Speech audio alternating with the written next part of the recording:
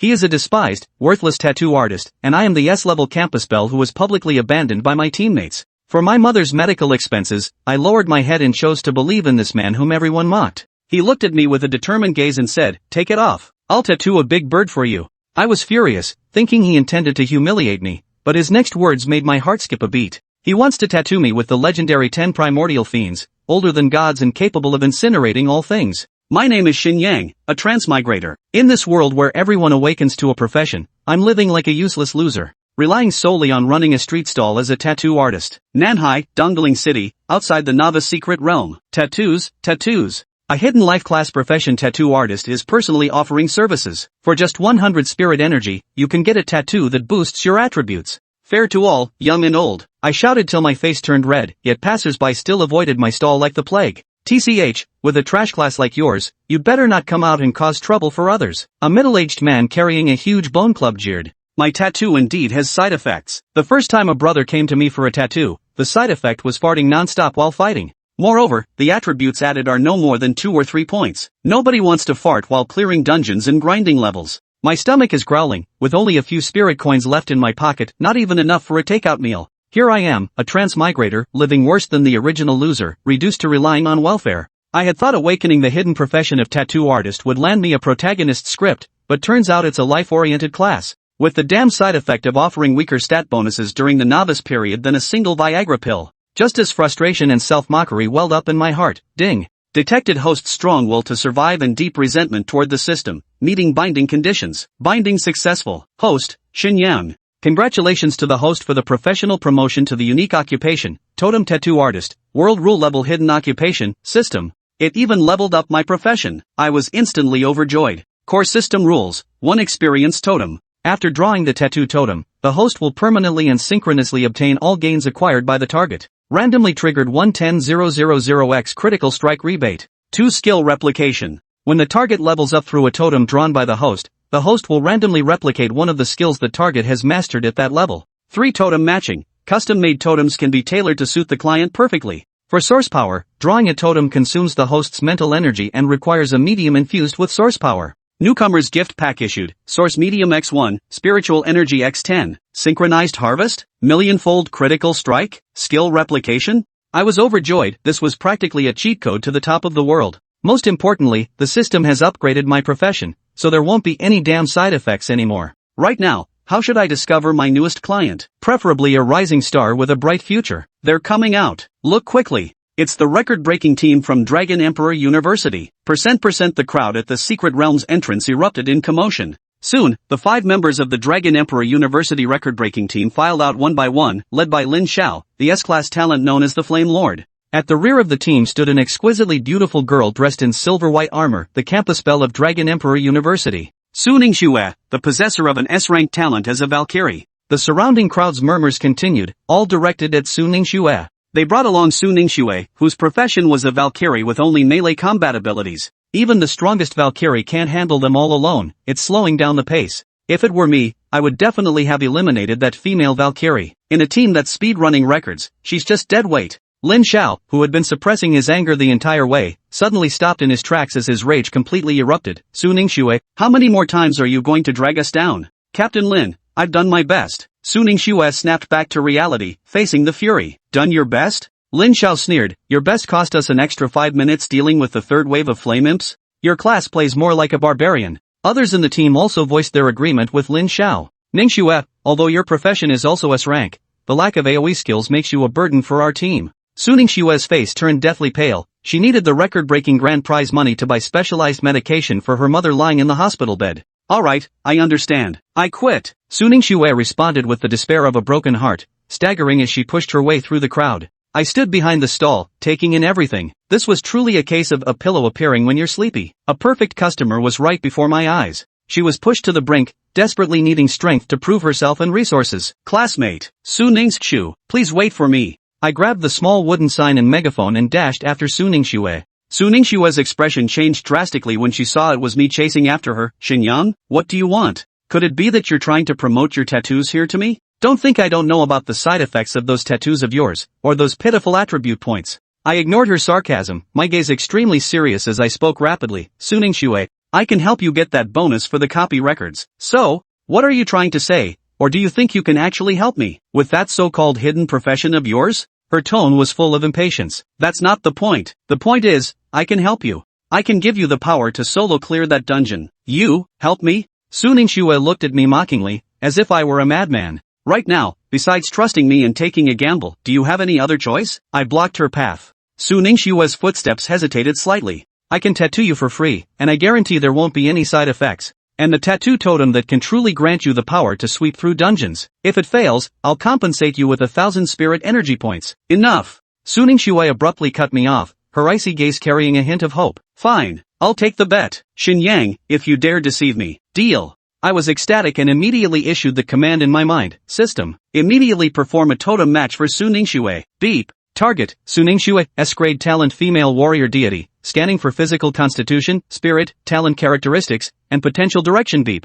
Match successful. Best compatible totem, Primordial 10 Phoenix. An incredibly profound stream of information flooded into my mind. Primordial 10 Fiends. The ultimate embodiment of fire, the Phoenix. Totem drawing plan has been generated. Required consumption, 80 spirit energy, novice origin medium x1. I was immediately overjoyed. The Valkyrie lacks AoE damage, while fire-based attacks are overpowering and have a wide area of effect. Among the 10 fierce beasts, the Phoenix is the most compatible existence for Su Ningxue. Once successfully inscribed, soloing dungeons would be a breeze. Let's go. Find a quiet and hidden spot. I couldn't wait and pulled Su Ningxue home. Shen Yang, what are you planning to inscribe on me? Su Ningxue asked curiously. Inscribe the Phoenix, I replied. What? The Phoenix? Upon hearing this, Su Ningxue immediately felt an inexplicable anger rise within her. You want to tattoo a giant bird on my body? Ha! What I intend to tattoo is a phoenix, one of the 10 great primordial beasts that can greatly compensate for the shortcomings in your profession, the ultimate pinnacle of the fire element.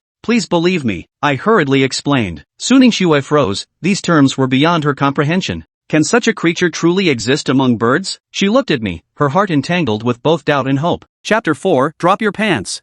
I'll tattoo you a big bird. To be honest, Su Ningxue was seriously doubtful. Meanwhile, Shen Yang continued his relentless monologue. Su, your S-rank talent, Valkyrie, is fundamentally a class that pursues power and unmatched close combat prowess. The reason it's looked down upon is its lack of area damage. The tattoo I'm giving you is actually more appropriately called a Phoenix Totem. The Phoenix boosts your AoE damage, letting you crit while triggering fire elemental attack effects. Cast spells at point-blank range. You'll possess a mage's explosive burst damage alongside a melee fighter's defensive prowess. I can't even imagine the look on your enemies' faces when they face you. You and this Phoenix Fire Totem are a match made in heaven. Su Ningxue was utterly dumbfounded. Is it really as Shen Yang described? Alright. After a moment's hesitation, she ultimately chose to trust Shen Yang once more. If it really doesn't work out, the tattoo can be removed. There are ways to get rid of this sort of thing, it just takes 7 days. I'll trust you one last time. Let's do it. What do I need to do? Seeing that he'd swayed Su Ningxue, Shen Yang felt a surge of excitement. Take off your top. What? Su Ningxue's eyes widened instantly, her cheeks flushing crimson as she instinctively took a step back, clutching her breastplate tightly. Taking off clothes right off the bat? What is this guy up to? Don't get the wrong idea. Seeing Su Ningxue's reaction, Shen Yang snapped back to his senses. He hastily waved his hands in explanation, his expression utterly serious. The Phoenix Totem's core lies in its 2 pairs of sky-scorching wings and its boundary-shattering beak. The Phoenix's body is on your back, its wings embracing you from under your armpits to your side breasts. Embrace and protect the unity. Remove all upper garments, otherwise the strokes cannot be executed with precision. You can partially remove your lower garments, just expose your buttocks. The Phoenix's tail feathers extend to your hips. Seeing Su Ningxue's face flush crimson to her ears, her fists clenched as if ready to tear him apart at any moment. Shen Yang quickly added. I, Shen Yang, am known far and wide as a man of integrity. Ask around, my nickname is Mr. Upright. Hearing Shen Yang's words, Su Ningxue bit her lower lip, her inner conflict raging. But soon, she cast those hesitations aside. At this point, what choice did she have but to trust him and take a gamble? And so, gritting her teeth, Su Ningxue turned her back, layer by layer shedding her breastplate and inner lining to reveal her fair, smooth back. She slid the silver-white skirt armor down to mid-thigh, exposing her full, pert buttocks and half of her long, smooth legs, as flawless as jade. One hand covered the mysterious depths below, the other stretched across her chest. The forget-me-nots peeking through her fingers tugged at Shen Yang's heartstrings. As his gaze shifted upward, Shen Yang felt a wave of warmth surge through his nostrils. Those massive snow-white peaks were squeezed and distorted by the constriction, while the deep valley between them utterly captivated his gaze. Holy! Shen Yang forced himself to stay calm, swallowing hard. A stunning beauty stripping her armor before him, how could he not be moved? He could only shift his focus to the system interface, where the phoenix pattern he was about to tattoo on Su Ningxue awaited. With a flick of his thoughts, a strand of primordial medium appeared in his palm. The process ahead might feel a bit uncomfortable. Shen Yang gave Su Ningxue a gentle reminder before beginning his totem engraving work. He extended his index finger and tapped the mass of primordial medium. The primordial medium glowed with a dark golden light. The phoenix pattern projected itself onto her skin, followed by a palpable surge of overwhelming pressure.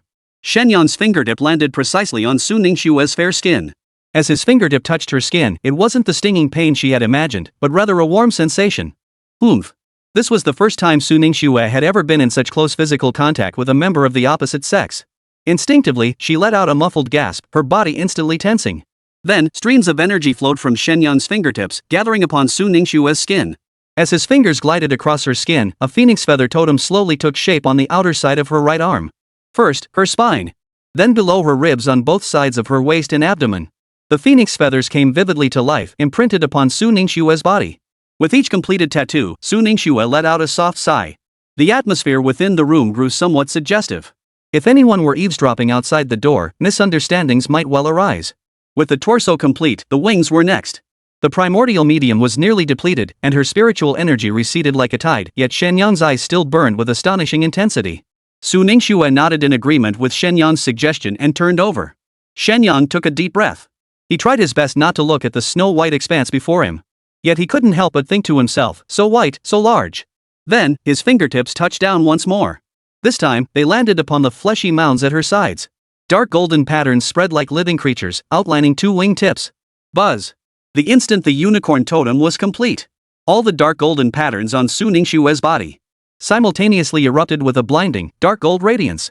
Instantly, a terrifying, indescribable surge of pure fire elemental energy erupted from Su Ningxue like a primordial beast awakening from slumber. Boom! Su Ningxue opened her eyes. Her pupils had transformed into pure dark gold. At the same time, an attribute panel instantly unfolded before her eyes. Name, Su Ningxue. Primary class, Valkyrie S rank LV15. Hidden subclass, Phoenix Totemist. Strength, 500. Constitution, 300. Agility, 200.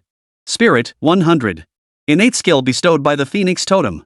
1. Pyroclastic Realm passive, attacks ignore 50 fire defense of the target, dealing true burn damage. 2. Flame sweep the 4 directions active, channel Phoenix power into your weapon to unleash a sweeping strike, dealing massive true fire damage to surrounding enemies and applying a knockback and stun effect.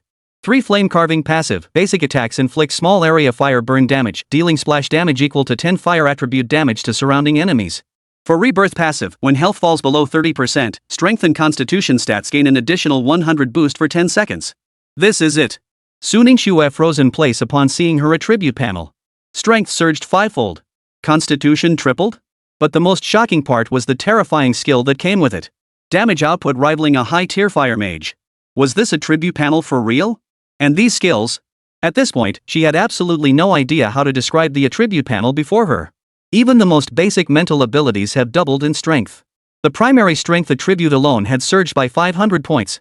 Had she not witnessed it herself, she would never have believed such an improvement could come from a tattoo. Shen Yang. Thank you.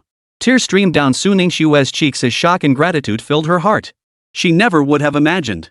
A tattoo artist she had looked down upon. The tattoo he had inked onto her skin had brought about such a tremendous change in her. Now she could solo dungeons. Phew. Now you should believe I wasn't lying, right? With the totem tattoos I've inked onto you, you'll be a force to be reckoned with. After completing this set of tattoos, Shen Yang was panting slightly. At the same time, he couldn't help but anticipate the doubled income he'd receive soon. At the very least, it should double, right? Shen Yang thought to himself. After all, the greater the enhancements Su Ningxue received, the greater the boost he would receive, perhaps even double. Sure enough. Ding. Host has served 1 customer. Critical hit rebate activated. Soon, a voice echoed in Shen Yang's mind. Chapter 5, Dungeon Bet. Ding. Critical hit rebate calculation complete. Congratulations, host. You have obtained Strength attribute 200. Constitution 300. Agility attribute 200. Mental attribute 100. Acquired passive skill, Fire's Ultimate Realm LV1. Acquired active skill, Scorching Sweep LV1. Acquired passive skill, Flame Erosion LV1. Acquired passive skill, Rebirth LV1. Current attribute boosts: strength plus 50, constitution plus 30, agility plus 20, spirit plus 10. Gazing at his enhanced attribute panel, Shen Yang couldn't suppress the smile curling his lips. Now it was his turn to rise above the rest. No longer would he bear the label of a useless life class profession. Moreover, this tattoo possessed growth potential. He could continue crafting them for others in the future. Then, he could simply lie around doing nothing each day and still see his cultivation realm rise. It was truly as if he had all these geniuses working for him. Seems like I've become a capitalist. But honestly, being a capitalist feels pretty damn good. Shen Yang felt a surge of satisfaction. He had been a trash-tier life class practitioner who barely scraped by with an F-rank evaluation, possessing physical abilities only marginally superior to the average person. Yet now, having bound just the first person, he gained such immense enhancement. If he bound more people in the future, who could possibly imagine how far he might grow? Host, Shen Yang. Unique profession, Totem Tattoo Artist. World Rule Level. Level, LV10100. Strength, 5550. Constitution, 3330. Agility, 2520. Spirit, 6510. Skills, Fire's Ultimate Realm LV1, Flame Sweeping the Four Directions LV1, Flame Corrosion LV1, Nirvana LV1. Primordial Medium, 0. Psionic Power, 10. Is this what it feels like to grow stronger while lying down? Shen Yang was beaming with delight, and the look in his eyes as he gazed at Su Ningxue held a hint of something unusual. As if he were gazing upon a mobile mountain of gold. Having reviewed her enhanced abilities, Su Ningxue could no longer contain her inner excitement. Shen Yang. Su Ningxue spun around abruptly, her face brimming with gratitude as she looked at Shen Yang. She knew that without Shen Yang, achieving such a transformation would have been nothing short of a pipe dream. Would you be willing to accompany me to the newbie's secret realm? Lava caverns. I'm going back. Alone. To shatter their records. To reclaim the rewards that rightfully belong to me. With this massive power boost, she was absolutely certain she could clear the dungeon solo. The main reason she wanted Shen Yang alone was because of his life class skill. If a low-level character could already create such extravagant tattoos that granted such massive enhancements, what would happen if she leveled up? She dared not even imagine the possibilities. Shen Yang saw her gazing at him like he was a goldmine, and she was no different in her own way. As she spoke, her eyes burned with intensity, fixed on Shen Yang. Shen Yang's eyes lit up. He'd been itching for a place to test his surging power and new skills. Moreover, tagging along with Su Ningxue on dungeon runs meant she could level up faster, allowing him to effortlessly gain experience and replicate skills. This was a win-win situation. Exactly what she had in mind. The two agreed instantly, then returned to the entrance of the beginner dungeon, Lava Caverns. The place was still bustling with activity. After all, this beginner dungeon served as the premier leveling spot for newly awakened professions. Moreover, newly awakened prodigies from all factions were forming teams, aiming to break this year's clear record. However, the moment Su Ningxue and Shen Yang appeared side by side, they instantly became the center of attention. After all, word of what had just transpired had already spread. The fact that S-rank Valkyrie Su Ningxue had been ostracized and kicked out of the strongest team was quite the talking point. Look! It's Su Ningxue! How did she come back? And isn't that the shady tattoo artist Shen Yang beside her? How did they end up together? Ha! Did Su Ningxue lose her mind from the humiliation? Getting tattoos from this con artist and bringing him on a raid? Doesn't she want to die faster? Ha! A melee barbarian Valkyrie bringing a support class into lava caverns? This combo is the joke of the year. Being the center of attention meant they were the subject of discussion. But the tone of the chatter wasn't exactly friendly, mostly directed at Shen Yang, a support class actually attempting to run molten caverns. Su Ningxue listened to the murmurs around her, her pretty face growing icy. She turned to glance at Shen Yang. Seeing he didn't seem bothered by it, she relaxed a little. They headed to the instance registration desk. At the instance registration desk, she unexpectedly encountered former members of her old team. Well, isn't this our former teammate who got optimized out, Miss Su, the campus beauty? What's this? Found a new big shot to latch onto already? Lin Xiao, leading his new team, was also registering at the same counter. By his side was a young woman clad in a fiery red robes, none other than Lin Xiao, who had been at odds with Su Ningxue. Lin Xiao promptly launched into a taunt, her words dripping with disdain for Shen Yang. Upon hearing Lin Xiao's words, Lin Xiao and the others all turned their heads, their gazes sweeping over Su Ningxue and Shen Yang. Their gazes lingered longest on Shen Yang. Unmasked scorn flashed across every face. TSK. Desperate times call for desperate measures, Su Ningxue. Even if you've given up on yourself, you don't have to team up with a life class player for dungeon runs, do you? Or are you hoping he'll ink some invincibility on your body? Don't end up like last time getting a tattoo that makes you fight while you're ting yourself. Lin Xiao fired off her remarks like a machine gun. The teammates behind her burst into laughter, their eyes filled with contempt as they stared at Shen Yang. Mark my words, if we replace you, this team will absolutely break the latest dungeon record. Replacing you is the best decision I've ever made. Lin Xiao chimed in at that moment, seemingly eager to prove his point.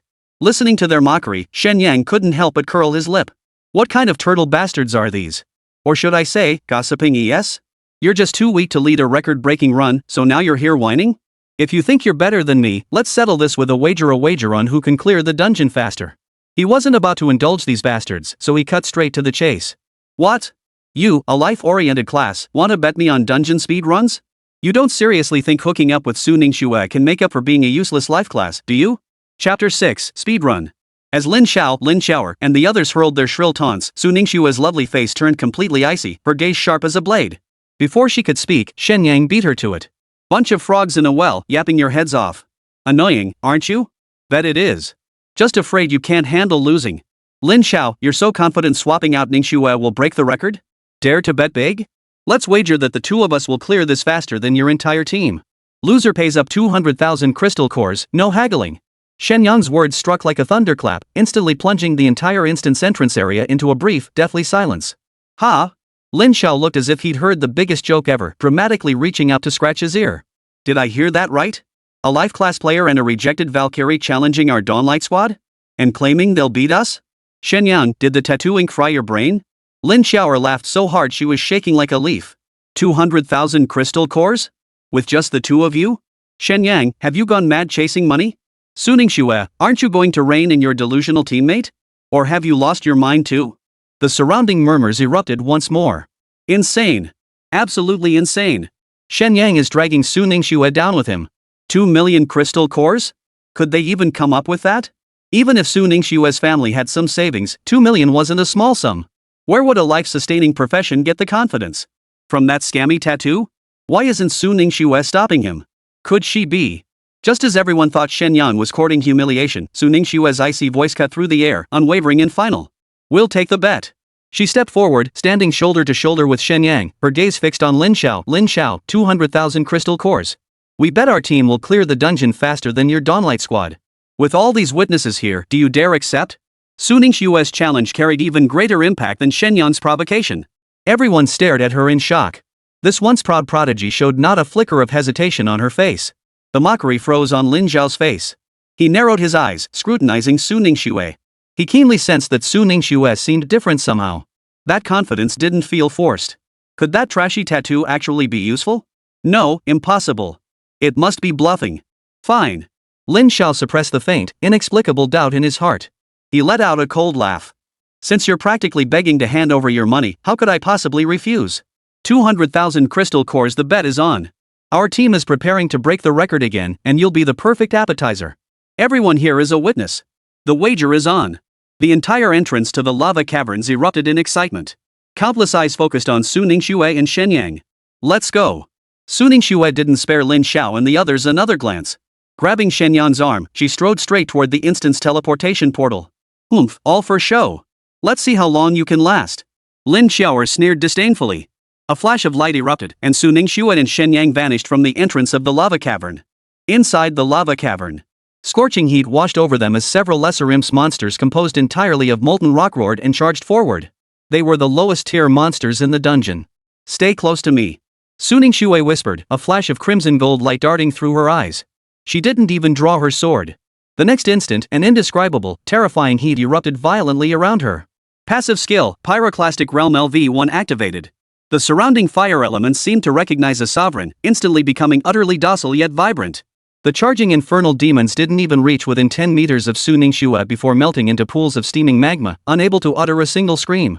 Shen Yang, trailing behind, felt the heart-stopping heat of the domain and was utterly stunned. Was this the power of an S-rank Valkyrie combined with the 10 fierce Phoenix tattoo? Utterly overwhelming. Ding. Detected bound target, Su Ningxue, defeating Infernal Fiend LV2, host gains 10 EXP. Ding. Passive skill, Fire's Ultimate Realm, Replication Progress, 1. The system notification echoed in Shen Yang's mind, drawing an involuntary smile to his lips.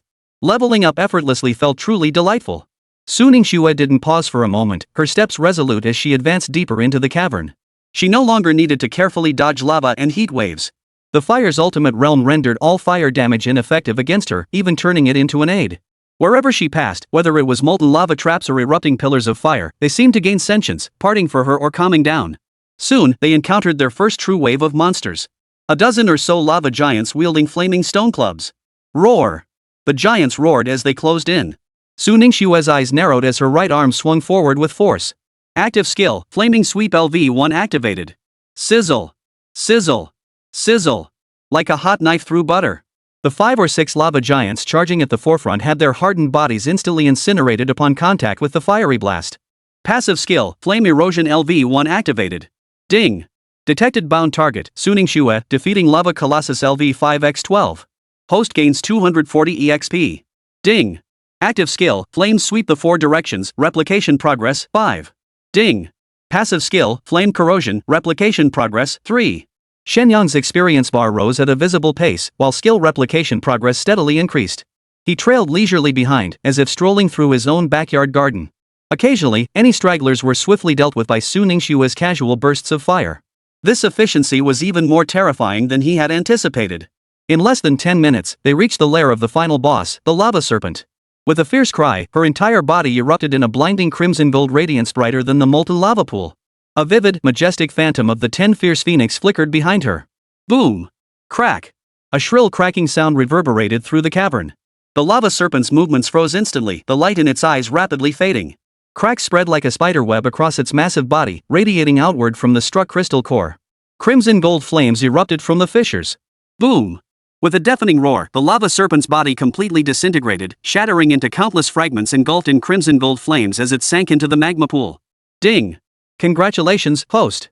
Your bound target, Su Ningxue, has defeated the instance boss Lava Serpent LV8. Host gains 800 EXP. Ding! Congratulations, host, you have leveled up to LV2. All attributes have received a slight boost. Ding! Passive skill, Nirvana LV1, replication progress, 10%. A surge of powerful energy flooded Shen Yang's body once more. The exhilaration of leveling up made him let out a soft groan. Simultaneously, across the entire lava cavern instance area, the record steels of every adventurer erupted in dazzling golden light. A new, awe-inspiring record slowly materialized, soaring to the top of the rankings and trampling all previous records beneath it. Lava Cavern Normal Difficulty Latest Clear Record. Clearing Party, Su Ningxue, Shen Yang. Clear Time, 12 minutes 47 seconds. Rating, SSS Perfect. Record breakers will receive additional rewards. At the instance entrance, Lin Zhao's team, who had just registered to re-enter the instance for another record attempt along with all the spectating professionals, stared in stunned silence at the blinding, unbelievable new record etched on the stone tablet. 12 minutes and 47 seconds. 2 people. SSS tier rating.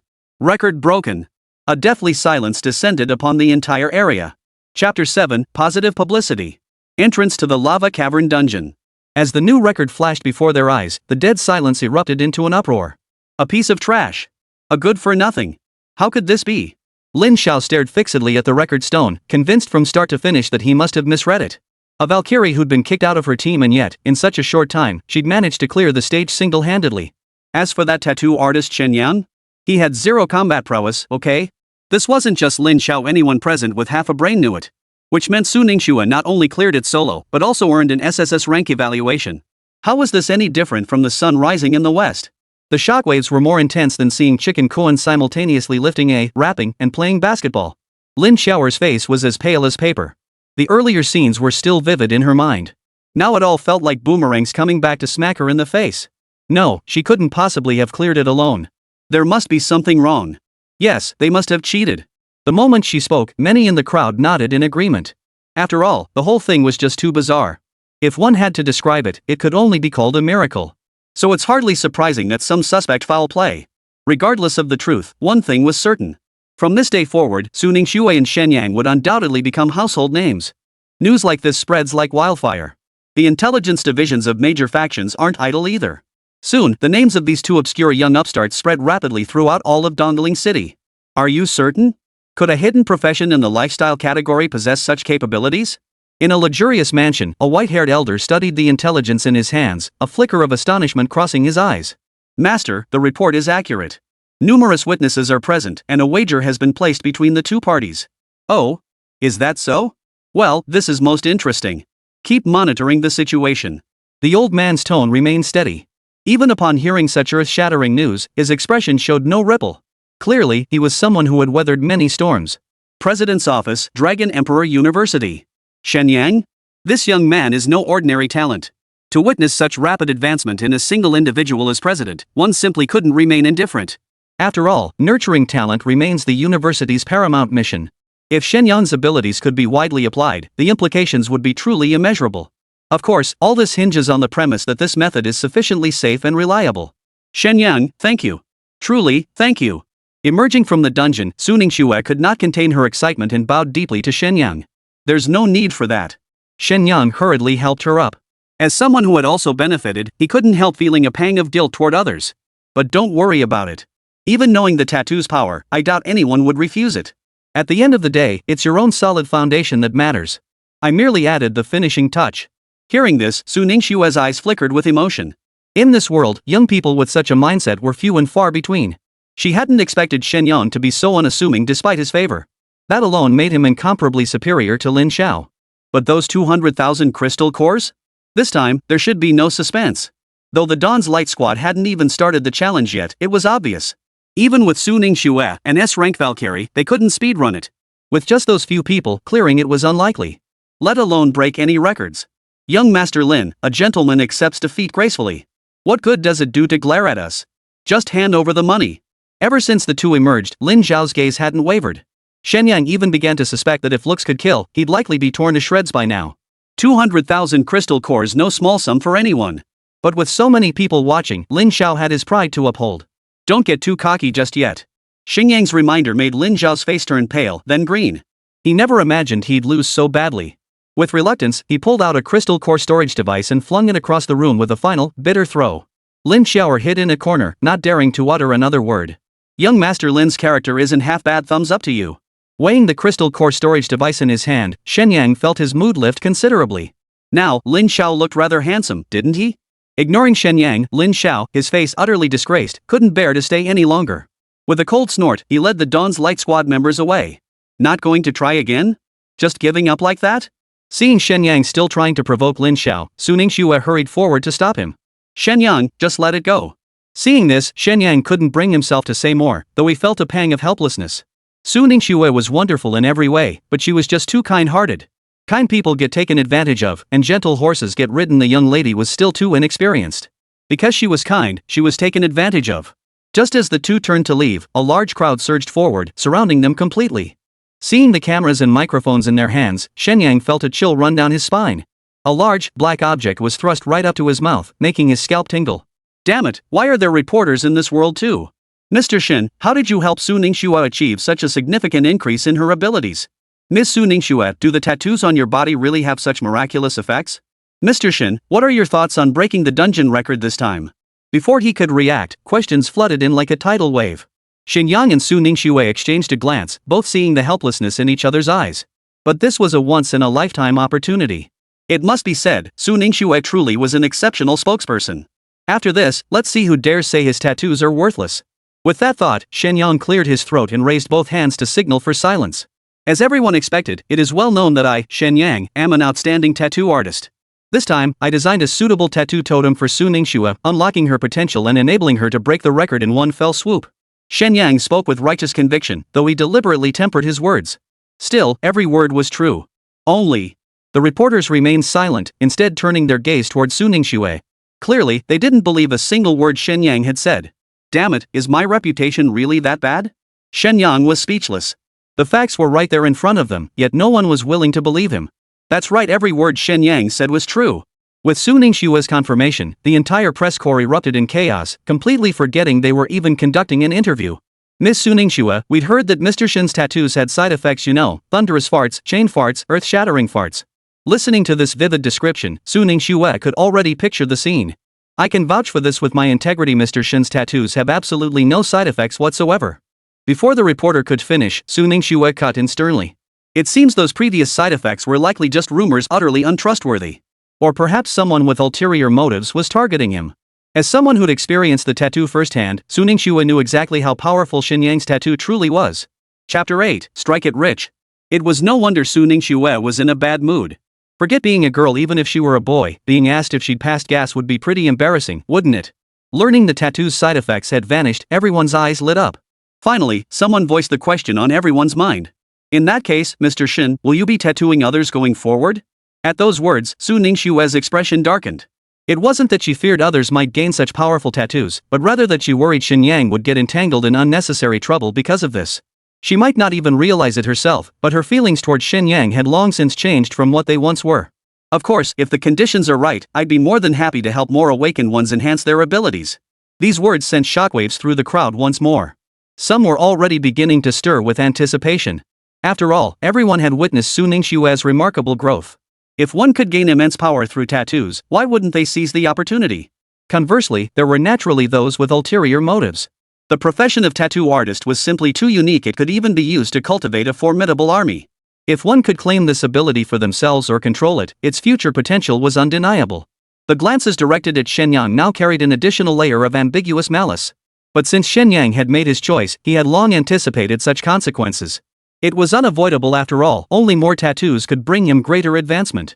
Moreover, high-quality clients like Su Ningxue were essential, the more, the better. Only then could he maximize his gains. After slipping away from the crowd, Su Ningxue felt deeply troubled. This tattoo is far too conspicuous. What you just said probably drew a lot of attention, it could cause trouble. Who'd have thought a beauty would actually care about me? That's like the sun rising in the west. Shen Yang spoke from the heart after all, his reputation hadn't exactly been stellar before. What girl doesn't dream of finding her prince charming? In this world, a good-for-nothing can't possibly catch any girl's eye. I'm not joking with you. Seeing Shen Yang so unconcerned, Su Ningxue said with a hint of irritation. Relax. If I dared say it, I'm confident I can handle whatever comes next. Besides, I need to tattoo more people to improve myself. But I'll be careful from now on. Hearing this, Su Ningxue nodded with lingering concern. After all, what's done is done, there's no changing it now. Still, she silently vowed to herself that if Shen Yang ever faced trouble, she would never stand idly by. The most important task now was undoubtedly collecting the reward. But now wasn't the time. According to Dragon Emperor University's regulations, every cohort of freshmen was granted the opportunity to challenge the novice secret realm. The deadline hadn't passed yet. Even though everyone knew Su Ningxue's record was unbreakable, who could predict unexpected events? It wouldn't make sense to distribute the prize money at this point. After bidding farewell to Su Ningxue, Shen Yang returned alone to his lodgings. Lying in his small room, his emotions remained unsettled. With the system, wouldn't his future path in life take off directly? Before long, however, he regained his composure. The reason was simple: looking at his practically bare-walled apartment, even a thief would feel guilty leaving without taking a single coin. This didn't look like the start of a skyrocketing life at all. Ah well, at least he'd be getting his bonus in a few days. Wondered how much it would be. Though he'd been transported here for over 2 months, he still knew little about the fundamental rules of this world. After all, as a transplanted soul in unfamiliar territory, his top priority was simply to survive. As for anything else, how could he possibly care about more when he was barely scraping by? During these days of rest in Shen Yang, he and Su Ningxue had become quite famous, with videos of their successful runs even being shown at major universities. But Shen Yang would never know any of this. But every cause has its effect. It wouldn't be long before the butterfly effect began to unfold. Soon, the newcomer's secret realm challenge concluded. Shen Yang arrived at the Dragon Emperor University Hall of Honor, his face aglow with excitement. As soon as he reached the entrance, he saw Su Ningxue waiting there for quite some time. Sorry to keep you waiting. For some reason, Su Ningxue looked exceptionally beautiful today. She looked like an ethereal fairy untouched by worldly concerns, her white dress accentuating her fresh and otherworldly aura. A faint blush, the kind that makes hearts flutter, graced her flawless face. Her figure was beyond compare, truly a heavenly beauty. As he gazed at her, Shen Yang suddenly recalled the tattooing scene from back then. He nearly nosebled on the spot, clearing his throat awkwardly to greet her. I haven't been here long either. Come on, let's go claim our prize. Compared to their first meeting, Su Ningxue's voice was infinitely gentler. She had clearly seen every detail of Shen Yang's gaze just now. That faint blush was the result. She was probably thinking about something too. If it had been anyone else, this Valkyrie would likely have exploded in rage by now. But this was Shen Yang standing before her. Why did she feel a tiny flicker of secret delight? So you two are the fastest team to clear the newbie dungeon? The head of the Hall of Honor was an elderly man with snow-white hair and beard, exuding an air of commanding authority without needing to raise his voice. Moreover, the aura emanating from him was deeply concealed, making it impossible to gauge his true strength. Exactly. Shen Yang wisely kept silent. Though they were called a team, even outsiders could guess. This record was entirely Su Ningxue's achievement. Of course, the role of the tattoo couldn't be overlooked. However, Shen Yang's own abilities were frankly rather unimpressive, at least from an outsider's perspective. Indeed, you have not only broken the newcomer's record for clearing this secret realm, but also shattered the fastest clear record in the entire history of Dragon Emperor University. Therefore, the rewards this time are exceptionally generous. At this point, the elder glanced at Shen Yang and frowned slightly. You may decide among yourselves how to divide the bonus. If there are no objections, please sign here. With that, the elder produced a spirit energy card. It took Shen Yang a while to count it all, but he finally got the number right, a full million spirit energy. Holy crap! This is going to make me rich. After the initial excitement, Shen Yang felt a bit puzzled. Since they were a team, why was the spirit energy distributed together? According to his recollection, it should have been split across separate spirit energy cards. Soon enough, he figured it out. Looks like that old man had ulterior motives. Of course, thank you, teacher. Su Ningxue didn't dwell on it much. She signed her name quickly and then handed the pen to Shen Yang. Shen Yang didn't hesitate. After all, without his tattoo, how could Su Ningxue possibly break the record? So all this was well deserved for him, right? Su Ningxue, I must remind you, during the early stages of cultivation, resource acquisition is crucial. Make good use of this million spirit energy. Chapter 9 Entrance Exams begin. At this point, Shen Yang finally understood. This old man clearly intended for Su Ningxue to pocket the entire bonus. He'd heard earlier that Su Ningxue's mother was gravely ill and urgently needed substantial medical expenses. Now it was time to see if the other party truly meant well. To outsiders, Shen Yang was merely a token presence. He hadn't contributed much to conquering the newcomer's secret realm. But both of them knew full well how crucial the Phoenix Totem tattoo had been to their success this time. Teacher, I will remember this well.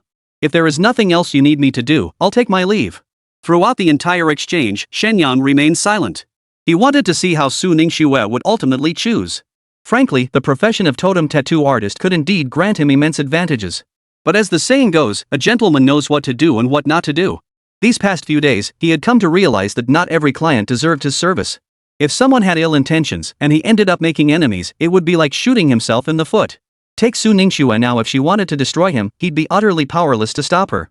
Even though the novice realm had allowed him to advance to level 11, attaining the strength of a bronze tier practitioner. On the other hand, the skill replication process remained incomplete. On the other hand, even with the skills, without proficiency, one could never hope to match an S-rank Valkyrie class. Not to mention, Su Ningxue had already reached level 16. The gap in levels was simply too vast. Shen Yang, here's your 500,000 bonus. Unexpectedly, Su Ningxue showed no hesitation whatsoever. The moment she stepped out, she handed over the 500,000 spirit energy reward without a trace of greed in her eyes. Shen Yang froze for a moment before breaking into a calm smile. You're someone worth getting to know. He accepted his share with remarkable ease. Then again, it made sense. Someone who cared so deeply for their mother that devotion alone spoke volumes about their character. I'll pass. I need to head to the hospital. If you're interested during the entrance exams, we can team up. With that, Su Ningxue turned and left like a whirlwind, clearly in a foul mood. Seeing this, Shen Yang was utterly baffled. He scratched his head and muttered to himself. What's gotten into her? Why did she suddenly get angry? When faced with things he couldn't understand, Shen Yang had a knack for simply not thinking about them. A daughter's thoughts were a philosophy unto themselves, and philosophical matters weren't something you could figure out in a day or two. Better to avoid the headache altogether. The entrance assessment was scheduled for 3 days later, leaving this brief window as one of the few opportunities for all freshmen to prepare. This applied not only to Dragon Emperor University but to all universities. Not all freshmen would be admitted, they still had to pass the entrance exam. As for those who failed the assessment, they won't be left to fend for themselves. 2 paths lie before them. One is to enroll in a lesser university for cultivation. The second is to remain within Dragon Emperor University, though not as students, but as student servants. Even so, most unsuccessful candidates choose to remain within the major universities. The reason is simple: even as servants, the resources available at a top-tier university far exceed those at a second-rate institution. The catch? You must set aside your pride. Otherwise, you'll gain nothing. The entrance assessment officially begins. On the day of the entrance exam, the Secret Realm Plaza of Dragon Emperor University was packed with people. Given the option to remain at Dragon Emperor University, the student's first choice was undeniable. In Dongdaling City, there were only 2 top-tier universities. One was Dragon Emperor University, where Shen Yang currently attended. The other was Starlight Academy. The 2 institutions were actually quite evenly matched in strength, though Dragon Emperor University held a slight edge over Starlight Academy. As the proctor's voice boomed through the hall, the students erupted into a frenzy. This time, it's finally my turn to shine. Yeah, right. I heard the secret realm we got drawn this time is Dry Canyon. You're just a wave blade warrior, let's see how you're gonna ride the wave now. Ha? No way. This time I've really gone too far. Dry Canyon, as the name suggests, is a vast desert. Not a single trace of moisture exists there, and most of the monsters dwelling within are desert dwelling types. For water elemental practitioners, it's downright hostile. But there's nothing we can do about it. The secret realm for every entrance exam is randomly selected. Even if it feels unfair, no one dares to complain. After all, in real combat, you could encounter any kind of situation. If everything were familiar territory, what use would practitioners be? Naturally, news of the arid canyon brought mixed reactions. For fire attribute practitioners, it's practically a multiplier. All students prepare to enter the secret realm in the order determined by the draw. Dragon Emperor University welcomed roughly 10,000 freshmen this year. It was clearly impossible for everyone to enter the secret realm at once. Shen Yang was assigned to the 10th batch, but even now, he hadn't seen Su Ningxue. Looks like that little minx doesn't want to team up with me anymore. With Shen Yang's current level 11 strength, hoping to rank highly in the entrance assessment was practically wishful thinking. Most freshmen hovered around bronze tier, with black iron players being a rare sight. After all, this was Dongling City's top university. Without some real strength, you wouldn't even qualify to take the exam. As for Shen Yang, even though he had only just awakened, his status as a hidden class meant he was essentially given preferential treatment. But that's all she gets. Her class comes with side effects, making it impossible to catch the higher-ups' attention. If not for the Su Ningxue incident, who knows when he might have gotten his chance to shine. Sorry, I'm late. Just as the proctor announced the 10th group's entry, a voice cut through the air. The newcomer was none other than Su Ningxue, her face pale. Not late at all, perfect timing. But why do you look so terrible? Hearing this, Su Ningxue merely shook her head, seemingly unwilling to elaborate. Seeing this, Shen Yang didn't press further. After all, everyone has their privacy. By the way, how is your mother? She's just out of danger now. Shen Yang understood. It seemed Su Ningxue hadn't been focusing on preparing for the assessment these past few days. Instead, she'd been tending to her mother. Don't worry. Good people are protected by heaven. She'll pull through just fine. Hearing this, Su Ningxue froze for a moment. Then, her heart swelled with emotion, and tears welled up in her eyes. Many people knew about her situation. After all, as the school's top beauty, such matters were hard to conceal. But compared to Lin Xiao, Shen Yang's concern, though merely polite, was enough to deeply move her. Frankly speaking, this world was one where the strong preyed upon the weak. People who valued loyalty and righteousness weren't non-existent, but they were indeed far too rare. Chapter 10, Another Free Ride. Su Ningxue's emotion was subtle, and Shen Yang naturally didn't notice. Seeing her expression, he simply assumed she was worried about her mother's condition. The assessment should be fine, right? No problem. With the tattoo you gave me, I'm completely confident. Before the tattoo, Su Ningxue would never have felt this confident. But now it was different. Even if no one wanted to team up with her, she was absolutely certain of her chances. The school never interfered with team formation. It was entirely voluntary. Learning that truly no one wanted to team up with her still stung a little. She could care less about her own reputation, but the thought of it affecting Shen Yang weighed heavily on her conscience. I'm sorry my actions have caused you trouble. Don't say that. My reputation wasn't great to begin with. Besides, if you have the ability, why stoop to begging others? Hearing this, Su Ningxue nodded deeply in agreement. Indeed, in the past, she had her weaknesses. While the Valkyrie class excelled in single-target combat, monsters never operated alone. Even with S-rank talent, team support remained essential. But now it was different. With the Phoenix tattoo, her combat power had skyrocketed. Otherwise, she wouldn't have shattered the record for the novice secret realm, becoming the undisputed top newcomer. Just as the two prepared to enter the assessment dungeon, neither noticed the hostile stares fixed upon them from nearby. Kid, this time you'll learn the consequences of crossing me. The voice belonged to none other than Lin Xiao, the one who had been humiliated last time. What started as a mere wager had unexpectedly caused such a ripple effect. It had even shaken his standing within the clan, something he could not tolerate. Boss, you've already got a plan, right? Of course. I've already cleared this with the higher-ups. This plan must be flawless. With that settled, the brothers have no reservations. Rest assured, boss, that kid won't be leaving alive. Though it's an entrance assessment, they all sign life or death contracts. It's unavoidable, even though these are novice-level secret realms. But what happens inside is unpredictable. Most crucially, even as newcomers, the battles between practitioners are far from simple. That means facing life and death at any moment. Without the resolve to face death, one cannot seize that sliver of life in the deadliest of situations.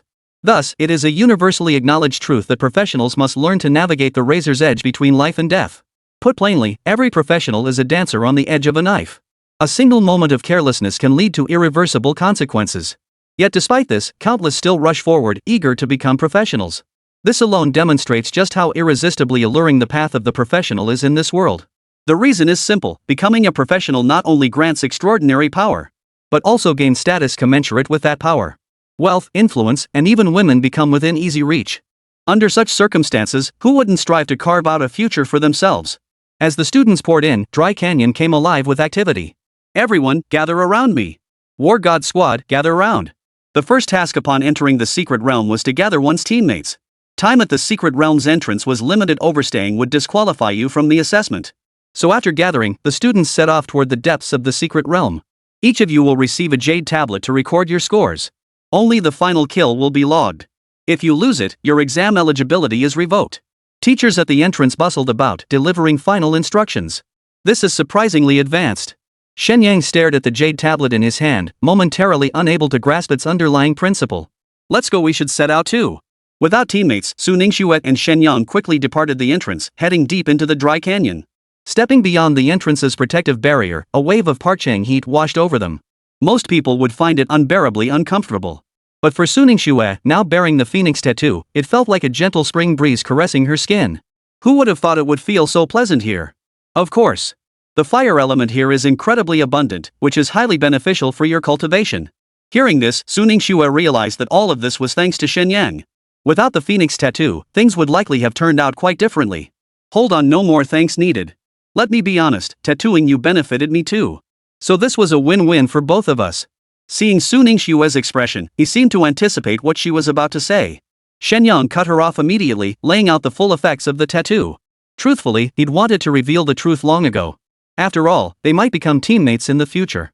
Hiding something like this could breed resentment, and that would be too detrimental to our fighting effectiveness. Still, I have to thank you. Alright, it's no big deal. By the way, what do you know about Dry Canyon? Shen Yang had absolutely no clue about these secret realm details. The curriculum before high school covered all this material. Shen Yang had traveled through time and possessed no memories of his past life. Dry Canyon is the most unique of all beginners' secret realms. What makes it so special? At this point, Su Ningxue's expression turned serious. It's said that at the very heart of the realm lies an active volcano, one that could erupt at any moment. What? This is still considered a beginner's secret realm? That's just irresponsible. Hearing this, Shen Yang was speechless. Though this is a world of professionals possessing power beyond the reach of ordinary people. But a volcano? Once it erupts, the consequences would be unimaginable. For a bunch of greenhorns like them, if they actually encountered it, it would be a death sentence. Not exactly. For the past 50 years, there's been talk of a potential eruption, yet there's been no sign of it until now. Hearing this, Shen Yang patted his chest, finally feeling at ease. If that's the case, then there's no immediate danger. Next, Su Ningxue outlined the basic details of the Dry Canyon. In short, it was a bronze-tier secret realm. Most monsters were below level 15, with only the final boss being level 16, the same level as Su Ningxue.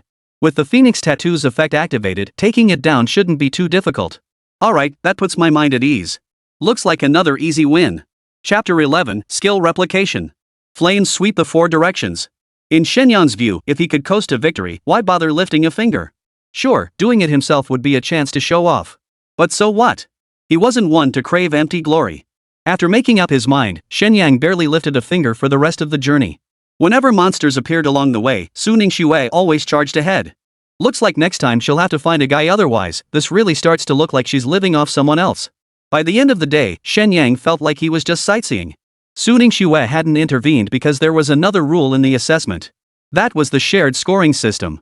Though this rule felt like a backdoor for some. But what kind of institution is Longhorn University?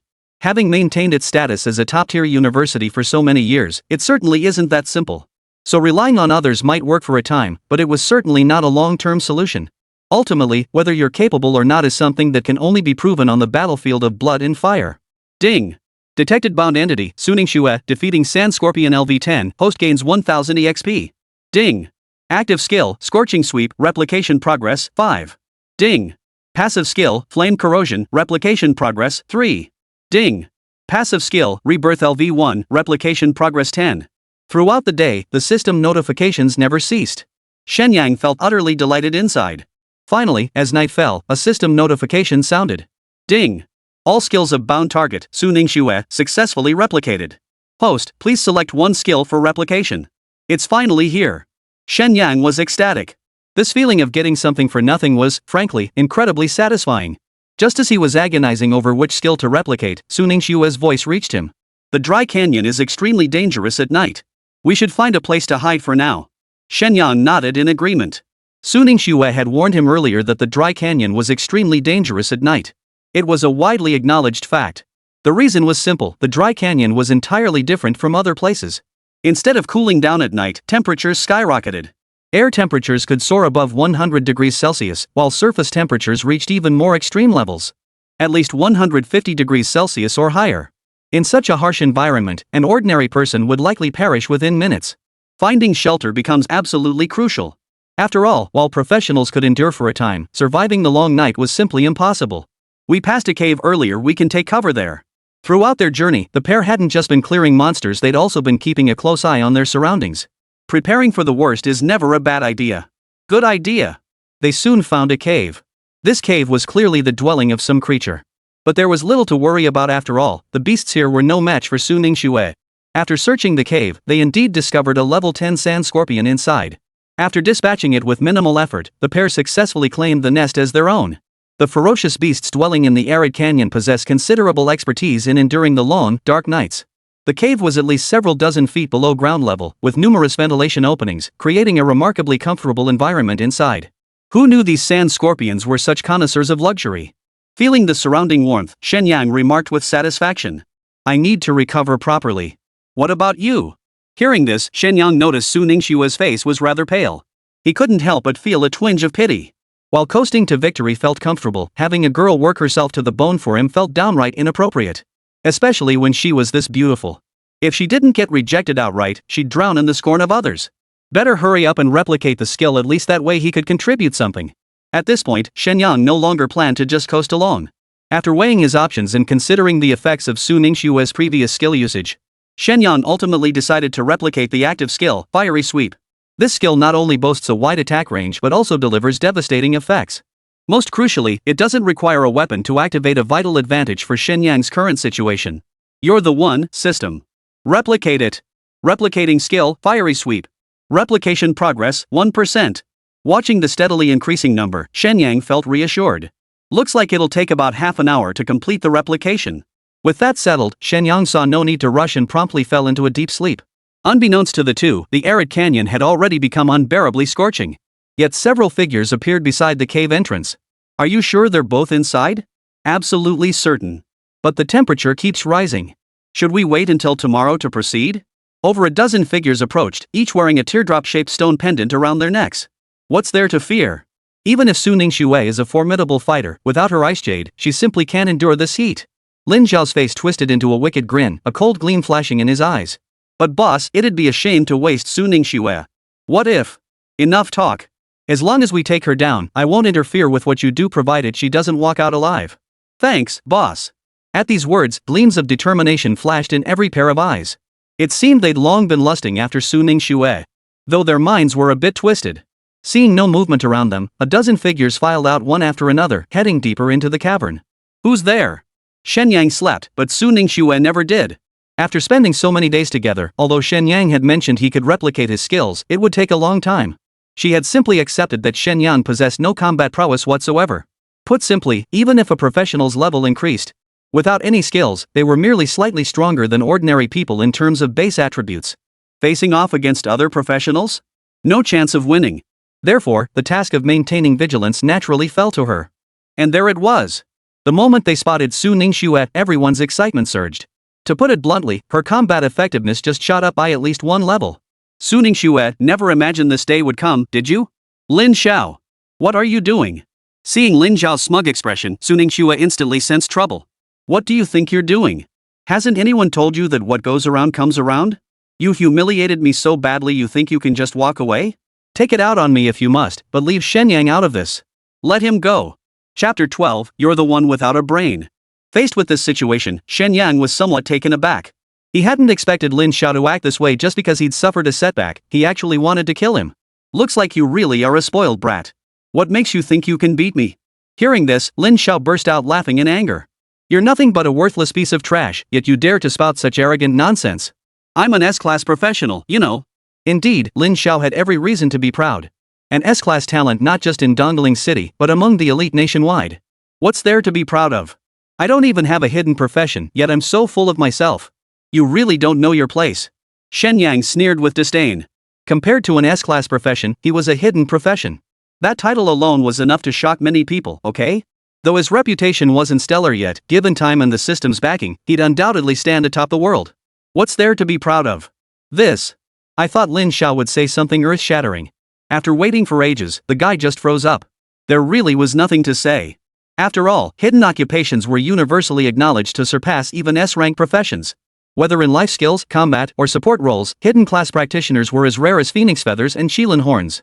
In his previous life, they would have been 100 times rarer than giant pandas. That's exactly why Lin Xiao had nothing left to say. What? You're speechless now? Thought you were all talk. Damn it, you're twisting the truth. So what if it's a hidden class? You're just low-level trash. A genius who never grew up, is that even a genius? Besides, your so-called hidden class is nothing but a class for chasing fame and glory. Lin Xiao's face turned ashen with rage. Fortunately, one of his underlings nearby kept his wits about him. After a flurry of words, they finally regained some ground. You call yourself the boss? With that brain of yours, I'd say being a lackey is too good for you. Shen Yang mocked him without a shred of mercy. Then, a dramatic turn unfolded. The underling looked up at Lin Xiao, hoping for praise, only to receive a vicious punch to the face instead. Did I give you permission to speak? The underling looked utterly bewildered, genuinely unable to fathom what he'd done wrong. Boss, why'd you hit me? You just had to show off, didn't you? I haven't even spoken yet, and you're already spouting nonsense. Seeing this, Su Ningxue and Shen Yang exchanged glances. Shock flashed in each other's eyes. What kind of drama is this? It was undeniably a bit too explosive. Looks like I've been overestimating you as an opponent. Shen Yang pressed his hand to his forehead, utterly baffled. How could someone like this command such a following? But he quickly understood the Lin family was one of the most prominent clans in Dongling City. They even hold influence over major policy decisions. They're practically one of the city's major aristocratic clans. These people are just jumping on the bandwagon. Bro, have you ever considered it's not you who's wrong, but your choices? You seem like a capable guy. Why not think about hanging out with someone with a normal brain? Shen Yang spoke from the heart. He genuinely wanted to steer this talented young man in the right direction. After all, with such vision, his future held immense promise. Before the man could respond, Lin Xiao spoke first. What the hell do you mean by that? Boss, he's implying you're brainless. Hearing this, Lin Xiao flew into a rage. Another sharp slap landed across his face. You're the one who's brainless. After this ordeal, the underling looked utterly wronged. He immediately covered his mouth with his hand, terrified of saying the wrong thing and getting hit again. Even so, he still didn't choose to leave. Seeing this, Shen Yang could only shake his head regretfully. In life, strength matters, but more often than not, choice is what truly counts. Many people extol suffering, believing it hones one's will. Yet no one considers that it's because they have no other choice they cannot avoid suffering. Enough talk. Shen Yang, you must die today. They say villains die by talking too much today. Shen Yang had seen it firsthand. Logically, Lin Xiao brought so many people that they held the upper hand from the start. He could have easily launched a surprise attack, but to prove his dominance, he insisted on spouting all that nonsense. Of course, as the victim, Shen Yang was delighted by this. Don't push it too far. Attacking a classmate, aren't you afraid of the school's punishment? As the other side prepared to strike, Su Ningxue immediately stepped in front of Shen Yang. Punishment. That's the funniest joke I've ever heard. You lowlifes will never understand the rules of this world are held in the hands of a select few. Su Ningxue's words didn't faze Lin Xiao, they only made him more brazen. Lin Xiao, if you want to fight, you'll have to get past me first. Su Ningxue, I advise you to think carefully. Don't think your looks give you the right to negotiate terms with this young master. That's right. The only reason Lin Xiao agreed to let Su Ningxue join the team back then was because he was drawn to her looks. While her status as the school beauty wasn't particularly significant, it was enough for him to show off. From that perspective, even if Su Ningxue couldn't help the team achieve greater success, she still held considerable value. It was only because her performance never improved that he grew disgusted and decided to abandon her. You're shameless. At this point, if Su Ningxue still couldn't grasp the implication, she'd be downright dense. Shameful? You're mistaken. I'm capable of far greater shamelessness. I hear your mother is still hospitalized, correct? How convenient that Dongling City's first hospital happens to be under the Lin family's ownership. You'd better think this through carefully. Lin Xiao's face twisted into a wicked grin, his eyes growing wild. Hearing this, Su Ningxue hesitated. Her mother's illness could only be treated at Dongling City First Hospital, no other hospital could handle it. As for other cities, for ordinary people like her, the travel expenses alone were beyond her means. After all, this was a world overrun by ferocious beasts. For ordinary people, the moment they left the city, their chances of survival were practically zero. Especially for someone gravely ill. Xiao Shui, I'll handle this myself. You may step back. Seeing Su Ningxue's distress, Shen Yang sighed. Faced with such a choice, even he couldn't remain unwavering. But There are no buts. Do you have so little faith in me? Struggle flashed in Su Ningxue's eyes. She'd never seen Shen Yang fight before. Or rather, in her understanding, Shen Yang possessed no combat ability whatsoever. How could he possibly stand against Lin Xiao? Rest assured, I have it all figured out. Chapter 13, I said 100 million. With that, Shen Yang strode forward. I thought you were just hiding behind women. Looks like you've got some backbone after all. Take him down. Seeing this, Lin Xiao's expression grew even more frenzied. Though he was indeed a playboy, he was also a genius. But killing someone was a first for him. Yet instead of fear, he felt a strange thrill. It was clear this kid had some mental issues to begin with. Wait. What? Scared? Let me tell you, it's too late for fear now. You're dead today. Hearing this, Shen Yang remained utterly composed. You're the one who brought this on yourself. Why must it be a matter of life and death? How about this, let's make a bet. A bet? How do you propose we bet? Clearly, Lin Xiao had already written off Shen Yang as a goner, utterly unconcerned about any tricks he might try. The more level-headed henchman beside him opened his mouth to speak, but suddenly remembered something and swallowed his words back. Meanwhile, Shen Yang was practically beaming with delight. He never expected this guy to fall for it so easily. It seemed his earlier conclusion was spot on. This bloke was nothing but muscle with no brains. The previous lesson hadn't been harsh enough, it seemed. Well then, he wouldn't hold back. Simple enough, we'll just see who scores higher this time. Ha! That's the funniest joke I've ever heard. You two actually think you can surpass me? Lin Xiao was naturally brimming with confidence. He knew Su Ningxue's capabilities well, but how could she alone possibly match up against a dozen geniuses? After all, two fists can't fight four hands, even a hero can't withstand overwhelming numbers. Once all the scores are tallied, even if Su Ningxue could split herself into multiple copies, she'd still stand no chance against him. Fine, I'll give you this chance. I'll see just how long you can keep up this charade. Boss, the longer we wait, the more trouble we'll have. Cut the chatter and just finish him off. That subordinate couldn't bear to watch any longer and hurriedly spoke up to warn him. But this time, Lin Xiao didn't spare him a single glance. You think I can't handle him? Boss, you know that's not what I meant. I can tell exactly what you meant. Remember this, you never questioned the boss's orders. Got it? After being scolded, the young subordinate completely lost his confidence. The light in his eyes gradually faded. He seemed badly injured and it was internal damage. Since it's a wager, there has to be a stake. Of course, if I lose, my life is yours. But what if you lose? Shen Yang gave a sly smile and laid out his wager outright. It was an offer impossible to refuse. Compared to fighting right then and there, this approach was indeed much safer. After all, Lin Xiao never intended to eliminate Su Ningxue from the start. She was the woman he had already chosen. While this course would inevitably bring complications, as long as Su Ningxue's mother remained in his grasp, he believed everything would remain under his control. With the Lin family's influence, this matter would most likely just fade away. Moreover, upon entering the secret realm, each participant had signed a life and death contract. Casualties were practically inevitable. Now that Shen Yang had volunteered, it actually made things simpler. You think I'll lose? It's not about what I think. In this world, anything is possible, right? Better safe than sorry. What if I win? Fine. If you win, I'll give you $1 million. Hearing this, Shen Yang shook his head dismissively. Young Master Lin, he said, life is precious. I'm risking my very existence, and this is all you're offering? Then how much do you want? Lin Xiao hadn't expected this guy to ask for the moon. At least this much. Shen Yang slowly held up one finger, and Lin Xiao instantly lost his composure. Losing 200,000 spirit energy to this guy back then had already pushed him close to his limit. He never imagined this time he'd demand so much even the Lin family couldn't produce 10 million yuan on short notice. I advise you to know your place. A mere brat like you dares to ask for 10 million. No, young Master Lin, you've misunderstood, I said 100 million. Hearing this, Lin Xiao was utterly dumbfounded. He thought 10 million was already outrageous, but never imagined Shen Yang would be even more absurd. What? Are you even listening to yourself? This isn't just me talking nonsense. You saw it yourself, I earned 500,000 spirit energy just by clearing a beginner's secret realm earlier. And there are still rewards for challenging the secret realms later on. Shen Yang explained calmly, beginning to crunch the numbers. Think about it, I'll probably live 100 or 80 years. If I clear 100 dungeons a year, that's 50 million. And the bonuses keep getting higher. So asking you for 100 million? You're getting a steal. Listening to Shen Yang's calculations, Lin Xiao found himself nodding along. That makes sense. See? I told you someone as sharp as young Master Lin would figure this out in a heartbeat. What do you think? By now, Lin Xiao had been completely charmed by Shen Yang's constant use of young Master Lin. Even Su Ningxue, standing nearby, couldn't bear to watch any longer.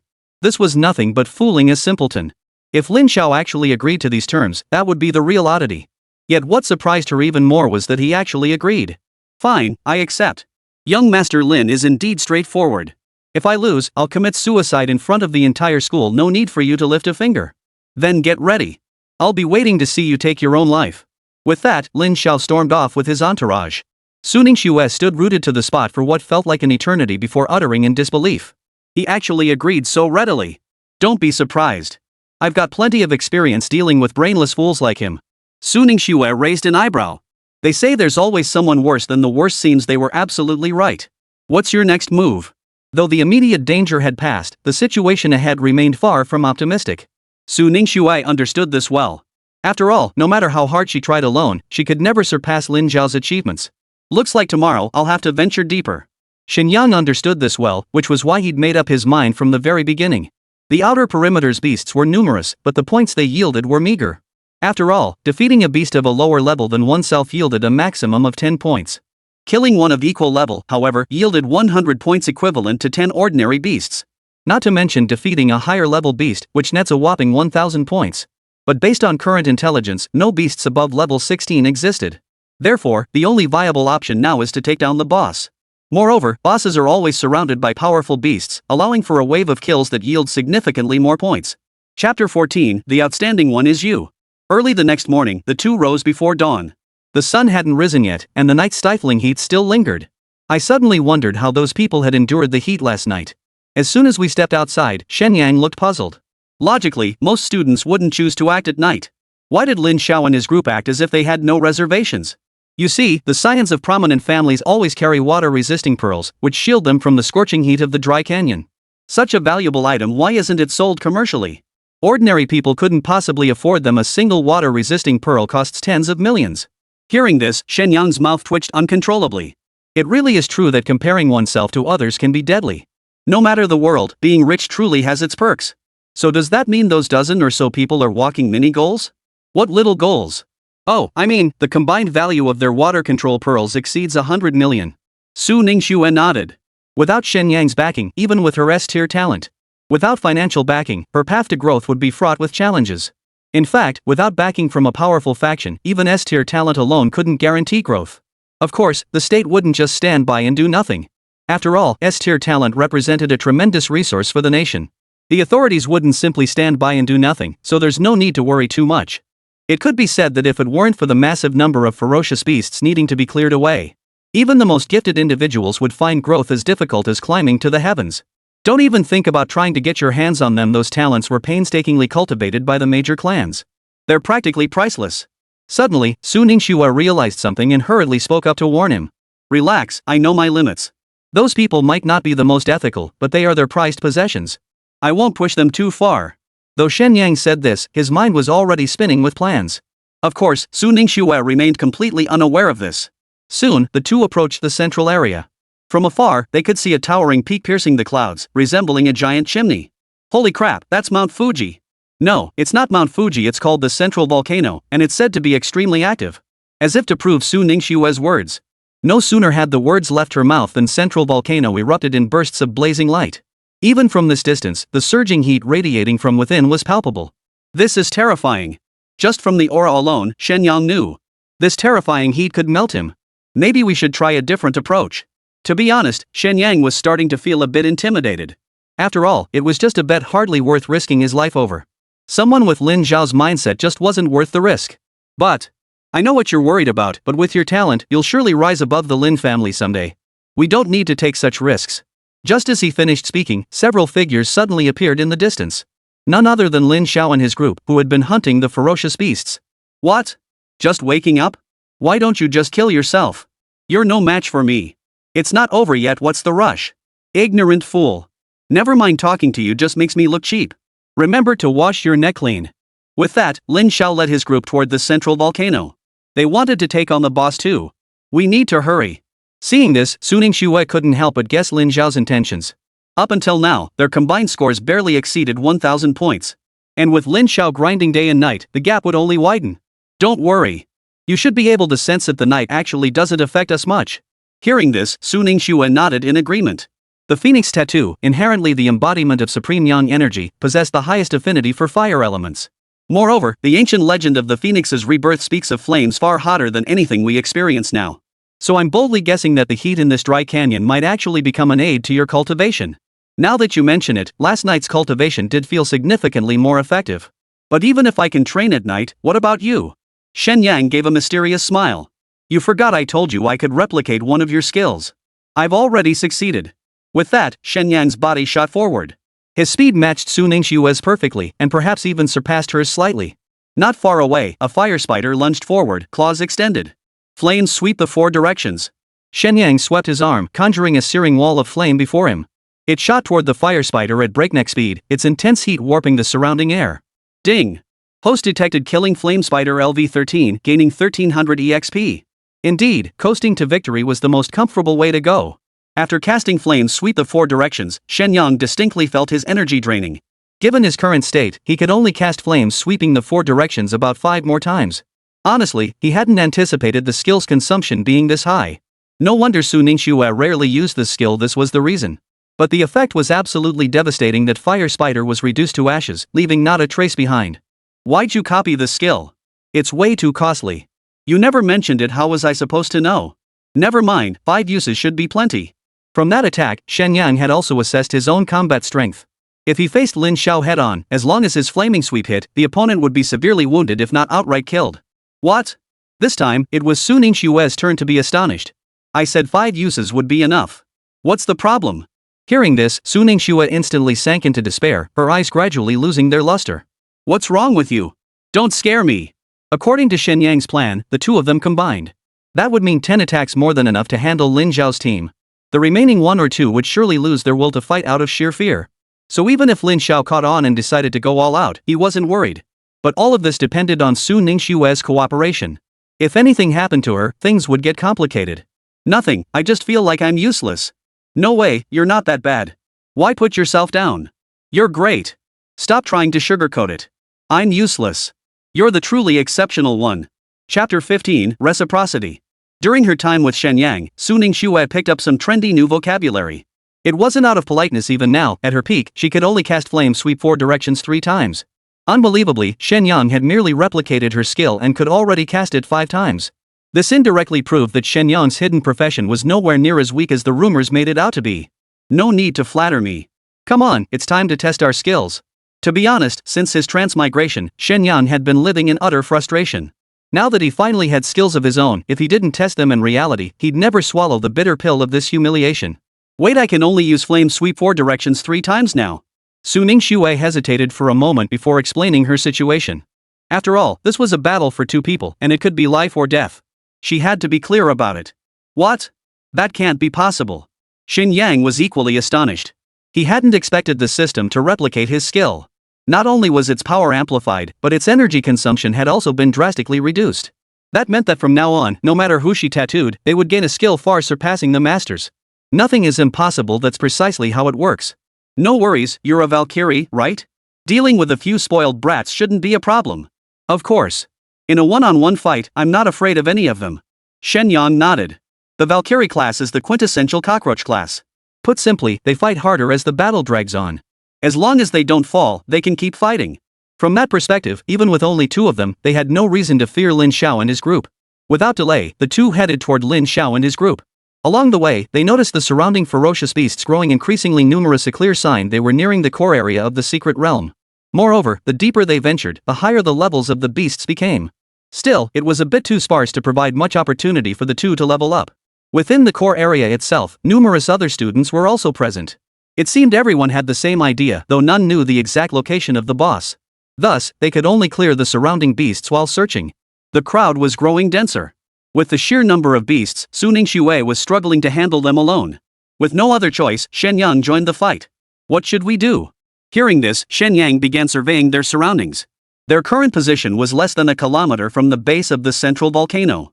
Even in daylight, the temperature around the central volcano was terrifying. Heat waves seemed to solidify, constantly scorching the surrounding air. This meant that weaker students without water control pearls dared not approach within a kilometer of the volcano. Lin Xiao and his group had already reached the base of the mountain. It seemed they intended to ascend the central volcano directly. It was obvious that the final boss was likely lurking near the volcano's peak. This won't do. Though both of us possess fire immunity, climbing that mountain is simply impossible. Upon hearing this, Su Ningxue nodded. The intense heat of the central volcano was already pushing her limits. Simply resisting this heat required immense energy expenditure. Fighting in such conditions? Even a fool could see it was impossible. Just then, Shen Yang's gaze flickered and suddenly landed on the water control pearls hanging on Lin Xiao and the others' chests. In an instant, an immature thought sprang to mind. I ask you, during the entrance exam, was there a rule against snatching things? Come to think of it, there really wasn't such a rule, nor was there any prohibition against students snatching monsters from each other. Clearly, Su Ningxue had misunderstood Shen Yang's meaning. Alright then, since that's the case, just wait here, I'm going to borrow something. Borrow? Su Ningxue was completely baffled, still processing the situation when Shen Yang had already bolted out the door. She had no choice but to follow. Long time no see, everyone. Because there were simply too many ferocious beasts in this area, they needed to maintain a larger retreat space. Lin Zhao's squad was still spread out. Shen Yang approached the team member furthest away and greeted him with a cheerful smile.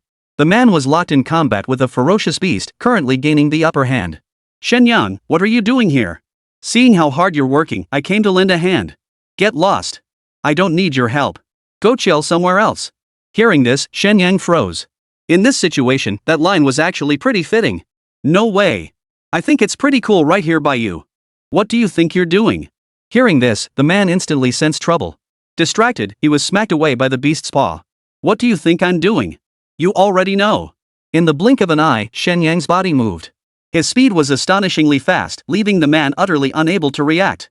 Shen Yang arrived at the beast's side almost simultaneously, sending the young man into a panic.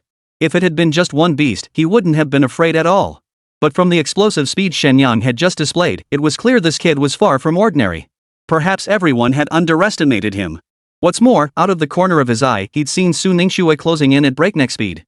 Even if he tried to call for help, it would be far too late. My life is forfeit. Exhausted from the struggle, he had no strength left to resist and was ready to accept his fate. Yet the outcome defied his expectations. A dazzling blade of fire materialized before him, melting the ferocious beast mid-air with its scorching heat. Such an attack, to a bronze-tier opponent, was nothing short of terrifying. Why? He simply couldn't fathom why Shen Yang would save him. Of course it was for a little kickback. As soon as he finished speaking, he felt a sudden lightness in his chest, followed by a wave of intense heat engulfing his entire body. My water control bead, give it back to me. No way. People value reciprocity. I saved your life, you owe me a token of gratitude. You shameless scoundrel. The man's face turned ashen with rage. Is this how people behave? If you hadn't come barging in, how could he have ended up in danger? Alright, no need for thanks. Bye. With that, Shen Yang turned and walked away without a moment's hesitation. Leaving the other man alone, flustered in the heat wave. You mean stealing the Imperial Water Pearl? What did you think? Only now did Su Ningxue finally grasp the situation. Her eyes lit up. Indeed, with the Imperial Water Pearl's aid, things would be considerably easier.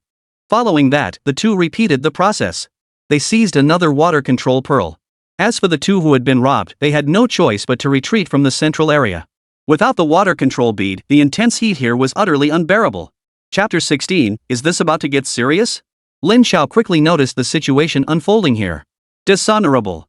Young Master Lin, that's not fair. You're trying to kill me, yet you won't even let me collect a little interest first? As the saying goes, clear water breeds no fish. The most despicable man is invincible. Shen Yang seemed determined to live by this philosophy to the fullest. While it certainly looked unsavory, it was understandable when facing a mortal enemy. How shameless. I'll let you live a little longer. Everyone, fall in line with me. Having lost 2 water control pearls, Lin Xiao dared not be overconfident. Moreover, in this core area of the secret realm, he couldn't afford to divert his attention to Shen Yang. He had to deal with the ferocious beast before him first. Seeing this, Shen Yang held his ground without rushing in. After all, under these circumstances, they shared the same concerns. With the water control pearls, the two moved as if swimming in water, completely unaffected by the scorching heat around them. Meanwhile, Lin Xiao was clearly struggling to keep up. On one hand, these opponents possessed considerable strength. They had to manipulate the water control bead to counter the heat, and they were in the area with the highest concentration of ferocious beasts. In contrast, Shen Yang and Su Ningxue didn't need to deliberately manipulate the water control beads to cope with the heat. With this shift in advantage, even though the enemy numbered around 10, they still couldn't keep up with their killing pace. What? Young Master Lin can't handle it? How come you're no match for us? Shut your filthy mouth. Keep talking, and I'll kill you right now. I don't buy that, you know. With all these eyes watching, go ahead and kill everyone if you dare. Hearing this, Lin Zhao's nostrils flared with rage. His composure shattered instantly, leaving him vulnerable to several strikes from the ferocious beast. Though not injured, it certainly wasn't pleasant. You're so impatient, aren't you? Well, if that's the case, we won't hold back. Shen Yang grew bolder with each strike, gradually advancing toward the central volcano's crater. Based on earlier speculation, the final boss, the Flame Lord, resided within the crater. If they let the enemy beat them there, catching up on their lagging points would be no simple task. Damn it, you useless fools. Hurry up and move forward. By now, Lin Xiao had completely lost his composure. It must be said that with such a mindset, even possessing extraordinary talent, one could never truly grow into a formidable powerhouse. Of course, it could also be youthful arrogance after all, anything is possible in this world. But boss, we're barely holding on. If we keep pushing up. Before he could finish, Lin Xiao slapped him hard enough to send him flying. Since you don't want to go yourself, I'll give you a little push. The higher they climbed, the more terrifying the fire attribute elements in the air became. The man who'd been knocked away could only focus all his energy on activating the water-controlling bead to defend himself. Fighting the ferocious beast was practically impossible. Help! In an instant, over a dozen ferocious beasts closed in around him. Just as despair gripped him, a fiery attack suddenly struck. In an instant, the dozen or so beasts were reduced to ashes. Hey buddy, he's done this to you. You seem like you've got some sense. Why don't we talk it over? You get out of this mess. Don't get involved. Seeing Shen Yang's outstretched hand, Zhang Shu felt as if he'd spotted an angel. Tears welled up in his eyes like a burst dam, streaming down his face. You're such a good person. After everything we did to you, you still. Hey, now, that's not fair. We're all human, and besides, we'll be alumni soon. It's not like we're enemies to the death. Alright, I agree. Zhang Shu, the very person who had previously tried to persuade Lin Xiao, now saw his true colors clearly. Given the current situation, returning would surely bring nothing but trouble. But it was infinitely better than losing his life right now. So what choice did he have? That's right. Get out of here fast. Your score should be more than enough to pass the assessment anyway. Seeing Zhang Shu saved by Shen Yang and then fleeing outright, Lin Xiao's eyes burned crimson with rage. What? You want to leave too? Boss, it's not that we don't support you, but the heat up there is just too intense. We can't handle it. Going up there would be suicide. Yeah, boss, it's not that we don't support you. The other spoiled brats chose to abandon the mission as well. Truthfully, among the dozen or so people, Lin Xiao possessed the strongest abilities. And as a flame master, his heat tolerance was naturally far superior. You guys? Lin Xiao felt utterly crushed. He'd believed these people were completely under his control. Yet at the moment of life and death, they betrayed him one by one. This instantly shattered his intention to spare them any points. Xiaoer, what about you? Finally, Lin Xiao's gaze turned to Lin Xiaoer. She was the only woman in his squad. And like him, she was also an S-class professional. Xiao, I'm struggling to hold on too. From the start until now, Lin Xiaoer had been using the Ice Queen's talent to resist the heat wave. She was also the only one among the dozen or so people who didn't possess a water control orb. Fine, since that's the case, then all of you can just get lost. Seeing this, Lin Xiaoer gave a cold snort and swept her sleeves away. They'd thought following Lin Xiao would let them latch onto a powerful ally, at least to make things uncomfortable for Su Ningxue. But now it was clear this kid was utterly unworthy of trust. Lin Xiaoer wasn't from the Lin family, and her clan's influence wasn't particularly strong. From childhood onward, she'd constantly been compared to Su Ningxue. Yet in every aspect, academics, looks, everything, she fell short of even being mentioned in the same breath. This led to her developing a twisted personality, viewing Su Ningxue as her arch-rival. To be fair, Lin Xiaoer's looks were actually quite striking, at least a solid 90 out of 100. But as the saying goes, comparing people leads to despair, and comparing goods leads to rejection. Who could blame her when she had Su Ningxue, that near-perfect woman, standing right beside her? Seems like you're not as popular as you thought, huh? Hearing this, Lin Xiao sneered coldly. Shen Yang, don't think this gives you the right to challenge me. Flame Dominator, activate. Lin Xiao roared furiously, and the fire attribute energy surging through his body suddenly erupted with savage intensity. His entire body seemed to be engulfed in flames, the raging energy even dissipating much of the surrounding heat. Is he going all out? Shen Yang's expression turned grave. It must be said, Lin Xiao truly had reason to be arrogant.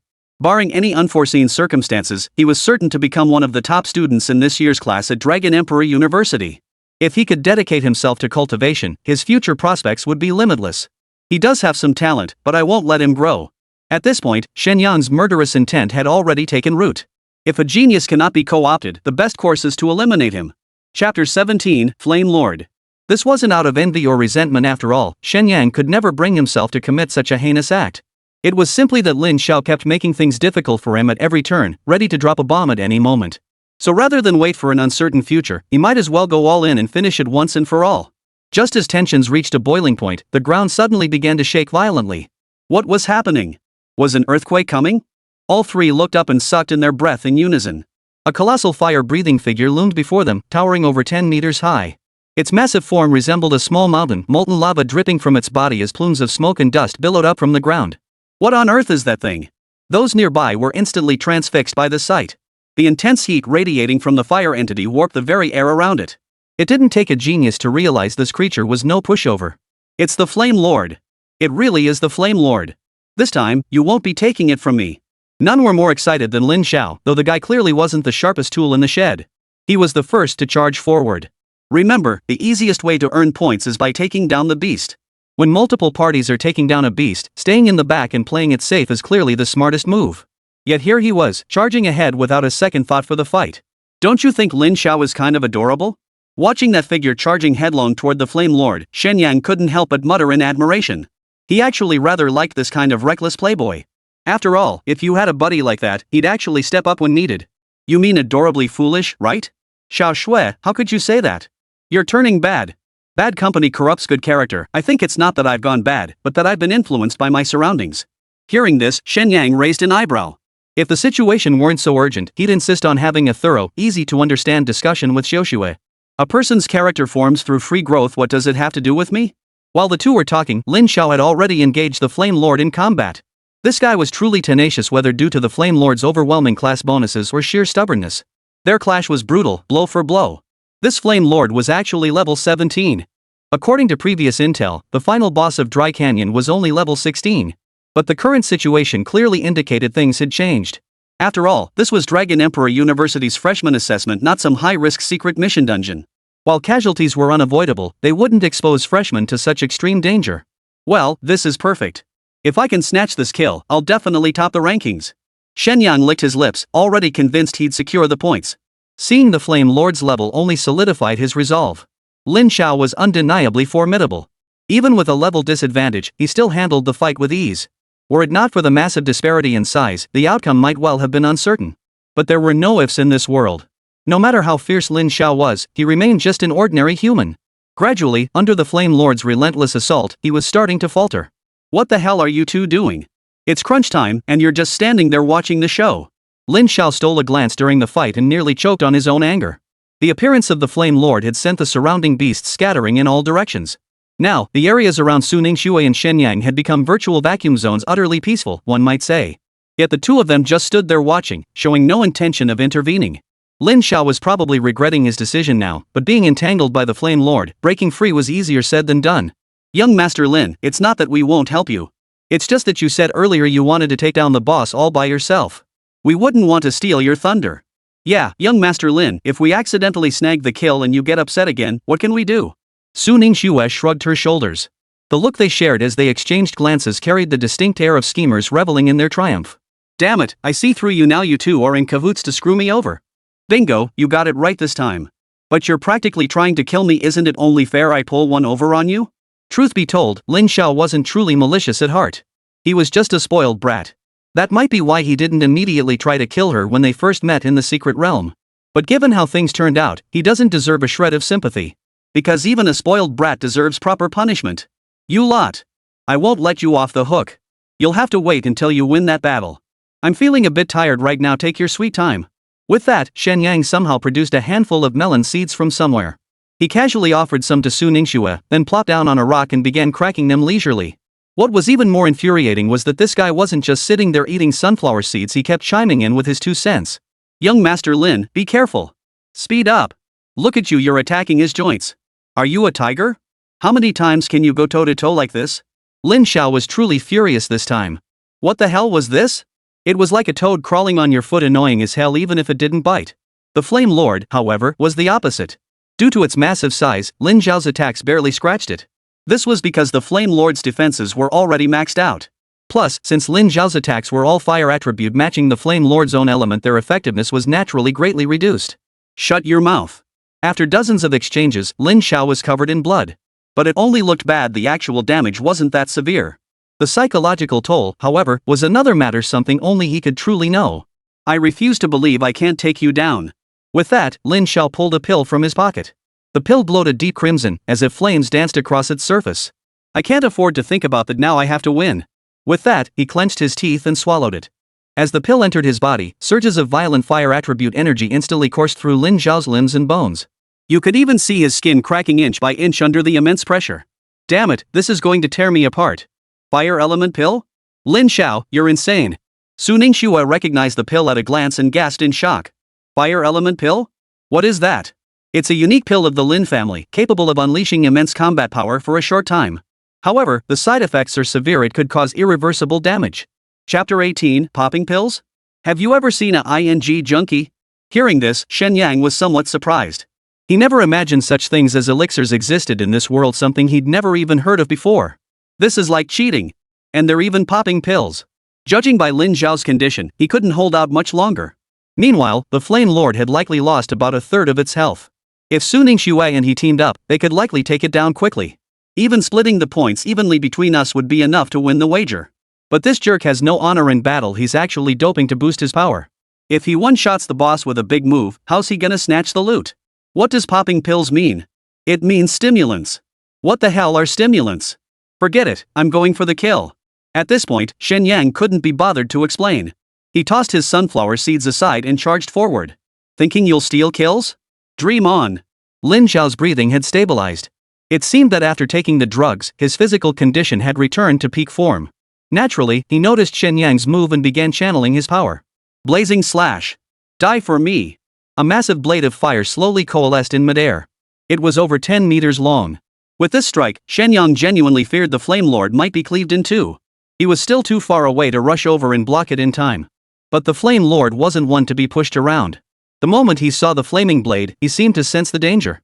With a furious roar, he split his two arms apart. They whirled wildly before his chest, forming an impenetrable shield. Holy, what kind of move is that? The scene stunned all three of them. Who knew the Flame Lord was such a badass? The flaming blade shadow struck in an instant, colliding with the arm's shield. The immense energy release violently knocked Shen Yang back. Fortunately, Su Ningxue was right behind him, preventing him from tumbling down the hillside. My head. Ignoring his own injuries, Shen Yang immediately scanned the battlefield shrouded in dust. Lin Zhao roared with laughter, but before he could finish, a mouthful of blood spurted from his lips. It seemed that blow had dealt him a severe backlash as well. Shen Yang, I'm still the ultimate victor. I think you're celebrating too soon. Yet the next second, Shen Yang's words shattered his pride. The collision of the two energies had cleaved open a fissure in the crater. Scorching magma surged forth, as if intent on igniting the very air itself. Yet to the Flame Lord, this deadly lava was like nourishment. His severed arms were slowly reforming. The Flame Lord's blood-red eyes now fixed intently on Lin Zhao. This terrifying sight sent a chill down Lin Zhao's spine. This feels downright terrifying. Well, duh. You pushed it to this point, of course it hates you. Shen Yang was speechless. This guy's thought process was utterly incomprehensible. But Lin Zhao's aura was now utterly depleted. He clearly had no strength left to fight. We can't let it recover. Shen Yang and Su Ningxue exchanged a glance, recognizing each other's thoughts, then charged forward. Two fiery streaks swept across the battlefield, hurtling toward the Flame Lord at breakneck speed. Keep going. Break it apart. Shen Yang's playful demeanor vanished. His skills were unleashed almost instantly, curled at the Flame Lord as if they cost nothing. Even a fool could see it in this situation. Once the Flame Lord recovered, its combat power would likely surge again. The only option was to strike while the iron was hot. Two more flaming sweeps of the four directions were unleashed, leaving Su Ningxue utterly bewildered. Does this guy even need to charge up his skills? She was right about that much. With the system, all replicated skills could be cast instantly. There was no charging phase at all. Essentially, as long as mana held out, it was practically infinite firepower. Of course, this was also because the level of flames sweeping the four directions was still too low, so the cooldown wasn't that long. Su Ningxue unleashed her second attack as well, a full 6 flaming sweep attacks. The Flame Lord, still recovering, couldn't withstand the onslaught and was instantly blown to smithereens. Ding! Congratulations, host, on defeating the dungeon boss, Flame Lord. You have gained 1700 EXP. Heh, this kill is mine for sure. Shen Yang. I'll kill you. One boss stolen, and all of Lin Zhao's previous efforts went up in smoke. Thinking about killing me now is a bit too late. Cut the bull. In your current state, you think you can still fight me? No sooner had the words left his mouth than Lin Zhao collapsed, kneeling on one knee and gasping for breath. Shen Yang. Su Ningxue hesitated, clearly tempted to eliminate him as well. Yet she still couldn't overcome her inner conflict, hesitating slightly. I know the saying, if you don't uproot the weeds, they'll grow back with the spring breeze. Shen Yang, what are you doing? I'm the sole heir of the Lin family. If you dare touch me, you won't get off scot-free. Now you're scared? Too late. Shen Yang had no desire to waste words with him and was about to strike. But just then, disaster struck. The entire earth seemed to be fitted with a vibrator, shaking violently. Without exaggeration, the intensity of the tremors rivaled a magnitude 10 earthquake. Describing it as earth-shattering would be no exaggeration. What the hell is going on? Shen Yang frowned. Even if he were to face a magnitude 10 earthquake now, he would remain unharmed.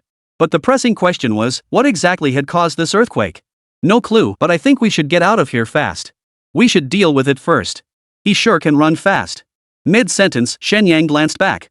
Lin Xiao was nowhere to be seen, only a trail of dust lingered at the mountain's base.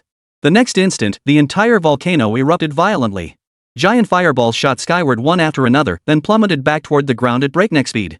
Simultaneously, a deafening roar echoed, as if some terrifying beast lurked beneath the earth. It truly looked like an apocalyptic scene. Shen Yang murmured in awe, only to be yanked down the mountain by Su Ningxue. What's the rush?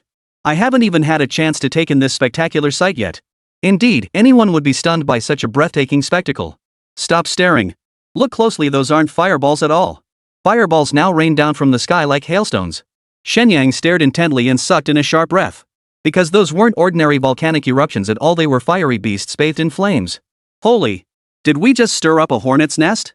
Chapter 19, Beast Tide. Erupts. What are you standing around for? Get moving.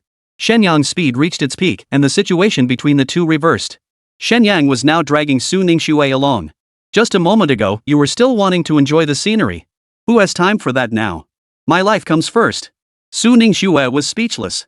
Apparently, saving face meant absolutely nothing to this guy. She'd actually worried he might crumble under others' gossip. Turns out Shen Yang's skin might be thicker than city walls. The two pushed on relentlessly, channeling every ounce of strength into their legs. At times like this, you'd wish your parents had given you an extra pair of legs. Ordinary ferocious beasts wouldn't be such a problem, but with such overwhelming numbers, even a gold-tier professional would stand no chance. And from the crater, more beasts kept pouring out. A rough estimate suggested at least 10,000 beasts. As time passed, their numbers continued to surge rapidly. What was even more terrifying was that these beasts were all level 16 or higher, with some even surpassing that threshold. Faced with such a situation, running was the only option. Staying meant certain death. The volcanic eruption was quickly noticed by all the students. After all, within the arid canyon, this solitary mountain peak stood out clearly even from a great distance. What is that? A volcanic eruption. This is absolutely spectacular. Wait, look. These beasts seem different now. An even more critical situation emerged. As the central volcano erupted, something utterly bizarre happened. All the beasts within the dry canyon seemed affected, their eyes turning blood red as their attack power surged. What used to be easy kills now demand much more effort. It looks like something's gone wrong in the dry canyon. We need to get out of here fast. But the assessment is still ongoing. Are you out of your mind? What's more important, your life or the assessment? Hearing this, everyone snapped back to reality. Indeed, gaining admission to Dragon Emperor University was a cause for celebration for everyone. But that's only if you're still alive. If someone lost their life over a single exam, they'd have absolutely no chance at all. Not to mention, Dragon Emperor University's admissions have no age restrictions. As long as you believed you possessed the necessary ability, you could come to take the exam every year. After weighing the pros and cons, the choice became abundantly clear. In an instant, all the candidates began moving toward the entrance. Gradually, everyone converged in one place. Everyone, the beast tide is upon us. We must rise to the challenge. Only by uniting can we break through together. Beast tide? What beast tide? I don't understand what you're talking about. Clearly, some still remained unaware of the beast tide. Even after sharing information, some remained skeptical. After all, it was just a volcanic eruption. How could that possibly trigger a beast tide? But the next second, they had no choice but to believe. Damn it, make way! Make way! Slowpokes, move aside. A figure approached from afar at astonishing speed, far outpacing the other fleeing refugees. Some recognized Su Ningxue at a glance. Look, isn't that Su Ningxue? How's she running so fast? Who knows? She was kicked out of the team. I bet even her S-tier talent is overrated. It's only natural she'd value her life. Something's wrong. Look back, everyone. The crowd turned to look and nearly had their souls ripped from their bodies. Not far behind them, a tidal wave of flames surged forward like a raging sea. Looking closer, they could now make out the faces of the ferocious beasts. Countless in number, they engulfed the entire ground in flames. It was a beast tide. Holy crap, run! What are you standing around for? In an instant, the fleeing crowd's pace skyrocketed. At least twice as fast as before. Slowing down was no option. Once engulfed by these fiery beasts, death would come before you even knew what hit you. In an instant, the scene erupted into a cacophony of wails and screams. At this point, no one cared about appearances anymore. Many had even lost their shoes, their legs moving like wind-powered wheels, leaving trails of afterimages in their wake. Damn it all, who the hell did this? When it rains, it pours. This is a natural disaster. What good does cursing do? That I'll curse the heavens if I must. Shen Yang was utterly speechless. It seemed these guys hadn't been pushed to their limits yet. But the beast tide showed no mercy. Slower candidates were swiftly overtaken by the horde. Screams echoed through the air, followed by nothing but scattered bones. Holy, this is terrifying. I'm going home.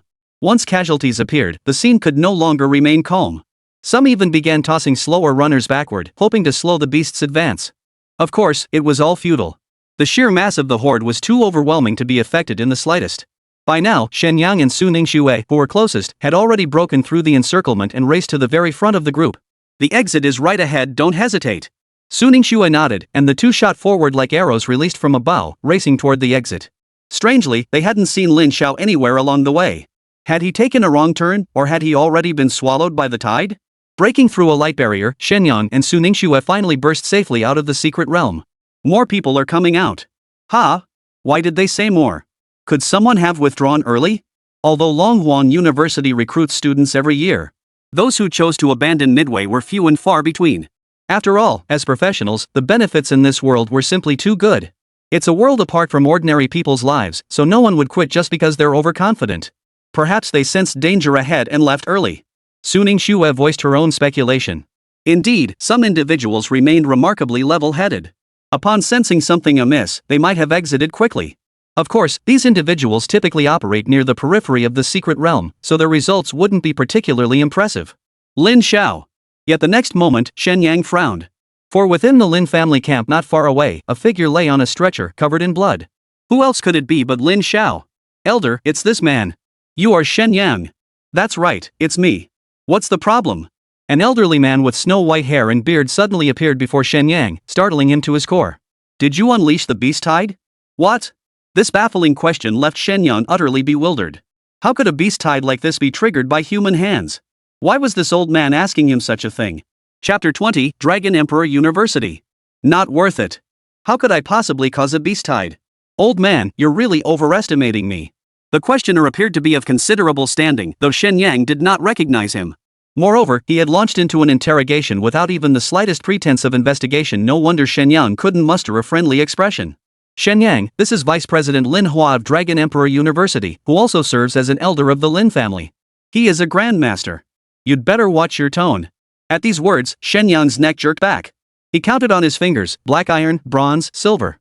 Damn, is he that powerful? Not just powerful, I've heard this old man fiercely protects his own. I never imagined he'd be overseeing the new student assessment this time. A chill ran through Shen Yang's heart. Given the current situation, Lin Xiao must have said something to stir up trouble. The frustrating part was, he couldn't even clear his name. Sure enough, this kind of thing happens everywhere. What did you say? Nothing. I'll see how he dares convict me in front of everyone. Truth be told, a sliver of hope still flickered within Shen Yang's heart. After all, even a fool could figure out that the beast tide outbreak had absolutely nothing to do with a bronze-tier professional. How dare you? To speak back to me. I hereby declare your results invalidated. What gives you the right? This time Shen Yang truly couldn't hold back. He couldn't just let others ride him like a horse and defecate on his neck without so much as a protest. Because you show no respect for your elders. Disrespecting elders? Shen Yang was so furious he laughed. What kind of bull logic was this? Talk about double standards. Vice Principal Lin, you're about to invalidate my results based solely on Lin Zhao's account? Is this lack of rigor truly the standard at Longhuan University? Only Shen Yang would dare speak with such sharpness. But the effect was undeniable. The spectators immediately erupted into heated debate. While Longhuan University certainly had the authority to act autocratically, it still had its pride to uphold. Longhuan University had always been the pride of Dongling City. If such a minor incident tarnished the university's reputation, even Lin Zhao's position as vice dean wouldn't make it easy to repair the damage. Sharp-tongued and quick-witted, Lin Xiao had never lied since childhood. Could he possibly frame you? Shen Yang was utterly speechless, thinking to himself that such people actually existed. This was blatant favoritism. How someone like this had become vice president was beyond comprehension. Everyone, judge for yourselves. Is there no justice in this world? Everything requires evidence. They're trying to pin this huge mess on me. It seems Longhorn University has become his personal fiefdom. Shen Yang knew full well that he couldn't stand up to Lin Hua alone. Now was the time to solidify his position as the victim. Sure enough, the moment he spoke, murmurs erupted throughout the room. Though no one dared openly accuse him, each person had their own judgment. Lin Hua, a master-level expert, naturally heard every whisper. Even in his high position, he could easily use his authority to silence these voices. But Lin Hua's status was too sensitive. Even if he were to uphold justice, people would likely read too much into it, let alone when it came to such baseless accusations. Fine.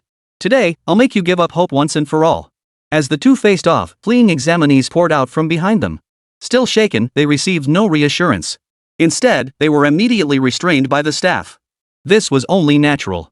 After all, such a major disruption had occurred during the examination. Without a thorough investigation, how could they possibly account for it? Investigate. Who triggered this beast surge? Lin Hua's voice boomed like thunder, sending the already terrified students into even deeper tremors. They were mere bronze-tier characters. How could they withstand the pressure of a grandmaster? What the hell is going on? Who knows? Look. Isn't that Lin Xiao? At that moment, Lin Xiao was surrounded by 5 or 6 doctors administering treatment right there on the spot. Such treatment could only be afforded by the major clans. Lin Hua had intended for him to go downstairs for treatment, but this guy insisted on staying to watch the show. Shen Yang, this time I'll see how you die. Frankly, as fellow students of Dragon Emperor University, it was indeed a bit awkward to take action. But what if he weren't a student at Dragon Emperor University? This time, Lin Xiao had finally shown some sense, planning to use this opportunity to expel Shen Yang from Dragon Emperor University. That way, he'd have ample opportunity to finish him off. Seeing the gravely wounded Lin Xiao, coupled with Lin Hua's raging fury, many had already guessed what had happened. I ask you all, who exactly triggered the beast tide? We don't know the specifics either.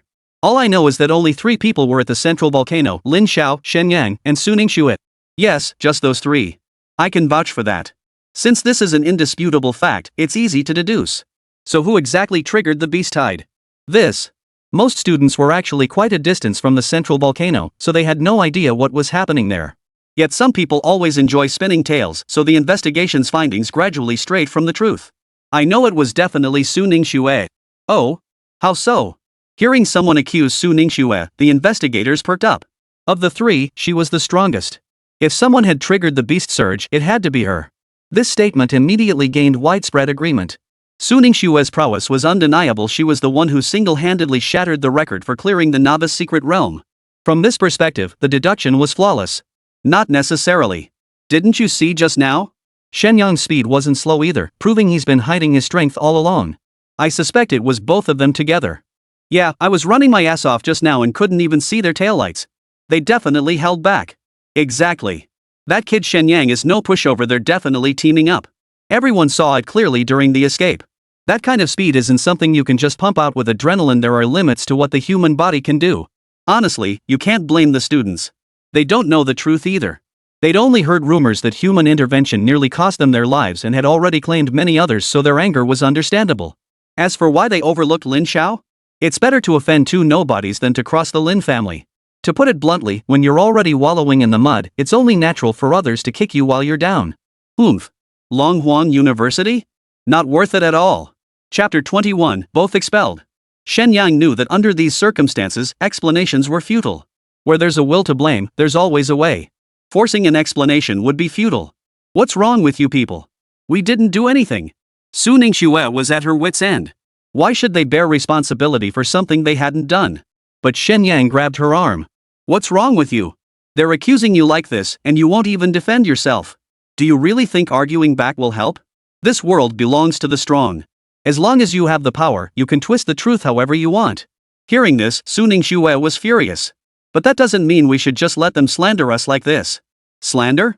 This isn't slander, it's the truth. For Shen Yang, who had spent years navigating the cutthroat world back home, many things had become crystal clear. When you lack the power, it's best to remain silent. Otherwise, the consequences might be more than you can bear. What do you intend to do? At this point, Shen Yang had come to terms with it. Although Longhorn University was the best school in Dongling City, it was not the only option. The reason for choosing to enter the university was also due to the official support it receives. Otherwise, with his system, he wouldn't have given it a second glance. After all, sooner or later, he would stand in a position these people could never hope to reach. How could it be? Due to your grave error, the Dry Canyon's secret realm has lost its value.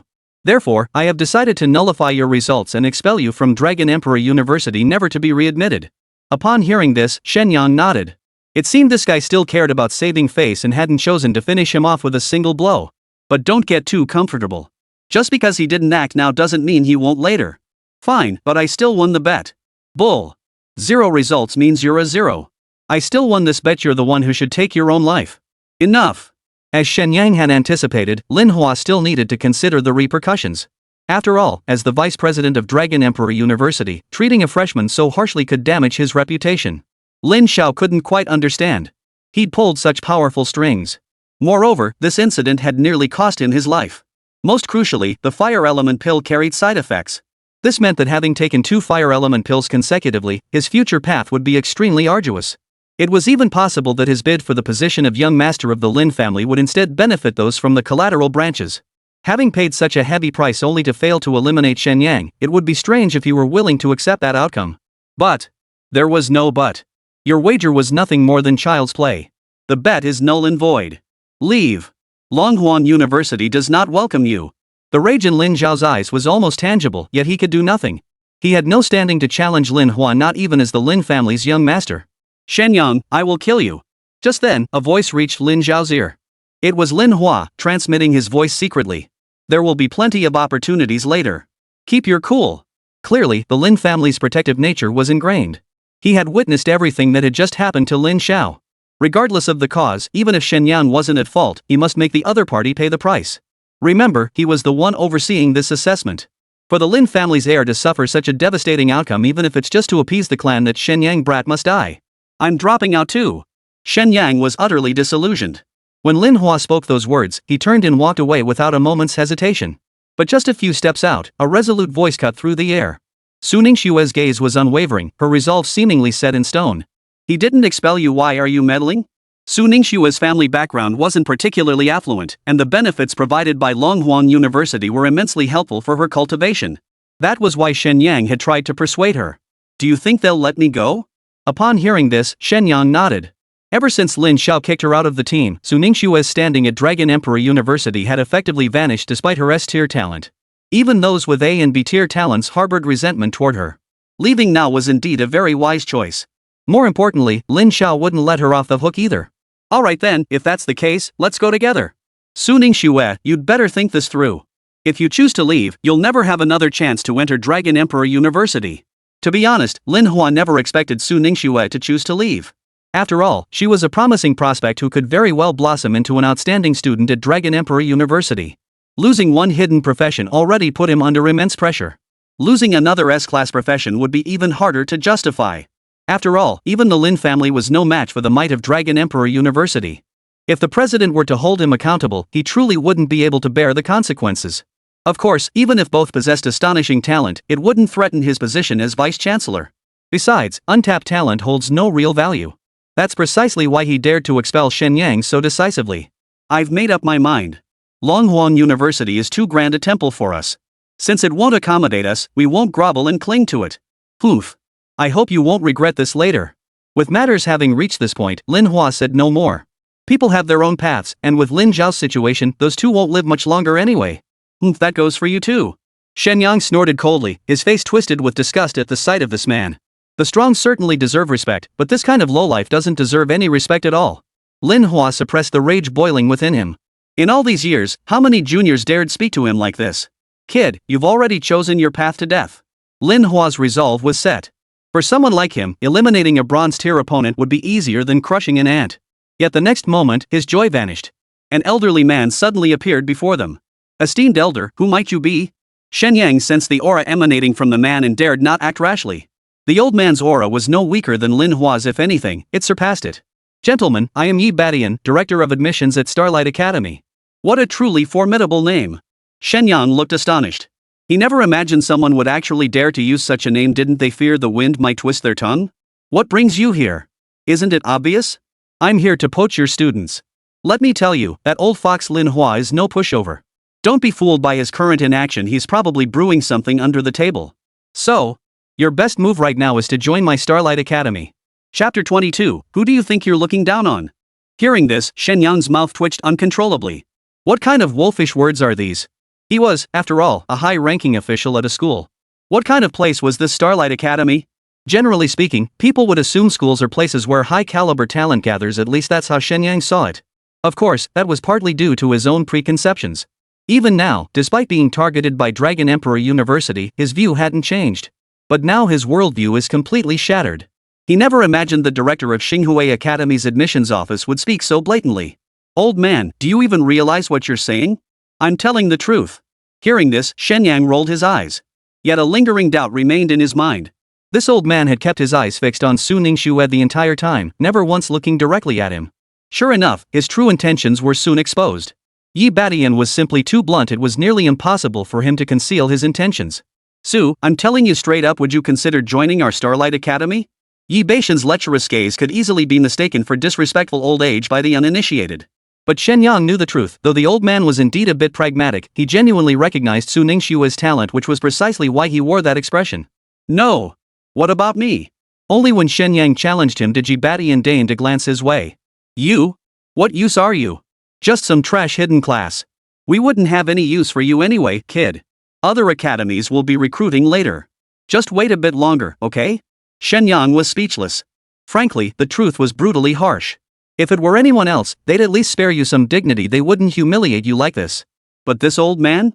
He didn't leave you a shred of hope. While his approach of not dangling false hopes was refreshingly unique, it really stung. Oomph. As if I'd ever looked down on Starlight Academy. Shen Yang was obviously speaking out of frustration. After all, in all of Dongling City, aside from Dragon Emperor University, Starlight Academy ranked second and was the best choice. While several other major institutions exist, they simply lack the standing to be mentioned in the same breath as these two. Whether in terms of student quality or resource allocation, the gap was enormous. Simply put, graduates from Dragon Emperor University and Starlight Academy were essentially the elite of this world. As for the other universities, they might just keep you from being at the very bottom of society, barely better off than the average person. Shen Yang, don't speak out of anger. This time, Su Ningxue didn't let Shen Yang run wild. She knew full well that without admission to Starlight Academy, Shen Yang's future would essentially be ruined. Such a gifted individual would be a waste if left to languish. I can join Starlight Academy, but I have one condition: you must take Shen Yang in too. Hearing this, Yi Badian frowned. Evidently, he didn't know much about Shen Yang. His visit today was purely opportunistic. He had attended the Dragon Emperor University entrance exams before. But a student as exceptional as Su Ningxue? This was the first time in years he'd actually succeeded in snagging such a bargain. In that case, it's settled. Go register with the professional association first. Yi Badian felt somewhat displeased. But it didn't matter. Having an exceptional talent like Su Ningxue was more than enough. Hey, old man, who do you think you're looking down on? Shen Yang felt he'd endured far too many insults today, and the bitter taste in his mouth was hard to swallow. Kid, in all these years, you're the first one who dares talk to me like that. That's because everyone else fears you. But let me tell you, I don't give a damn. I'm a man who stands tall and proud. If you've got the guts, kill me right here. Otherwise, I'll keep talking just like this. Shen Yang was truly enraged this time. What kind of people are these? Are they all out to provoke him? Surprisingly, Yi Badian didn't get angry at all. Instead, he looked at Shen Yang with a scrutinizing gaze. Interesting. But young man, it's fine to be hot-blooded, but don't get arrogant. Faced with this, Shen Yang felt too embarrassed to continue. It felt like punching a pillow. It was like two people arguing, but one side showed no sign of anger at all. The fight was practically over before it began. Fine. For Xiao Shue's sake, I won't hold this against you. Yi Badian smiled faintly, his opinion of Shen Yang seemingly softening. Upon reaching bronze rank, all practitioners must register with the Practitioners Association. This was crucial, for without registration, anything you acquired couldn't be traded. Additionally, to enter any controlled secret realm for leveling, you must possess a badge from the Capable Ones Association. Previously, many had delayed registration solely because they needed to prepare for the entrance exams. Consequently, many were now heading to the association. Once registration is complete, we'll be true Capable Ones. Yeah. It's finally a good start. Along the way, everyone was passionately discussing the news, their faces beaming with joy. After all, once registered with the Ability Users Association, it's essentially like having a salary. For these recent high school graduates, it seemed like nothing but a good thing. Shen Yang, are you okay? Shen Yang hadn't spoken a word the entire journey, and Su Ningxue asked with concern. Fine, absolutely fine. Nothing could be better than this. Shen Yang looked completely at ease, showing no signs of any mental distress. Su Ningxue studied him closely but found no clues. Are you really okay? What could possibly be wrong? Are you overthinking this? Truthfully, Shen Yang wasn't troubled by what had just happened. Having lived 2 lifetimes, such matters no longer affected his mood. His silence stemmed from calculating his next move. Once registered as an ability user, all information must be documented in detail. But he had no desire to tattoo those misfits, especially since there was currently no way to obtain primordial power. Even if someone wanted a tattoo, it simply wasn't possible. In other words, without primordial power, he was essentially useless. Therefore, during registration, he needed to carefully conceal his abilities. I was just worried about you. Su Ningxue blurted out, then instantly flushed crimson. How did that sound so suggestive? Don't worry, I'm Shen Yang, a cockroach that can't be killed. This little setback is nothing to me. You don't need to fret. Really? Of course it is. When have I ever lied to you? Chapter 23, New Mission Assigned. Seeing that Shen Yang didn't seem to be lying, Su Ningxue finally believed him. At the same time, she couldn't help but marvel at his incredible mental fortitude. For an ordinary person, this kind of thing would probably haunt them for life. But Shen Yang was completely different, okay? With the system backing him, he had the courage to take on the entire world. What neither of them anticipated was the scene outside the professional association's entrance, a sea of people packed so tightly they couldn't move an inch. To the uninformed, it might have looked like some celebrity was about to hold a concert here. What the hell is going on here? Su Ningxue had mentioned earlier that this was the peak registration period for professionals. But she never mentioned it would be this crowded. Even compared to previous years, this was utterly absurd. I have no idea. Probably everyone just crowded into the same time slot. Su Ningxue shook her head in confusion, offering only a guess. Look over there, isn't that Shen Yang? Yep, it's him. Hurry, or we'll miss our chance. In an instant, everyone surged forward. Damn it, what's going on here? When did I become a celebrity? What does celebrity even mean? Never mind. Who knew this guy had so many die-hard fans? Shen Yang felt even better. Regardless of anything else, this kind of appeal, even if it served no practical purpose, was enough to satisfy his vanity. Anyway, no matter what, that kid Lin Xiao definitely wouldn't have this kind of appeal. Shen Yang, hurry up and show me, can I get a tattoo? I was here first, let me see mine. Are there any restrictions on this tattoo? Hearing everyone chime in with questions, Shen Yang finally snapped out of it. Turns out these folks were all here to get tattoos from him. It made sense. Everyone had witnessed Su Ningxue's remarkable growth and strength. Even though both had withdrawn from school, their achievements had surpassed those of many graduating classes. Had their results not been revoked, they would undoubtedly have gone down in Longhuan University's history. No one was stupid, they all understood what this meant. So even with Lin Hua's opposition, people still flocked to her in droves. Everyone, please quiet down. After all, they were asking for a favor, and the room instantly fell silent. It's not that I won't tattoo everyone, it's just that my profession has limitations. Not everyone is suitable for it. Otherwise, I'd love to tattoo everyone. This was actually Shen Yang's honest sentiment, he wasn't lying. After all, he was the type who wanted to level up effortlessly. The more tattoos he did, the greater his profits would be. From this perspective, more is certainly better. But there's no way around it. Without primordial energy, the tattoos simply can't be sustained. Even if it were tattooed, it wouldn't provide much enhancement. Therefore, under the current circumstances, the best approach is to prioritize quality over quantity. Of course, this is merely a developmental strategy for the early stages. Just imagine, once you've established a certain status and no longer fear others, you can essentially level up effortlessly. Anyone who dares to mess with you will have to think twice. So tell us, what exactly are these limitations? Exactly. All of us are waiting here, we can't just come all this way for nothing. Shen Yang had initially intended to brush them off, but then realized this was a golden opportunity for publicity. If he had to discover talent one by one, it would take forever. Think about it another way, seizing this chance to generate buzz and attract top talent to come to us proactively, that's the long-term strategy. Alright, I'll give you all the details. Then Shen Yang began his performance. Su Ningxue was left completely dumbfounded. Especially when he mentioned numerous restrictions, even she, the first beneficiary, had never heard of them. And remember, this guy practically begged to work with her back then. That's about it, but there's one crucial point, ladies first, especially the pretty ones. Put. Who are you trying to fool?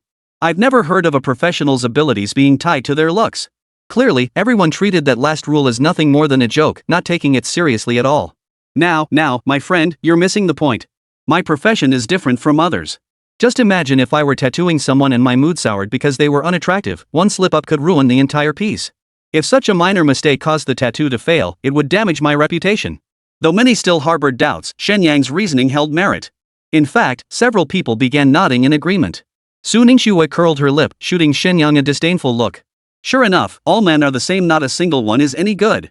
She muttered under her breath, knowing Shen Yang couldn't hear her. All told, he had laid out over a dozen restrictions. These restrictions were all pre-planned, after all, they would be used during the registration later. Now everyone was discussing whether they met the requirements. It turned out that if one condition wasn't met, another one was. This is way too hard. Of course. With Shen Yang's tattoos offering such significant enhancements, it was only natural that some restrictions would apply. Amidst the crowd, Shen Yang spotted many geniuses among them. He couldn't help but feel a pang of regret. These were all potential clients, yet without the primordial power, he could only watch helplessly. No one noticed the little girl at the very back of the crowd, head bowed. After counting on her fingers, she suddenly lifted her head. But positioned at the very back, no one noticed that exquisitely beautiful little face. Her entire being seemed carved from jade and polished to perfection. Any man would feel an overwhelming urge to protect her. She was like a little angel. At that moment, starlight-like brilliance shone within the girl's deep, dark eyes. But perhaps due to some social anxiety, she didn't step forward. Her small hands clenched tightly into fists, as if she were trying to convince herself to make a decision. Finally, the young girl lifted her head once more. It seemed she had finally made up her mind. Yet to her surprise, the once teeming crowd before her had vanished without a trace. She stood alone, utterly isolated. How could this be? So I still have no chance? As the sun set in the west, the girl's shadow stretched long behind her. She stood rooted to the spot for a long while before finally drifting away, her spirit broken. Meanwhile, having finally completed his registration as a professional, Shen Yang felt quite pleased. The reason was simple, the system had finally issued him a quest. Ding! Congratulations on successfully registering as a professional. The main quest is now active, secure first place in the Starlight Academy new student assessment to earn 100 exchange points. Chapter 24, Kicked Out. Exchange points? What on earth were those? The moment the system issued the quest, Shen Yang voiced his inner confusion. Exchange points are the sole currency for purchasing system items in the system store. Immediately afterward, a window popped up on the system interface. Upon opening it, there it was, the primordial power he'd been longing for. 1 unit of primordial power costs 100 contribution points? Shen Yang was speechless. Starlight Academy, though not on par with Dragon Emperor University, it was still a place teeming with talent. Moreover, like other institutions, it required team-based assessments. Last time at Dragon Emperor University, it was all for nothing. Who knows what twists might arise this time? Judging by the difficulty of this mission, acquiring items going forward is going to be tough. To be honest, Shen Yang was somewhat dissatisfied. Why do other systems have everything they want, even including rule-based features? But when it comes to his own system, not only does he have to complete tasks, he also has to painstakingly tattoo others. It's like night and day. Come on, let's go to the hospital and see your mom. With nothing else to do, Shen Yang volunteered to visit Su Ningxue's mother. After all, she was his first client, and he'd be counting on her to contribute experience points and help him level up his skills in the future. At the very least, he needed to maintain a good personal relationship. But to Su Ningxue's ears, his words took on a different meaning. She didn't even know what to say, her face flushing red all the way to her ears.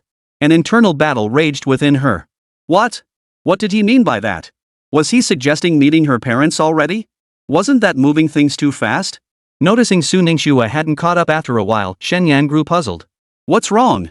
Don't you want to meet your mom? No, I just feel like, isn't this a bit too fast? What's too fast? It's almost dark. If we don't transfer your mom to another hospital soon, who knows what trouble that Lin Xiao kid is brewing. Hearing this, Su Ningxue finally realized she'd misunderstood Shen Yang. Her face flushed even redder, like a ripe cherry. But upon hearing the latter part, she snapped back to reality. Lin Xiao's threat hadn't been neutralized yet. Before entering Starlight Academy, she could still be in danger. And what worried her most was her mother. If anything happened to her mother, she simply couldn't bear it. Arriving at the hospital, Shen Yang felt a pang of unease upon seeing the middle-aged woman lying in the hospital bed. Hospitals weren't pleasant places. Death is witnessed here daily, as if it's become commonplace. But for any ordinary person, it was a place akin to hell. Especially the critical care unit, it was a daily scene of human tragedy. Having experienced it himself in a past life, he deeply understood the feelings of the patient's family. Mom, how are you feeling today? Xiao Shui is here. Who's this? Oh, this is my classmate Shen Yang. Shen Yang, this is my mom. Hello, Auntie. Seeing the sunny and handsome Shen Yang, Su's mother couldn't help but beam with maternal pride. My dear, you finally come to your senses? That's truly wonderful, though your father won't be here to see it. Mom, don't say such things. We're just ordinary classmates. In an instant, Su Ningxue's face flushed crimson. Hearing her own mother make such a joke was the most awkward thing ever. Shen Yang, meanwhile, kept his eyes fixed on the equipment beside Su's mother. It certainly didn't look as easy as she made it sound. Auntie, how much longer until the doctor says she can be discharged? I see. Was that money Shen Yang lent you? Instead, Su's mother dodged the question. Her face twisted with anxiety as she looked at Su Ningxue, her voice trembling with emotion. Mom, are you okay? That money wasn't borrowed, I told you. I won it by clearing challenges in the secret realm. You silly child. Shen Yang, I'm asking you, did Xiao Shui ever borrow money from you? No, she didn't. And actually, my prize money was won by Xiao Shui for me. Seeing Mrs. Su's unusual behavior, Shen Yang immediately understood. It seemed she'd misunderstood, thinking he wanted her discharged early. Auntie, there seems to be a misunderstanding. At this point, I should just tell you the truth. Su Ningxue tried to stop him, but Shen Yang persuaded her otherwise. Children living away from home usually share only the good news, afraid of worrying their parents. But put yourself in their shoes, aren't parents the same? That's why he didn't want to hide anything from Su's mother. After hearing the entire story about the Lin family, Su's mother finally understood. Don't worry about me, she said. I'm just an old woman, what can they do to me? Su's mother took the matter in stride. But Su Ningxue couldn't take that approach. She spoke anxiously. But Mom, the Lins always act so high-handed. If something happens to you, what meaning would any of this have for me? Even if they're overbearing, they still have to be reasonable, right? Don't worry, I'll be fine. Perhaps because ordinary people have so little exposure to this world, Su's mother didn't believe the Lin family would do anything extreme to her. Shen Yang also felt deeply moved, born into such a society. For ordinary people, it could even be considered a kind of happiness. After all, as long as you don't get entangled with those powerful families of professionals, you can generally live out your life happily. This phenomenon stems from the minimal connections between cities. Life was largely confined to the city level. Many ordinary people never leave Dongling City their entire lives, so they encounter far fewer of life's harsh realities. In a sense, the world of ordinary people is simple and blissful. And isn't that a kind of life worth aspiring to? Auntie, your safety is paramount to us, so I still strongly recommend transferring hospitals as soon as possible. She could afford to be naive, but Shen Yang and Su Ningxue absolutely could not. Shen Yang worries about his clients, while Su Ningxue fears that if her only remaining relative were to disappear, she might lose the will to live. Are you Su Ningxue? Just as they were discussing, a doctor in a white coat walked in. Yes, I am. Your mother's condition is beyond our hospital's capabilities. Please complete the discharge procedures today. Hearing this, Su Ningxue felt as if she'd fallen into an ice cave. Her mother was still hooked up to various machines, having only just pulled through the critical phase. She never expected the doctor to be so heartless, practically kicking them out. Doctor, didn't you say yesterday that I'd need to stay hospitalized for a long time? That was yesterday. Hurry up and complete the paperwork. Remember to settle the medical bills. The doctor spoke without emotion, coldly tossing out the words before turning away. Mom, it must be the Lin family behind this. Given that, we should transfer hospitals. Chapter 25, You Dare to Act? Su Ningxue had already considered this possibility. She just hadn't expected this day to come so soon. Given Mom's current condition, transferring hospitals would pose significant risks. I'll handle this. Shen Yang paused to consider before volunteering. After all, he was the one who brought it up, and Shen Yang wasn't one to give up halfway. If he was going to handle it, he would see it through to the end. How could I trouble you? I've already spent quite a bit here. You don't need to go out of your way, I'll just go back on my own. Auntie, that won't do. If you go back alone, how could we younger ones face the neighbors? Filial piety comes first among all virtues. If one cannot even care for their own family, even if they become the strongest professional, guilt will inevitably weigh on their heart. Such a person is destined to go nowhere on the path of strength. Auntie, you needn't concern yourselves with this matter. I'll handle it. Shen Yang felt deeply indignant. Since ancient times, there's been the saying that misfortune shouldn't befall one's family. The Lin family really crossed the line this time. Even if it's their hospital, they didn't say they wouldn't pay. What's with kicking people out like that? Lin Xiao, you just wait for me. A seed had already taken root in Shen Yang's heart at that moment. He would change the rules of this world. With the system by his side and the hidden profession boosting him, once he reached the pinnacle in the future, he would never let such things happen again. With money in hand, nothing stands in the way. In just half a day, Shen Yang had resolved every single issue. Watching Shen Yang bustling about, Mother Su began working on her daughter's mindset once more. Xiao Shui, I can see Shen Yang is genuinely sincere about you. He's so responsible too. You really should give this some serious thought. Don't miss out on such a wonderful young man. Mom, I know. Surprisingly, Su Ningxue didn't refuse this time. Even though many regarded her as a goddess-like figure, she alone knew the truth. Those empty titles brought her no real benefit in life, only true capability was her greatest asset. After settling Su's mother in, Shen Yang returned to his own residence. Previously, he had been staying in the university dormitory to prepare for the Dragon Emperor University entrance exams. The moment he pushed open the door, the once boisterous storm fell silent. Hey, Shen Yang. You actually have the nerve to show your face back here? What? Have you lot learned to be lackeys now? Shen Yang was already in a foul mood, and seeing these people's smug expressions only made him angrier. What do you mean? Don't you know what I mean? Hearing this, everyone in the dorm stood up. In their eyes, no matter how skilled Shen Yang might be, he was still just a tattoo artist. His actual strength couldn't possibly match the rumors circulating outside. As for his escape from the secret realm back then, it was clearly because he was too scared of dying. That's how people are once they've reached a conclusion. Nothing anyone says can easily change their minds. Ever since Longhorn University began recruiting students, they'd all lived alongside Shen Yang. They'd never believed that getting the school beauty a tattoo could propel him to the top overnight. If it were that simple, wouldn't powerhouses be walking all over the place? I won't stoop to your level. If you know what's good for you, get out of my way. Truthfully, these things meant absolutely nothing to Shen Yang now. The only exception was a family photo among his belongings. It wasn't that he personally valued it, perhaps the original owner's subconscious still lingered. Besides, even as a time traveler, he still had feelings. In this unfamiliar world, this might be the only memory he could truly cherish. Pretty bold, kid. Let me tell you, young Master Lin won't let you off the hook. Exactly. He's nothing but trash, yet he dares to act up in front of us. In an instant, the three in the dorm united as one. Looks like this isn't going to blow over today. Are you sure you want to stand in my way? You're trying to mess with us? Others might not know your background, but we sure do. Today we're blocking your way. What are you gonna do about it? Before the words had even finished echoing, a dull thud reverberated through the air. Before the other two could even see when Shen Yang had moved, their beloved dorm leader was already flying through the air.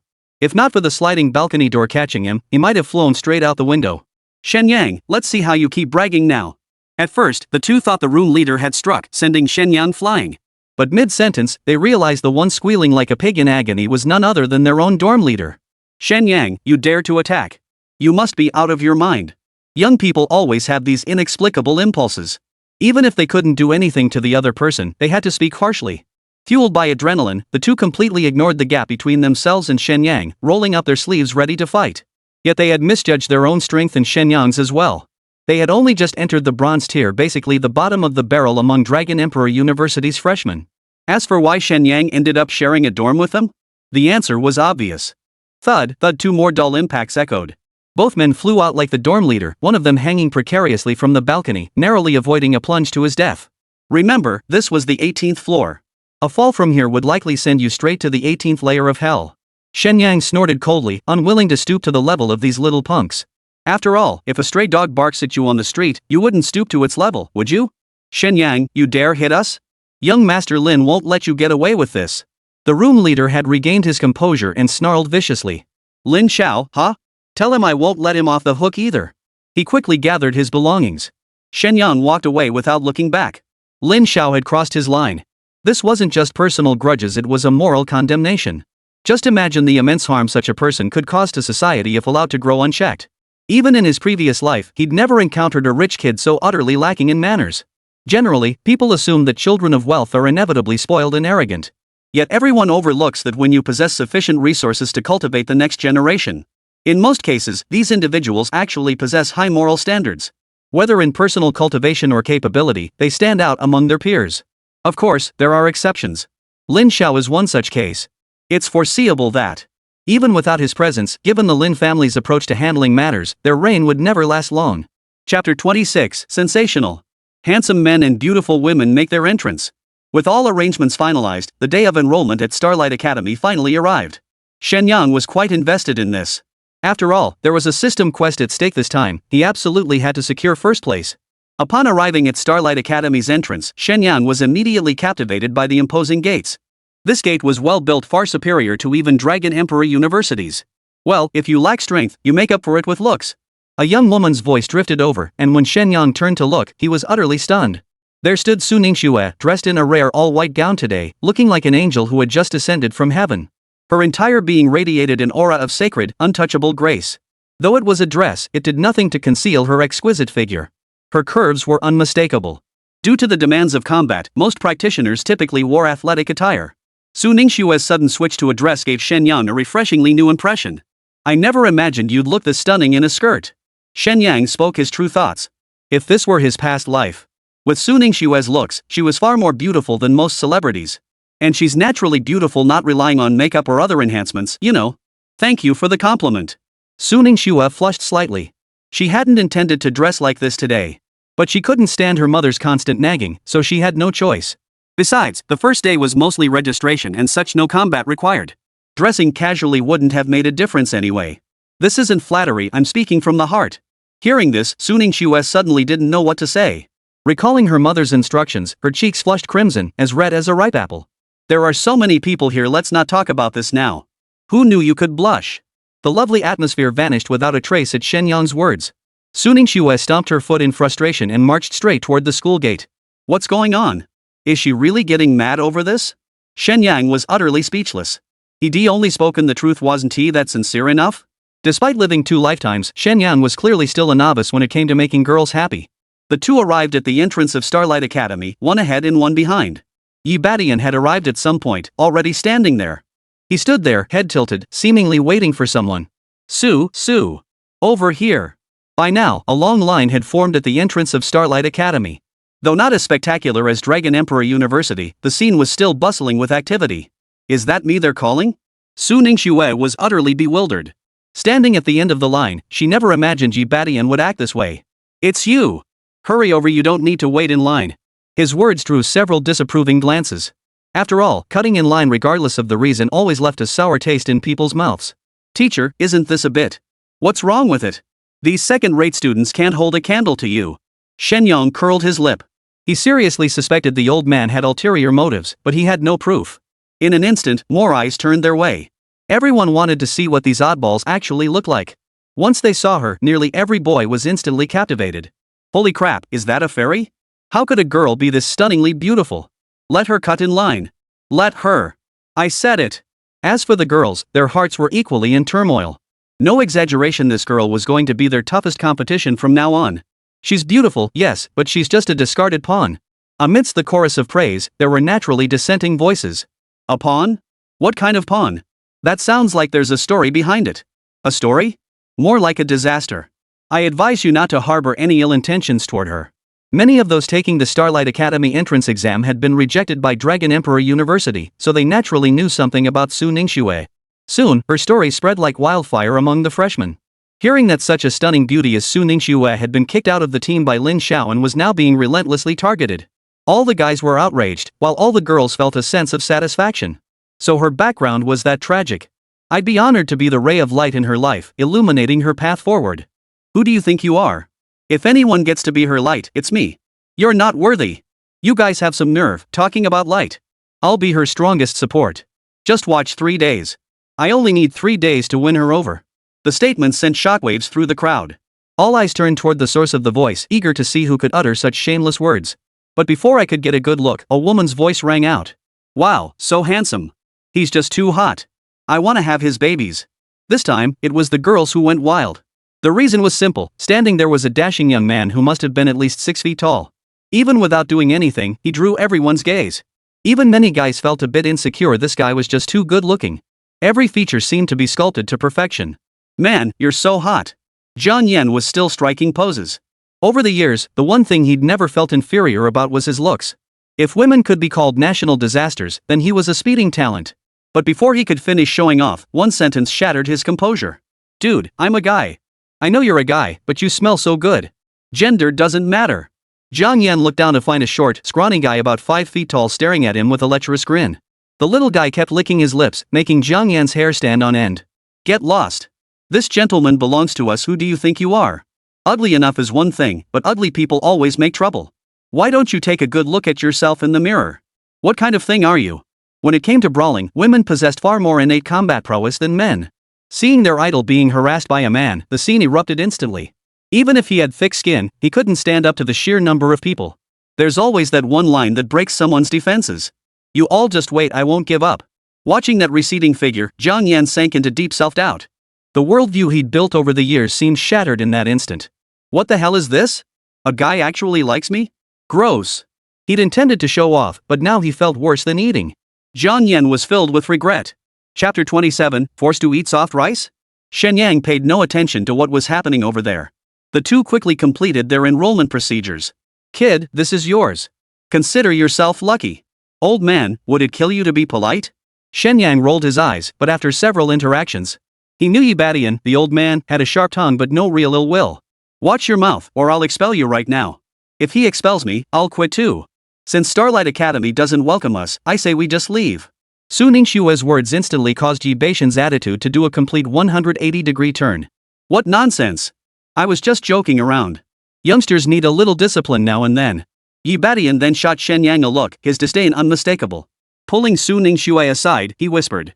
Hey, Xue, why put yourself through this? There's no future with someone like him. See that handsome guy over there? His name is Jiang Yan.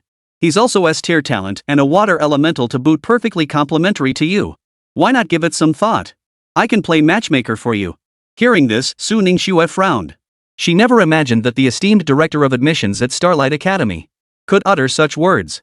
It was utterly baffling. I'm not interested. I only want to be with Shen Yang. Please don't worry about it, teacher. With that, Su Ningxue pulled Shen Yang straight into the academy.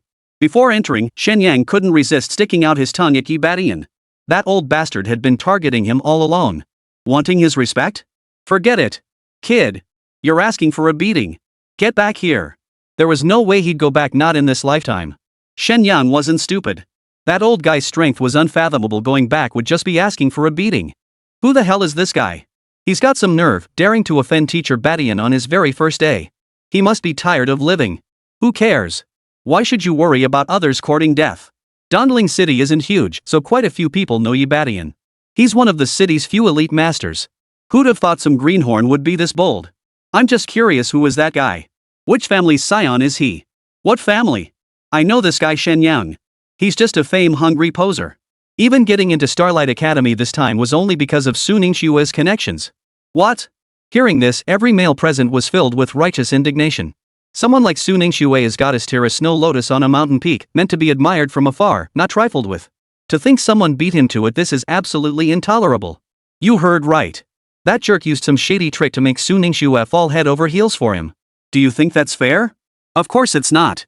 I'll see just how much this punk is worth, daring to lay a finger on my goddess. Wait, bro, didn't you just say Shen Xingxuan was your goddess? Shen Xingxuan? What goddess? Never heard of her.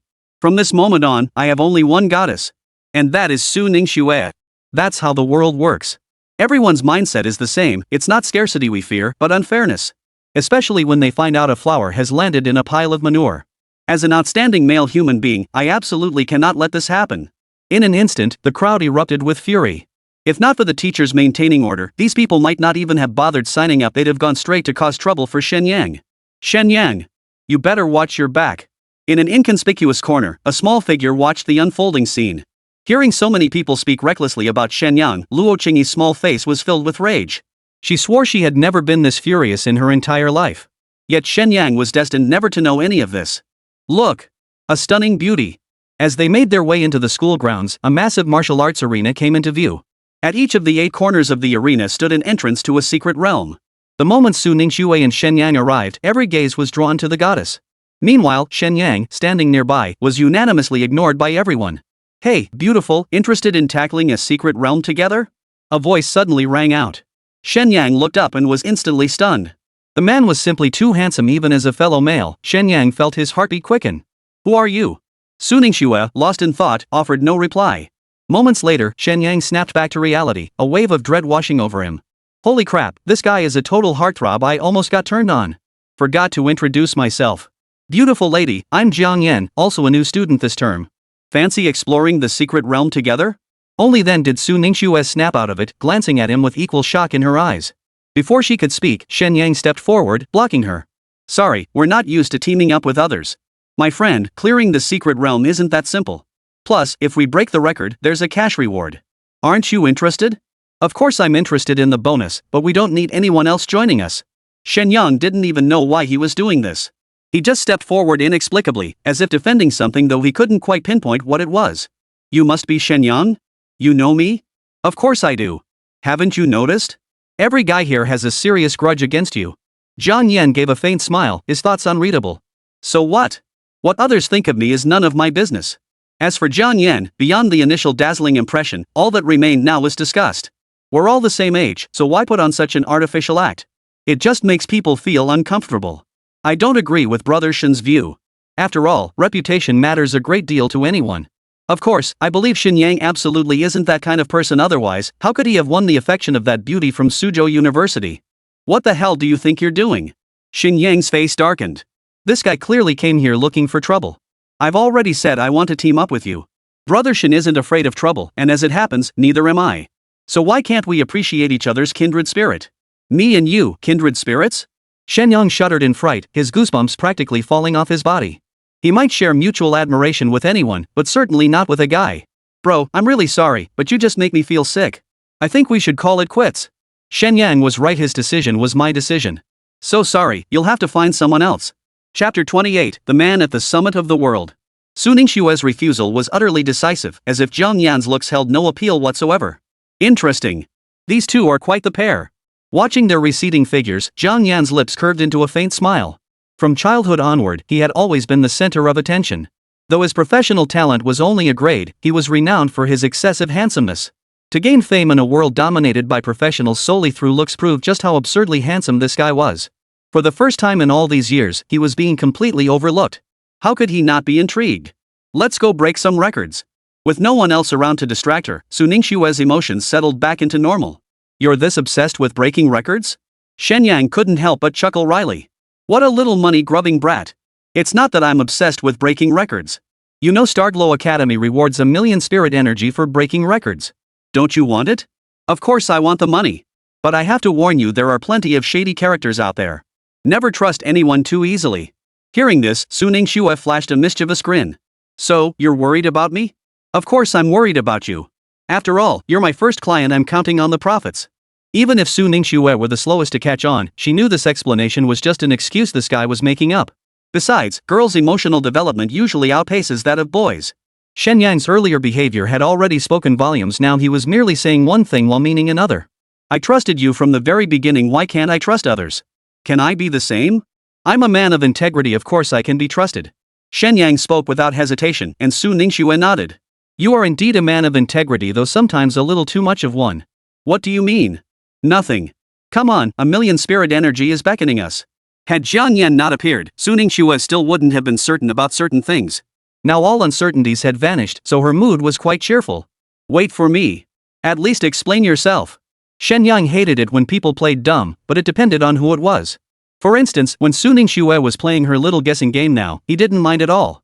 The novice secret realm was practically a piece of cake for them now.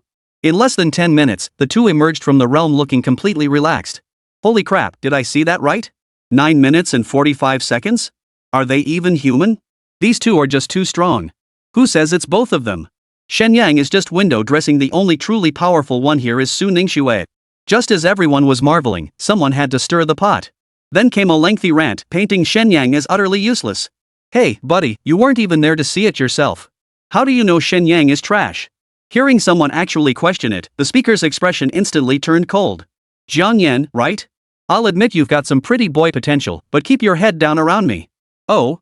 So you've got some powerful connections, huh? Backing? I don't need any backing. Just remember this, my surname is Lin. At that, everyone fell silent. After all, they were just young men not yet 20.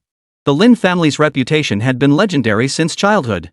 For ordinary people, provoking the Lins could easily mean being buried alive. So he's from the Lin family, big deal. Dongling City isn't run by your Lin family. No one could have imagined this pretty boy would speak with such audacity. You're pretty cocky. Not bad, not bad.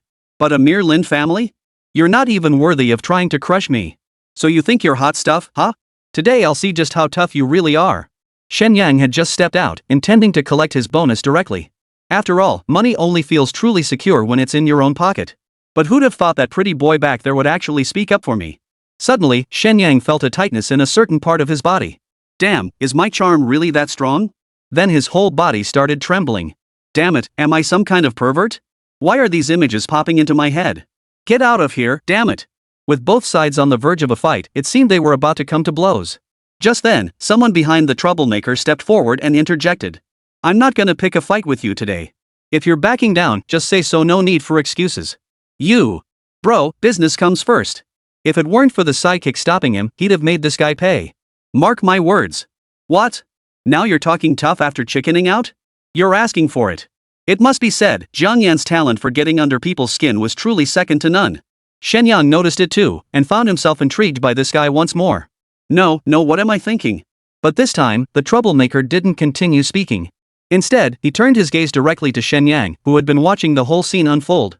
Everyone, I'm Lin Yu from the Lin family's collateral branch in Dongling City. This guy is just a sidekick.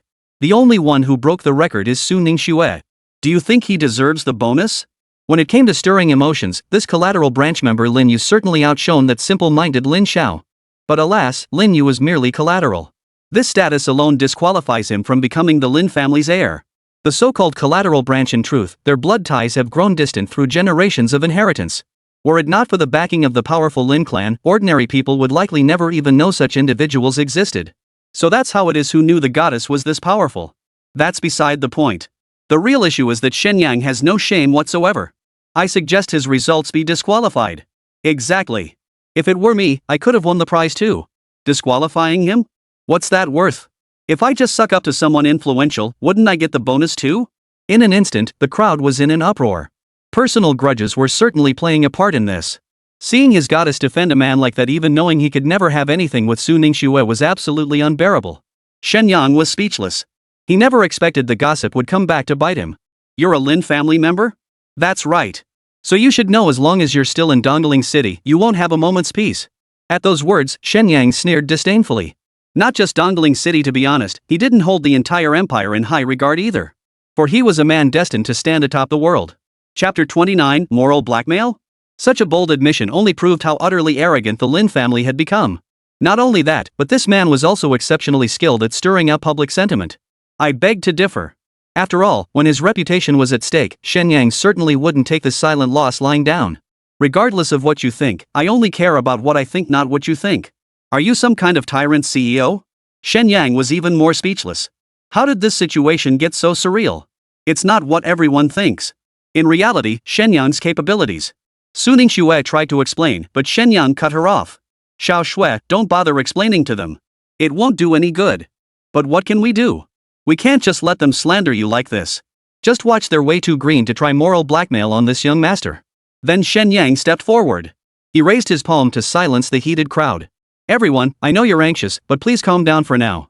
Seeing Shen Yang actually have the nerve to speak up, everyone wanted to hear what shameless words this brazen fellow would utter. My friend, he asked, are you certain you're a member of the Lin family? Of course I am.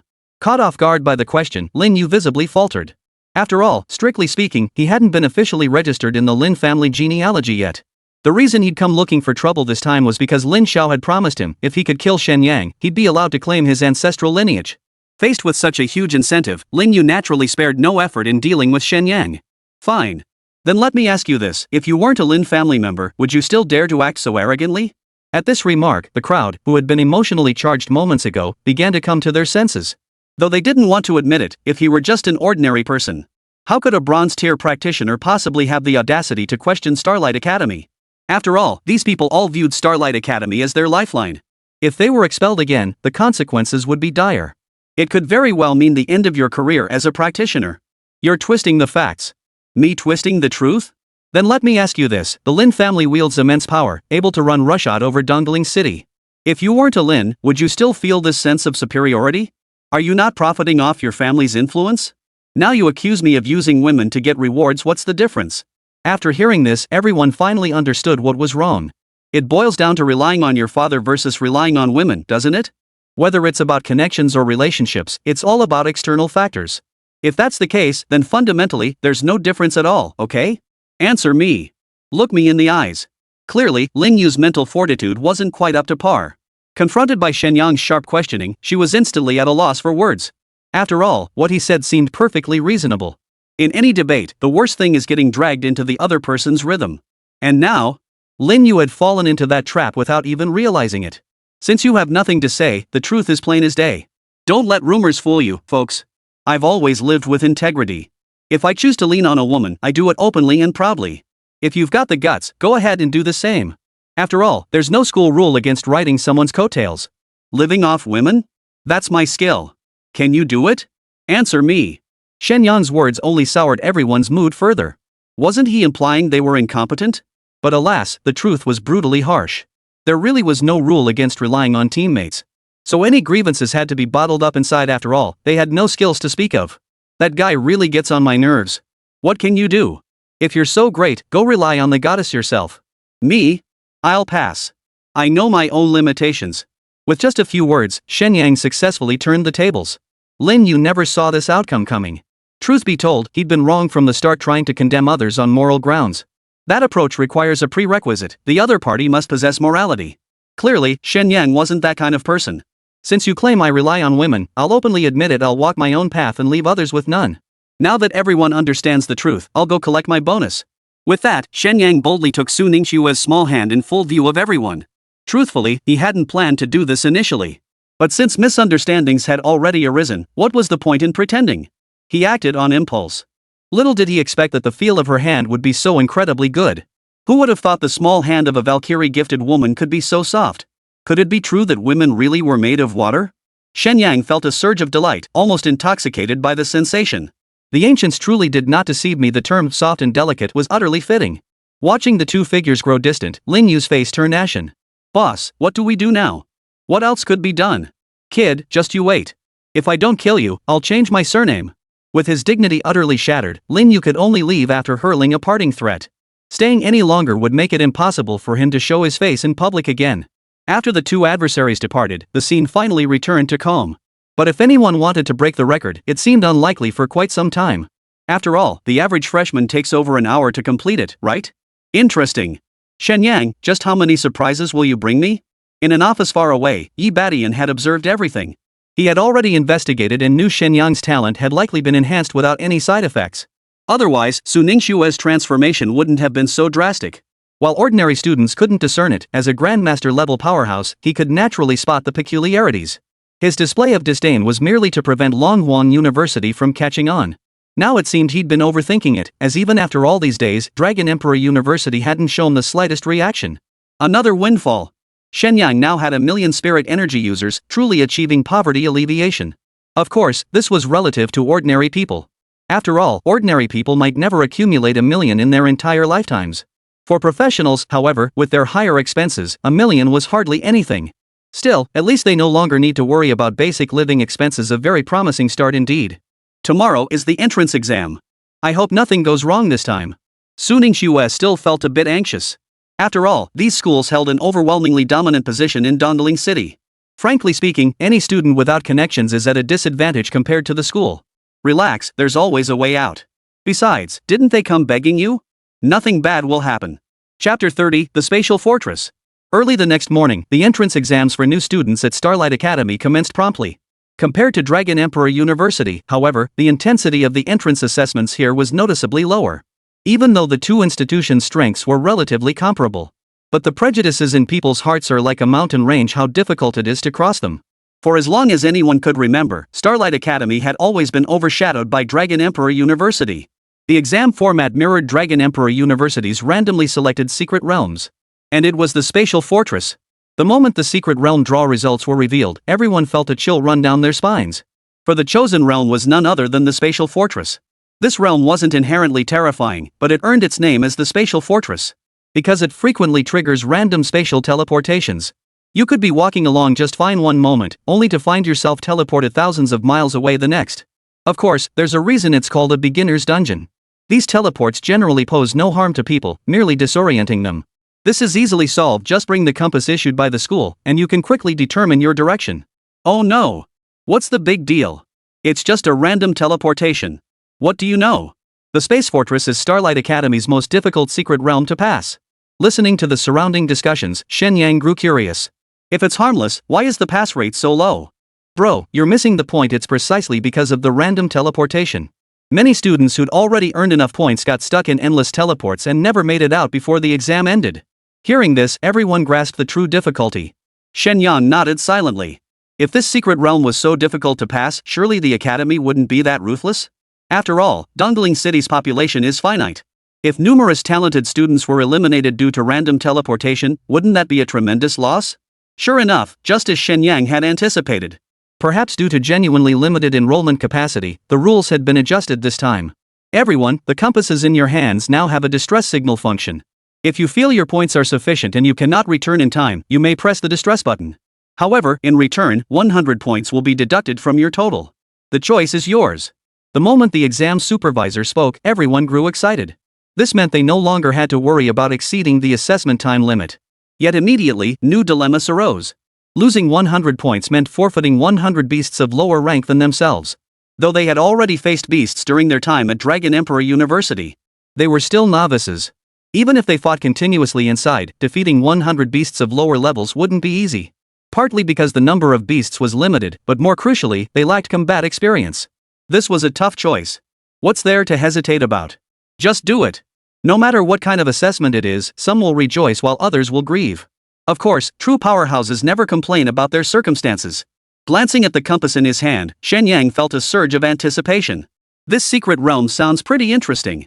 Su Ningxue wasn't overly concerned either. After all, even with 100 points deducted, it wouldn't pose much difficulty for her. What no one noticed was that in an inconspicuous corner, a small figure began to tremble. Luo Qingyi was overcome with excitement. His profession was a spirit energy detector.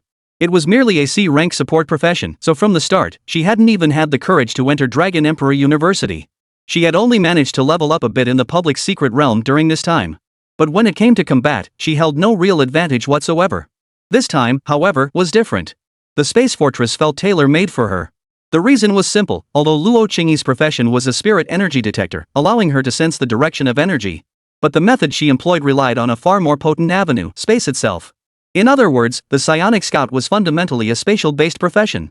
Such a profession was extremely rare, with no historical records to speak of.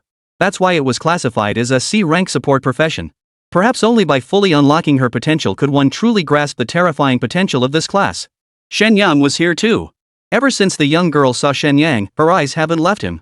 As for why exactly, she probably doesn't even know herself. Ever since that first encounter, no one else could capture her gaze.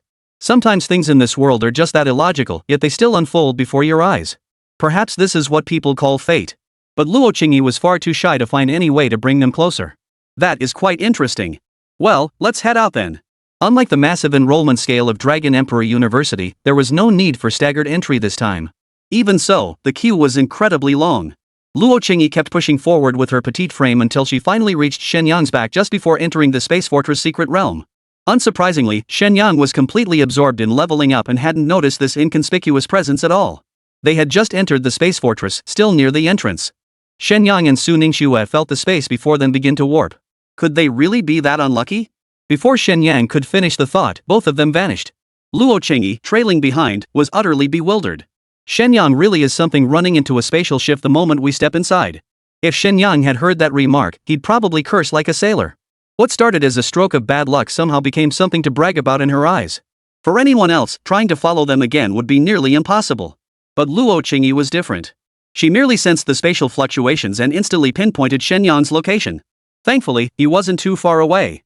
With that thought, Luo Qingyi quickened her pace and dashed off in Shen Yang's direction. Who was that girl? Why was she leaving alone? No clue. Never seen her before.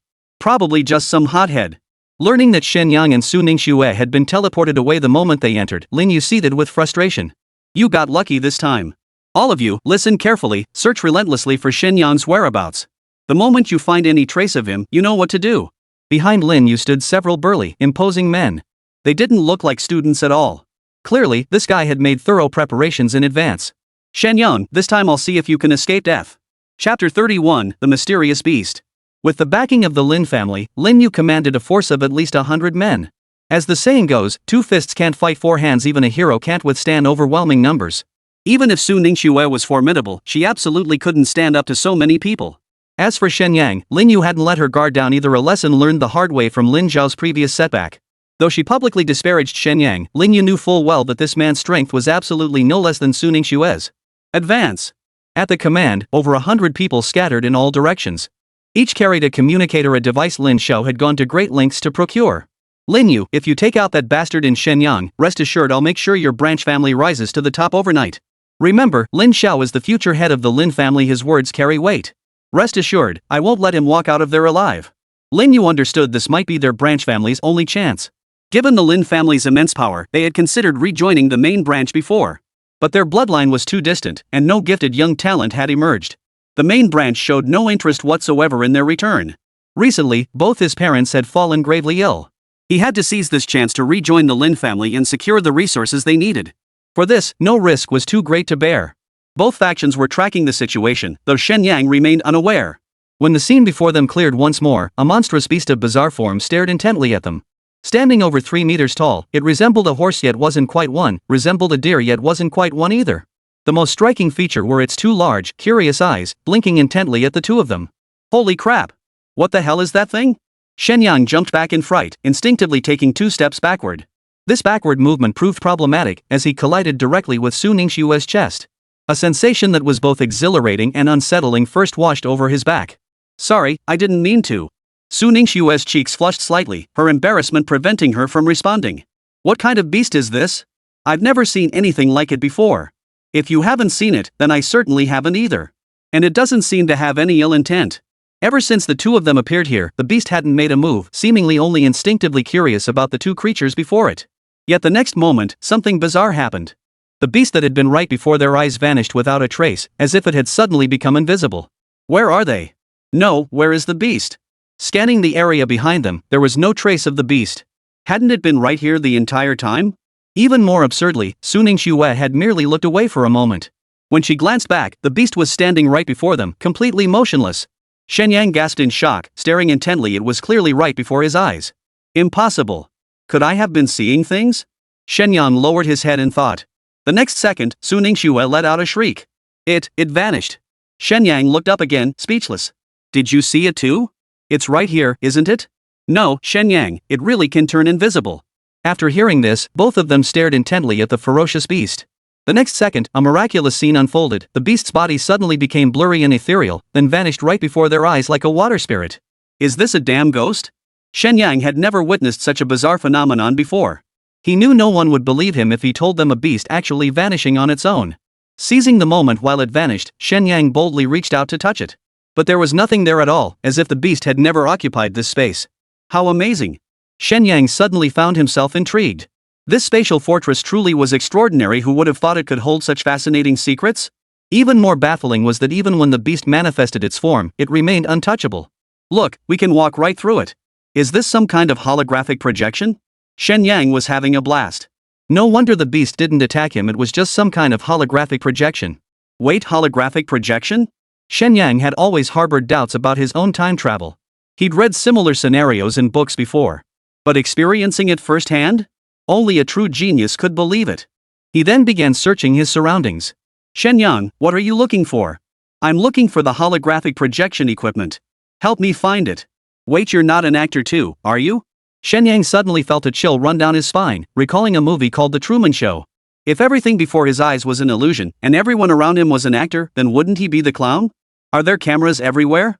Are they all lying to me? Shen Yang, what's wrong? Actually, I know what's going on. Shen Yang's emotions were teetering on the brink of collapse. Even in his former world, he'd been nothing more than a drudge. But if he could choose, he'd still want to go back. Who are you? A faint voice drifted over. Shen Yang turned to see the bloodshot eyes that startled Luo Qingyi. My name is Luo Qingyi. I'm here to take the exam too. Shen Yang, what on earth is wrong with you? Seeing Luo Qingyi's timid demeanor, Shen Yang suddenly seemed to find an opening. He lunged forward and grabbed her shoulders so hard it nearly brought tears to Luo Qingyi's eyes. It hurts. Be gentler. I'll do anything you want. Hearing this, Su Ningxue's eyes widened. What kind of predatory words was this girl spouting? Didn't she herself sense something was terribly wrong? Of course, at that moment, Shen Yang had no mind to think about such things. Tell me this isn't a real world. How else could there be holographic projections? Brother Shen Yang, I don't know what a holographic projection is, but that ferocious beast wasn't a projection, it was in another dimension. Another dimension? Hearing this, Shen Yang finally calmed down. Indeed, if this really were the Truman Show, how could there possibly be such a massive studio set? It seemed he'd overthought things. Wait, who are you? Coming to his senses, Shen Yang scrutinized the cute girl he was holding. Her wide eyes still glistened with tears as she looked at him with a hurt expression. I'm sorry, I didn't mean to do that just now. Shen Yang quickly released his grip, feeling a bit embarrassed as he spoke. It's okay. As long as it's Shen Yang Gage, I'll do anything. Ha? You know me? Chapter 32, No Bullying My Brother. Shen Yang was completely bewildered. What was going on? Out of nowhere, this little girl appears, saying she'll do anything for you, and he has no idea why. As the saying goes, unwarranted kindness usually hides ulterior motives. All the scams and traps from his past life flooded his mind as he looked at this seemingly harmless little girl. Shen Yang instantly grew wary.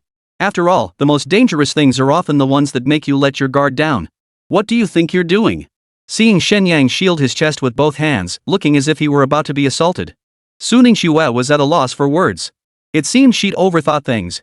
With this guy's personality, even if she wanted to deceive him, she'd probably drive herself crazy trying.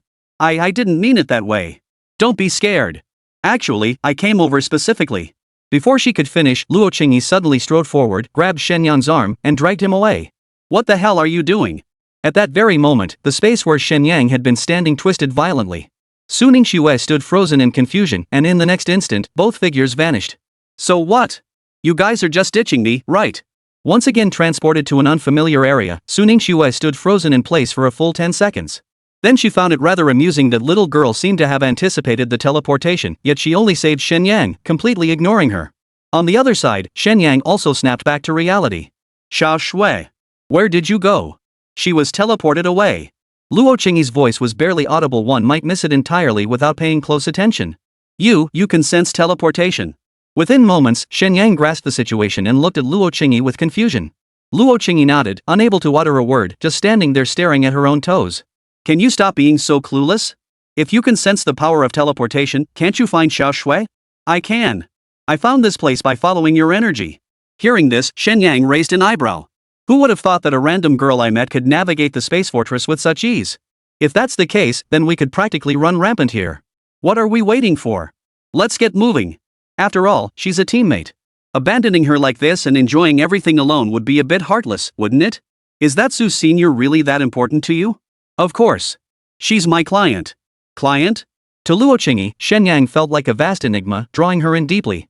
Exactly. You have to be attentive to clients, otherwise, how would I build my reputation? No time to explain further. Let's go. This journey took over a day. Along the way, they encountered quite a few ordinary beasts. For Shen Yang, these were mere trifles, and he even managed to rack up a wave of points along the way. The only regret was that these beasts were no longer challenging enough for him now that his level had risen. As his level increased, the required experience points rose exponentially. Barring any unforeseen circumstances, even if he were to eliminate every low-level beast in the entire secret realm, it still wouldn't be enough to raise him to level 15. Could he actually find it? After searching all day with nothing to show for it, and with Luo Qingyi constantly shifting her direction, it was starting to wear down Shen Yang's confidence. Senior Su keeps changing locations, I have no idea what's going on. Hearing this, Shen Yang felt speechless and began scrutinizing the little girl before him. He wondered if this kid was just pulling his leg. Could his initial judgment have been correct? Was this kid just a little con artist? It's just ahead. I sense Sister Su teleporting again. The two sped up. Sure enough, after walking less than a kilometer, they heard the sounds of battle. Good thing you weren't lying to me. Otherwise, I wouldn't have held back. As they emerged from a grove of trees, the sight before them made Shen Yang's blood boil. Because the one fighting Su Ningxue wasn't a ferocious beast, but another student participating in the assessment. You guys ganging up on a girl like this? That's just shameless. Bull. What do you know? This girl isn't ordinary. Even all of us together might not stand a chance against her. A student who had been driven back by Su Ningxue heard this and grew displeased. Can't you see what's happening right before your eyes? Who's bullying whom here? They'd been fighting Su Ningxue for over an hour, all of them together. She's not even scratched, while several of us are already out of commission. Oh? What if I join the fight? Kid, this is the Lin family's business. You'd better not get involved, or you won't be able to handle the Lin family's wrath. The Lin family? Perfect. Time to collect some interest.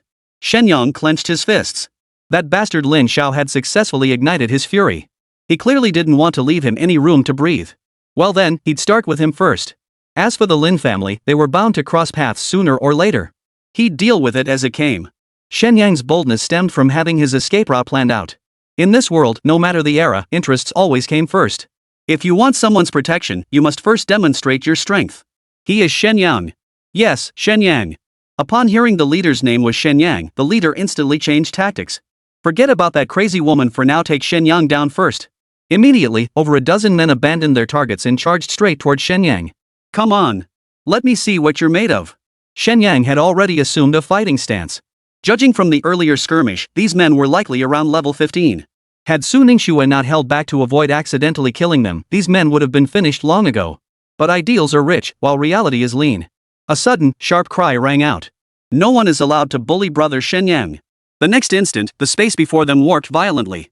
An invisible blade shot toward the dozen or so attackers with lightning speed. Had they been struck, they would likely have been cleaved in two. But at the very last moment, the space twisted again, teleporting all of them away. Sorry, I didn't mean to. I accidentally triggered the spatial transfer. Seeing this, Luo Qingyi said with a hint of disappointment. No. What kind of talent is this? Shen Yang was completely dumbfounded. What the hell was that? Who would have thought such a harmless-looking little girl could unleash such a devastating attack? Even he hadn't been able to discern exactly what had happened with that last strike. Yet he could still sense the terrifying aura emanating from that blade. Honestly, if he'd been the target, he'd have met his end without a doubt. Chapter 33, The Second Client. Before Luo Qingyi could answer, the little girl's body began to sway.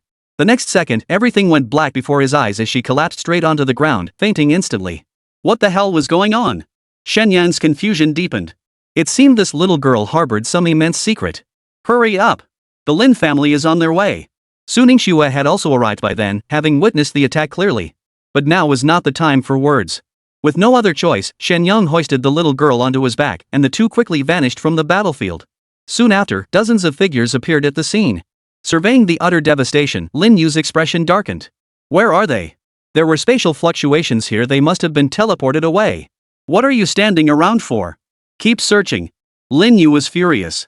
The assessment only lasted 3 days, and now one day had already passed without him even catching a glimpse of them.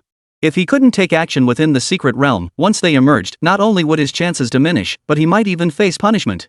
Most crucially, failing to eliminate Shen Yang would make his chances of returning to the Lin family even more remote. Meanwhile, as night had fallen, Shen Yang and his two companions decided to find a place to rest. They had discovered that spatial transfers consumed physical energy. This insight came from Luo Qingyi initially. Su Ningxue had assumed it was solely due to combat. Oh, how did you find me? You'd better ask her. Shen Yang didn't know how to explain it either, so he simply passed the question off to Luo Qingyi. After some explanation, Su Ningxue's eyes lit up. So you can evade spatial transfers? Yes, but I can't sustain attacks. Using the dimension blade just once drains my stamina completely. Upon hearing this, Shen Yang finally understood. So that's why the little girl fainted earlier. She ran out of stamina. You really are a one-punch hero. No wonder psionic detectors are ultimately classified as support roles from this perspective. They truly aren't combat classes. Suddenly, Shen Yang realized something. This was a ready-made client. Back then, Su Ningxue was kicked out of the team by Lin Xiao precisely because she lacked AoE skills. Her combat prowess wasn't weak, she was just held back in one particular aspect. Luo Qingyi was no exception. If the tattoo allowed her to unleash even a few more dimensional blades, she'd become an absolute combat monster. Little Qingyi, I have an idea. Would you be willing to consider it? I'm in. Wait, have you always been like this? I haven't even said anything yet. Are you really going to agree so quickly if I asked you to pledge yourself to me? Shen Yang was speechless. This Luo Qingyi was no threat to anyone. He even began to wonder how someone so clueless had managed to survive this long. Luck was on her side, that's all. Otherwise, she'd have been swindled out of every last drop of bitterness. I'm willing. No sooner had Shen Yang finished speaking than Luo Qingyi, her mouth moving faster than her brain, blurted out another shocking statement. Realizing her mistake, her face flushed crimson. No, that's not what I meant. I meant, Brother Shen Yang is a good person, so. Hearing this, Shen Yang finally understood. This little girl actually thought of herself as some kind of honest backup option. Well, if that's how you see it, then maybe I should be a little more mischievous from now on. With that, Shen Yang made a dramatic, exaggerated gesture as he approached Luo Qingyi. Still not fully recovered, Luo Qingyi remained seated on the ground. Most girls would have been scared out of their wits seeing a guy like this. But what left Shen Yang even more speechless was that even when their noses were almost touching, Luo Qingyi remained completely unfazed. Not a hint of fear crossed her face. Instead, she looked somewhat dazed, as if pondering why Shen Yang was making such a strange expression. Fine, you win. Am I really that unthreatening? No, it's because I'm a psychic detector. I can sense ill will. What? Shen Yang was genuinely impressed by this little girl now. Spatial perception, the ability to detect malice, and even the power to unleash spatial attacks. Talents like this are practically impossible to find, even with a lantern. I wonder if those guys at the Professional Association have lost their minds, only giving her a C rank. You've truly won this time. Honestly, would you be willing to become my second client? Hearing this, Su Ningxue suddenly recalled her own tattooing experience. The scene was undeniably sensual. The thought of Luo Qingyi undergoing the same process. Combined with her petite frame, she looked so vulnerable it stirred a protective urge. She sprang to her feet and blurted out. No way. Xiao Shui, this is our business. Why are you getting involved? Exactly, Su. Why won't you let me be Shen Yang's client? Seeing Luo Qingyi's innocent expression, Su Ningxue couldn't stand it any longer. It's just not happening, Qingyi. Come with me for a moment. After a moment's thought, Su Ningxue decided to explain the precautions for getting a tattoo. Just in case Luo Qingyi couldn't handle it later. Watching the two women retreat to a corner to whisper, Shen Yang was utterly baffled.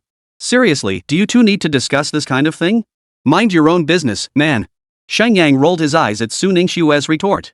He thought to himself, if you call Su Ningxue a woman, I suppose I agree. But this little thing with barely an ounce of flesh on her chest? From any angle, she can't really be called a woman, can she? Except for the gender, of course. If anyone found out about Shen Yang's thoughts, their CPU would probably overheat. Tell me, how else do you distinguish between men and women besides gender? What? You can accept that? Not long after, Su Ningxue's shocked voice echoed from nearby. Shen Yang frowned in thought, curious about what the two were discussing. After another moment, the two finally approached. I don't care anymore. You two decide your own affairs. But one thing, you're not allowed to bully Qingyi. Su Ningxue pulled Luo Qingyi into her arms, like an older sister embracing her little sister. Senior Su, brother Shen Yang wouldn't bully me. You're such a blockhead. I didn't mean that kind of bullying. Then what do you mean? Forget it, forget it. I can't explain it to either of you. Figure it out yourselves. Su Ningxue was speechless. She'd never imagined communicating with someone could be this difficult. All this messing around has me completely confused. Have you made up your mind? Would you be willing to become my second client? Little sister. Chapter 34, Nice Touch. Shen Yang wore such a lecherous expression that it was hard to believe he truly harbored no improper intentions. But since he'd already agreed to it, what else could she say? She could only force herself to resist the urge to interrupt them, her teeth itching with frustration. Damn Shen Yang. Seeing me naked was bad enough, but now he won't even spare a little girl. Of course, this was merely her own speculation. After all, though Luo Qingyi appeared petite, she was actually the same age as them. Even in her previous life, she was an adult. Perhaps her development was just slower, or maybe she'd always looked this way even after growing up. I'm willing. Let's get started then. Luo Qingyi bit her lip and actually began undressing. Hold on. Before Shen Yang could react, Luo Qingyi had already removed her top. Since she needed to fight, she wasn't wearing much to begin with. Now her delicate shoulders were already slightly exposed, right? What? What the hell is this? He quickly raised his hand to cover his eyes. Just say yes already. Why are you taking your clothes off? Are you testing my moral character or something? Sister Su said you have to strip down completely to get a tattoo. Shen Yang was speechless. Now he finally understood what the two of them had been talking about earlier. Xiao Shui, is my character really that untrustworthy? Look at what you've taught her. This is a legitimate business, you know. I didn't just make that up. You made me do it too back then. So, Su Ningxue couldn't bring herself to continue. So, Shen Yang brother has already seen Sister Su. Seeing the young lady about to utter more outrageous words, Shen Yang hurriedly stepped forward and covered Luo Qingyi's mouth. Don't you dare talk nonsense. Overwhelmed by the man's presence, Luo Qingyi's mind went blank. She couldn't even breathe. Shen Yang. Let go of Qingyi. I knew your motives weren't pure, now you've exposed yourself. Accused by Su Ningxue, Shen Yang recoiled as if electrocuted. He raised his hands high, looking utterly innocent. That was just a reflex in the heat of the moment.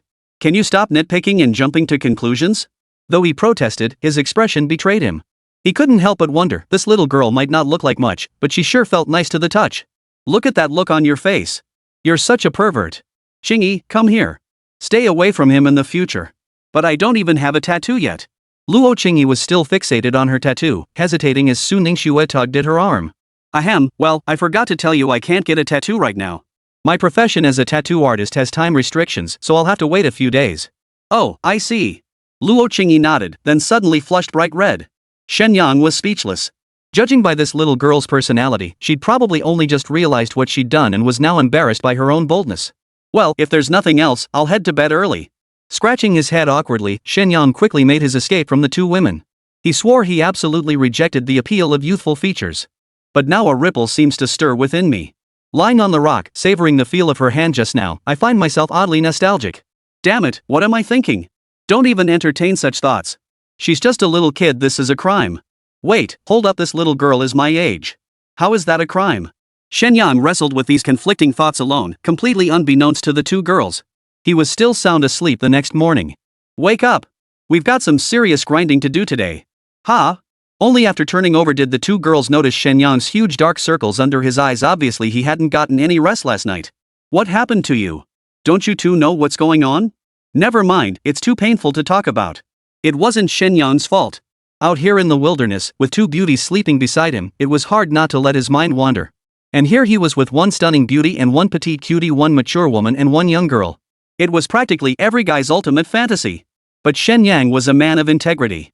Besides, they were his clients. He couldn't risk losing them over some unrealistic fantasies. How about you rest a bit longer, brother Shen Yang? Sister Su and I will go farm some monsters. Luo Qingyi really did consider Shen Yang in every way, making such a considerate suggestion. Fine, I can't sleep anyway. Might as well get some fresh air. The trio set out once more. But this time felt entirely different. With Luo Qingyi joining them, they could anticipate every spatial transfer in advance, making it feel like they were cheating. Even more astonishing was that after clearing out a wave of beasts, they could use spatial transfer to reach the next gathering spot. It was pure bliss. By the end of the day, the trio had cleared 10 times more beasts than on the first day. And they were mostly beasts of the same tier, meaning each one was worth 100 points. 9,345 points. This score should be a sure thing now. After a day of relentless effort, their combined score had reached such an astonishing level. This outcome had caught all three of them off guard. Even if the points were divided equally among them, it would undoubtedly secure a tie for first place, no contest whatsoever. In the history of Starlight Academy's admissions, the highest score ever recorded was merely 865 points. And that was achieved by several students pooling their efforts. The reason was simple: no matter how skilled you were, speed had its limits. Not every area within the secret realm contained dangerous beasts, and the process of moving between them actually wasted a significant amount of time. The spatial fortress has no such constraints. To put it plainly, Luo Qingyi's support role makes her the undisputed MVP. Our little MVP, what would you like to eat tonight? Big brother will cook it for you. Securing first place in the assessment meant the system quest was complete. Shen Yang was overjoyed and couldn't resist teasing the little girl again. I love everything brother Shen Yang cooks. Seeing Luo Qingyi's innocent expression, Shen Yang couldn't bring himself to tease her any further. By the way, I never asked you, why do you trust me so much? Hearing this, Su Ningxue also became intrigued. For most people, strangers naturally evoke wariness. After all, you can never truly know someone's heart. Who knows if they might be hiding malicious intentions? It could be called a basic instinct shared by all living creatures. Luo Qingyi's behavior was indeed peculiar. She distrusted everyone else yet placed such unwavering trust in Shen Yang it was hard to make sense of it. Chapter 35, The Hunt. The two of them stared at Luo Qingyi so intensely that they literally froze her in place. She couldn't very well admit that she'd known Shen Yang since childhood, though she'd always kept her distance. I told you, I can tell if someone's good or bad. That's why I know brother Shen Yang is definitely a good person. After struggling for a while, Luo Qingyi could only resort to this excuse. Who knew, Shen Yang? You're quite the charmer, huh? Getting this girl so hopelessly devoted to you. Could you stop talking in that sarcastic tone? I admit I'm charming, but is that my fault? Is being handsome a crime? Seeing Shen Yang so shamelessly thick-skinned, Su Ningxue was left speechless. After all, as long as I wasn't embarrassed, then the embarrassment fell on others. And someone like Shen Yang? He certainly wouldn't feel awkward. So there you two little mice, oh wait, three were hiding. The relaxed atmosphere shattered instantly. Shen Yang looked up to find Lin Yu standing there. You've been hard to find. Lin Yu. I advise you not to ruin yourself. If the school finds out about this, do you know what the consequences will be? It was clear that Su Ningxue was still somewhat naive. If these people truly cared about rules, they wouldn't even consider murder. Consequences?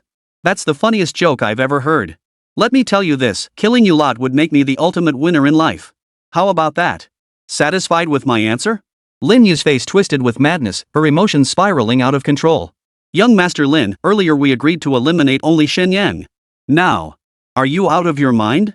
Don't you know what it means to uproot the problem completely? And given their connections, do you really think what we've done won't come to light? Hearing this, dozens of others finally understood. Once you set foot on this path, there's no turning back. Even if they wanted to turn back now, there was no chance left. So only one choice remained for them, to go all the way to the end. Ever heard the saying, villains die by talking too much?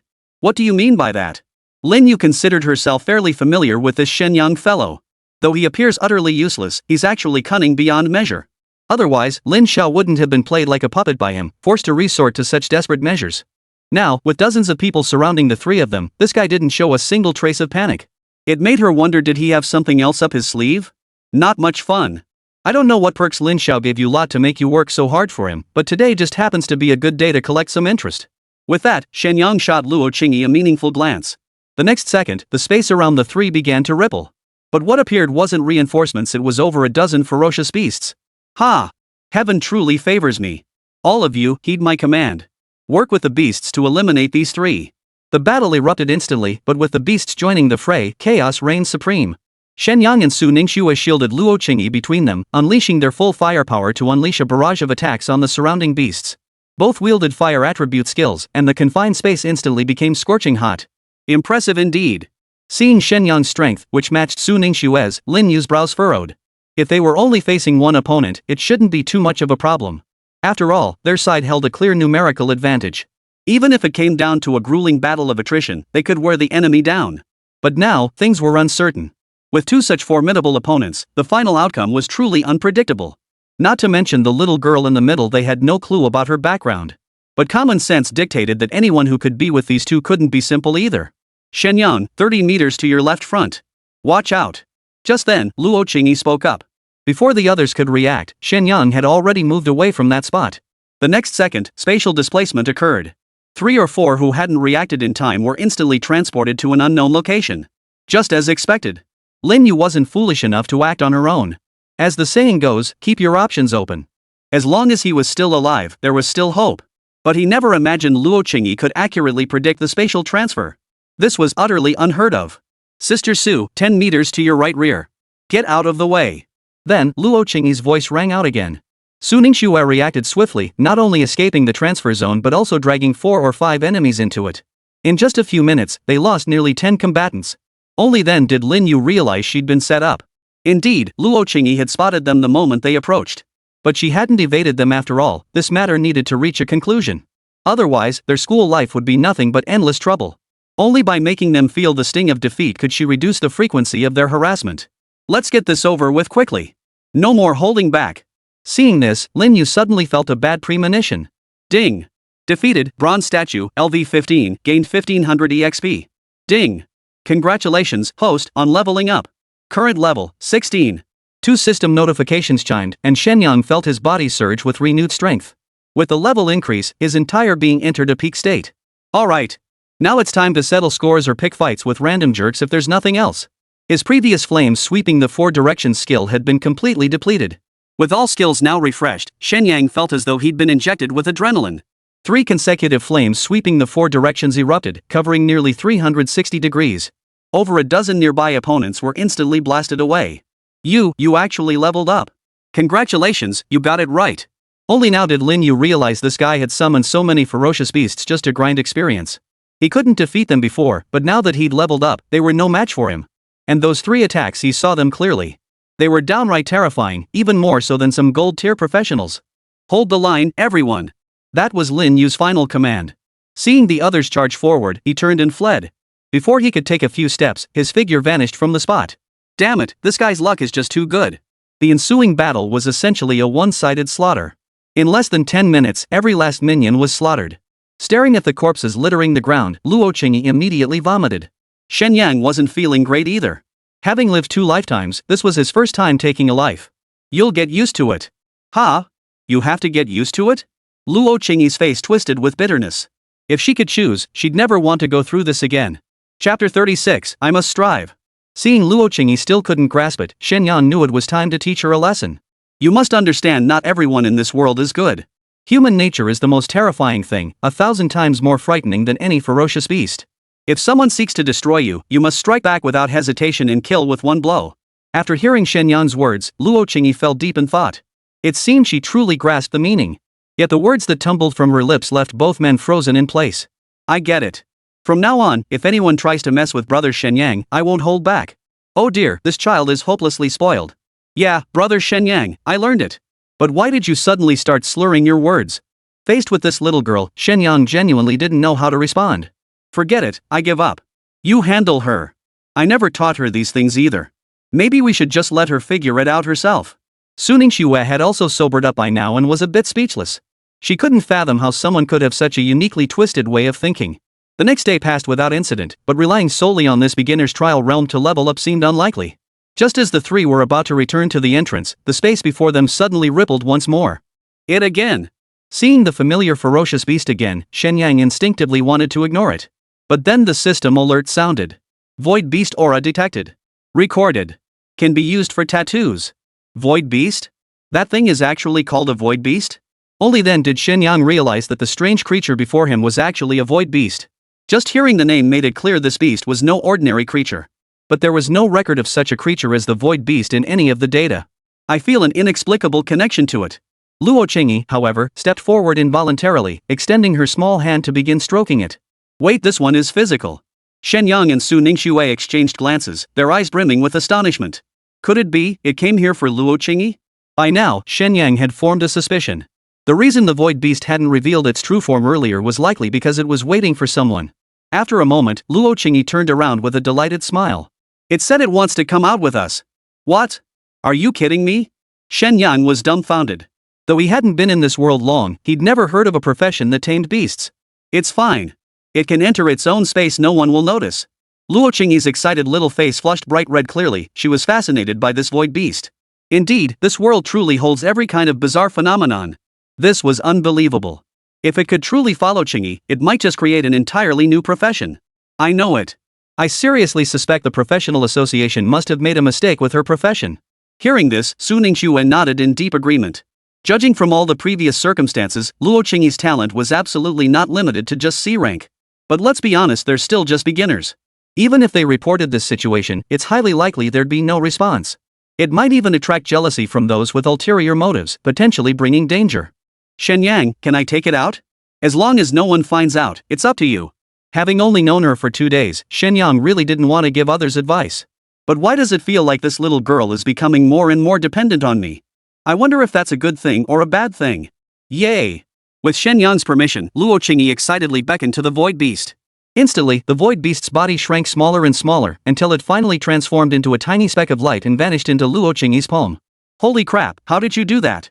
It's not my skill, it's the void beast's own ability. Shen Yang rubbed his forehead. This little girl was definitely a cheat code character. If this were in a novel, wouldn't she be the main female lead? And to think I'm the one with the system, yet I still don't have any flashy skills. No way I'm getting that tattoo done for you. With just hours left before the exam, I've got to buckle down. Shen Yang suddenly changed his mind. The system had said completing tasks would bring rewards. And if he exceeded the requirements? Well, that was definitely worth a shot. Finally, at the very last minute before the assessment deadline, the 3 figures appeared at the entrance to the secret realm. How incredibly lucky they were to emerge at the very last minute. Coming out this late? They must have gotten lost in the secret realm. Their scores probably won't be great. Due to the unique nature of the spatial challenge, all participants typically exited early to avoid mishaps. It's just like an exam. If you know the material, you can basically hand in your paper early. Those who submit last are usually just stalling, lacking ability yet desperate for a good score. Now that you're out, hurry over and register your scores. Good thing I made it. Shen Yang, next time don't be so last minute. Su Ningxue was nearly dying of anxiety.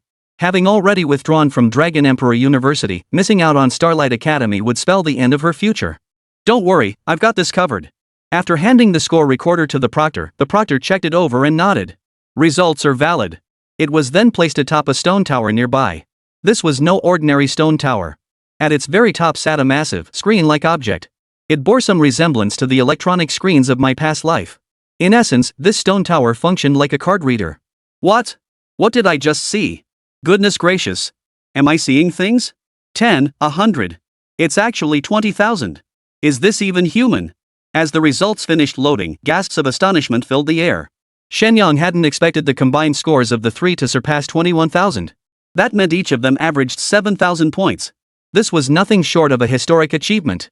Wait, you 3, is this your average score? The proctor, finally catching on, was utterly dumbfounded. Since Starglow Academy's founding, such high scores had never been recorded. Teacher Yang, are you certain there's no error in these results? A deep, aged voice echoed through the hall. The registrar hurried over, bowing respectfully before the elevated platform. Dean, I've verified the scores, they are accurate. Please inspect them yourself. Saying this, he handed over the score registration stone for the 3 students from Shen Yang. Chapter 37, The Fusion Manual. Such outrageous scores naturally drew widespread skepticism. Raising his hand to accept the score tablets, the 3 stones emitted a faint glow. A flicker of astonishment crossed Dean Li Tianqing's eyes before he passed the tablets to several other college leaders standing nearby. Take a look yourselves. Good heavens. This young lady is no ordinary talent. Old man, what kind of girl could possibly make a deadwood like you bloom? Yi Badian snatched the stone from his hand, a look of disdain on his face. All of them were grandmasters, the pinnacle of combat power in Dongling City. They'd seen every kind of prodigiously talented student imaginable. He simply couldn't believe anyone could move him. Yet after scanning the registration stone's records, Yi Badian was rendered speechless. This was spatial. Mid-sentence, Li Tianqing raised a hand to silence him. Instantly, all the school leaders' gazes turned to Luo Qingyi. A spatial talent others might be unaware, but they knew all too well. She was the first such talent in Dongling City's history. Fortunately, the Ability Association had only registered her as a C-grade support talent. Had it been anything else, such a prodigy might never have ended up at Starlight Academy. Principal? The students below the stage couldn't hear the administrator's conversation, each speculating silently about the situation. The proctor was also somewhat bewildered. Logically, with the Grandmaster's inspection, the truth should be discerned quickly. Unable to contain their curiosity, they looked up to ask. After all, the students were all waiting for the results to be announced. Whether it was true or not, an explanation was needed, wasn't it? Principal, if we announce it, they couldn't possibly snatch students from this old man's grasp. Mention of Dragon Emperor University clearly didn't sit well with Li Tianqing, and the old man's emotions began to flare. It was obvious something like this had happened before. But the spatial department is no ordinary matter. This time, even if it costs him his life, he won't let go. The grades are fine. Proceed with the standard registration. But Dean, if we register him normally, it's bound to raise suspicions. What? Am I, the Dean, incapable of retaining a single student? Dean, you know that's not what I meant. Though he said this, every single school leader wore a look of suspicion. Li Tianqing snorted coldly, as if sulking. The other administrators could do nothing about it. After all, the Dean held the final authority. The Dean's statement confirmed that the 3 students from Shen Yang had no issues with their grades. The news spread like wildfire, instantly causing an uproar. This is terrifying. I just can't believe that their combined scores are almost as high as all the other candidates put together. There must be some inside deal. Could Shen Yang be the Dean's illegitimate son? That's how rumors spread, step by step. Some even spun elaborate tales with vivid details. They'd make great screenwriters if they weren't wasting their talents on gossip. Silence. The proctor was equally stunned, staring at the numbers on the stone tablet for a long moment before processing the information. 3 candidates' scores are valid and will be recorded in the history of Starlight Academy. How would you like to distribute the points? Most other teams opted for an equal split, which is permitted. After all, in battles against ferocious beasts, teamwork often proves crucial, yielding a synergy where the whole is greater than the sum of its parts. Let's split it evenly. No way. No way. The moment Shen Yang suggested splitting the loot, the 2 women flatly refused. See? Shen Yang's just dead weight. Who'd want to split with him? No need to turn around to know who's spouting this discord. It's definitely that Lin Yu. He'd seen Shen Yang's strength firsthand. Even 10 of him wouldn't stand a chance. But for the sake of saving face, he was still putting up a front. And the others who ambushed with him still hadn't surfaced. No need to guess, they were surely in grave danger. After taking such a beating, not getting some verbal payback would be unbearable. We don't need that much. What? Shen Yang was stunned. He never imagined these 2 women would actually think the points were too many. Exactly. And my contribution wasn't that significant, so I can't accept that many points. Luo Qingyi's voice was faint, like a frightened little kitten. I can't take that much either. We're already in first place, we can't have a tie for first, right? Hearing this, Shen Yang suddenly snapped to attention. The system quest required him to secure first place. If all 3 had identical scores, he wasn't sure how the outcome would be determined. With that thought, Shen Yang made up his mind. I won't say much more. You 2 just tell me whether you'll listen to me or not. Of course. I'll follow everything Brother Shen Yang says. Me too. Su Ningxue's face flushed red. If this had been earlier, she would never have uttered such words. After all, she'd always been the strong, independent type since childhood. Especially after awakening as a professional, she knew this family would now depend on her to hold it together. Deep down, she carried a heavy burden. But after meeting Shen Yang, things seemed to shift. Gradually, she even developed a sense of dependence, though she might not have realized it herself. Alright then, teacher, we've made our decision. I just need 1 more point than the other 2. Are you sure? Confirmed. Su Ningxue and Luo Qingyi were about to say something, but Shen Yang cut them off. What? Just now you said you'd obey, and now you want to back out? No. Though the 2 women didn't say much more, their hearts felt warm. Because Shen Yang genuinely had their best interests at heart. That feeling of being cared for was undeniably nice. Alright, then I hereby announce, the champion of this freshman assessment is Shen Yang. Ding! Congratulations on completing the task. You have obtained 1 portion of primordial power. Ding! Congratulations on exceeding the task requirements. You have obtained 1 copy of the Fusion Manual. Fusion Manual? Seeing this new reward, Shen Yang's heart leapt with joy. Though he hadn't yet mastered the system's use, he knew that anything produced by the system was bound to be top-notch. Opening the Fusion Manual only heightened his excitement. Fusion Manual, select 2-3 skills to fuse. The new skill created will receive certain enhancements and may yield unexpected effects. Try it now. This was precisely what Shen Yang needed most right now. After all, once the tattoos were applied, everyone could choose to replicate one skill. Waiting until later when clients increased would only become a hassle. After all, quality matters more than quantity. While having more skills might seem advantageous, they often proved useless. With the Fusion Manual, things become much simpler. It might even fuse new, more powerful skills. Chapter 38, Not a Pushover. This is absolutely amazing. Overcome with excitement, Shen Yang nearly leaped to his feet. The only regret was that he still didn't know when the next mission would arrive. Such a commanding victory was unprecedented in the history of Starlight Academy. The dean personally descended from the stage and approached the trio at a measured pace. You three have done remarkably well. Beyond the prize money, I can grant you access to the Gravity Secret Realm. Gravity Secret Realm? Dean, we'll pass on that. Why not just convert it all to cash instead? What's so great about the Gravity Realm? What Shen Yang needs most right now is money. With enough cash, couldn't he leapfrog social classes? You little brat, you're truly obsessed with money. Do you even know how crucial the Gravity Realm is? Yi Batian glared angrily, exasperated by their short-sightedness. But for Shen Yang, possessing the system already meant standing atop the world, okay? The Gravity Realm, just hearing the name tells you it's no place for the faint of heart. With the system already in hand, why would he need these things to boost him? Shen Yang. A look of longing flickered in Su Ningxue's eyes, but since Shen Yang had already made his decision, she hesitated, wanting to speak but holding back. What? You want to go? The two women exchanged a glance, their excitement surging as they nodded deeply. Perfect. Then they can go. Just give me cash for my share. Bull. You think I won't slap you silly? Shen Yang, maybe we should go after all. Do you know why Dragon Emperor University and Starlight Academy have stood the test of time for so many years? It has a lot to do with the Gravity Secret Realm. Shen Yang raised an eyebrow at the remark. He hadn't expected such a thing. Could the Gravity Secret Realm really be that important? Such a thing exists? Seeing Shen Yang's puzzled expression, the school leaders knew exactly what was going on. This kid clearly has no clue. He doesn't even know the purpose of the Gravity Secret Realm. Kid, let me explain. The Gravity Secret Realm is a special kind of secret realm. Training inside not only strengthens your body but also has the potential to raise your profession level. It can even raise a practitioner's rank? Of course.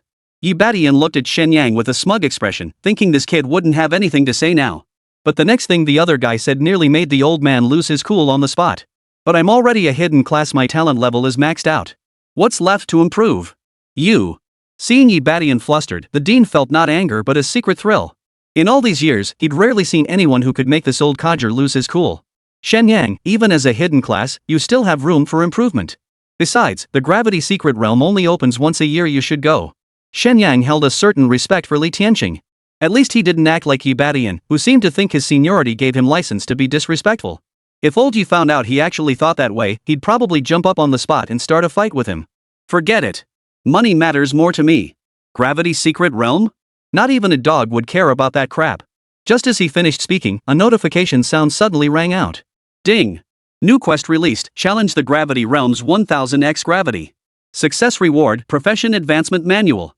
Screw it. If the dog won't go, I will. Shen Yang's 180-degree attitude shift left the old man completely dumbfounded. Is this how young people think?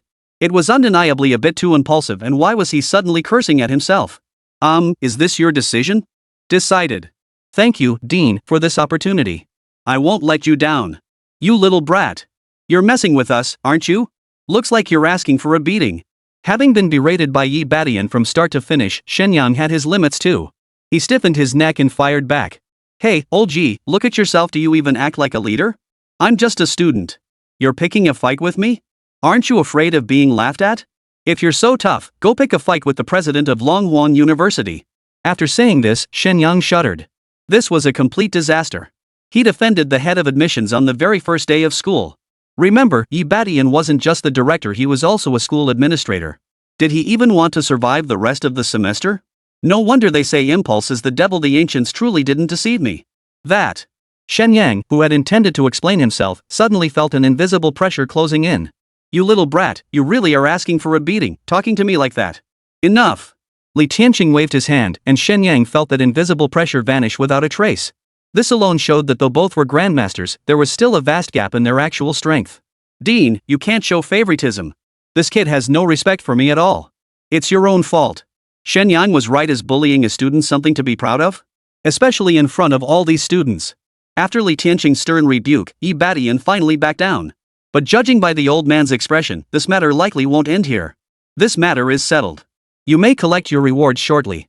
In addition to the 500,000 spirit energy each, I personally award you another 500,000. I hope you will continue to strive for excellence and create new glories for Starlight Academy. 1,000,000 credits per person? That was absolutely mind-blowing. Coming to Starlight Academy had truly been the right choice.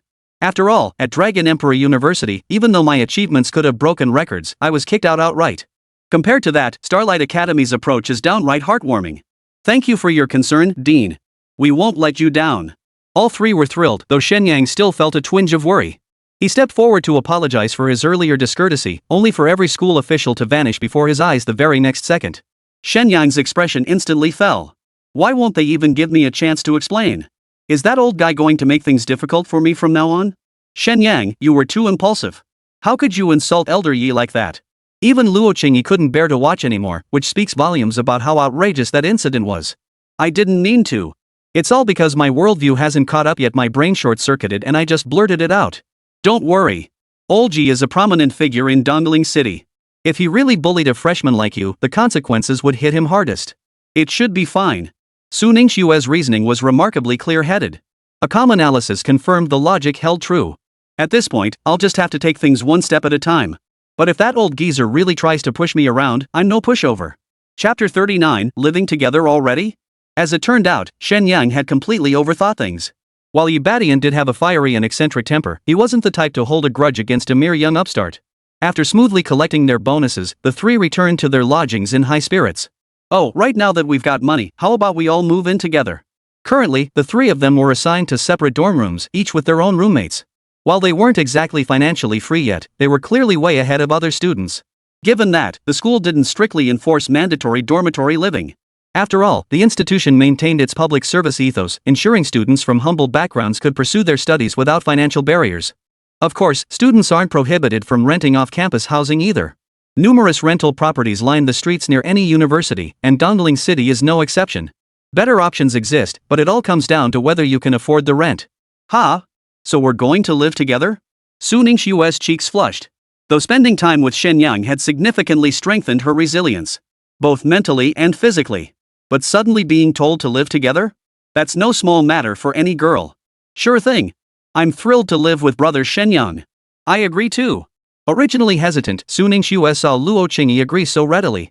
She immediately raised her small hand and, as if possessed, agreed.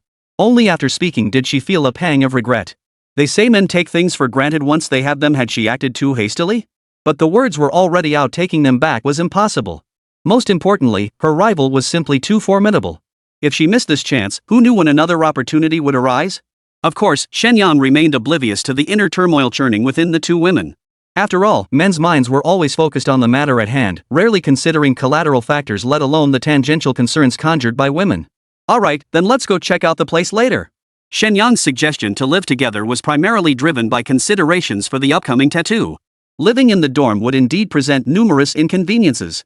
After all, the tattoo covered a large area. Without a private space, it was easy for others to misunderstand.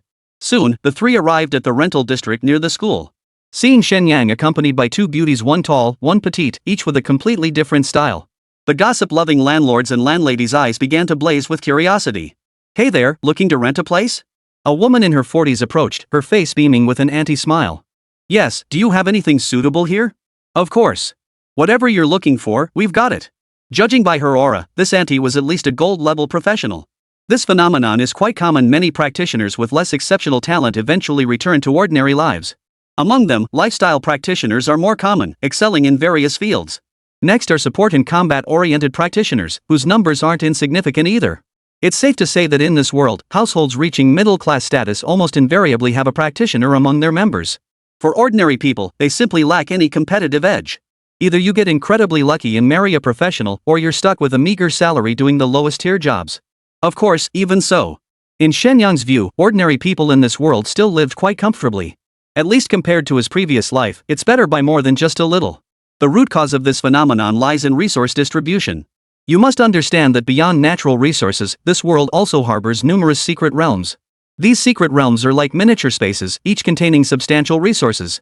Consequently, the total resource pool far exceeds that of Blue Star in his previous life. Some secret realms even operate on a different timescale than the real world, making them ideal for agricultural development. Thus, while professionals control the majority of resources in this world, the people still enjoy a remarkably prosperous life. After all, while professionals monopolize resources, they also shoulder risks vastly greater than ordinary citizens. Then please show us around. Since we entered, only this auntie has approached us. It's clear this lady holds considerable status in this area, enjoying priority access to clients. Typically, the properties she recommends are relatively good. We've looked at several places, but Shen Yang hasn't been satisfied with any of them. The reason is simple: these places are just too small. After working like a horse for 2 lifetimes, can't I finally enjoy myself? And now that I've struck it rich overnight, I simply can't calm my excitement without splurging a little. Auntie, these places are all too small. Do you have anything larger? Of course. Since none of these suit you, we also have villas, though the rent might be a bit steep. After showing Shen Yang around for so long without him being satisfied, the agent clearly looked a bit displeased. Young people, it's only natural to have lofty ambitions. The agent just didn't want these students to waste their money. No problem, let's go see the villas. Arriving at the villa district, the environment here was completely different from the previous residential area. The infrastructure was exceptionally well developed, offering not just comfortable living but a true luxury experience. Not far from the entrance stood a villa with an exceptionally luxurious and sophisticated exterior. Living here would be a dream come true for many people.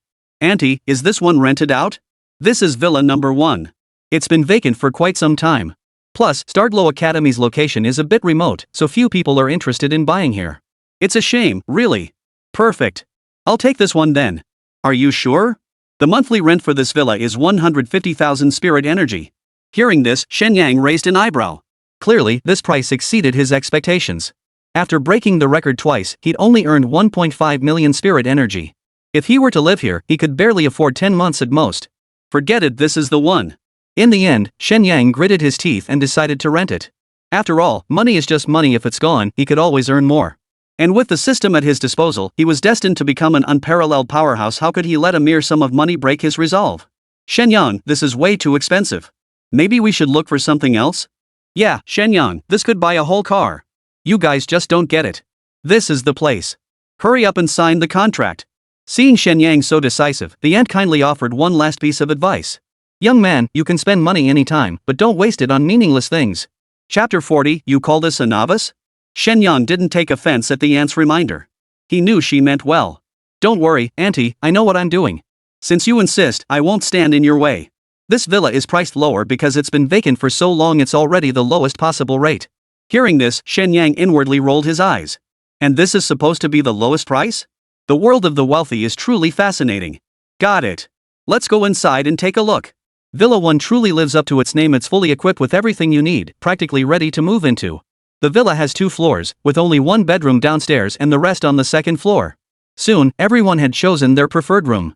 As for the sole male, Shen Yang, he was reluctantly assigned a room on the 1st floor. After signing the contract, the trio swiftly moved into the villa, which would now serve as their temporary home during their time at Dragon Emperor University. 60,000 yuan just vanished like water flowing down a drain. Shen Yang's heart ached as he stared at his dwindling bank balance. And that was only because the landlady was accommodating. After all, this villa was high-end property, and most tenants paid a full year's rent up front. The landlady had only agreed to a 1-month deposit plus 3 months' rent because they were students. I told you, we can't afford such an expensive place. Can't afford it? Impossible. A man must never admit defeat. Just you wait, I'll be damned if I can't support both of you women. Shen Yang didn't dwell on it, lazily sprawled on the plush sofa, muttering to himself in a way that sounded rather suggestive to others. But the 2 women reacted differently. First was Luo Qingyi, her eyes brimming with admiration. If she could speak, she'd likely have thrown herself into Shen Yang's arms to act coy by now. As for Su Ningxue, her cheeks flushed crimson. She thought to herself that this outcome seemed rather pleasant. Of course, both of them were completely overthinking it. In truth, Shen Yang's intentions were as pure as the driven snow. Heaven and earth could attest to that. Oh, Qingyi, get ready. Once you're prepared, we can do the tattoo. Brother Shen Yang, sister Su got a phoenix tattoo. What should I get? I've already decided I'll get the void beast. If Shen Yang hadn't reminded her, Luo Qingyi would have completely forgotten about the void beast she'd brought along. Speaking of which, that reminds me, has this little guy starved to death yet? Luo Qingyi spread her palm open, her face filled with worry as she stared intently at a certain spot. To others, it just looked like she was examining her own fingerprints. Something felt off about it. Yeah, this thing hasn't eaten or drunk anything. It might have starved to death already? Shen Yang smiled faintly, teasing her playfully. Nah, it said it can freely return to the secret realm to hunt. Huh? It can do that? Shen Yang was astonished once more. The void beast truly was the most mysterious and powerful being. It seemed all spatial constraints held no power over it. If only I could possess such abilities. Of course, it's very easy to care for. Decided, then I'll tattoo you with a void beast. Will it look like this, Little White? So that's why it's called Little White? Shen Yang was speechless. Luo Qingyi really is a master at naming things.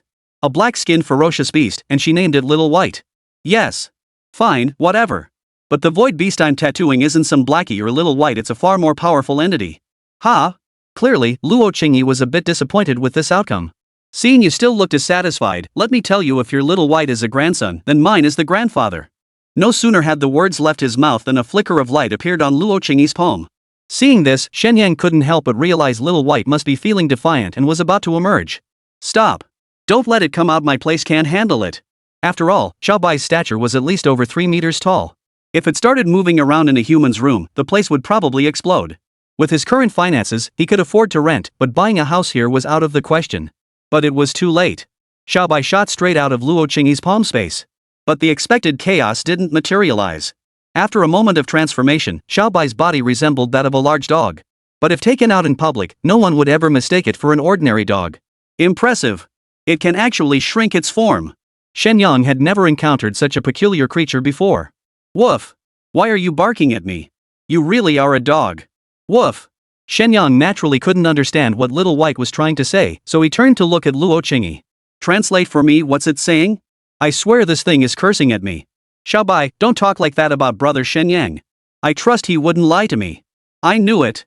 Tell me, what exactly did it just say? Shen Yang brother, let's not get angry with him. Xiaobai, come back here. Facing Luo Qingyi's command, Xiaobai remained obedient. Though he still harbored deep resentment toward Shen Yang, he obediently retreated back into the palm-sized space. I refuse to accept this. A mere beast dares to look down on me? Come here, strip. I'll tattoo you right now. Provoked like this, Shen Yang's temper flared. He even forgot about gender boundaries. For a man desperate to prove himself, nothing matters more than saving face. Huh? Here? Where else? Isn't this convenient? Hearing this, Luo Qingyi, who'd never refused Shen Yang anyway, blushed slightly. She obediently sat down on the sofa. Su Ningxue felt a bit awkward too, recalling the earlier tattoo scene. She cleared her throat and said, I'll go draw the curtains. Soon, a fair, delicate figure came into view before Shen Yang. The earlier surge of desire had gradually subsided, but gazing upon Luo Qingyi's crystalline, translucent form, Shen Yang couldn't help but swallow hard. Brother Shen Yang, please stop looking. I feel a bit embarrassed. I'm sorry, I'm a proper gentleman. Rest assured, I have absolutely no other intentions. Regaining his composure, Shen Yang quickly summoned the system, channeling primal energy to his fingertips. This might get a little hot and it might hurt. Bear with it. Got it. When his fingertips touched Luo Qingyi's body, both of them shuddered slightly. Though this was his second tattooing, the flame within his heart seemed to burn even more intensely. Chapter 41, Uninvited Guest. No, I'm a man of integrity. Shen Yang shook his head vigorously, steadying his mind. He knew that any distraction could lead to a failed tattoo, and then all this hard-earned primordial energy would be wasted. Su Ningxue watched quietly from the side.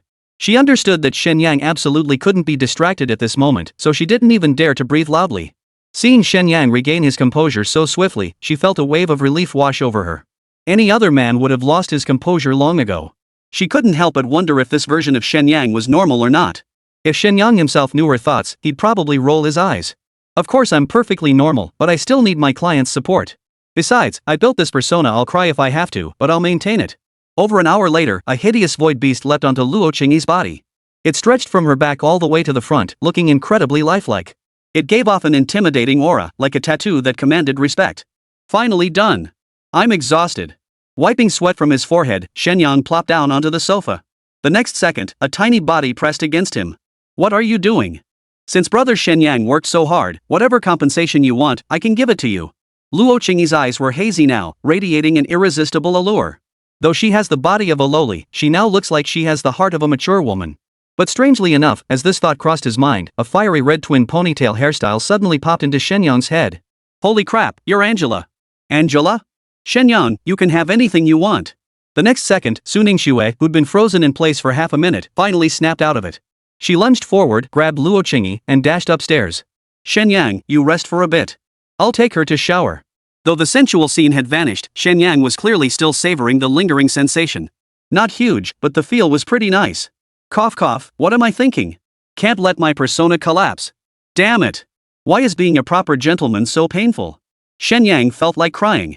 If only he hadn't created this persona, could he have done whatever he wanted? But it was too late now. Opportunities like this once missed, they vanished in an instant, leaving only endless regret. Before he knew it, Shen Yang had drifted off to sleep. When he opened his eyes, a sudden, intoxicating fragrance hit him. What could be so fragrant? Sniffing the air, the aroma was overwhelming. Rubbing his rumbling stomach, Shen Yang immediately jumped up. Brother Shen Yang, you're awake. Come eat. Turning around, he saw the dining table already laden with various dishes, each one a feast for the eyes, nose, and mouth. You guys can actually cook. Of course. We're not spoiled rich girls, we have to master these life skills. Watching Luo Qingyi cling to him like a little bird, unwelcome images began to surface in Shen Yang's mind. Ah, fair enough. Then I won't hold back. With that, Shen Yang plopped down onto a chair. The next moment, 2 waves of aroma hit him. Wait, aren't you too cramped? The table's huge, why sit right next to me? The villa's dining table easily seated over a dozen people, 3 wouldn't feel cramped at all. Yet the 2 seemed to ignore him entirely. Exchanging a glance, they smiled as they served Shen Yang his food. Wait, just feed yourselves. I have hands too. Shen Yang, how about it? Do you feel happy? Looking at Su Ningxue, who was beaming at him, Shen Yang felt something was off about her, but he couldn't quite put his finger on it. Happiness? Of course I'm happy. That was the honest truth. Think about it, 2 beauties dining alongside him. This was every man's ultimate dream. Happiness is all that matters. Shen Yang, let me feed you. Luo Qingyi wasn't about to be outdone, picking up a piece of meat and holding it to Shen Yang's lips. Recalling her previous actions, Shen Yang suddenly realized he might have underestimated this little girl. Compared to Su Ningxue, Luo Qingyi might be more reserved, but her courage was anything but small.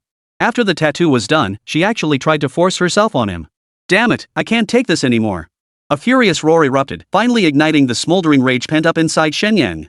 He reached out, pulling both women into his embrace, a look of pure satisfaction spreading across his face. This feels amazing. The ultimate male fantasy, this little master has finally made it happen, ha! Before he could finish laughing, a figure suddenly appeared at the doorway. Shen Yang. Su Ningxue. Luo Qingyi. Hearing someone approach, Shen Yang instinctively pulled his arms back, looking rather guilty. Who is it? Here are the qualification certificates for the new talent competition this Saturday. I brought them over. Shen Yang turned to see a figure standing at the doorway that made his heart skip a beat. Jian Yan. Seems Brother Shen still cares about me after all, he even remembered my name. What are you doing here? Shen Yang felt nothing but distrust toward Jian Yan, even a touch of disgust. Didn't I just say I came to deliver your qualification certificate? Besides, if I hadn't come, how would I know Brother Shen was hiding a secret lover here? With that, Jian Yan shamelessly walked right in. Glancing at the dishes on the table, he made himself even more at home, flinging the 3 qualification certificates aside. Who knew these 2 beauties could cook so well? If you don't mind, might I try some? Though he said this, Jian Yan had already popped a piece of meat into his mouth. Seriously, have you always been this shameless? Of course. Haven't you heard, Brother Shen? Thick-skinned folks eat their fill, while thin-skinned folks go hungry. Well, you certainly are thick-skinned. The ruined atmosphere had already infuriated Shen Yang. Add to that his innate distaste for this man, and he'd completely lost his appetite. Brother Shen, aren't you going to eat this? It's delicious, try some. Brother Shen, why aren't you moving? If you don't eat it, I'm going to devour it all myself. After devouring everything like a whirlwind, Jian Yan seemed like a starving ghost reborn. Most of the dishes on the table had vanished into his stomach. Thanks for the meal. Shen Yang was speechless. When had he ever said he'd treat him? Oh, and Brother Shen, I see there are plenty of rooms here. If you don't mind. I do mind. And I mind very much. If you have no further business, please leave. Thank you for running the errand. Since Brother Shen isn't keen, I'll take my leave. But if you ever have time, feel free to drop by my place. I live in Villa number 2. Chapter 42, The Void Totem Envoy. After settling his affairs, Jian Yan turned and walked away, thoroughly satisfied. Did he do that on purpose? No, I need to call and ask. That kid must have ulterior motives. After a long moment, Shen Yang finally snapped out of it and called his aunt. Just as he suspected, the kid had rented Villa number 2 only after they moved, and he deliberately wanted to be their neighbor. What a nightmare. Hanging up the phone, Shen Yang pressed his hand to his forehead. He couldn't fathom how he'd ended up being targeted by this pretty boy.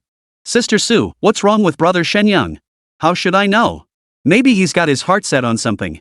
Su Ningxue naturally sensed something was off too, though she found it rather amusing. Who knew Shen Yang had such charm even men couldn't resist him? Ha! I didn't notice anything. Qingyi, you're still young. It's perfectly normal not to understand these things. Come on, let's tidy up the room and leave him here to wallow in his emotions. Su Ningxue really had no choice. If she stayed here any longer, she'd definitely burst out laughing. Xiao Shui, are you laughing at me? No, absolutely not. Qingyi and I are getting along just fine, aren't we? Nonsense. I saw you trying to stifle your laughter. Shen Yang's emotions were spiraling out of control at that moment. Su Ningxue quickly pulled Luo Qingyi away. Staring at the empty living room, Shen Yang frowned deeply in worry. What kind of mess is this? After a moment, Shen Yang suddenly sat up. He hadn't even checked the results of the tattoo he'd done on Luo Qingyi earlier. Opening the client page and clicking on Luo Qingyi's information, Shen Yang finally felt a little better. Luo Qingyi, C-Class Psionic Detector. Primary profession, Valkyrie C rank LV10. Hidden subclass, Void Totemist. Strength, 500. Constitution, 300. Agility, 200. Spirit, 100. Innate skill bestowed by the Void Beast Totem. First dimension blade active, fires a spatial blade that ignores all physical defenses, dealing double true damage. 2 spatial perception passive, enhanced spatial fluctuation detection. Perception range, 1000 kilometers unaffected by status effects upgradable. 3. Spatial cleave active, support skill that splits space into 2 sections, blocking all enemy attacks. 4. Teleportation passive, triggers when health drops below 10%, teleporting 30 meters upgradable. This is way too powerful. What Shen Yang hadn't anticipated was that this tattoo would grant him a skill like teleportation. It's still passive for now, though who knows if it can be upgraded to an active skill later. If it actually succeeded in upgrading, that would be absolutely insane. After all, speed and teleportation are 2 entirely different concepts. But how exactly does one upgrade skills? Although the skill descriptions later mentioned that skills could be upgraded. But so far, my understanding of the system is still very limited. So I'm still unclear about all its functions. System, couldn't you at least provide an AI voice chat feature? After waiting for ages, the system still didn't make a move. Shen Yang reluctantly gave up, feeling a bit disappointed. After all, other people's systems can conjure up little avatars, even offering some companionship to ease loneliness.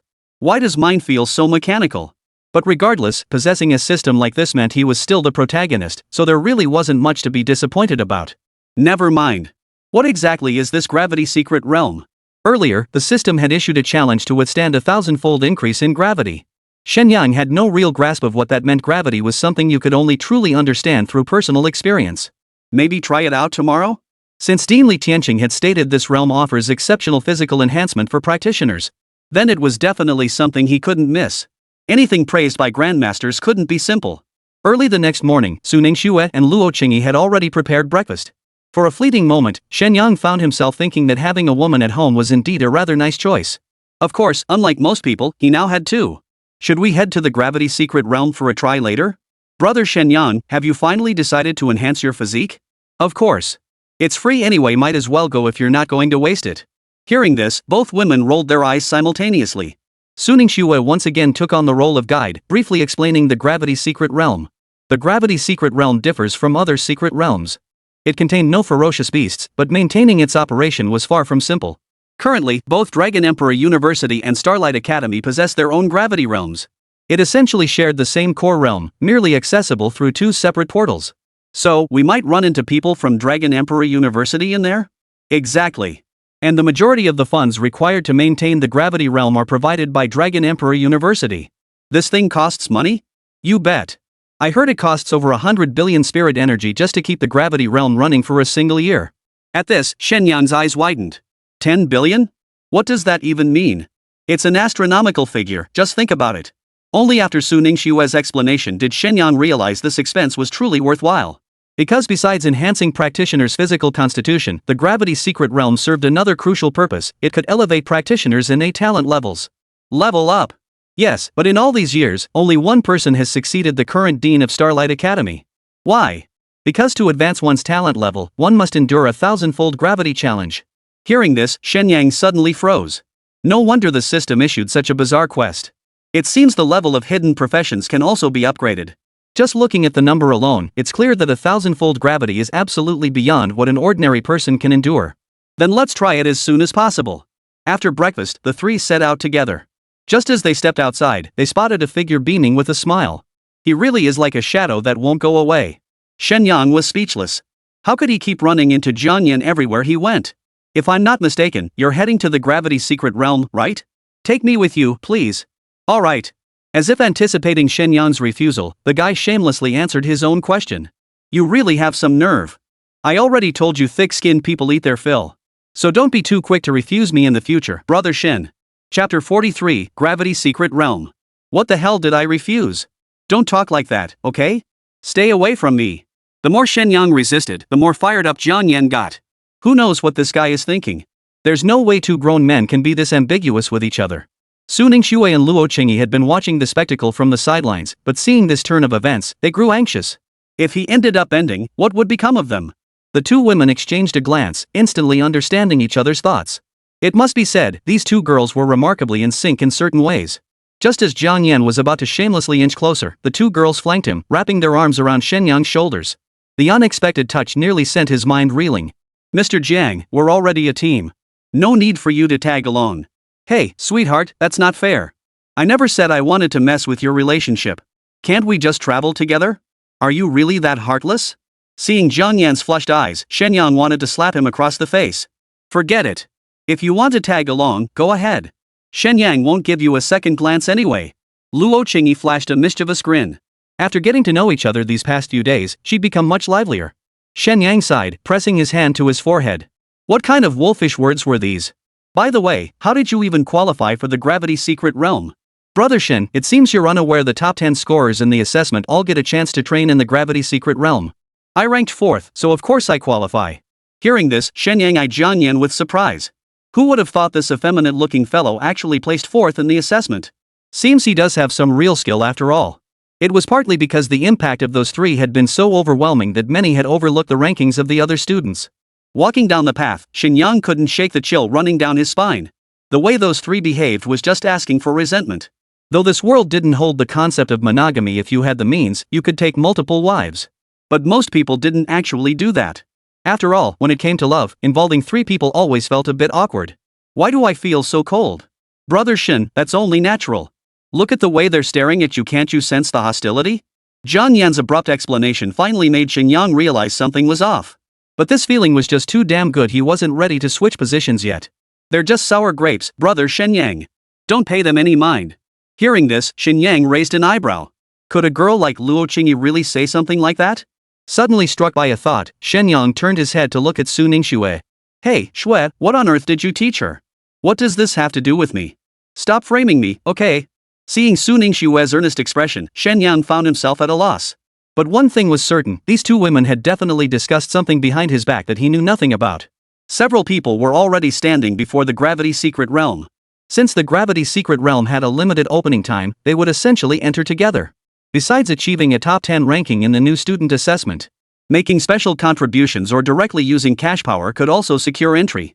This was unavoidable, after all, maintaining the Gravity realm required no small amount of money. Shen Yang. As expected, Lin Yu was here too. So it's someone from the Lin family after all. Who knew they had such clout? They can actually buy their way into opportunities like this. Don't think you're the only one who's impressive. I ranked 10th in this assessment. Oh? That's quite impressive. I was first in this assessment, you know. Watching Shen Yang's smug expression, Lin Yu was so furious her head was practically smoking. But this was on campus. No matter how deep their animosity ran, he couldn't do anything about it. Most importantly, he couldn't beat him. Besides, I just shattered the Academy's long-standing record, and I'm not even getting cocky. Yet here you are, already puffing yourself up. Shen Yang showed absolutely no mercy towards someone who wanted to kill him. If it were anyone else, they'd probably be even more ruthless than him. Alright, this isn't the place to settle personal grudges. Since everyone's here, hurry up and get inside. The guard here was a beautiful instructor, looking to be in her 30s. Though slightly older, her mature charm could easily captivate a whole pack of young men. This is my first time entering this beautiful instructor's class. Could you offer some advice? Jiang Yan, that guy, always had this fearless attitude. Upon seeing the instructor, he just walked straight up to her. Such a handsome young man is truly a rare find. Though the teacher was older, the little girl mentality deep within her hadn't truly faded. Her expression instantly softened. The Gravity realm is straightforward, the longer you stay inside, the greater the benefits. The closer you get to the center, the higher the gravitational force multiplies. But rest assured, the gravity increases linearly. If you can't handle it, get out quickly, otherwise, it could harm your body. Shen Yang couldn't help but admire him. It seemed that in this world, looks could indeed get you ahead. Alright, that's all I need to explain. Now hurry up and enter. The 10 individuals, mentally prepared, plunged directly into the realm. The moment they stepped inside, everyone felt their footsteps grow heavy, as if they were carrying another person on their backs. This was the entrance, the area with the lowest gravity, yet even here, gravity was still twice as strong. Jiang Yan took over the commentary this time. That's right, the starting gravity multiplier in the gravity secret realm is 2 times. Nothing special about it. Shen Yang reached out to test it. For professionals, their tolerance was already significantly higher than that of ordinary people. Even ordinary people, after professional training, can withstand around 8 times gravity, so it really doesn't feel that special. Moreover, whether it was himself or his clients Su Ningxue and Luo Qingyi, they all gained enhancements through their tattoos. Shen Yang especially, having gained 2-fold enhancements, naturally had no issues. Talk big, but first see if you can even handle 10 times gravity. With that, Lin Yu strode forward, seemingly intent on proving his strength. But with his personality, he was destined to be the saint who got his face slapped. After all, he'd witnessed Shen Yang's power firsthand. To keep bragging here showed he was seriously underestimating his own capabilities. Detected special secret realm. System absorbing and converting energy to enhance host's physique. Chapter 44, Gravity's Failure. A sudden system notification sent a thrill through Shen Yang. He never imagined the system could absorb the gravity here and convert it into energy to strengthen his body. Even more astonishing, the instant the notification sounded, Shen Yang felt his body grow light as if he were outside. Ha! Why do I feel so much lighter? Me too. Su Ningxue tested it too and found herself noticeably lighter than when they'd first entered. Luo Qingyi felt it too, and the 2 women exchanged puzzled glances. Though their cultivation levels weren't particularly high, their perception of gravity was undeniably accurate. Shen Yang remained silent, but inside, he was overjoyed. He never imagined the system's gravity cancellation would work on his clients too. If that was the case, wouldn't they be able to do as they pleased within this gravity secret realm? They were so naive. This gravity realm wasn't as simple as they imagined. Lin Yu, walking ahead, curled her lip, clearly convinced the 2 women were lying. Being around someone like Shen Yang must lower your IQ. As for Lin Yu, the 3 chose to ignore her. After all, only the wearer knows if the shoe fits, why let others gossip about it? Well then, let's keep moving forward. Unseen to others, a progress bar appeared before Shen Yang's eyes. Soon, the energy from double gravity was fully absorbed. With that, the 3 walked side by side, moving steadily forward. Jiang Yan followed alongside them, remaining silent for now as he concentrated on sensing the surrounding environment. For him, this opportunity within the gravity secret realm was clearly precious.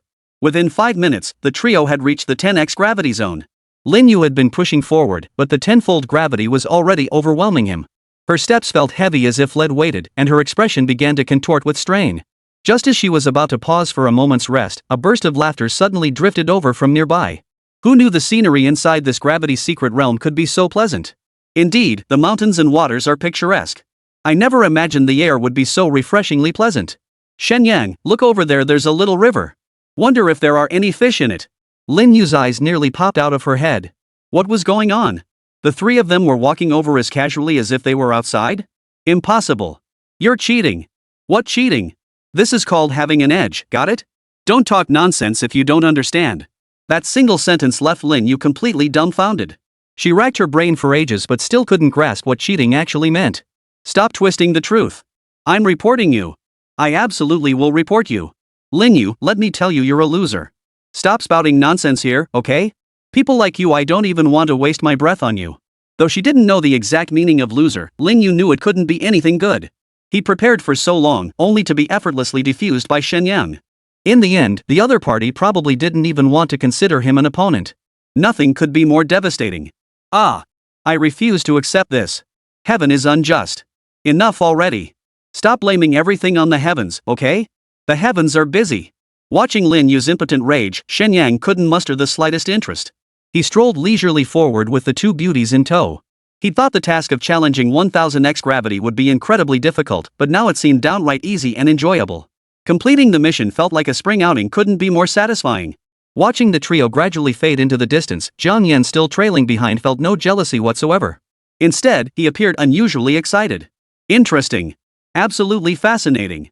Shen Yang, I'll never leave you for the rest of my life. Soon, the figures of the 3 vanished from sight. According to Jiang Yan's estimation, at such a distance, the gravitational force had long surpassed 100 times normal. For a typical bronze tier practitioner, withstanding around 30 times gravity was already the limit. Only those reaching gold rank could possibly challenge 100 times gravity, and even then, only the highest tier of gold rank. For these three to move with such effortless ease was utterly baffling. It seems I've underestimated Shen Yang after all. Others couldn't tell, but Jiang Yan, with his exceptionally high IQ, had long since picked up on the signs. Throughout his journey, it seemed Shen Yang relied on the two girls. In reality, everything was inextricably linked to him. Before encountering Shen Yang, he knew exactly what those two girls were like. Su Ningxue was somewhat understandable, but Luo Qingyi? She was the absolute bottom of the barrel. Now she's even outshining him? If anyone claimed there was no foul play involved, only a fool would believe it. Shen Yang, why can't we feel any gravity at all?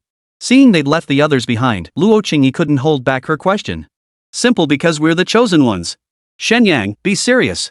We're genuinely curious. Shen Yang didn't hold back. After all, these two were his clients, and there might be more in the future. He never intended to keep it a secret forever, but the system's existence was absolutely off limits to anyone, even his closest confidants.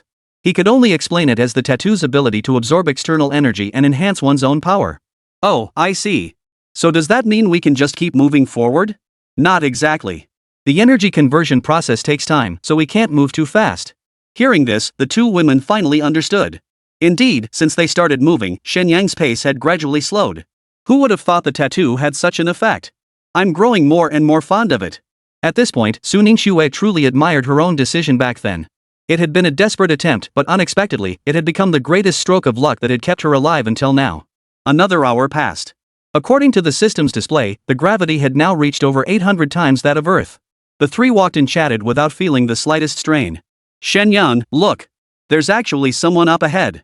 Shen Yang followed Luo Qingyi's pointing direction and indeed spotted a figure. But the person's hair was already white, clearly not a newcomer. Who would have thought someone could cultivate here? Truly astonishing. After all, they were already at 800 times gravity here. The area ahead must be the 1,000-fold gravity zone. An ordinary person would have been crushed to pulp by now. Even the three of them would be in dire straits without the system's assistance. Chapter 45, Even Dragons Must Lie Low. As they drew closer, the trio finally recognized the figure ahead, none other than Yi Badian, the head of admissions. So it was this old bastard. Shen Yang had never been particularly fond of Yi Badian. But seeing the sweat stains on his back, a sudden, immature thought crossed his mind. Let's go. Since we've run into him, we might as well say hello. The two women naturally trusted Shen Yang's decision without question. Nodding, the trio approached at a leisurely pace. Hello, Professor Yi. Nice to see you again. What the hell kind of professor? You old farts really are getting worse at speaking. Battling gravity 1,000 times stronger than Earth's, Yi Badian had no time to spare for such distractions. He didn't even register the youthful tone of the voice. You old fart, can't you tell when someone's being nice? Calling you professor is a compliment. Of course, Shen Yang wouldn't explain. Professor actually has a homophone, though its meaning is admittedly rather unpleasant. Nonsense. I'll have you know. Yi Badian finally registered that this voice sounded unfamiliar, not one of the familiar voices from Dongling City. He turned his head with difficulty and froze in place. Three young men stood before him, relaxed and smiling as they quietly observed him. Shen Yang, in particular, wore a smile so radiant it was almost blinding. Professor Yi? What's wrong? Why aren't you speaking? Don't you like talking? Seeing no response for a long while, Shen Yang waved his small hand, yet still received no acknowledgement. This situation left him utterly baffled. He turned to glance at Su Ningxue and Luo Qingyi, asking with a hint of confusion. What's wrong with him? Did he freeze up? What are you two doing here? Yi Badian swallowed hard, his voice hoarse as he struggled to speak. The surreal scene before him was utterly baffling, like encountering a 3-year-old child aboard a space station. If this wasn't a dream, then only God could have orchestrated it. Everything was violently assaulting the old man's understanding, what they call a worldview-shattering experience. After all, this was a region of 1,000-fold gravity. Even for him, every movement was an arduous struggle. And now you tell me these three kids, barely out of diapers, can move around here with ease? This is the biggest joke in the world, hands down. If it were true, either he'd be losing his mind, or the world itself had gone mad. What's the problem? I think the scenery here is pretty nice. Can't I come for a stroll? This was precisely Shen Yang's objective.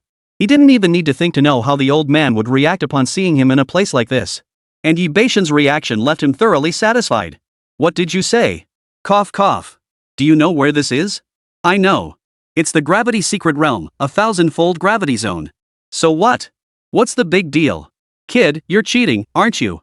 Yi Badian's eyes darted about as if he'd uncovered some truth, instantly turning red-faced and furious. Seeing the other man so blatantly insult his character, Shen Yang's pent-up resentment erupted instantly. This old geezer, while he wasn't deliberately targeting me. His words and temperament were utterly repulsive. He was no different from those disrespectful elders from his past life. You couldn't exactly say they harbored malicious intent, but their actions were infuriating nonetheless. What was even more infuriating was that you couldn't touch him. Otherwise, it wouldn't end without paying at least 10 or 80,000. But here, it's different. Yi Badian, that old bastard, is a Grandmaster level powerhouse. Even if Shen Yang gave it his all, he wouldn't be able to touch a single hair on the old man's head. But there's a certain kind of attack, one that may not be physically damaging, yet carries immense insult. Without hesitation, Shen Yang stepped forward. Under the stunned gazes of the two women, he slapped the man squarely on the back of the head. The next second, a thunderous crash echoed through the air.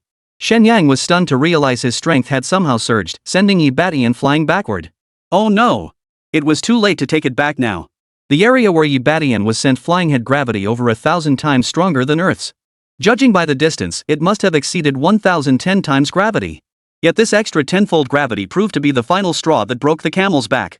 Instead of tracing a perfect arc, Yi Badian's body flew a short distance before plummeting straight down, landing face first on the ground. Another thunderous crash echoed as a human-shaped indentation instantly formed in the ground, a testament to the sheer force of the impact. To be honest, Shen Yang was stunned. He hadn't anticipated this outcome. It was practically an open declaration of war. Shen Yang, how could you hit Director Yi? Yeah, Shen Yang, Director Yi might have a sharp tongue, but he's still your superior. This isn't exactly appropriate, is it?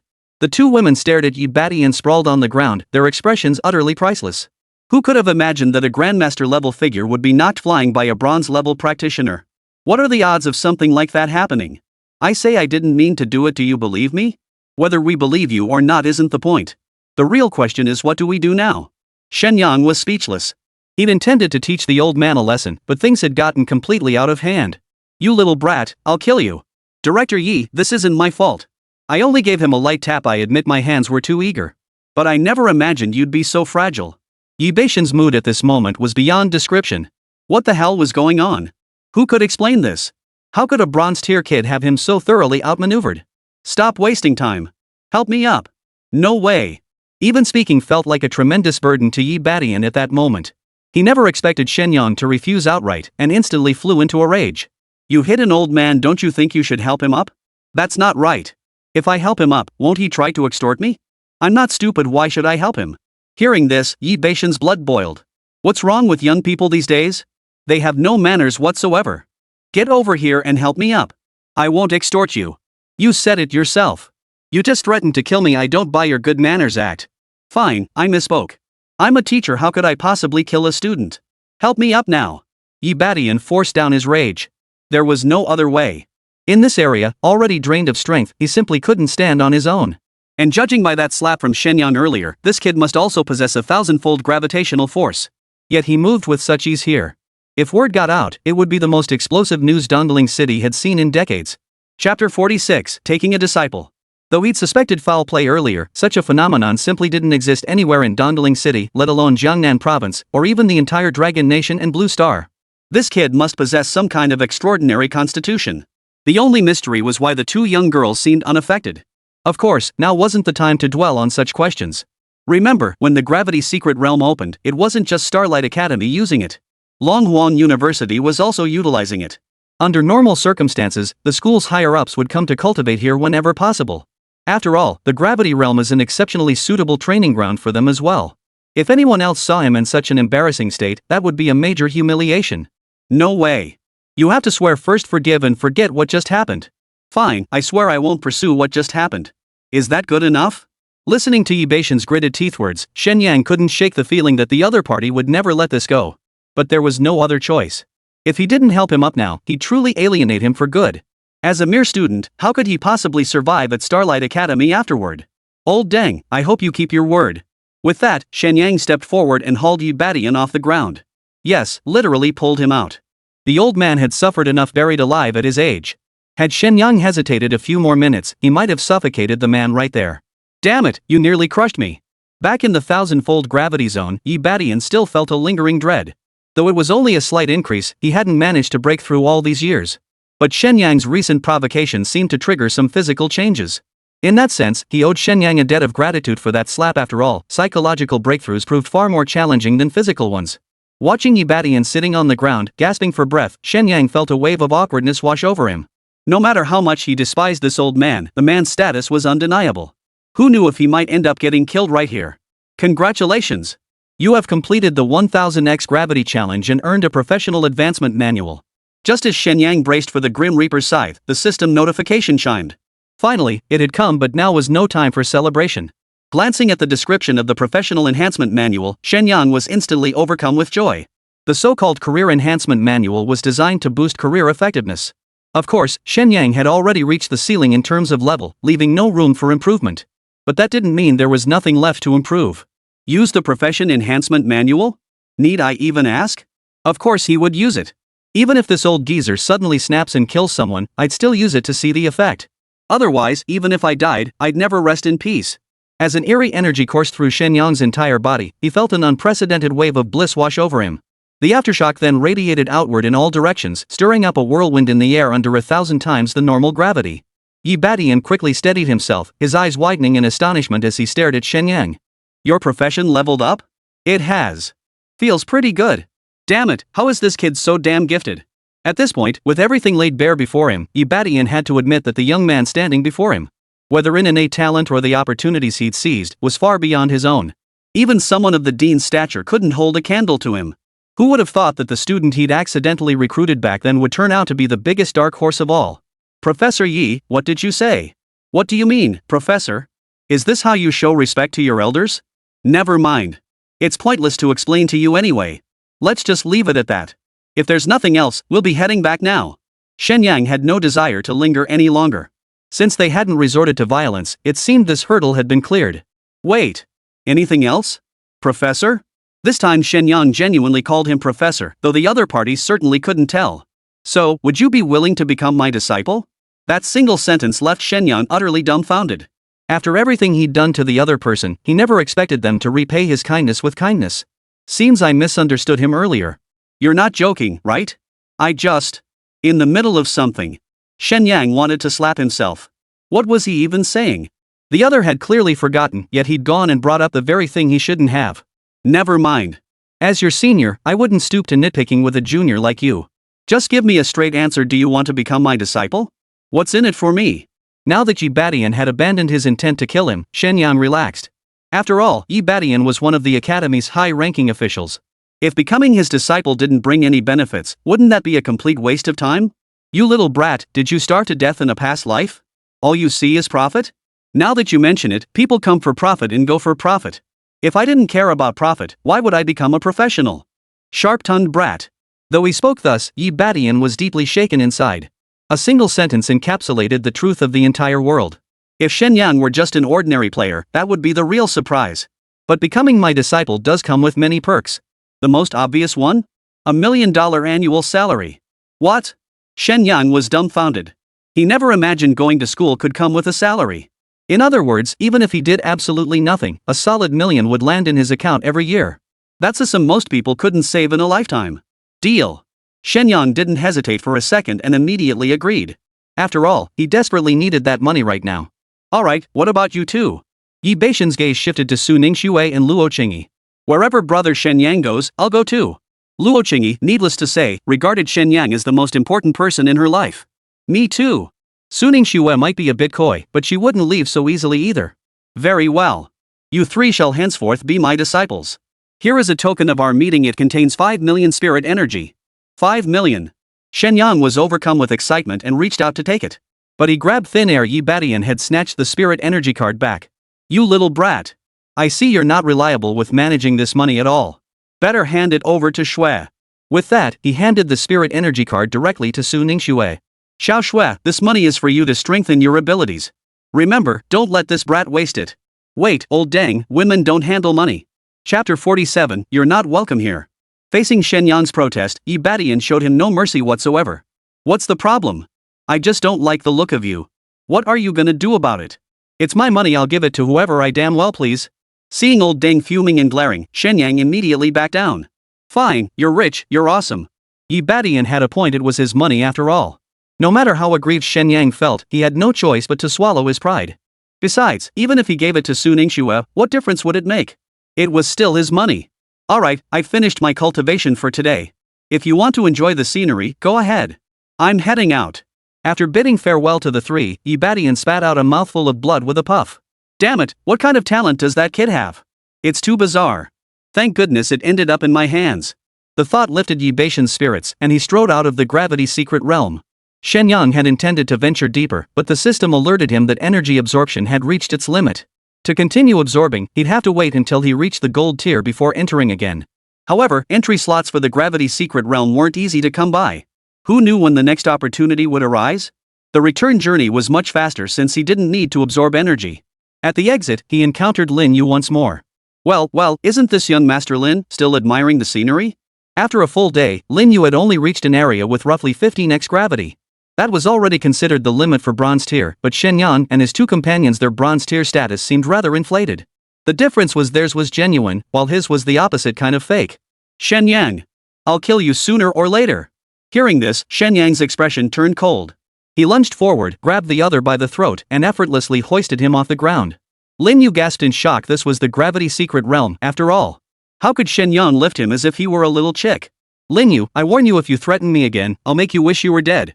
And tell the Lin family, I won't let them off the hook. With that, Shen Yang released his grip. Under the immense gravity, Lin Yu's leg snapped with a crisp crackling sound. A piercing scream echoed through the air. Shen Yang frowned, his eyes flashing with a faint glint of murderous intent. Let's be honest, they were all just freshmen who had just started school, barely out of their teens. Few carried such a palpable aura of lethal intent, but Shen Yang was different. He had actually taken lives. The aura that naturally emanated from him was enough to strike fear into the hearts of most students. Lin Yu was no exception. He felt it keenly. Shen Yang was genuinely capable of killing him right here. Shut up. Shen Yang shot him a glare, and Lin Yu quickly shut his mouth. Only after they clashed did he grasp the chasm between them, a difference as vast as heaven and earth. No wonder the other man felt he wasn't even worthy of being considered an opponent. Obey me, my words must be delivered to the Lin family. The conflict between Shen Yang and the Lin family was now irreconcilable. Might as well rip off the mask completely. After all, he now had a powerful patron. Though he wasn't particularly close to Yibadian, the old bastard was still his master. As long as that reputation held sway, petty troublemakers wouldn't dare make a move. From that perspective, this trip to the gravity secret realm had yielded decent returns. After exiting the gravity secret realm, the three returned to their lodgings. Jiang Yan was nowhere to be seen along the way, which felt oddly unfamiliar to Shen Yang. Damn it, what's wrong with me? He quickly dismissed the strange thoughts swirling in his mind and picked up the rookie tournament brochure from the table to study it. The back of the qualification certificate detailed the competition rules, essentially a talent selection tournament for newcomers. As for why this event was held, it was to qualify for the Jiangnan Province Rookie Tournament. The stakes were immense, as it determined resource allocation across the entire Dragon Nation. The emergence of the professional system was a direct result of the rampant beast attacks. But a nation's resources are finite and must be allocated where they can have the greatest impact. Thus, this nationwide competition is held for each cohort of new recruits to determine which academy secures the most resources. I see. So this is a game for those in power. Shen Yang, however, held a different perspective. To put it plainly, while humanity now faces significant threats, but a balance has essentially been established with the beasts. Under these circumstances, survival is no longer the top priority unless the beasts undergo a major transformation. Otherwise, power struggles exist in any society. This is the true nature of humanity. While it may be framed as resource distribution, it's also a ploy by those in power to solidify their positions. Dinner's ready. A table laden with fragrant dishes was already set. Shen Yang set down his qualification certificate, ready to eat. A figure suddenly darted in through the doorway. Smells so good. I won't be polite then, okay? Fine. Jiang Yan. Enough already. The newcomer was none other than Jiang Yan, whom they hadn't seen all day. What? Shouldn't Brother Shen be more hospitable when guests arrive? I don't have guests like you, and you're not welcome here. Shen Yang was speechless. This guy could afford to rent Villa Number 2, proving his family had considerable wealth. Yet he shows up at mealtime to scrounge for food, shameless to this extent, truly unmatched. I have evidence concerning the Lin family. You should be quite interested, right? Hearing this, Shen Yang instantly grew calm. What evidence? That doesn't matter. I haven't eaten in days, I'm starving. Just let me finish my meal first, okay? With that, he plopped down without waiting for Shen Yang's response and started shoveling food into his mouth. Go ahead, eat up. Hope you choke on it. Shen Yang, maybe I should make you a fresh plate? Seeing Shen Yang's conflicted expression, Luo Qingyi said with a hint of pity. No need. You've all worked hard enough. It's unnecessary. I'm not that picky. What Jiang Yan had just mentioned truly piqued his interest. Having been here for over 2 months, his understanding of all the factions in Dongling City wasn't particularly deep. So if Jiang Yan truly had so-called evidence, it would be incredibly useful for dealing with the Lin family. After all, Shen Yang now had powerful backers. The Lin family had entrenched themselves in Dongling City for so many years, there were bound to be plenty of people eager to take them down. Given that, fanning the flames a bit wouldn't be beyond the pale. Moreover, given his current bitter enmity with the Lin family, he was eager to obtain this information. As if to spite them, Shen Yang sat down and began eating voraciously. Watching the two men wolf down their food, the two women were dumbfounded. Were these two reincarnated starving ghosts? Chapter 48, Undercurrents. Brother Shen, why waste your energy sulking here? You'd be better off figuring out how to survive the Lin family's targeting. What does this have to do with you? Of course it matters. I don't want to see you die so soon. Here are some clues and evidence about the Lin family. Hope it helps you. After eating his fill, Jiang Yan showed no intention of lingering. He simply tossed the item in his hand over. Shen Yang caught it in one hand and saw it was a USB-like device. Oh, and one more thing, Lin Xiao's pulling out all the stops for this new talent competition. But with your skills, I doubt you'll have any trouble. With that, Jiang Yan walked away with a flourish. At first, Shen Yang genuinely believed this kid's motive stemmed from some obscure, unspoken obsession. But through this incident, Shen Yang finally understood. Jiang Yan's approach to him was definitely not that simple. There was likely a much bigger secret lurking behind it. He just couldn't figure it out. Some things weren't something he could unravel and see through instantly at this point. What does he mean by that? I ask you, does the Lin family have any rivals in Dongling City? Hearing this, Su Ningxue lowered her head in thought. If there were rivals, there truly were, namely the Qin family, another top-tier clan. Shen Yang didn't know much about the Qin family. But he had heard of them, most notably Li Tianqing. As the dean of Starlight Academy, he was said to be the Qin family's son-in-law. To put it plainly, his rise to this position was largely due to his own talent, but it was also inseparable from the Qin family's backing.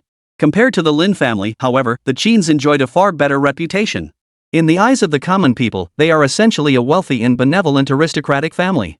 This disparity likely stems from the Qin's ancient lineage. They had earned immortal merit in the founding of Dongling City, making them acutely aware of the importance of public sentiment for a family's standing. In contrast, the Lin family comes across more like nouveau riche. They've only gradually risen to prominence in recent decades, and their ascent has been remarkably swift. Today, members of the Lin family occupy numerous high-level positions, effectively controlling the lifeblood of the entire city. As for the last family, few speak of them. The reason is simple: nearly all its practitioners specialize in the assassin profession. Thus, only the upper echelons are aware of its existence, a family whose strength rivals that of the Qin and Lin clans. However, should they ever choose to act, the other two families might not stand a chance. As for the academy, it too constitutes a significant power. Established by the state, it maintained connections to higher authorities, granting it a status far above that of the clans. These major factions essentially represent the current state of Dongling City. Of course, the vast majority are still ordinary citizens and low-level professionals.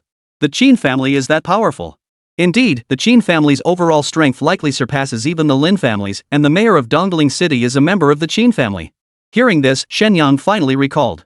He vaguely recalled hearing that the mayor of Dongling City was named Qin Desan. So that's it. So the Lin family's ultimate goal is to become mayor? I can't say for certain, but I think it's quite possible.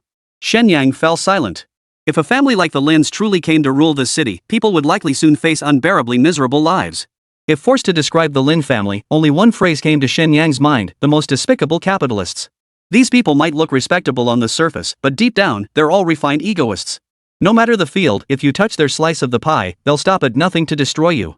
With such a mindset, the consequences of them becoming the ruling class are all too predictable. Given this, did the higher-ups have no solution? I'm not entirely sure about that, and what I'm saying might not even be the whole truth. Su Ningxue dared not speculate recklessly on this matter. To be blunt, before meeting Shen Yang, she was just an ordinary gifted student. Even if she grew stronger later, she probably wouldn't get involved in these pointless power struggles. Never mind. One step at a time. Let's see what's inside first. The three of them went upstairs and placed the USB drive into the playback device. Though computers didn't exist in this world, there were still devices for storing information. Compared to computers from her previous life, however, their principles were vastly different, more akin to an energy-based system. As for the exact principles behind them, Shen Yang couldn't explain them. He only knew these things were created by those in life-related professions. So don't underestimate lifestyle professionals just because they lack formidable combat power. They actually play crucial roles across all aspects of society. The Lin family actually hired assassins. And not just once. It was Fan Wushuan. Seeing the stunned expressions on the two women's faces, Shen Yang was at a loss for words. Who is Fan Wushuan? He's our Dongling City hero, the one who single-handedly defeated an invading master-level beast. Hearing this, Shen Yang frowned. Such a renowned figure, and he hadn't heard of him in the 2 months he'd been here. Later, he'd heard rumors that Fan Wushuang had gone mad during his cultivation, injuring several high-ranking officials in Dongling City before being killed. Little did he know the Lin family was behind it all. Hearing this, Shen Yang seemed to grasp the full story. Such information should have been extremely classified. How had Jiang Yan managed to obtain it? Moreover, the footage clearly recorded the transaction scene at the time. This kid's identity was highly suspicious. It was foreseeable that if this information leaked, it would likely overturn everyone's understanding. Not only Fan Wushuang, but several other high-ranking figures from Dongling City over a decade ago. Every single one of them names that carried weight had met their ends in various accidents. And every single one was orchestrated by the Lin family. The strongest among them was Fan Wushuang, a top-tier master. Who would have thought the Lin family committed such heinous crimes? Initially, Shen Yang had some reservations about whether to truly confront the Lin family. After all, despite the Lin family's overbearing style, they remained a formidable force within Dongling City. Their role in fending off the beast invasion was undeniably crucial. Eliminating them entirely would likely weaken the city's defenses. Now it seemed these people were utterly undeserving of mercy. Of course, all that was yet to come. These are matters for Shen Yang to truly grow into handling. It's not that he's setting his sights too high with the system in place, he is certain to reach that level. The only constraint left is time. Chapter 49, Rookie Tournament. Commencing. But now it seemed the Lin family deserved their fate. After regaining his composure, Shen Yang remained cautious. Jiang Yan's background was murky. How much of this information was genuine, and how much was fabricated? That remained to be seen. Shen Yang, what's your plan? Let's hold on to it for now. If it proves useful later, we'll deal with it then. Our primary task right now is to strengthen our capabilities. Hearing this, Su Ningxue's expression visibly relaxed. For bronze-tier practitioners like them, the Lin family was an absolute behemoth. If they were truly determined to oppose them, the likely outcome would be utter ruin. Fortunately, Shen Yang had managed to restrain his impulse to act, arguably the wisest choice for now. Early the next morning, Jiang Yan appeared punctually at the door. Come in. This time, Shen Yang didn't dismiss him but actively invited him inside. Brother Shen, I see you've reviewed the materials. What do you think? Is this evidence sufficient for my entry ticket? Ticket? What ticket? Shen Yang was genuinely puzzled. This guy's thought process was always so unconventional. Who could ever guess what he was thinking? And after yesterday's incident, it was confirmed that this guy isn't. Only then did Shen Yang let go of his reservations and invite him in. Isn't it obvious? I want to join your team. No way. Shen Yang flatly refused. Are you kidding? His team was made up of clients. This guy doesn't have the qualifications for a tattoo. Even with primordial power, he wouldn't take on clients like this. Why? No reason. Isn't it obvious? Are you a beauty? But I'm a handsome guy. Sorry, I don't take handsome guys, only beautiful women. At those words, Jiang Yan was instantly speechless. He hadn't expected Shen Yang to be so ruthless, but he'd clearly underestimated how shameless he could be. Fine then, how about this little puppy dog of mine? Damn it, stop disgusting me, okay? If you want to eat, eat. If not, get the hell out. Seeing Shen Yang genuinely angry, Jiang Yan finally backed down. Anticipating this shameless guy's arrival, he prepared a hefty portion. Today's the city rookie competition tryouts. Aren't you going to reconsider? Just eat your damn food. Don't make me yell at you. Shen Yang was speechless. But upon reflection, this guy had a unique background and was shrouded in mystery. Plus, his family seemed quite wealthy. Add to that his fourth-place finish among freshmen, he clearly had some real talent. Whether it's talent or skill, he should be considered one of the top performers among his peers. As a potential client, his qualifications were beyond reproach. It's just that having 2 female clients in a row made it a bit hard for him to accept a male client now. Fine, I'll eat. After finishing their meal, the 4 of them strolled leisurely toward the competition venue. Among all the students at Starlight Academy this year, these 4 were undoubtedly the strongest, no question about it. If they were to form a team, winning first place would be as easy as eating and drinking. But alas, Jiang Yan felt like a fish out of water among them. There was a barrier between them that wouldn't be broken anytime soon. Hey, check it out, beauty. Stunner. Wait, there's a cutie too. How refreshing. Yeah. Who knew Starlight Academy had such gorgeous girls? Too bad they all seem to have boyfriends already. Shen Yang's looks could easily score a solid 90 points. He's definitely a handsome guy. But compared to Jiang Yan, he just couldn't hold a candle. That guy must have caught the eyes of countless girls along the way. How to describe it? He's like a blend of strength and gentleness, or a lion cub in puppy form. He embodies everything girls dream of in a partner. No exaggeration to girls, Jiang Yan is pure perfection. Jiang Yan, I didn't realize you had so many admirers. But that's perfect, you can help me pick clients. Could you please stop acting like you're pushing people away? Since they met, Shen Yang finally saw Jiang Yan's worth and couldn't help but say with a smile. Wait, can't I be a client? Those are just commoners. Brothers are the real deal. Fine, 3 sentences and no substance. If you won't help, I'll find them myself. Ding. Main quest activated, win both the individual and team championships at Starlight Academy's rookie tournament. Reward, Primordial Power X2. Shen Yang's darkening expression instantly brightened with a gleam in his eyes. He just mentioned finding new clients, and now primordial power was coming his way. It's like someone delivered a pillow just when I was nodding off. Did anyone tell you you look like a fool grinning like that? Get lost. Why are you so annoying? What does it even have to do with you? Though Shen Yang pushed him away with disdain, Jiang Yan didn't get angry. After all, no matter what, their relationship had taken a step forward. Starlight Academy's martial arts arena. The place was already packed with people. Many had come to watch the match's senior students. And numerous parents. Rough estimates put the crowd at around 100,000 people filling the entire arena. Quite the lively scene. Having arrived late, the opening ceremony for the rookie tournament had already commenced. Unsurprisingly, Li Tianqing delivered a passionate speech emphasizing the significance of this rookie selection tournament before declaring the competition open. The competition consisted of individual and team events, with the team events taking precedence.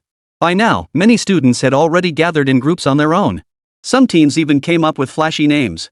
This wasn't mere formality. Having a name fostered a stronger sense of belonging among team members. Since you don't want to team up with me, I'll just go find my own team then. Shen Yang was speechless. He couldn't believe this guy didn't even have a team yet and was trying to form one on the spot. Wasn't that just nonsense? What unfolded next completely shattered Shen Yang's expectations. Jiang Yan took a few steps forward and shouted loudly. I don't have a team yet. Anyone want to team up with me? Instantly, countless eyes turned toward him. What kind of lunatic tries to form a team on the spot here? Must be out of their mind. But the very next second, the nearby spectator stands erupted in waves of astonished gasps. I'm in. A delicate-looking girl stepped forward first, followed by a second, then a third. Dozens of girls rushed over. Seeing this, Shen Yang couldn't help but marvel. Damn, someone actually can make a living off their looks. Chapter 50, Bronze Peak for All. Jiang Yan's move truly stunned many. Moreover, many of these girls were key members of other teams. This outcome was far more hate-inducing than anything Shen Yang had ever done. After all, people might just feel envy toward a guy like Shen Yang who's surrounded by admirers. But Jiang Yan was outright snatching them away. How could they not be furious? Xiao Dai, where are you going? Isn't it obvious? Go find someone else. Xiao Bai, please don't leave. Why shouldn't I leave? Sorry, I'm a total sucker for good looks. We're done. With Jiang Yan stirring things up like this, the scene instantly split into 2 factions. On one side, girls were screaming. On the other, boys were wailing. Truly a lively scene. Watching the unfolding chaos, the 3 from Shen Yang gaped in stunned silence. Holy, that's a domain skill, a polarity reversal domain. What the hell is going on? The teacher overseeing the event immediately noticed the commotion, his tone laced with irritation. This is the most important annual tournament for the academy. These students have no sense of the gravity of the situation. Teacher, I'm sorry. I haven't formed a team yet, so I was hoping to find some teammates. I hope you don't mind. Jiang Yan's voice rang out from the crowd. Normally, such an excuse would never be accepted. To everyone's surprise, upon recognizing Jiang Yan, neither the supervising teacher nor the academy's higher-ups imposed any punishment. Hurry up. You have 5 minutes. With the teachers taking this stance, the students present weren't fools either. They knew exactly what this meant. There were only so many scions from Dongling City's aristocratic families, so most students were ordinary. What could they possibly do against these privileged brats? Alright, everyone, stop arguing. I only need 9 teammates. No need for such enthusiasm. Soon, Jiang Yan selected the strongest girls among them. Each one could be described as a beauty, possessing outstanding qualities, with figures ranging from curvy to slender. Though these girls might not stand out much in everyday life. But when gathered together and compared to most other girls around, they were indeed quite stunning. Brother Shen, what do you think of my teammates? Jiang Yan, I truly underestimated how thick-skinned you are. Your face is practically as thick as a city wall. Flattery. Flattery. Shen Yang rolled his eyes. Did this guy actually think he was complimenting him? After Jiang Yan finished registering, the draw began. As for the other teams, they'd already registered earlier, so adding one more wasn't much trouble. First match, Breeze Team versus Fangtooth Team. Most participating squads were standard 10-person teams. Of course, one team stood out. They only had 3 members. But no one dared underestimate them. After all, they were the top 3 from the freshman assessment, their strength undeniable. What a bore. Though all teams were bronze-tier professionals, to Shen Yang, it was nothing more than children playing house. Even if just one of those 3 stepped forward, they could easily defeat them. Such an opinion could probably only come from him. After all, this was precisely the level of strength expected from bronze-tier practitioners. These teams were putting up a decent fight, and even the school's higher-ups kept commenting, hoping to select a few promising students. Next match, Team Linyu versus Team Fierce Tigers. Finally, the match that piqued Shen Yang's interest had arrived. By some means, Linyu was in exceptional form today, suggesting her injuries from the secret realm had largely healed. Who are these people? They looked terrifying. Behind Linyu stood 9 masked figures clad in black. The masks bore terrifying designs, some featuring skulls, others depicting ferocious beasts. The sight alone was enough to make one feel uneasy. Teacher, wearing masks shouldn't be considered breaking the rules, right? That's not a violation. Let's begin the competition. The supervising teacher paused in surprise. The tournament rules did not explicitly prohibit this. Besides, all these teams are registered, so there's no need to worry about outsiders infiltrating. Hearing this, Linyu smiled faintly and pulled out a mask to cover her face. Tiger Squad, huh? I advise you to surrender quickly. If you get hurt later, I won't be held responsible. Linyu, you're just a branch family member of the Lin clan. You couldn't even join the main house. Do you really think you're a Lin family scion? The Tiger Squad captain was a burly, imposing man, appearing rough and rugged. His bulging muscles were sharply defined, clearly well developed. Xiong Peng. Looks like you won't believe it until you see it with your own eyes. Today, I'll show you just how powerful my squad really is. With that, he charged forward first. Yet the members behind him were faster still, overtaking Linyu in the blink of an eye. The battle erupted instantly. A thunderous crash echoed. Xiong Peng collided head-on with a member of Linyu's squad, the force of the impact immense. A shockwave rippled outward in all directions. You're at Bronze Peak. Bronze Peak signified reaching level 20. This was exceptionally rare among newcomers. Not only because newcomers can only level up in the novice secret realm, but also due to the lack of time. Typically, new students only gain access to the secret realm for leveling after enrollment. Moreover, before reaching level 20, they are essentially barred from venturing out to hunt or explore external dungeons. This means that even if they grind non-stop for 24 hours, it's impossible to reach level 20 before the rookie tournament. Of course, there are exceptions. These are students who re-entered Starlight Academy after being eliminated from Dragon Emperor University.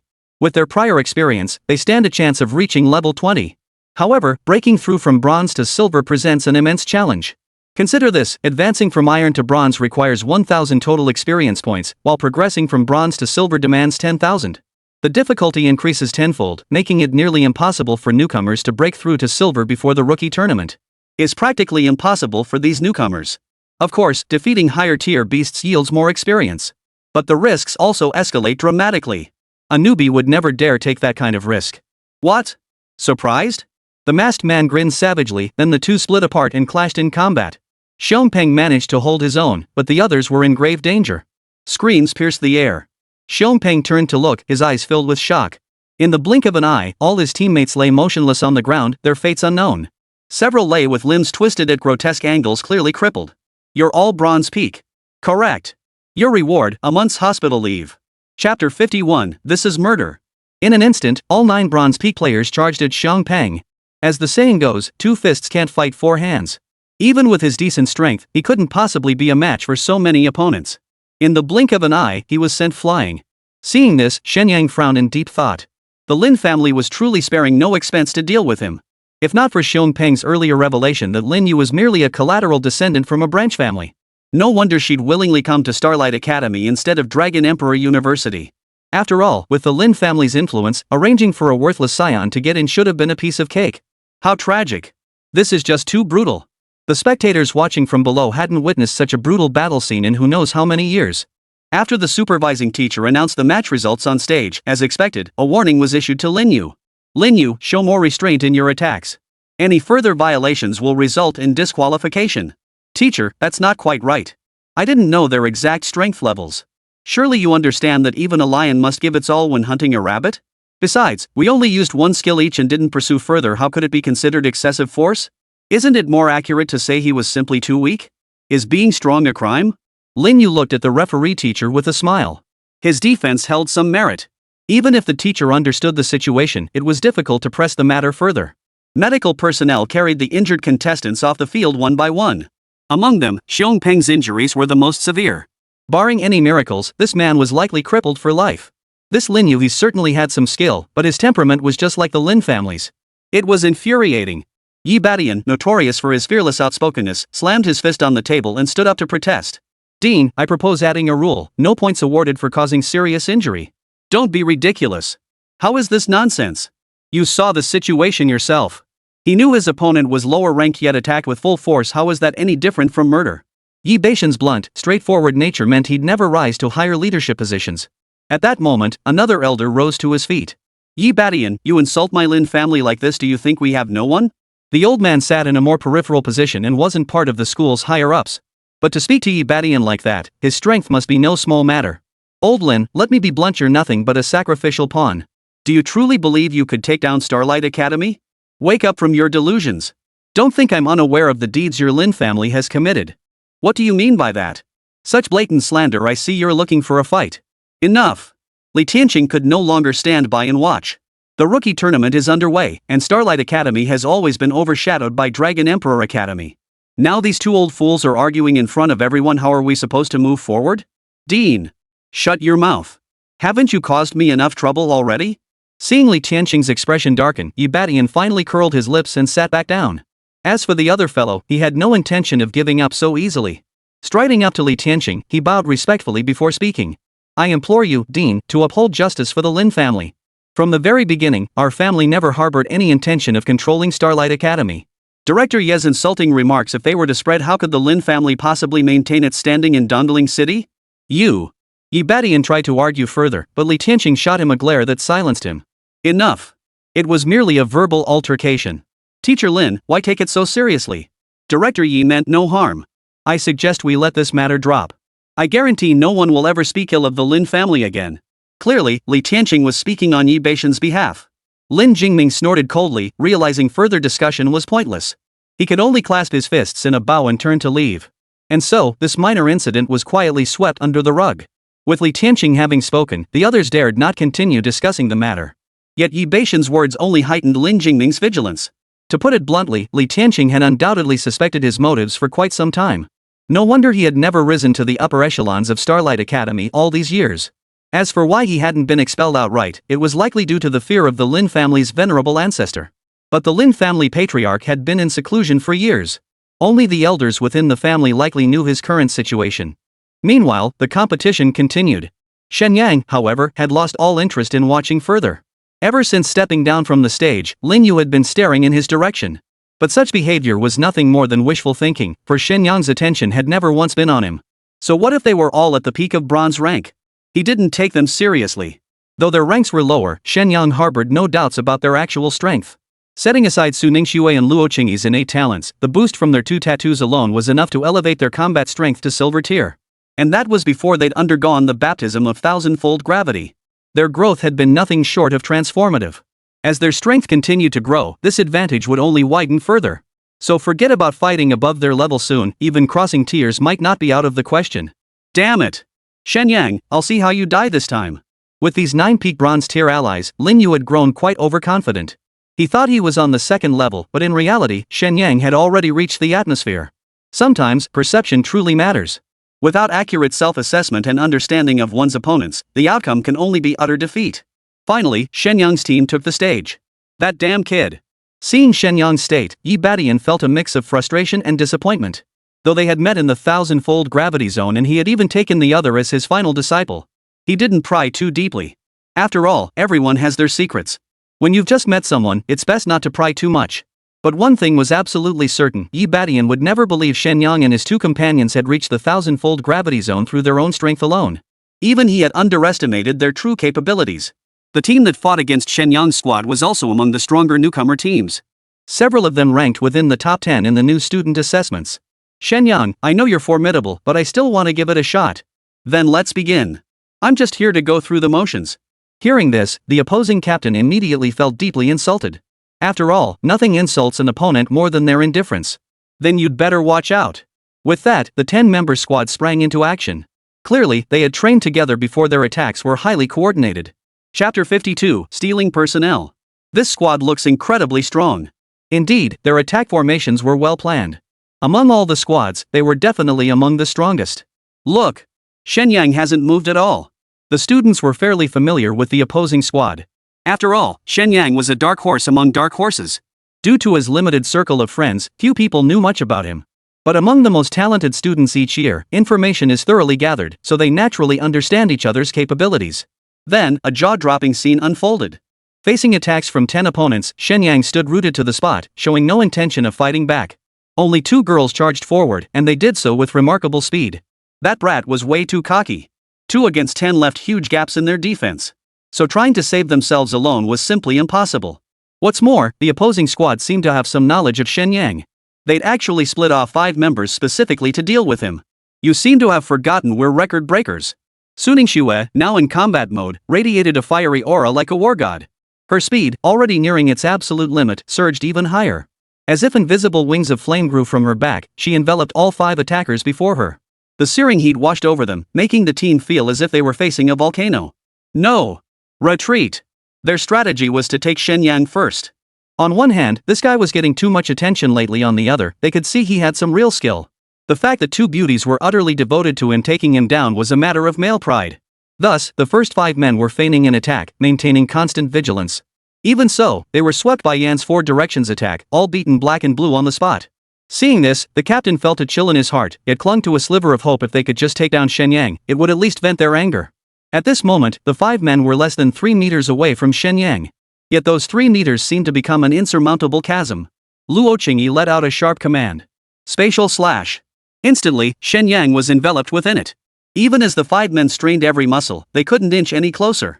What happened? No idea. The next second, before they could react, the scorching aura surged once more. Their pupils dilated. It was too late to dodge. Flames sweep the 4 directions. Su Ningxue didn't hold back, unleashing her ultimate move right off the bat. The enemy's tactics had truly angered her. Why not just fight fairly? To even consider ambushing Shen Yang, that was utterly unacceptable. The competition arena fell deathly silent. To the untrained eye, it was as if Su Ningxue stood alone, a Valkyrie in full battle mode. 2 skills alone turned all 10 opponents into roasted chickens. The captain remained standing, coughing a few times as wisps of smoke curled from his mouth. He looked up to the sky and sighed deeply. Why? Why did this have to happen? Was the gap between us really this vast? Then he collapsed straight onto the ground. With the entire team down again, the supervising instructor was left with a headache. Doctor! Doctor! Medical staff rushed back up and, after examining them, said, "They're fine, just some superficial injuries. A day's rest will see them through." Hearing this, the supervising teacher finally nodded in satisfaction. He had assumed Su Ningxue was reckless, but it turned out the girl had held back. At the same time, he was astonished by her strength. Defeating 10 top students in just a few breaths, that kind of skill must be at the silver rank. But the records clearly stated Su Ningxue was only at level 17. This was utterly terrifying. I declare the winning team of this match to be Team Shen Yang. The moment the result was announced, the entire arena erupted. It had been years since such an extraordinary situation had been witnessed. A single individual had defeated an entire team, and not just any team, but one rank just below them. This is a gaping chasm of superiority. Director Yi, I heard you took the 3 of them as your final disciples? How did they become so powerful? I have no idea. I only just took them on as disciples myself. I haven't had time to get to know them deeply yet. This time, Yi Badian was genuinely baffled. Who could have imagined that simply taking on 3 final disciples would lead to such an astonishing performance? If this is the case, how can the rest of the competition even proceed? Couldn't they just declare the Shen Yang team champions outright? What? Li Tianqing was seething with frustration. This old codger was becoming more and more unreliable. Could we discuss something? I don't have any disciples right now. How about you hand them over to me? Though snatching someone else's disciples was a highly taboo act. But considering the need to cultivate talent, Li Tianqing hesitated before bringing it up. No way. If you want disciples, go find them yourself. Why must you steal mine? With your temperament, do you really think you could teach them properly? Principal, I don't appreciate that remark. What kind of personality do you think I have? Now you're resorting to personal attacks. Yi Badian still felt a bit intimidated by the dean. But it was only a little bit at most. He wouldn't curse in front of the dean. But when it came to snatching disciples, he absolutely refused to budge. If it were an ordinary student, he might have considered it. But seeing Su Ningxue's performance now, there was no way he could let her go. You. Li Tianqing was speechless. Years ago, they had been teacher and student. He knew Yi Badian's character better than anyone. Is there really no room for negotiation? If you insist on taking something, fine, but it can only be that kid. When it came to Shen Yang, Yi Badian always felt a sense of uncontrollable powerlessness. Logically speaking, as a Grandmaster-level powerhouse, he shouldn't harbor such thoughts when facing a bronze-tier practitioner. Yet a voice in the depths of his being whispered that Shen Yang might bring him immense trouble. Very well. Since that's the case, let's hear their opinions. Li Tianqing showed his students ample respect, and in this regard alone, he was worthy of his position as dean of the first academy. Shen Yang had planned to return and catch up on sleep, but unexpectedly, a teacher arrived and took them away. What the hell? I'm exhausted after the competition. What does that old fart want with me now? Hearing it was Yi Badian seeking him out, Shen Yang immediately frowned. Shen, I'll be honest, it's actually the dean who wants to see you. The teacher looked utterly exasperated. The kid had only stood on stage for a few minutes, hadn't even thrown a punch, and yet he was exhausted for some reason. Chapter 53, Anticipating Anticipation. The moment he heard the dean wanted to speak, Shen Yang perked up. Why? Because if the dean wanted him to do something, it meant he could potentially score some benefits. Upon reaching the podium, Shen Yang quickly assessed the atmosphere. Things didn't seem too pleasant up there. What he hadn't expected was that Yi Badian, that old bastard, was seated right beside the dean. His status spoke for itself. Shen Yang, the dean has questions for you. You must answer truthfully. Upon seeing Shen Yang, Yi Badian wore a solemn expression, appearing almost respectable. If one didn't know he was a crook, they might mistake him for a respectable gentleman. Dean. After bowing to Li Tianqing, Shen Yang began to wonder what the dean's intentions truly were. As he spoke, Li Tianqing's gaze drifted toward Yi Badian. Shen Yang couldn't tell if it was just his imagination, but he couldn't shake the feeling that the dean seemed intent on screwing someone over. Damn it, he's not trying to screw me over, is he? Before his mind could wander further, Li Tianqing continued speaking. I observed your trio's competition. Your prowess is exceptional and worthy of praise. Having previously sought to become disciples of Director Yi, we've discussed the matter. Director Yi is stretched thin managing everything alone. I intend to lighten his load. Therefore, you two young ladies, would you be willing to become my disciples? After speaking, Li Tianqing wore a look of triumphant scheming. The others, having witnessed the exchange, immediately turned their gaze toward the dean. Who would have thought the lofty dean would resort to such underhanded tactics? This would surely infuriate Yi Badian. Surprisingly, Yi Badian remained utterly composed, showing not a hint of anger. All the high-ranking officials were instantly baffled, utterly confused about what these two old men were up to. You're not angry? After waiting for a while, Li Tianqing also grew puzzled. Finally, he couldn't help but ask Yi Badian, after all, they had just agreed that only Shen Yang was to be taken. Dean, why would I be angry? You can have whoever you want. Hearing this, Li Tianqing nodded, thinking these two had finally shown some sense. But the next second, he was proven wrong. Dean, we too wish to become your disciples. But it's not just about learning from you. Wherever Shen Yang goes, we'll follow. Me too. Both girls simultaneously declared their desire to follow Shen Yang, which genuinely surprised Li Tianqing. He was the dean, the finest teacher at Starlight Academy. Yet these two young girls had actually rejected him for a boy? Was this normal? Was this reasonable? Young people, I know your bond is deep, but don't you realize that only by mastering powerful abilities can you truly protect those you care about? True to his years of teaching experience, the dean launched straight into a full-blown PUA speech. If it were anyone else, they'd probably reconsider immediately or at least give it some thought. Yet the harsh reality is that today, this old man is bound to be disappointed. I don't have all those complicated thoughts, I just want to be with Shen Yang. Luo Qingyi spoke first this time, her eyes fixed solely on Shen Yang. Me too. Su Ningxue offered her answer without a moment's hesitation. You too. Seeing the unwavering resolve in both girls' eyes, Li Tianqing felt a wave of frustration wash over him. He was the dean of Starlight Academy, a figure who ranked among the most prominent in Dongling City. Yet today, he was rejected by two young girls, his pride severely wounded. Only now did he finally grasp the truth. Yi Badian had outmaneuvered him once again. That old fox had clearly anticipated his own anticipation. Well, Dean, since they're both unwilling, I think we should just drop this matter. Li Tianqing had hoped to win over Shen Yang and secure all three of them. But he simply couldn't match Yi Badian's shamelessness. After much deliberation, he had no choice but to give up. In that case, I won't press the matter. You three may go back first. Once the three had left, Li Tianqing's expression darkened instantly. Director Yi, if you fail to properly discipline those three, I won't let it slide. Rest assured, Dean, I will do my utmost. In truth, Yi Badian felt no pressure whatsoever. After all, even he likely lacked the power to uncover the secrets Shen Yang carried. With a student like this, what guidance was needed? All he had to do was be a reliable backer, and everything would fall into place naturally. Yet he failed to consider that people are fundamentally the same. Yi Badian despised the Lin family precisely because they were too domineering, too protective of their own. Yet now, wasn't his own mindset no different? To put it bluntly, regardless of one's stance, selfishness was ultimately everyone's goal. Even those who professed grand ideals were merely driven by desire, whether for fame or other gains. Since the tournament was a round-robin format, the schedule stretched out considerably. For the upcoming matches, whenever they faced the Shen Yang squad, they essentially chose to forfeit. After all, if a team considered second only to them could be wiped out by a single person, what right did they have to face Shen Yang? This wasn't about courage anymore, it was about inviting humiliation. By the end of the day, Team Shen Yang had participated in 5 matches, securing a perfect record and claiming the top spot on the leaderboard. Tied for first place alongside them was the Linyu team. 9 bronze peak players still made for a formidable force.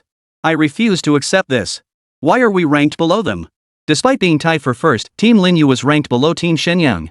Seeing this, Linyu immediately lodged a protest. You're all tied for first, and this isn't the final ranking anyway. Why bother? The commotion quickly drew a crowd. Most people thought Linyu was overreacting, it was just a ranking list after all. Why take it so seriously? A minority, however, believed such matters warranted contestation. Since both teams had identical scores, they should be listed as joint winners. This refusal to compromise on honor embodied the enduring spirit of human civilization. Alright. Since you two care so much, I'll put you both at the top.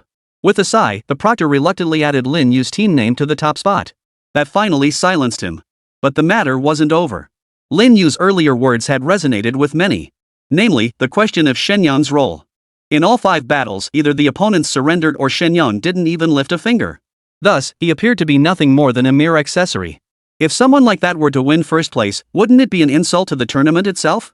Chapter 54, Pact of Life and Death. The buzz of discussion filled the air. I say that kid's just a prop. So what if he's a prop? If you're so great, you could be one too. Oof, what a disgrace to men just hiding behind a woman. What kind of man is that? Though many felt it wasn't such a big deal after all, being a sidekick meant he had some skills. But without exception, everyone agreed that Shen Yang's skills must be pretty weak. Otherwise, why hasn't he made a move from start to finish? Remember, these students are brimming with youthful vigor. At this age, the desire to prove oneself is practically at its peak. Even those who claim to be introverted, don't they crave praise and recognition? For young people, this is practically impossible. If someone claims otherwise, there must be something psychologically off about them. Shen Yang, they seem to be talking about you. Luo Qingyi was seething with anger, finding it hard to stomach all this disparaging talk. Ignore them. Their mouths are their own, we can't control what they say. But I just can't help feeling resentful. Brother Shen Yang is clearly stronger than all of us. Don't worry, they'll shut up soon enough. As the competition progressed, the final rankings were starting to take shape. The 2 teams most likely to claim the championship were undoubtedly Shen Yang's squad and Lin Yu's squad. The rest can only compete for 3rd place and beyond. Which means these 2 squads are guaranteed to face off. We'll shut those gossipers up when the time comes. Why waste breath arguing now? Oomph. Just wait, I'll show them all that our team is the strongest. Su Ningxue was equally furious. Even if Shen Yang hadn't intervened, what difference would it make? Who gave you the right to gossip here? By the end of the first day's competition, many teams had already withdrawn. The reasons were either that they had lost their ability to fight or that they had 0 points and voluntarily requested to withdraw. Stepping out of the arena, Shen Yang immediately spotted a wall of people blocking his path, none other than Lin Yu. Shen Yang, looks like that's all you've got. Better wash your neck tomorrow, we won't be holding back. The standoff between the 2 strongest teams instantly drew countless glances. Look. Who do you think is stronger? What's there to wonder? Lin Yu's team is entirely composed of bronze peak players. No matter how skilled Su Ningxue is, she can't possibly take on so many level 20 professionals at once. Though Su Ningxue hadn't shown much of her skill yet, her power was undeniably the strongest among the newcomers. And remember, this is at level 17. If she were to reach level 20, many might not reach that conclusion, but with a 3-level gap, the outcome could be different. Su Goddess is incredibly strong, I'm sure she'll handle it. Are you out of your mind? Can strength be measured by looks? Of course it can. Anyway, I just think being beautiful means you're powerful. Got a problem with that? No objections, you're the one with issues. What could I possibly object to? Shen Yang paid little attention to the heated debate unfolding nearby. Instead, he watched Lin Yu with keen interest, shaking his head in puzzlement. Lin Yu, I don't know where you got the nerve from, Fish Liong? A stray dog like you dares to bark at me? I've never seen such brazen audacity. Shen Yang. How dare you insult me? So what if I curse you? If you've got the guts, let's make a life or death wager tomorrow. Hearing this, Lin Yu's anger instantly vanished. He'd been fretting over how to act without drawing attention, but this kid actually brought it up himself. Then don't blame him for being ruthless. Fine. I have to admit, sometimes I really admire your courage. Don't forget tomorrow. His goal achieved, Lin Yu flicked his sleeve and turned to leave, brimming with excitement. He knew deep down this was his last chance, succeed or die trying. You're crazy. Shen Yang, do we really have to? Clearly, Luo Qingyi still carried emotional baggage from the last incident. Remember this, if they don't provoke me, I won't provoke them. But if they dare to provoke me, I will strike back. Mercy shown to enemies is cruelty inflicted upon oneself. Hearing this, Luo Qingyi nodded slightly. Though she didn't want it to come to this, Lin Yu had been stirring trouble ever since she enrolled. And it seemed she had only one goal, to destroy Shen Yang. At this thought, determination flashed in Luo Qingyi's eyes. Shen Yang, I understand. The next day's competition proved far more enjoyable than before. At least 30% of the teams had withdrawn, significantly speeding up the schedule. Moreover, the team's strength had improved somewhat by this point. So even knowing they couldn't win, they still wanted to give it a shot. Thus, the Shen Yang team didn't have it as easy as yesterday, battling through 10 matches. They're too strong. Are those two girls even human? As the matches progressed, Luo Qingyi's true strength finally began to shine. Even from the elevated stands, many spectators found their gaze drawn to her. Let's be real, spatial type professions? Not only have people never seen one, they've never even heard of them. Damn it, this little girl can actually manipulate space. Lin Jingming had to observe several rounds before confirming that Luo Qingyi could genuinely manipulate space.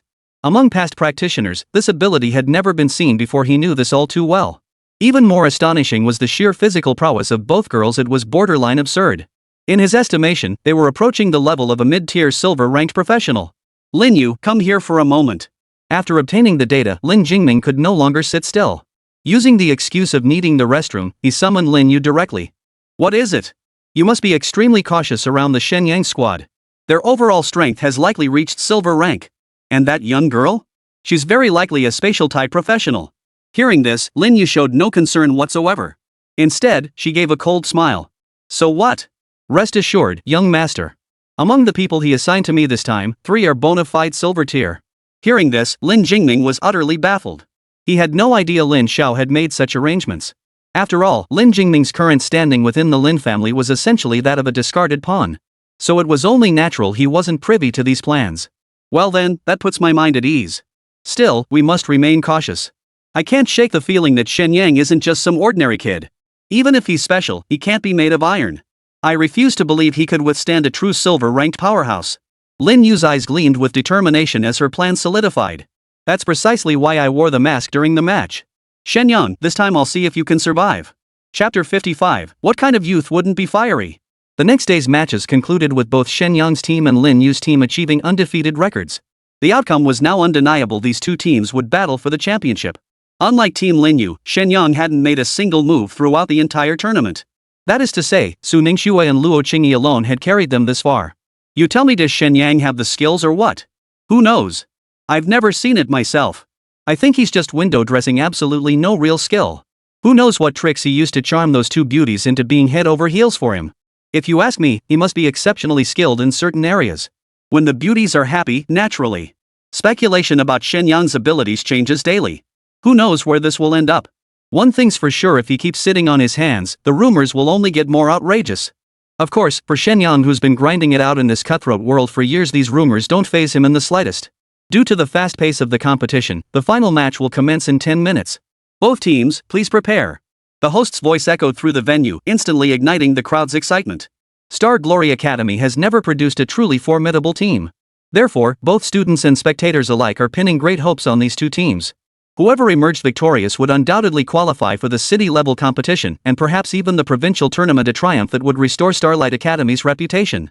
Previously, Starlight Academy had to pool the entire school's resources just to compete with Dragon Emperor University. With these two dark horses, Starlight Academy is bound to make a stunning breakthrough in the future.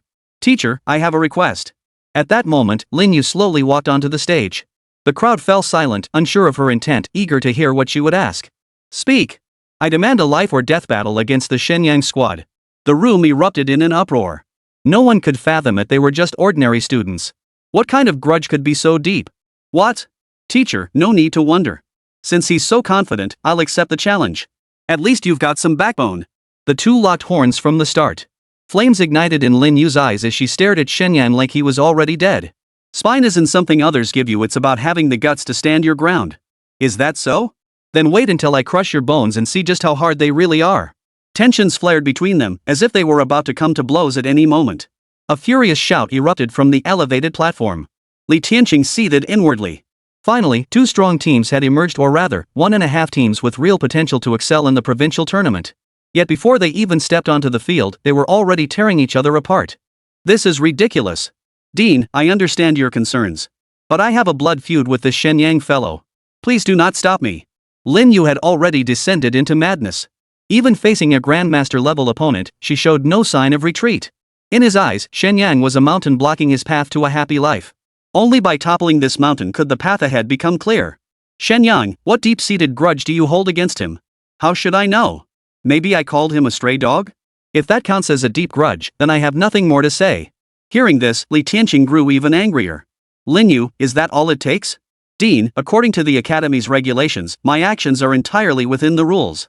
I respectfully request the principal's approval. Seeing Lin Yu's expression, Li Tianqing frowned deeply. He knew a bit about Lin Yu's situation. This matter was likely more complicated than it seemed. Perhaps the Lin family was pulling strings behind the scenes. From that perspective, he really couldn't intervene. The reason was straightforward: Starglow Academy currently found itself in a precarious position. While competing with Dragon Emperor University, they appeared evenly matched on the surface, but in reality, their standing had been declining year after year. Were it not for the emergence of two dark horses this year, the trend would likely have continued. But he couldn't ignore the Lin family either. After all, their contributions to the Academy's public expenditures were no small sum. Put bluntly, for any institution within Dongdaling City, the Lin family was the undisputed financial backer. Offending them would cause him headaches for a long time. Shen Yang, are you truly prepared to accept this challenge? Li Tianqing's meaning was crystal clear. If Shen Yang refused, the Lin family would have no grounds to object. After all, Lin Yu was essentially just a collateral branch, and even if Lin Xiao could secure his position as the young master, it would be decades before he truly took control of the Lin family. The Lin family wouldn't risk antagonizing Starlight Academy over a petty grudge between children. Principal, since they've already made the proposal, wouldn't refusing make us look like cowards? Li Tianqing frowned, then spoke with a hint of urgency after a moment. Young man, don't be so hot-headed. What kind of young man isn't impetuous? Dean, I implore you to grant me this favor. Hearing this, Li Tianqing's expression clearly darkened with displeasure, though he said nothing. He turned and returned to his seat. Such behavior amounted to tacit approval. The proctor, observing this, could only shake his head and sigh. I hereby declare that the match between Team Lin Yu and Team Shen Yang is now a life or death contest. All members of both teams, please come forward to sign the life or death agreement. After all, this was a life or death wager. Everyone's consent was required. Su Ningxue and Luo Qingyi's expressions were resolute. Truthfully, the two girls had initially clung to a sliver of hope. They were all peers. Why resort to such violent rhetoric? Reality had taught them a harsh lesson. The other side was determined to make them pay with their lives. If that was the case, why hold back? This is way too extreme. Exactly. There's no need to take it this far. This is the first time such a situation has occurred in the rookie tournament's history. Who knows how it will end? The audience buzzed with murmurs. This time, however, the mood was one of concern. While they support different teams, this involves life and death stakes. It's simply too serious. This clearly shows that most people in society are fundamentally good-hearted. It's just that differing stances sometimes push people over the edge, causing them to act out of character. The match begins. A loud shout echoed through the venue, instantly silencing the crowd. The two teams faced off on stage, the air seemingly frozen solid. A palpable tension slowly spread, stirring a sense of dread in every spectator watching. Strike! Lin Yu had waited for this day for what felt like an eternity. Unable to contain herself any longer, she chose to strike first. But in the next instant, a thunderous crash echoed. Everyone charging forward collided with an invisible wall, halted in their tracks. Chapter 56, Joint Assassination. Use that move. Don't hold back anymore. Seeing this, Lin Yu immediately understood. Though she didn't understand the principle behind it, countermeasures weren't impossible. As the saying goes, brute force trumps all tricks. In the face of overwhelming power, all fancy skills become meaningless. Alright. What are we waiting for? Boom. The aura of the figures ahead shifted instantly, no longer holding back their power. Silver tier. Genuine silver tier. As a psychic detector, Luo Qingyi instantly sensed something amiss and hurriedly issued a warning. So this was their backup plan. Xiao Shui, prepare to fight. Perfect. Spatial cutting could block a bronze peak, but it couldn't withstand a silver tier powerhouse.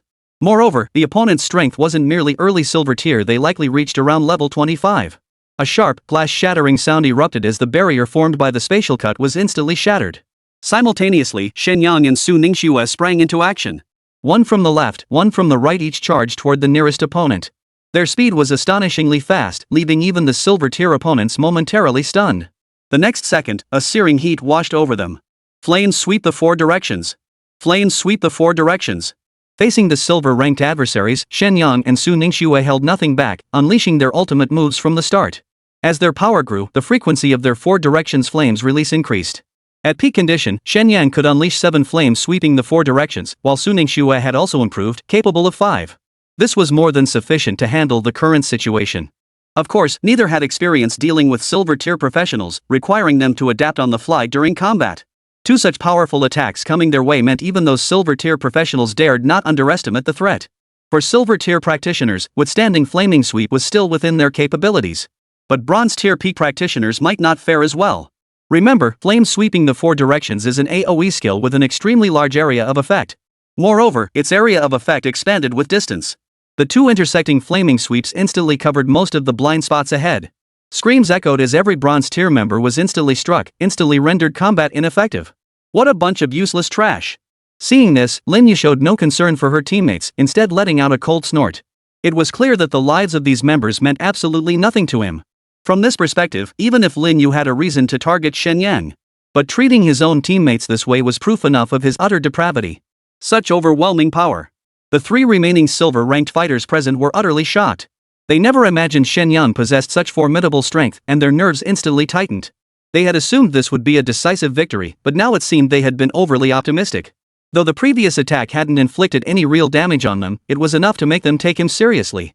What are you standing around for? Get moving. Hearing this, the leader visibly grew impatient. He shot a glance at Lin Yu, who was still ranting, but ultimately said nothing. Even if this kid's skills were lacking, who could blame him for having a privileged background? He was simply someone who started ahead of the pack, something they could never match. Besides, this wasn't a job for him, it was for Lin Xiao. If they offended the Lin family, they'd all be in deep trouble. Move. Now aware of their opponent's true strength, the 3 exchanged glances, their expressions noticeably more serious than before.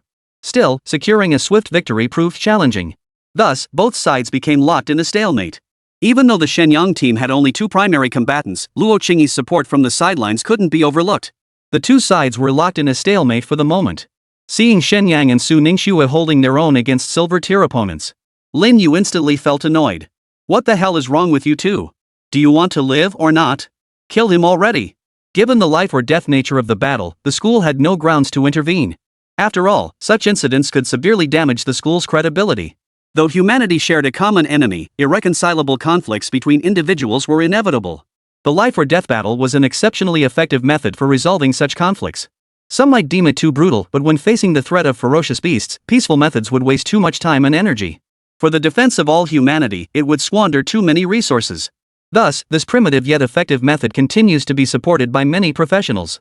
Of course, you can choose not to fight provided you can withstand the public outcry. If you think you can do better, go ahead.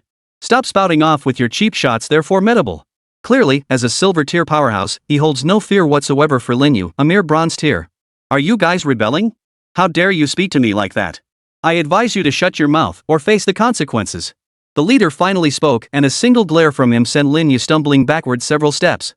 She dared not utter another word. Seeing this, murmurs rippled through the crowd below the stage. From initially looking down on Shen Yang to now turning their guns on him. After all, Lin Yu's behavior didn't exactly scream good guy. This kid is truly despicable, can he just be quiet? Exactly. How did someone like this even become captain? Is every branch of the Lin family this arrogant? What arrogance? I bet someone in the Lin family wants to take down Shen Yang. This guy's just a lackey. You have to admit, the public's eyes are sharp. After some analysis, we've pretty much figured out the truth. So, Shen Yang and Su Ningxue weren't exactly feeling great right now. Their energy reserves were nearly depleted. There was no way around it, their opponent was a silver-ranked expert. Even if their strength was comparable, their endurance simply couldn't match his. They could still hold on. Su Ningxue's gaze hardened with resolve. This was the strongest opponent she had ever faced. Shen Yang felt the same. Had he not gained that enhancement in the gravity secret realm last time, today's outcome would have been very different. The next second, the trio's attack struck again. Luo Qingyi watched anxiously from behind, unable to offer much assistance. She could only wait quietly for an opening. But just then, one of the silver-tier fighters charged straight toward her. Oh no! Shen Yang inwardly cursed. If Luo Qingyi took that hit, she'd be gravely injured. Though she too had gained the gravity realm's enhancement, she was ultimately just a support player. The vast difference in rank meant she simply couldn't withstand a silver-tier attack. Qingyi, watch out! Ignoring the attacks behind her, Shen Yang sprinted toward Luo Qingyi at full speed. Chapter 57, Dimensional Blade. Unable to dodge the follow-up strike, Shen Yang took the blow squarely. A gush of blood spurted from his mouth, yet Luo Qingyi felt no fear. Dare to harm my Shen Yang brother? Die! Dimension Blade. At her current power level, Luo Qingyi could only unleash Dimension Blade once. But when Shen Yang faced danger, she hesitated not a moment, unleashing her most powerful attack. An invisible blade shot forth at an eerily swift speed, instantly closing in on the advancing silver-ranked professional. The man felt death's chill and shuddered violently. Yet evasion was too late. A chill swept through his body. Looking down, he saw himself already split clean in two. What was truly terrifying was that the blood within his body seemed to be in a state of shock, failing to gush out immediately. Even so, the dimensional blade's power was scarcely diminished as it continued its forward momentum. Watch out! The moment Luo Qingyi's eyes changed, Shen Yang reacted. Summoning every ounce of strength, he shouted towards Su Ningxue. Su Ningxue also sensed Luo Qingyi's change, and both of them threw themselves to the ground at top speed. Both knew full well the true power of the Dimension Blade. It was simply beyond their ability to withstand. The other two silver-ranked professionals weren't so fortunate. Though they sensed the danger, it was already too late. Pft, pft. The sound of flesh tearing echoed. The next instant, both bodies were similarly cleaved in two. As for Linyu, her distance from the attack and the angle not directly facing it allowed her to narrowly escape. But as one of her arms plopped to the ground and blood spurted out, the pain finally hit her. What was that? Not only were the spectators stunned, but even those on the VIP platform leapt to their feet. It was a peculiar energy unlike anything they had ever witnessed, unrecorded in any known history. It was the power of space. In the end, it was Li Tianqing who murmured the truth. She was actually a spatialist. It seemed they would have to reassess the Shen Yang team's strength. If Shen Yang's strength alone had already caught them off guard. Now with Luo Qingyi added to the mix, things were about to get complicated. If each of these three were to lead a team, winning the championship in a small place like Dongling City would be a breeze. That's terrifying. Who would have thought a little girl could wield such devastating skills? Do you still think she's just a little girl? I'd call her a demonic little girl. And so, from that day onward, Luo Qingyi's reputation as the demon loli was firmly established. Li Tianqing shot a resentful glance at Yi Badian beside him. Deep down, he understood perfectly well. Not a single person around Shen Yang was simple. And all of this was likely tied to Shen Yang's profession as a tattoo artist. Watching the unfolding scene, Lin Yu's face was frozen in disbelief. Impossible. How could this be possible? That's the Lin family's elite silver-ranked fighter. How could he possibly lose to Yulat? By now, Luo Qingyi had passed out. Shen Yang placed her beside the ring and slowly rose to his feet. Lin Yu, our fight isn't over yet. What's going on? These people aren't students at all. Yeah. This isn't a life or death battle, it's outright murder and robbery. Lin Yu's blurted out revelation ignited everyone's fury. Even those who had initially sympathized with him were finally swayed. After all, this was the school's new talent selection tournament. For this guy to openly use outside forces was a serious disciplinary violation. And it wasn't about winning the championship, his goal was murder. In an instant, Lin Yu became the target of everyone's wrath. Shen Yang, you can't kill me, I'm from the Lin family. Before he could finish speaking, Shen Yang closed the distance with astonishing speed, standing directly before him. This kid didn't possess silver tier strength, he stood no chance against Shen Yang. Let me give you a piece of advice, those who do wrong will meet their end, and the Lin family is no exception. Wait. Li Tianqing scrambled to intervene, but it was already too late. Shen Yang acted with ruthless decisiveness, snapping Lin Yu's neck clean in two. Watching the body slowly go limp, Li Tianqing could only shake his head and sigh. Truthfully, he only wanted to spare a promising talent. Otherwise, with his abilities, how could he possibly fail to save Lin Yu? My apologies, Dean. I couldn't hold back in the heat of the moment. No matter. You've already signed a life and death agreement. This has nothing to do with you. In front of so many witnesses, Li Tianqing was effectively backing Shen Yang's position. Also, investigate these individuals' identities. To cheat right under my nose, they really don't know when to quit. Soon, staff arrived to handle the scene. Law enforcement officers also arrived, and the matter was settled there. As for the injured contestants, their lives were spared, but after the investigation, not a single one will escape punishment. The dean is truly wise. Hearing this outcome, everyone felt genuine admiration for Li Tianqing. This move would certainly offend the Lin family, but Li Tianqing had already made his decision. Announce the competition results. I hereby declare that the champions of this year's rookie tournament are Team Shen Yang. The stage had been cleared, and Shen Yang and Su Ningxue stood at its center. Surveying the fervent crowd, they felt a mix of emotions. So this is what it feels like to be the center of everyone's attention? You know what? It's actually pretty nice. From the moment he signed up for the life or death battle, Shen Yang had made his choice.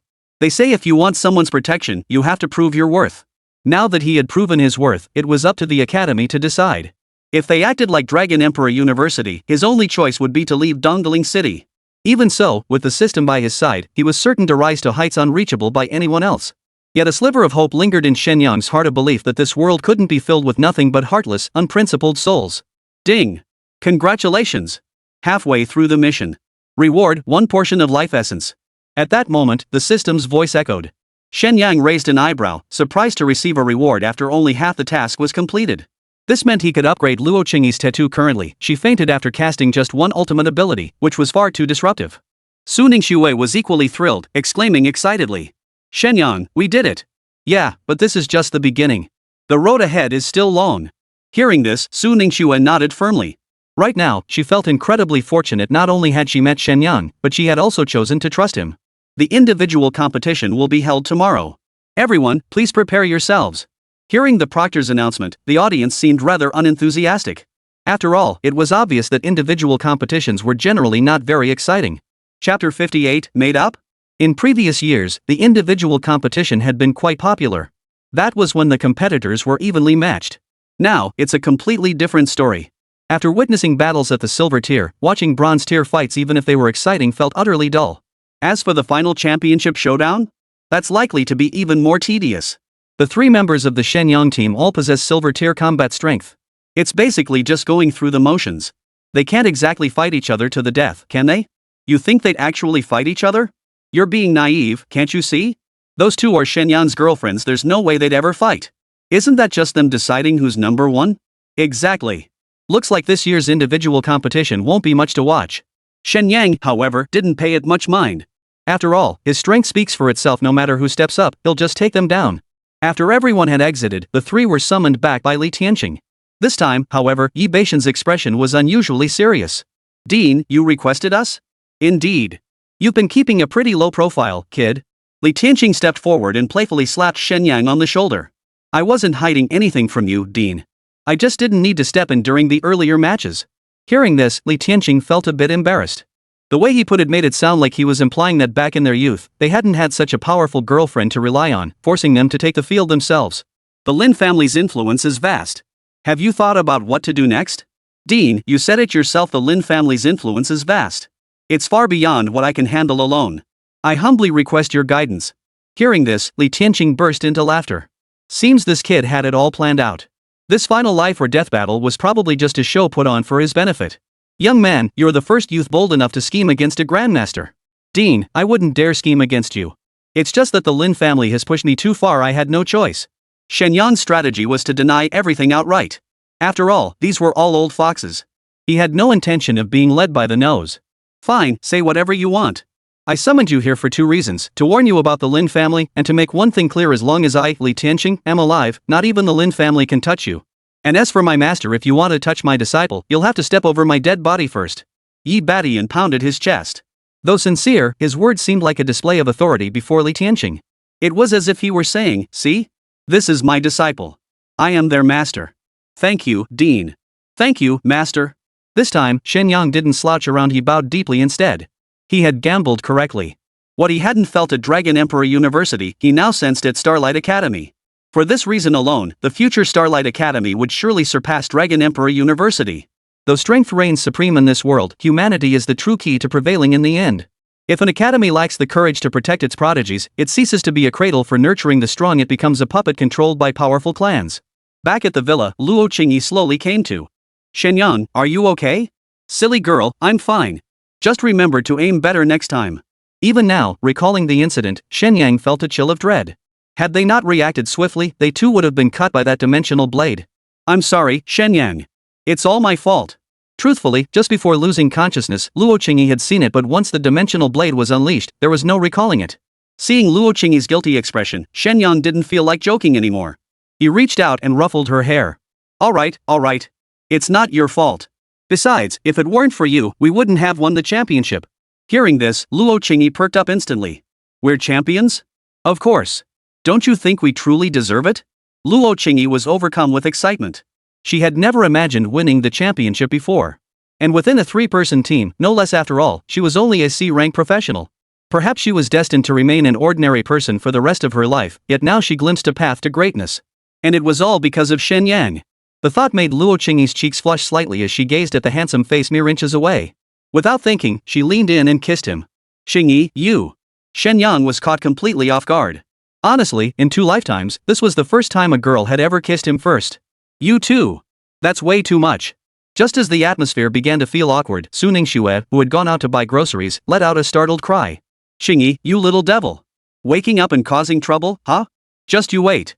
The already awkward pair instantly became even more flustered. Xiao Shui, it wasn't you. Shut up and get out. This is how you take care of Qingyi? Seeing Su Ningxue's furious expression, Shen Yang suddenly felt at a loss. He scratched his nose and obediently walked out. Though worried the 2 women might fight, it was best to keep his distance at a time like this. What Shen Yang didn't know was that the moment he left, the 2 women burst out laughing. Little Qingyi, you're something else. Never thought you'd beat me to it. Xiao Shui, don't rub it in. My heart's still pounding like crazy. What's the big deal? If you like him, go for it. I think you're braver than I am. Su Ningxue sighed. Though she harbored the same thoughts, she couldn't quite convince herself. Ironically, the more reserved Luo Qingyi took the first step. After waiting for ages, Shen Yang still heard no sound from inside. Worried something might be wrong, he steeled himself and knocked on the door. Come in. Opening the door, Shen Yang was stunned. Su Ningxue was peeling an apple for Luo Qingyi, and the atmosphere couldn't have seemed more harmonious. You two made up? Make up? We weren't even fighting. Why would we need to make up? Perhaps because she was a step behind, Su Ningxue still held a bit of a sulk. She turned her head away, her tone still sharp. Well, that's good. I have something I need to discuss with you both. The team championship this time earned us another portion of primordial power. Combined with the skill from the upgraded tattoo we got last time, Shen Yang planned to upgrade one person's totem first. Su Ningxue, with her Valkyrie class and the Phoenix Tattoos enhancement, was already practically a 6-sided warrior. The most pressing concern now was Luo Qingyi. If the Dimension Blade couldn't be upgraded, it would become a major obstacle down the line. After all, even though they won the championship at Starlight Academy, the competition with Dragon Emperor University remains fierce. Chapter 59, Upgrade. And with an opportunity to boost their strength, they naturally had to act quickly. The main issue is that there are no suitable clients yet, so the primordial power just sits idle. Once it's used up, given the system's pattern, new quests will likely be released soon, no need to rush. So, I was thinking of upgrading Qingyi first. What do you all think? Recalling that kiss just now, Shen Yang suddenly felt awkward. Last time, he could still claim to be a man of integrity, but after something like this happened, could his heart truly remain calm? Alright, continuing like this isn't a solution for Qingyi either. Let's get started. Upon hearing this, Su Ningxue understood that upgrading Luo Qingyi now would maximize their gains. The reasons for this situation were twofold. First, the spirit energy detector's level was too low to handle more energy. Second, while void beasts were unique and formidable, they were simply not in the same league as a phoenix. Hold on, I need to step outside to calm down. Wait for me. Now, just seeing Luo Qingyi reminded Shen Yang of the earlier scene, making it impossible for him to focus on the tattooing. Watching Shen Yang flee in disarray, the 2 women exchanged glances and burst into uncontrollable laughter. By the way, Qingyi, I'm curious, how did you overcome your psychological barriers? There was nothing to overcome. When I saw someone hurting brother Shen Yang, I didn't think twice. In truth, Luo Qingyi hadn't experienced that same state of mind since then. Because if given the choice again, she would still choose to kill without hesitation. Hearing this, Su Ningxue felt deeply moved. In a way, perhaps she wasn't as resolute as Luo Qingyi. Even when she saw Shen Yang injured, she still couldn't bring herself to truly strike a fatal blow. I understand, Qingyi. Thank you. Why thank me? Luo Qingyi was puzzled, unsure why Su Ningxue had said that. It's nothing, don't worry. You've been so brave, and I'll try harder from now on. After finally calming down, Shen Yang walked in with a serious expression. Clearing his throat, he said, I'm ready. Let's begin. As he spoke, the 2 women could clearly sense something off about Shen Yang. How could he not be awkward? Any man in this situation would find it impossible to remain completely unmoved. Especially not Shen Yang, who was practically an emotional novice. Looking back now, he hadn't done a single worthwhile thing back in school. If he'd gained some experience back then, he probably wouldn't be facing so much awkwardness now. Shen Yang, I'm ready too. Earlier, when Luo Qingyi was unconscious, to help her rest better, Su Ningxue had already removed all her clothes. Now, lifting the blanket revealed a sight so overwhelming it instantly short-circuited Shen Yang's brain. Shen Yang, hurry up. Don't let Qingyi catch a chill. Seeing this, Su Ningxue said with amusement. But Shen Yang showed no reaction whatsoever, still staring straight ahead at the sight before him. Shen Yang. Just as Su Ningxue called his name for the second time, Shen Yang felt a wave of warmth wash over his nose. Such an embarrassing state made him unable to hold back any longer. I'd better step outside to cool off. With that, he bolted out the door, desperate to escape the room. What a mess. What on earth is going on here? Truthfully, if not for Luo Qingyi's kiss just now, Shen Yang might have managed to hold back. But for some reason, after being kissed, he couldn't face Luo Qingyi anymore. Shen Yang, how pathetic can you be? The meat was practically handed to you, and you couldn't even take a bite. Are you even a man? While he wrestled with his inner turmoil, the two women beamed with joy. The clearest sign was this: when a man can suppress his desires for you, it proves he truly cares.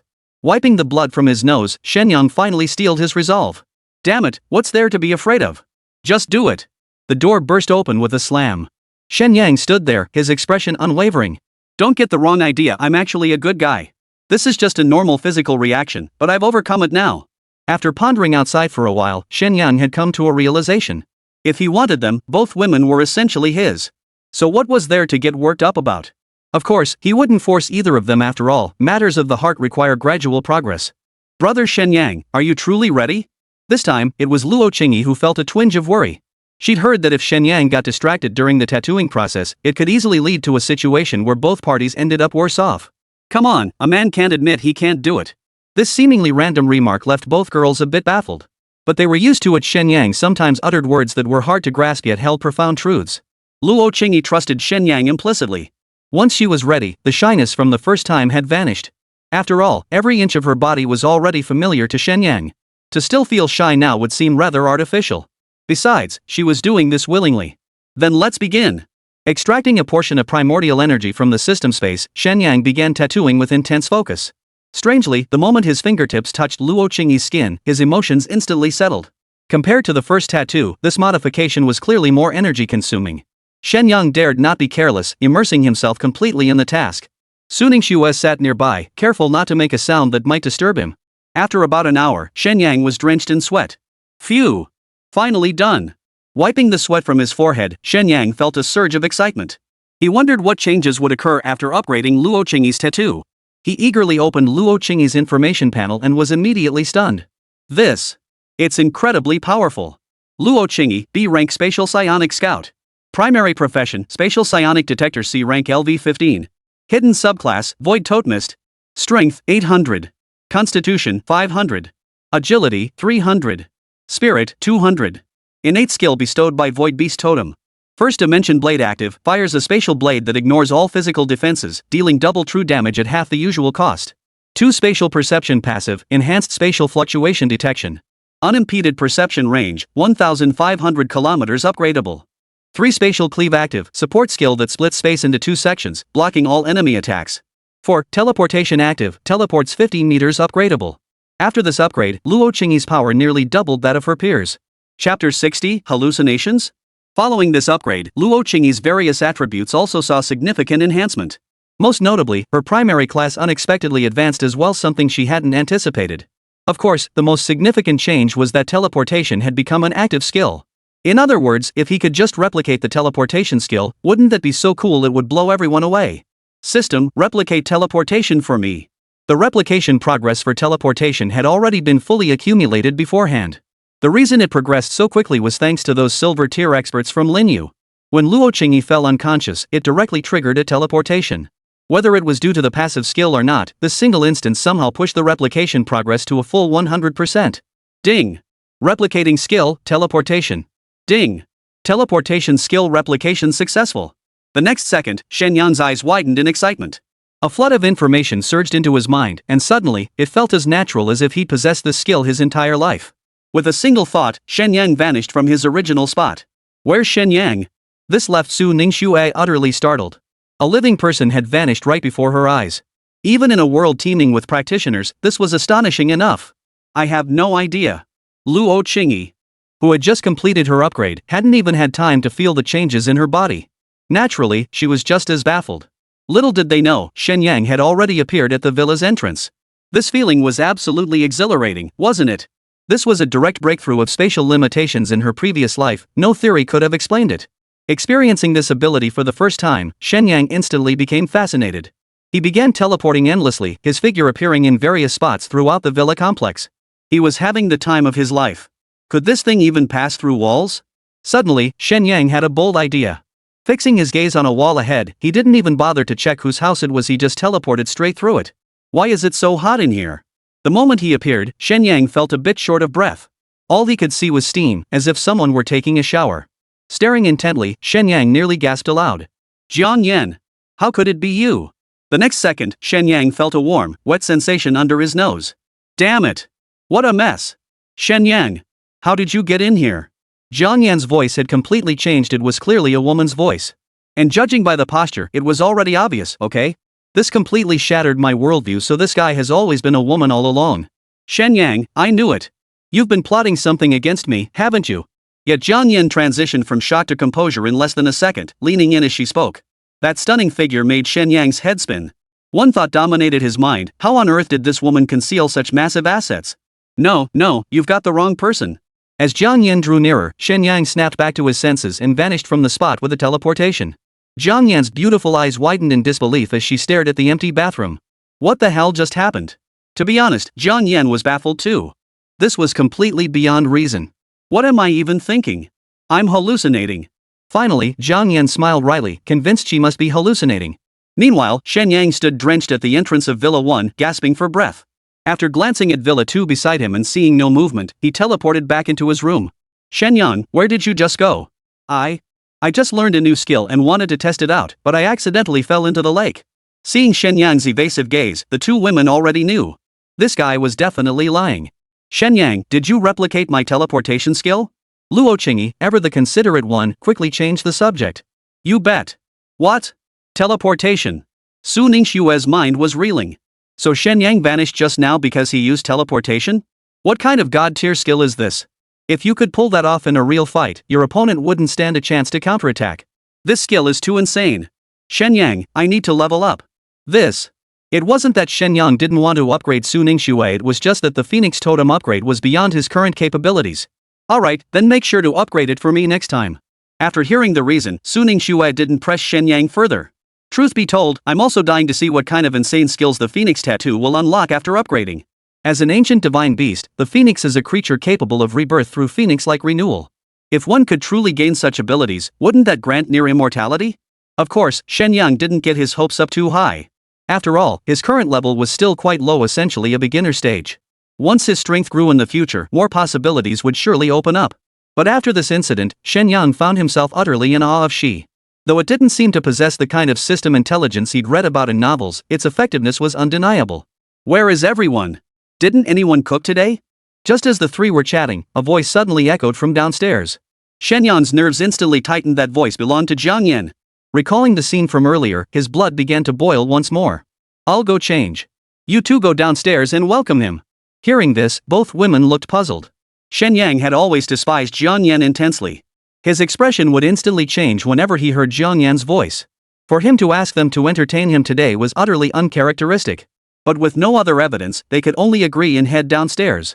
Truthfully, Jiang Yan had been coming over daily to piggyback on their meals lately. While it was a bit bothersome, it was really just a matter of adding an extra pair of chopsticks. The two women just had to be careful not to let this guy turn Shen Yang. He showed up right on time. I have something to do today and haven't cooked yet. Why don't you go eat at someone else's place? Su Ningxue showed him no mercy. She certainly didn't have that kind of patience with other men. Oh, I see. No problem, I'll just wait here then. Faced with such shameless behavior, Su Ningxue conceded defeat and said no more. She knew full well that with this guy's thick skin, continuing the conversation would only lead to her own emotional breakdown. Where's Brother Shen? You're here. Shen Yang, freshly changed, stepped out just as his gaze locked with Jiang Yan's. The vivid scene from moments ago instantly flooded his mind, making him unable to look directly at Jiang Yan.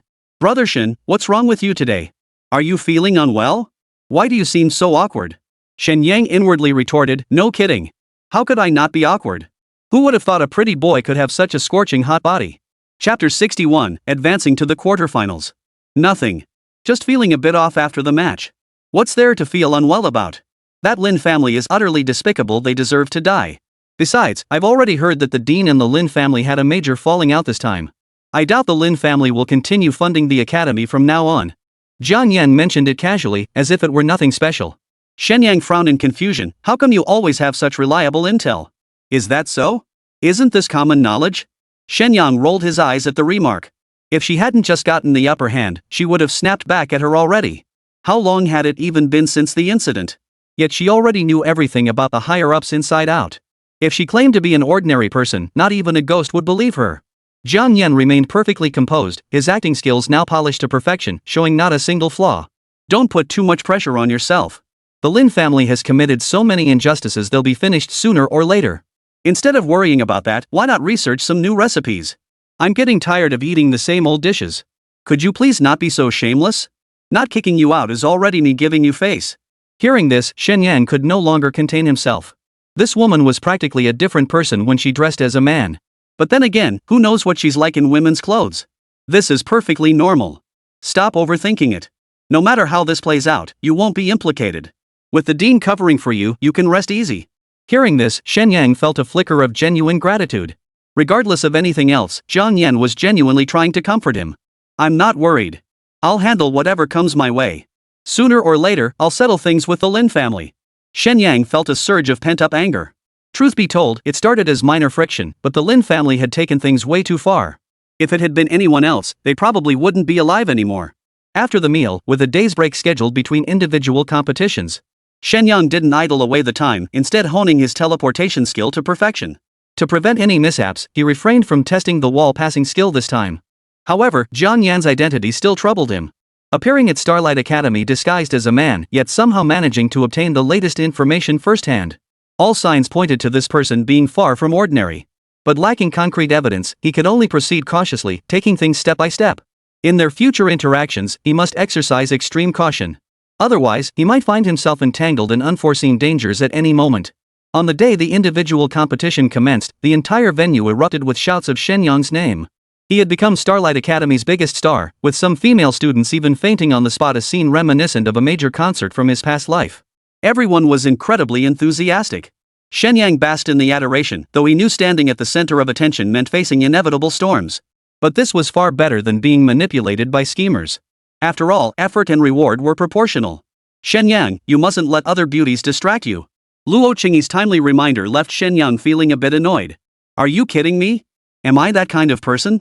The moment the words left his mouth, an unsavory image flashed through his mind. Damn it! Why did I think of her? Shen Yang felt a wave of dread wash over him. This dangerous woman, he absolutely must never think of her again. After silently vowing to himself, the draw results were announced. The first match pitted Shen Yang against a freshman. The moment the match began, the freshman immediately threw in the towel, looking utterly dejected. Referee, I just entered bronze rank. I concede. Shen Yang's but barely left the seat before she won. Seriously, what a letdown. Having already demonstrated his strength, Shen Yang saw no need to hold back. Yet he wasn't even given a chance to show off. As the match progressed, Luo Qingyi and Su Ningxue began to understand Shen Yang's disappointment. Every single opponent matched against them chose to concede without exception. What a joke! These three powerhouses were the kind who could dominate silver-tier players. Going up against them would just be courting humiliation. And so, the trio advanced triumphantly. They never even stepped onto the battlefield, advancing directly to the quarterfinals. With 10 battle stages available, the individual tournament progressed swiftly. I now declare the semi-final matches officially underway. This time, the opponent didn't back down, they stood firmly on the platform. Who is this guy? He's got some guts, taking on Shen Yang. Look at him, a gust of wind could knock him over. How did someone like this even make it to the quarterfinals? What a joke! Perhaps because this contestant hadn't drawn much attention, and with his frail, sickly appearance. He looked like a sickly weakling who hadn't fully recovered, so many were genuinely surprised. If his opponent weren't Shen Yang, no one would have paid him any mind. Qin Yan, it's an honor to meet you. He's quite polite, but are you sure you want to fight me? Shen Yang looked at the sickly-looking boy before him. He was quite handsome, but his face was pale and sickly, his lips dark and black. He looked like a gust of wind could knock him over. He never imagined that after so many others had backed down, he'd end up facing someone like this. Shen Yang, I know you're formidable, but I still want to give it a shot. Alright then, bring it on. Seeing his opponent's attitude, Shen Yang's interest was piqued. He figured a little lesson would suffice, but what unfolded next surprised him even more. You go first.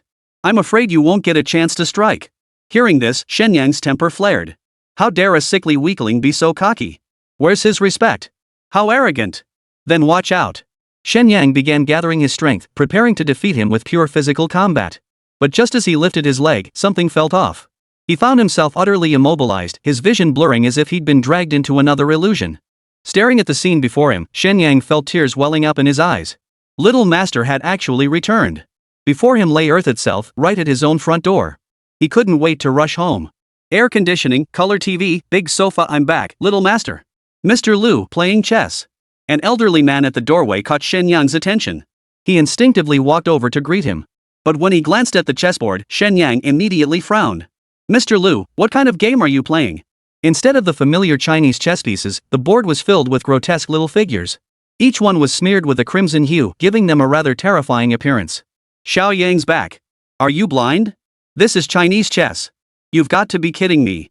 How could this possibly be chess? Chapter 62, A Dream of Yellow Millet.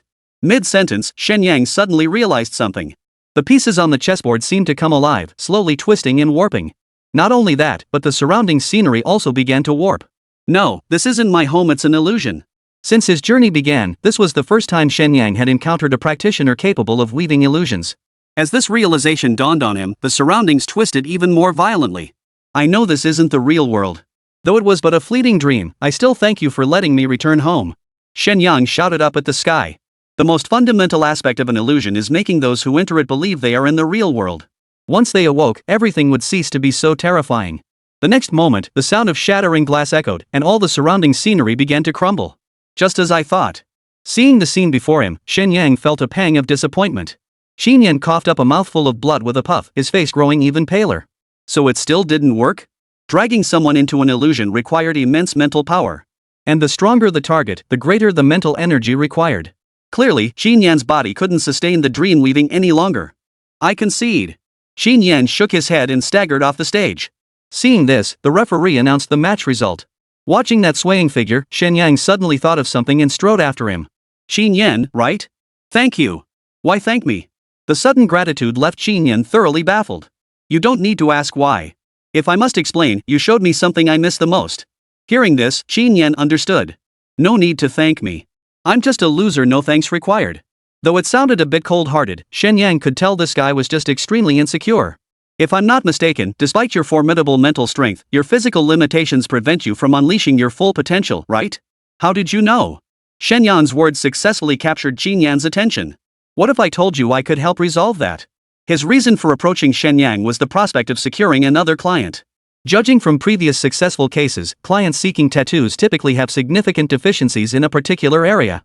Take Su Ningxue, she lacked area of effect damage skills. Luo Qingyi couldn't fully utilize her spatial abilities.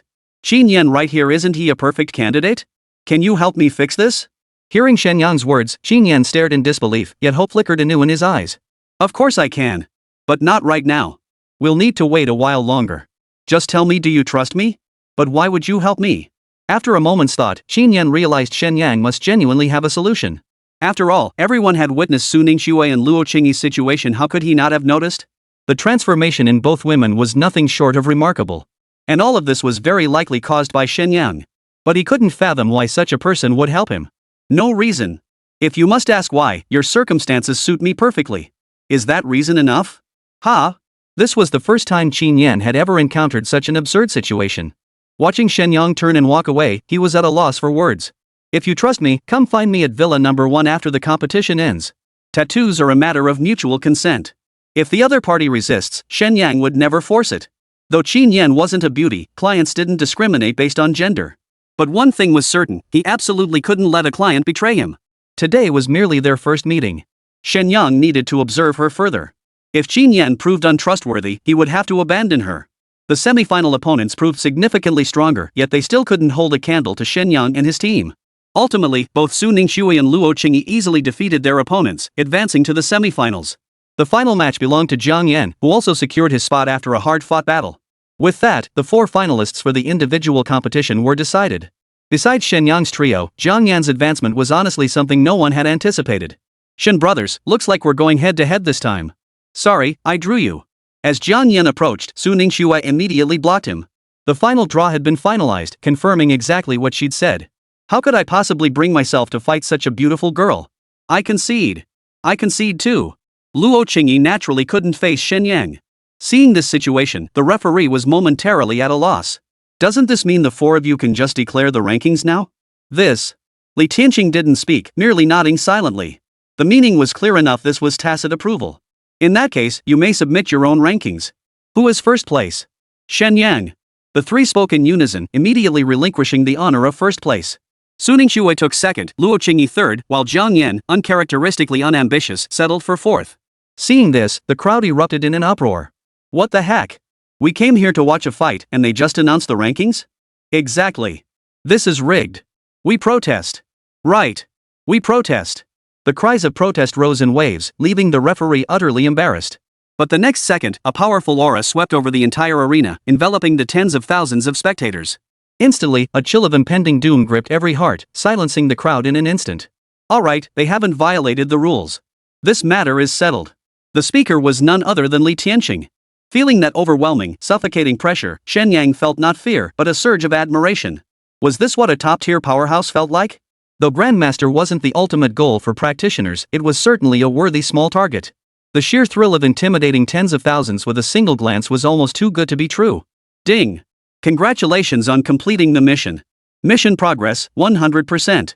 Reward, 1 portion of primordial power. Simultaneously, the system notification chimed, lifting Shen Yang's spirits. Upgrading Su Ningxue's tattoo now seemed impossible, so he'd have to focus on finding a third client. Students who placed in the top 10, please come to the stage to receive your awards. Shen Yang hadn't expected to receive his awards so soon. He had no idea what he'd receive this time, but since it was free, whatever it was, he could at least enjoy the moment. Chapter 63, A Sky-High Reward. Just as Shen Yang was still pondering what the prize might be, a line of stunningly leggy beauties approached carrying trays, each one seemingly hand-picked. Damn, those legs are longer than my life. Shen Yang, why are you drooling? Ha? Am I? Su Ningxue, on the other side, immediately grabbed Shen Yang by the waist. The pain nearly made him jump. What are you doing, Xiao Shui? If you dare look again, I'll gouge your eyes out. Hearing this, Shen Yang was genuinely baffled. He and Xingyi were getting along perfectly fine, so why was it suddenly unacceptable to even glance at another woman? I swear I wasn't staring. You know damn well whether you looked or not, men's words are worthless. Hearing this, Shen Yang was utterly shocked. How could Su Ningxue speak so fluently? Could she be a time traveler too? Don't tell me you came up with that line yourself. What else? Am I not right? Shen Yang still couldn't quite accept it and pressed further. Imperial jade liquor? Beneath the great bridge before the gate, a flock of ducks swims. Odd changes, even stays the same? Yet Su Ningxue showed no reaction whatsoever. What strange things are you talking about? Alright, I admit it, men really are judged the same way in every world. Li Tianqing stood up himself, walked up to Shen Yang, and wore a broad smile. Not bad, but you've caused quite a stir. That's all thanks to the dean's concern. Otherwise, I wouldn't be standing on this award podium. At least you have some conscience left. Here's your bonus, take it. Taking the large plaque from the senior in charge of protocol, Shen Yang was immediately drawn to the string of zeros on it. How much is this? Don't let it scare you, this year's Starlight Academy Championship prize is 50 million spirit energy. Of course, since you're double champions, we won't be awarding the other prizes. At that moment, Shen Yang couldn't care less about anything else. Holy crap, that's 50 million spirit energy. Even a low-level practitioner couldn't earn that much in a lifetime. We're rich. We're rich. Dean, I absolutely adore you. He almost lunged forward to plant a kiss on the dean's cheek, but remembering the overwhelming pressure Li Tianqing had just unleashed, Shen Yang held back. All these people were watching. If he gave the wrong impression, one glare from that guy would probably send him to meet his grandmother. What did you say? Li Tianqing almost doubted his own ears. Were young people these days really this open? Even an old man like him could spout such explicit lines. If it were a young girl, fine, but Shen Yang? He had absolutely no interest whatsoever. Nothing, I meant to thank the Academy for its cultivation. Now that you know the Academy's investment, don't get poached by Longhorn University later. Truthfully, the Academy went all out this time precisely to keep Shen Yang. If he stays, the other two girls will naturally follow. As for the past feud with Dragon Emperor University, someone with Li Tianqing's capabilities surely knows about it. This move is just to cover all bases. Dragon Emperor University? What kind of crappy school is that? I'd never go there even if you paid me. Our Starlight Academy is way better. Smooth talker. I hope you'll contribute to Starlight Academy's rise in the future. Besides Shen Yang, second-place finisher Su Ningxue received 30 million spirit energy, while Luo Qingyi received 20 million. As for Jiang Yan, he received only 10 million. Unexpectedly, Jiang Yan didn't accept his share. Instead, he turned to the first-place winner, Shen Yang, and declared with extraordinary boldness. I'm not short on cash. I see Brother Shen really likes it, why don't I give him mine too? The moment he said that, everyone was stunned. Are you kidding me? That's a full 10 million. What does that even mean? He's just going to give it away with a casual remark? The official presenting the award was stunned, taking a moment to recover. Excuse me, did I hear that correctly? You just said you're giving your bonus to Shen Yang? Professor, you heard correctly. Go ahead. The school leader was utterly speechless. How old is this kid, treating 10 million like dirt? Even for him now, that's a huge sum of money. Why is the gap between people so vast? Dean, this bonus is yours to do with as you please. We won't interfere. But this is an award ceremony, don't make a scene. Li Tianqing's tone brooked no argument. Jiang Yan knew that if he really handed it over to Shen Yang here, he'd likely earn himself another wave of resentment. He smiled and reached out to accept the medal. Unbelievable. The Shen Yang team actually won 100 million yuan in prize money. That's 100 million yuan. I've never seen that much money in my entire life. You don't believe me? Well, look at me now, I'm seeing it. With the awards ceremony concluded, this round of the Academy Rookie Selection Tournament came to an end. A month later, Dongling City would host its citywide rookie tournament to select representatives for the provincial competition. From the provincial level onward, rankings directly determine each school's core resources. The reason schools hold their rookie competitions a month early is precisely to give them time to cultivate the top talents among their students. Otherwise, pouring resources into underperformers would yield absolutely nothing. For universities with less than stellar reputations, this competition format is nothing short of hell mode. After all, without genuine strength, a school simply cannot attract highly talented students. Over time, geniuses will naturally gravitate toward the stronger institutions. This is an unavoidable reality, as every city is constantly preparing to withstand the beast tide. To prioritize education across the board in hopes of preserving human civilization is nothing short of wishful thinking. Limited resources must be concentrated on key individuals to maximize their impact. Stepping out of the arena, Shen Yang was about to head home when a figure blocked his path. It's you. What? Changed your mind?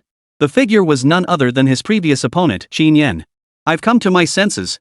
If you can truly grant me combat prowess equal to theirs, I'll do it. I'll serve you faithfully. As he spoke, Qin Yan made a move to kneel. Shen Yang hurried forward to help him up. This is way too much. I'm no capitalist and I need teammates, not slaves.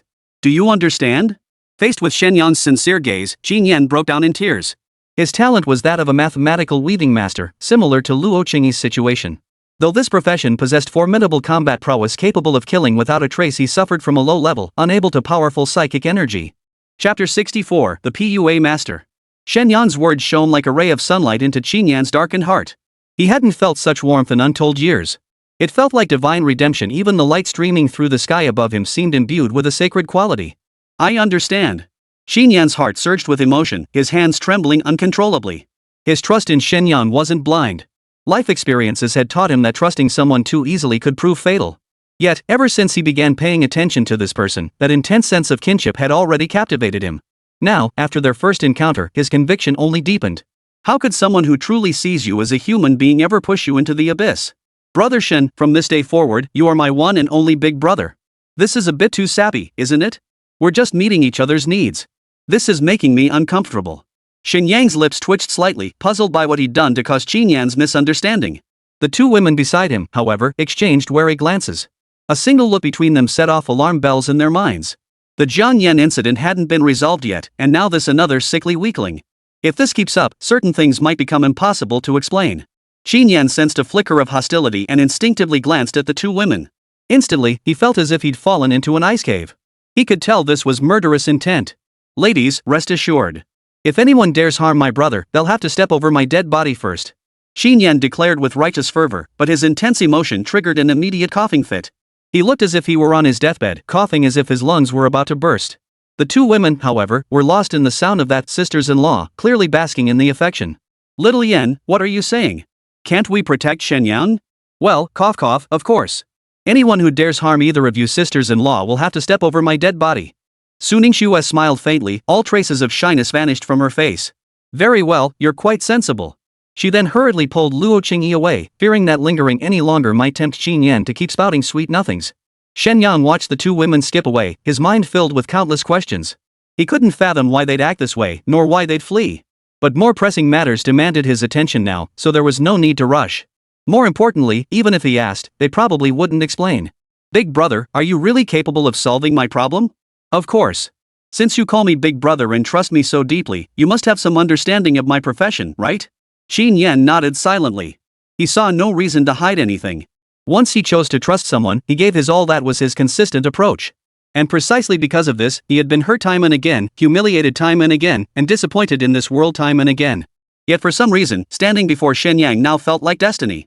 He was certain Shen Yang would never deceive him. I've only gathered some information, but I'm not clear on the specific effects. Hearing this, Shen Yang reached out and patted Qin Yan's shoulder, speaking with heartfelt sincerity. You must understand, my clients are all top tier, the cream of the crop. With me, it's not about talent or background. What I value above all is character. Once you become my teammate, it's for life. Betrayal? I won't hesitate to deal with it. Shen Yang had weighed these words carefully. His goal wasn't merely to become a powerful individual, but to alter the fate of humanity itself. The system, as his ultimate trump card, was also the most powerful cheat code. To let it go to waste would be a colossal waste of its potential, and life itself would lose all meaning. While countless people spend their entire lives striving merely for food and warmth, you hold power capable of reshaping the world. To ultimately choose self-destruction would be nothing short of cowardly and incompetent. Yes, I can do it. Surprisingly, Shen Yang blurted it out without a moment's hesitation. This proved he had already made up his mind before choosing to come before Shen Yang. Don't speak so definitively. Your health is too poor. Settle your affairs at home and move into Villa number 1 tomorrow. There's nothing to pack. I can go with you right now. Shen Yang raised an eyebrow. He'd asked Jiang Yan about Qin Yan. This kid's not right, or rather, this woman's well connected. From her, he learned Qin Yan was the second son of the Qin family, the second most powerful clan in Dongling City. Could it be that money makes him look down on everything? He really didn't have much to pack. Just then, Jiang Yan's voice carried over, tinged with disdain. What does that mean? Shen Yang deliberately avoided Jiang Yan's chest. To hide her awkwardness, she could only look down at the ground. Literally, this kid's a total wimp. He's been bullied at home until he's barely hanging on, yet he doesn't even have the guts to fight back. You think a loser like that could possibly have anything at home? I'm not a loser. Those 3 words seemed to strike at Qin Yan's deepest wound. In an instant, a powerful surge of mental energy swept toward Jiang Yan like an invisible tidal wave. Shen Yang had learned his lesson the hard way, but it was too late to stop it. Mental energy differed from other forms of power. It was more like an elusive, mystical presence. Being formless, it defies conventional notions of speed. In other words, mental energy travels as fast as thought itself. Of course, given Qin Yan's current physical state, the range his psychic energy could project was severely limited. Qin Yan, don't act rashly. The words had barely left his mouth when Shen Yang, who had intended to check on Jiang Yan's condition, froze in place the very next second. Out of nowhere, Jiang Yan produced a fan as if it had materialized in his hand and gave it a gentle flick. The surging psychic energy, as if encountering its natural enemy, instantly shattered and vanished without a trace. You still want to lay a hand on me? You're still too weak for that. You. Seeing Qin Yan on the verge of losing control, Shen Yang quickly reached out to restrain him. Truthfully, he agreed Jiang Yan had a point. Without strength, facing all insults, one could only resort to impotent rage. And in the presence of true power, this was the most pitiful aspect of the weak. Qin Yan. Big brother, I'm sorry. Shen Yang's tone carried a hint of anger, which Qin Yan clearly picked up on. Suppressing the rage boiling within him, he nonetheless withdrew his spiritual energy. No need for apologies, little Yan. Remember this, impotent rage is the greatest shame of the weak. If you want a voice, you must possess the strength to trample others beneath your feet. To achieve that, you must endure hardships beyond what ordinary men can bear, tolerate what ordinary men cannot, and ascend to heights ordinary men cannot reach. Only then can you truly stand tall and proud. After speaking these words, Shen Yang felt a pang of guilt in his heart. In his past life, someone would have already jumped in to retort, "You're a INGPUA god." Chapter 65, The Full Banquet. Truthfully, Shen Yang hadn't expected to accidentally utter such profound words. Seems this PUA stuff is ingrained in our very bones. Bro, I get it now. Qin Yan suddenly bellowed, his voice booming like a temple bell. It was hard to believe such a deep, resonant voice could come from such a frail frame. What the hell? You scared the crap out of me. Shen Yang flinched, his eyes brimming with suspicion. He was genuinely afraid of dragging this kid into some strange situation. After scrutinizing him from head to toe, he hesitantly spoke up. What have you realized?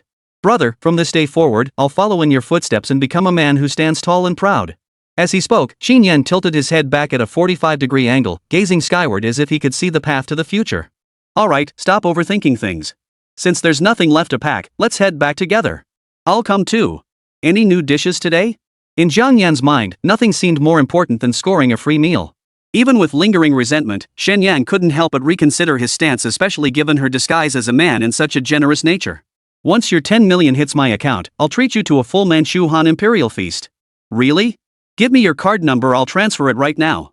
To be honest, Shen Yang didn't quite believe Jiang Yan would be so extravagant, treating money like dirt. He decided to use this opportunity to test how much truth there was in her claims. Pulling out his spirit energy card, Shen Yang felt a twinge of unease. Part of her feared the other party was just toying with her, while another part dreaded how she'd face the consequences if she actually transferred the money. Before she could decide, a crisp notification chimed, spirit energy card credited, 10 million yuan. Holy crap, you actually transferred it. Do I look like a con artist? Indeed, a gentleman's word is as good as gold. Shen Yang's heart raced with excitement. Even if the other party had ulterior motives, so what? Compared to 10 million, that was nothing. Jiang Yin frowned and thought. A gentleman's word was easy enough to grasp, but what the hell did 4 horses couldn't pull it back mean? What does this have to do with horses? Ah, well, that's not important. Tonight, I'll treat you to a full Manchu Han imperial feast. At that moment, Shen Yang cursed himself for not paying attention in Chinese class, leaving him unable to explain even a simple illusion. Of course, none of that mattered. The point was, once the money was in his hands, there was no way he was giving it back. Inside Villa Number 1, the atmosphere was unbearably awkward. Within the small group, Shen Yang's status was unquestionable. Yet now he was busy alone in the kitchen, and the others couldn't even enter. The clatter of pots and pans mingled with an unfamiliar tune, leaving the other 3 utterly bewildered. What's gotten into brother Shen Yang today? Why is he suddenly cooking by himself? I have no idea. Who knows what got into him? Could he be okay? Should we take him to the hospital? Luo Qingyi, typical of someone who panics when worried, hadn't even noticed Su Ningxue was teasing her. She gently tapped the little head in front of her before realizing. Oh, I was just worried about brother Shen Yang. There's nothing to worry about. After all this time, this is the first I'd known he can actually cook. As he spoke, Jiang Yan's gaze couldn't tear itself away from the busy figure. As if all the scenery before him paled in comparison to that figure. Suddenly, Jiang Yan thought of something, and his expression changed abruptly. Impossible. This can't be. How could I possibly have such thoughts? After that, Jiang Yan's eyes went hollow, as if her soul had been ripped out. It was only when Shen Yang brought out the finished dishes that she noticed something was off. What are you thinking about? Foodie. Don't waste my hard work. After waiting for ages, Jiang Yan still showed no sign of responding. Great, another one's gone off the rails. Su Ningxue rolled her eyes. She couldn't figure out what was going on today. It felt like everyone's emotions were a bit off. Oi! Only after Shen Yang Zoi did Jiang Yan finally snap out of it. What's up? Let's eat. If you're not enthusiastic about eating, there's something wrong with your mindset. What are you thinking about? So engrossed? Caught off guard by the question, Jiang Yan felt an unusual flicker of panic. He couldn't even meet Shen Yang's gaze, which was highly unusual. Nothing. Let's eat. Wait, what are all these dishes? Seeing over a dozen plates of various sizes on the table, Jiang Yan was completely dumbfounded. Only then did she catch the mouth-watering aroma. It felt like someone had stuck a vacuum cleaner down her throat. The scent alone was unbearable. Who cares what it is? Eat first, ask questions later. When it came to devouring food, Jiang Yan was undoubtedly number 1. Shen Yang even suspected that in her previous life, she could have easily become a renowned food critic. This is unbelievably delicious. I swear, I've never tasted anything this good in my life. In an instant, Jiang Yan cast all other thoughts aside, her mind consumed solely by the food. Is it really that exaggerated? Seeing this, Shen Yang was genuinely surprised. This guy must have been a starving ghost reincarnated in his past life. The next second, 3 exclamations rang out. Delicious. Delicious. So incredibly delicious. The 4 of them couldn't find any other words to describe it. They devoured the food like a whirlwind, completely disregarding their manners. Shen Yang was speechless. He'd merely followed his past life's methods, using ingredients from this world to prepare some ordinary dishes. As for the so-called Manchu Han Imperial Feast? Pure bragging, of course. Even in a past life, how many people have ever tasted the Manchu Han Imperial Feast? Take your time eating, there's plenty more if you need it.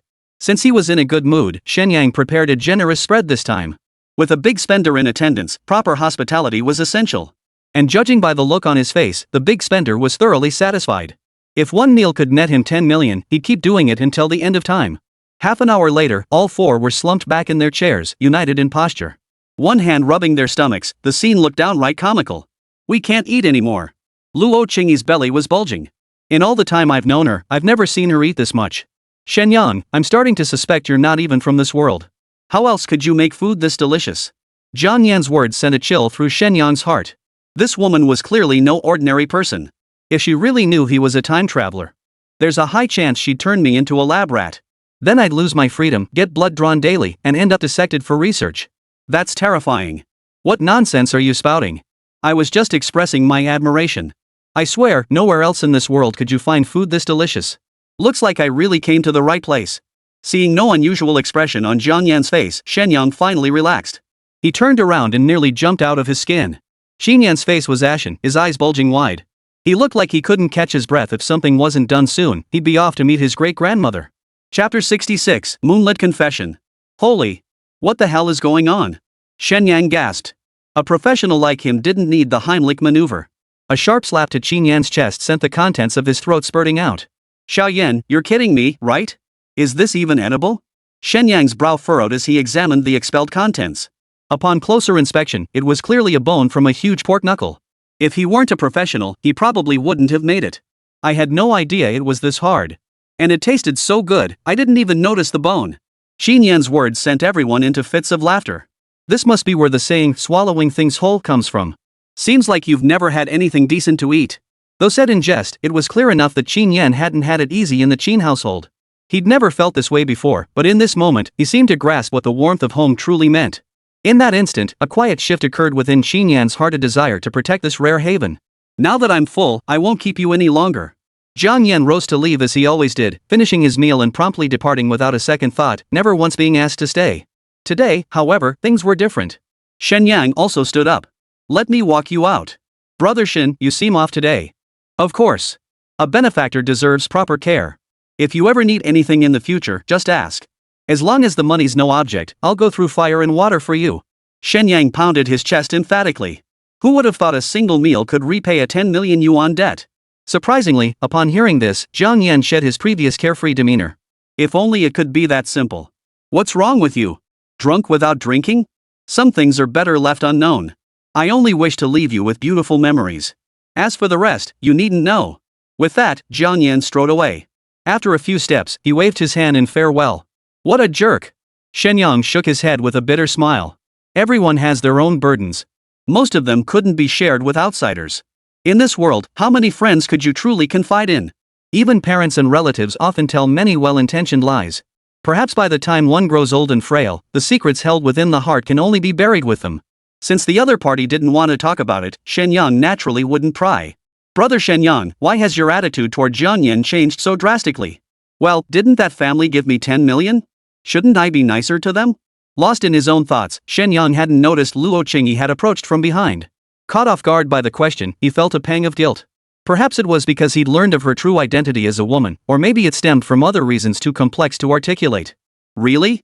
Little minx, what are you thinking? Stop daydreaming, or I'll have to discipline you. As she spoke, Shen Yang instinctively gave Luo Qingyi a playful flick on the nose. Bathed in moonlight, the girl's face appeared exceptionally fair, tinged with a faint blush. Amidst such an atmosphere, their eyes met, and everything was understood without words. Gradually, the two drew closer and closer. Her small, red lips seemed to possess a magical allure, waiting to be plucked by a lover. The air fell silent, so tense they could almost hear each other's heartbeats. Big brother, where do I live? A slightly weary voice broke the enchanting atmosphere. I'm sorry, brother. I didn't know you and sister-in-law were here. I'll leave right away. Xinyan Yan fled in panic, having ruined his brother's rendezvous on the very first day. He began to worry about his future. If his brother held a grudge, would he even have a future? Xinyan Yan, how could you be so clueless? On the other side, both felt awkward. Luo Qingyi bit her lip, struggling to suppress the urge to flee, her words caught in her throat. After a moment, she lifted her eyes and looked at Shen Yang with unwavering resolve. Shen Yang, I like you. Let me be your girlfriend. Ha! Before Shen Yang could process it, a warm sensation brushed against his lips. The soft touch sent a tingling sensation through his entire body, like an electric shock. The next second, Shen Yang snapped out of it, wrapping his arms around Luo Qingyi's slender waist, far more delicate than he'd imagined. After a long moment, their lips slowly parted. Luo Qingyi gazed at the man who haunted her dreams with eyes brimming with deep affection. Shen Yang, did you know? I've actually liked you for a very long time, but you never knew. Is that so? Shen Yang wanted to explain, but the words caught in his throat. Could he tell her that he wasn't the Shen Yang she knew, but another soul entirely? Such a concept was too fantastical, beyond comprehension. From another perspective, he was Shen Yang. If not him, then who else could it be? Of course, I've been watching over you silently all this time for 10 years now. Hearing this, Shen Yang felt deeply moved. He never imagined this little girl had been watching him all these years. Now that her wish had come true, it felt like she had finally achieved her goal. Shen Yang silently vowed to himself. Brother, rest assured. I'll take good care of Qingyi for you, and for me. I'm sorry. It was my oversight for not noticing you. Do you blame me? Luo Qingyi shook her head hastily, her face radiant with happiness. There's nothing to regret. I'm yours now, aren't I? Shen Yang felt a wave of relief wash over him. Indeed, since the outcome was ultimately beautiful. Everything they'd endured along the way had been worth it. The two remained close for a long time, reluctant to part. Unbeknownst to them, in the corner of the second floor, Su Ningxue silently watched the pair, tears glistening in her eyes as they rolled down her cheeks. Qingyi, you are truly brave. Su Ningxue, what are you still hesitating about? A voice urged relentlessly deep within her heart, yet her feet felt as if lead had been poured into them, unable to move an inch. On the balcony of Villa Number 2, another figure watched the couple. An inexplicable pang of sorrow welled up in his heart. Jiang Yan drew a deep breath. What was I thinking? Jiang Yan, you still have an unfinished mission. With that, the figure on the balcony vanished decisively into the night. After an unknown amount of time, the two reluctantly parted ways. Returning to the living room, they found Qin Yan slumped on the sofa, fast asleep. Little Yan, why are you sleeping here? Ha? Big brother, sister-in-law, I didn't know which room to sleep in. Shen Yang slapped his forehead. He'd completely forgotten about that. At the same time, he felt a bit awkward. They were both clients, he couldn't show favoritism, right? Of course, there was a fundamental difference. Luo Qingyi was more than just a client now. Come on, I'll show you to your room. Perhaps it was only now that Luo Qingyi felt shy again. She gave a quick greeting and dashed upstairs. Shen Yang wanted to stop her but couldn't think of a reason, so he slowly lowered his raised arm. Chapter 67, Simplified Qilin. At the Lin family estate, Lin Xiao huddled trembling on the floor. Seated at the head of the hall, a stern-faced man radiated an imposing presence without needing to raise his voice. His powerful aura made Lin Xiao feel like a timid little chick, unable to show the slightest disrespect. Father, I know I was wrong. I shouldn't have mobilized the family's people. After a long, agonizing silence, Lin Xiao dared to speak only when her legs had gone completely numb. You know you're wrong. But you don't know what you did wrong. Lin Wuya's tone remained calm, as if discussing a matter entirely unrelated to himself. The next instant, a suffocating sensation overwhelmed him. Lin Xiao felt his body being lifted off the ground, and indeed, that was exactly what was happening. His father's hand closed around his throat with ease, lifting him high above his head, a look of madness in his eyes. Lin Xiao, as the head of the Lin family, you can't even handle a lowly lackey. Now you've gone and found yourself a patron. Do you think you're worthy of being a Lin? With that, he hurled him out. Like tossing trash, he smashed through the front door. Blood spurted from Lin Xiao's mouth. Only now did he realize his father's fury wasn't born of disappointment. Father! Father! I know I was wrong. Give me one more chance. I won't disappoint you.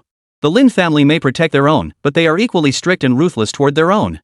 In this world where all humanity fought for survival, how could one stand their ground without ruthlessness? Such was the Lin family's creed. In a world of scarce resources, to thrive, one must trample others beneath their feet. This is your final chance. Either he dies, or you forfeit your claim to the young master's title. Thank you, father. Lin Xiao endured the searing pain in his body, kneeling obediently to perform the ritual bow. His posture was devout and precise. Evidently, even within such a vast family, not everything goes smoothly. Villa Number 1. Qin Yan rose early and began his morning exercises around the villa grounds. Even though this body was tormenting him beyond recognition, Qin Yan never once entertained the thought of giving up. With such determination, what couldn't he accomplish? Shen Yang silently nodded to himself. His decision not to mention the tattoo last night had been a simple test. Based on Jiang Yan's intelligence and his own personality assessment, Qin Yan had clearly met the standards. Bro, give it a rest, you're turning pale. Just as he pondered this, Qin Yan passed by the villa entrance. Shen Yang was stunned. The kid looked deathly pale, as if he might keel over at any moment from lack of breath. 3 more laps, I can still push through. Hey! Shen Yang, who had intended to stop him, hadn't even opened his mouth when Qin Yan dashed out. But after just a few steps, his feet began to feel light. He swayed a few times before collapsing straight onto the ground. Little Yan, can't you just tough it out? When Qin Yan came to again, his clothes had long been stripped off. Shen Yang stood beside him, examining him closely. Brother, if you want, I can do it too. Shen Yang didn't catch the meaning at first, but when he realized, he slapped him hard across the face. You little brat, what are you thinking? Dare to think such things again, and I'll make sure you're only half a man. Hearing this, Qin Yan shuddered violently. Realizing Shen Yang wasn't joking, he knew he must have misunderstood. It was just last night when he accidentally overheard his 2 sisters-in-law whispering. Seems like what you hear isn't always true. Big brother, I was wrong. Your attitude toward admitting fault is commendable. No more wild fantasies from now on. Get ready, I'm about to tattoo you. Ding. Detecting client constitution, analyzing. Ding. Matched suitable totem, Qilin's simplified version. Generating design. Complete. After detection, the system is fully prepared. Shen Yang couldn't help but be astonished. He never expected Qin Yan to match with a Qilin, another divine beast. In a way, his talent might even surpass Luo Qingyi's. Qilins were ancient divine beasts, renowned far and wide. Of course, void beasts were no slouches either, especially after being upgraded they became terrifyingly powerful. However, perhaps due to their extreme rarity, humans had left few records about them. Even so, mastering the ability to manipulate space that was no simple feat. Ready? I'm about to begin. Bro, I'm ready. Summoning a portion of primordial energy, Shen Yang's focus sharpened. After several practice sessions, he was now an old hand at this, long since shedding the nervousness of his first attempt. Even though the system handled most of the tattoo's completion, the master's cooperation was still essential. Without it, all progress could be lost. As time passed, Shen Yang's forehead was already covered in beads of sweat. For ordinary people, the tattooing process itself wasn't painful. But Shen Yang's physical condition was too poor. Even just sitting here left him exhausted. Hang in there. Seeing Xiao Yanzi starting to doze off, Shen Yang hurriedly called out a warning. Big brother, I'll hold on. Shen Yan bit his tongue, fighting to stay awake. As the last shred of primordial energy dissipated, a vividly lifelike qilin materialized upon Shen Yan's back. A soul-stirring aura surged forth. Strangely, this terrifying energy carried an aura of auspiciousness. Simultaneously, Shen Yan's entire body underwent a profound transformation. Energy surged around him like a tidal wave. Absorbed by the qilin tattoo, it swiftly coursed through his limbs and bones. His once sickly face and withered body swelled as if inflated. His sharply defined muscles showed not a trace of illness. Too powerful. Feeling the transformation within his body, Shen Yan's heart surged with emotion. He turned to look at Shen Yang, whose eyes were already glistening with tears.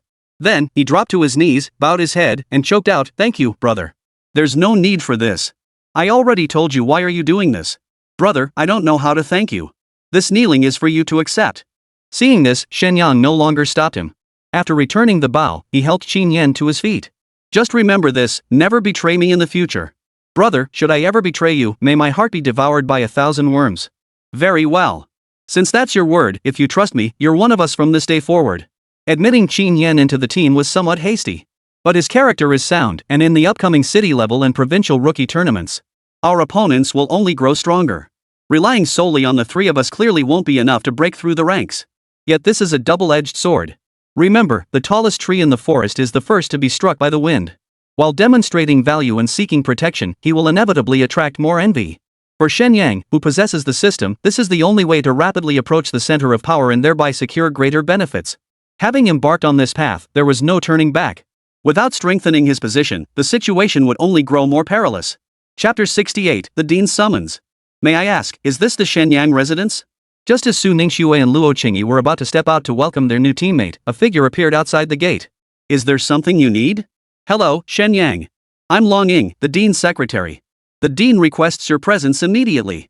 Shen Yang frowned in confusion. "Isn't there another person serving as the Dean's secretary?" Hearing this, Long Ying smiled faintly.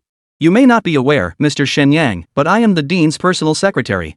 Upon hearing this, Shen Yang didn't think much of it. After all, the Dean is a prominent figure. Having multiple secretaries is hardly unusual. But why were all the secretaries men? Did the old man not like pretty girls? His thoughts drifted, and Shen Yang quickly shook his head. Lately, he'd been prone to wandering thoughts. This wasn't good. "Secretary Long, please lead the way." Leaving Villa Number 1, Shen Yang still felt quite pleased. Being summoned for a private meeting with the Dean was a rare honor among students. Judging from past events, Li Tianqing might be someone worthy of trust. Just as he stepped out the gate, Long Ying reached out and grabbed Shen Yang's wrist. "This might be a bit uncomfortable. Bear with it." "What?" Shen Yang looked utterly bewildered, unable to comprehend Long Ying's words. The next second, the world spun violently, and the surroundings blurred into an illusory haze. This was the effect of reaching extreme speeds, as if everything around him had stretched out, accompanied by a violent dizziness akin to suffering from motion sickness for days. But this sensation lasted only an instant before the scenery around him solidified once more. His body needed time to adjust, and Shen Yang felt his stomach churning violently. "Ugh. Hey, bro, couldn't we have agreed on this beforehand?" Long Ying's lips curved slightly, but he offered no reply. "Go in. The Dean is waiting for you inside." Shen Yang looked up to find himself standing in a garden. The surroundings were pleasant indeed. Various trees stood tall, with pavilions and towers dotted throughout, resembling a paradise beyond the mundane world. The air was filled with floral scents, calming his previously agitated mind. "Wait, where's the Dean?" Turning back, Long Ying was nowhere to be seen. With no other choice, Shen Yang followed the path forward. After crossing a covered bridge, a pond came into view. In the center of the water, within an ancient-looking pavilion, a figure stood holding a simple bamboo fishing rod. "Here? Come on over." Shen Yang curled his lip inwardly, muttering to himself, "The old man sure has time for leisure." Outwardly, however, he maintained a respectful demeanor. "Dean, you sought me out?" Li Tianqing didn't turn around, his eyes fixed intently on the lake's surface. Beneath the surface, multicolored schools of fish swam in abundance, yet not a single one had taken the bait. Dean, your technique isn't up to par. I've got experience, why not let me give it a shot? In his previous life, Shen Yang had been a seasoned angler. Wherever people went, anglers could be found. There was even a saying circulating in the fishing world, wherever there was water, you'd find anglers. Whether there were fish in it or not didn't matter. Li Tianqing turned to look at Shen Yang with keen interest, offering a faint smile. Go ahead, give it a shot, he said, handing over the fishing rod in his hand. Shen Yang took the rod with both hands, inspected it, and couldn't help but inwardly rant, you're some kind of Zhang Taigong, aren't you? Fishing without even a hook. Dean, this. Ha! Li Tianqing burst into laughter and took the rod back.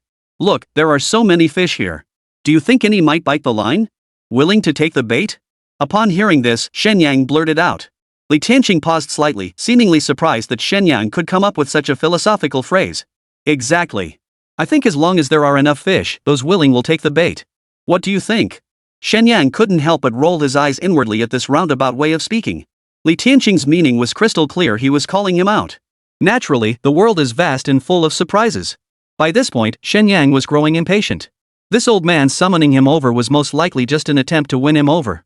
Since he'd guessed the purpose, the rest of the conversation held little interest, it would just be a matter of negotiating terms. Well said, the world is full of surprises. Shen Yang, I called you here to discuss something. Li Tianqing set down his fishing rod in motion for Shen Yang to sit. He personally poured him a cup of clear tea before speaking slowly. I'm well aware of your situation.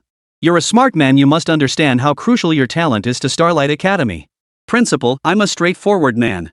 Speak plainly. Whatever I can do, I won't refuse.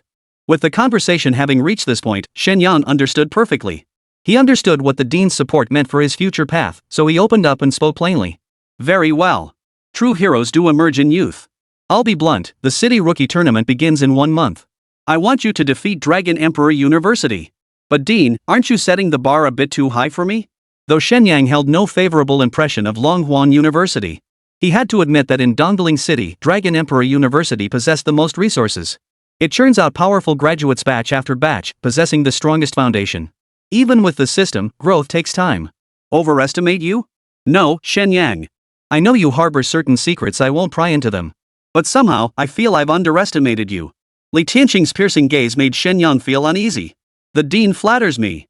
A young man who dares challenge the Lin family, I don't believe he's an ordinary figure. Shen Yang silently shook his head. Despite his high position, Li Tianqing couldn't escape the common tendency.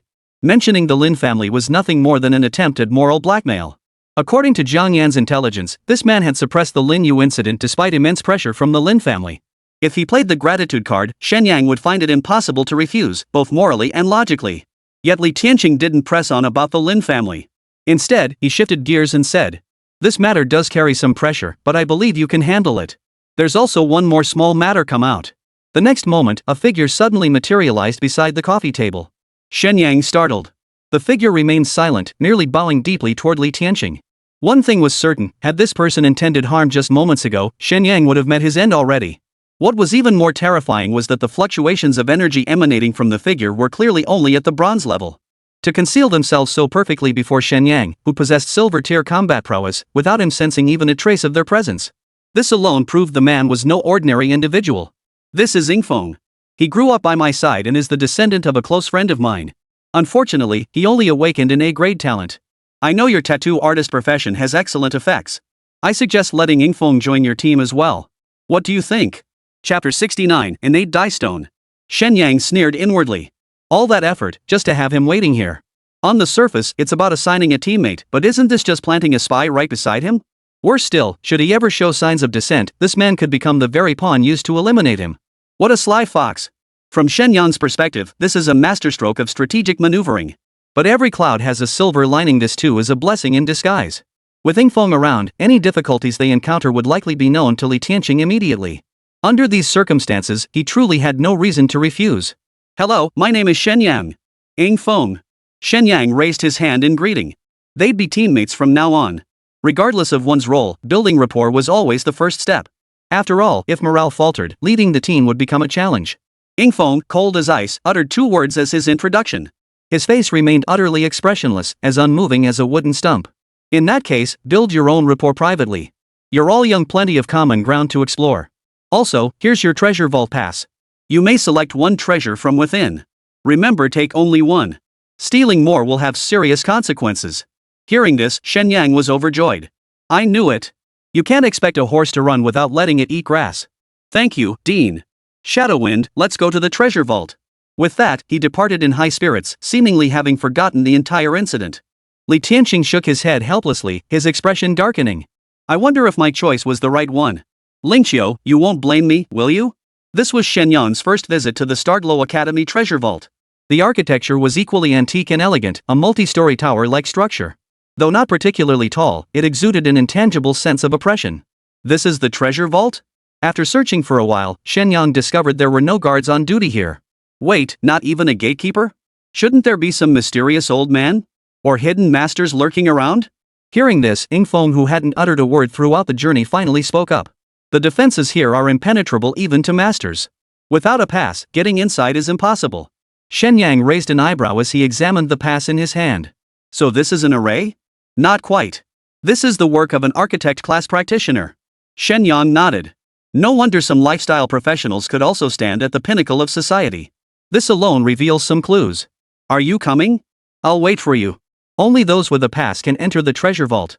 Hearing this, Shen Yang didn't hesitate. Deep down, he still harbored reservations about Yingfeng. No one could avoid suspicion in this situation.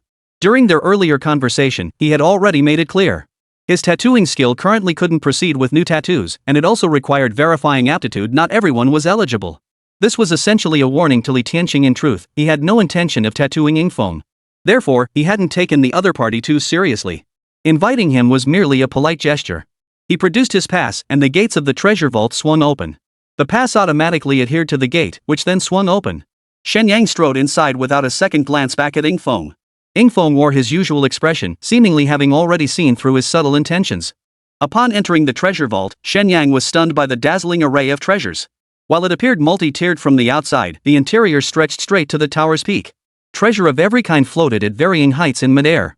After staring for ages, he recognized not a single item. How was he supposed to choose? He didn't recognize a single one. Ding! Detected special item, innate dye stone. Absorbing it grants totem deepening. Recommended absorption. Just as he was at a loss, the system alert suddenly sounded. What was this thing? It could actually alter system functions. Shen Yang was utterly stunned. Even without knowing the system's origins, he understood its extraordinary nature. And this so-called innate dye stone possessing such effects was utterly mind-boggling.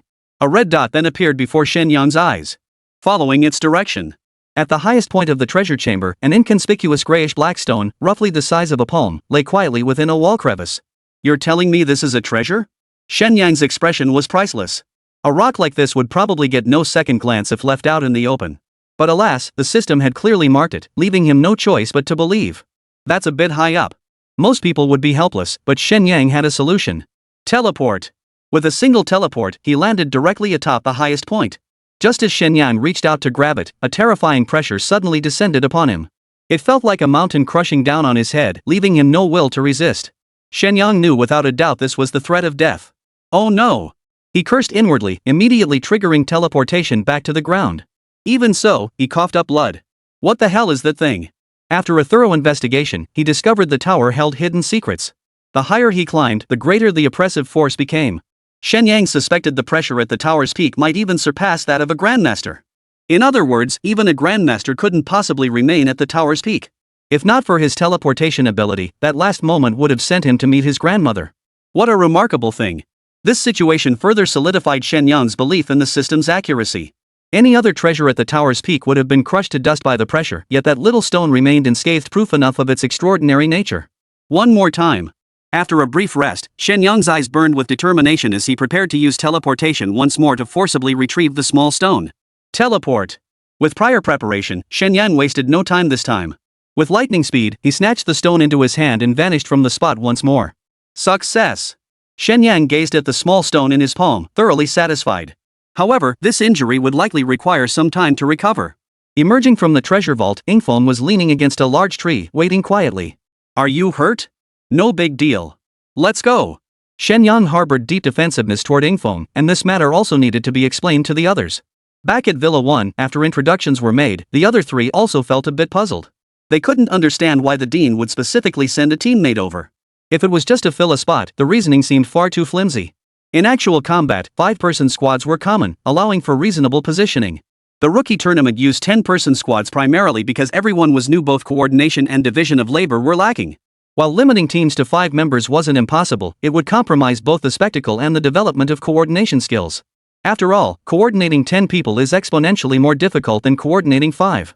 Chapter 70, The Qilin Totem Bearer. Shen Yang, did you go to the treasure vault? Quick, show us what treasures you got. Upon hearing Shen Yang had visited the treasure vault, Luo Qingyi approached with excitement. Oh, just this thing.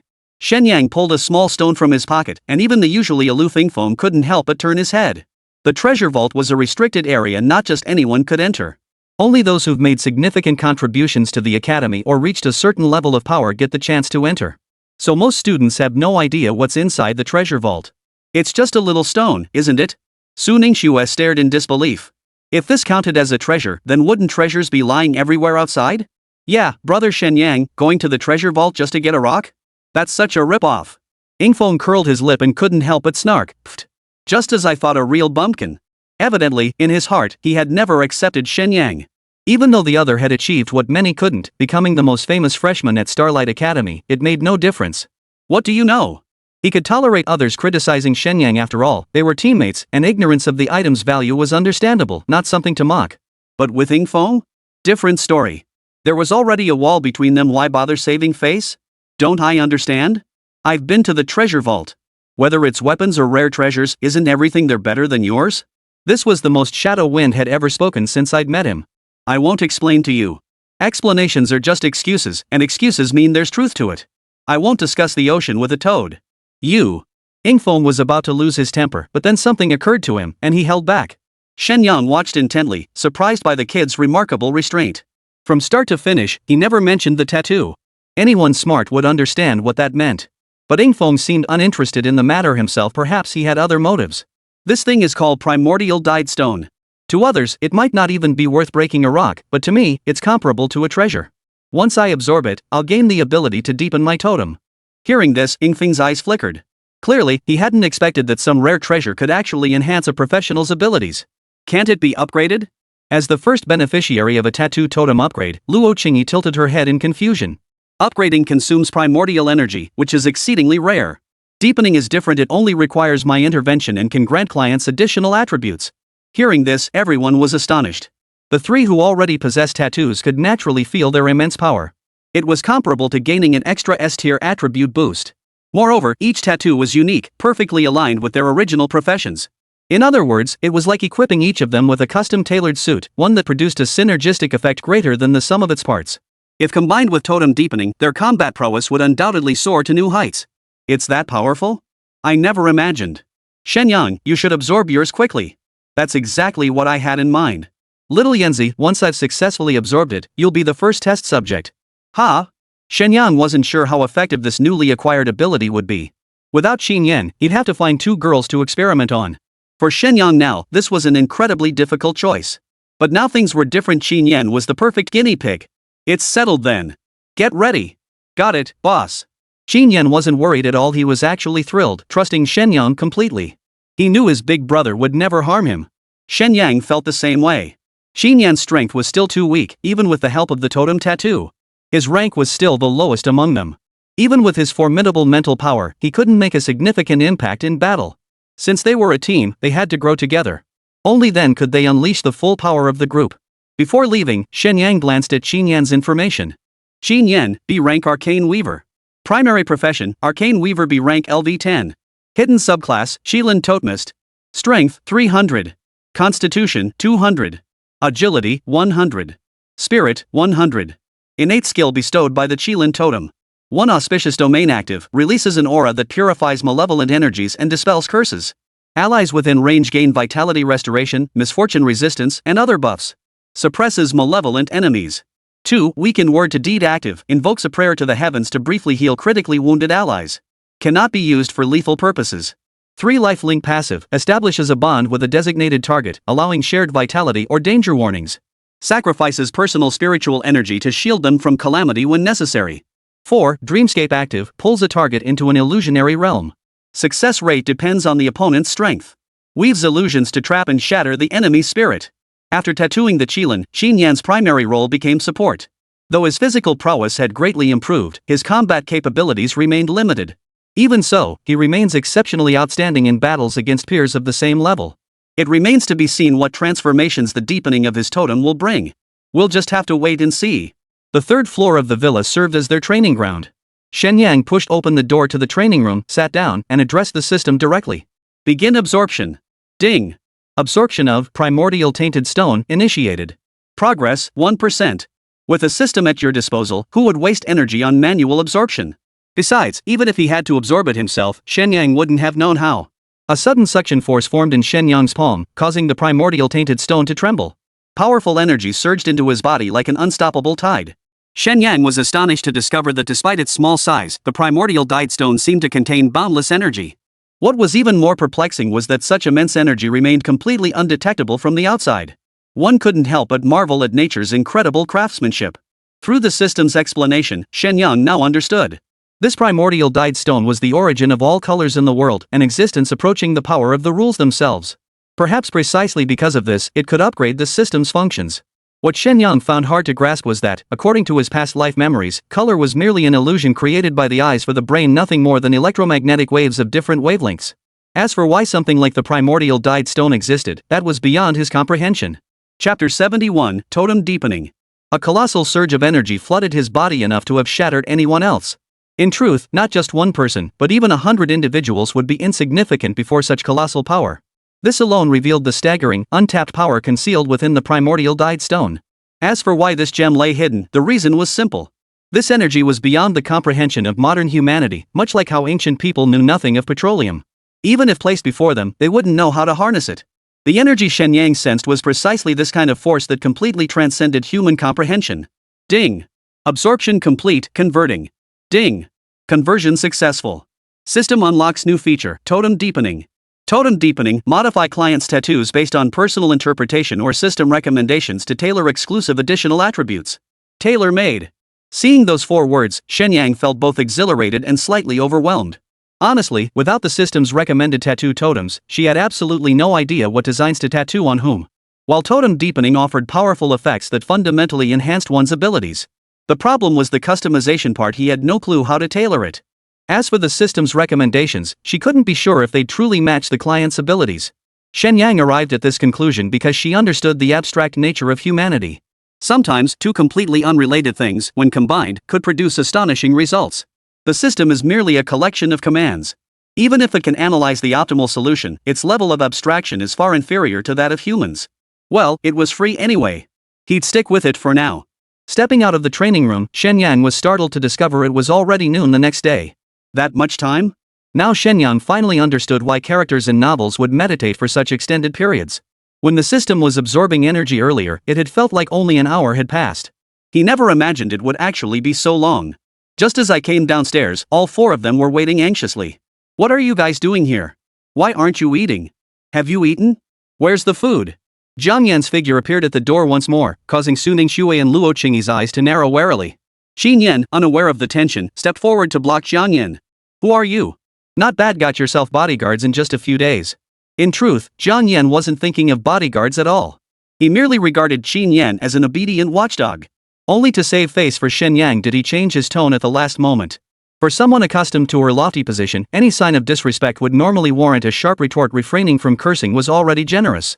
Quietly pulling away from Qin Yan, Jiang Yan stepped into the living room. Yingfeng? You know me? Yingfeng looked utterly astonished, never expecting the other to blurt out his name. Isn't that Li Tianxing's?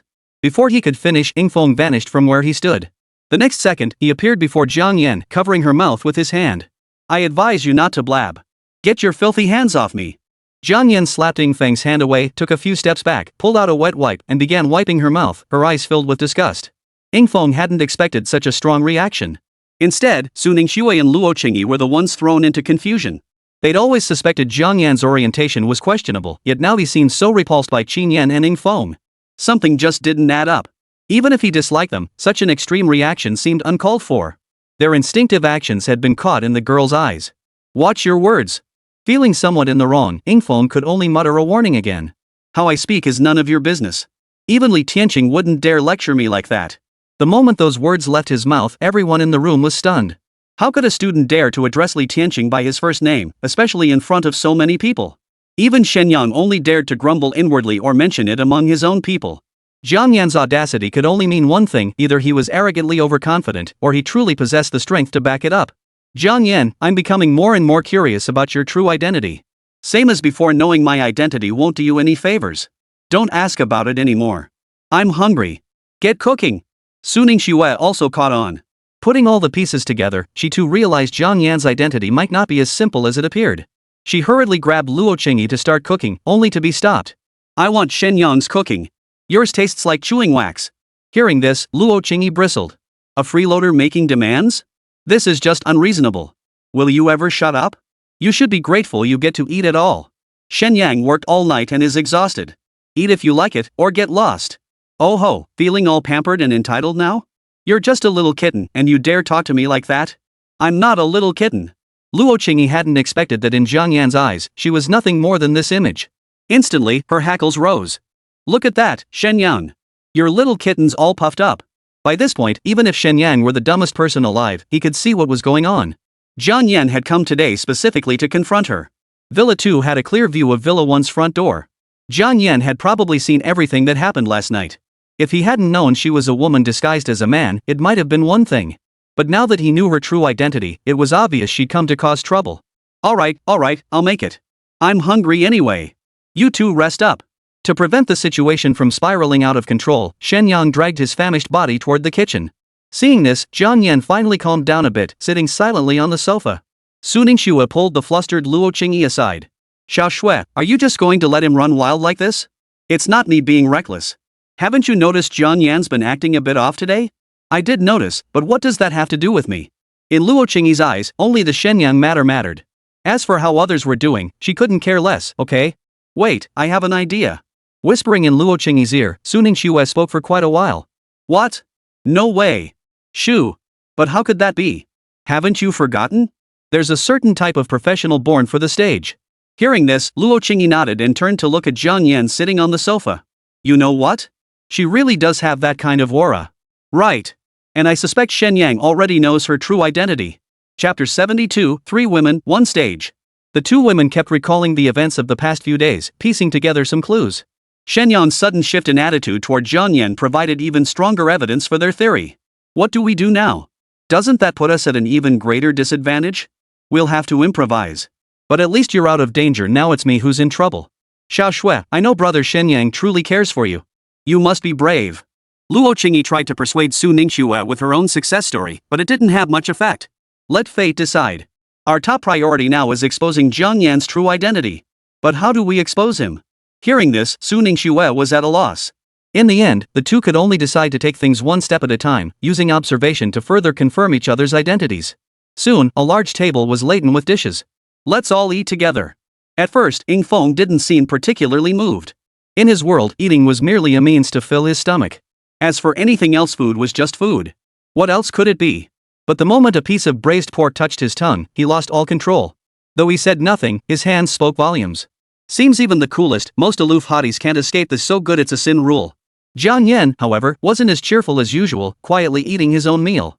Meanwhile, Su Ningxue and Luo Qingyi showed little interest in their meals, their eyes fixed on Jiang Yan's every move. The uneasy atmosphere at the table grew thicker by the minute, while Ying Feng and Qin Yan were already lost in the world of delicious food. Meanwhile, Jiang Yan ate sporadically, showing no intention of providing any emotional support. Shen Yang observed the peculiar scene before him but dared not say much. After all, 3 women make a drama, and he had no desire to get caught up in it. Shen Yang, I'm leaving tomorrow. Suddenly, Jiang Yan set down his bowl and chopsticks and spoke with solemn gravity. Leaving? Where to? Leveling up? To be honest, Shen Yang never knew what class Jiang Yan actually played. Or how he'd managed to secure 4th place in the rookie tournament. Did you even listen to me? I said I'm leaving tomorrow. So what? Oomph. I'm done talking to you. With that, Jiang Yan abruptly stood up, startling the two who had been buried in their meals. Ying Feng even choked violently, coughing so hard that grains of rice flew out of his mouth and splattered all over the table. I'm so sorry, I really am. I mean, I didn't mean to. With all this commotion, Su Ningxue and Luo Qingyi couldn't possibly eat the delicious meal spread before them. But since Ying Feng had just arrived and was recommended by the dean, they didn't know his background yet, so they didn't make a fuss. They just silently put down their chopsticks and bowls. Shen Yang. Your cooking is absolutely disgusting. But it tastes pretty good. Ying Feng suddenly frowned, looking puzzled. But Jiang Yan shot him a murderous glare, causing Ying Feng to immediately raise his hands and shrink his neck, not daring to utter another word. For some reason, he sensed that superior, condescending gaze from Jiang Yan. Hold on, you're talking to me, so why does my cooking? Besides, I think it turned out pretty good. It's just not good. Goodbye. With that, Jiang Yan turned and walked away swiftly, his voice trembling though Shen Yang didn't notice. What the hell is wrong with her? Shen Yang looked at the two women in confusion, only to see them staring intently at the receding figure disappearing through the doorway. Her little head kept nodding as if she'd uncovered some earth-shattering secret. If they hadn't been sure before, this time they could confirm their suspicions. What are you two doing? Nothing. Qingyi, I need to talk to you. Su Ningxue waved her hands hurriedly, pulling Luo Qingyi toward the stairs. What the heck is going on? Shen Yang was utterly baffled. Why did everyone seem so off today? His appetite vanished instantly. Just as he stood up to get some fresh air, something even more bizarre happened. Are they all skipping dinner? Looks like it. Ying Feng and Qin Yan exchanged a glance, their eyes blazing with fire. Next, their hands began moving at lightning speed, shoveling food from the plates into their mouths. Within a second, both had their cheeks bulging, still shoveling food into their mouths. Is there even one sane person left in this house? Shen Yang shook his head and walked toward the villa entrance. There he saw Jiang Yan standing at the doorway as well, his face inexplicably clouded with melancholy. Since he was out here, why didn't he come over? After a moment's hesitation, Shen Yang walked over. After all, he felt guilty about that incident. Plus, what Jiang Yan had just said was clearly spoken in anger. He was genuinely curious about the reason behind it. What's wrong with you? Seeing Shen Yang's gaze, Jiang Yan's heart suddenly trembled. Did you find out something? A gentle breeze ruffled Jiang Yan's hair, making it look slightly disheveled in the sunlight. What could I possibly know? Shen Yang instinctively rubbed his nose to mask his unease. Jiang Yan was no fool. Through these subtle gestures, he had already guessed the gist of it. The melancholy vanished instantly, replaced by anger. So it really was you that day. Which day? What are you talking about? I don't understand. You're lying. I'm not. Why would I lie? Shen Yang kept replaying it in his mind. Since replicating teleportation, he hadn't used it in front of Jiang Yan, had he? In the end, he started doubting himself, forcing an innocent expression. You know whether you lied or not. But none of that matters now. You know what you know. I'm leaving anyway. A faint sadness returned to Jiang Yan's face. Before Shen Yang could ask, a sudden oppressive pressure filled the sky. Looking up, they saw a flying vessel slowly descending. Shen Yang gaped in shock. At this scale, it was practically comparable to an aircraft carrier from his past life. So they had arrived early after all? Jiang Yan remained composed, as if he'd anticipated this all along. Wait, what the hell is your status? This was near Starlight Academy, after all. For such a massive airship to land here without regard for the academy was no small matter. For any faction, this was no small matter. And after all this time since I crossed over, I've never even heard of such a thing existing in this world. I told you, knowing this won't do you any good. Spotting someone below, a figure stood on the ship's rail. After a moment, he spoke slowly. Young master, the master has sent me to escort you home. The instant Shen Yang saw the figure, he felt as if a mountain had descended upon him. Regardless of anything else, one thing was certain, this person's strength absolutely surpassed Li Tianxing's. Chapter 73, Leaving the City. Shen Yang, farewell. I hope we have the chance to meet again someday. With that, Jiang Yan wasted no time, leaping onto the spacecraft. Soon the ship vanished over the horizon, leaving Shen Yang standing alone in utter disarray. What the hell just happened? What? Heartbroken that the beauty left? Startled by the voice, Shen Yang turned to meet Su Ningxue's scrutinizing gaze. What beautiful woman? What are you talking about? Shen Yang, just admit it, we all know. You all know? Fine, it is a bit of a shame, but it's just a friendship between friends. Don't read too much into it. Receiving his confirmation, the two girls' expressions immediately fell. Oh, Shen Yang.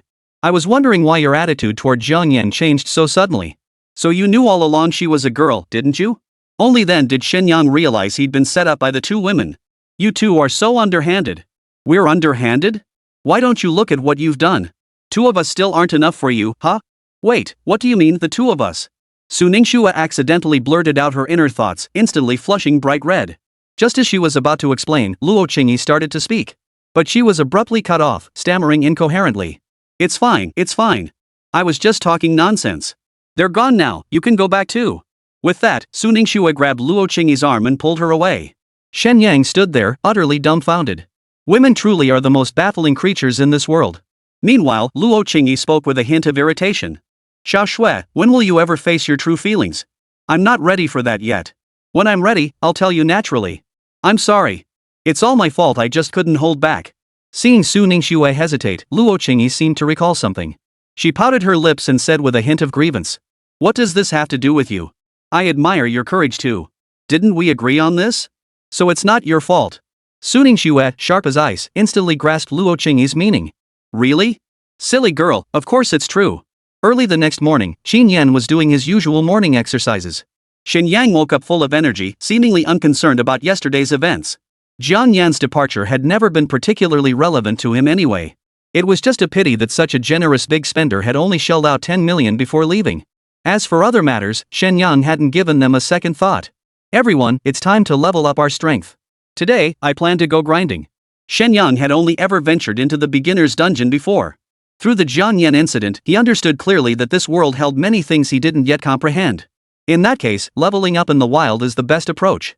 Of course, one could also gain this knowledge from books. But Shen Yang had absolutely no interest in reading, though he did have a bit of curiosity for gossip. His way of understanding the world was to get his hands dirty. Only by seeing the world firsthand can one gain a deeper understanding. It's the principle that traveling 10,000 miles is better than reading 10,000 books. I've been dying to get out for ages, these days have been suffocating me. After sharing a meal, Yingfeng's attitude toward Shen Yang seemed to shift considerably. Of course, who knows if he's just buttering him up for the next meal. Oh, so you've been out in the wild? Of course I have. At that moment, Yingfeng suddenly realized he'd established a persona he absolutely couldn't lose, his cool and aloof image. I can lead the way. What are we waiting for? Let's go. Can't we just eat first? Shen Yang had also run over by then, and he and Yingfeng spoke in unison. These two hadn't exactly gotten along, but after yesterday's meal, their relationship seemed to have improved considerably. Well, what can you do? You reap what you sow. Shen Yang was practically becoming their personal chef. A captain like him was probably one of a kind in all of Dongling City. With their bellies full, the group set off toward the city gates. Truthfully, the areas near the city were generally quite safe. Even bronze-tier threats rarely posed life-threatening dangers under normal circumstances. To sustain human survival, the surrounding areas had been cleared fairly thoroughly. After all, even life-oriented professionals needed to venture out to gather materials. And for something as basic as securing food supplies, even a city this vast must send people out to hunt. Hello, we're students from Starlight Academy heading out to level up. The guards at the gate are all gold-tier professionals under the jurisdiction of the Defense Army. Though not as powerful as the elite, their armor lends them an aura of formidable presence. After checking their student IDs, they didn't cause any trouble. Stay safe. This was Shen Yang's first time leaving the city since his transmigration. As the heavy gates slowly lifted, the scenery outside came into view. Not far from the city gate lay a forest, its towering trees reaching dozens of meters high. It seemed as though the entire city had been built within a forest. The crisp, fresh air was invigorating compared to his past life. This place felt like paradise. Let's go see what treasures await this time. Stepping outside, the temperature dropped a few degrees, though it wasn't cold. As the gates slowly closed behind them, they would now face all dangers alone. Unbeknownst to them, a pair of eyes watched them intently. After they entered the forest, those eyes vanished swiftly from their original spot. Why is this path so difficult to traverse? An hour later, they had already covered over 10 kilometers. They encountered only a few minor beasts along the way, barely enough to fill their teeth. The reason for their slow progress? There was simply no path to follow. Long-distance travel relied almost entirely on flight, so building roads was unnecessary. Hearing Su Ningxue's explanation, Shen Yang felt speechless, deeply nostalgic for the highways of his past life. But this world was different. Even if highways existed, there were no vehicles to traverse them. After all, the dangers on the ground far outweighed those in the air. Alright, we can't just wander around like headless chickens. Hey, Yingfeng, didn't you say you've been outside the city? Lead the way already. Yingfeng's eyes darted nervously as he stammered for a long moment before finally revealing the truth. I only left once on the headmaster's flying vessel. Now I get it, you're nothing but a liar with a mouthful of bull. I really misjudged you. Come to think of it, he's just an 18-year-old boy. Even with an extraordinary past, how mature could his mindset really be? Compared to someone like him, who's lived 2 lifetimes, the gap is still pretty wide. Chapter 74, The Violent Lowly. In the Lin family's inner courtyard, a ragged figure knelt before Lin Xiao. Their body trembled uncontrollably, bruises still visible on their face. Is what you said all true? Absolutely true. I saw them with my own eyes. Lin Xiao's lips curved into a faint smile as he waved his hand dismissively. Give him 100,000 spirit energy. Now get out. Thank you, young Master Lin. Thank you, young Master Lin. The man hastily bowed his head in gratitude. To Lin Xiao, 100,000 spirit energy was but a drop in the bucket. But for a beggar, it was enough to live comfortably for a long time. Shen Yang, I knew you wouldn't be able to keep your cool. Lin Zhao's expression grew increasingly savage as the rage pent up inside him finally boiled over. Mistress, prepare the men. But young master, the master ordered you to reflect in seclusion. Isn't it a bit? Who's the young master here, me or you? Do I need you to remind me? Lin Zhao roared furiously, terrifying his subordinates into holding their breath. Use outsiders. Don't involve the Lin family. I want Shen Yang dead. Understood. I'll handle it immediately. Beside a waterfall, a massive cascade plunged vertically for at least 100 meters. Amidst the roar of the waterfall, a 5-man squad was silently closing in on a black bear. The black bear was not yet fully grown, but judging by its aura, it had already reached the silver rank. Had it not been for Yingfeng's detection, the team likely wouldn't have sensed its presence. At the waterfall's base, fish kept leaping from the pool as the black bear feasted on its buffet. Not bad. Seems you're actually useful after all. Shadowwind offered no reply to Shen Yang's slightly sarcastic remark. The team was now only a dozen meters away from the Xian bear. Though still immature, its body already approached 2 meters in length. According to Su Ningxue's intelligence, the Xian bear, also known as the ancient Xian bear, could reach over 10 meters in length as an adult, with lifespans nearing a century. The one before them appeared to be only 4 or 5 years old. Are you certain there are no other beasts nearby? Confirmed. Plus, black bears typically start hunting alone after 2 years. Shen Yang nodded. He placed considerable trust in Yingfeng's reconnaissance skills. Besides, once we engage, it's a matter of life and death. I trust this guy wouldn't joke about something like this. Xingyi, you'll initiate the attack to immobilize it. Xiao Yanzi, provide mobile support at all times. Xiaoxue, you and I will launch the main assault. Yingfeng, look for an opening to strike its vital points. Is everyone clear? Shen Yang briefly outlined the team S. Truthfully, there wasn't much to assign. Roles had already been naturally divided based on each member's strengths. Go! Shen Yang gave the order in a hushed voice. Luo Qingyi pointed her small finger. Instantly slicing the space around the Xian bear, Shen Yang and Su Ningxue charged forward. The flaming sweep activated, 2 attacks crossing paths as they charged straight toward the Xian bear. The Xian bear, sensing the commotion, instinctively tried to flee. But it was blocked by the sliced space, colliding with a thud against the air. The dual attacks arrived in an instant, landing with 2 thunderous thuds precisely on the Xian bear's back. Roar! Rendering it in excruciating pain, the Xian bear erupted in a deafening roar. Shen Yang, I can barely hold on. The next second, a figure suddenly materialized before Xian Xiong, a short blade darting out like lightning. This time, there was no mercy. For any creature, the eyes are always the most vulnerable spot. Shen Yang and Su Ningxue's attacks had only caused superficial wounds on the thick-skinned, tough-fleshed Xian bear.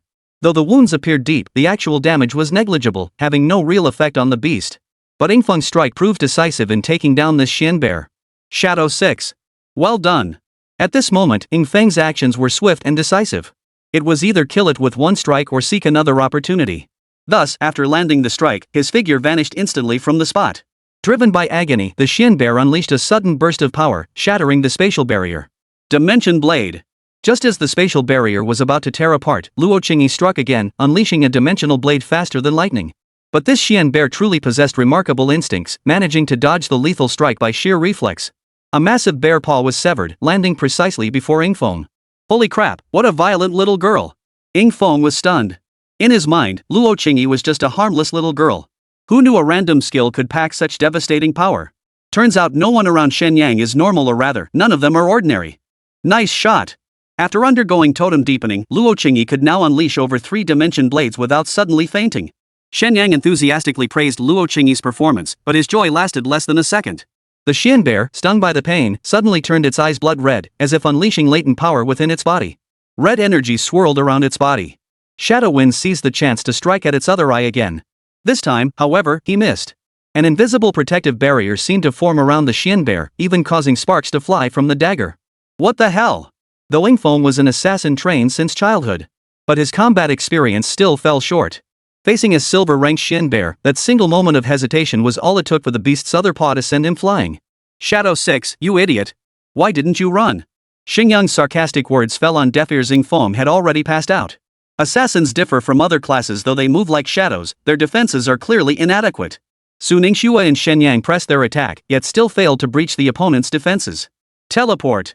After narrowly evading the Xian bear's attack, Shen Yang was already contemplating retreat. At this point, Yingfeng was no longer combat ready, and Luo Qingyi's Dimension Blade was the only skill capable of damaging the opponent. Even so, a guaranteed hit was far from certain. Moreover, he was certain the Xian bear couldn't sustain this state for long. Once this state ended, subduing it would be considerably easier. Retreat first. Su Ningxue and Luo Qingyi naturally didn't question Shen Yang's decision. As for Engfeng, he was currently at a distance from the Xian bear and could be brought along during the retreat. Xiao Yanzi, grab Shadow 6th and get moving. Brother, what about you guys? Don't worry about us, hurry up. Xin Yan dared not defy Shen Yang's order, though he yearned to stay and contribute. But at his current level, attempting to control the Xian bear with psychic power was utterly impossible. Psychic power only works better on creatures with higher spiritual intelligence. This Xian bear clearly lacks such intelligence, and with his being the lowest ranked, staying behind would only make him a liability. Chapter 75, Robbery? Once the two had walked far enough away, Shen Yang and his two companions began preparing their retreat. Though spatial severance couldn't control the Xian bear as a support skill, it still provided excellent delay effects. Combined with Shen Yang and Luo Qingyi's teleportation abilities, the Xian bear wouldn't be able to harm them anytime soon. Thus, the five-member squad got off to a rough start, fleeing desperately through the forest. The Xian bear seemed to hold a grudge and possessed an exceptionally keen sense of smell. Even as night fell, the five still hadn't shaken its pursuit. What a nightmare! Shen Yang was speechless. He never imagined they'd provoked such a vengeful beast. But then again, from the black bear's perspective, it was peacefully enjoying its fish when a group of people came out to kill it. No wonder it went berserk. Shen Yang, didn't you say this state wouldn't last long? It's been a whole day, how come you're still bouncing around? How should I know? That's what the books say. Shen Yang grimaced bitterly. Looks like those damn novels were all bull. By all logic, this kind of frenzied rage should either be gained by sacrificing one's life or by unleashing latent power through some secret technique. It shouldn't last this long. I never expected to misjudge his strength. Halt! Just as the squad had pulled slightly away from the Xian bear, several figures suddenly appeared ahead. All wore masks, and there were only 5 of them. Yet each radiated profound aura, clearly silver-ranked powerhouses. Run! Before Luo Qingyi could finish speaking, Shen Yang cut her off. Anyone appearing in a place like this, especially so furtively, was more likely an enemy than a friend. What's the matter? This tree was planted by me, this path was cleared by me. If you wish to pass, leave your toll. One of the masked figures, seemingly inspired by too many novels, stepped forward and pointed his long sword at the 5 of them. The others behind him clearly knew this fellow loved to put on a show. Even through the mask, one could imagine the awkward expression on his face. A figure from behind stepped forward and delivered a hard kick to the rear of the overly dramatic one. What the hell is wrong with you? We're here to kill. So what? Can't I indulge my acting cravings? The group didn't seem particularly tense.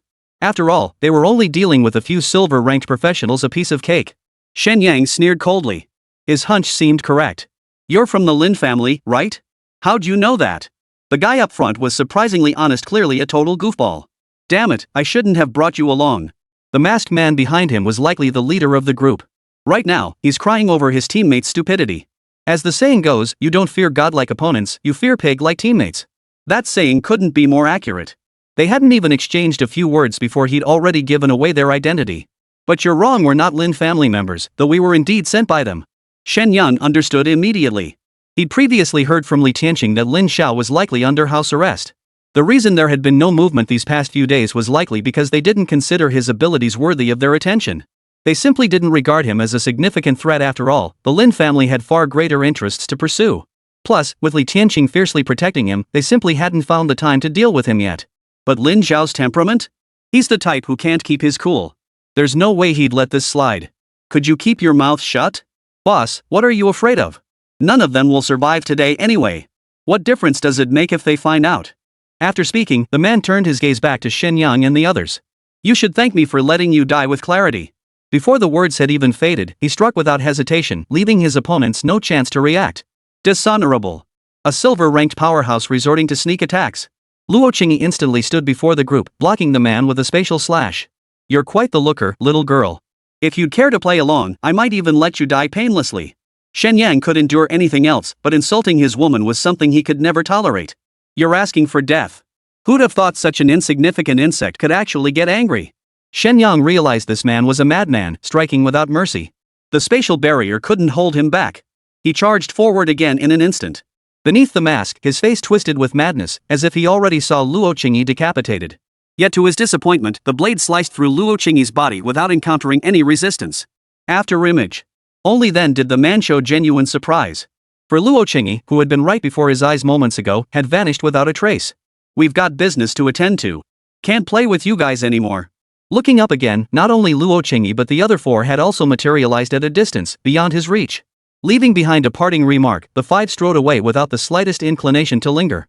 It couldn't be helped they'd been worn down by the Shen bear all day. Engaging in another fierce battle now was simply impossible. Besides, Ingfeng still hadn't regained consciousness. If not for Qin Yan constantly shielding him with their lifelink, he would have met his grandmother long ago. Look at the mess you've made. Seeing this, the leader hurriedly led the others in pursuit. Impossible.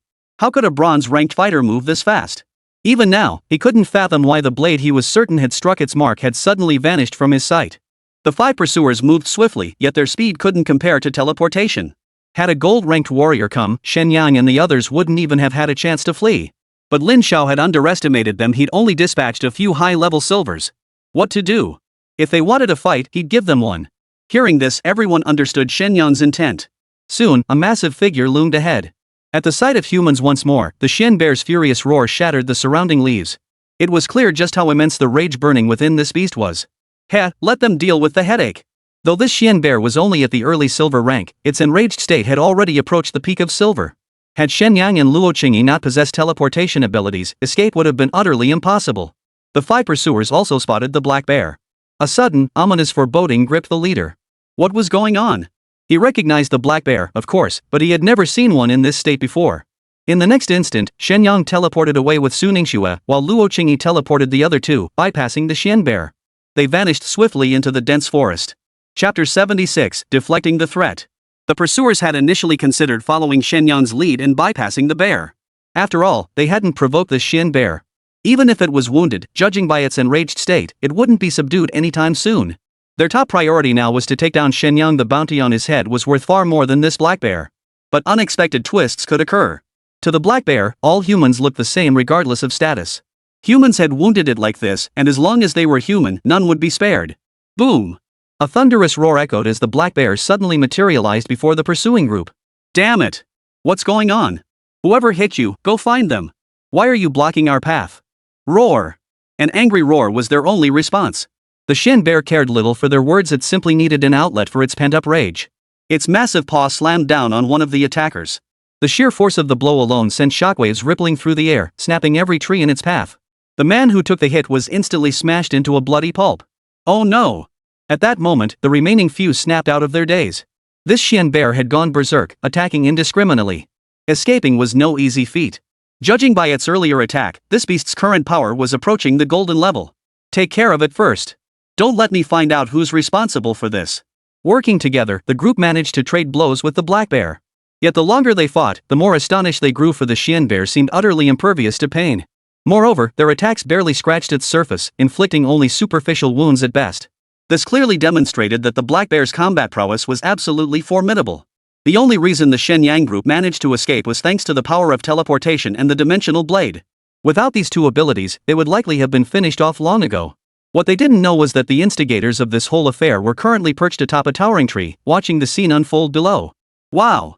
That was intense. Shen Yang couldn't help but recall how much he loved playing the peacemaker during his gaming days in his past life. When two teams fought themselves into a stalemate, he'd strike like lightning and claim all the loot for himself. This was practically a replay of that scenario. Those guys were skilled. Shin Shun wouldn't be able to take them down easily anytime soon. Bro, shouldn't we get out of here? Little Rock, you just don't get it. As the saying goes, fortune favors the bold. While the mantis stalks the cicada, the oriole waits behind. Just wait and see. Shen Yan's eyes flashed with excitement. That kid Lin Xiao really won't give up. If he hadn't been held back by circumstances lately, he would have finished him off long ago. But this really can't be rushed.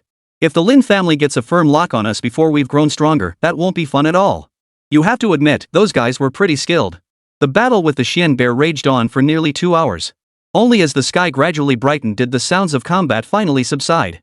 Shen Yang was the first to recover, teleporting out in an instant. Seeing this, the others naturally followed suit. 3 kilometers away, the entire forest lay utterly devastated.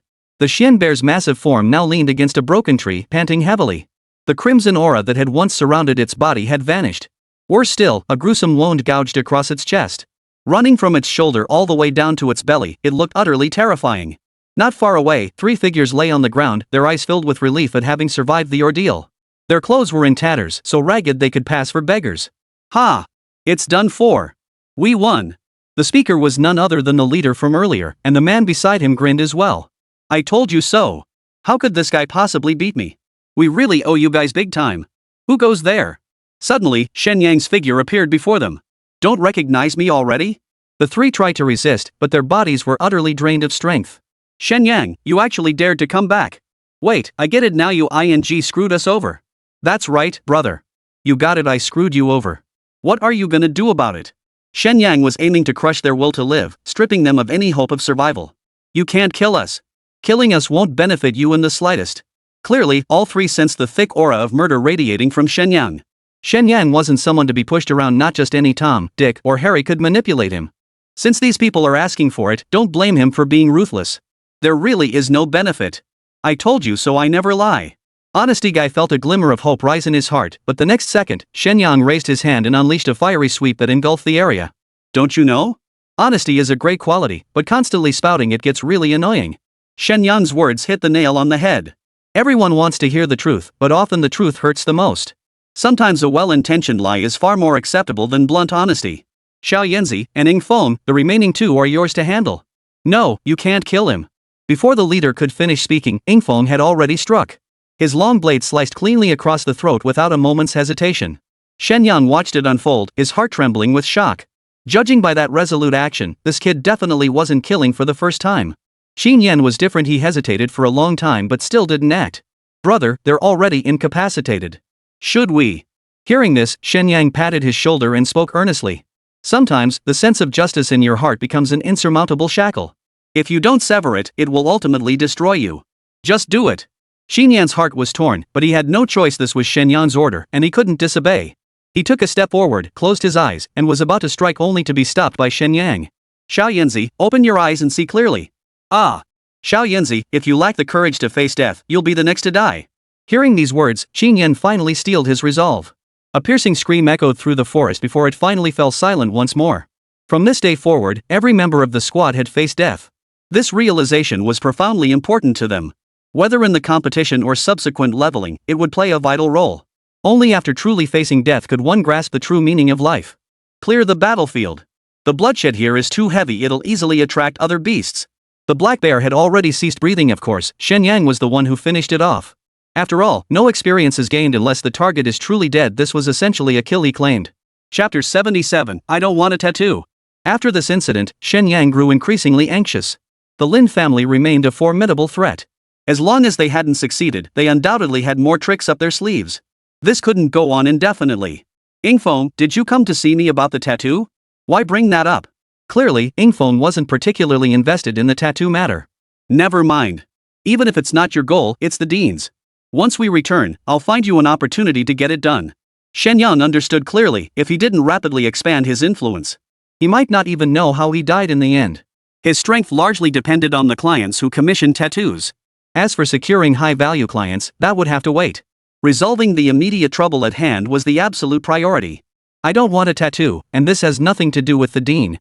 He never gave me any assignment. Ing Feng's tone was calm, as if merely stating a fact. Shen Yang found this utterly unbelievable. Still, he didn't hold it against him too much. After all, finding a powerful ally usually came with a price. You really don't have to go this far. Shen Yang, what do you mean by that? Hearing this, Ing Feng knew Shen Yang must have misunderstood him. He could tolerate anything else, but he couldn't stand being misunderstood. I don't mean anything by it. I said I'd give you a tattoo. Who wants your tattoo anyway? Let me tell you, Shen Yang, stop being so self-righteous. Do you really think every judgment you make is correct? With that, Ing Feng vanished from the spot, clearly unwilling to explain further. What kind of person is he? Why can't he just be straightforward? Why not just say it? Shen Yang, did we misunderstand Ing Feng? He didn't seem like he was lying. Su Ningxue approached, her intention clearly to smooth things over. After all, this was the dean's arrangement. Changing it wouldn't be easy. If we're to fight side by side in the future, harboring resentment wouldn't be good at all. Not like it? He practically has his intentions carved on his face. This also made it clear that Shen Yang still harbored resentment. If it was merely about seeking his help, that wouldn't be a problem after all. The tattoo would benefit him too. But Li Tianqing shouldn't have placed him right beside me. He wasn't alone, he had brothers and a woman. If anyone harmed those he cared about, he'd never accept it. Brother Shen Yang, I also believe Ing Feng wouldn't lie. Could you be overthinking this? Overthinking? Now you think so too? Shen Yang was a bit baffled why were both women siding with Ingfeng. Yet the next moment, his anger vanished like smoke. Because the system had issued a quest. Ding! Main quest issued, persuade Ingfeng to get a tattoo. Reward, 1 portion of primordial power. Time limit, 3 days. Holy! Shen Yang, why are you cursing at me? Hearing this, Luo Qingyi immediately burst into tears, overcome with hurt. In all the time they'd known each other, Shen Yang had never spoken to her like this. No, I wasn't cursing you. I just realized it was my mistake. We need to find Ingfeng immediately. The system had already issued a mission that alone proved everything. It seemed his earlier assumptions had all been wrong. Li Tianqing had brought Ingfeng to his side for reasons entirely unrelated to the tattoo. But now wasn't the time to dwell on other matters. Regardless, this primordial power was crucial. It held the key to his future growth. Ingfeng, I admit I was being sarcastic earlier. Please be magnanimous and don't take it to heart. Ingfeng remained expressionless, continuing to walk forward. Shen Yang was filled with regret. If he hadn't said those things earlier, the mission would have been completed long ago. But this system is such a jerk, releasing a mission at the worst possible moment. Ingfeng, listen to me. Don't ignore me. Ingfeng was stubborn too. He wouldn't listen to a word and just kept walking. Finally, growing impatient, he turned around and glared at something. Caught in that glare, Shen Yang suddenly felt a pang of guilt. No, that's not what I meant. Then what did you mean? Shen Yang was momentarily speechless. After all, he'd brought this on himself. Now that he tried to explain, he didn't know where to begin. I didn't mean anything by it. You want a tattoo, I want to give you one. Isn't that a win-win? I'll say it again, I don't want a tattoo. Ingfeng reacted strongly, clearly not wanting the tattoo at all. For some reason, his reaction to the tattoo was surprisingly intense. If you don't want one, fine, why get so worked up about it? After all that persuasion with no response, Shen Yang was getting annoyed too. He wanted to complete the mission, but not like this. Even beggars won't eat food thrown at them, let alone someone with a system. Frankly speaking, when the time comes, plenty of people will be begging me for favors. Am I supposed to hang myself on this one tree? But soon enough, Shen Yang was proven wrong. Ding! Detected reduced host motivation to complete mission. Adjusting mission parameters, increased penalties. If uncompleted within 3 days, one client's tattoo will be randomly reclaimed, along with the corresponding replication skill. Damn it, system, you're messing with me, aren't you? Shen Yang never imagined the system had this kind of capability. He even began to wonder if this thing possessed sentience. Of course, the system itself was far too fantastical, even more so than his own transmigration. Even if he had 8 more brains, he couldn't possibly explain it. Ding! Host detected. Stop. I'm sorry, sir. I'm sorry, boss. I'll complete the mission. Before the system's prompt had even finished, Shen Yang scrambled to grovel and beg for mercy. If the punishment intensified any further, he might just find himself meeting his great-grandmother in the afterlife. The moment he backed down, the system indeed stopped escalating the punishment. Shen Yang rubbed his temples in frustration. Honestly, this was beyond frustrating. I have my reasons for not getting a tattoo, so don't try to talk me into it. With that, Ingfeng walked ahead alone. For a fleeting moment, Shen Yang thought he caught a whiff of sadness, but the feeling vanished almost as quickly as it had appeared. After all, empathizing with a man, well, that did sound a bit off. This feeling inevitably reminded Shen Yang of Jiang Yan. He wondered where the other man was now, and what state he might be in. Forget it, no point dwelling on useless thoughts. Shen Yang shook his head, clearing his mind of distractions. Jiang Yan was no ordinary man. At the very least, he was a phoenix among dragons. How could someone like that possibly need his concern? The most important thing now was to fool Ingfeng.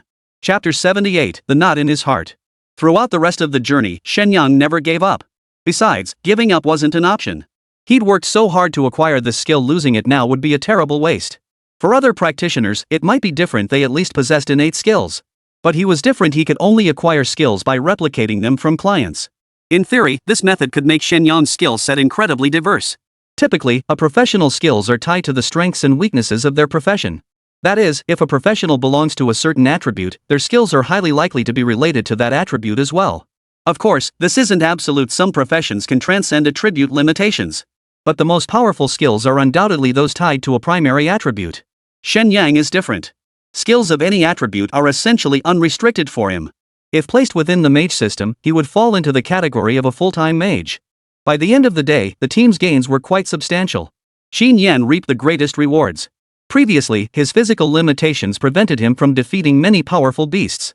This left him at the lowest level, but after a day of hard work, he's caught up in terms of speed. The main reason was his low level, which granted him a large amount of experience, making up for his previous shortfall. Excellent. Now all of us have reached level 19, making us a Bronze Peak squad. As night fell, the group found a cave to rest and review their day's gains. Ingfeng remained as before, sitting sullenly to the side. It seemed nothing could spark his interest. Seeing this, Shen Yang approached with a piece of grilled meat. Want some grilled meat? Still likely upset about the day's events, Ingfeng turned his face away. But his eyes instinctively lingered on the meat, no other reason than the irresistible aroma. I'm not eating. Are you sure you don't want any? This is made with my special secret seasoning, it's incredibly tempting. Gazing at the grilled meat nearby, its rich aroma seeped into every pore of his nostrils. He even felt every pore in his body tingle with excitement at the sight of such deliciousness, causing him to swallow hard. But being stubborn as he was, he remained unmoved. Well, I won't hold back then. Who would believe someone could turn down such delicious grilled meat? Saying this, Shen Yang picked up the grilled meat and started to leave. After taking a few steps, a voice called out from behind. Wait. I'll try some. Why didn't you just say so earlier? Shen Yang didn't hesitate, handing over the grilled meat. Ingfeng took the meat and immediately began devouring it in big bites, his eyes lighting up instantly. It was clear he was thoroughly enjoying it. Shen Yang sat down beside him, eating the meat as he spoke earnestly. Ingfeng, I'm sorry. I misunderstood you before. Why the sudden apology? You're right, no one's judgment is always correct. I made a mistake, so of course I should apologize. Hearing this, Ingfeng took another look at Shen Yang. He felt a bit puzzled. After all, the other was just an 18-year-old, full of youthful vigor. At this age, they're fearless and reckless. Even if they make mistakes, they'd never admit it. And precisely because of this, many people carry wounds in their hearts that can never be healed. Yet here was Shen Yang, calmly apologizing to him. You didn't do anything wrong. I know my identity makes you suspicious, but please believe me, the dean truly didn't tell me anything. A day ago, Shen Yang would never have uttered such words. But now, with the system's task at hand, he naturally believed it. I believe you, but I'm very curious, why are you so resistant to tattoos? To unlock the other person's emotional barrier and complete the mission, he had to understand their past. This was the solution Shen Yang had spent a whole day pondering. Initially, he hadn't held much hope, yet a simple barbecue meal had resolved it. After deep contemplation, Ingfeng finally spoke. For the sake of that barbecue, I'll tell you, but you have to promise not to tell anyone else. I promise. My mouth is sealed tight, trust me. If I tell a third person, may lightning strike me dead. It doesn't have to be that serious. Ingfeng's mouth twitched. It was just sharing his experience, why was he suddenly making such a solemn vow? But Shen Yang didn't see it that way. After all, to untangle this knot, the first step was getting him to speak. Without his words, there was no way to understand anything, let alone find the right solution. So there was no way he'd pass up this chance. The reason I didn't want a tattoo was because of Mom. Through Ingfeng's explanation, Shen Yang finally understood. Li Tianqing's friend was actually Ingfeng's mother.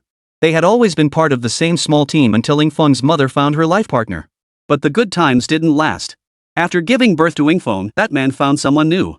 Not only that, but he frequently subjected both mother and son to domestic violence. Eventually, Ingfeng's mother couldn't bear it anymore and prepared to move out.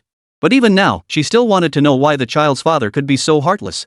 When confronted, he couldn't answer immediately and instead claimed it was because her mother had a tattoo. That tattoo, however, was nothing of the sort, it was merely a birthmark. That was precisely why Ingfeng reacted so strongly upon hearing the word tattoo. Later, the mother and son lived alone. A few years ago, Ingfeng's mother passed away from depression, and that's when Li Tianqing adopted him. I'm sorry, I had no idea you had such a tragic childhood. Is it? I don't consider it tragic because I already killed that bastard. Hearing this, Shen Yang finally understood why such intense killing intent had emanated from Ingfeng before. I'm sorry, I didn't know. It's nothing. You don't need to apologize. It's all in the past now. I just hope my mother knows in the next world. Shen Yang took a deep breath and patted his shoulder. Brother, now that you know, it was just a misunderstanding. So the tattoo isn't wrong at all. And to be honest, my tattoo isn't really a tattoo, it's a totem. What I can tell you is that the most suitable totem for you is the Qiangqi. Hearing this, Ingfeng froze. The words he had intended to retort were held back. He'd heard of the Qiangqi, a primordial divine beast. Even if one couldn't capture its divine essence, how many would dare to get such a tattoo in the first place? You actually have a tattoo of an ancient divine beast? Of course. Ask any of these three, aren't they all ancient divine beasts? Though the void beast might not technically be an ancient divine beast, anything matched by the system must be of the same caliber, it couldn't be too far off. Chapter 79, The Taste of Home. To be honest, this time Ingfeng was genuinely tempted. After days of combat, he understood the benefits of the tattoos all too well. Now that his vengeance was complete, his life seemed to have lost its direction.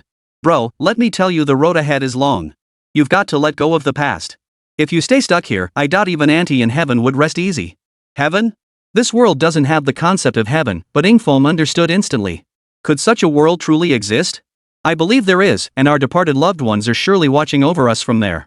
That won't do. What if that bastard bullies my mom again? Shen Yang was speechless. He never expected Yingfeng to suddenly blurt out something like that. But it didn't matter. He could still talk his way out of it. Don't worry. Bad people aren't allowed in heaven. They only go to hell. Yingfeng fell deep in thought. If his mother truly watched over him from heaven, how could she bear to see her son wallowing in despair? Shen Yang didn't press further. Some things ultimately had to be figured out by the person themselves. He slipped away quietly, leaving time for the other to ponder alone. Brother Shen Yang, why did you suddenly change your mind about Yingfeng? I don't know either. Probably because you guys talked him into it. He couldn't very well say it was because of the system-issued mission that made him change his mind. Early the next morning, Shen Yang was still fast asleep when Yingfeng shook him awake. Opening his eyes, Yingfeng's huge face appeared right before him. Holy crap! What are you doing? Shen Yang, I've made up my mind I want a tattoo. I want to get stronger. I want to become a better version of myself. Shen Yang was utterly dumbfounded. He never expected that story about heaven and hell would actually have such an effect. All traces of sleep vanished instantly as he sat up. Of course, it could also be that he was just thrilled about keeping his skills. Very well. I'm giving you this chance, you'd better seize it. Ding. Congratulations on completing the task. You have obtained one portion of primordial power. This environment clearly wasn't suitable for getting a tattoo. It was about time to head back to school and reflect on the experience. The instructors at the academy primarily focus on teaching combat techniques. Li Tianqing had previously arranged for an excellent instructor to teach the squad combat techniques. But since that instructor hasn't returned yet, they'd had time to venture outside the city for training. Let's go back to the city now. The journey back wasn't entirely smooth, but the squad didn't encounter any major trouble along the way. Their levels had all skyrocketed to 20. Just as they appeared at the city gates, someone had already informed Lin Xiao of their return. What? They didn't die. Yes, young master. Not only are they alive, but they seem to have made significant progress. Damn it! Lin Xiao swept everything off the desk onto the floor in one motion, earning him the title of the ultimate desk-clearing master. Who would have thought these guys would be so damn hard to kill? Young master, what should our next move be? Within the city, Lin Xiao dared not make a move. Though he seemed a bit dim-witted, he knew that in today's Shen Yang, he wouldn't even register on the radar of the Lin family's higher-ups. Especially his father, he'd never stoop to bothering with such a minor karami.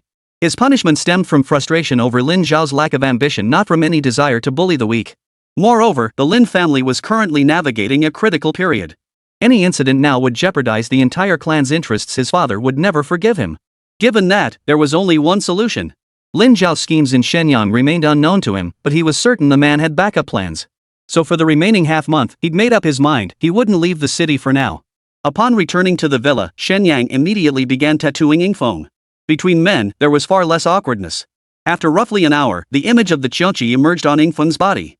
As the totem was fully completed, Yingfeng felt an overwhelming sense of familiarity wash over him, as if every cell in his body was rejoicing. Such an effect. Of course. I'll prove to you that your choice was absolutely the right one. With that, Shen Yang opened Yingfeng's attribute panel and was instantly overjoyed. Holy moly, a domain skill. Yingfeng, a rank Nightwalker. Primary class, Nightwalker, a rank LV20. Hidden subclass, Qianqi Totemist Simplified. Strength, 500. Constitution, 300. Agility, 200. Spirit, 100. Innate skill bestowed by the Qianqi Totem. 1. Beast Instinct Passive, detects killing intent within a 50-meter radius, sensitivity 02. 2. Judgment Sfang Active, summons a Qianqi Phantom, increasing attack power by 200%. Hits deal double pain damage. 3. Chaos Realm Active, consumes all personal energy to create a 10-meter diameter zone where all creatures' perceptions of good and evil are inverted. Duration depends on caster's maximum energy reserve. Compared to others, Yingfeng's skill set is one ability short. This domain skill is absolutely devastating. Under the current professional system, domains are exclusive skills reserved for grandmasters and above. If a bronze-tier practitioner claimed to possess a domain, no one would believe them. They'd likely be dismissed as a lunatic.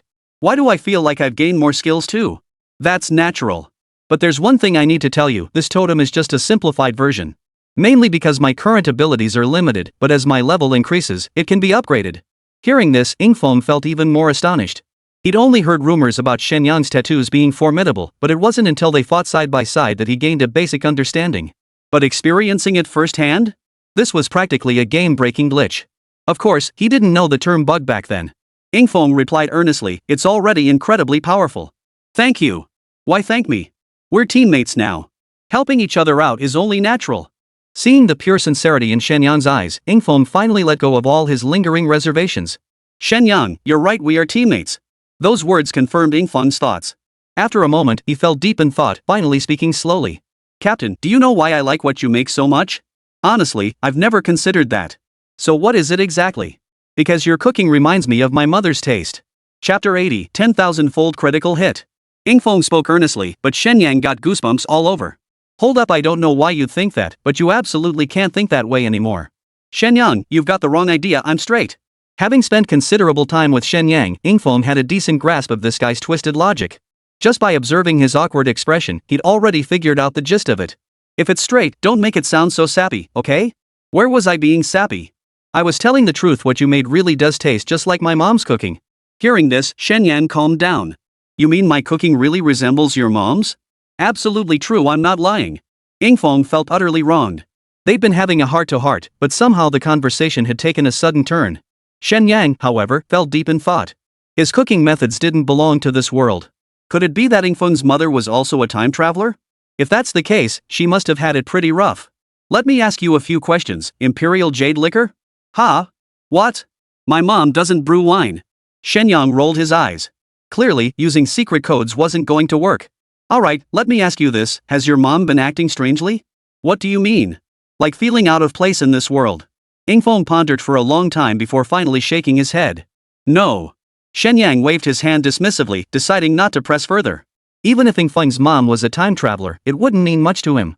Never mind, it's fine. Just get used to your new skill. For the next stretch, the squad didn't venture out again, and Lin Xiao couldn't find a good opportunity. Trying to make a move within Starlight Academy was utterly preposterous. Otherwise, the Lin family wouldn't have gone to such lengths without fully controlling Starlight Academy. Through the Academy's secret realm, the five successfully leveled up to 20, meeting the provincial tournament requirements. During this period, Shen Yang's greatest achievement was replicating Qin Yan's skill. Congratulations! Qin Yan's skill replication successful. Please select the skill to replicate. Qin Yan possessed 3 skills: Auspicious Domain, a domain-type ability that held little value for replication. The second skill, Words Become Law, is also a support-type ability, though its current effect is somewhat lacking. If he were critically injured, it could only keep him barely alive for a short while. The third skill is Lifelink. While it has some utility, it remains a passive ability. After careful consideration, Shen Yang opted for Word Becomes Law. Though it's a simplified version and cannot be used for killing, a team's healing capability is absolutely invaluable in actual combat. Replicating Word Becomes Law. Ding. Replication in progress? Ding. Congratulations on triggering a 10,000x critical hit. Skill replication upgrading. Seeing this, Shen Yang almost forgot the system even had critical hit mechanics. If it had replicated a domain skill just now, how powerful would that have been? Shen Yang was filled with regret, but it was too late now. Replication successful. Obtained the complete version of the skill Words Become Law. Words Become Law, pray to the gods to obtain divine power, usable for restoring life but not for killing. What did that mean? Shen Yang was utterly baffled. Restore life? The wording was so vague he had no idea what exactly constituted restoring life. Though it couldn't be used for killing, the description didn't sound like it would be completely useless. After all, this is a 10,000-fold critical hit. If it turned out to be a useless skill, that would be a real letdown. With that thought, Shen Yang decided to test it out. But who'd volunteer for this? Besides, the skill description didn't specify it had to be a human. Shen Yang looked around carefully and finally spotted an ant in a corner. You're it, my little guinea pig. With that, Shen Yang stomped down hard. The poor ant didn't even have time to protest before being flattened into a 2-dimensional creature. I'll see just how devastating this 10,000-fold critical hit really is. Shen Yang pressed his palms together and began praying to the gods. Moments later, beams of light erupted from his fingertips. Suddenly, they shot toward the paper ant on the ground, and then an astonishing scene unfolded. The ant, which had been completely dead, suddenly swelled up. As if someone had pumped air into it, it then sensed its surroundings and scurried swiftly into the grass. The ant probably never imagined that after reporting to the King of Hell, it would be pulled back to life. Shen Yang froze in place. If not for the large footprint before him proving it was real, he would have thought he was hallucinating. Holy! After a long moment, a startled cry rang out. Passing students turned to look, only to find Shen Yang completely lost in his own world. Isn't that Shen Yang? What's he doing? No idea. Maybe he's just nervous about the upcoming city-level rookie competition. I'd be nervous too. Winning the city rookie competition is just too much to ask of them. It was clear the news of Shen Yang's team entering the citywide rookie competition had already spread far and wide. It's not that they're boosting others' morale while undermining their own. It's just that over the years, Star Glory Academy hasn't exactly been lacking in talent. But these talents could only hold their own within the academy. Once they reached the city-level competitions, they had little hope of success. For the principal to set such an impossibly high goal this time, expecting them to believe it could be achieved anytime soon. Shen Yang, are you okay?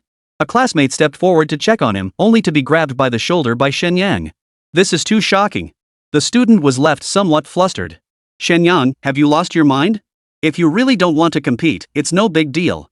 After all, as the saying goes, nothing is impossible if you're willing to give up.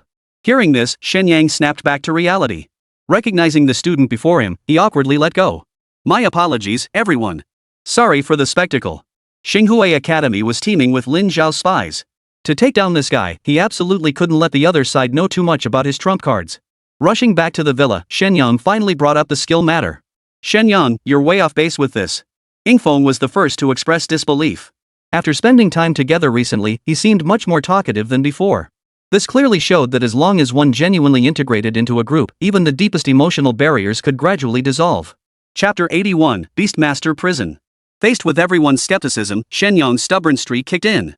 Xiao Yanzi, come on, take this flame sweep. No, big bro, my little frame can't handle that. Xin Yan waved his hands frantically in fear. What kind of joke is this? He knew full well the destructive power of the flaming sweep. Shen Yang wasn't testing a skill, he was trying to send him to meet his great-grandmother. With no other choice, Shen Yang went out to find an ant. Watch closely. With that, he flattened the ant with a single stomp, making Luo Qingyi shudder in fright. Then he began to chant. Moments later, the ant seemed to reverse time itself, scurrying away alive and kicking. Witnessing this scene unfold before their eyes was profoundly shocking to anyone. People often heard tales of miraculous medical skills or divine medicines that could bring the dead back to life or restore flesh to bones. But deep down, everyone knew such claims were often exaggerated. But now, witnessing this skill unfold before their very eyes, they couldn't help but believe. Holy crap! Bro, you're seriously amazing. Doesn't this mean we've basically gained an extra life from now on? Xin Yan excitedly grabbed Shen Yang's arm, though he wasn't in the front row and his chances of getting hurt weren't that high. But that doesn't mean they're immune to injury either, and if the enemy has assassins, that's a whole different story. After all, the role of an assassin is to target the backline, making rear-line damage dealers even more vulnerable. That's a fair assessment, but I've only tested it on ants so far. I can't say for certain what effect it would have on humans. Shen Yang wasn't deceiving anyone after all, they're all teammates. If we don't have a clear understanding of each other's abilities, it weakens the team's overall combat effectiveness. Then let's test it out right away. Where should we test it? Yingfeng was equally excited, and he had a perfect location in mind. I know a place, let's see if you guys dare to go. First tell us where it is. The Beastmaster Prison at Starlight Academy. At the mention of that name, everyone's expression changed. Shen Yang, however, knew little about it and was actually puzzled. What's wrong with you guys?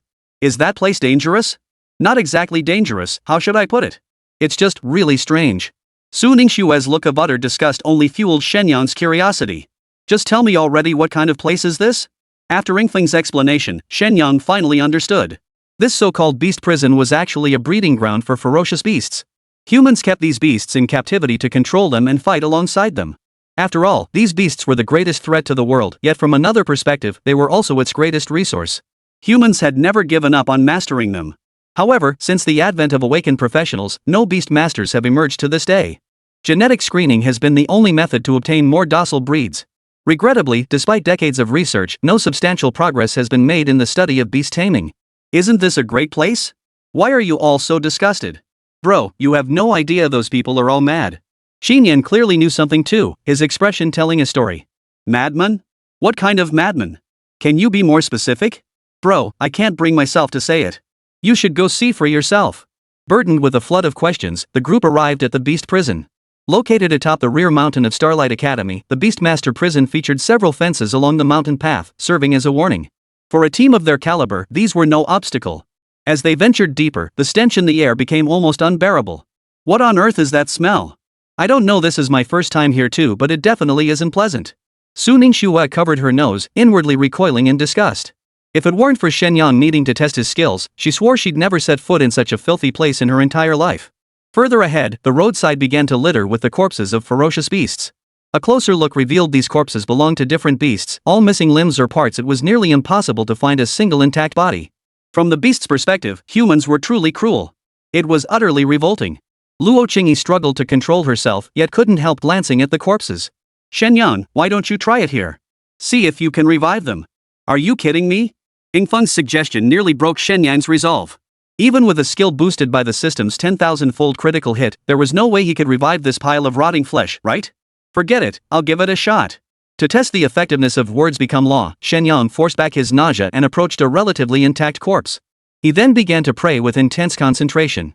After what felt like an eternity, Shen Yang couldn't hold it in any longer and vomited violently. No effect. This is disgusting. Who the hell was conducting research here? It's utterly unethical. What Shen Yang didn't know was that the reason so many corpses were placed here was to deter ordinary people from stumbling in by accident. Their research was simply too controversial for public acceptance, so this extreme measure was necessary to protect the precious experimental site. Suddenly, Shen Yang spotted a peculiar corpse. It looked like a hybrid of several different beasts. What the hell were these people researching? It seemed like blind experimentation. Didn't they even understand reproductive isolation? Unexpectedly, the moment those words left his mouth, a figure materialized before Shen Yang. The figure wore a white lab coat, their hair unwashed for who knows how many days. The grease on it could probably fry several dishes. Not only that, but their entire outfit was ragged and stained with splotches of dried blood. His hands were stained beyond recognition, the original skin color completely obscured. Holy! Shen Yang instinctively unleashed a flame sweep in all directions before teleporting away to create distance. Not bad, kid. You've got spatial skills too. The next second, Shen Yang realized with horror that the man had appeared before him again, seemingly out of nowhere. It was as if nothing had ever happened. The flaming sweep he'd unleashed was effortlessly nullified with a single finger. Who the hell are you? Faced with this situation, Shen Yang couldn't help but realize. The man before him was far too powerful. Forcing the issue would likely mean certain death. The others reacted instantly, surrounding the man in the white coat. Don't touch brother Shen Yang, or I'll fight you to the death. Luo Qingyi's small hand trembled, and a spatial cut instantly separated the two. Yet the man in the white coat showed no sign of panic. He merely extended a finger and tapped lightly. The severed space instantly shattered. Chapter 82, Reproductive Isolation. Don't try these petty tricks on me. You're Shen Yang? Evidently, this fellow had been lurking nearby for quite some time, though none of them had noticed. Fortunately, he didn't seem intent on attacking them, otherwise, they would have met their end in the northwest long ago. Elder, we were just here to test our skills. If there's nothing else, we'll take our leave. Our apologies for the disturbance. Faced with someone so profoundly enigmatic, Shen Yang simply couldn't muster any interest in conversation. This guy didn't seem like a normal person, either more like a lunatic. If he suddenly attacked, they wouldn't even have a chance to run. Why the rush to leave? If I'm not mistaken, your spatial skills share the same origin as this young lady's, correct? I'm genuinely curious, how did you manage to achieve this? Generally speaking, practitioners of other professions cannot learn another's skills. Yet everything unfolding before him had already surpassed his understanding. As a scholar, he was naturally fascinated. Shen Yang's heart tightened as he suddenly recalled those eccentric scientists from movies in his past life. If they were captured and used as lab rats, they'd never recover. This senior? Simple, my profession is tattoo artist. I can replicate clients' skills, so there's nothing strange about it. Tattoo artist? He'd intended to explain himself, hoping to avoid being mistaken for a research subject. But unexpectedly, the other party seemed genuinely fascinated by the profession of tattoo artist. Right, senior. If there's nothing else, I'll be on my way. This is the first time I've heard of a tattoo artist profession, but it's not exactly unusual.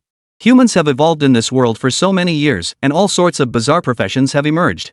So even if a profession you're unfamiliar with appears, it's really nothing to get worked up about. What exactly is this reproductive isolation you mentioned earlier? Hearing this, Shen Yang felt a wave of relief wash over him. As long as they weren't interested in his body, anything else was fine. But this moment tested his knowledge. Having graduated so many years ago, how could he possibly recall the specific principles clearly? This is a bit complicated to explain, but the fundamental reason is genetic. Two different species have different genes, so they can't combine to produce offspring. Even if they could have offspring, they wouldn't be fertile. Shen Yang quickly explained what he knew, and unexpectedly, the other person's eyes lit up with excitement. You're absolutely right. This phenomenon does exist, reproductive isolation. What a perfect term. The next second, the figure vanished without a trace. Seeing this, Shen Yang and the others dared not linger a moment longer and fled straight down the mountain. Only upon reaching Villa number 1 did they collapse, gasping for breath, onto the sofa. Bro, who was that guy? Why did he feel even more imposing than the dean? Xiao Yinji, no need to doubt it, that man's power absolutely surpasses the dean's. Though they didn't know the man's identity, Shen Yang had seen Li Tianqing before. Yingfeng, who had the most authority on the matter, stated bluntly. You're both right that man's strength truly surpasses the dean's. Who would have thought Starglow Academy had someone this formidable? But who is he? Su Ningxue looked equally puzzled. Among the group, she possessed the most intelligence. Yet regarding this figure, she had absolutely no recollection, as if he never existed. Who he is doesn't matter. What matters is that we absolutely cannot get entangled with him in the future. Shen Yang slammed his hand on the table and stood up. He couldn't shake the ominous feeling that he'd likely been targeted. Everyone supported this decision. Just think about it, a psychiatrist even more formidable than the dean. If he were to lose control, who could possibly stop him? What puzzled them, however, was that nothing particularly unusual happened in the days that followed. Yingfeng, however, was utterly exhausted. For days, he had been relentlessly training. Shen Yang kept pushing him to unleash the chaos realm of good and evil, draining every last ounce of his energy each day. Shen Yang, brother Shen, I beg you, please spare me. I really can't take it anymore. A man can't admit defeat. Get up, drink some restorative potion, and let's keep going. Shen Yang produced a large handful of tonics from somewhere and proceeded to force them into Yingfeng's mouth. Yingfeng was numb by now, allowing himself to be manipulated. Just then, Shen Yang felt a chill run down his spine. He turned around and froze in shock. There stood Li Tianqing, his gaze cold and piercing. You little brat, what are you up to now? Nothing much, just giving him some tonics since he's feeling weak. Li Tianqing glanced up and saw that indeed, everything was tonic. But why did it feel so strange? With all these tonics, why was Yingfeng's complexion still so pale? What the hell is going on? Uncle Li, save me. Shen Yang is going to bleed me dry. Seeing Li Tianqing, Yingfeng burst into tears, sobs clattering to the floor as if he'd endured unimaginable injustice. Li Tianqing's eyes widened in fury, a powerful aura radiating from him. Only by holding back did he spare Shen Yang from certain collapse. I told you to look after him, and this is how you look after him? Director, please calm down. It's not what you think, there's more to this story. Watching Shen Yang's pitiful state, Li Tianqing felt an inexplicable sense of satisfaction welling up inside him. Why the sudden concern? Are you his illegitimate child or something?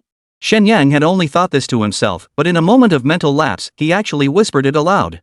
What did you say? Nothing, you misheard. Come have some tea, nothing fancy here, but please make yourself comfortable. Shen Yang shuddered in fright and hurried to fawn over him. But how could a grandmaster possibly miss here? Li Tianqing's expression grew slightly uneasy. If one had observed closely, they would have definitely noticed something amiss. But right now, Shen Yang was too terrified to even breathe, let alone notice anything. Ahem, well. I came to inform you that the city-level rookie tournament will commence in 5 days. How are your preparations coming along? At these words, Shen Yang froze in surprise. Is it really necessary for the dean himself to deliver such a minor announcement? Even if they were the hopes of Starlight Academy, it hardly warranted such pomp and circumstance. Suddenly, Shen Yang glanced at Yingfeng and realized they bore a striking resemblance. If not for Yingfeng being so much thinner and Li Tianqing sporting that goatee, the relationship between them would have been rather subtle. Chapter 83, Spirit Energy Crystal. So soon? Based on past schedules, the city-level rookie tournament should still be at least 10 days away. Correct. Due to the premature opening of the Tianlong Secret Realm, the provincial tournament had been advanced. Shen Yang had heard of the Tianlong Secret Realm, a rite of passage for advanced practitioners. The reason is simple: to break through from silver to gold rank, one must obtain a specific material found within the golden crystal. This golden crystal possesses the power to reshape one's physical form. In a sense, practitioners who haven't reached gold rank aren't truly considered professionals. With the aid of the golden crystal, a practitioner's physique undergoes a transformative change, enabling them to adapt and bear greater energy. Qualification for entering the Celestial Dragon's Secret Realm requires participation in the provincial rookie tournament. Without participating, one can only gain entry through quotas allocated to social organizations. But such spots, as one might imagine, are utterly unattainable for ordinary people. Only those with extraordinary talent who refuse to enroll in schools can obtain such qualifications. This is precisely why even prominent clans prioritize maintaining good relations with the academy. I see. So, Dean, you didn't come here just to discuss this, did you? Hearing this, Li Tianqing's gaze shifted back to Yingfeng. He noticed the other's complexion had improved considerably, and his demeanor seemed less cold. A wave of relief washed over him. Of course not. You are the strongest team among this year's freshmen. You have the potential to make history at Starlight Academy. Therefore, I will provide you with the best resources available. Li Tianqing knew exactly what Shen Yang was thinking, but since he'd come specifically to discuss this matter, he didn't hide anything, stating it plainly. Is there really no other reason? Facing Shen Yang's inquiry, Li Tianqing's eyes flashed with a rare hint of unease when he met the other's gaze. But as one of Dongling City's top-tier powerhouses, he possessed the composure to conceal it, leaving no trace for the other to detect. What other reason could there be? The school was founded to cultivate talent. You little brat, mark my words, if you don't deliver results at the city-level competition, I won't let you off the hook. With that, Li Tianqing vanished from the spot. The items for you are already on the table. Go check them yourselves. A voice echoed through the void. Shen Yang found it rather dull. He hadn't even made his first demand yet. This old codger's pretty sharp. Upon returning to the villa, the group found 5 gleaming rings neatly arranged on the table. Shen Yang froze for a moment, his face twisted in disgust. What the hell? Is this some kind of proposal or something? Can these crappy rings even count as cultivation resources? Brother Shen Yang, these aren't ordinary rings, they're Sumeru rings. In contrast, the other 4 were all beaming with delight. Sumeru rings, also known as spatial rings. Extremely rare, it's a special accessory only legendary smiths can forge. They contain an entire space within, capable of storing items. Shen Yang was certainly no stranger to this term, having read his fair share of novels in his previous life. Having been in this world for so long, he had yet to actually see one in person. Now it was right before his eyes, and the impact was immense. This thing is so precious. Who knew the old man was willing to splurge like this? If Li Tianqing heard this remark, he'd surely have something to complain about. How could he not go all out? With the current talents of these few, even the top freshmen at Dragon Emperor University couldn't hold a candle to them. And judging by the looks of things, with Shen Yang's help, their abilities would skyrocket even faster. Once they truly make a name for themselves in Dongling City, if someone else poaches them, they won't even have a place to cry about it. By channeling internal energy into it, one could clearly sense the conditions within. Within this tiny ring lies nearly 100 cubic meters of space. Moreover, the compartments were completely independent, so there was no need to worry about items being crushed inside. Truly marvelous. Not only that, but the ring now held numerous resources. The most eye-catching were a pile of translucent pink crystals. What could these be? Picking up one of them instantly caused the energy concentration throughout the entire room to rise slightly. These are spirit energy crystals. Ingfeng looked astonished. He hadn't entered the secret realm before, yet his level hadn't fallen behind all thanks to these things. What's it for? Of course they help you level up. Ingfeng was speechless. He never imagined that the rising star of Starlight Academy wouldn't even recognize this thing. So this is an experience orb, then? You could put it that way, though absorbing its energy takes time. Time? Shen Yang couldn't agree less, because just then, the system notification popped up. Ding! Experience orb detected. Absorb? Absorb! With Shen Yang's thought, the spirit energy crystal seemed to lose its vitality. In the blink of an eye, it turned grayish-white before dissolving into a wisp of smoke and vanishing into thin air. Oh my god! Shadow Wind nearly lost his mind, even letting slip Shen Yang's usual catchphrase. He clearly remembered how absorbing a single spirit energy crystal had taken him an entire day back then. But Shen Yang? This speed is way too fast. Is he even human? What's with all the fuss? You scared the hell out of me. Shen Yang was genuinely startled. Without any points of comparison, he hadn't realized just how fast he was absorbing. Ding! Absorbed experience orb gained 5000 EXP. Ding! Congratulations on leveling up. Current level, 21. Shen Yang's jaw dropped. He never expected a single energy crystal to grant a whopping 5000 EXP points. That was equivalent to the experience gained from slaying a level 50 ferocious beast. Roughly estimating the remaining spirit energy crystals in his ring, over 50 of them, that meant 250,000 EXP points. That much experience would be enough for him alone to reach gold rank. But alas, there were 5 of them. If only he leveled up, it wouldn't make much difference to the team. Since he could level up, what was there to wait for? He'd better absorb them right away. With that, Shen Yang pulled out the remaining 49 spirit energy crystals. The other 4 all showed looks of longing in their eyes, yet not a single one reached out. Bro, these were given to you by the dean. It's not right for you to share them with us. The rings bore each of their names, yet only Shen Yang's held spirit energy crystals that alone spoke volumes.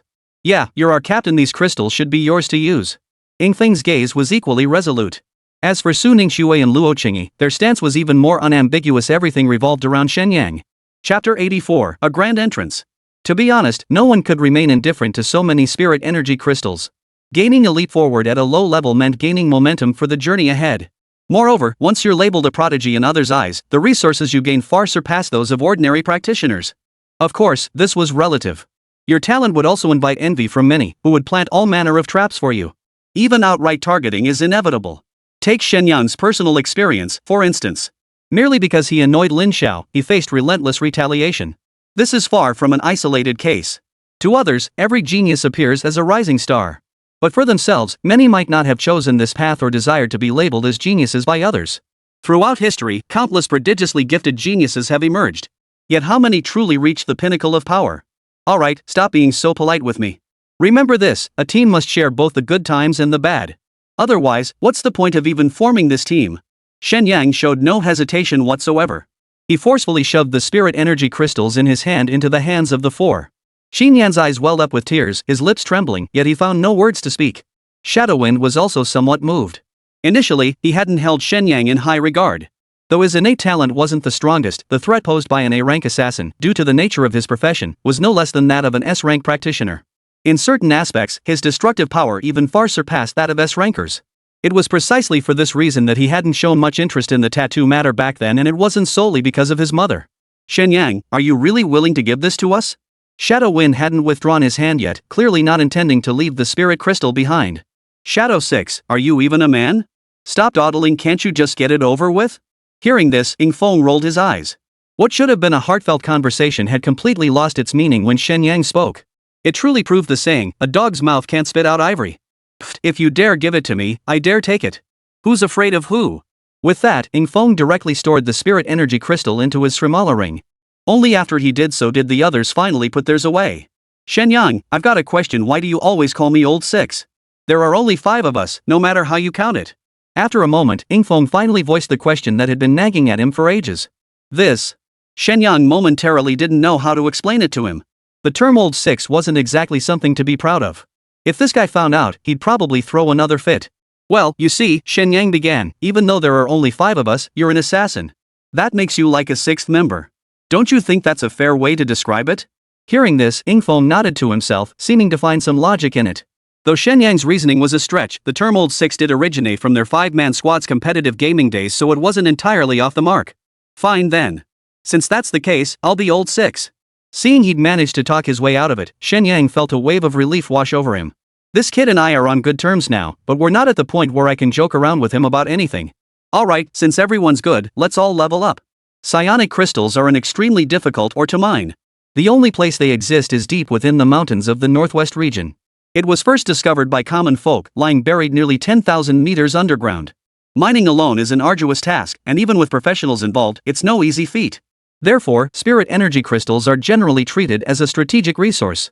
It's highly likely these 50 spirit energy crystals represent the entire stockpile of Starlight Academy. Good lad, I knew I hadn't misjudged you. In the shadows, Li Tianqing nodded with satisfaction. Truthfully, his actions were also meant to test Shen Yang. To see if he could remain true to his principles in the face of such a great temptation. What he didn't know was that Shen Yang had no recollection of the spirit energy crystals whatsoever. However, after experiencing its effects firsthand, he truly grasped its rarity. Under these circumstances, making a choice that maximized the team's interests was no small feat.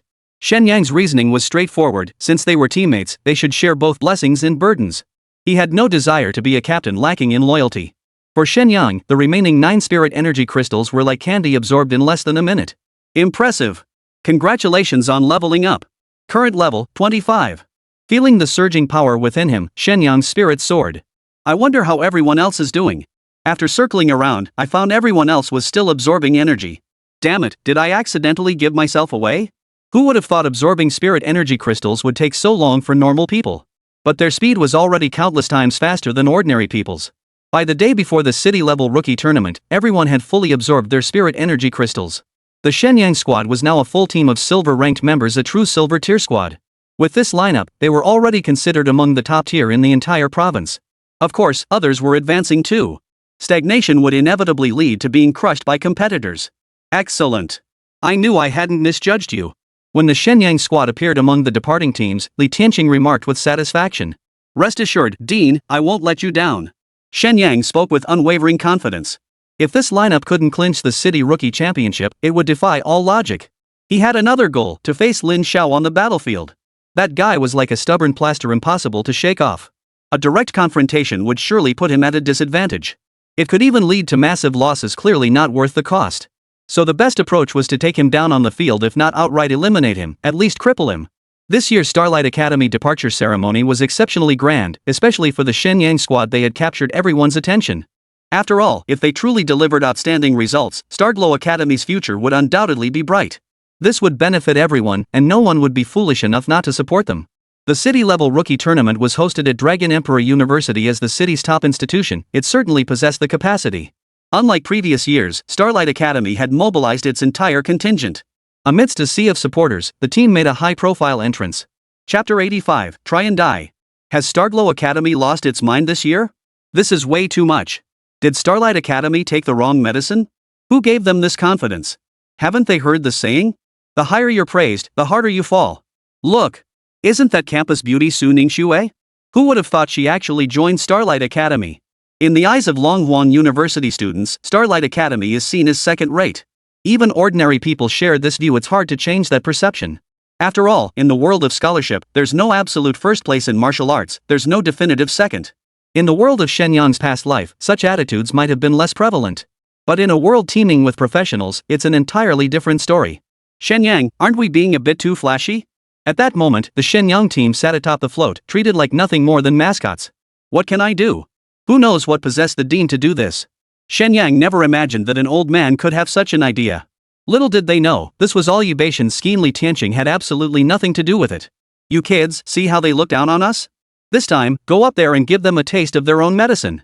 Yubatian stood at the very front of the float. With his abilities, he could clearly hear the whispers of the crowd. Old man, don't you think this is embarrassing? What nonsense are you spouting? Let me tell you, even if we lose, we can't lose our spirit. Are we supposed to let them walk all over us the moment we step onto the stage? Fine, fine. Do whatever you want. The MC, radiant with energy, passionately declared the competition open. Sitting in the stands, Li Tianqing finally saw a float slowly approaching. Which school is this? They're making such a big show of it. But the next second, his expression changed completely. Yubatian was standing at the front of the float, waving his arms wildly. That old fool is embarrassing me to the core. Though furious inside, he couldn't possibly stop him now. That would only make things worse. Dean Li, you've certainly made this a grand affair. If it were anything like last year, it wouldn't look good at all. Shu Long, stop being sarcastic with me. Whether I'm embarrassed or not, what's it got to do with you? Fine. I'm just curious to see how far you'll get this year. The two old men were locked in a sharp exchange, clearly not on good terms. No wonder they'd been butting heads their entire lives, with Li Tianqing always coming up short. How could they possibly get along? I hereby declare the Dongling City Rookie Tournament officially open. All team captains, please come forward to draw lots. The city-level rookie tournament still kicked off with team matches. Shen Yang quickly returned with his draw. Let me see. Which school are we facing in the first match? Yubatian was even more impatient than the others, snatching the draw slip right out of his hands. Tianqing Academy? What kind of trash school is that? Yubation's face darkened with displeasure. Tianqing Academy was a school primarily focused on lifestyle professions. When it came to combat prowess, they held no competitive edge whatsoever. They're probably just here to make up the numbers. Hey, old man, professions aren't ranked by prestige. How can you talk about them like that? What? Am I wrong? What's so great about them? Shen Yang was speechless. He hadn't expected even the higher-ups at Starlight Academy to hold such views. Changing the world's perception would be far more difficult than anticipated. Ding! Mission activated, win first place in the team competition to receive 3 portions of primordial power. The system notification chimed in at just the right moment, sending excitement surging through Shen Yang. He hadn't expected that even at the city level, the reward would start at 3 portions. If this was just the city-level competition, what would the provincial level offer? Wouldn't it be double again? With primordial power in hand, as his team grew stronger, his own gains would only increase exponentially. If not for avoiding others' attention, Shen Yang could have leveled up right at home. But doing that would be downright bizarre, so he'd just have to push through the hardship for now. Besides, this world was so fascinating he hadn't even begun to explore it yet. Seeing more of it wouldn't be such a bad thing. The city-level competition was far more compelling than the internal matches at Tianqing Academy. This time, Star Glory Academy fielded a total of 10 teams, while other academies had even fewer participants. Dragon Emperor University, however, fielded over 20 teams, nearly half the total participants. This alone made it clear that Dragon Emperor University truly had the resources to back it up. On the other side of the stands, Lin Zhao's gaze remained fixed on Shen Yang. Shen Yang, this time, I'll make sure you have no place to bury your remains. As the competition progressed, the universities experienced a mix of triumph and disappointment. The first round was a knockout stage, meaning that if 2 strong teams faced off, only one could advance. This format was designed to accelerate the tournament's pace. And whether by design or coincidence, the strongest teams avoided each other. Finally, it was Shen Yang's turn. Their opponents were a full 10-man squad, but they seemed to lack any real fighting spirit. We still want to give it a shot. Though they knew they were no match for the Shen Yang squad, each member radiated unwavering resolve. Shen Yang said nothing. People who strive for their dreams like this deserve respect.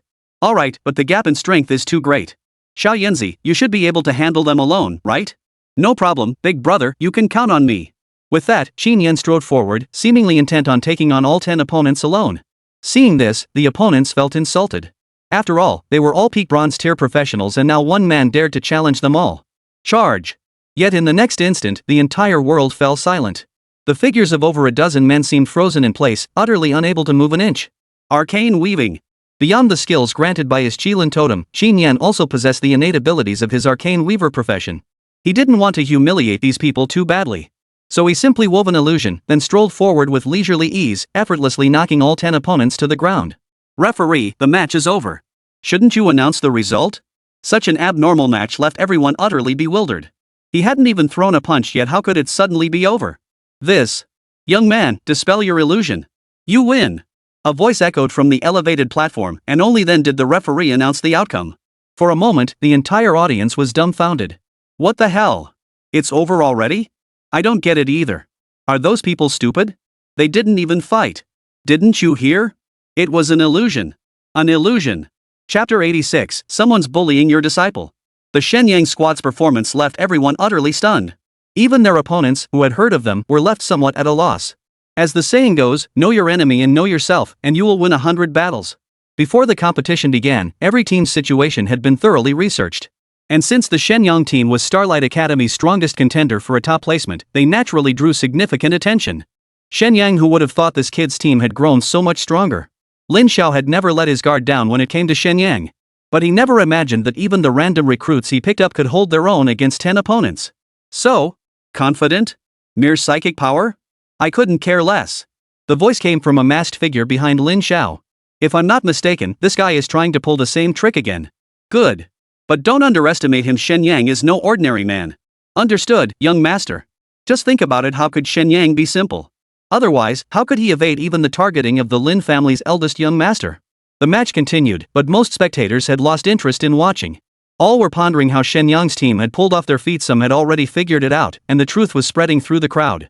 Who would have thought Shen Yang's team harbored such a formidable illusionist? You wouldn't know, but I recognize that guy. His name is Qin Yan. Before meeting Shen Yang, he was just a sickly weakling. Who'd have thought he'd become so formidable in such a short time? Word spread like wildfire, and Qin Yan's name became widely known in the process. Bro, that was absolutely exhilarating. I've never had a match this satisfying. Little Yen, remember, victory doesn't breed arrogance, and defeat doesn't mean despair. If you get cocky over a small win, how will you ever handle the big stage? Don't worry, big brother. I'm just a little excited. I won't embarrass you. Meanwhile, somewhere in the stands, a group of people stood frozen in shock. Their astonishment far surpassed that of the crowd, leaving them speechless for a long while. Did you just see that? Was that Qin Yan? Yes, it was Qin Yan. But it shouldn't be possible. How could he possess such strength? Remember, Qin Yan barely scraped into Starlight Academy. Had he not threatened to take his own life, he likely wouldn't have even secured a university spot, doomed instead to convalesce at home.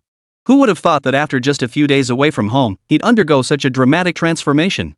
Even among a crowd of geniuses, he stands out as exceptional. What on earth did that kid go through? Whatever it was, he remained a member of the Qin family. We couldn't let others reap the benefits. Such is the way of the world. When you hold value, everything is favorable. But once you lose your worth, you become nothing but a laughingstock, unworthy even of dignity. Had Qin Yan not undergone this transformation, the Qin family would scarcely give him a second glance. Go find Qin Yan and make him return to the family immediately. Though the Qin family isn't a major clan, they still hold some influence in Dongling City. Qin Wuxin's voice was cold and detached. Though he was instructing Qin Yan to return home, not a shred of emotion colored his words. Yes, head of the family. Just as Shen Yang and the others sat down in the stands, a burly man approached them. Sir, what might I do for you? What brings you here? Qin Yan was puzzled, unsure why the butler had come. Ever since moving into Villa Number 1, the Qin family hadn't shown him the slightest bit of concern. Sometimes he even wondered if they'd care at all if he died out there. Young master, the master demands your return. You know him? Shen Yang had initially held no fondness for this rude middle-aged man, but upon learning Qin Yan knew him, he held his tongue. Yes, I know him. He's Qin Yi, the Qin family's butler. Oh, the steward. Before Shen Yang could finish speaking, Qin Yi glared at him. Who do you think you are? Do you have any right to speak here? How dare you speak to an elder like that? Su Ningxue immediately protested, but he merely shot her a cold glance. An overwhelming aura swept over her, forcing the newly risen Su Ningxue back into her seat. This time Shen Yang couldn't hold back. Before he could even speak, the man was already acting like he owned the place. It was just like the Lin family's style. It seemed these wealthy clans were all cut from the same cloth, not a single one was any good. He sighed inwardly. In such an environment, how could any family truly care for the common people? Shen Yi, you're taking this too far. Hearing this, Shen Yi glared. He never imagined that some greenhorn brat would dare speak to him like that. What did you say? Are you deaf? Since you didn't catch that, I'll say it again, I said you're a ing piece of. Hearing this, Shen Yi's chest heaved violently. Fine. Today, I'll teach you a lesson for your parents, you arrogant little brat who doesn't know his place. Though he didn't know Shen Yi's exact strength, he was certain that even 10 of him tied together wouldn't stand a chance against the other. So diving straight into a fight would only lead to trouble. Fortunately, Shen Yang was prepared. He bellowed at the top of his lungs. You old bastard. Someone's bullying your disciple, are you going to do anything about it? Suddenly, Shen Yi felt an extreme chill wash over his body, accompanied by a palpable threat of death. He tried to dodge, but couldn't move an inch. A figure shot out from the group of women doing jump rope exercises like a cannonball. Who dares bully my precious disciple? Was it you? Yi Badian grabbed Shen Yi by the throat, causing the other man to tremble uncontrollably. Speak, boy. Answer me. No, I didn't bully them. I just wanted our young master to return to the Qin family. I won't go back with you. Shen Yan's stance was firm, showing no sign of yielding. He knew full well that all the changes today were gifts from Shen Yang. Otherwise, he'd likely still be in that sickly state or might even have perished from his weakened condition. Even with the Qin family's influence, his path might have been slightly smoother. But he believed without a doubt that following Shen Yang would take him to greater heights, a conviction he never questioned. You heard him, my precious disciple doesn't want to go back with you. Get lost. Yi Badian was well aware of Qin Yi's status, so he merely gave him a stern warning. After all, as a public figure, resorting to violence would create an ugly scandal if it got out. After Qin Yi departed, Yi Badian swept his sleeve and vanished from the spot, reappearing at the center of the cheer squad. Chapter 87, Setting an Example as a Teacher. Watching Yi Badian grinning away in the crowd, Shen Yang frowned in speechless exasperation. That old bastard really has no shame. If he didn't still need his protection, Shen Yang genuinely felt having such a master was utterly embarrassing. At his age, he still wanted to emulate others in chasing younger women. Forget everything else, what kind of virility could he possibly have left? How could those young girls even consider him? What a disgraceful old man. You little brat. I just got you out of trouble, and this is how you thank me. Now Shen Yang finally understood why this old codger, despite his extraordinary power, could never climb the ranks at Starlight Academy. That kind of lifestyle is nothing but a disgrace to the academy. If he weren't so incredibly powerful, he probably wouldn't even keep his position as director of admissions. Useless. How dare you come back alone? Xin Wuxin flew into a rage upon seeing Qin Yi return alone. Master, it's not my incompetence. That brat somehow managed to become that old man Yi Badian's disciple. Hearing this, Xin Wuxin's expression softened considerably. If Yi Badian had intervened, even he would have returned empty-handed. His anger flared anew, nearly shattering the chair beneath him. That good-for-nothing scion actually took such an unprincipled old man as his teacher. It's an utter disgrace to the Qin family. Qin Yi, what are you saying? Suddenly, Xin Wuxin felt a chill run down his spine. Turning around, he saw Yi Badian had appeared behind him without warning. He must have overheard everything just now. Director Yi, I didn't say anything. Nothing? Am I deaf and blind? I never said that. Director Yi, don't accuse me falsely. Hearing this, Yi Badian lowered his voice. Xin Wuxin, let me make this clear, don't even think about laying a finger on my disciple. Even if he's a Qin family member, it won't make a difference. Otherwise, I'll make you understand why the flowers are so red. Shen Yang and the others had been watching this exchange. Seeing Yi Badian display such unyielding resolve, they felt a surge of satisfaction. This old man isn't all bad after all, at least he stands up when it counts. Truth be told, since becoming Yi Badian's disciples, the group hadn't gained any tangible benefits. As for guidance and cultivation? Pure nonsense. The old codger was too busy indulging himself to have any time for them. Still, he had spared them a lot of trouble. After all, in Dongling City, even though Yi Badian's reputation wasn't stellar, he still held some influence. Qin Yan felt genuinely touched. After all these years, this was the first time someone had stood up for him. And all these changes stemmed from Shen Yang by his side. On the first day of competition, Shen Yang's team participated in 2 matches, both ending in overwhelming victories without exception. By the second day, half the remaining teams had been eliminated. Yet the remaining contenders were largely the genuine heavyweights, likely a deliberate strategy by the organizers. After all, it would be a shame to see 2 powerhouses clash too early. I now declare today's matches officially open. The first match, Team Shen Yang vs Team Lin Xiao. The second day featured a round-robin format, eliminating the need for further draws. Unexpectedly, the very first match pitted them against Lin Xiao. A wild gleam flashed in Lin Xiao's eyes as he led his team directly onto the stage. It seemed he hadn't slacked off in his training during this period, having already reached the intermediate silver tier. Shen Yang, come up and face your doom. Lin Xiao, haven't seen you in days, and you're still this cocky. Shen Yang. Compared to his excitement, Shen Yang seemed rather disinterested. After all, he was merely a defeated opponent. Even with the backing of the powerful Lin family, Shen Yang didn't believe he could truly match up against the system. Judging by your appearance, you must be around level 25. Must have been popping a lot of potions, huh? Bull. Cut the crap. This time next year will be your Memorial Day. The tension was palpable from the start, instantly grabbing the audience's attention. What's going on? These two teams don't seem to get along at all. Of course not. Haven't you heard about what happened between them before? Soon, through the audience's chatter, the feud between Shen Yang and Lin Xiao became common knowledge. But most people were still worried about Shen Yang. After all, in Dongling City, the Lin family ruled like gods. Challenging them was sheer folly. Even city officials had to give the Lin family face. For an ordinary person to challenge them? That's like an ant trying to shake a tree. Good to know. Now that we're on equal footing, don't think I'm so easy to push around. So you admit you're my defeated opponent? When it comes to verbal sparring, 10 Lin Xiaos couldn't hold a candle to Shen Yang. Hearing this, Lin Xiao erupted in fury. Enough talk. Let's fight. Xiao Shui, test their strength. Once again, Shen Yang opted against team tactics, instead sending Su Ningxue into the fray. Got it. Su Ningxue charged straight out, instantly sending shockwaves through the crowd. Shen Yang is being way too cocky, sending just one person. He's still too young. How could the Lin family's team possibly be weak? Everyone held their breath for Su Ningxue, already anticipating what was about to unfold. Yet no one noticed that Shadow Wind had vanished from his spot, while ripples danced in Qin Yan's eyes. Though his body remained still, his spiritual energy had already spread out. Shen Yang. How dare you do this? You're courting death. Seeing only Su Ningxue charging forward, Lin Xiao burst into loud laughter. 2 of them blocked Su Ningxue, while the remaining 8 charged toward Shen Yang and Luo Qingyi. The moment the fight began, Shen Yang clearly assessed his opponent's strength. This time, Lin Xiao hadn't underestimated them. Every single one was a silver tier peak fighter. Teleport. Just as the attack was about to land, Shen Yang activated his teleportation ability, vanishing from his original position. The attackers in front were clearly stunned, unable to comprehend how Shen Yang had vanished. The next second, they felt an intense dizziness. Enjoy your dreams. Qin Yan roared furiously.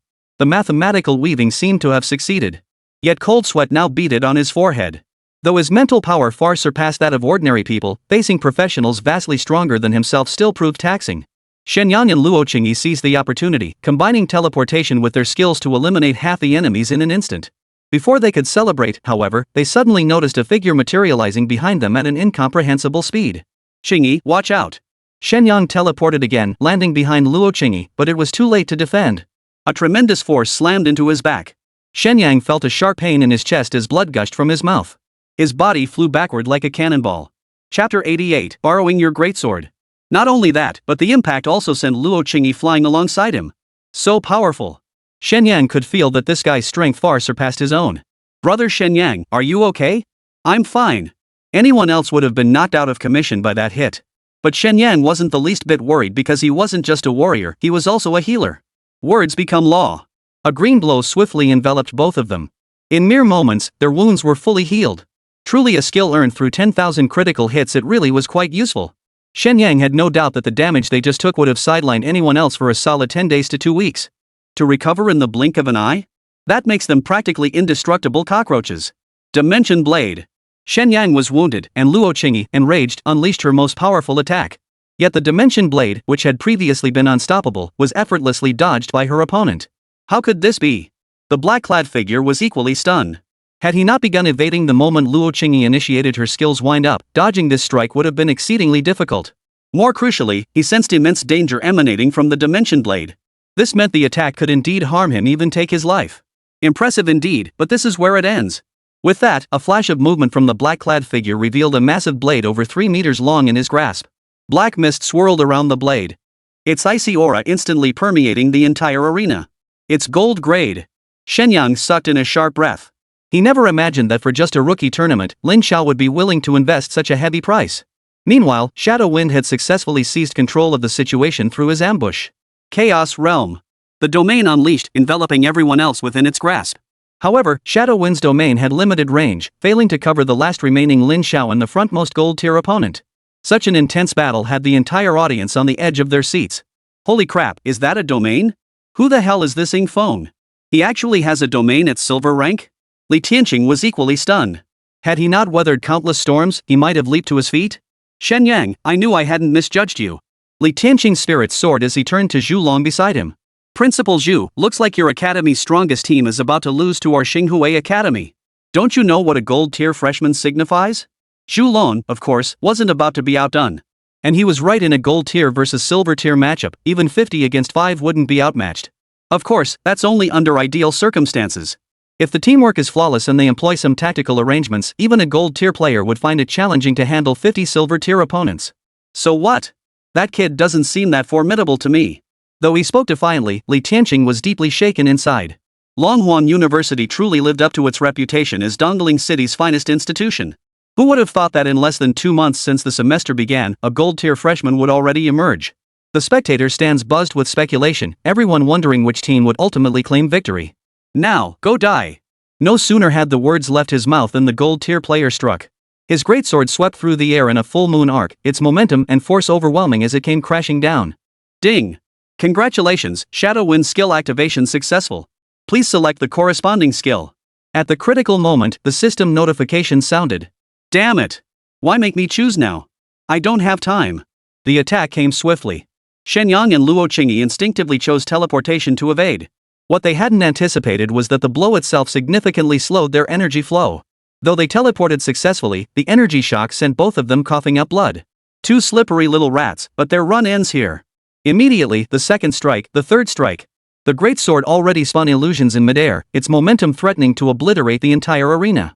A massive cloud of dust billowed upward, obscuring the scene within. He was killing them. Li Tianqing could no longer hold back and was about to intervene to save them, but Zhu Long grabbed his arm. Deanly, you said it yourself, your students are exceptionally strong. If we don't give it our all, it would seem disrespectful. Zhu Long's meaning was clear, he didn't want Li Tianqing to intervene. Zhu Long, don't push it too far. I don't understand this. It's just a normal match. I don't see how I'm overstepping. As the two stood locked in a standoff, a figure had already charged forward. But before reaching the edge, Zhu Long reached out and slapped him away. Yi Badian spat blood, yet his eyes showed no hint of submission. Instead, he snarled angrily. Li Tianqing, why are you blocking me? Director Yi, this is a match. What the hell do you think you're doing? Bull. This isn't a competition. This is murder. Premeditated murder. If you keep interfering, don't blame me for getting rough. Shen Yang's assessment of Yi Badian was spot on. Though the old man seemed unreliable, he truly stepped up when it mattered. Still, it was clear that despite both Zhu Long and him being grandmasters, the gap in their abilities was no small matter. On the stage, the dust finally began to settle. Everyone watched intently, desperate to see what was happening inside. After that barrage of attacks, both of them must be reduced to pulp by now. Old fart, I'm fine. Stop meddling. Yet the very next moment, within the ravaged depths of the arena, two blood-soaked figures rose to their feet. Though they looked rather pitiful, their voices boomed with strength, showing no sign of injury. Good lad. Good lad. I knew you wouldn't let me down. Old man, you're overthinking it. I'd never let myself down. Hey. Kid, you're pissing me off. Shen Yang's commanding finger gesture left the gold-tier powerhouse utterly dumbfounded. This can't be. Back home, we have a saying, anything is possible. You think it's impossible because your horizons are too narrow. You dare insult me. So what if I do? Being gold-tier is impressive, but you shouldn't have hurt my woman. Luo Qingyi had also suffered severe injuries earlier, and that was what truly enraged Shen Yang. Ha! Just a lowly insect. Die. Wait. What? Begging for mercy now? Too late. Shen Yang smiled faintly as an impulsive thought struck him. Not exactly. I just want to borrow your great sword. Chapter 89, Fame spreads across Dongling. Are you some kind of cockroach? That might be the opponent's only thought. Seeing this, Lin Xiao also grew angry. What are you doing? Why haven't you killed him yet? Why should I lend you my blade? Unexpectedly, this guy had a twisted logic and was actually answering Shen Yang's questions seriously. Then I won't need your permission. The next second, Shen Yang and Luo Qingyi vanished from their spot. Before the man could react, they reappeared once more. Lin Xiao was utterly bewildered. He'd been hiding perfectly well in the back. How did they suddenly appear in front? Out of nowhere, Lin Xiao was struck by an ominous foreboding. Domain. Open. Shen Yang wasted no time on words, immediately activating the Chaos Realm.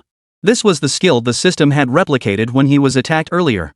He'd always regretted not having a domain skill to play with, and now he finally got his chance. And it was a 10x critical strike, more than double the size of Yingfeng's domain. The domain instantly enveloped the entire arena, and then Shen Yang vanished from his original spot. Come out, everyone. Hearing Shen Yang's call, the others all gathered at the edge of the arena. This scene left everyone utterly baffled once more, unsure what game Shen Yang was playing now. This kid actually has a domain too, and it's stronger than Ingfeng's. Li Tianqing instantly recognized the significance, though the exact nature of the domain's effects remained unknown to them. The next second, all 10 members of Lin Zhao's squad appeared within the domain. Strangely, they did not continue their attack but instead turned their gaze toward each other. By now, 3 of the remaining 8 had been knocked down by Su Ningxue, and the other 5 were barely able to fight. They were all spent. Shen Yang, give me a little more time. I'll take them all down. No rush. That guy's a gold-ranked fighter. Hearing this, Su Ningxue finally noticed Shen Yang's completely torn clothing and the bloodstains covering his entire body. Shen Yang, are you okay? I'm fine. Forgot? I'm the strongest healer. After checking him over, Su Ningxue finally relaxed. Shen Yang, your domain seems stronger than mine. Ingfeng instantly recognized the domain before him as his own chaos of right and wrong. And in both intensity and scope, it far surpassed his own. Exactly.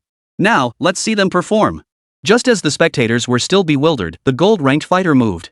Wielding his greatsword, he swung it toward the others. This scene unfolded too abruptly. After all, even domains only restricted certain attributes. Never had anyone seen one that could affect the mind. Even if they did, they only restricted movement. How could they possibly alter perception? Truthfully, when Ingfeng had unleashed his domain earlier, Su Ningxue's skill had been so dazzling that the crowd hadn't been able to discern the details. Had they seen it clearly, they wouldn't be so shocked now. Stop! Seeing that man actually attack Lin Xiao, Lin Hua could no longer stand by. He tried to intervene, but it was already too late. They didn't possess Shen Yang's formidable healing abilities. With a single strike, everyone except Lin Xiao was cleaved in two. Lin Xiao lost an arm before the second strike could land. Lin Hua's figure appeared on the stage, and the chaos domain collapsed along with it. This scene sent shockwaves through Shen Yang's heart. It seemed that before a true powerhouse, realms were nothing but illusions, mere reflections in water. You dare do this, boy? I'll kill you. Lin Hua had lost all reason, raising his hand to mercilessly strike down the gold tier member. Zhu Long roared in fury. Lin Hua, what are you doing? Zhu Long, you'd better stay out of this. Otherwise, you won't be able to withstand the wrath of the Lin family. Lin Xiao lost an arm just competing in a tournament. He had no idea how to explain this to his family. In his fury, even Zhu Long dared not confront him. Announce the results. Seeing the principal actually back down, no one present dared say another word. They could only sigh. The Lin family's influence in Dongling City seemed to grow ever more formidable. Even the president of Longhuan University dared not speak out. Boy, you've chosen your own path to death. Glaring at the unconscious Lin Xiao, Lin Hua's fury clearly hadn't subsided. His icy gaze fixed on Shen Yang. Shen Yang felt as if he'd been locked in the gaze of some terrifying predator, his entire body feeling as heavy as lead, unable to move. The next moment, that sensation receded like a tide. Li Tianqing's figure appeared before him. Referee, you can announce the result now. Li Tianqing, you're asking for death. Arrogant. Li Tianqing wasn't Zhu Long, and he showed no such courtesy to the Lin family. With a mere flick of his wrist, he sent Lin Hua flying backward. Lin Hua spat out a mouthful of blood, his eyes blazing with fury. Very well, Li Tianqing, you've got guts. Knowing he was no match, Lin Hua vanished from the spot, clutching Lin Xiao. Li Tianqing, prepare to face the wrath of the Lin family. Principal Zhu, your school's team is formidable. We're giving it our all out of respect for you, wouldn't you agree? Though he felt bitter inside, having suffered such a humiliating defeat before the Lin family, he naturally wouldn't pursue the matter. Of course. Shen Yang team wins this match. Instantly, thunderous applause erupted throughout the venue. Especially the supporters of Tianqing Academy, who were moved to tears. With a gold tier member, they were clearly Longhuan University's strongest team, yet they had actually been defeated. Such an outcome hadn't occurred in who knows how many years. It was only natural for them to be overcome with emotion. Yi Beishan's face beamed with satisfaction. Good lad, I truly didn't misjudge you. As for the specifics of this match, they no longer matter now. All anyone knew was that Shen Yang possessed a formidable domain technique, one that could very well make him a dark horse contender. From this day forward, Shen Yang's name became known to everyone in Dongling City. The tournament wasn't over yet, so everyone was eagerly anticipating their performance in the upcoming matches. Interest in the subsequent matches waned noticeably, though it was noteworthy that another team from Starlight Academy had unexpectedly broken through. Li Tianqing was grinning from ear to ear. Although the other teams didn't advance, they still secured rankings in the city-level competition, which would allow them to claim their share of resource allocation quotas. Regardless, this year's haul was the most substantial they'd seen in recent years. That evening, upon returning to Villa Number 1, Shen Yang found himself unable to muster any joy. The reason was simple: Lin Xiao had suffered severe injuries this time, and it seemed he was likely finished. With the Lin family so protective of their own, things could only get worse from here on out. Shadow Wind, come here. After deep contemplation, Shen Yang made a crucial decision. After summoning Ingfeng, the two headed straight to Li Tianqing's small courtyard. Chapter 90, Shaking the Mountain, Investment. Unusual guests. What brings you two here? Shen Yang inwardly rolled his eyes. That sounded like they were best buds. Besides, you're the boss who would drop by every day for no reason. Director, no one visits the Three Treasures Hall without reason. I truly have business with you. It's about the Lin family, isn't it? I'm truly powerless in this matter. Li Tianqing didn't beat around the bush, he got straight to the point. I know the Lin family has deep roots in Dongling City. And if my guess is right, they likely have powerful backers above. That's why I never intended to ask for your help. For a single family to attempt seizing control of an entire city, such colossal ambition would be impossible without powerful backing from above. It's rare to find someone with such insight. Li Tianqing nodded. The Lin family did indeed have powerful backers, ones even he dared not provoke.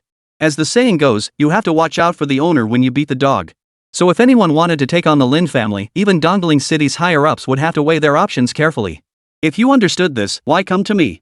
Now it was Li Tianqing's turn to be puzzled, struggling to grasp Shen Yang's reasoning. Dean, I only wish to ask one thing. What is the stance of Dongling City's higher-ups toward the Lin family? Why are you asking this?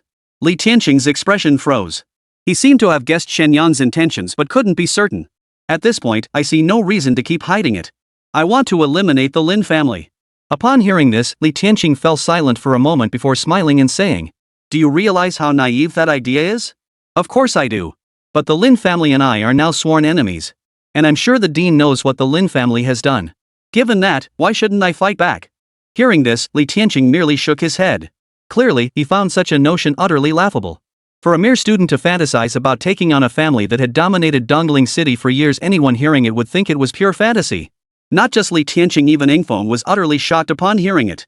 He never imagined Shen Yang's ambitions could be this grand. Shen Yang, could you get real? Ingfeng, do you also find this idea ridiculous? Not exactly. I just don't think the timing is right.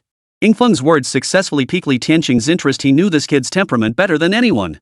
Now he was actually speaking so highly of Shen Yang, even suggesting he could be elevated to the Lin family. After all, even for him, Ingfeng hadn't held such high expectations, had he? I've thought about this too, but I can't wait that long. You all know what the Lin family is like. I don't want to end up dying in some mysterious way. So you came to see me today just to ask how to go die? Of course not. Shen Yang's expression turned grave, as if he'd reached a final decision.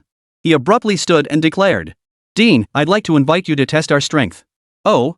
Hearing this, Li Tianqing perked up. He had always been quite curious about Shen Yang. This guy must be hiding some earth-shattering secret, otherwise, his strength couldn't have grown this rapidly. Even if he had a hidden class, he couldn't keep defeating opponents several levels above him every single time. Alright then, since that's the case, bring it on. Shen Yang also wanted to test the limits of his own skills. Shadow Wind, unleash the Chaos Realm, stack it with mine. That doesn't seem right. The thought of attacking Li Tianqing made Ingfeng suddenly hesitate. What are you worried about? The Dean is a Grandmaster. Do you really think we could harm him? That's true. For no apparent reason, Shadow Wind felt a surge of excitement. The thought of actually facing off against a Grandmaster sent a thrill through him. Seeing his reaction, Li Tianqing snorted coldly, readying himself to meet their skills. Wait. Dean, you can't prepare. Because we're supposed to ambush him. What? So you two just want me to get beaten up, huh? Dean, you shouldn't say that. Our little skills couldn't possibly hurt you. Shen Yang's flattery finally managed to lift Li Tianqing's mood a bit. Naturally. Go ahead and strike. I won't retaliate. Shen Yang and Ingfeng exchanged a glance before simultaneously activating their Chaos Realm. Within the domain, the effects were indeed amplified, and not just by a simple double. Li Tianqing's expression darkened. He knew both possessed domain techniques, but he never imagined the domain's effects would be like this. Dean, what do you think? Hearing this, Li Tianqing snapped back to reality. With a casual flick of his wrist, he shattered both overlapping domains. Seeing this, Shen Yang's spirits sank. So it really wasn't possible after all? Truth be told, your domain technique is quite unique. If my perception is correct, once you reach the golden rank, even a Grandmaster wouldn't be able to break through it easily. If we ambushed you now, we might actually have a chance. Really? Shen Yang's heart leapt with joy. If he had to wait until he reached Grandmaster to act, that would be far too long. But if it's gold, or even platinum, that would make things much easier. Exactly. And it would require at least mid-tier gold rank. But your situation is unique. I can't guarantee my assessment is entirely accurate. Understood. Thank you, Dean. After leaving Li Tianqing, Shen Yang felt much better. At least he could see a glimmer of hope, meaning he wouldn't have to endure the Lin family's constant interference. Shen Yang, are you truly planning to eliminate the Lin family? It's not that I want to eliminate them, they've been plotting my demise all along. Am I supposed to just wait to die? Alright. I'll stand with you. Yingling's tone was unwavering, showing no sign of deception. Moreover, during their earlier conversation, Shen Yang had come to understand that Li Tianqing, along with most of Dongling City's high-ranking officials, actually harbored significant grievances against the Lin family. It was only their fear of the Lin family's power that had prevented them from taking action. And the Lin family's greatest strength lay in its patriarch, Lin Wuya, the mightiest grandmaster in Dongling City. Aren't you afraid you'll die if it fails? A gentleman's word is as good as gold. Since I've made my decision, even if I die, I'll do so willingly. Hearing this, Shen Yang patted Yingfeng on the shoulder and said, My brother, your words are enough for me. But I owe you an apology, I once doubted you. Hey, you still remember that? I'm the one who should apologize. If not for you, I never would have overcome my psychological shadow. Alright, cut the mushy stuff. You're making me uncomfortable. You started the mushy stuff. Watching the two young figures grow distant, Li Tianqing found his eyes had welled up without realizing it. Shen Yang, even if you pierce the heavens, I'll fight for you to have a glimmer of hope. Chapter 91, Undefeated. The next day's matches proceeded as scheduled. Shen Yang's team once again defeated a strong squad from Dragon Emperor University, sending morale soaring among Starlight Academy's supporters. It had been so many years since they'd experienced such a moment, it was only natural to feel a bit overly excited. Principal Zhu, it seems our academy has the city championship in the bag this time. Li Tianqing was overjoyed. After years of being overshadowed, this was the first time he felt truly vindicated. The competition isn't over yet, aren't you being a bit too confident? Now it was Zhu Long's turn to feel frustrated. Who would have thought that just a few expelled students could earn Starlight Academy so many points? What? You think Longhuan University's points can surpass Shen Yang's team? At this point, the Shen Yang team's lead was insurmountable. Even if Longhuan University won every remaining match, they had no chance. Zhu Long was just refusing to admit defeat. Li Tianqing, enough already. It's just this 1 year, and they're students from my Dragon Emperor University. What's there to be proud of? All I can say is, some people are so tightly controlled by certain families they can't even protect their own students. That alone is reason enough for me to be proud. You. Though he didn't spell it out, both sides understood perfectly well. And this was Zhu Long's deepest wound, having his scar exposed. How could he possibly feel good? Got nothing to say now? Zhu Long, you're a powerful figure yourself. Have you truly never considered making a change? What do you mean? You know exactly what I mean. If this continues, Dongling City will be torn apart from within sooner or later. Hearing this, Zhu Long fell silent. It wasn't that he didn't want to take action against the Lin family. It was just that in an environment teeming with fierce beasts, every combat strength was a precious resource. So even as the Lin family grew increasingly outrageous, he never considered truly undermining their foundation. Moreover, from a human perspective, shouldn't those with strength naturally possess greater resources? Otherwise, what was the point of all those years of arduous cultivation, of climbing to the very pinnacle? Thus, on one hand, Zhu Long harbored genuine grievances toward the Lin family's actions. On the other hand, he himself was also a beneficiary. He enjoyed the respect this world accorded to the strong. While the methods might differ, the end result was essentially the same. Li Tianqing, you'd better watch your words. Hearing this, Li Tianqing understood the other's thoughts and could only sigh helplessly. He knew all too well how precious every ounce of combat strength was to humanity. But the Lin family had now grown into a malignant tumor. If not eradicated, the cost would be far greater than losing a single combatant. Alas, people have their own ambitions. Everyone's thoughts differ, and changing them is no easy feat. Look! Starlight Academy won again. They're really taking off this time. Who would have thought Starlight Academy would have 2 teams in the top 5 this time? Doesn't that mean we can consider applying to Starlight Academy next year? Seeking advantage and avoiding harm is human nature, so it's perfectly normal for some to consider this. What are you thinking? Dragon Emperor University has such deep roots. I heard Shen Yang and the others were actually rejected by Dragon Emperor. Shen Yang's expulsion has practically become common knowledge. While the exact truth remains unclear, it's evident they genuinely wanted to pursue their careers at Dragon Emperor University. Only as a last resort did they choose Starlight Academy. Comparing the two, the disparity in strength is starkly evident. Therefore, most people still believe that in terms of overall strength, Dragon Emperor University holds the edge. I declare the team competition concluded. First place goes to Shen Yang team from Starlight Academy. Without a doubt, Team Shen Yang clinched the championship with a commanding lead. Ding! Congratulations! You have completed the task and obtained Primordial Power X3. Here we go, time to expand our client base again. Shen Yang was in high spirits, with the individual competition still ahead. Ding! New mission released, win the individual competition to receive Primordial Power X3. I knew I was right. Compared to the revelry at Starlight Academy, Dragon Emperor University was noticeably subdued. No one could have imagined that after dominating the top spot for so many years, they would slip it away. Worse still, they'd fallen behind by such a significant margin. Damn it! We absolutely cannot let that Shen Yang guy steal the spotlight again in the individual competition. What? You're confident you can win? After watching the entire competition, everyone had a clear understanding of each other's capabilities. It was clear that the Shen Yang team hadn't gone all out from start to finish. Perhaps only when facing Lin Zhao's team with their gold-tier powerhouse did they truly give their all. But that alone proves something: this team genuinely possesses gold-tier combat strength. Facing such a formidable team, no one dares claim they have the confidence to win. What are you afraid of?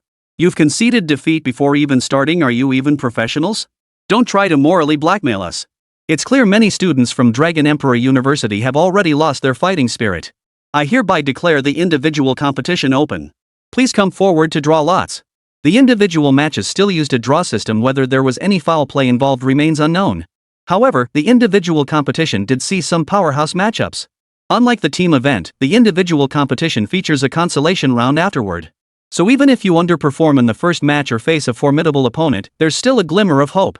As the saying goes, luck is part of skill. If you draw a formidable opponent, it just means you're unlucky. First match, Jin Yan vs Wang Miao. Bro, I'm in. Alright, go for it, little Yan. Compared to the Qin Yan of before, he now radiates pure fighting spirit. His entire aura feels different, like a completely different person. With his extraordinary mental strength, he defeated his opponent effortlessly. This gave the other competitors a clear understanding of the individual strength within the Shen Yang squad. The reason this team is so formidable isn't about teamwork, it's because every single member is exceptionally strong. After half a day of competition, the Shen Yang team advanced with a perfect record. As for Shen Yang, his opponents conceded defeat before the fight even began. Let's go home and rest. On the way home, what should have been a 5-minute walk ended up taking over an hour. The reason was simple: too many people came to pay homage, and some even asked for autographs. By the time he got home, several lip marks had appeared on Shen Yang's face. You must feel pretty good about yourself. Luo Qingyi's face darkened visibly. Seeing the lip marks on Shen Yang's face made her feel sick. Su Ningxue's face was equally dark. Who could have imagined these fans would be so wildly enthusiastic? To be fair, Shen Yang's looks were undeniably handsome, and with such formidable skills, the young girl's behavior was somewhat understandable. Chapter 92, The Mayor's Visit. How could that be possible?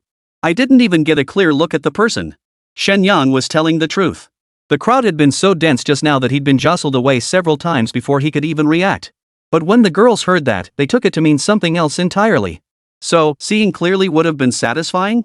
I didn't mean it that way, really. Stop jumping to conclusions, okay? Shen Yang was starting to wonder if Luo Qingyi had been possessed by something, or perhaps even had her soul stolen. Otherwise, why was she acting so fierce today? This couldn't go on. Fortunately, Su Ningxue remained relatively composed. In this situation, Shen Yang had become the center of attention. From now on, whatever we do, we have to be extra careful. More importantly, those crazed young girls who knew what trouble they might stir up next. Indeed, this was unacceptable. If any of them were spies for the Lin family, that would be a real problem. Oomph. If it comes down to it, I'll just use my spatial cleaving technique. Let's see who dares come near brother Shen Yang. Hearing this, Shen Yang's eyes lit up. This method actually works.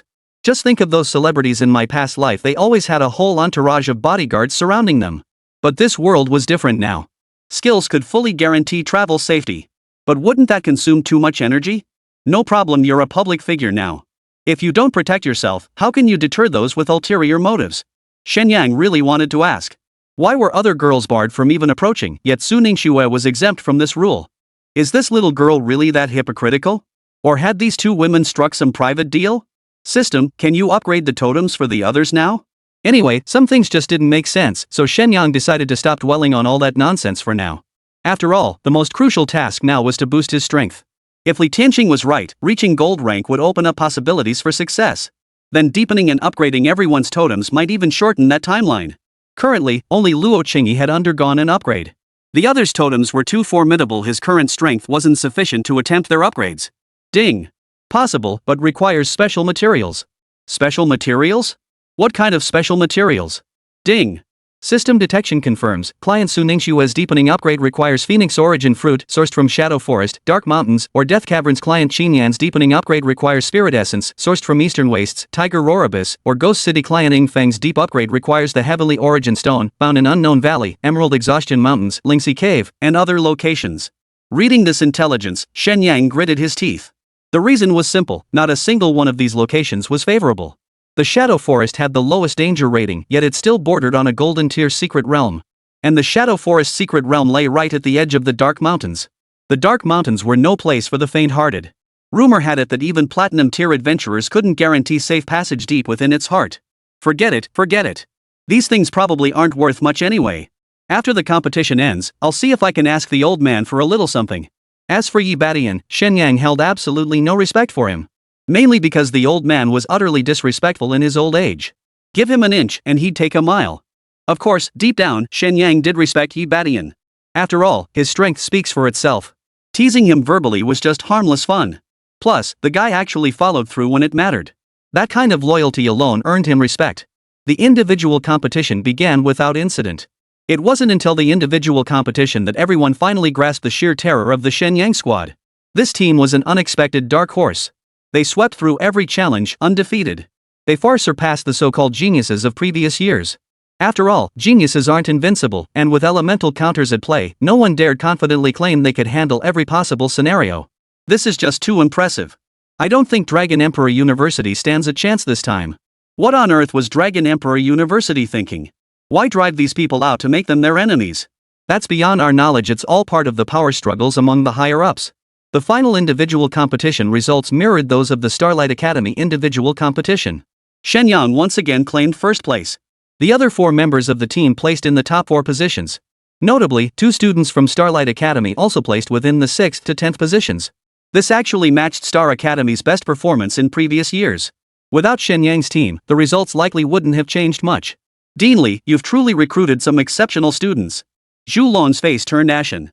He couldn't recall the last time he'd felt this humiliated. What? Principal Zhu can't handle losing? Nonsense. When have I ever been unable to accept defeat?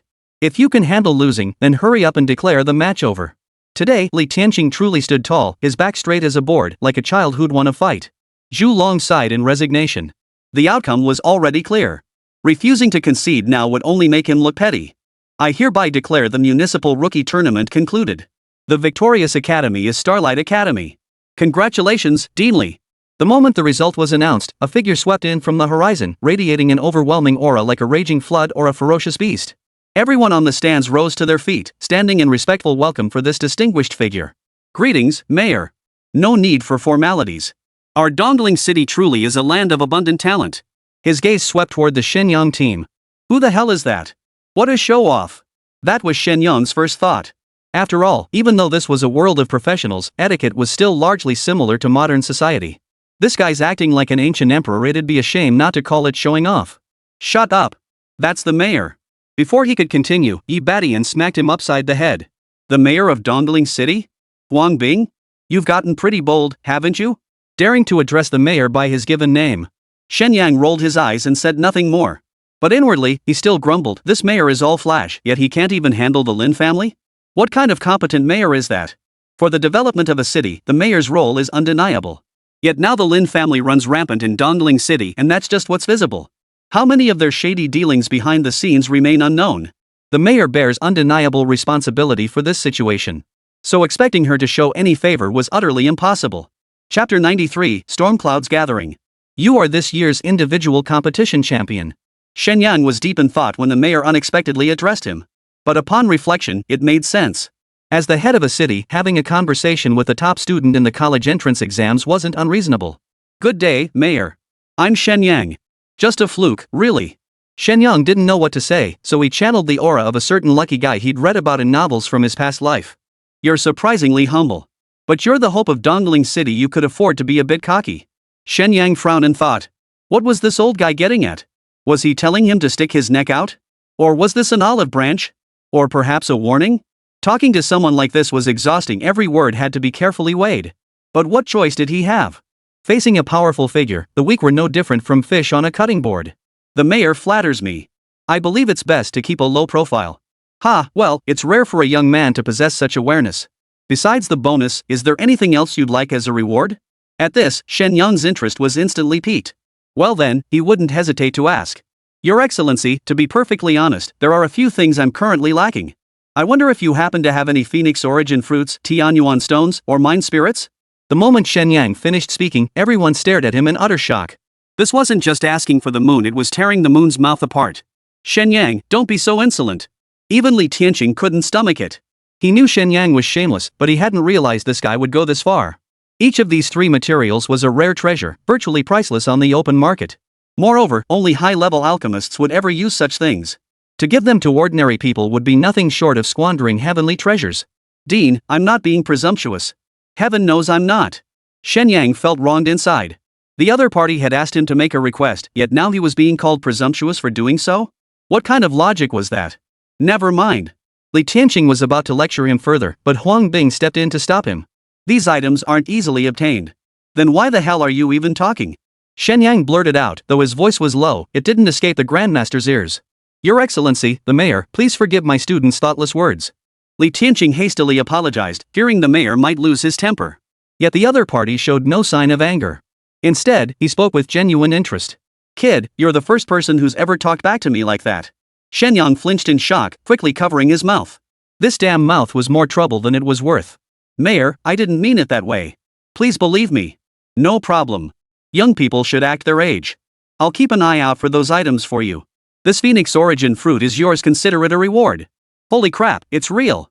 Shen Yang was beside himself with excitement. Whatever the mayor's motives, getting what he wanted was all that mattered. Mayor, you're such a kind soul. Watching the Phoenix origin fruit flow toward him like a blazing sun, Shen Yang was overjoyed. Alright, this time it's your reward. But next time, you'll have to pay. Ha? Shen Yang's expression darkened instantly, though he said nothing. After all, one can't bite the hand that feeds them. If this guy ever made him charge into battle or use him as cannon fodder against ferocious beasts later, it just wouldn't be worth it. This wasn't because Shen Yang lacked ambition after all. As a transmigrator, his emotional attachment to this world wasn't particularly deep. Even if humanity perished, it wouldn't seem to concern him in the slightest. Kid, aren't you satisfied yet? This single fruit alone is worth a fortune. Yi Ba weathered the storm, glaring and fuming, struggling to keep his language clean. Thank you, Mayor. Now that the rewards are distributed, I'll be on my way. With that, Huang Bing vanished from the spot, arriving and departing with equal haste. The moment the mayor left, the crowd erupted in chaos. What did this signify? It meant the mayor had publicly endorsed Shen Yang. The simplest implication was that anyone who dared to mess with this kid would have to think twice. The Lin family was no exception. Even if the head of the Lin family possessed greater power than the mayor, they would never dare to act recklessly. After all, officials at the mayor's level were appointed from above. Their backing might not be enormous, but compared to a city-level power like this, it was absolutely no match. Damn it! Inside the Lin family villa, Lin Xiao nearly choked on his anger upon receiving the news. Is that brat really that hard to kill? Son, rest assured. Even if he's gained Huang Bing's favor, so what? I will avenge you. If Lin Wuya had previously shown little interest in Shen Yang. But after this tournament, he was consumed by murderous intent. It was true he resented Lin Xiao for his lack of ambition, but now that his son had been injured so severely, what kind of father would he be if he didn't do something? Wouldn't he be laughed at by others? Father, I'll make sure Shen Yang has no place to bury his bones. Rest assured. With Lin Wuya preparing to act, Lin Xiao naturally felt at ease. What he didn't know was that just moments ago, an uninvited guest had arrived at the Lin residence. It was precisely his arrival that made Lin Wuya wary. Kid, don't think just because you have Huang Bing backing you up, I can't handle you. Lin Wuya's face darkened, clearly dismissing Huang Bing's warning as nonsense. What about the person you were supposed to contact? The family head has been contacted. We're just waiting for the right moment. Very well. Spread the word, Tianyuan stone has been discovered in the Dark Mountains. Understood. Inside Villa Number 1, Shen Yang was brimming with energy. The reward for this competition is a whopping 50 million spirit energy. This is a real windfall. Yeah, we probably won't have to worry about money anymore. Su Ningxue and Luo Qingyi were also overjoyed they'd officially joined the ranks of the wealthy. Of course, this was relative to ordinary people. If measured against the cost of cultivating a professional practitioner, this sum was still far from sufficient. But this is merely the beginning. Once our strength grows, our earning potential will skyrocket exponentially. With a month left until the provincial tournament, what are your plans for Shen Yang during this time? Su Ningxue was deeply concerned. Even with his S-tier talent, this was his first time facing such a large-scale competition. Not to mention they'd won first place in the city-level competition news of that had likely already spread far and wide. Achieving a ranking in the provincial competition would be far more challenging than what they'd faced so far.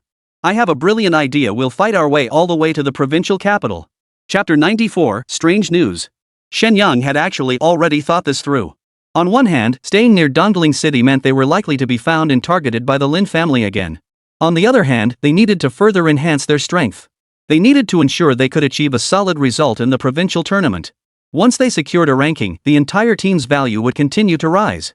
If they were fortunate enough to qualify for the national tournament, even the Lin family would think twice before making a move. National-level squads represent strategic reserve forces. They play crucial roles both in confronting other nations and in defending the homeland. Therefore, the state places immense importance on these squads. Once they emerge, they are placed under strict protection. There was once a squad targeted by enemies. Ultimately, the state intervened and wiped out the entire opposing family. Joining the national team is like entering a vault. Of course, if they commit crimes or abuse their status for illicit activities, the state will also step in to punish them. You mean we're supposed to fight our way through? Su Ningxue was stunned by Shen Yang's audacious idea. After all, the journey from Dongling City to the provincial capital, Tianzhou, spanned at least 1,000 kilometers. The vast majority of the route traverses regions untouched by human footprints. Transportation between cities was primarily handled by air travel. Choosing the land route meant either being out of one's mind or having no desire to live.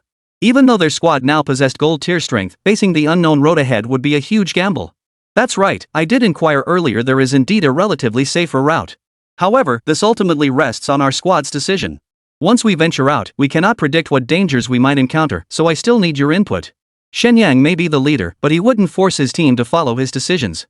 Besides, on this journey where survival is uncertain, everyone's opinion deserves respect. I agree. Shadowwind was the first to agree. Ever since they reconciled, he'd unconditionally supported nearly every decision Shen Yang made. I agree too. Since the boss has made his decision, I won't back down even if it means walking through fire and swords. Have you all lost your minds? Su Ningxue remained opposed. She had witnessed Shen Yang's talent firsthand. Given time, he would undoubtedly become a formidable figure, perhaps even rise to the highest echelons of the nation. If something went wrong now, people would likely forget him in no time. After all, a dead genius is of no value whatsoever. Xiaoshui, don't you want to take a chance? Compared to girls, boys clearly possessed a stronger spirit of adventure. This isn't about willingness, it's far too dangerous. The Lin family is watching us like hawks. Have you considered the consequences if they ambush us? Yes, brother Shen Yang, even if we want to strengthen ourselves, we don't have to do it this way. Luo Qingyi also looked worried, and Shen Yang frowned. If the two girls refuse, it loses all meaning. Have you heard? Some precious treasure seems to have appeared in the Dark Mountains. What kind of treasure? The Dark Mountains aren't a safe place. Are you sure you want to go? You just don't get it. As the saying goes, fortune favors the bold. That treasure is rumored to be a Tianyuan stone. Just one of those, and you're set for life. If you won't go, I'm going. Just as the group was discussing, two figures suddenly passed by the doorway. The others weren't particularly interested, but upon hearing the words Heavenly Origin Stone, their attention was instantly captured. Having just obtained the Phoenix Origin Fruit, acquiring a Heavenly Origin Stone to enhance Fang's totem would elevate the squad's strength to new heights. Excuse me, sirs. Shen Yang teleported instantly before them, startling both figures. What the hell? You scared me. Wait, you're Shen Yang? It's me. I wanted to ask. Before he could finish, the two starstruck fans immediately pulled out their notebooks. Shen Yang, quick. Never thought we'd meet you here. Sign our books. Shen Yang, you're my idol. I want an autograph too. Shen Yang was a bit speechless, but he felt pretty happy inside. He hadn't realized his fame had grown so much that two random people recognized him. Idol or not, it was just an empty title. Signatures were fine, but first they had to answer his question: where had they heard about the Tianyuan stone? Hearing this, the two looked puzzled. You don't know? It's common knowledge now. We heard some squad discovered it while exploring, and there was quite a lot of it. But the beasts inside were too powerful, so they only brought back a small amount. Still, it sold for a fortune. Do you know who bought them? We don't know that for sure, but it seems some merchants from outside bought them. They're probably not even in Dongling City anymore. Hearing this, Shen Yang felt a pang of regret. Who would have thought Tianyuan stones were right under our noses, yet we missed the chance. Shen Yang, you wanted to go too, right? Let me warn you, while Tianyuan stones are worth their weight in gold, the Dark Mountains are a gold-tier secret realm. If you go, it won't be easy to handle. No way. We know our limits, we're not about to risk our lives for it. Well, that puts our minds at ease. Now you can sign for us, right? After receiving the autograph, the two looked extremely pleased. Though their strength surpassed Shen Yang's, they were confident they'd soon overtake him. This was practically a foregone conclusion, so they held no disrespect toward Shen Yang whatsoever. Tianyuan stone, wasn't this news a bit too strange? Who could have imagined that right after he mentioned wanting the Tianyuan stone to Huang Bing, information about it surfaced? It made him suspicious. Could there be some kind of scheme behind this? Yingfeng's brow furrowed as he considered this possibility. Whether there's a plot or not, we should investigate. I don't want to miss this opportunity. Actually, Shen Yang, there's no need to rush. My talent isn't lacking either, it's only a matter of time before my strength improves. Going to the Dark Mountains is a bit risky. I suggest we don't go. Hearing this, Shen Yang smiled faintly. If someone is deliberately spreading rumors, then we should go even more. Remember our decision? If we can't handle these small fry, how will we ever take on the big shots? At this, the group fell silent. He was absolutely right. Backing down before the battle even began would be utterly humiliating. Chapter 95, Youthful Loyalty, or Walking into a Trap? What are we waiting for? Let's just do it. Xin Yan suddenly stood up, startling the others. But his fiery passion successfully ignited the group. Yeah, what's there to fear? Just do it. After being suppressed by the Lin family for so long, even a clay figure would have its limits, let alone a living person. Alright, since everyone agrees, we'll prepare to depart in the next few days. But this matter must remain secret, no one can know. Shen Yang understood clearly that with his current strength, taking on the Lin family wouldn't be easy. To avoid trouble, they'd have to leave the city in secret. Understood. Facing an unknown journey fraught with danger, each of them felt a surge of excitement. This was the first time they'd taken such a significant risk since becoming professionals. After all, even among professionals, many lifestyle-oriented practitioners rarely had the chance to leave the city. Crossing the wilderness between two cities? Only a grandmaster would dare attempt such a feat. Shen Yang dared to proceed precisely because of the formidable power of Law Follow's words. Even if danger arose, it would preserve a sliver of hope. That night, the group packed everything up. Thanks to the Sumeru ring, the task became immeasurably easier. Under cover of darkness, several figures slipped unnoticed into a concealed section of the city wall. Xingyi, move. For other silver-ranked practitioners, this city wall was practically an insurmountable barrier. But to Shen Yang and Luo Qingyi, it might as well not have existed. After several teleports, the five of them stood outside the city walls. Now it's up to us. Are you scared? With brother Shen Yang by my side, I'm not scared at all. Alright, let's begin our adventure. Just as they finished discussing and were about to set off, they turned around and collided with a figure. Holy crap! A ghost! Shen Yang's hair stood on end in terror as he unleashed a sweeping flame attack. In the glow of the skill, he finally recognized it was Yi Badian. But it was too late to stop now. Yi Badian probably hadn't expected this kid to attack outright. And with only a meter between them, Yi Badian took the full brunt of the hit, his hair standing on end like an explosion. Kid, you're asking for it. Master, what the hell are you doing here? I didn't know you were here. If I'd known, I never would have attacked. This isn't your fault, is it? Cut the bull. Just tell me what to do. Shen Yang was speechless. He knew all too well how shameless Yi Badian could be. What else can I do? How about I comb your hair for you? Saying this, Shen Yang pulled a comb from his ring and made as if to start combing Yi Badian's hair. Enough, enough, enough. You snuck out, what are you up to? There were no curfew restrictions in the city at night. Yi Badian's question clearly stemmed from curiosity about their purpose. After hearing their explanation, Yi Badian not only didn't get angry but actually strongly supported their idea. Any other master would likely have refused. But what kind of man was Yi Badian? He'd never walked the ordinary path in his life, okay? Impressive. I never knew you had such guts, kid. Well, that's only natural, haven't you seen who my master is? But master, the journey ahead is long and perilous. Our means of self-defense are limited. What do you suggest? This. Yi Badian swore he only wanted to know their purpose, he never intended to part with his money. Yet seeing the five of them staring at him expectantly, it felt awkward to refuse entirely. Reluctantly, he produced a small porcelain vial. Exquisitely crafted, it bore no patterns yet radiated the finest quality. Before he could speak, Shen Yang snatched it away. My thanks to you, master. I wonder what's inside. Xiantian pills. 5 in total. These are sacred healing elixirs, use them sparingly. After saying this, Shen Yang showed no sign of leaving Yi Badian looking puzzled. What else? Aren't you in a hurry to leave? Master, you're being so stingy. Is this all you're giving your precious disciple who's about to risk his life? Don't push your luck. Truth be told, Yi Badian was starting to regret this. Why did he bother coming here? Now he was being blackmailed by this kid. Why did you have to come meddle in other people's business when you had nothing better to do? Master, I don't appreciate that tone. Think about it, I'm your disciple. If something happens to me, won't that reflect badly on you? If word gets out, where would your reputation stand? Shen Yang planned to try some psychological manipulation first, though he didn't hold out much hope for its effectiveness. After all, Yi Beishan's shameless reputation was common knowledge throughout Dongling City. To his surprise, the old man actually took the bait. That makes sense. If you succeed, won't everyone say I taught some good disciples? Who could argue with that? What's the harm? Give me a little more. Here. You absolutely must take it. Take all of this. With that, Yi Badian emptied out a mountain of goods like a giant pie show. Weapons, armor, even all kinds of pills. Shen Yang was stunned, never expecting this old guy to be so wealthy. Regardless of whether they were useful or not, Shen Yang accepted everything without hesitation. After all, it didn't cost him a dime. Free stuff is free stuff. Aren't you even going to ask what they're for? Handing over so many items at once, Yi Badian actually felt a pang of regret. But taking it back was out of the question. He could only ease the awkwardness this way. No need, no need. Don't worry about it, I'll handle it myself. Are you kidding? Shen Yang has a system backing him up. No matter what item it is, the system can provide the correct usage instructions. Even uses unknown to ordinary people, the system will explain them clearly. If there's nothing else, we'll be on our way. As if afraid Yi Badian might change his mind, Shen Yang grabbed the others and bolted away in a flash. After a while, Yi Badian suddenly scratched his head alone. Did I just fall for that kid's trick? But even if he figured it out now, there was no way to get it back.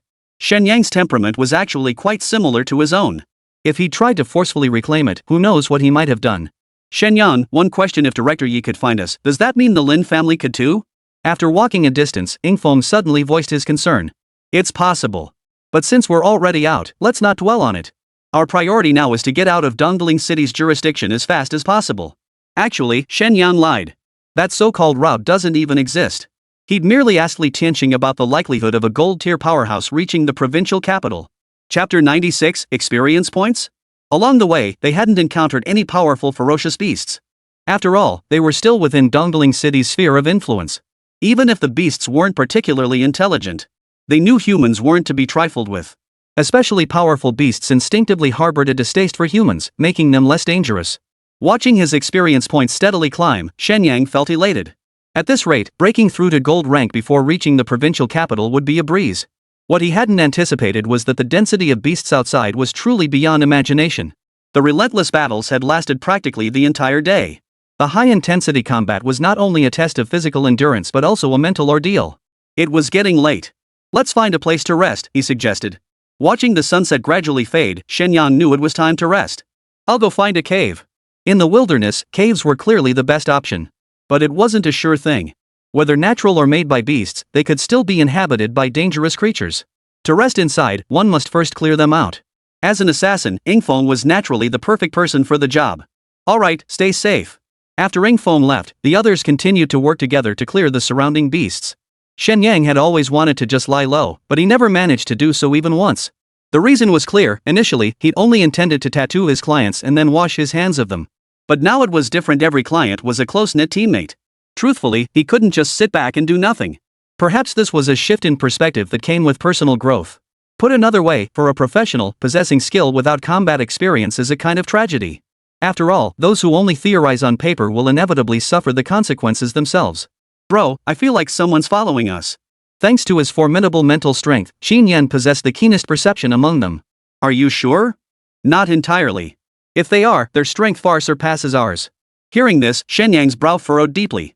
This place is hundreds of miles from Dongling City. Even if a grandmaster wanted to help, they'd be out of reach. If someone is truly lurking here and hasn't made a move after all this time, they're undoubtedly planning a fatal strike. Let's keep this quiet for now. If they don't move, we'll continue leveling up. For those lurking in the shadows, the rewards in the wilderness aren't particularly high. On one hand, leveling up naturally slows down as one's base level increases. Moreover, to conceal their presence, they cannot freely grind levels. As their gains diminish while ours increase, the opportunity for a counterattack may well arise. Not long after, Shadowwind returned. There's a cave up ahead. I've already cleared out the beasts inside. By now, the sky had grown completely dark. For humans, night often carries an air of mystery. The psychological pressure brought by darkness can push one to the brink of collapse far more easily than facing fear head-on. Good. After the group entered the cave, Shen Yang voiced his suspicion. Someone actually discovered it. It's not confirmed yet, but it's almost certainly true. Lin Xiao had failed so many times before. If this really was his doing, he would have made absolutely sure it couldn't fail. The crucial concern was that this might not be Lin Xiao's doing at all. It could be the Lin family targeting him. If that were the case, the situation would become even more perilous. What then? We can't fight the beasts while guarding against them at the same time, can we? Su Ningxue's temperament was rather aggressive. Her suggestion clearly meant confronting them head-on. No need to rush. We'll slow our pace these next few days. As long as we remain within Dongling City's sphere of influence, they shouldn't make a move. For now, we'll just have to take things one step at a time. But judging by how cautious they've been this time, things probably aren't that simple. Fortunately, the night passed without incident.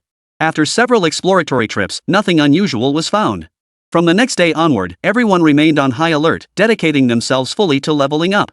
Everyone understood that if Qin Yan's perception was accurate, every ounce of strength gained meant one more chance to survive. On a hilltop roughly 20 kilometers from the squad, a dozen figures had gathered. Boss, it looks like they've stopped moving. I saw it. They must have reached their destination. Should we make our move? Not yet. Have you forgotten the Lin family's warning? These dozen or so individuals wore uniform attire, yet their style didn't resemble that of Dongling City. And each one has a dagger embroidered on their chest. It looks like the uniform of some faction. The Lin family is just a minor clan. Is their warning really that important? Whether they're important or not doesn't matter. This mission cannot fail. If we draw more attention, it won't be good for us. Clearly, these individuals still adhere to certain principles when it comes to eliminating prodigies. This was understandable, as geniuses were vital resources for a city, indeed, for an entire nation. If a nation can't even protect its own talent, it shows the country lacks real strength. Well, I just think, a few silver-ranked opponents? Do we really need to be this cautious? Just watch. By the end of the day, the squad's beast kill count had doubled. This time, instead of waiting for the beasts to come to them, they actively sought them out to kill. Giant rat. As dusk fell, Shadowwind exclaimed excitedly. As silver-ranked beasts, the defining trait of giant rat swarms is their gregarious nature. A single colony could easily number in the thousands. Meaning, if each giant rat yields 2,500 experience points, a single nest could yield over 2 million experience points. Even if divided equally among everyone, and even if they couldn't kill every single one, just having this nest would be enough for them to break through to gold rank. For this aimless search, this opportunity came way too fast. What are we waiting for? Let's get them. Shen Yang made a snap decision, abandoning the beast he was currently fighting and charging straight after the giant rats. The others followed suit, tailing the giant rats all the way. They finally halted before a massive burrow. Looks like this is the giant rat's lair. This is practically experience points on a platter. Shen Yang rubbed his palms together and charged straight inside. After working together for this period, everyone had developed a solid rapport and followed him into the nest. Though giant rats were rodent creatures, their massive size was intimidating, roughly the size of a full-grown water buffalo. The cavern was surprisingly spacious, easily accommodating 3 people side by side. Chapter 97, The Battle God of the Rear. Strange. Why no movement? After walking dozens of meters, there was still no sign of movement ahead. The group couldn't help but grow suspicious. Logically, giant rats shouldn't be this careless. Though these creatures primarily lived underground, where natural predators couldn't hunt them in the caverns, this was still a bit too much. Be careful. They might be lying in wait for us somewhere. Su Ningxue, leading the way, showed no sign of relaxing her vigilance. Her apprehension proved justified. Just as the group rounded a bend, Shen Yang suddenly felt the ground beneath his feet give way. What the hell is this? The dim cave lighting prevented him from seeing clearly at first. The next second, he realized with horror that the thing he'd stepped on was moving. Fortunately, it made no further movements, allowing Shen Yang to recognize it as the tail of a giant rat, as thick as a python. Watch out, something's ahead. Since its tail was here, its owner must be nearby. Following the tail further, they rounded another bend, and a massive rear end came into view. Boss, I'm curious how the hell do they manage to turn like that? How should I know? Xin Yan had good reason to ask that. For humans, this place was indeed spacious enough you could pass through however you wanted. But giant rats are different. Not only are they massive, but they're also incredibly obese. Turning around in a place like this is nothing short of a pipe dream. But doesn't that give us a chance to bust their asses? Shen Yang, what does Baku Q mean? You don't need to know the details, just watch. Shen Yang felt awkward, unsure how to respond. How could he possibly explain this? After speaking, Shen Yang began rummaging through his Sumeru ring. To be fair, Yi Badian was quite generous. The weapons were dazzlingly varied, every type imaginable. And the quality was pretty decent, at least all silver-grade weapons. After fiddling around for ages, I finally found a weapon that fits the bill. This thing's perfect. Seeing the spear in Shen Yang's hands nearly 2 meters long, everyone instantly understood the meaning behind the phrase "blow your ass out." Though its origin was unclear, they could guess the rest. Bro, you're not seriously thinking of. What else? You're the best man for the job. Give it a shot. Saying this, Shen Yang tossed the spear to Qin Yan. Alright, I won't hold back then. Excitement flashed in Qin Yan's eyes as he raised the spear, let out a fierce roar, and charged forward. What followed was a sight most couldn't bear to watch. That long spear plunged entirely into the giant rat's body. Driven by agony, the giant rat thrashed wildly. But confined by the cave's narrow space and blocked by something ahead, it could only writhe in torment, trapped in its own torment. Oh my gosh, what just stabbed me? That might have been the giant rat's final thought before it fell silent. Ding! Client Qin Yan defeated Giant Rat, LV25, gaining 2500 EXP. Hey! This is promising. Shen Yang was instantly thrilled, immediately having several people take turns stabbing away. Only after clearing the first giant rat did they realize the passage was packed with them. There was no way out except to turn back. Tragically, this rat nest seemed like a one-way street, a veritable experience farm. After an unknown amount of time, as everyone began to feel numb, a system notification chimed. Ding! Congratulations on leveling up. Current level, 31. Damn, how many of those did we kill? All traces of fatigue vanished instantly. Thanks to their experience sharing with clients, everyone leveled up at the same time. Shen Yang, we broke through. We're gold now too. Luo Qingyi's face flushed with excitement, yet the tunnel stretched endlessly before them. Who knew how many more giant rats lurked ahead? Excellent. Never expected this. We finally hit the jackpot. While they were frantically grinding experience here, the people outside were practically dying of anxiety. Seriously, it's been 3 days. Aren't they coming out? What the hell are they doing in there? You're telling me? I bet it's 3 guys and 2 girls. That's not enough to go around. Bull. Didn't you see those 2 are Shen Yan's lackeys? What could they possibly get? What do you mean by that? The leader's face darkened. That's practically calling me out. Boss, I meant no offense. Just saying. Don't read too much into it. One more word, and you'll regret it. Hearing this, the subordinate curled his lip but dared not say more. It wasn't until the 7th day that movement finally stirred within the cave. Boom! A deafening roar echoed as a massive cloud of dust billowed from the cave's entrance, as if the interior had collapsed. What's going on? No idea. They must have died in there. Just then, several figures, covered in dust and dirt, burst out of the cave. Their clothes were all torn to shreds, and their cheeks bore visible traces of blood. Let's go! After waiting so long, these people couldn't hold back any longer and charged straight out. Who goes there? Qin Yan was the first to sense danger, readying himself for battle. Boss, look, 1 mature woman and 1 young girl. That's way too hot. The leader took a closer look and was also somewhat stunned. Honestly, the tattered clothes on both women were practically begging for wild imagination, right? Who knew things got so intense in here? Who the hell are you? Who I am doesn't matter. What matters is that you're all going down today. Move. Shen Yang carefully assessed the situation. There were 7 enemies, each radiating a powerful aura. Even though they'd all leveled up to 35, placing them at the mid-tier gold level. With the totem's enhancement, they could even face high-tier gold level opponents without flinching. Yet the figure before him instilled an overwhelming sense of defeat. Everyone, be careful. This is likely a platinum expert. Guessing that now is a bit too late. Lightning storm. The leader roared furiously. Above their heads, the once clear sky suddenly darkened with gathering storm clouds.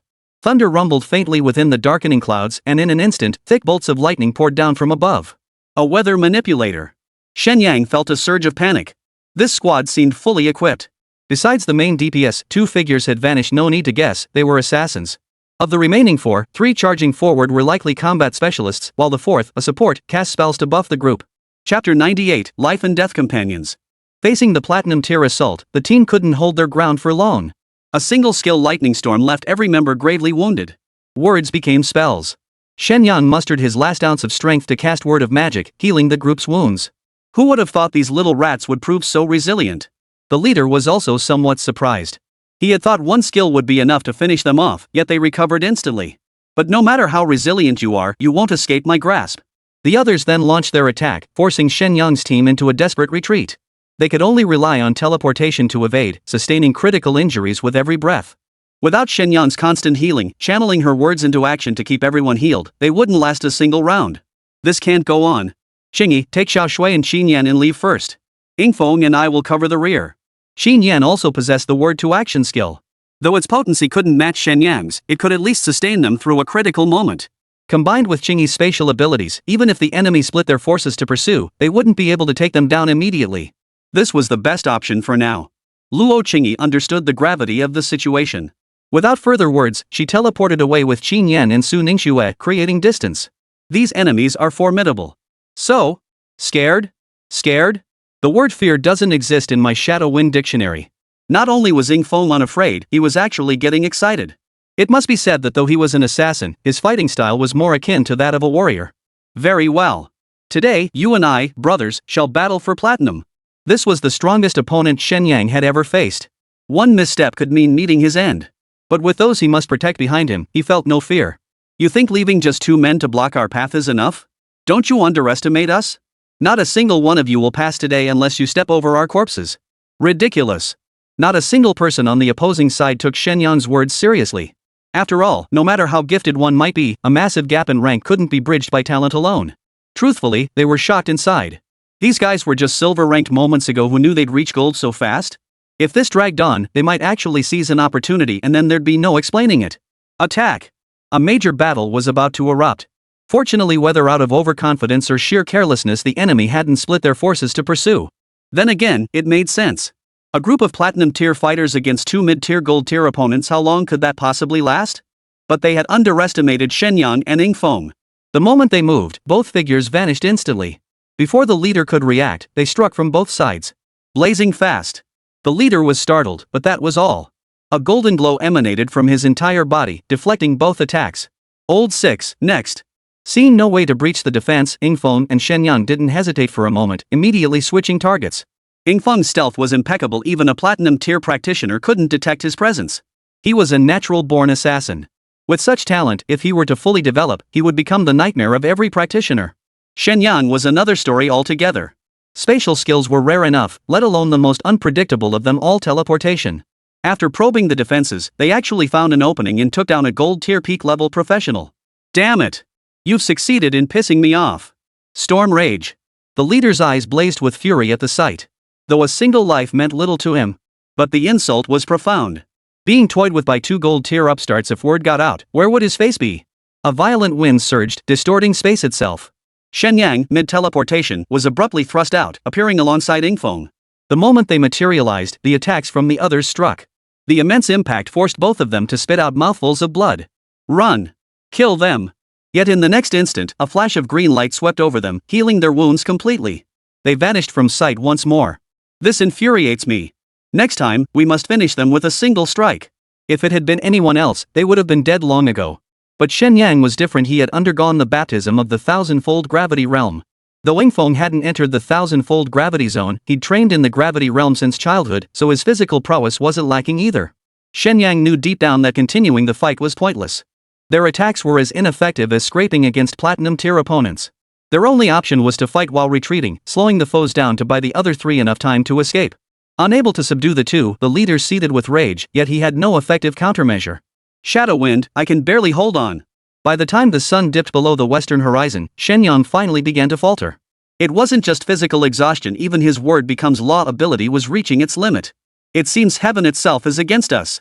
Yingfeng was also gasping for breath, clearly at his limit too. I refuse to accept this. Are we just going to give up like this? What else could we do? We'd given it our all. No, we haven't exhausted every last ounce of strength. Are you kidding me? Shen Yang is a person with a system. If we give up before the game even begins, we'd be letting the system down. What's your plan? I'm willing to fight to the death with you. Why the sudden change? Didn't you hate me before? Now you're being all mushy. What time is it now? And you're saying this? Yingfeng was utterly speechless. Wasn't it obvious enough? If I still hated you, why would I waste all this time with you? And risk life and death together? I don't know if it'll work, but we've got to give it our all now. Yingfeng was stunned. He couldn't fathom how the tide could possibly turn under these circumstances. Still, he trusted Shen Yang. If he said there was a way, then there must be a way. Alright, let's give it a shot. I'll create an opening for you. After saying this, Yingfeng prepared to continue holding the line, but Shen Yang called out to him. Old 6, be careful. I won't be able to heal you this time. If you die, it might be for good. I know. Whining isn't your style. You brat, come back safe. No bond surpasses that forged in life and death trials. From this moment onward, the two truly accepted each other in their hearts. Chapter 99, Fusion. Infinite Realm. Watching Yingfeng vanish before his eyes, Shen Yang knew the true decisive battle had arrived.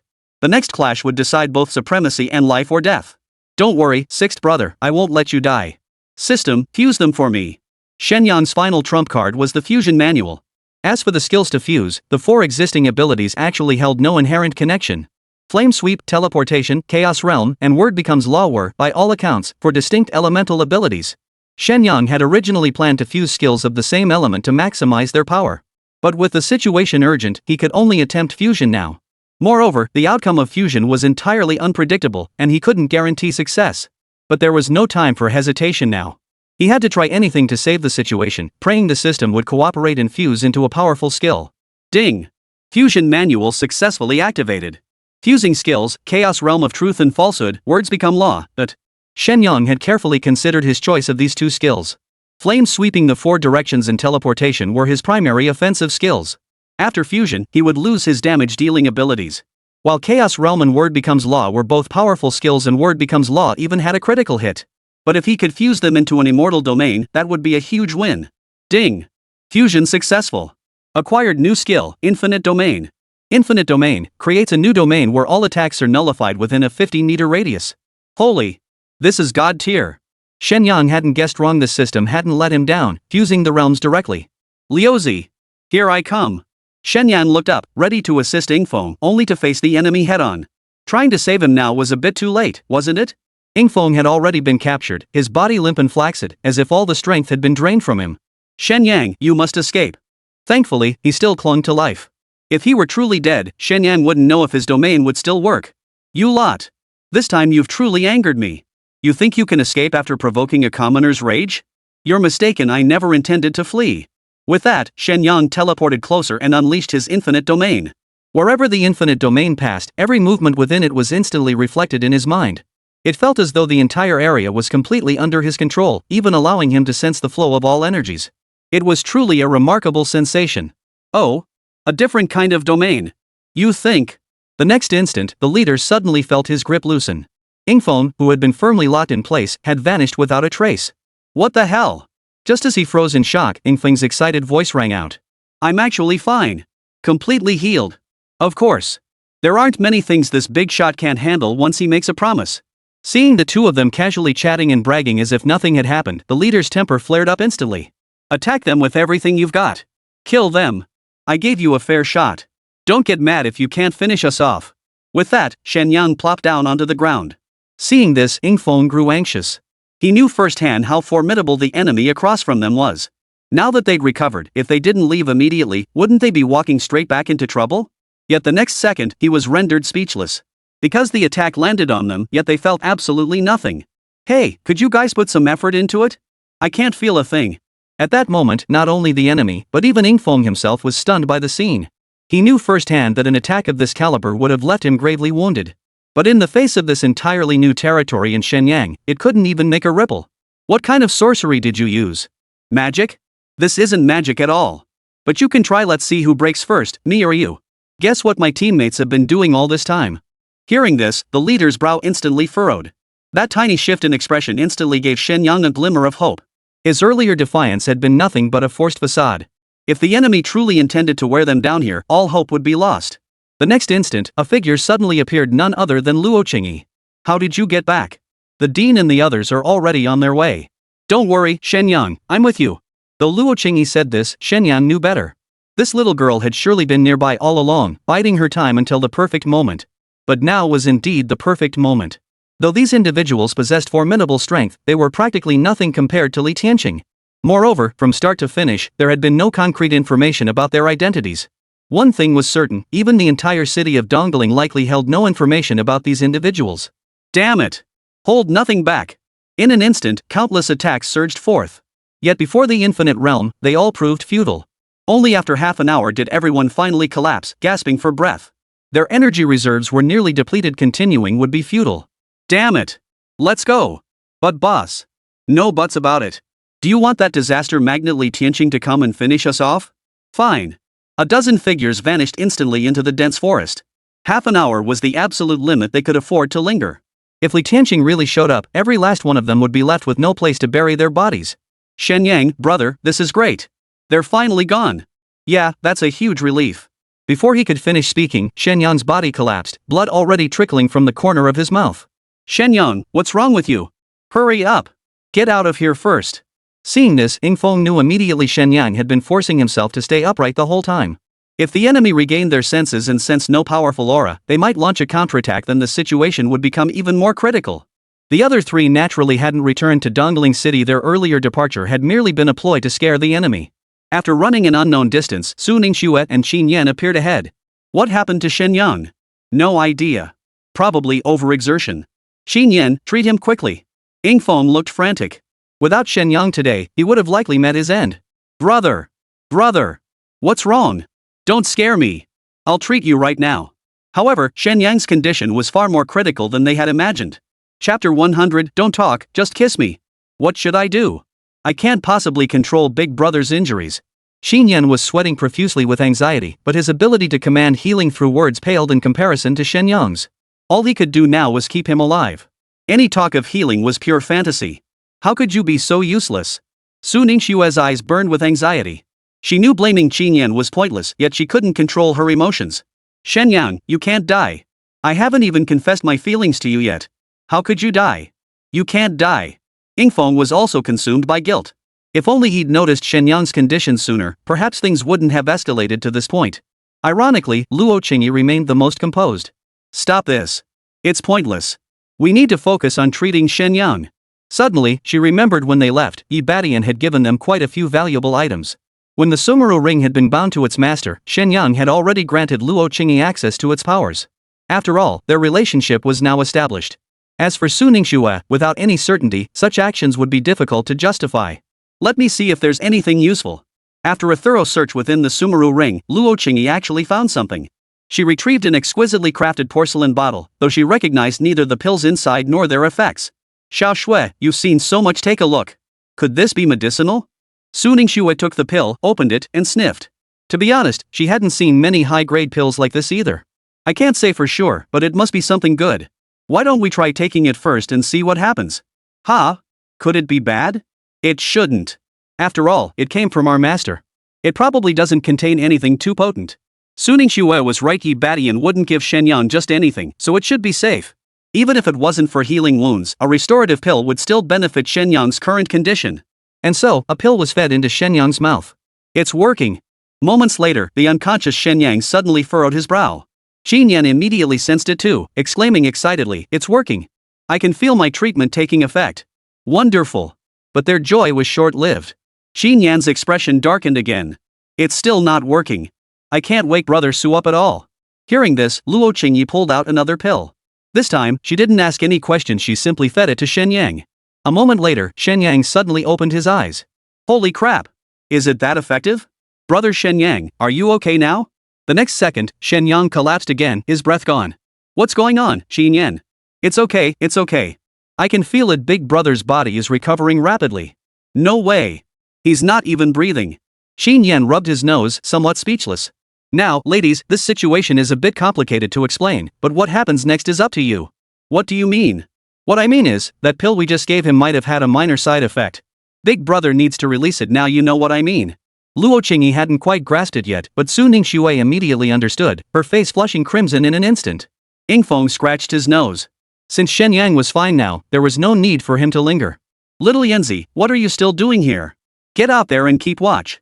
Little Yanzi? Who do you think you are calling me that? Only Big Brother can call me that. Are you out of your mind?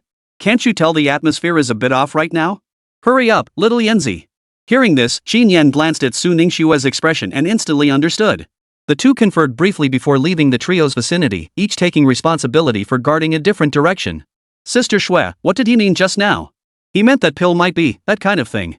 Luo Qingyi looked utterly bewildered, completely missing the meaning. You mean, that kind of thing?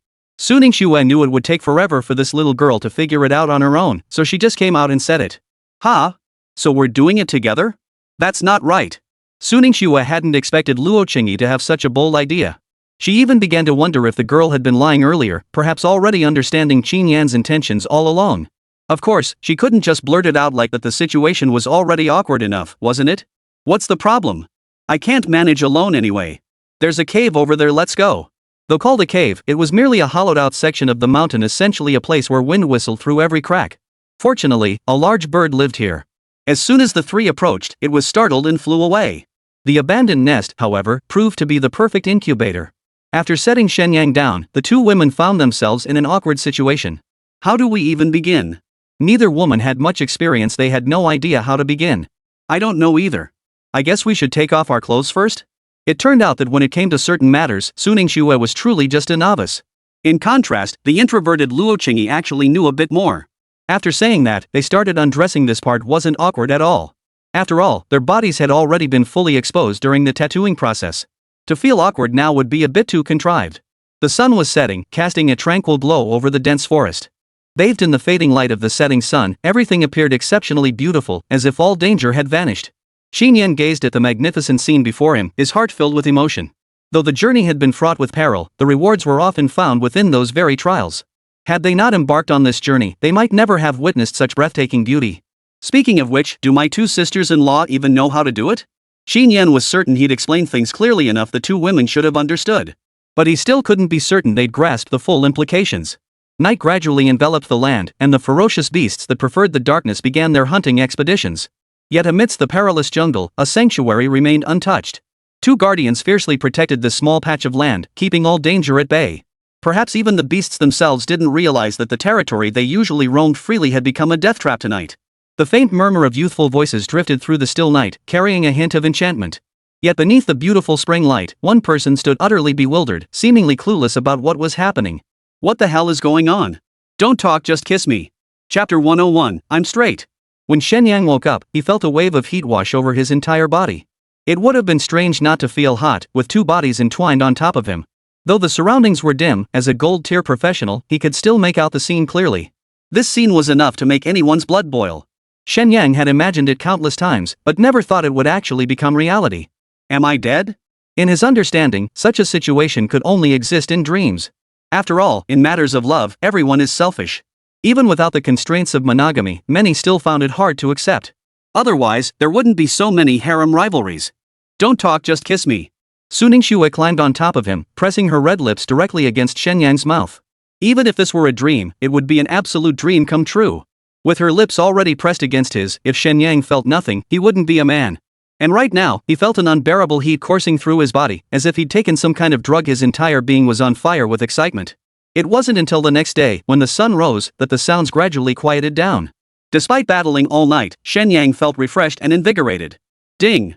Player defeated Silver Tier Wolverine LV28, gained 2800 EXP. The system notification sounded, and only then did Shen Yang realize the alerts had been non-stop all night. Holy crap, this isn't a dream. After all, system notifications couldn't possibly sound in a dream. Which meant. That word lingered in his mind, but Shen Yang dared not voice it aloud. He felt somehow indebted to the two women. But judging by the situation, they must have both been willing. Forget it, no point overthinking this. Since it's already happened, I'll see it through to the end. But how do I explain this to Qingyi? Come to think of it, she didn't seem particularly opposed back then. Gazing at Su Ningxue's body, Shen Yang suddenly had an idea. Why not seize this chance to deepen Xiao Shue's totem? Ever since obtaining the Phoenix Origin fruit, he hadn't found the right moment to deepen Su Ningxue's totem. Judging by the events they'd encountered since leaving, danger lurked around every corner. Even with the game-changing skill of the Infinite Realm, if they encountered an opponent who refused to back down, all they could do was wait for death. Therefore, every ounce of power must be cherished. Whenever possible, strength must be endlessly enhanced. System, initiate totem deepening. Fortunately, Su Ningxue was in a deep sleep now, which would lessen the pain somewhat. An hour later, Shen Yang was drenched in sweat. Totem deepening successful. All clients' skills upgraded. Su Ningxue, S rank Valkyrie. Primary class, Valkyrie S rank LV35. Hidden subclass, Phoenix Totemist. Strength, 1000. Constitution, 600. Agility, 500. Spirit, 400. Innate skill bestowed by the Phoenix Totem. 1. Pyroclastic Realm active, increases all attributes by 200%. All attacks deal true burn damage. 2. With Flame Sweep the 4 directions active, inflicts massive true fire damage on enemies within a large area, adding a knockback and stun effect. 3. Flame Corrosion passive, basic attacks inflict small area flame burn damage, dealing splash damage equal to 30 fire attribute to surrounding enemies. 4. Phoenix Rebirth passive, when health drops to 0, triggers Phoenix Rebirth, restoring all stats to peak condition and granting invincibility for 3 minutes. This is way too powerful. Staring at the shifting stats panel, Shen Yang was utterly speechless. Is this even possible for a gold tier item? Now that the fire's ultimate realm had also been amplified, doubling all attributes, this level of value felt like landing critical hits with every strike. Most crucially, the upgrade to Nirvana, though still a passive skill, now truly granted the power of rebirth. Even without Shen Yan's assistance, Su Ningxue could now be said to possess 2 lives. Of course, the energy cost for such a skill remained extremely high. Even so, sometimes the slightest improvement can yield extraordinary results, let alone a full 3 minutes of invulnerability. If only I'd known this sooner, I would have upgraded earlier. It must be admitted that Shen Yang had been a bit too hasty in coming out this time. But there was no point in regretting it now. When you're here, you might as well make the best of it. The most crucial task now, of course, is to boost my strength as quickly as possible. Otherwise, I'd probably be dead before even reaching the provincial capital. Why do I feel like I've gotten stronger? Of course. With your husband around, it'd be hard not to. Su Ningxue opened her eyes to find Shen Yang grinning mischievously. Her face flushed instantly as she covered her vital areas. You're awake? I'm awake, but I'm still feeling a bit unsatisfied. How about we continue? Shen Yang, what are you doing? Of course I'm spoiling my wife. By noon, 3 figures appeared before Yingfeng. Lao Lu, thank you. Thank me? I bet you've long forgotten about your brother here. Got addicted to standing guard, huh? Hey, I just sensed there was no danger around. You know exactly what I mean. But congratulations anyway. Yingfeng grinned mischievously at Su Ningxue, making her feel a bit flustered. Qin Yan heard the commotion and hurried over. Bro, I'm so glad you're okay. Hold up, I'm straight cut the crap. Bro, don't you love me anymore? Get lost. Who loves you? Don't push me to slap you. The atmosphere instantly heated up. Having gone through life and death experiences together, their bond grew even stronger. Let's go. Keep moving. I got intel there should be materials we need nearby. After this incident, Shen Yang came to a profound realization. Upgrading the system to boost everyone's strength was absolutely a win-win situation. He now understood clearly that anything produced by the system was guaranteed to be top-notch. Had he deepened Su Ningxue's totem earlier, they might not have ended up in such a dire situation this time. But Shen Yang had taken note of this grudge. Should they cross paths again, he would show no mercy. Meanwhile, the group who had been hiding in the shadows all day were feeling rather downcast. Bro, just going back like this? That's way too embarrassing. Cut the nonsense. Could any of you beat Li Tianqing? But we've been lurking this long and haven't sensed any powerful aura. Hearing this, the leader hesitated. Logically speaking, someone like Li Tianqing wouldn't need to deliberately conceal his aura if he came here. Damn it, we might have been tricked. Chapter 102, The Shadowy Mountains. Only now did the group begin to realize. Calculating the time, it was clear that if they had returned to Dongling City, there was no way they could have come back so quickly at their pace. Keep chasing. But so much time had passed, catching up now seemed like a fairy tale. Searching for a few people in such a vast forest was harder than finding a needle in a haystack. Moreover, even platinum-tier practitioners couldn't claim absolute safety in the wilderness. If they accidentally trespassed into the territory of a powerful ferocious beast, the outcome was obvious. Compared to the killer's frantic urgency, Shen Yang and his group were much more at ease, having largely settled into their routine. Thanks to their enhanced abilities, they moved through the wilderness with ease. Brother, based on my assessment, we're not far from the Dark Mountain's secret realm. That day, after comparing the map, Qin Yan exclaimed with delight. Shen Yang's objective was to enter the Dark Mountains instance. He wouldn't miss the chance to uncover the Tianyuan stone's whereabouts. Alright, let's keep moving forward. Though Yingfeng remained silent, he felt deeply moved inside. In this world where might reigns supreme, few could achieve such a level of selflessness. Meeting Shen Yang was nothing short of extraordinary luck. At the same time, Yingfeng cherished this brotherhood deeply. Otherwise, he wouldn't have risked his life to buy Shen Yang an escape route back then. The closer they approached the Shadow Mountains, the more people filled the surrounding area. Not only that, but the skies were filled with flying vessels bearing various insignias. They must belong to some faction or family. They certainly looked impressive. Shouldn't we get ourselves a flying vessel to play around with too? Forget the rest, this thing is just too damn useful for travel. It's the ultimate show-off tool. Shen Yang, do you think you're rich? Su Ningxue wore a displeased expression. As the saying goes, you don't know the cost of rice and firewood until you run the household. Ever since they'd solidified their relationship, she'd practically become the household manager. What's wrong with that? If you've got money, shouldn't you enjoy it? Life's too short to make things hard on yourself, right? You're getting carried away. The cheapest flying boat costs over 100 million, and they're all made by the Heavenly Mechanics Pavilion. Even if ordinary people have money, they can't buy one, okay? Shen Yang had heard of the Tianji Pavilion, the largest consumer goods guild on the continent. Their livelihood doesn't come from combat, but from producing all kinds of daily necessities, flying boats being one such category. You could say the Tianji Pavilion handles nearly half the continent's infrastructure projects. Those lifestyle-oriented professionals dream of joining the Tianji Pavilion. After all, compared to combat-oriented professions, their role in this peril-filled world is inherently limited. To truly realize their life's worth, this path seems to be their only option. But the Tianji Pavilion's screening process is extremely rigorous. Not only must one possess exceptional abilities, but they also require a personal recommendation. In other words, both your background and character must be thoroughly vetted. This is the primary reason the Heavenly Mechanism Pavilion has endured for so long. Even if all other criteria are met, those lacking integrity will still be expelled. Moreover, upon joining the Hall of Divine Secrets, members must sign a confidentiality agreement. Anyone leaking its secrets faces ruthless elimination. In a sense, the Tianji Pavilion has monopolized its domain to an almost outrageous degree. Of course, this is unavoidable. After all, it's a coalition of life-oriented professionals. To survive in a world teeming with powerhouses, lacking essential skills guarantees a grim fate. I was just expressing my thoughts. Why are you getting so worked up? And even if we don't have it now, can't we still dream about it for the future? Shen Yang couldn't shake the feeling that Su Ningxue had become a completely different person since that last incident. He couldn't fathom why her need for control had grown so intense. What he didn't realize was that Su Ningxue's transformation ultimately stemmed from the extreme peril of that last incident. She feared that any momentary lapse might cause her to lose Shen Yang. "Hello, are you also entering the Dark Mountains?" Just then, a figure appeared before the group. It was a young girl, appearing innocent and carefree, with an exceptionally sweet appearance. Shen Yang was instantly captivated. She seemed to have stepped straight out of a comic book, her large eyes brimming with youthful enthusiasm. "Hello, we're heading to the Dark Mountains. Is there something you need? Let me introduce myself, I'm Long Shiner from the Dragon family of the Imperial Capital. Seeing you're only 5 people, would you mind if I joined your party?" Hearing this, Shen Yang instantly grew wary. In Dongling City, it wasn't common to encounter people from the Imperial Capital. After all, a place like the Imperial Capital both in the quantity and quality of its secret realms was incomparable to Dongling City. Therefore, under normal circumstances, no one would venture into the lower secret realms for cultivation. If they did, it was usually for specific materials. "You're actually from the Imperial Capital? Why come to a place like this? And alone? No need to be so guarded. I'm here alone for training, specifically seeking a material called Tianyuan Stone." Hearing this, Shen Yang's interest was immediately piqued. "You're here searching for Tianyuan Stone too?" Shen Yang had been uncertain before, since he'd only overheard the mention of Tianyuan Stone by chance. He couldn't be sure if the information was accurate or how reliable it was. If this young lady truly came from the Imperial Capital and claimed Tianyuan Stone existed in the Dark Mountains, then this information must be absolutely correct. "Yeah, what's up? You're looking for the Tianyuan Stone too? But as far as I know, only grandmasters and above use that stuff.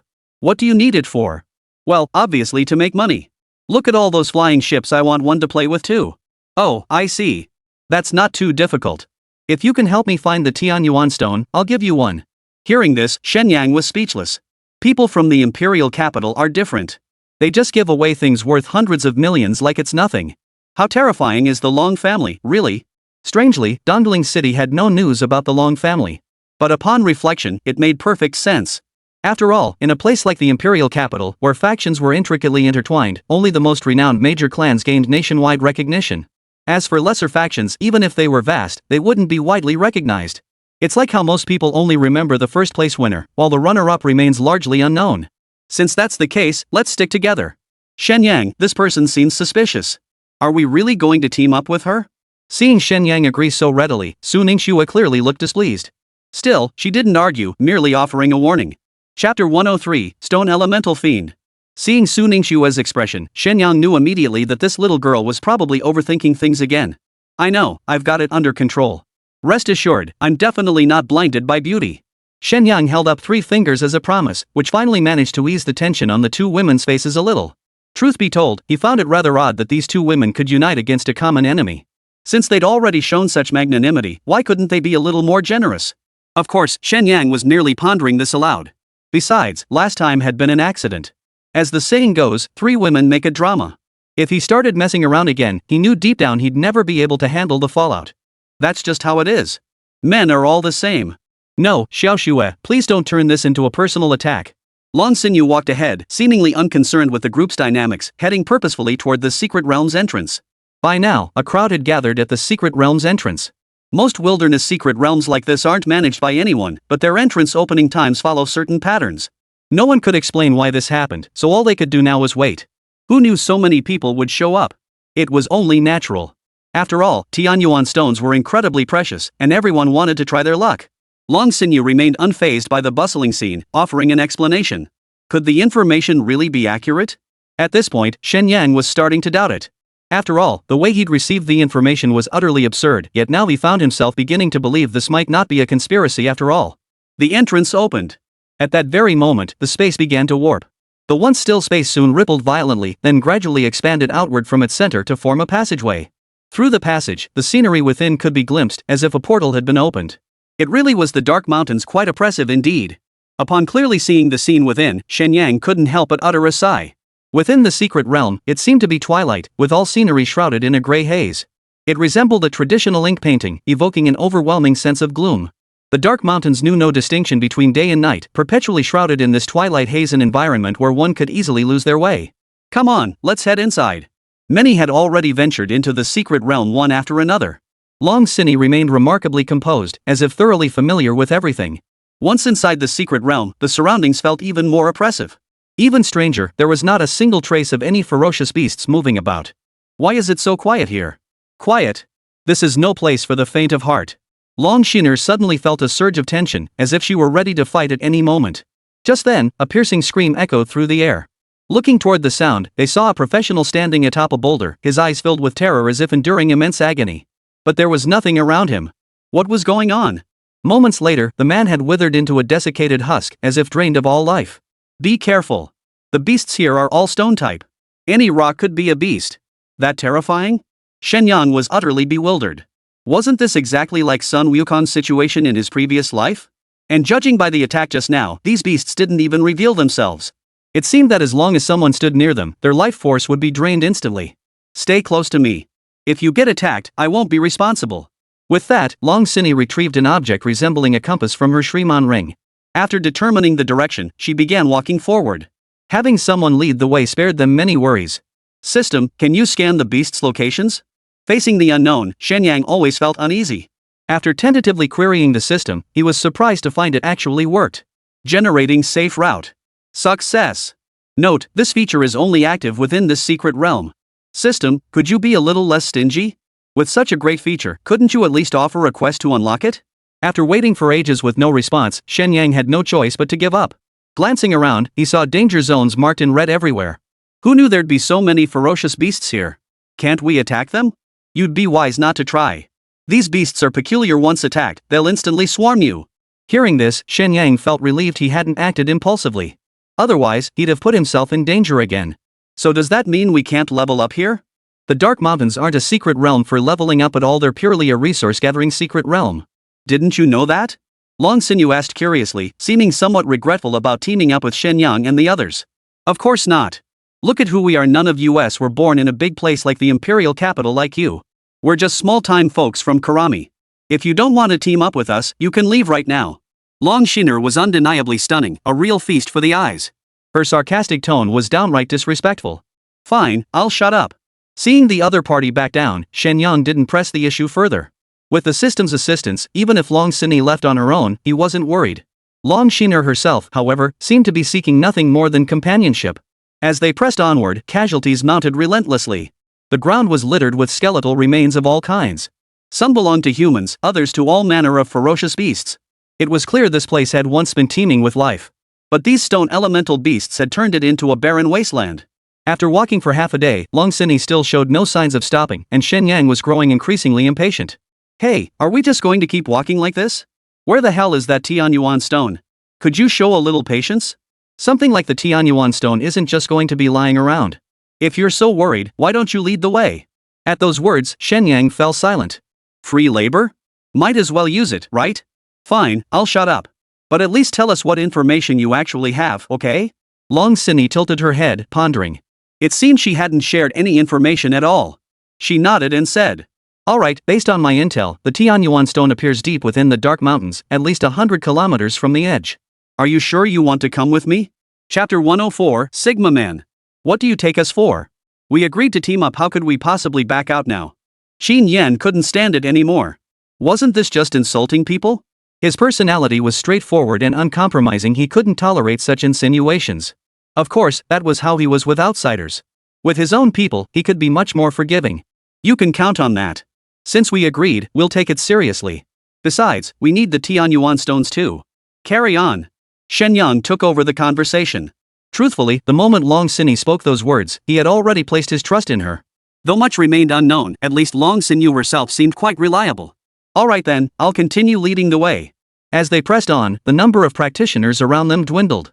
It seemed Long Shiner knew some routes, as they hardly took any detours. Even as night fell, the group showed no signs of resting. In such a perilous place, any shelter could harbor unknown dangers. Around noon the next day, a tremendous sound echoed from ahead. Sound ahead. According to the map's markings, there should be a waterfall ahead, with a cave within it and the Tianyuan stone vein lies inside. Long Sinny said excitedly. What are we waiting for? Let's keep moving. After traveling a bit further, a waterfall indeed came into view.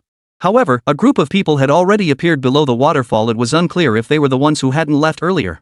Upon closer inspection, their attire did not belong to Dongling City. They must have come from another city. Unexpectedly, someone had beaten them to it. Long Sinny's expression darkened and a dangerous aura emanated from her body. Shen Yang was astonished. He hadn't expected this young girl to be platinum tier as well. Judging by her age, she was likely close to their own. Truly, someone from the imperial capital. Had they not discovered the giant rat's lair back then, they might not even have reached gold rank.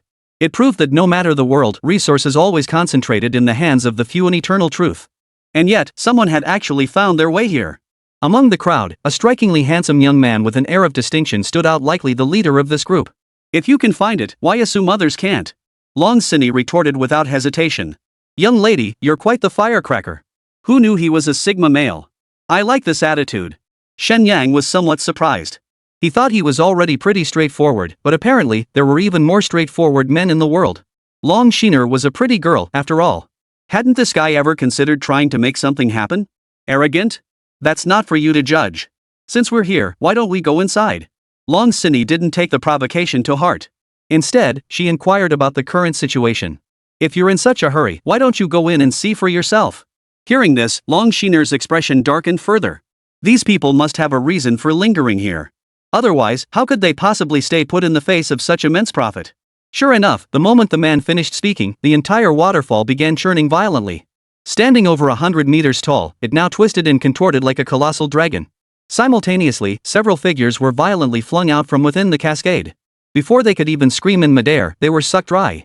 Damned humans, daring to set foot here. Get out of here if you don't want to die. Is this a stone beast? Only now did the crowd clearly see that this waterfall resembled the veins of a stone beast.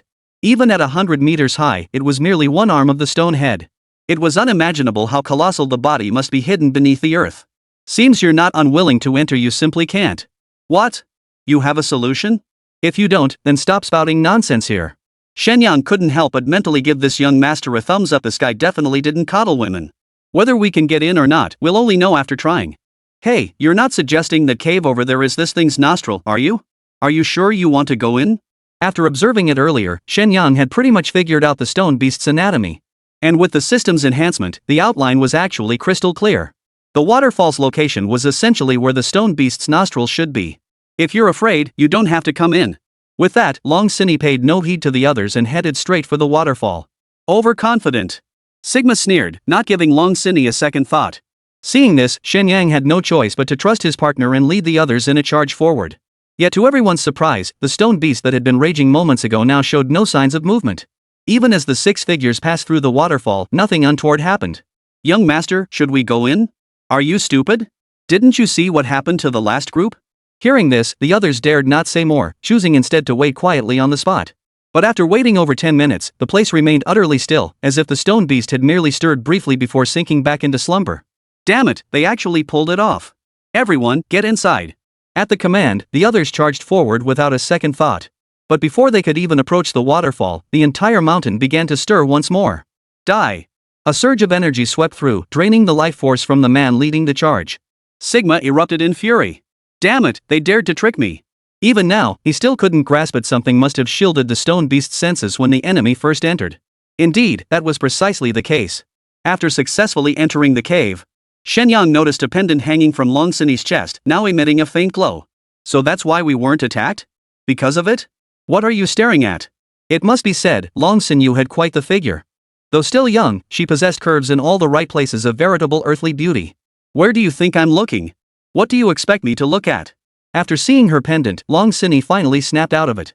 Yet despite this, she showed no sign of apology, merely speaking in a detached tone. Exactly. Did you think I came here unprepared, just to die? Fine, forget the rest for now. Where exactly is the Tianyuan stone? Let's get moving. At this point, Shen Yang had lost all patience. He just wanted to find the Tianyuan stone quickly and deepen Ingfeng's totem. Chapter 105, Get Your Filthy Hands Off. To be honest, Shen Yang had never been particularly interested in this kind of spoiled princess. Her haughty attitude only deepened his distaste. Men may be lustful, but most aren't mindless perverts. Since they couldn't see eye to eye, once their collaboration ended, they could simply part ways. The cave was dimly lit, making it feel as though they were truly inside the stone beast's body. As they pressed forward, they encountered numerous forks in the path. Without Long Sinny's guidance, they would have gotten lost long ago. Why does this place feel so eerie? As they walked, Qin Yan suddenly felt a chill run through his entire body. His spiritual perception was exceptionally keen, so this sensation was certainly not unfounded. It could be said that even a woman's intuition couldn't match the accuracy of Qin Yan's premonition. Everyone, be careful. Qin Yan's abilities had been thoroughly proven along the way, leaving Shen Yang no choice but to be cautious. What's there to be cautious about? There's nothing in here. Long Sinyu dismissed the warning with disdain, continuing to stride forward. She seemed utterly unafraid of the impending danger, or perhaps she simply dismissed Qin Yan's judgment. As they rounded a bend, Qin Yan suddenly felt his hair stand on end. Danger! Shen Yang and the others reacted swiftly, immediately retreating several meters. But Long Shiner showed no reaction, still standing in place. Can you guys stop overreacting? Don't you know people can scare the living daylights out of each other?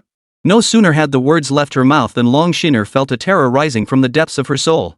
A tremendous suction force pinned her to the spot, leaving her utterly immobilized. There really is danger. Having witnessed countless incidents where people were sucked dry, she knew exactly what this was: the stone beast's most formidable ability. Long Shiner was stunned. She hadn't expected Qin Yan, who looked so unassuming, to possess such power. At the same time, his expression shifted ever so slightly, though no one else could tell. Should we save her? What's there to save? If she won't listen, she must take responsibility for her own peril. Besides, her special status surely grants her methods unknown to us. Luo Qingyi still harbored a saintly heart, something Shen Yang was determined to correct. In this world, having a saintly heart was absolutely not a good thing. Of course, a saintly heart is never advisable no matter the era. Shen Yang was right. Long Sinny did have a trump card up her sleeve and wasn't instantly sucked dry like the others. The faint glow emanating from the pendant around her neck intensified significantly. Moments later, it burst into brilliant light. Seizing this opportunity, she swiftly escaped the danger zone. Not bad. I didn't expect you to be quite so capable. Long Sinny's expression darkened, but she refrained from rebutting. After all, they had warned her earlier. It was her own fault for ignoring the warning, not Shen Yang and the others. Based on my guess, the source of the Tianyuan stone should be just ahead. But we can't get through right now. Do you have any ideas? Hearing this, Shen Yang's heart surged with excitement. Yet his expression betrayed nothing. Instead, he began to lose his nerve. They say people risk their lives for wealth and birds risk theirs for food. Given our current situation, it seems we're not meant to obtain the Tianyuan stone. I'd rather keep my life than die for nothing. Maybe we should just call it quits. Hearing this, Long Sinyu frowned. Don't you have spatial abilities? Can't you just take us there? So what? I have no idea where it's safe. Wait, how did you know I have spatial skills? Mid-sentence, Shen Yang suddenly realized. Since they'd met, he hadn't revealed his abilities. That was only natural. After all, holding back around strangers was perfectly normal. It's simple. Why do you think I asked you to join my party? Facing the accusation, Long Sinyu remained perfectly calm. It seemed finding Shen Yang and his group hadn't been mere luck after all. You've got good taste. Of course. See that opening up ahead? Can we get through there? I have a question, can your pendant protect me? Shen Yang wasn't stupid. If the pendant only protected one person, even teleporting through would get you sucked dry instantly. Rest assured, not just you, but everyone will be fine. Hearing this, Shen Yang remained skeptical. What was certain now was that Long Sinny definitely had some ulterior motive. The specifics remain unclear, but one thing is certain: this woman is extremely dangerous. Should I go instead? No need, Qingyi. Just stay alert and protect the others. Shen Yang would never let his woman take such a risk. With a single teleportation, he transported Long Shiner to her designated location. Fortunately, no danger arose. Long Shiner snorted derisively. You have that little faith in me? Should I trust you? Should I trust someone who's likely been studying us for ages? Do you really think I should? True. But I'm not the type to trust just anyone. Now, please remove your filthy hands. At that moment, Shen Yang's large hand rested on Long Sinny's waist, intended solely to facilitate the teleportation, yet it had been misinterpreted. Don't think I'm doing this willingly. Just because you're pretty doesn't mean you can do whatever you want, acting like all men should revolve around you. So you admit I'm attractive? Men really are creatures ruled by their lower halves. Shen Yang frowned deeply. This woman was nothing but trouble. Arguing with her would only invite more headaches. I won't stoop to your level. Shen Yang finally understood when it came to verbal sparring, Long Shiner was in a league of her own. After confirming the area was safe, the others were brought over. After walking a short distance further, a massive suspended rock came into view. The rock was peculiar, seeming almost alive as it slowly writhed. That rock is so disgusting. Su Ningxue felt queasy looking at it, and Luo Qingyi wasn't much better. If I'm not mistaken, this must be the stone beast's entrails. Long Xinyi's startling remark prompted her to begin examining the rock closely. Inner organs? What kind of creature is this, anyway? Faced with such an utterly bizarre scene, Shen Yang's knowledge reserves were already insufficient. But it made sense, really. If stones could possess life, then having stone entrails didn't seem all that strange. What are you looking for? Don't you know that Tianyuan stones are actually the visceral stones of stone beasts? Hearing this, Shen Yang looked utterly bewildered. He genuinely hadn't known that. So it seems the rumors about Tianyuan stones in the Dark Mountains are actually true. What are we waiting for? Let's get moving. If you want to go for it, you can do it yourself, but don't drag me into it. Long Sinyu's tone remained flat, her words as unkind as ever. Chapter 106, put some effort into this. Recalling the fates of those who came before, Shen Yang naturally wouldn't act rashly. This won't work, that won't work, so how exactly should he harvest it? From the very beginning, Shen Yang had never intended to use the Tianyuan stone to get rich. After all, deepening Yingfeng's totem only required a single Tianyuan stone. Now, seeing how difficult it was to mine Tianyuan stones, he had even less desire to get rich. As the saying goes, a gentleman loves wealth but acquires it through proper means. If it meant risking his own life, it simply wouldn't be worth it. I have my own methods. As she spoke, Long Xinyi retrieved another item from her Shriman ring. It resembled a stone pickaxe, its color blending seamlessly with the surrounding rocks, as if forged from the very body of a stone beast. You really are a treasure trove, aren't you? How do you have everything? Who's like you, trying to come in unprepared to snatch treasures? You're being way too naive. You? No point in arguing. Shen Yang finally understood he and Long Shiner were simply incompatible. I won't bother arguing with you. He couldn't even count how many times he'd said that. Shen Yang silently resolved never to initiate trouble again. Long Shiner held the stone pickaxe, studying it for a long time without making a move. It was clear she wasn't sure if this thing would actually work. Bro, do you think she's got this? She doesn't look too reliable to me. If you say it's unreliable, then it must be unreliable. We'd better keep our distance. Shen Yang trusted Qin Yan's judgment implicitly. The guy's sixth sense was absolutely spot on. Ignoring it would only lead to trouble. Without a word, the five of them retreated straight to the exit. Long Shiner had intended to seek help, but when she turned around, she saw five heads peeking out in perfect formation, watching her every move. Are you all that afraid of dying? It's not that we're afraid of dying.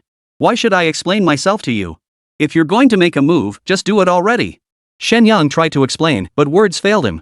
Instead, he put on a show of bravado. Seeing this, Long Shiner's lips curled upward. She raised the stone pickaxe in her hand, poised to strike. The five heads instantly retracted, like startled chicks. And you claim you're not afraid of death? What do you know? We call this putting safety first. The voice echoed from the passageway. Long Shiner shook her head, no longer paying attention to the others. Once she found the right spot, she swung her pickaxe down with one decisive blow. A crisp sound echoed through the cave, not like stone striking stone, but more like metal clashing against metal. After waiting a long while with no response, Shen Yang couldn't help but grow curious. Xin Yan, didn't you say you had a bad feeling? Why hasn't anything happened? I don't know either. Maybe that woman just died. Should we check? Let's check. The group cautiously peered out, only to witness a horrifying scene. The instant they peered out, a grotesque grimace appeared before their eyes. They all recoiled in terror. Holy, what the hell was that? I don't know either, but it looked like a ghost. That was terrifying. Let's get out of here. What surprised everyone was that Yingfeng reacted the most intensely, as if haunted by some deep-seated fear. Shen Yang, I don't want the Tianyuan stone anymore, really. Let's just get out of here. Get lost, you coward. There's no such thing as ghosts in this world. Shen Yang had always been an atheist. He never believed in any of that ethereal nonsense. Forget this world of practitioners. Even in his past life, he never believed in such nonsense, okay? What are you two doing? A chilling voice echoed. Shen Yang turned his head with effort, only to find a face resembling a clown staring right at him. Smack! In a reflexive reaction, Shen Yang lashed out with a slap. Long Xinyi couldn't react in time and took the full force of the slap. At the same time, the hood on her head was knocked flying. Seriously, are you out of your mind? Shen Yang was utterly speechless. People really can scare the hell out of each other. This woman was completely insane. You dare hit me? How dare you hit me? No one has ever dared to hit me since I was a child. The next second, Long Sinu's eyes welled up with tears, her expression pitifully vulnerable as she pouted her little mouth in hurt. Then she burst into loud sobs, sitting on the ground and kicking her legs wildly. Seriously, you're not that bad, are you? Seeing this, Shen Yang was flustered, completely baffled by what had happened. She seems a bit off. Xin Yan stroked his chin, speaking with uncertainty. Can't you tell? She's always been off, okay? Long Shiner's wails were deafening, amplified by the cave's resonance. They sounded like a lion's roar. Alright, I'm getting the point. I didn't do it on purpose, stop crying. Seeing Shen Yang's attitude remained unapologetic, Long Shiner immediately cried even louder. Like a child who wouldn't give up until she got her way, her crying was utterly infuriating. This shouldn't be happening. This isn't her personality. Shen Yang finally snapped out of it. Though they hadn't known each other long, he understood Long Sini well enough. This proud young lady, how could she suddenly turn into this? Peering into the hole, the stone pickaxe was still embedded in the stone beast's entrails. Golden liquid was now seeping from the entrails, and not only that, it was continuously evaporating into the air, forming a thin mist mid-air. Could it be the effect of this thing? I don't care. Just apologize to me. Fine, I'll apologize. I'm sorry. Can we stop this nonsense? Put some effort into it. That shows zero sincerity. Apologize again. Shen Yang was utterly speechless. Judging by the speed at which the golden mist was spreading, it would soon reach this area. If no action was taken, everyone here would likely be affected. Qingyi, try the spatial cut. Got it, Shen Yang. Luo Qingyi had also sensed something amiss and unleashed a spatial slice toward the area ahead. The effect was quite good, successfully blocking the golden mist. Only then did Shen Yang relax. You guys keep an eye on this thing. I'll go check what's really going on. The Tianyuan stone was likely hidden within, so Shen Yang couldn't give up easily. He approached the entrails, retrieved the stone pickaxe, and swung it down with all his might once more. Surprisingly, though it produced a metallic clang, the substance wasn't as hard as expected. The stone pick sank into it with surprising ease. Simultaneously, a torrent of golden mist erupted. Without the spatial barrier's protection, he would have been hit instantly. Keep going. Seeing this, Shen Yang showed no sign of stopping, swiftly hacking off a large chunk of the entrails. Brother Shen Yang, I can barely contain it anymore. Chapter 107, Brothers. As the golden mist intensified, Luo Qingyi could barely hold on. Hang on a bit longer. Shen Yang felt anxious too. After all this time searching, risking so much, still with nothing to show for it, he couldn't shake the feeling of resentment. Just as the spatial rift was about to collapse, a stone radiating golden light caught his eye. In the nick of time, Shen Yang snatched the Tianyuan stone and teleported to the cave entrance. Unconstrained by the spatial barrier, the golden mist erupted like a bomb, exploding in an instant. Run! As the smoke dispersed, the surrounding energy was rapidly absorbed. Even the surrounding rocks were not spared, visibly wrinkling before his eyes. In such a perilous situation, even Long Sini's pendant might prove powerless to withstand it. Luo Qingyi and Shen Yang took turns using teleportation, scrambling toward the exit like mice fleeing a cat.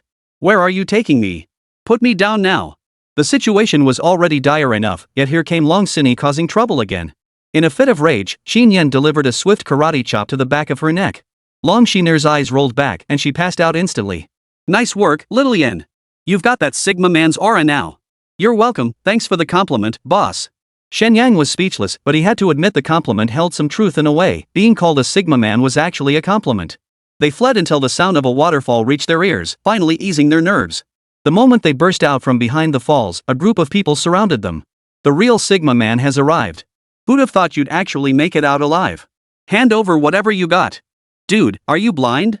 Can't you see? We're all badly injured. What treasure could we possibly have? Hearing this, the man glanced at the squad's condition. Just as Shen Yang had said, the most infuriating woman among them had already passed out, her condition unknown. You think I'd believe you? Believe it or not, but I'll tell you this, if you stay here, none of you will live. Big talk, huh? Strip search them. Any resistance, kill them on the spot. Shen Yang admitted he didn't like the Sigma man now. Not one bit. Though their strength surpassed the squad's, capturing them was impossible. Teleporting to evade the enemy's encirclement, the group didn't pause for a moment, charging straight toward the secret realm's exit. For anyone else, finding a safe path would be impossible. But with the system's boost, it felt like navigating their own backyard. Try to run.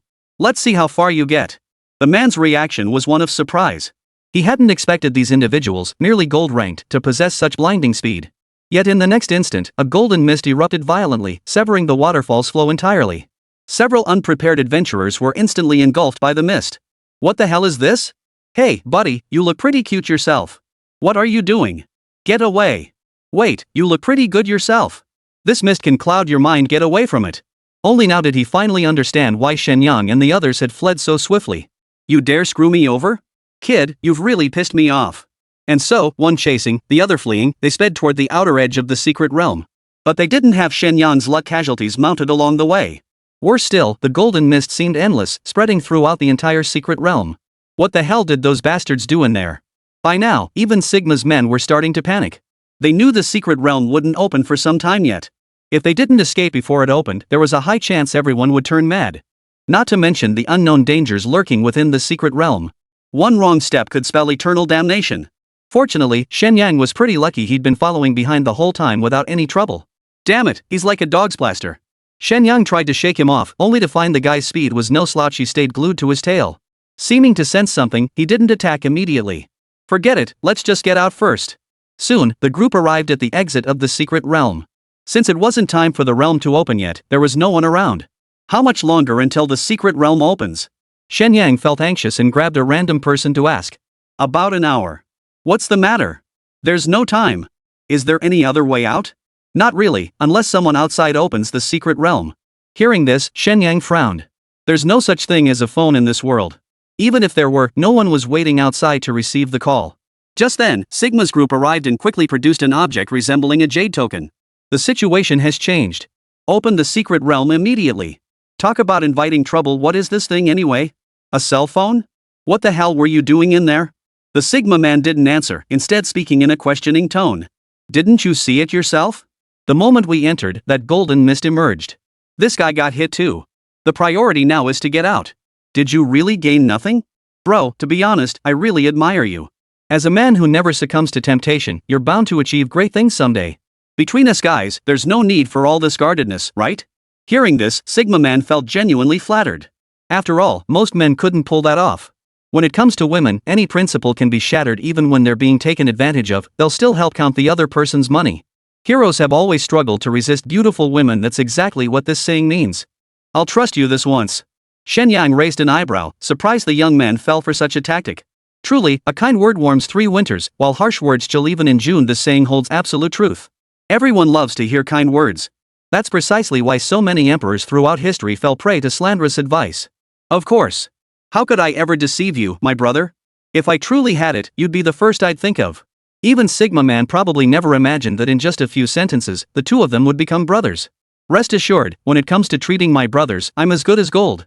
Since that's the case, let's head out together. Though none knew what truly transpired inside, everyone at the exit followed him out. After all, with that many bodyguards trailing him, his status couldn't be simple. Following him was surely the right move. Chapter 108, Farewell Forever. He wasn't that hard to fool after all. A few heartfelt brothers had the man completely charmed, leaving Shen Yang feeling a deep sense of accomplishment. As the saying goes, it's better to resolve grudges than to hold on to them. This guy clearly wasn't just some ordinary person. He must be the scion of some prominent family. If he could be won over, it would spare him a lot of trouble. Outside, there weren't many people around. Brother, I haven't even asked your name yet. Kid, you've got away with words. No need for formalities, I'm Lu Hao. Just call me Haozi. That won't do, Brother Hao. My companion is in a bad way, and I need to get back to treat her as soon as possible. I must take my leave. After that exchange, Lu Hao was once again left speechless. Given the circumstances, refusing to let them go would make him seem petty. Fine. Some of my men got hit too. Let's call it a day.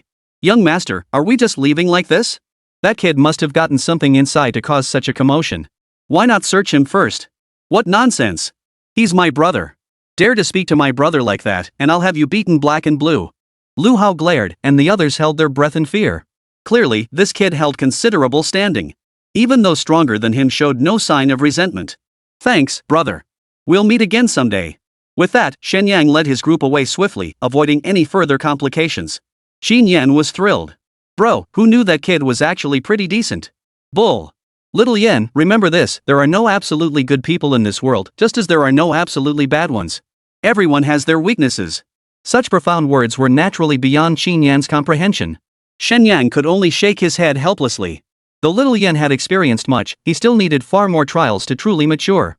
Who would have thought that after crossing over to such a bizarre world, he'd end up teaching life lessons? Along the way, Long Cinny showed no signs of waking up, and her sleeping posture was utterly dreadful. Saliva flowed like a burst dam, utterly unstoppable. If only he had a phone, he'd have recorded it to show her herself.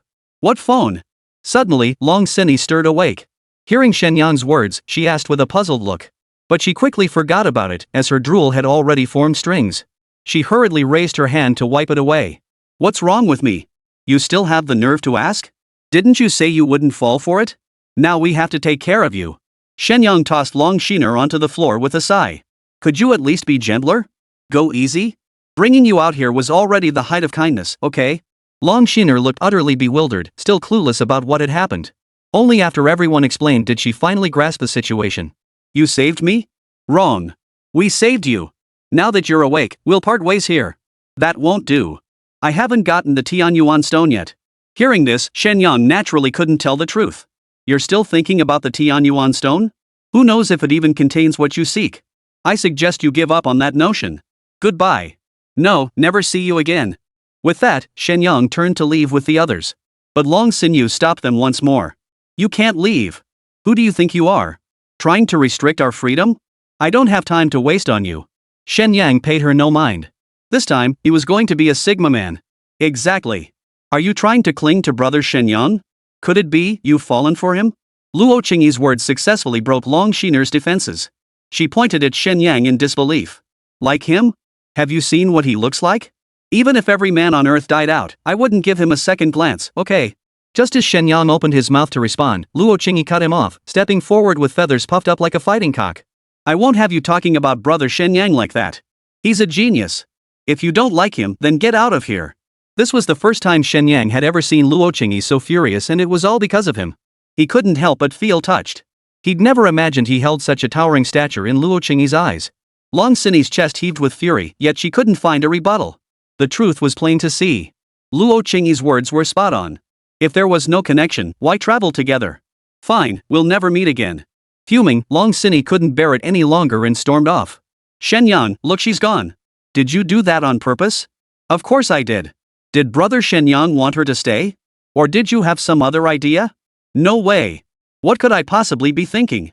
Shen Yang hastily clarified his position, afraid the two girls might misunderstand. Flirting with women is way harder than dealing with that Sigma male Lu Hao. He sure doesn't want to end up in a situation where he has to chase his ex-wife back to the crematorium. So what now? Keep heading toward the provincial capital? No rush. First, find a place to deepening Fun's totem. With the Tianyuan stone now in hand, the team's strength could be boosted once more. As for the so-called spirit essence, its true nature remained unclear. Xinyan's deepening would have to wait until they could assess the situation later. The group found a secluded spot and began the process of deepening the totem. Meanwhile, after walking some distance, Long Sinny finally snapped out of it. Wait a minute, I had a mission this time. How could I have forgotten it in my anger? Long Shiner slapped her forehead and turned back to return. But Shen Yang and the others had moved quickly and were already far from the spot where they'd parted ways. Damn it! How could I have forgotten this? Shen Yang, rest assured you won't escape my grasp. A gentle breeze swept by. If one looked closely, a barely discernible tattoo could be seen on Long Shiner's neck, a dagger glinting coldly. The shadow wing totem deepened rapidly, taking less than an hour to complete. Being all grown men, they didn't get distracted much. After the deepening concluded, Shen Yang eagerly opened Ingfeng's attribute panel. Ingfeng, a rank Nightwalker. Primary profession, Nightwalker, a rank LV37. Hidden subclass, Xianqi Totemis deepened. Strength, 1000. Constitution, 800. Agility, 500. Spirit, 300. Innate skill bestowed by the Qianqi Totem. 1. Beast Instinct passive, detects killing intent within 300 meters, sensitivity 01. 2. Judgment's Fang active, releases the Qianqi's will, boosting attack power by 300%. Hits deal double pain and briefly stun the target. 3. Chaos Domain active, consumes personal energy to create a 30-meter diameter domain. All creatures within invert their perception of good and evil. Duration depends on caster's maximum energy reserve. Chapter 109, Dark Blade. Tripled burst attack power, coupled with overwhelming beastly instincts. Shadowin's enhancement this time is truly immense. For an assassin, this is like adding wings to a tiger. Thanks. Hey, no need to thank me. Shen Yang waved it off. After all, whenever clients slayed beasts, he earned experience points too.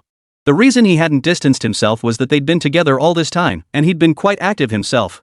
Once all five had developed independent combat prowess, Shen Yang could practically level up effortlessly just by relying on these four clients. So you guys were here. The moment they emerged, they bumped right into Long Sinny. Shen Yang's expression immediately darkened. This woman was just too much of a pain. What's your problem? Are you clinging to us now? I've no interest in that. Our earlier agreement isn't settled yet, shouldn't you see it through? Shen Yang waves dismissively at her words. Get lost. I don't have time to argue with you here, and I don't recall any agreement between us. Long Sinny slowly approached, excitement lighting up her face. That's not for you to decide. You may not have an agreement with me, but I have one with you. Brother Shen Yang, what does she mean? Yeah, what does that mean? Is there something between you two we don't know about? Hearing this, the two girls protested, turning to confront Shen Yang. What could I possibly have with her? Of course there is. Have you forgotten? At that moment, Long Sinyu stood mere inches from Shen Yang, her body turned slightly so he could catch a whiff of her perfume. But this was no time for intoxication. Shen Yang waved his hands frantically, trying to create some distance from Long Shiner. But her shameless nature seemed to have awakened once more. She grabbed hold of him as he tried to escape. What? I'm not some kind of monster, are you really that afraid of me? Not scared. Just as everyone was puzzled, Shen Yang suddenly coughed up a mouthful of blood. You're right to be afraid because I'm here to take your life. The sudden turn of events caught everyone completely off guard. A sharp blade pierced through Shen Yang's chest, blood gushing out like it was free. The others snapped out of their shock and charged toward Long Sinny. But before her, who was already prepared, they couldn't inflict any harm. Alright, now you can slowly await your death. I won't be staying to keep you company. Long Shiner seemed quite satisfied with her handiwork. Wait, before I die, can you tell me who wanted me dead? At least let me die knowing. True enough. But we can't reveal our employer. Just remember it was the Shadow Blade who killed you. With that, Long Sinny vanished from the spot. Ying Feng and Xin Yan tried to pursue her, but Shen Yang stopped them with a stern command. Don't chase her. You won't catch her. Gritting his teeth, he pulled the dagger from his chest, leaving the two women heartbroken. I told you to watch out for other women. Feeling the sting now, huh? Shen Yang wanted to laugh, but the wound pulled painfully. This one really stings, bro. But Long Sinny didn't know that for Shen Yang, who possessed the infinite realm, this minor injury couldn't possibly kill him. As his domain activated, the wound visibly began to heal. Dark Blade. That assassin organization? Rumors about Dark Blade abounded across the continent. Some claimed they were the most formidable assassin group across the entire continent, while others insisted they were merely a faction within the Dragon Nation, albeit one with extensive operations. But no one could say for certain. It should be them, but their methods are rather crude, aren't they? Ying Feng nodded. Having spent so much time by Li Tianqing's side, he had gained some understanding of the major factions across the continent. What baffled him was that as assassins, they didn't even wait to see their target die before leaving. That seemed downright unprofessional. Shen Yang chuckled and playfully punched him. Do you want me dead already? Not exactly. But one thing's for sure, that woman's still a rookie. Indeed, Shen Yang could see that too. After all, someone who didn't even know the basic etiquette of an assassin couldn't possibly be an experienced one. Even if she's a rookie, I'll remember this knife wound. I never expected that while the Lin family matter remains unresolved, another hidden blade has emerged. Suddenly, Shen Yang realized. Could this be the Lin family's doing? It's highly possible. If that's the case, since we're the city championship winners, higher-ups must be paying close attention.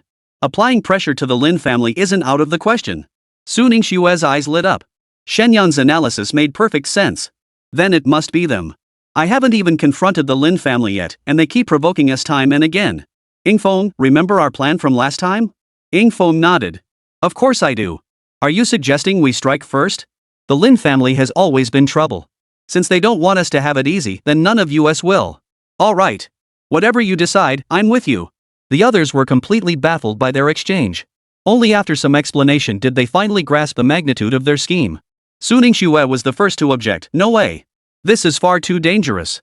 Yes, brother Shen Yang, I believe with your talent, surpassing the Lin family is only a matter of time. Why take such a risk? Truthfully, Shen Yang hadn't planned to act so soon either. The risks were simply too great. But time was running out for him. This time he targeted himself. What if next time he went after someone else? It's not the thief who steals that you fear, but the one who keeps you in mind. The Lin family hung over him like a sharp blade poised to fall at any moment. Moreover, after his visit to Li Tianqing, Shen Yang had confirmed one thing. Whether it was the high-ranking officials of Dongling City or the other prominent families, they all harbored deep-seated resentment toward the Lin family. Should the Lin family face trouble, no one would show mercy. The only obstacle now was the lack of someone to stir the pot. It could be said that once the situation shifted, the Lin family would face a fate where everyone would kick them while they're down. Therefore, rather than waiting, it was better to strike decisively. After explaining the reasoning, the two women harbored reservations but understood that Shen Yang's decisions were notoriously unchangeable. Alright, don't worry. I've confirmed with the dean as long as we reach Platinum Intermediate, there won't be any issues. Hearing this, the two women were somewhat surprised. It was hard to imagine that a platinum-tier assassin attempting to take down a grandmaster could actually have a chance of success. Alright, then we'll focus on leveling up during this period. Chapter 110, Unlikely Encounters. The region where the Dark Mountains lay was already quite a distance from Dongling City. Shen Yang was determined to take down the Lin family this time, so he chose a different route back to Dongling City. As for the provincial rookie tournament, there was no need to worry. They could simply take the school's airship there, ensuring they wouldn't miss a beat. Ding! Congratulations on defeating the ferocious beast, Evil-Eyed Tiger, LVU33. Gain 3,300 EXP. Ding! Client Su Ningxue defeated the ferocious beast, Ground Blind Beast, LV35, gaining 3,500 EXP. After a day of this, Shen Yang finally understood what it meant to be outmatched by sheer luck. Though fierce beasts kept appearing, most at the gold tier level. Compared to the day they wiped out the giant rat's lair, these were mere trifles. At this pace, reaching platinum rank before returning to Dongling City was utterly impossible. Just as the group prepared to rest, the sound of combat erupted ahead. Go check it out.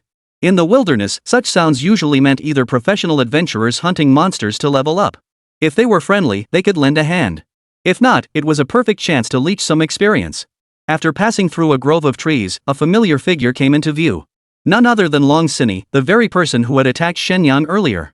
She was currently battling a brown bear, looking rather battered. Clearly, the brown bear was also platinum tier, boasting astonishing defense. After an unknown duration of combat, Long Shiner's clothes were in tatters, while the bear bore only a few shallow wounds. What a small world! Seeing Long Shiner again made Shen Yang's teeth itch with rage. After all, backstabbing was utterly unforgivable, no matter where it happened. Boss, wanna make a move? Xin Yan, itching for action, had naturally sensed Shen Yang's emotional turmoil. No rush. This woman's got some serious skills. This time, we'll strike while she's down and finish her off. What truly troubled Shen Yang were the endless treasures this woman carried. If he hadn't misjudged, even within the Dark Blade organization, this woman's status must be quite high. Otherwise, how could an ordinary assassin carry so many treasures? This also indirectly confirmed her lack of experience after all, such carelessness was common among spoiled young ladies. The battle raged fiercely, uprooting trees in the surrounding area. As expected, though slightly outmatched, Long Sinny held her ground remarkably well. One treasure after another poured forth from the Sumeru ring like a bottomless bag, leaving the brown bear struggling to keep up. This woman is a veritable treasure trove. No worries, big bro. Once we take her down, all that stuff will be ours. Hearing Qin Yan's words, Shen Yang raised an eyebrow. When did this kid become so level-headed?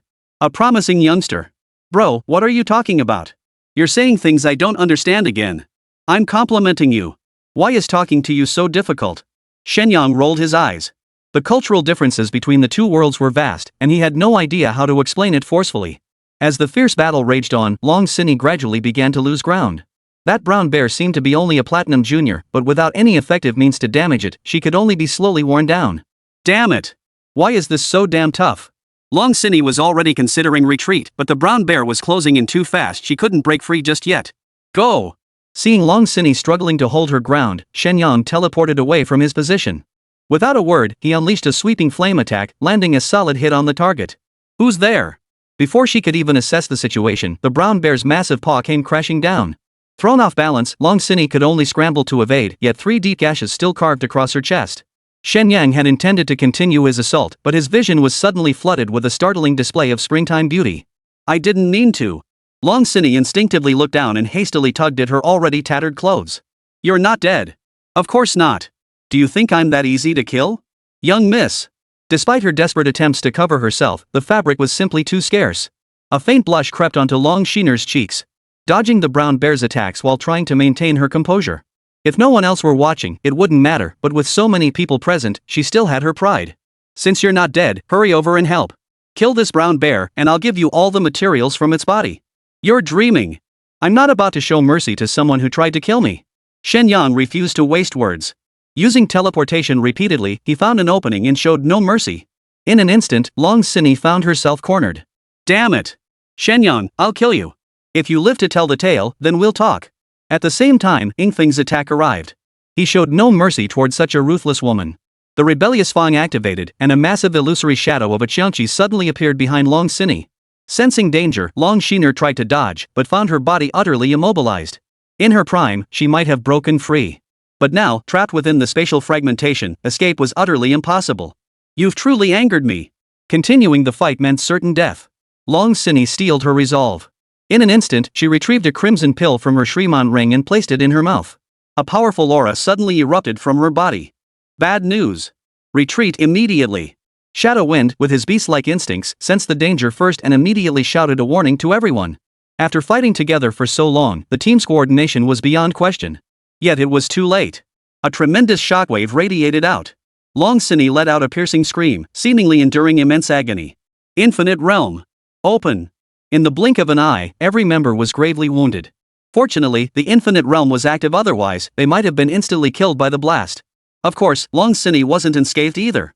Blood spurted from her mouth, and her eyes turned crimson. You'll pay for this. With that, she vanished from her spot.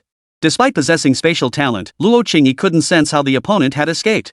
So she had other tricks up her sleeve after all. Shen Yang was shocked. The scions of these major powers were indeed formidable. Not only were they exceptionally gifted, but they also had far greater resources. If this continued, they would only grow like a snowball, ever larger and more formidable. This situation bore some resemblance to the Lin family's standing in Dongling City. Breaking such a system would be an impossible task, even for the empire itself. Hurry up and leave.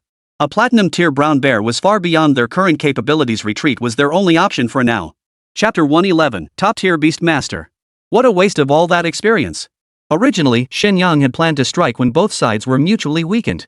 He had anticipated Long Sinny would have survival tactics, but opportunity strikes once. He just hadn't anticipated that this woman's survival tactics would prove so formidable. It was foreseeable that he'd likely have to cross paths with the Dark Blade faction again in the future. But when you've got too many fleas, you stop feeling the itch. You just block the soldiers and dam the water. Worrying about it so much is pointless. Boss, that bear seems to be chasing us. Hearing this, Shen Yang glanced back to see a large section of trees toppled behind them. Shen Yang's eyes darted around, and an unpolished idea immediately formed in his mind. This brown bear must be enraged. It's in a state of fury. Little Yen, see if you can control it. Xin Yan instantly grasped Shen Yang's plan. The two shared an almost uncanny telepathic connection. It worked. Great. Control it to attack other beasts. Remember, don't kill it, otherwise, we'll lose the experience. Got it. The seamless coordination between the two left even Su Ningxue and Luo Qingyi momentarily dumbfounded. Could this be what people call a soul connection? Of course, the kind of understanding between men is hard for women to grasp. It was just like gaming with male teammates. Communication often required only a few words. But when female teammates joined, things became far more complicated. Shen Yang teleported onto the brown bear's neck, feeling quite pleased with himself. Little Rock, let's get to work. The brown bear was large enough for everyone else to sit on its shoulders as well. And just like that, a merciless harvesting machine was born. This brown bear was likely the strongest in the vicinity. Its intelligence naturally couldn't compare to humans, which is why Qin Yan could control it so easily. As they rampaged through the forest, the hidden beasts began fleeing in panic. But escape was impossible. Not only were the brown bear's attacks unavoidable, but even those farther away were swiftly dealt with by the group. Watching his experience points steadily climb, Shen Yang's mood instantly lifted. Who would have thought, Little Yen, that you'd have the potential to become a beastmaster? Within the entire professional system, the role of a beast tamer simply didn't exist. Even Qin Yan, despite his formidable psychic abilities that could be used in combat or to confuse enemies' minds, it was utterly impossible to directly control ferocious beasts. After all, their nervous systems were fundamentally different from humans. Shen Yang had merely intended to test the waters, yet with the tattoo's enhancement, he succeeded on his very first attempt. From now on, the continent will likely see the emergence of yet another profession. Beastmaster? That's a great name. Thanks, big bro. That wasn't my name, you just didn't know.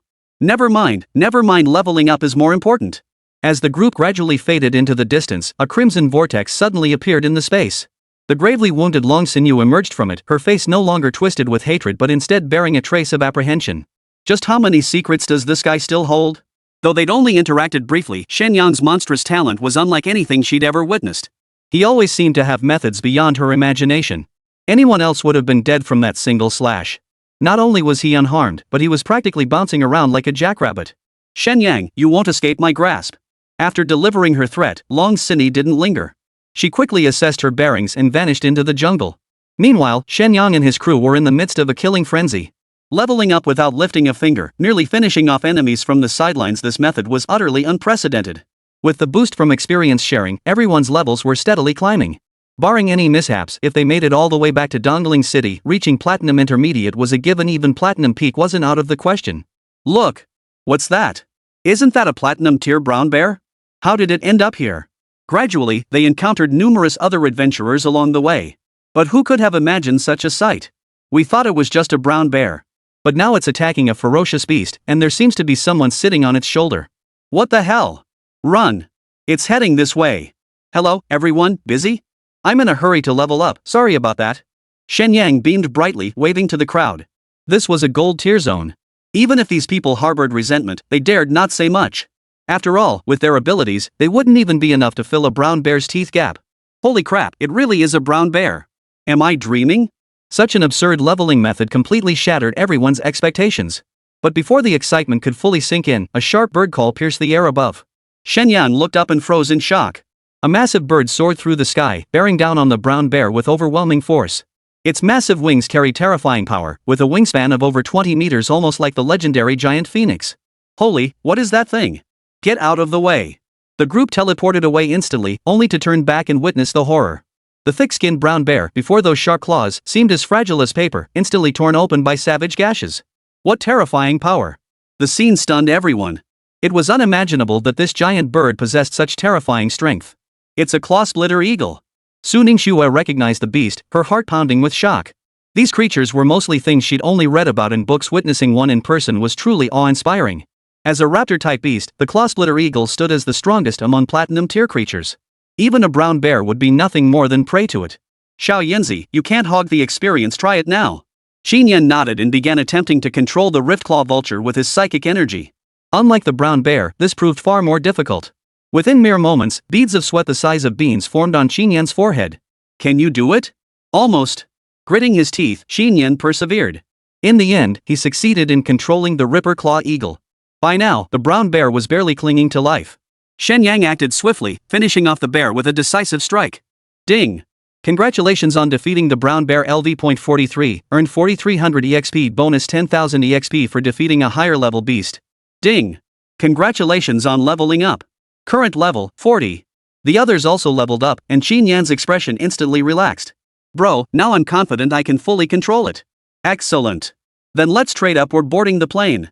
Shen Yang had always wanted a flying vessel. While he didn't have one now, he did have a flying beast which seemed far cooler than any vessel anyway. Alright, this is absolutely fantastic. Luo Qingyi danced with excitement, unable to believe she'd ever get to ride the claw splitter. Chapter 112, Hello, Grandpa. The howling wind whipped past their ears as they gazed down at the spectacular scenery below. Every member of the squad was incredibly excited. Spot on. Shen Yang was thrilled too. Compared to flying, this was like night and day, right? Who knows when I'll get to fly on a sword? Sword riding? Can swords even be ridden? What does that even mean? Xin Yan was like a curious kid, always asking about new terms. Little Yan, just focus on controlling it. Do I really need to explain everything to you? Got it, big bro. Truthfully, the squad members had long noticed Shen Yang's peculiarities, but everyone understood that some matters were best left unquestioned. Besides, in this world, everyone has their secrets. Even the closest of people can't be completely open with each other. This wasn't deliberate deception. More often, it was a kind of white lie. True friends don't pry. After all, when someone doesn't want to talk about it, asking too many questions just makes things awkward for both sides. What the hell is that thing? Looks like a rift claw eagle. Why do I feel like there's someone up there? You're not seeing things. There really is someone up there. The rift claw vulture's speed far surpasses that of a brown bear, and its aerial vantage point offers superior visibility. The party's monster farming efficiency increased further, though they inevitably encountered many other adventurers along the way. Fortunately, due to our chosen route, we avoided higher-level players. Otherwise, someone might get greedy and try to steal the split-claw eagle. That would be trouble. Who on earth are they? How could they tame such a ferocious beast? Hey, what's so strange about that? I just saw someone riding a bear. Just then, the claw splitter dove down. It swept away the beasts that had beaten those people to the brink of death, reaping experience like a fighter jet. Hello, nice to see you again. Thanks for the experience, bro. That was lightning fast. I'll thank you properly next time. As the distance grew, Shen Yang's smug voice faded into the distance. Damn it, that guy I just ran into was this jerk. Hello, my ass. I'll be damned. Due to the great distance, the squad couldn't hear a word the other party was saying.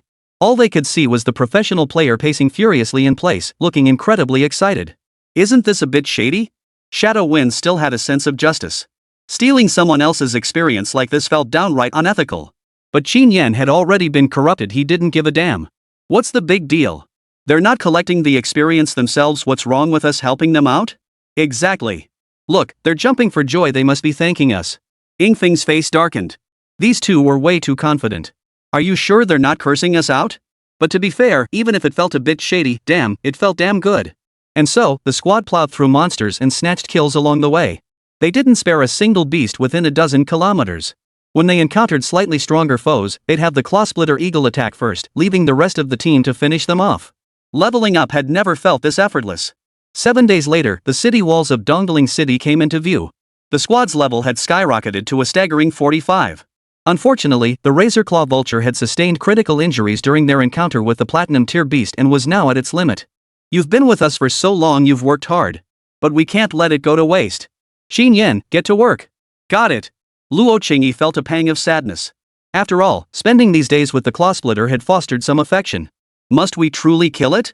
Qingyi, you really need to work on that sentimental streak of yours. A true warrior must first cultivate an unshakable heart. Hearing this, Luo Qingyi still felt a pang of sadness, but she didn't say anything more. This wasn't the first time Shen Yang had reminded her, and she didn't want to disappoint him. Ding! Client Xin Yan slays the Claw Splitter LV of 43 and gains 4,300 EXP. Without transportation, the group had no choice but to proceed on foot. Fortunately, the city center wasn't far, and the danger level wasn't too high. Have you heard? There's a new beastmaster around lately, someone who can control ferocious beasts. You bet. He's stolen a bunch of my kills. He's definitely powerful, but he's just not human. Who wouldn't agree? But what exactly is this class? How come I've never heard of it before? On the way back to town, more adventurers began gathering. Almost every conversation revolved around that flying kill-stealing freak. Are they talking about us? Keep a low profile, keep a low profile. You don't want them coming after us, do you? Shen Yang remained utterly unfazed, as if the whole thing had nothing to do with him. He even stepped closer, asking with a sly grin. Hey guys, what's the buzz? Haven't you heard? There's this flying freak snatching kills left and right, totally impossible to defend against. What kind of nonsense is that? That's just inhumane. But without a flying vessel, how are they even flying? Hearing Shen Yang's words, the squad members were utterly bowled over with admiration. Who knew this guy would trash-talk himself so mercilessly? He really is a badass. Hey, you're lucky you didn't run into him. That guy somehow controlled a Riftclaw Vulture and bombarded us from the air. That's just too pitiful. Did you get a good look at what he looked like? Not really. That Riftclaw Hawk was moving too fast, couldn't make out a thing. Oh, that's good. What did you say? Shen Yang almost let it slip, then quickly laughed it off. That guy has no shame whatsoever. If I ever run into him, I'll teach him a lesson. You? I'd say forget it. Even many platinum tier players got their kills stolen. If you run into him, just keep your distance. Thanks for the heads up. Shen Yang had approached to ask precisely to gauge whether he'd given himself away. If he had, things would get complicated. His reputation is already quite prominent. If word of this got out and sparked public outrage, his situation would become even more difficult. Looks like I'll have to be more careful from now on. As for repentance, that's impossible. The world's resources are finite. Forget about snatching others' kills. For treasures, killing is often justified. This is nothing compared to that. If it weren't for the scheming and backstabbing among humans, things might not be this bad right now. To break this cycle, rapid growth is essential. A few minor missteps along the way? That's no big deal. Lin family, this time I'll see if you can survive. Returning once more to Dongling City, Shen Yang's gaze was icy. The Lin family would ultimately become his stepping stones. Chapter 113, Only the East Wind Remains. Upon entering the city, rumors about the flying thief were already spreading like wildfire. Shen Yang felt a chill of fear. He had been so conspicuous back then, if anyone had recognized him, the consequences would have been unimaginable. But now wasn't the time for such thoughts. He needed to devise a meticulous plan. Upon returning to Villa Number 1, Yi Badian sought him out immediately. Why are you back? Wait, what did you do? How did you level up so fast? That's not important. We're back for a reason. Seeing Yi Badian, Shen Yang made no attempt to conceal anything. He laid out his entire plan. What? You're planning to assassinate Lin Wuya? Keep your voice down. Are you afraid people won't know? Shen Yang quickly covered Yi Badian's mouth. Fortunately, few people lived in the villa district. I refuse. What exactly are you disagreeing with? This time, Yi Badian suddenly grew serious, his face filled with worry. Do you have any idea how powerful the Lin family is? Even if you succeed, have you considered the consequences? The Lin family's standing in Dongling City is common knowledge. If anything were to happen to them, it would set off a chain reaction with far-reaching consequences. It could very well plunge the entire city into turmoil, a fact Yi Badian was well aware of. Moreover, as Dongling City's most formidable grandmaster, Lin Wuya's strength was beyond question. Even if several of you have reached mid-platinum level, assassinating a grandmaster is still nothing short of a pipe dream. I know that very well, which is precisely why I need your help. What help could I possibly offer? The Lin family may be despicable, but they remain a force among humanity. Asking me to take action is simply impossible. I advise you to abandon this unrealistic notion sooner rather than later. Compared to eliminating the Lin family, Yi Badian was actually more concerned about the safety of Shen Yang and the others. Admittedly, he hadn't been the most competent master, offering little meaningful support.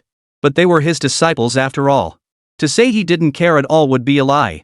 I won't abandon my plan, that much is certain. And I'm confident I can succeed. Is there truly no room for negotiation? None. And I've already discussed this matter with the dean.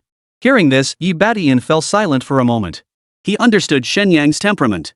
Though they hadn't spent much time together, he knew that once this guy made up his mind, it was nearly impossible to change it. Fine, I'll go along with your madness this once. Spit it out, how do you need me to cooperate? Or should I just go in and handle it myself? No problem. Shen Yang felt deeply moved by these words. The old man was still the same as ever when it came to action. He truly dared to step up, even if it risked causing massive upheaval. You won't be responsible for the execution, I've got this covered. Yi Badian instantly bristled. Wasn't this a slap in the face? You little brat. I've already resolved to fight to the death, and now you don't even need me? My kindness is being taken for granted. Master, that's not what I meant. You have a more crucial mission. Hearing this, Yi Badian perked up. Deep down, he still didn't harbor a murderous intent toward the Lin family. He understood all too well that allowing the Lin family to continue unchecked would bring nothing but harm to Dongling City. Take the recent secret realm cleanups and beast-tide battles, others might be unaware, but he saw it all clearly. While the Lin family had contributed, their efforts had been largely ineffective. Frankly, their focus was more on power struggles. Other matters had become secondary to them. Even if it meant greater casualties, those losses were merely stepping stones in the face of their vested interests. Otherwise, he wouldn't have changed his mind so quickly. Because he believed Shen Yang was the one destined to bring about change. What mission? Hold on, I'll tell you slowly. It wasn't until dusk that Jibaji finally left Villa Number 1, without drawing anyone's attention. Alright, everything is now in place. All that's missing is the east wind. Why wait for the wind? Kid, stop asking so many questions. After a night of waiting, news about Jibadian finally arrived. Tonight at 10 o'clock, the Lin family will host a banquet. All the top brass will be in attendance. Upon receiving this news, Shen Yang gave a cold chuckle. These families had likely long harbored ambitions to devour the Lin family piece by piece. In other words, the Lin family's current situation wasn't exactly rosy. They'd become the target of widespread contempt. It was only their fear of the Lin family's tyranny that had prevented them from finding a suitable opening. Of course, many still remained supporters. After all, should the Lin family truly seize power, these individuals would be credited with having ridden the dragon to success. Even if only for appearance's sake, the Lin family would never treat them unfairly. It must be said that Li Tianqing still held considerable influence in Dongling City. He managed to get things done so quickly. Ready? Ready. Since this was an assassination mission, Shen Yang had no intention of involving Su Ningxue or Luo Qingyi. The final confirmed team for the assassination of Lin Wuya consisted solely of Yingfeng and Qin Yan. The two women wouldn't be idle either. Their mission was to eliminate Lin Xiao. Night gradually descended upon Dongling City as the lights began to glow, appearing no different from any other evening. Amidst the still night, several figures moved through the darkness, concealed with great skill. The Lin family compound lay just ahead. Yingfeng, go in first and confirm the target's location. The internal layout of the Lin family estate had already been thoroughly scouted during the day. Though it appeared vast, its layout was actually quite straightforward. Their objective this time was to pinpoint the bedrooms of Lin Xiao and Lin Wuya. It must be said, the Lin family truly lived up to their reputation as Dongling City's most powerful clan. Every item within the estate radiated understated luxury. Though seemingly unremarkable, each item was worth more than an ordinary person could earn in a lifetime. Yingfeng's stealth abilities were beyond question. Even a diamond-level expert couldn't easily detect his position. More crucially, as Dongling City's most formidable power, no one would ever suspect someone would be foolish enough to sneak in at night. Thus, despite the numerous guards, most maintained only a moderate level of vigilance. Over the years, apart from the occasional incident, the Lin residents had never experienced any major disturbances. Shen Yang utilized teleportation to evade the guards' gaze repeatedly. Within 10 minutes, the pair had pinpointed the residence of the father and son. Surprisingly, Lin Zhao's quarters were located in the most remote courtyard of the Lin residence. Outside, crowds surged as clan heads in Dongling City's elite vied to curry favor with Lin Wuya. Such treatment had him feeling rather elated. Truthfully, he couldn't quite fathom why Li Tianqing had been so accommodating today, bringing so many people to the banquet. Chapter 114, Too Deep in Character. Once most of the guests had arrived, Li Tianqing raised his wine cup and spoke with a broad smile. Ladies and gentlemen, I know there have been some unpleasantries between you and the Lin family. But today, gathered here, we must turn swords into plowshares. After all, Dongling City's defense efforts will still require your collective support in the days ahead. Li Tianqing had his reasons for speaking first. In Dongling City, the relationship between Starlight Academy and the Lin family was notoriously the worst of fact known to all. Yet today, he was making an unusual move to mend ties with the Lin family. The seasoned veterans present couldn't help but speculate about the hidden motives behind this sudden change. Still, if Li Tianqing genuinely intended this, it could prove beneficial for Dongling City. Principally, is all this fanfare today merely about mending ties with the Lin family? That's all. After careful consideration, the Lin family's influence in Dongling City has become increasingly significant. They hold pivotal importance for the entire city. If we continue our open and covert conflicts, it would be a dereliction of our duties. Hearing this, the expressions on everyone's faces varied. Truthfully, there was no fault in his words. The reality was exactly as he stated. Had Dongling City united its efforts and concentrated all resources on nurturing new talent, it wouldn't have remained stagnant for so many years without a breakthrough. Consequently, while the older generation steadily enhances their capabilities, the new generation lacks capable successors. Over time, the consequences for a city's development are self-evident. Dean Li, I never thought you'd show such magnanimity. Lin Wuya, who had remained silent until now, spoke with a hint of disdain in his tone. Li Tianqing's unusual behavior today, if he had no ulterior motive, he'd never believe it. After all, the Lin family's rise had once been obstructed by him, and not just any obstruction, but a relentless, no-holds-barred kind. To suggest he'd suddenly seen the light overnight and now wanted to align with the Lin family, even a child wouldn't buy that, let alone an old fox like him. Head of the Lin family, you're mistaken. As the saying goes, one learns until the day they die. Even you and I, have we never made mistakes in our lives? I believe the ability to recognize one's errors and correct them is already a rare quality. Wouldn't you agree, head of the Lin family? Li Tianqing adopted an unexpectedly humble posture, surprising many. Remember when the Lin family tried to plant their people in Starlight Academy? This guy was notorious for being stubborn as a mule. He refused to compromise even when the Academy's future was at stake. To see him groveling like this today was nothing short of a Dongling City oddity. Right. Given this, the matter of Starlight Academy? I've come to realize that Starlight Academy's future still relies heavily on the Lin family's support. Besides, I'm getting on in years, who knows when my time might come? So this position of principal isn't something I absolutely must hold on to. These words sent shockwaves through the entire assembly. Even though Starlight Academy is nowhere near what it used to be, and the resources it receives each year are extremely limited. But everyone knows that this year, Starlight Academy has produced a dark horse team. If this team can be properly cultivated, the resources they could attract might even surpass those of Dragon Emperor University. In other words, the value of the Shen Yang squad alone now exceeds that of the entire Starlight Academy. Very well. In that case, the Lin family has a small request. At these words, everyone perked up. The feud between Shen Yang and Lin Xiao was common knowledge among those present. Though Lin Xiao was a wastrel who had yet to inherit the Lin family's qualifications, he remains the only son of Lin Wuya. Even if he never becomes the family head, his status will remain undeniably high. Moreover, given Lin Wuya's temperament, he would never allow a collateral branch to seize power. Even if it meant using force, he would ensure Lin Xiao ascended to power. Should anyone resist, they would be dealt with swiftly, such as the Lin family's way. Brother, if you have any requests, just say the word. As long as it's within my power, I won't hesitate to deliver. Don't make such absolute promises. What if I asked you to kill Shen Yang? The room fell instantly silent as all eyes turned to await Li Tianqing's response. They expected this to be an agonizing decision, but to their surprise, Li Tianqing merely smiled faintly. He's just a junior. Is the Lin family head truly considering this? So you're refusing? Lin Wuya snorted in disdain. He knew that this old fox was playing some game, likely hiding some undisclosed secret. Yet even after all this time, he still hadn't deciphered the other's true intentions. Agree? Why wouldn't he agree? He was just a young upstart. Since he had a grudge against young Master Lin, he should be dealt with by the Lin family. Yi Badian, bring that boy over. Dean, Shen Yang isn't in the city right now. Last time he said he was out training. Besides, he's my disciple. Are you really going to be so ruthless? At these words, Li Tianqing's expression turned icy. Yi Badian, don't blame me for not warning you. I am the dean. If you continue questioning my authority like this, you won't be holding that director position much longer. Li, you pig-nosed fool, what are you trying to pull? Mark my words, no one touches my disciple. If you insist on this, we'll settle it today. How dare you?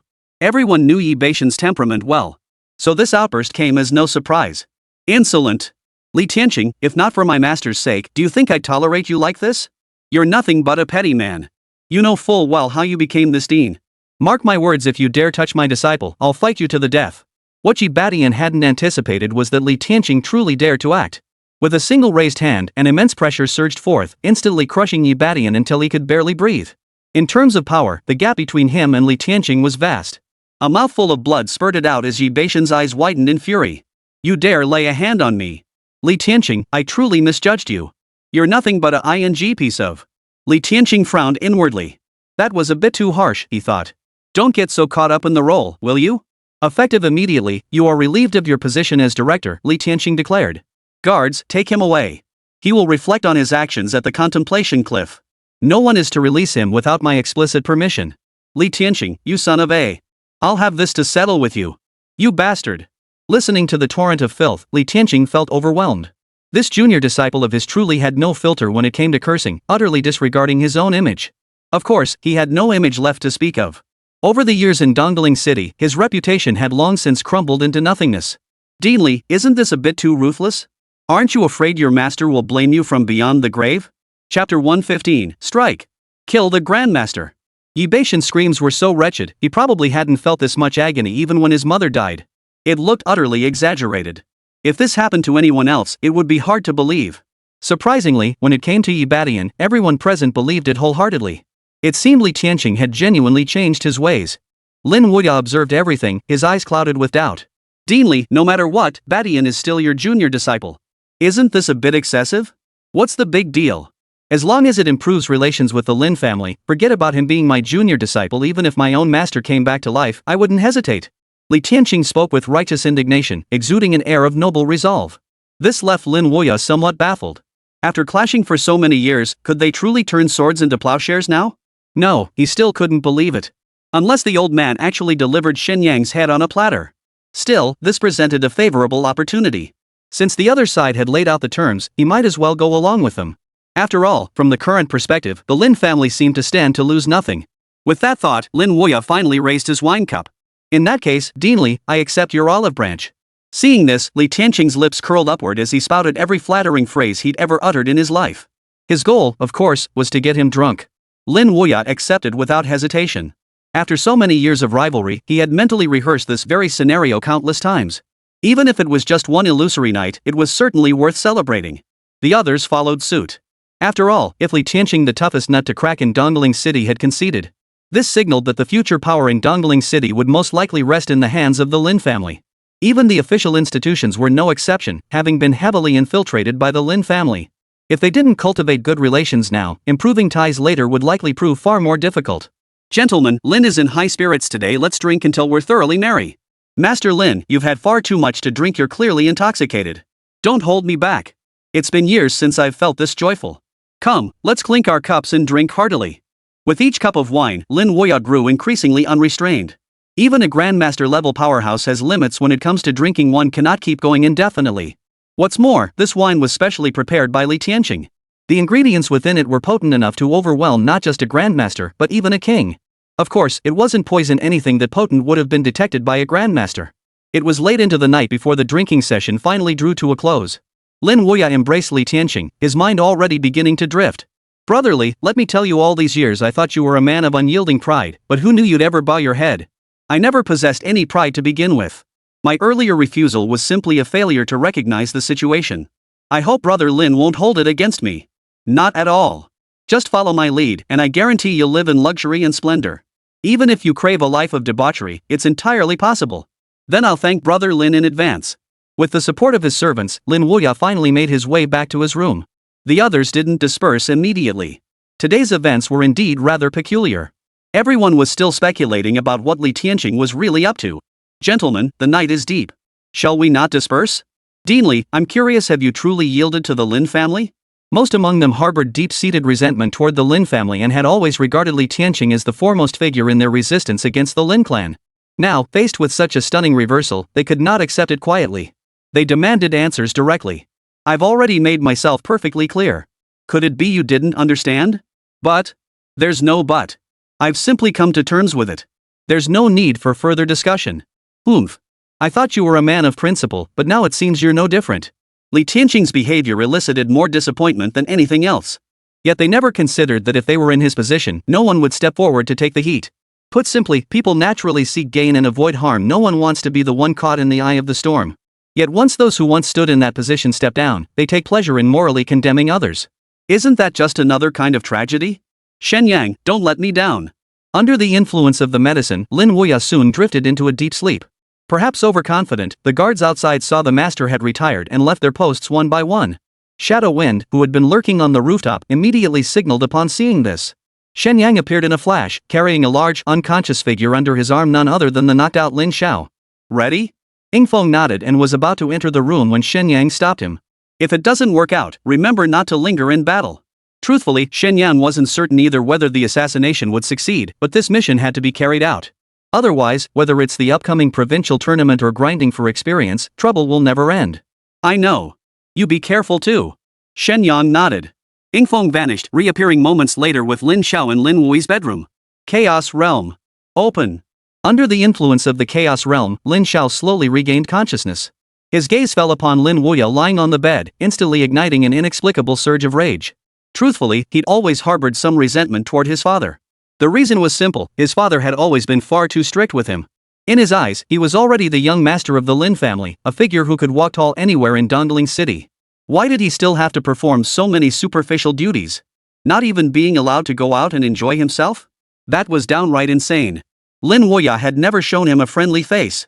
But this time, for some inexplicable reason, upon seeing his father, he was overcome by a towering hatred so intense it felt like they could never coexist under the same sky. I'll kill you. Lin Xiao could no longer hold back and launched his attack. It seemed he hadn't put much effort into leveling up recently. Even at full strength, he was only at the mid-gold tier. Strike! As the other moved, Shen Yang's deep voice echoed. Teleported in, Luo Qingyi unleashed her most powerful attack immediately. Dimension Blade. Flames sweep the four directions.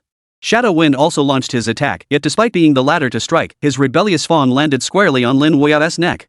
A master is indeed a master. Even in his sleep, he sensed the danger. But it was too late. He could only barely dodge the fatal blow. Who dares?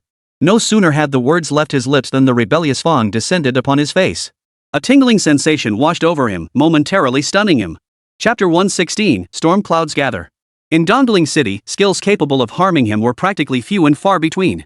Never did he expect to fall victim today. Countless thoughts raced through Lin Wuya's mind as he tried to guess who his enemy could be. But before he could figure it out, the Dimension Blade was already upon him. At that very moment, Lin Zhao's face came into view. Lin Wuya stared in utter disbelief. It's you! You ungrateful son! Before he could finish speaking, the Dimension Blade sliced through Lin Wuya's physical defenses, leaving a deep gash across his throat. Of course, this wound alone wouldn't be enough to kill him. I'll kill you! Lin Xiao, unarmed, clutched his father's throat like a madman. Perhaps the sight of blood only fueled his frenzy. His fingers plunged deep into the wound. Two flames sweeping the four directions struck the wound with pinpoint accuracy. Lin Zhao's fingers, still embedded in the wound, were severed cleanly in two. Yet the man seemed oblivious to the pain, his grip remaining ironclad. It must be noted that flames sweeping the four directions dealt true damage and also inflicted a stun effect. Lin Wuya, already defenseless, couldn't withstand the blow and was instantly dealt a critical wound. Shadow Wind didn't stand idle either. While maintaining his domain, he launched another attack, delivering the final blow to Lin Wuya. Ding! Client Yingfeng has slain a Grandmaster tier professional LV78, earning 7,800 EXP points. Ding! Rewarded 100,000 EXP for defeating a higher level professional. As the two notifications chimed, Shen Yang's heart finally settled. It seemed his plan had worked perfectly. As the saying goes, even a tiger won't eat its own cubs. Shen Yang had brought Lin Xiao along precisely to shatter the defenses of the already intoxicated Lin Wuya. As events proved, he simply couldn't bring himself to strike his only son, and that's how they seized their chance. Of course, Shen Yang wouldn't spare Lin Xiao either. Following the prior arrangement, Yingfeng raised the dead hand of Lin Wuya and drove it straight through Lin Zhao's chest. Ding! Client Yingfeng has killed a gold tier professional LV33, gaining 3,300 EXP. With everything settled, the group made no lingering and quietly departed the Lin family estate. Perhaps Lin Wuya never imagined, even in death, that he would fall at the hands of a junior. And it was a junior he had long sought to eliminate himself. Truly a case of meeting his demise in the most unexpected place. That night, dark currents swirled beneath the surface of Dongling City. Li Tianqing's sudden betrayal forced every clan into urgent discussions about their next moves. Meanwhile, news arrived that Shen Yang and the others had returned safely. Li Tianqing and his allies had already begun seizing control of the Lin family's assets, forcibly taking them over without the slightest hesitation. By the time the wavering factions reacted, most of the Lin family's assets had already fallen into these hands. What are you doing? Are you bullying us? Outside the Lin family mansion, a group of gray-haired elders stood at the entrance. The Lin family has gone too far. Today, you must give us an explanation. Give you an explanation? You stormed into our home in broad daylight and violently seized our Lin family's property. Now you expect us to explain ourselves? How absurd. The Lin family members were utterly bewildered, having no clue what had gotten into these people. Though these people had long harbored grievances against the Lin family, they'd never dared act so brazenly before. Could it be that Li Tianqing's betrayal yesterday had provoked them? We won't stand for it. Dongling City has suffered under the Lin family's tyranny for far too long. We can't just sit back and watch. Bring out the head of the Lin family to answer for this. With so many clan heads present, a mere gatekeeper couldn't possibly make such decisions. Has the family head not woken up yet? Not yet. I just called him, but there's no response. He must have overindulged last night. Hearing this, the Lin family members immediately frowned. With such a major incident unfolding, having no one to make decisions leaves us utterly at a loss. Just you wait. Once our head arrives, we'll see how you dare act so arrogant. Do you think we're afraid of you? Bring that old fool Lin Wuya out right now. I'll fight him to the death today. Naturally, the situation here drew considerable attention. Not far away, in a private room of a tea house, Wang Bing sat with an expression of utter calm. This has certainly escalated. I wonder what these people are thinking, daring to challenge the Lin family. Mayor, perhaps we should step in and mediate. If this escalates, it won't be good for Dongling City. No rush. I want to see how the Lin family plans to respond. The situation at Starlight Academy isn't looking good either. Not only have many young members of prominent families joined the protests, but even ordinary citizens have begun participating. The protests, naturally, condemn Li Tianqing's actions. The Lin family has virtually monopolized all industries in Dongling City. Their dominance is common knowledge. Now, as the headmaster of Starlight Academy, he's willingly thrown in his lot with the Lin family, serving them like a slave. The Academy's promise of neutrality had been shattered. If the Lin family truly gained control of Starlight Academy, how could children from ordinary families ever rise up in the future? This very concern was why so many had gathered to protest. And the reason the news spread so rapidly? Well, we have those family members to thank for that. Outside Starlight Academy, the area was now completely swamped with people. Observing the scene, Li Tianqing shook his head helplessly. You little brat, I've sacrificed my reputation for you this time. How do you plan to thank me? Principal, I don't understand. I clearly eliminated a cancer from Dongling City. Surely you know how significant this is for Starlight Academy. Why should I thank you? Oomph. You little brat, I knew you'd never take a loss. But this matter must be buried deep within you. Never speak of it to anyone, unless you possess absolute power. Shen Yang understood this perfectly well. The assassination attempt had succeeded. Having achieved his objective, there was nothing left to boast about. The vast pond of Dongling City had been stirred into turmoil, and the ensuing upheaval was inevitable. For a budding genius like Shen Yang, sticking his neck out now would bring nothing but trouble. I know. This time, I owe the dean a debt of gratitude. You're too kind. As long as you can bring more benefits to Dongling City, everything I've done will be worth it. To be honest, Shen Yang found himself admiring Li Tianqing at that moment. Climbing to his current position hadn't been easy for him. Yet he was willing to stake his own reputation for the future of Dongling City. Such dedication is something not everyone possesses. Alright, you two should go rest now. What happens outside is none of your concern. Don't forget the provincial rookie tournament. You must bring honor to Starlight Academy. Chapter 117, Setting Out. Shen Yang wouldn't miss the provincial rookie tournament for anything. When the system issues the mission, the rewards should be quite substantial. After bidding farewell to Li Tianqing, Shen Yang and the others finally gained some rare downtime. Meanwhile, the situation in Dongling City grew increasingly chaotic.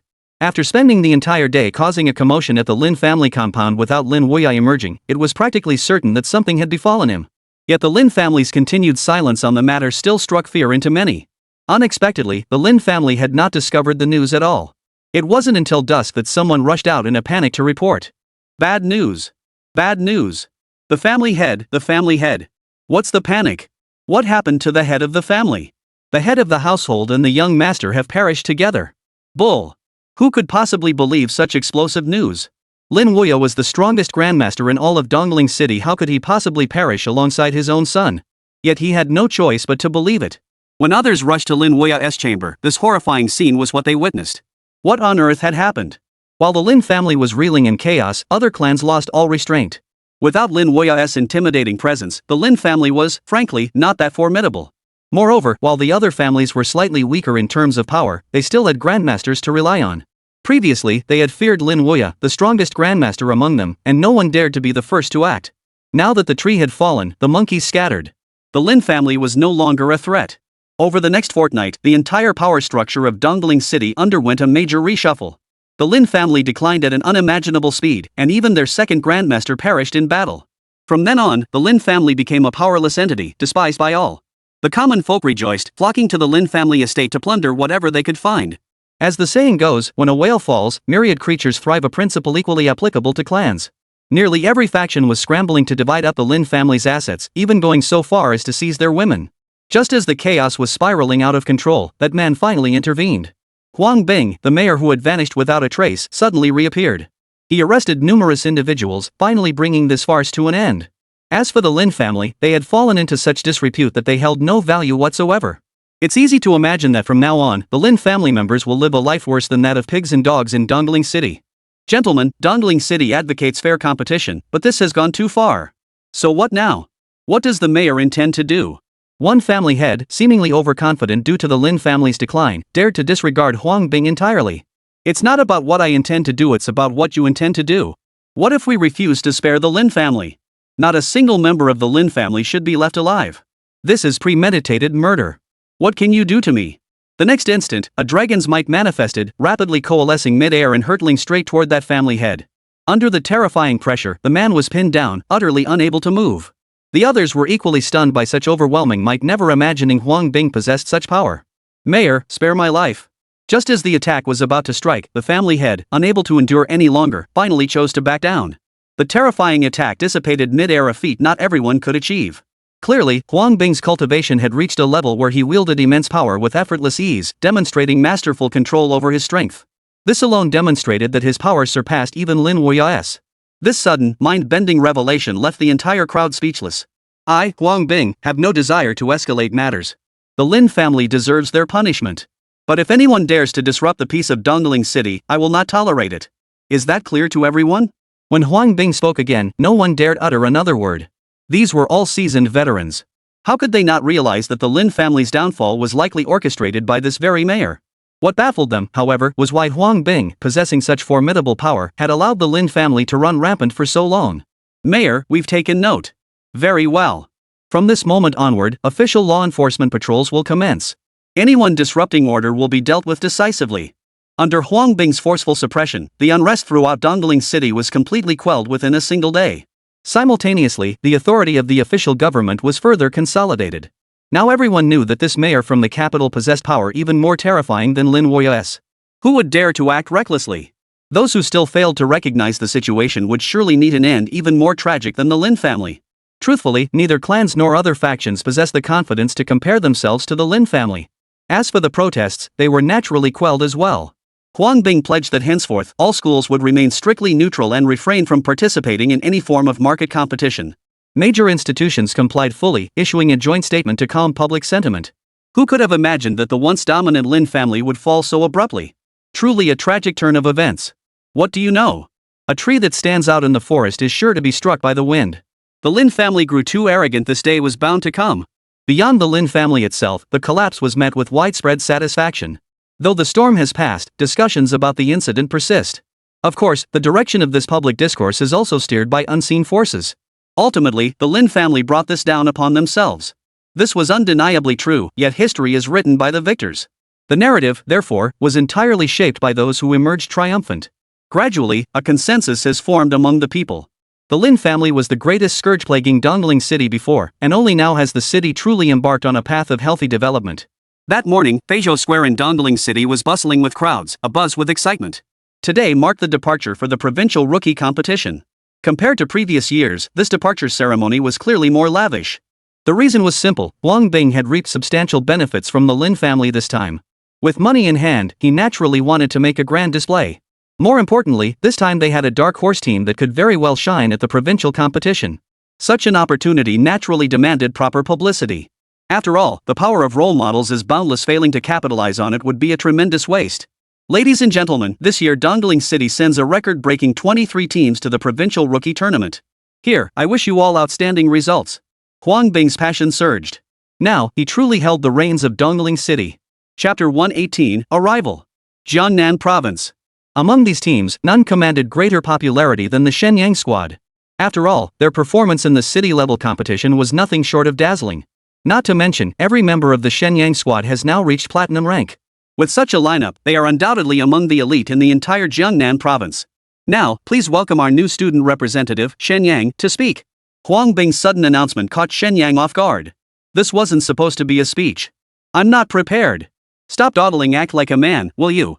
Shen Yang felt distinctly uncomfortable in this kind of setting. After all, he'd never spoken in front of so many people before. And honestly, who wouldn't feel a bit socially anxious in a situation like this? I really can't do this. Hurry up. Once you're done speaking, the dean has a special gift waiting for you. Upon hearing this, Shen Yang instantly perked up. If there were gifts, you should have said so earlier. Then we wouldn't have had such an awkward silence for so long. Shen Yang strode confidently onto the stage, his mind already racing with what to say. But the moment he saw the sea of people below, every word vanished from his memory. Seeing his awkwardness, the audience erupted in laughter. But moments later, enthusiastic applause filled the room. Shen Yang knew this was everyone's encouragement for him. It's an honor to stand here today. I, Shen Yang, feel unworthy of the trust you've placed in me. But rest assured, I won't bring shame to Dongling City. With that, Shen Yang could stay no longer and turned to walk off the stage. Despite this, the crowd still offered their encouragement. Thunderous applause erupted, even more enthusiastic than when Huang Bing had spoken. With the speeches concluded, the dean's reward should be forthcoming. Clearly, Shen Yang cared more about Li Tianqing's so-called grand gift than the crowd's expectations. Of course, Team Shen Yang had performed exceptionally well in Dongling City. To recognize excellence and motivate others, Starlight Academy had decided to establish a genius foundation. It had already secured 100 billion yuan in funding, and all profits generated from this money would be used as bonuses for teams placing in provincial competitions. Shen Yang rolled his eyes, his hopes dashed. Who would have thought the final reward would be mere interest? Who could possibly accept this? Dean, you're being way too stingy. Stingy? Watch your language. Do you have any idea how much 100 billion yuan can earn in a single year? How much could interest possibly earn? Who said it was just interest? It's an investment at least 10 billion a year. Damn. This truly stunned Shen Yang. Though he'd lived 2 lifetimes, he'd never been a capitalist. He had no idea how terrifying making money could be. Even now, with a fortune in his hands, a true billionaire. He'd never once considered how to leverage that wealth to generate even more. 10 billion. Satisfied? Satisfied? Of course I'm satisfied. With 10 billion, he'd gladly stay back in school year after year just to keep competing in the rookie draft. Seeing Shen Yang's greed-driven reaction, Li Tianqing shook his head helplessly. With his talent, he was destined to stand at the pinnacle of power in the future. To be so thrilled by this sum of money meant his mindset hadn't truly matured yet. After the departure ceremony concluded, all participating members boarded the airship. Shen Yang had assumed such a vessel wouldn't be particularly fast, but once aboard, he realized it was incomparably more comfortable than any passenger plane from his previous life. Watching the mountains rush by below, a newfound yearning ignited within him. This thing is actually pretty awesome. Don't worry, we'll have one of our own someday. Su Ningxue and Luo Qingyi knew exactly what he was thinking. Honestly, if you'd told them a few months ago that they'd become such a sensation, they never would have believed it. To become the hope of all Dongling City, and all this change stemmed from Shen Yang. Of course. With me here, I'll never let you suffer. So tonight. 3 days later, the flying vessel gently touched down in Jiangnan City, the capital of Jiangnan Province. Compared to Dongling City, Jiangnan City was 10 times larger in scale. Even from high above, only a fraction of it was visible, a testament to the city's sheer grandeur. Who would have thought that in a place overrun by ferocious beasts, such a colossal city could still be built? Human resilience truly is formidable. Shen Yang, once we enter Jiangnan City, we must maintain a low profile. The aristocratic families here are not comparable to the Lin family. Yingfeng was right, the provincial capital is the provincial capital. Most resources naturally flow here, and the reason is simple.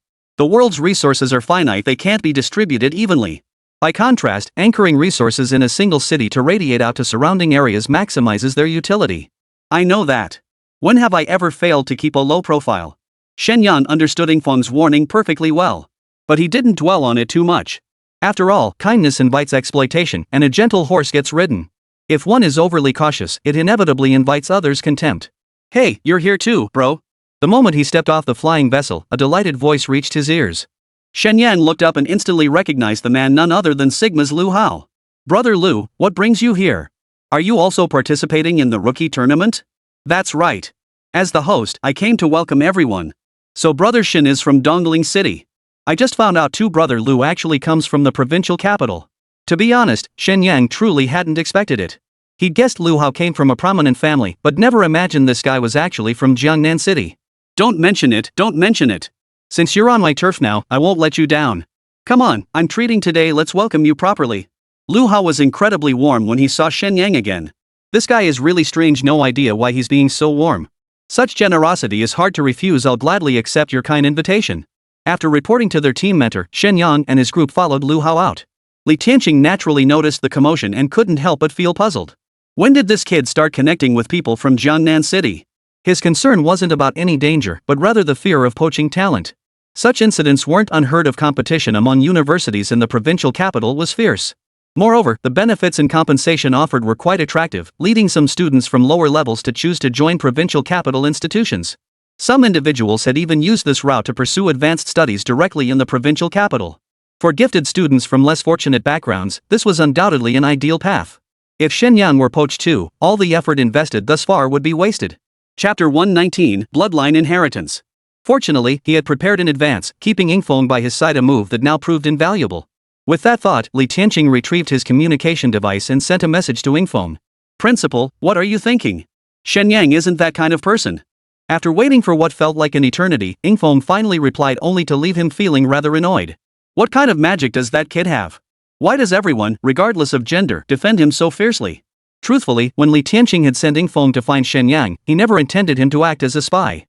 He merely intended him to offer timely reminders or serve as a messenger when needed. That was precisely why his reaction was so intense when Shen Yang misunderstood Yingfeng. Old Li, what's gotten into you? It's been ages since I saw you lose your cool like this. Seeing Li Tianqing's defenses crumbling, Zhu Long teased. As for the earlier incident with the Lin family, he knew full well it was this old fox's scheme. Otherwise, how could it have been so flawlessly executed? Even after thorough investigation, it remained unclear whether it was murder or not. So Zhu Long didn't look down on Li Tianqing even after the Lin family's downfall. He hadn't come forward to clear his name. It's none of your business. Look at you, I'm just concerned about you. Why are you overreacting like this? You'd be better off worrying about whether your Dragon Emperor University can even secure a ranking this year. With that, Li Tianqing walked away, paying no heed to Zhu Long's reaction. Hey, old Li, I've already groveled this much, don't push your luck. Think whatever you want. This time, I'm not just going to step on your face, I'm going to trample you underfoot. Though inwardly furious, Li Tianqing understood that Yingfeng wouldn't have reached such a conclusion without reason. From that perspective, his worries seemed unnecessary. So what was there to worry about? He believed that with Shen Yang's abilities, he could absolutely outshine Longhuang University in this year's provincial rookie competition. Don't push your luck. Thinking you can outshine Dragon Emperor University? You're dreaming. The constant bickering between the two old men was nothing new to the people of Dongling City. Thus, no one was overly concerned. After all, these two had bickered their entire lives. It would be strange if they ever stopped. Many people still harbor some resentment toward Li Tianqing. After all, that gathering lacked adequate security measures. Many couldn't understand why he hadn't been removed from his position as dean even now. Of course, Li Tianqing himself didn't care about these matters. After all, the truth in this world is always held by a select few. From the moment he made his decision, he had cast aside his reputation. As long as the final outcome was favorable, everything he had done would be worthwhile. As for offering the world an explanation, there was simply no need for that. Forcing an explanation would only embolden those with ulterior motives, reinforcing the perception that he was a spineless fence-sitter. Thus, many matters require no excessive explanation, only a clear conscience matters. After all, in this world, people who truly understand you are practically non-existent. The largest restaurant in Jiangnan City was called Spring Breeze Tower. This towering establishment, over 100 stories high, stands as a landmark of Jiangnan City. Those who dine here are either wealthy or influential, and even with money, entry isn't guaranteed. Bro, let's just make do today and grab a bite here. Hearing this, Shen Yang sensed the aura of a nouveau riche. Indeed, the financial resources possessed by these young masters from prominent families were beyond the imagination of ordinary people. Their concept of pleasure was beyond the comprehension of ordinary folk. Brother Lu, don't mock me, you call this casual? I don't even know how to return the favor. What's there to return? You're being too formal. We're brothers, no more of that talk from now on. Watching the two men grow so familiar, the two women couldn't help but feel puzzled. Why could the bond between these men deepen so rapidly? They'd been ready to tear each other apart when they first met, yet now they were practically inseparable. It was utterly baffling. Shen Yang couldn't figure it out either. The most likely explanation was that during their first meeting, he genuinely hadn't taken Lu Hao seriously. For people with money and power, finding a genuine friend is actually quite difficult. So perhaps this kind of relationship felt novel to Lu Hao himself. What other explanation could there be? Could it be that he fancied his body? Soon after everyone settled into their seats, Lu Hao began briefing Shen Yang on the situation in Jiangnan City. Beyond local customs and culture, the focus naturally centered on information relevant to practitioners. You're from Dongling City, you've probably never heard of bloodline inheritance, right? Bloodline inheritance? What on earth is that? Indeed, in Dongling City, the term was entirely unfamiliar to them. This was only natural, for bloodline inheritance was possessed by only a handful of the most powerful families. So the Lu family has it too? Naturally. I just haven't received the bloodline inheritance yet. Through Lu Hao's explanation, everyone finally understood. The enduring strength of those great clans was profoundly tied to this bloodline inheritance. Typically, when ordinary people awaken their professional talents, it's largely random. But these great clans are different, they can control the awakened class attributes through bloodline inheritance. This alone was terrifying enough. Take Shen Yang, for instance. Though he had awakened a hidden class that appeared even more powerful than S rank. Without the system, he wouldn't even know how to utilize it. Thus, every time a brand new class is awakened, one must constantly experiment with combat styles and techniques. Imagine a family where every member possesses a different class. There would be no prior experience to draw upon, everyone would have to figure things out on their own. Existing classes might be manageable, but a completely new class essentially meant starting from scratch.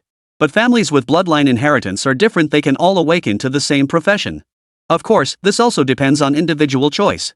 Awakening a random profession isn't impossible, but it requires significantly more resources to achieve. From this perspective, families without bloodline inheritance are essentially minor players. Compared to the truly vast clans, they are utterly insignificant. The Lin family falls into this category, despite their ability to lord over Dongling City. But in the eyes of these established clans, they're nothing more than a minor player. Such things actually exist. Exactly. That's why the provincial rookie tournament isn't so straightforward, there are plenty of individuals with bloodline inheritance. Chapter 120, Just Do It. Bloodline inheritance was indeed a novel concept to Shen Yang, something he'd need to keep in mind during the upcoming matches. But with his system, no bloodline inheritance could compare. Thanks for the heads up, Brother Lu. I'll keep an eye out from now on. I believe in you. Hope Dongling City can secure a top spot this time. Come on, cheers. Lu Hao's bold and unrestrained nature even made Shen Yang wonder, was this guy really a Sigma man? With that level of emotional intelligence, he certainly didn't seem like one. Yet his next words nearly shattered Shen Yang's composure. After 3 rounds of drinks, Lu Hao hesitated before speaking. Bro, why do you bring 2 women everywhere you go? What's the problem with that? It's a huge problem, don't you know? Women only slow down your reaction time. I advise you to cut ties with them sooner rather than later. Shen Yang raised an eyebrow. Was this really something a man should say? Could it be that this guy genuinely has zero interest in women? Then what exactly does he find interesting? Could it be? Unable to continue the thought, Shen Yang spoke slowly. I don't see it that way. Besides, have you ever tasted the sweetness of love? Lu Hao shook his head. No, and I don't want to. Women are dangerous goods, I wouldn't dare get close. Hearing this, Shen Yang finally understood. This guy either has some childhood trauma or was deeply hurt by his white moonlight. At least it wasn't some psychological abnormality, that much was certain. Dangerous, yes, but isn't embracing danger the very essence of our profession? You've got a point there. Before he knew it, Lu Hao had been brainwashed by Shen Yang. After all, how could someone with modern thinking be swayed by people whose minds are filled with twisted, heretical ideas? Of course, and this process was fascinating. How could you draw conclusions about something you'd never even tried? Lu Hao pondered thoughtfully. Shen Yang knew that was enough. The moment one begins to question, it signifies that the seed of doubt has already taken root within. His reasons for doing this were twofold. First, he didn't want to associate with someone whose thinking was flawed. Secondly, although Lu Hao could be domineering at times, once you became friends with him, he proved to be a rare gem of a companion. At the very least, he was infinitely better than those who only knew how to scheme and play games. I've had my fill. I should be heading back now. Thank you for your hospitality today. Also, give my question some serious thought, don't throw the baby out with the bathwater. Though this idiom didn't exist in this world, Lu Hao grasped its meaning from the literal words. Alright, I'll give it serious thought. Lu Hao nodded his assurance. As for the outcome, that was entirely his own business. Shen Yang wouldn't force any intervention. Back at the hotel, Zhu Long and Li Tianqing gathered all the teams. The purpose, naturally, was to brief them in advance about the upcoming competition. Knowing your enemy and yourself ensures victory in every battle, a timeless truth that holds true in any circumstance. According to their intelligence, a total of 108 teams would compete in this provincial tournament. And nearly all possessed platinum tier combat strength. This platinum tier combat strength didn't mean every member was platinum, rather, it meant the team contained at least one platinum tier member. Gold tier members constituted 2/3 of the total. It's clear that teams competing in the provincial rookie tournament are essentially required to have platinum-level combat power in their lineup. Of course, compared to the Shen Yang squad, these are mere trifles. Beyond these platinum-tier combatants, there's another crucial point to note. Among the 108 teams competing, Jiangnan City alone fields 32 squads. While their platinum-tier strength is formidable, what you should pay even closer attention to is their bloodline heritage. Zhu Long's tone turned grave. His earlier silence stemmed from a deep-seated envy. After all, no family in all of Dongling City possessed such bloodline inheritance. This has been a long-standing wound for Dongling City, and because of it, many look down on them. What's so special about bloodline inheritance? Are nobles and generals born from a special breed? I refuse to believe they're that powerful. Shen Yang couldn't care less, though he said as much. But this isn't like ancient rebellions. They possess bloodline inheritance, they truly are of noble stock. Oomph. Shen Yang, don't get too cocky. You represent the entire city of Dongling. If complacency causes our rankings to drop, you'll be held responsible. Zhu Long gave Shen Yang a frosty look.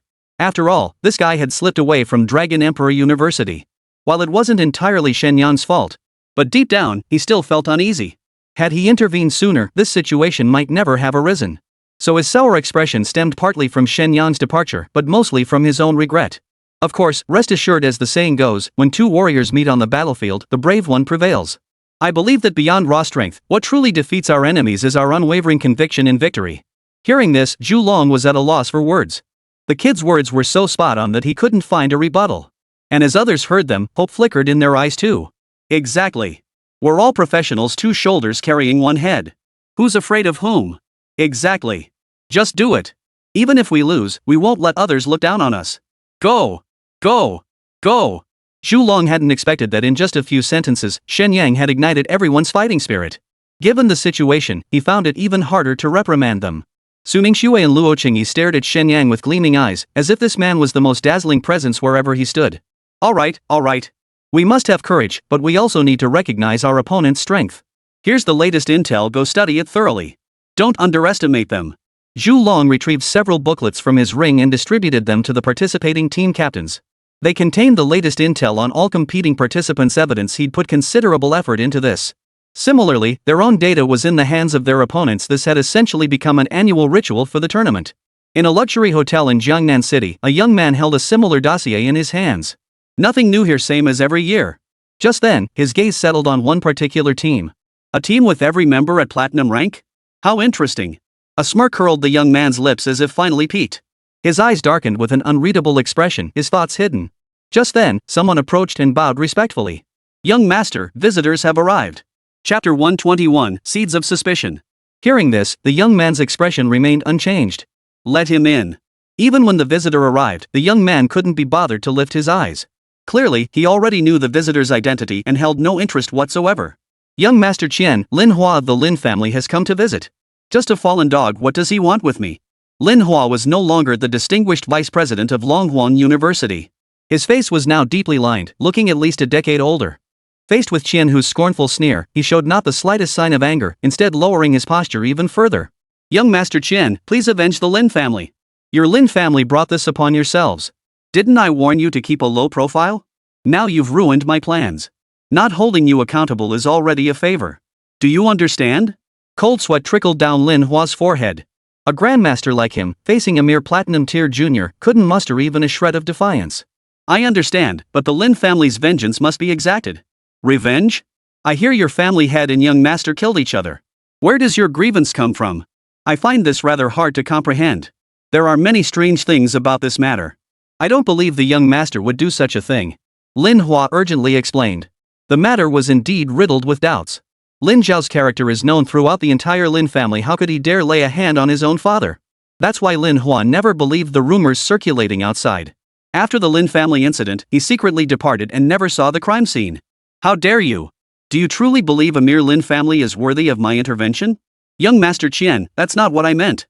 Even if we never find the real culprit, those who kick a man when he's down should pay the price. Otherwise, the Qian family's reputation. Smack! A sharp crack echoed as Qian, who delivered a resounding slap to Lin Hua's face before the assembled crowd. Instantly, rage burned fiercely within Lin Hua's heart. But he dared not retaliate, for he knew the consequences. In Dongling City, he was a revered grandmaster. Even at Dragon Emperor University, where he was constantly overshadowed by Zhu Long and others, he still held a certain standing. But in Jiangnan province, he was nothing. Especially before the Qian family, he was no better than a dog. You have the nerve to talk to me about the Qian family's reputation? It's because of you that the Qian family has lost all face. Ordinary people might not know that the Lin family was a power supported by the Qian family. Their goal, naturally, was to secure resources in Dongling City. Now, however, they've been utterly defeated. This is no secret within the circle anymore. Other families naturally have their own subordinate clans they cultivate, but none have suffered such a fate. News of the Lin family's downfall has long become a running joke among the upper echelons. The Lin family made mistakes, but you can't just stand by and watch. This matter certainly cannot be left unresolved. Since these Dongling City fools refuse to recognize the times, don't blame me for being impolite. Xianhu's gaze turned icy, as if he had never held Dongling City in any regard. I hear Dongling City has a particularly formidable squad this time? Hearing this, Lin Hua's expression brightened considerably. Since the other side had begun gathering intelligence, it meant there was still hope. That's right. I've dealt with this person before. His strength has indeed grown rapidly, but I can't shake the feeling that something's off. What's unusual about him? Xianhu's interest was piqued, and he proactively inquired. Lin Hua didn't dare delay, promptly recounting everything he knew about Shen Yang's situation in full detail. Of course, he omitted any mention of the feud between the two. So you're saying this kid is really at odds with Lin Xiao? Exactly. Could it be this kid who did it? Impossible. Even if he's a genius, he's only platinum tier. How could he? Wait, I know someone in his squad with a unique domain. It seems to confuse people's sense of right and wrong. Suddenly, Lin Hua remembered something. Shadowin's domain might not affect Lin Huoya, but it could definitely control Lin Xiao. From this perspective, it seemed to explain why Lin Xiao dared to attack his own father. Add in the Lin family's grudge against Shen Yang, and suddenly everything made sense. Watching Lin Hua deep in thought, Xianhu remained unconcerned. What are you thinking? Do you really believe a platinum tier squad could defeat a grandmaster? You're giving them far too much credit. Yes, young Master Qian is absolutely right. Though he spoke these words, the seed of doubt had already taken root. At the very least, he had to confirm whether Shen Yang was involved in this matter. If he was, Lin Hua vowed to make him pay even if it cost him his own life. Even if it wasn't, Shen Yang himself must not be spared. Alright, let's leave it at that for now. I'll notify you if any arrangements are made. You can head back first. Xianhu's interest in Shen Yang's squad was growing by the minute. Not only that, but other teams in Jiangnan City had also turned their attention to this standout squad. It was foreseeable that in the upcoming competition, the Shen Yang team would inevitably become the focal point, no matter what. After all, the entire Jiangnan province had only 10 spots allocated for the national competition. Historically, Dongling City had only made it to the national competition a mere 3 times, and each time they finished near the bottom. It was practically the norm for them to miss the national stage. But this time, such a dazzling team even within the entire Jiangnan province is firmly in the top tier. It would be hard not to attract attention. After several days of preparation, all participating teams finally received the specific time for the opening ceremony. Compared to the competition in Dongling City, the people of Jiangnan province were much more enthusiastic.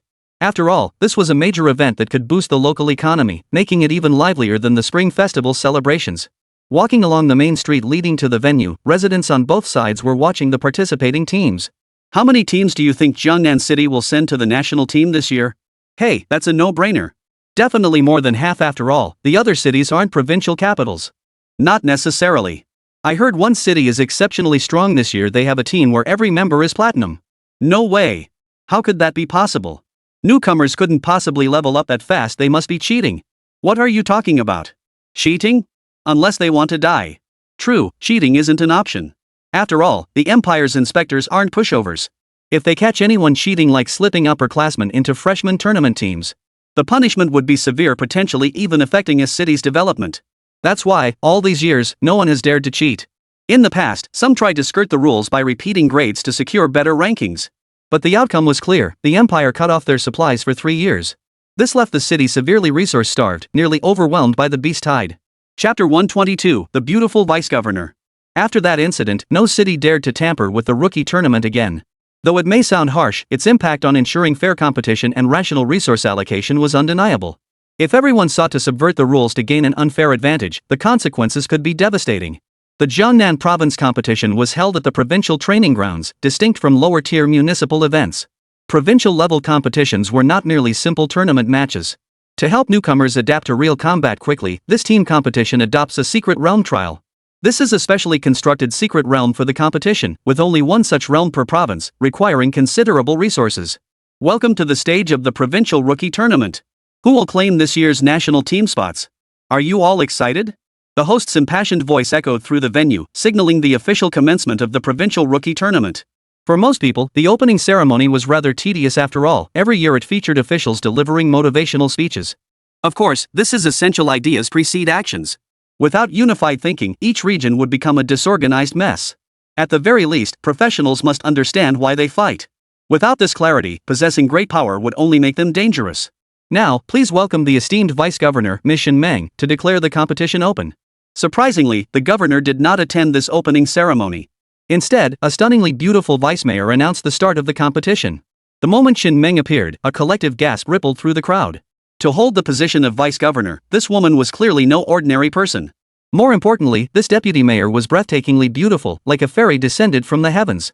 Even from the farthest corners, where her features remained indistinct, her otherworldly aura captivated all. She was breathtakingly beautiful. I declare her the most beautiful woman I've ever seen in my life, no contest. She looks barely over 20. How could she possibly be a vice governor? Are you stupid? After reaching the grandmaster level, appearances don't change much. Plus, female professionals take great care of their looks. She just looks young. She could be an old hag inside. While the boys were mesmerized, the girls were filled with envy. Compared to this stunning vice governor, even the class or school beauty pales in comparison, as if they've lost all their luster. Shen Meng's very existence seemed to embody every man's ideal vision of the perfect woman. How interesting. Shen Yang naturally noticed the beautiful deputy governor, but he didn't dwell on it. Observing the reactions around him, he understood perfectly well. This beautiful deputy governor was definitely not as simple as she appeared on the surface. If not for the system, he might have reacted like everyone else. Bro, why do I feel like this deputy governor is kinda weird? Exactly. Your psychic power far surpasses that of ordinary people, so you weren't affected. Look at Ingfeng. Hearing this, Xin Yan glanced at Ingfeng beside him and nearly burst out laughing. There he was, grinning like an idiot, his expression as if he'd just spotted his long-lost first love. Ingfeng, what are you doing? Xin Yan couldn't hold back any longer and pinched Ingfeng's lower back. The sharp pain snapped Ingfeng out of his daze. That hurt like hell. Why did you interrupt me? You ungrateful jerk. You didn't even realize you were under a spell, and now you're mad at me for helping you. Enchanted? Shen Yang raised an eyebrow, finally understanding what was off about this woman. He never imagined a woman could enchant so many people without even trying. Just how powerful must she be? And he'd never heard of any profession related to enchantment. Shen Meng stood suspended in midair, her gaze sweeping slowly over the crowd. Her beautiful eyes scanned the room, a faint smile playing at the corners of her lips. She seemed thoroughly satisfied with the audience's reactions until her gaze lingered on one spot for a startled second. Interesting. Someone actually remained oblivious to my charm. Meanwhile, Xin Yan shrank back in fright. Bro, why do I feel like she's looking at us? She is looking at us. Don't say a word. Shen Yang had no desire to cross paths with such a dangerous woman. Though we were all part of the same family 500 years ago, bearing the Chen surname, in this world he had no relatives. I hereby declare the Jiangnan Province Rookie Tournament officially open. All teams, please collect your mission cards. Fortunately, Shen Meng didn't pay too much attention. She merely glanced over before speaking slowly. Her velvety voice sent shivers down every man's spine, a heavenly melody rarely heard in this mortal realm. As Shen Meng turned and walked away, the crowd finally snapped back to reality. Reflecting on the experience, most felt not danger but an unprecedented sense of fulfillment. It seemed as though, in Shen Meng's presence, no ill intentions could possibly arise. Shen Yang sucked in a sharp breath. He absolutely must never cross paths with this woman. Of course, he was merely a freshman now, with no chance of interacting with her. But his abilities wouldn't remain stagnant forever. One day, he would stand on equal footing with Shen Meng. By then, whether they crossed paths or not would be anyone's guess. The Jiangnan Secret Realm, as a self-developed secret realm by Jiangnan Province. It differs fundamentally from other secret realms. First, it features a teleportation mechanism. Anyone receiving a fatal blow is instantly transported out. Moreover, all damage sustained within the secret realm is fully healed before the teleportation occurs. In essence, it functions as a virtual space where combatants can engage freely without fear of mortal peril. Another defining feature is that all the ferocious beasts within are simulated. No real creatures inhabit this realm. Maintaining this secret realm requires immense effort from Jiangnan Province. Even so, it only opens for the duration of the rookie tournament each year. Let's go! Shen Yang walked with brimming confidence, oblivious to the several hostile stares fixed upon him. Upon passing through the secret realm's gate, everyone was stunned by the sight before them. Before them lay a quintessential Jiangnan water town landscape, refreshing and exhilarating to behold. No sooner had they entered the secret realm than several attacks whistled past their ears. What a lively start! Fighting breaks out the moment we enter. Indeed, the teams that had entered the secret realm earlier had already begun sparring. It was clear this provincial tournament was going to be nothing short of spectacular. Chapter 123, Reverse Raid. Are these people crazy? There aren't even any points yet, what are they fighting for? Let's be honest, the only reason people compete is for the points in each other's hands. They're already fighting before points are even up for grabs. What kind of grudge is that? The thing is, there's no real danger of dying here. Even if it's for revenge, it's not worth it, is it? Shen Yang couldn't care less about these brainless fools and was about to walk away when a voice called out from behind him. Hey, buddy. Brother Lu, you've got quite the crew. Lu Hao's squad was fully staffed with 10 members, and each carried a powerful aura. At least 4 of them were platinum tier. Nothing to brag about. I'm just riding on my family's influence. Nothing to be proud of. This remark made Shen Yang look at Lu Hao with renewed respect. Many scions of prominent families lacked a clear understanding of their own standing. Without their family's backing, they might be nothing. Yet few truly grasped this truth. Most clung to their privileged status, looking down on others with disdain. Little do they realize the true strength lies not in borrowing another's might but in one's own capabilities. Brother Lu, I'm growing more and more impressed with you. Really? That's quite flattering. And after thinking about your suggestion from last time, I've decided it's worth putting into practice. Shen Yang hadn't expected him to come to terms with it so quickly. But given his temperament, this path won't be smooth sailing. Then I wish you success. Alright, I won't bother you anymore. If you ever need help, just reach out. Here's my Lu family's communication jade token. Saying this, Lu Hao took out a rectangular jade token and handed it over. He had originally come to propose forming a team, but upon considering Shen Yang's temperament, he abandoned the idea at the last moment.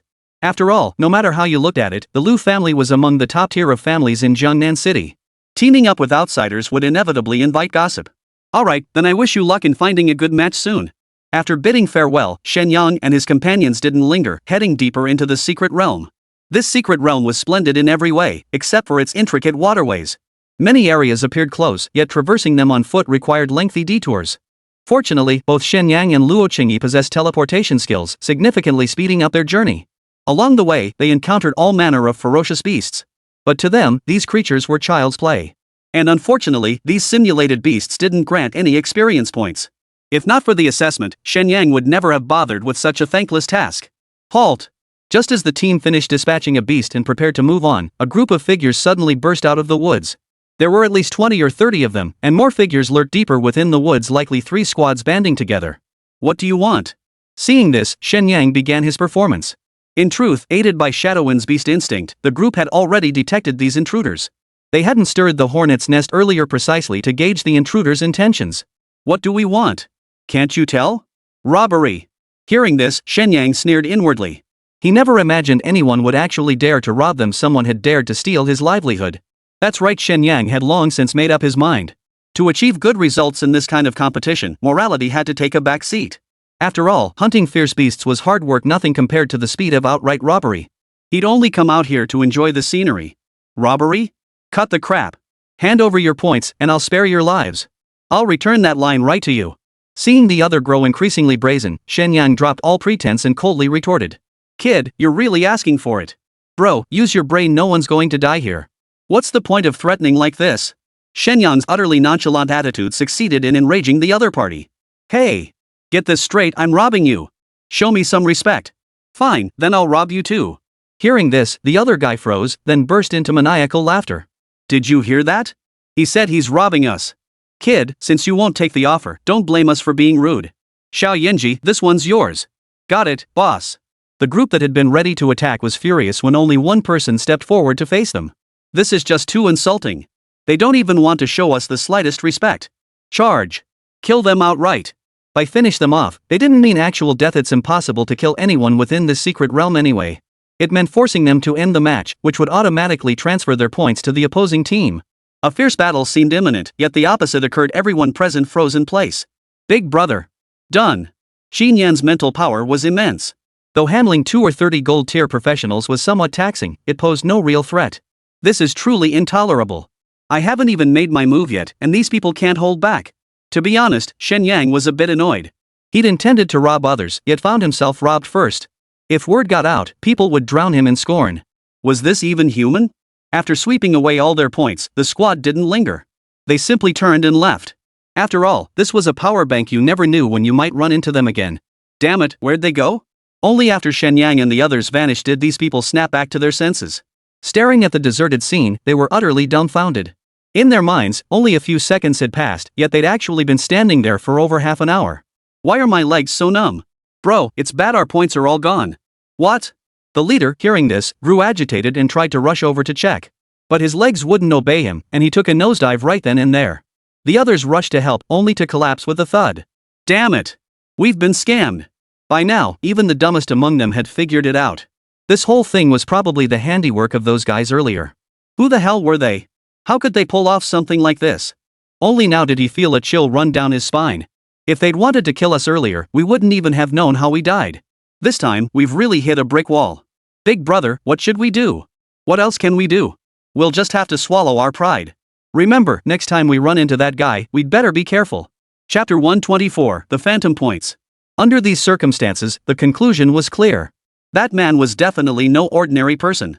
He might even be the son of some powerful faction. Indeed, fewer people doesn't necessarily mean weaker. Could it be that their strength is simply too overwhelming? What they thought, Shen Yang naturally had no idea. After wandering aimlessly through the secret realm, the thrill of exploring its wonders had faded. Folks, how about something a little more thrilling? What kind of thrill? Shen Yang gave a mysterious smile, his gaze fixed on Ingfeng. Under that gaze, Ingfeng felt a chill run down his spine, wondering what devilish scheme was brewing. Why are you staring at me like that? Look, Xiao Yanzi has incredible psychic powers, and you're a master assassin. So, could we secretly transfer someone else's points to us without anyone noticing? Upon hearing this, Ingfeng nodded. You know, for an ordinary team, this method would actually be both quick and efficient. But isn't that a bit underhanded? Hearing this, Shen Yang adopted a serious expression and began lecturing.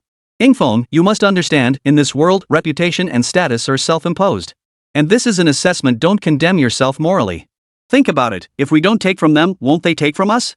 Ingfeng felt something was off, but he couldn't quite put his finger on it. Because the truth was staring him in the face, even without any intention to rob others, the others would still be eyeing them greedily. Those three teams earlier were clear examples. Alright, let's do it. That's the spirit. Remember this, the martial world isn't just about fighting and killing, it's all about social etiquette. What does this have to do with social etiquette? Luo Qingyi tilted her head, asking with confusion. Ahem, don't sweat the small stuff. Don't you think this moment calls for a concluding remark? At his words, Luo Qingyi nodded blankly. Though she still didn't grasp the meaning behind Shen Yang's words, she knew that as long as he had decided, unconditional support was all that mattered. And so, the group began their relentless search through the forest. The secret realm was quite vast, but finding other teams wasn't particularly difficult. Surrounded by towering mountains on all sides, they must have reached the edge of the secret realm. This meant that any battle that erupted could be heard from far away. Noise up ahead. Go check it out. Soon, the sound of combat reached their ears. Approaching, they discovered it wasn't a beast being slain, but two squads locked in combat. See? We all had the same idea, so there's no need to feel guilty. Besides, don't you trust our stealth skills? Got it, let's just do it. Shadowwind was intrigued too, and Xin Yan naturally needed no further convincing. Once within striking range, he immediately launched his mental interference. Among these two squads, each had a platinum tier professional. But their only low-tier platinum Xin Yan can still hold his ground. Ingfeng's job was to knock out anyone not yet fully subdued. The remaining three members proceeded to loot the bodies. In under 3 minutes, every last point had been collected. The 5 then vanished without a trace, slipping away without a trace. Wait. Where did my points go? The others hadn't sensed being controlled, but the two platinum tier players felt something was off. Something felt off. They checked their points and suddenly realized every last one was gone. You're playing dirty. Give my points back. Since no one else had appeared throughout the entire incident, it was only natural that both sides would suspect each other. Bull. My points vanished too, this is damn strange. Impossible. You must have used some underhanded trick. Check for yourself. Seeing the other party's disbelief, the person directly flung their points jade token across. After cross-checking, everyone was stunned. What the hell just happened? Could it be that the jade tokens themselves were faulty? Impossible. They've never malfunctioned in all these years, and the records are right there, aren't they? Who is Shen Yang? Meanwhile, Shen Yang's team was still searching for the others' locations. They hadn't realized that the transfer of points was actually recorded, though the log only kept data for about an hour. But it was enough for the victims to figure out who had committed such a despicable act. Of course, if you didn't check within that time frame, you'd have no clue where the points went. I don't know. Never heard of it. Whoever it is, they're either cheating or using some trick. Find them. Dig to the ends of the earth if you have to. As for the point jade tokens, everyone quickly dismissed any suspicions. After all, this was a provincial rookie tournament, how could such a minor detail go wrong? That leaves only one possibility, someone hid themselves and secretly stole all their points. As for the exact method used, that remained unknown. What was certain was that if this person was indeed responsible, they couldn't have gotten far by now. Soon, more people discovered the problem.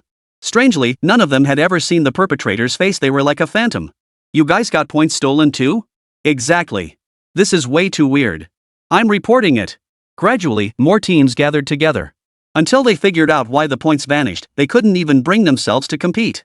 After all, no one could stand seeing their hard-earned points vanish into thin air. What are you doing?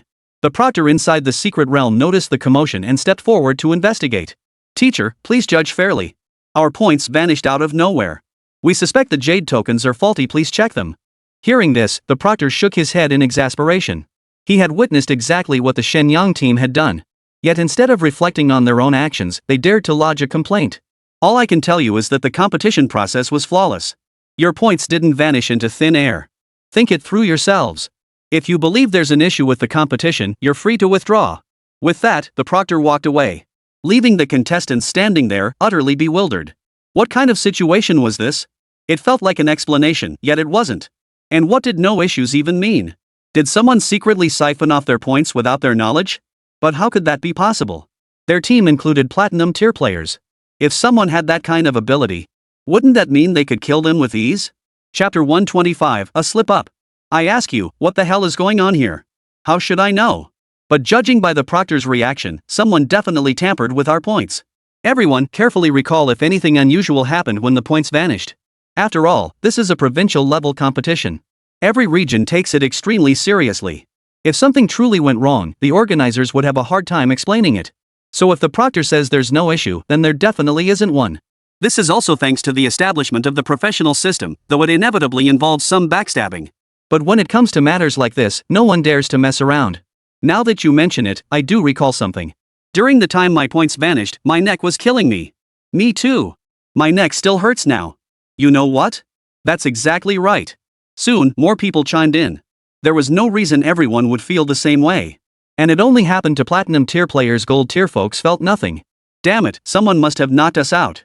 They say 3 heads are better than 1, and that's absolutely true. One person might miss clues, but when we all gather, overlooked details start surfacing. How could this be? Who possesses such power? And why didn't they just eliminate us outright? You idiot! If they have that kind of power, they're obviously keeping us around as a long-term meal ticket. That statement snapped everyone out of their daze. Yet fear still crept into their hearts. This person was like a ghost, utterly impossible to guard against. What do? We can't just sit here and wait for disaster. I refuse to believe he can control all of us. Let's gather together. Once we catch this guy, we can fight for the points later. The secret realm competition lasts 3 days, and only 1 day has passed. They still had time, far better than letting someone lurk in the shadows. This proposal quickly gained widespread support, and thus the ghost hunting team grew larger and larger. Over 100 people now roamed the secret realm in a grand procession, searching everywhere. How did these people suddenly become so united? Shen Yang found it hard to comprehend. Logically speaking, aside from contestants from the same school or city, they would typically operate independently, never gathering together. This outcome was largely tied to historical rivalries. Over the years of the rookie tournament, fierce competition had flared between cities and even schools. So there's bound to be some serious bad blood between them. Over time, it's only natural that everyone ends up disliking each other. Shen Yang, I discovered something. Take a look. Luo Qingyi handed over his points jade token, which clearly displayed the recent transfer record from Shen Yang. What the hell? How could this thing even keep records? This is just screwing me over. No need to guess, Shen Yang's name was undoubtedly spreading like wildfire across all the teams. Our plan to keep a low profile was now completely out the window. So what do we do now? Well, screw it. No more pretending. Let's just lay our cards on the table and get this over with. Hiding any longer was pointless anyway. Shen Yang decided to go all in. In the face of overwhelming power, any tricks you might have are nothing but smoke and mirrors. With their resolve set, the squad moved forward without hesitation. Virtually every squad they encountered met their end. In a beast-infested zone of the secret realm, a squad had just finished clearing a pack of beasts. The leader suddenly sensed danger. Watch out! Psychic attack!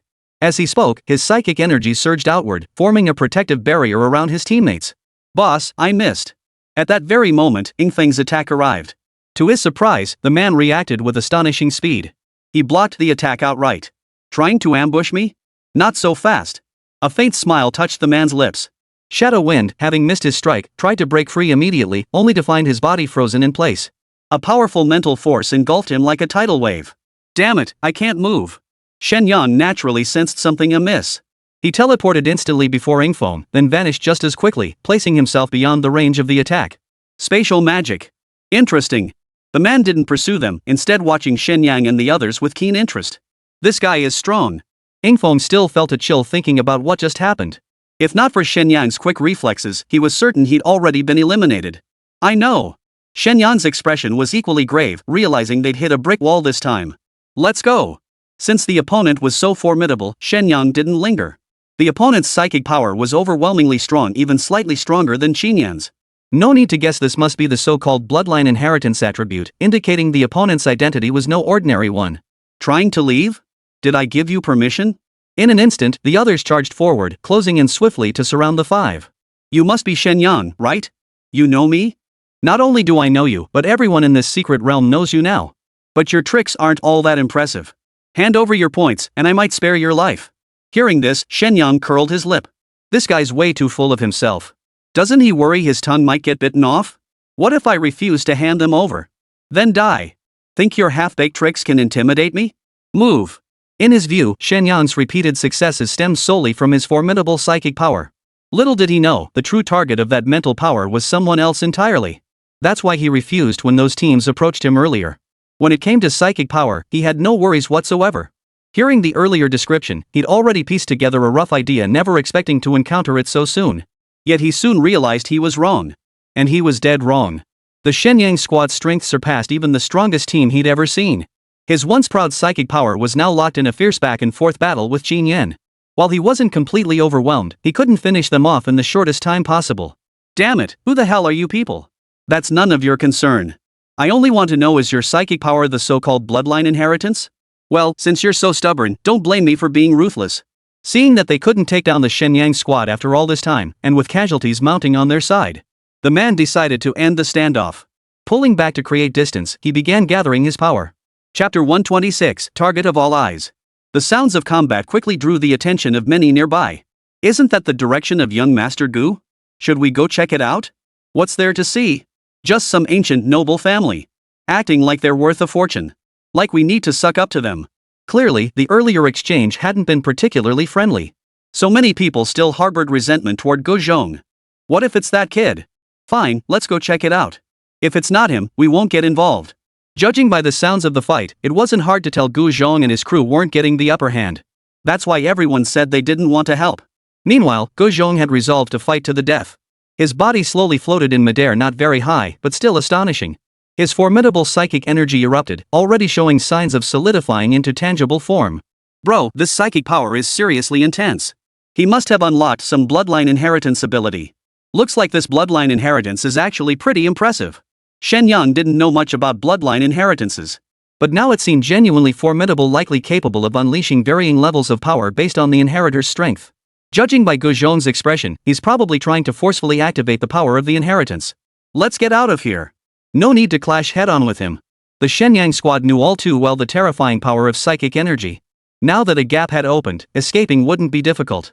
Yet just as they turned to leave, a dark, dense crowd suddenly appeared before them. You're Shen Yang. No, who is Shen Yang? You've got the wrong person. Bull. You're definitely Shen Yang. Are you guys crazy? I told you, I'm not Shen Yang. Shen Yang was speechless. Why wouldn't these people believe a word he said? If you say you're not, then hand over your points jade token we need to verify. Why should I give it to you? Is robbery now so high and mighty? At that, the man was momentarily speechless. True enough, demanding the jade token outright was practically no different from robbery. Rest assured, all of us here can vouch for you. If you're not Shen Yang, we won't cause you any trouble. Shen Yang, go to hell. Just then, Gu Zhong's skill seemed finally ready. And you say you're not from Shen Yang. Damn it, why are you causing trouble? Before the others could react, the squad vanished from their spot in an instant. The main force was still in a daze when a powerful psychic storm suddenly surged toward them. In the blink of an eye, those at the front vanished from their positions. They had suffered fatal injuries and been teleported out of the secret realm. Outside the secret realm, those individuals still hadn't processed what had happened. Gu Zhong, why are you attacking us? Damn it, are we being eliminated? Seeing the crowd appearing on the square, representatives from various factions immediately rushed over to inquire about what had happened. How could so many people be teleported out at once? And from different factions? This is beyond absurd. What the hell is going on? The Gu family attacked you. That's right, but it's a bit complicated. Hearing that the Gu family was indeed responsible, everyone lost their patience and stopped explaining. Gudali, what do you think you're doing? Are you declaring war on all of us? What do you mean? The facts aren't clear yet. I won't admit to anything. Though the Gu family was an ancient clan, they showed no fear even when facing everyone. But this time, it was truly going too far. A quick glance showed at least a dozen factions people had been teleported out. How could his son have been so reckless this time? After all, everyone values their reputation. If we can't even save face, some might resort to desperate measures. Truthfully, it had little to do with young Master Gu. We were all merely collateral damage. What do you mean? These contestants knew full well the Gu family wasn't to be trifled with. To avoid their own families being targeted, they had no choice but to tell the truth. Besides, their deepest resentment was toward Shen Yang. Gu Zhong might be arrogant, but at least he wasn't that shameless. It's all Shen Yang's fault. If not for him, we wouldn't have suffered such heavy losses. Shen Yang? Who is Shen Yang? Who is Shen Yang? Which clan does he belong to? For a moment, everyone was consumed by curiosity about Shen Yang's identity. Li Tianqing was still lost in thought when Shen Yang's voice suddenly reached him. Just as he tried to stand, Wang Bing grabbed him by the arm. Are you out of your mind? Standing up now is suicide. What do you mean? I'm telling you, you're a grandmaster. Can't you take this seriously? Wait, when did Shen Yang become the target of everyone's anger? Ask me? How should I know? Just keep quiet for now. Huang Bing had hoped to bluff his way through, but these people had already lost their minds. In the end, it took the organizers stepping in to quell this farce. But from this point on, Shen Yang's name was out there. Huang Bing hadn't anticipated this outcome. The competition wasn't even over yet, and already so many people were paying attention. Who knew if that was a good thing or not? Inside the secret realm, watching over a dozen people get eliminated instantly, Shen Yang sucked in a sharp breath. Even if he had intervened, he couldn't have eliminated so many so quickly. It was clear that the power of bloodline inheritance was truly terrifying. It was truly formidable. What should I do? Should I keep going? Continue my ass. Haven't you seen how those guys are about to lose it? Shen Yang had no desire to provoke a mob. As the saying goes, 2 fists can't fight 4 hands. Even a hero can't withstand overwhelming numbers. If not now, then when? Moving forward, the Shen Yang squad grew even more cautious. With thorough preparation, their chances of success soared. Yet throughout the entire secret realm, things grew chaotic. Everyone was searching for Shen Yang's team, but they seemed to have vanished into thin air. They only reappeared once their opponents had accumulated enough points, sweeping them clean in a single strike. Even the teams from the major clans couldn't escape this fate. After all, aside from Gu Zhong, none of the others possessed the legacy of psychic power. 10 people were tough to handle, but they'd inevitably be separated at some point. For a time, everyone had their sights set on Shen Yang. It wasn't just about revenge, it was because he held a massive amount of points. Capturing him would guarantee first place. Capture Shen Yang. Seize the points. Stay alert, everyone. Catch this guy, and I'll reward you with 100 million.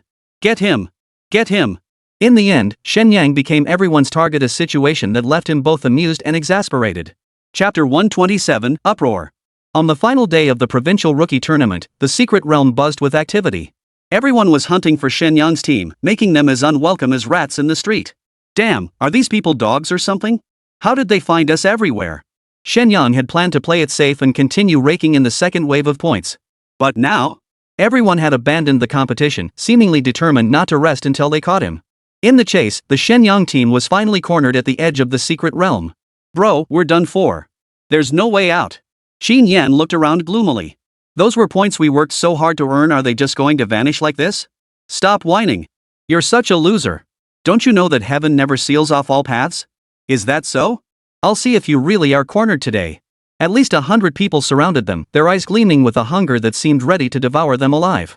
Hold it. We only stole a few points from you guys. Is this really worth getting so worked up? Besides, the rules didn't say anything about not being able to snatch points.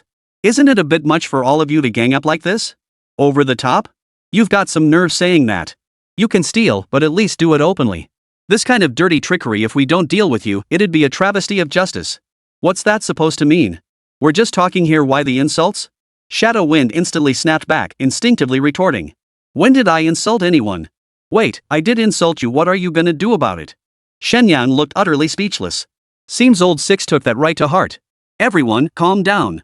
My friend's name just happens to be Old Six. But are you sure you can really handle us? What? You seriously think you can still escape in front of all of us at this point? Not so fast. You've been chasing us for half a day. Your pockets must be running low on points. Remember, this is an exam. If you still haven't caught us by the end, you'll look pretty bad when you step outside. Have you thought about how you'll explain yourselves? Why waste words with them? Just do it. A nameless rage now burned in everyone's hearts. We agreed earlier, once we catch Shen Yang and the others, we split all the points evenly. That kid snatched so many points, the amount on him must be astronomical. Just as everyone was about to lose their patience and act, Shen Yang remained calm and collected. I intended to leave you a way out, but you repay kindness with betrayal. Since that's the case, don't blame me for being ruthless. At these words, everyone grew alert. To be clear, surviving the pursuit and ambush of over 100 people until now. No other squad among them could have managed that. Moreover, during the pursuit, they'd witnessed Shen Yang's squad skills firsthand. They weren't as simple as they seemed. Don't be afraid. Even if he has some trick up his sleeve, he can't take on all of us at once. And even if he can, sacrificing a few of us would be worth it. That was absolutely true. After all, the final score would be calculated based on the squad's average points. So even if someone in the squad gets eliminated, it doesn't really have much impact on the team competition. Hearing this, everyone lost all restraint. A large group surged forward in a rush. Shadow Wind, no need. Activate your domain. Got it.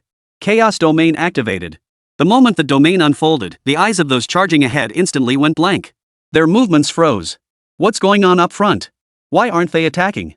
Being professionals, they avoided any stampede in this situation. Before those outside the domain could react, those already under its control turned and attacked them. Caught completely off guard, over a dozen were eliminated in an instant. They say you shouldn't pursue desperate enemies. Why didn't you have the sense to do that? Are you stupid? Why are you attacking your own people? Damn it, are you crazy? Don't hit me. Chaos erupted instantly, turning the small area into utter pandemonium. What are you standing around for? Run. Seizing the moment, Shen Yang led the others to make a quick escape. Truthfully, he didn't want to do this. After all, his previous actions had already angered everyone. He felt he owed Dongling City at least a shred of reputation.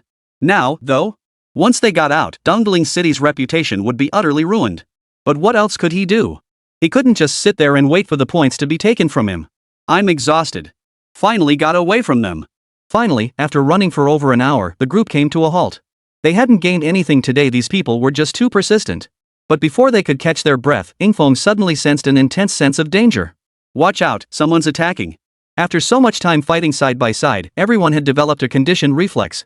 Instinctively, Shen Yang and Luo Qingyi had already led Qin Yan and Su Ningxue away from their original position. As for Yingfeng, there was no need for concern. His profession granted him precise foresight of danger, otherwise, he wouldn't be an assassin. This is quite interesting. What kind of skill is sneaking up on someone? If you've got the guts, face me head on. A burst of maniacal laughter erupted, as if he'd heard the funniest joke imaginable. Shen Yang, you have the nerve to say that? Shouldn't you be the one with the worst taste? Shen Yang had no retort to that. But the other party seemed to have no intention of hiding any longer, stepping forward openly. Shen Yang stared intently, his brow furrowing involuntarily. There were 10 of them and every single one was platinum tier. You little rat, it took me forever to track you down. Xian, whose tone was dark and ominous, his voice alone suggested he was no good. Who are you? This one is Qian Hu. Never heard of you. What grudge could we possibly have? You tell me. Shen Yang was speechless. This guy seemed a bit off his rocker. Either speak clearly or shut up. Your dithering is really pissing me off, okay? Are you going to speak up or not? Kid, you sure are impatient. Fine, I won't beat around the bush. Did you wipe out the Lin family? Shen Yang's heart skipped a beat. That operation should have been flawless. How could someone like this know about it? The Lin family? You mean the Lin family from Dongling City? I had nothing to do with that. Are you sure? Where there's a will, there's a way. If you're going to make a move, do it quickly. If this is about revenge, just eliminate me outright. After all, it's just a competition. Shen Yang hadn't taken it seriously. Chapter 128, Flowers wither and fall, petals cover the ground. Though losing all my points was regrettable, and I couldn't complete the system's task either. But under these circumstances, the odds of survival were slim to begin with. Dwelling on it would show a lack of perspective. Do you think I'm here to eliminate you? What else? Could you even kill me in this secret realm? You guessed right. Activate the formation. Before Shen Yang and the others could react, an energy fluctuation rippled through the air. Luo Qingyi immediately spoke with a hint of urgency. Shen Yang, I sense our connection to the outside world has been severed. As expected of a spatial-type practitioner, your senses are sharp. Alright then. You two look decent enough. If you become my women, I'll spare your lives. What do you say? Who would have thought Qian Hu would suddenly get lustful and make such an outrageous demand? Put. I'd rather die than agree to that. Look at your disgusting face, you're as haggard as some kidney-deficient old man who's been drained dry. Why don't you take a piss and look at yourself? If I were you, I'd be disgusted by my own appearance. Seeing these two girls' astonishing combat prowess, Shen Yang couldn't help but regard them with newfound respect. Who knew these two would show no mercy to other men? The girl's scathing remarks completely enraged Shen, who, in truth be told, his appearance wasn't exactly a feast for the eyes. Well, that was putting it mildly. His profession made him look more like a kidney-deficient playboy. Damn it, how dare they call me ugly? You misunderstood, they weren't calling you ugly, just not beautiful enough. You're asking for it. Now that the Lin family had been mentioned, Shen Yang knew this matter wouldn't end peacefully today. The outcome was already sealed. Why bother saving face? It was nothing more than a fight to the death anyway. With talk like that, do you really think I'd let you off just because I'm not asking for death? You fool! Attack! Activate your domain. Shen Yang hadn't expected Qianhu to possess a domain skill as well. The moment the domain unfolded, a wave of weakness washed over him. This domain is peculiar. No wonder you look like a weakling. Kid, enjoy this. My domain's called weakening. I'll see how you die. Hearing this, Shen Yang suddenly recalled a skill called weakness. He never expected this guy to have such a skill. Who knows what class he even is? In an instant, the remaining attackers launched their assaults. Shadowwind didn't hesitate, immediately activating his own domain. Yet the domain that had been unstoppable before now had absolutely no effect. Did you think I hadn't investigated you? Hearing this, Shen Yang's heart skipped a beat. It seemed Qianhu wasn't a mindless brute after all. His investigation into their side had been thorough, truly a formidable opponent. But it wasn't entirely hopeless. All he could do now was pray that his domain hadn't malfunctioned. Infinite domain, activate. Several attacks came flying at him, and Shen Yang chose to endure them head-on. Seeing this, Qianhu broke into a smile, as if he could already envision the scene of several people dying. Unexpectedly, after the attacks, everyone remained unharmed. Impossible. What kind of demonic freak are you? Thankfully, the fusion skill domain granted by the system worked flawlessly. Otherwise, today would have been the end. But in this situation, counterattacking was nearly impossible. He could only bide his time within the domain for now. Fortunately, Shen Yang was in decent shape. Holding out until the assessment ended shouldn't be a problem. Well then, I guess I'll just have to resort to trash talk. Is that all you've got? Seems like you're not so formidable after all. Qianhu's eyes narrowed slightly. He truly hadn't expected Shen Yang to possess such a powerful domain skill. Keep hitting me, I refuse to believe his field can sustain this indefinitely. Wave after wave of attacks came crashing down. Though they inflicted little damage, the sheer power of the skills was palpable. If my guess is correct, every member of Qianhu's squad has already reached the Platinum Advanced tier. Such a formidable squad could easily be considered the strongest in this tournament. An hour later, Shen Yang's domain remained unbroken. Come on, guys. It's been a full hour, how come you still haven't broken my domain? By now, Qianhu was furious beyond measure, yet utterly helpless against Shen Yang. It was his own fault he had had chances earlier. But because he needed to accumulate enough points, he hadn't immediately sought out Shen Yang's whereabouts. In his view, with this kind of setup, even if placed in the national team, it would be among the top tier. Dealing with Shen Yang, who hailed from a small city, should have been a piece of cake. Yet, he never expected the opponent to possess such a turtle shell-like skill. Damn it! Shen Yang, if you've got the guts, come out. You think I'm stupid? Stepping out would be suicide. Looks like you're not only weak, but your brain's fried too. Faced with Shen Yang's relentless taunts, Qianhu couldn't take it anymore. With the match time nearly up, if he didn't take this kid down, wouldn't he look like a complete fool in front of Manhwa? You forced my hand. As he spoke, the aura radiating from Qianhu began to surge wildly. Young master, you mustn't. This will severely hinder your future growth. I can't care less about that now. If I don't kill this brat, I'm no man. Seeing this, Shen Yang also grew wary. It seems this brat is going all out. Though I don't fully understand the Qian family. But to possess such a formidable squad, they must be an ancient clan. Another bloodline inheritance? You've got some insight, but this time, you're dead. The intensity radiating from Qianhu showed no signs of slowing. In no time, it had shattered the limits of platinum, surging into the realm of diamond. Such a powerful surge proves his bloodline inheritance is no ordinary affair. Flowers wither and fall. Petals litter the ground. Die.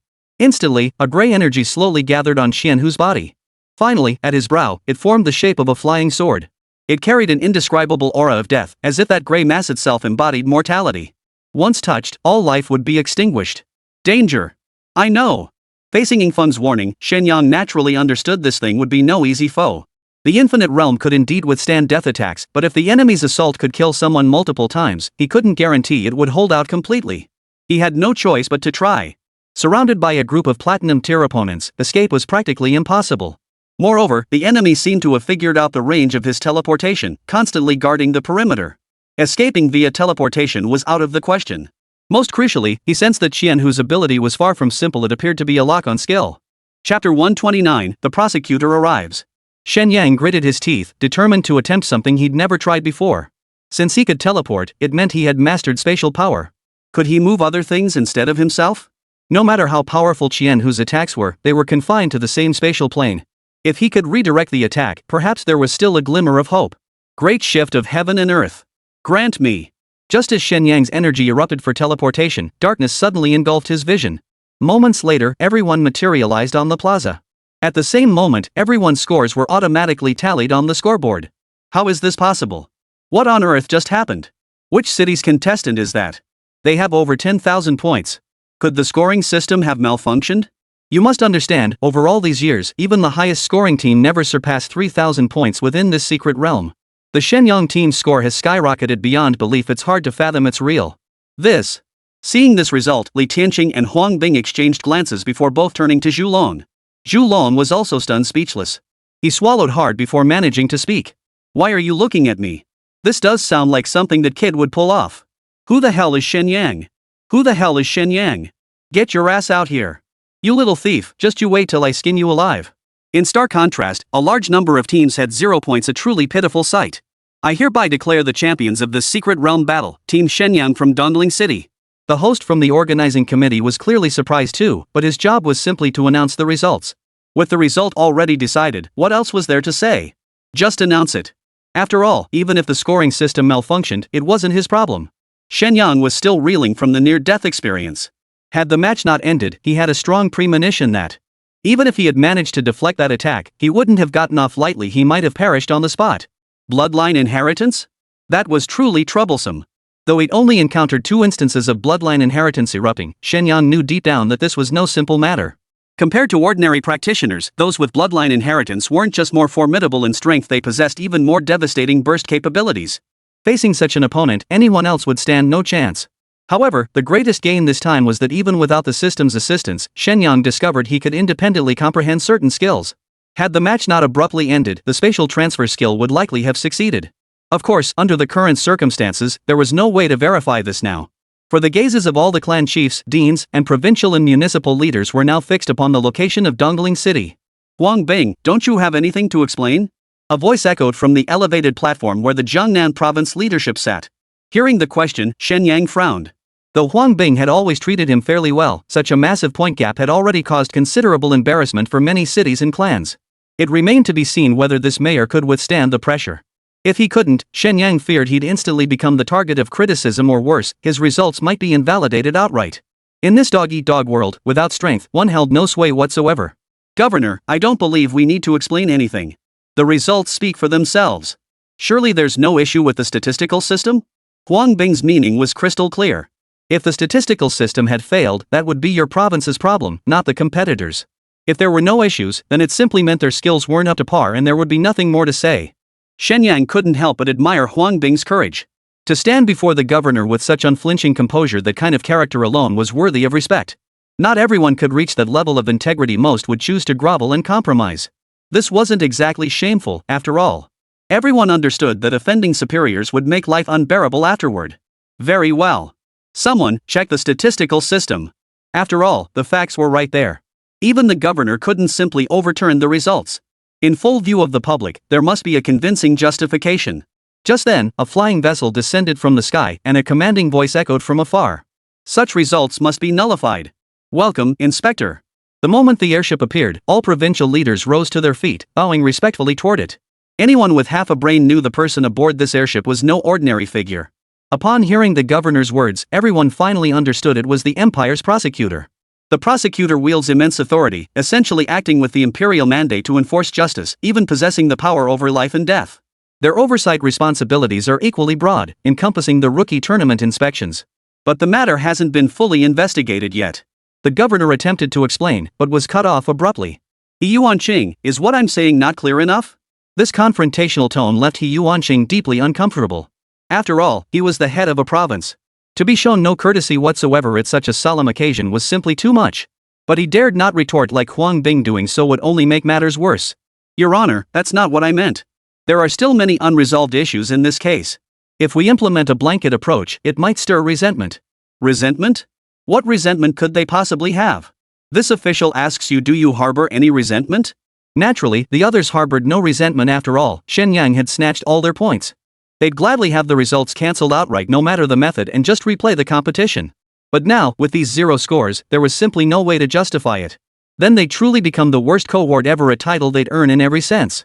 We have no grievances. We're willing to compete again. All spoke in unison, while Shen Yang's 5 remained silent. You saw it yourself. Since everyone's dissatisfied, why not just replay the match? But that violates the rules. He Yuanqing, cut the nonsense. My word is law. Do you want me to report your conduct to His Majesty? With His Majesty of Longhua already invoked, He Yuanqing could only swallow his resentment, no matter how much he harbored. Then so be it, as the Honorable Prosecutor commands. I hereby declare that this competition is riddled with irregularities. All results are nullified. The team rankings will now be determined through a new round of tournament matches. Chapter 130, I'm helping you. The announcement sent shockwaves through the entire hall. This was an unprecedented move, though naturally, the shock was fleeting. They generally supported the decision itself, as it ultimately benefited them more than it harmed them. It seemed that after this incident, Jiangnan province's credibility would take another hit. Naturally. Such a major blunder at such a solemn event, He Yuanqing could not escape blame. It was clear that the situation in Jiangnan City was far from solid. Many major factions harbor ambitions for the governor's position. While not fiercely coveted, they certainly aren't without interest. However, their intentions are merely to install a puppet. They don't actually want the position itself. After all, standing at the center of the storm, trying to catch fish, isn't exactly a stable position. Very well. Since that is the case, let the competition continue. He Yuanqing made no effort to conceal the anger on his face as he brazenly altered the tournament schedule.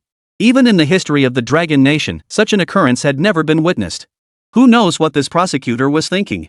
Doesn't he realize that even prosecutors lack the authority to interfere with the competition rules established by the empire? Yet anger is one thing, rules another. What truly infuriated He Yuanqing was himself. He lacked the courage to defy the prosecutor and stand by his principles. Such conduct was unbecoming of a true powerhouse. For a cultivator, it would have shaken their very foundation. But this was not a world of Taoist cultivation, it was a world of professionals. While there was no concept of a wavering Dao heart, mindset still held some influence for professionals, just not as significant. After all, a professional's strength depends on talent and experience points. Continue the match. The prosecutor was well aware of He Yuanqing's thoughts. But his thoughts were irrelevant, for his purpose in coming here went far beyond mere interference in the competition. Not long ago, some contestants had already departed the venue. Among them were those eliminated early on, who had already reported the situation within the secret realm to him. Otherwise, even with his status as a prosecutor, he wouldn't have been able to get to the bottom of things so quickly. If He Yuanqing decided to throw caution to the wind and file a formal complaint against him, he wouldn't be able to handle the consequences. Fortunately, the outcome was favorable. The fellow wasn't quite that stubborn, and he managed to intimidate the other party. As the competition resumed with a new draw, the prosecutor finally spoke up. Governor I'm sure you realize this outcome is untenable, right? So I'm actually helping you. The prosecutor is absolutely right. By now, He Yuanqing had regained his composure. This reminder made him realize the gravity of the situation. Indeed, if such results were made public, Jiangnan province's reputation would undoubtedly suffer. He could practically see his colleagues coming to gloat over the fiasco. The prosecutor really had thought this through. Seeing He Yuanqing's expression finally ease, the prosecutor breathed a sigh of relief. If a complaint were filed, even he would be unable to escape the consequences. This way, all decisions were made solely by He Yuanqing. Even if higher-ups investigated, it wouldn't directly implicate him. He could even spin it with smooth talk to minimize his own responsibility. Of course, his motives went far beyond merely helping He Yuanqing see the situation clearly. Earlier, Shenhu had warned him that this assessment would involve taking a life. It was understood that in the Jiangnan province competition, if a fatality occurred, it wouldn't be considered a major incident. However, if word got out, it would inevitably tarnish the Qian family's reputation. He couldn't afford any slip-ups. This alone demonstrated Qianhu's meticulous nature. He was no easy opponent to deal with. Yet the anticipated outcome failed to materialize, forcing the prosecutor to make an early appearance to cover for Qianhu. Prosecutor Kai, please proceed to the city center to observe the proceedings. As a prosecutor, Kai Longwei was clearly unsuitable to occupy a provincial leadership seat. He was promptly escorted to the indoor viewing platform to observe the proceedings, which also served as oversight for the Jiangnan province competition. Not long after, a knock sounded at the door. "Prosecutor Kai, I greet you." The visitor was none other than Xianhu, looking extremely pale. "What's gotten into you?" "Forget being a prosecutor, I'm your own uncle." "Uncle, I'm in deep trouble this time." "What's going on?" Hearing this, Kai Longwei's expression darkened instantly. The room's temperature seemed to drop several degrees. An uncle's affection for his nephew often rivals that of a father. Seeing his nephew in such a state, he was naturally deeply concerned. "Don't even mention it. It's all my fault for being careless." Xianhu proceeded to recount every detail of what had transpired in the secret realm. "Is this Shen Yang truly such a prodigy?" "You're right. I underestimated him. And I have a feeling that when I unleashed my bloodline inheritance that strike, even if the trial hadn't ended, he might have dodged it. How could that be possible?" As fellow practitioners of the same lineage, Kai Longwei wasn't a bloodline heir of the Qian family. He was well aware of the extraordinary nature of the Qian family's bloodline inheritance. Otherwise, so many exceptional individuals wouldn't have emerged from the Qian clan. It's safe to say that even in the imperial capital, the Qian family wields considerable influence, not something just any Tom, Dick, or Harry can shake. Yet now, a mere ordinary practitioner with no notable background or connections could withstand the full force of Qianhu's bloodline inheritance? It seemed utterly impossible. "I'm certain of this. How could Uncle possibly doubt me?" "Enough talk. If this kid truly possesses such prowess, we absolutely cannot let him continue growing. I'll handle what comes next. You focus on healing your wounds." With that, Kai Longwei retrieved a pill from his ring. After swallowing it, Xianhu's complexion instantly improved significantly. "You've overexerted your bloodline inheritance this time. You won't be participating in the upcoming matches." "But Uncle..." "I know what you're thinking, but those who achieve great things don't get bogged down by minor details. Besides, you're the future heir of the Qian family. If you insist on handling everything personally, how would you be any different from a lowly soldier?" "Alright, then I'll leave it to you, Uncle." Xianhu was indeed a worthy opponent. Not only did he avoid reckless charges, but he was also extremely calculating. Choosing him as the Qian family's heir was certainly no casual decision. After all, he had numerous siblings. Whether direct or collateral lineages, scarcely anyone else could match his level of accomplishment. To become a powerful individual, one need only focus on leveling up. But to become a competent family head? That truly depends on innate talent. Chapter 131, The Tournament Begins. The arena tournament commenced swiftly. Compared to the secret realm matches, this tournament offered far greater entertainment value. Even the dwindling crowd surged back into the arena like a tidal wave. What's going on? Didn't they say the individual matches would start immediately? Why are they holding team arena matches now? Haven't you heard? The results from the last round were cancelled. Why on earth would they cancel it? Word is one team snatched all the points from the other teams, leaving everyone pretty upset. So they restarted the team tournament. What the heck? How could something like that happen? But whatever, this tournament format looks way more exciting. Most people didn't really mind the sudden rule change. After all, whether they're non-combat professionals or ordinary people, what they really want to see is an exciting match. As for the battles inside the secret realm, since there's no live broadcast feature, so no one could actually see what was happening inside. That's why many people left the competition venue. The final individual arena matches were the real highlight. Ding!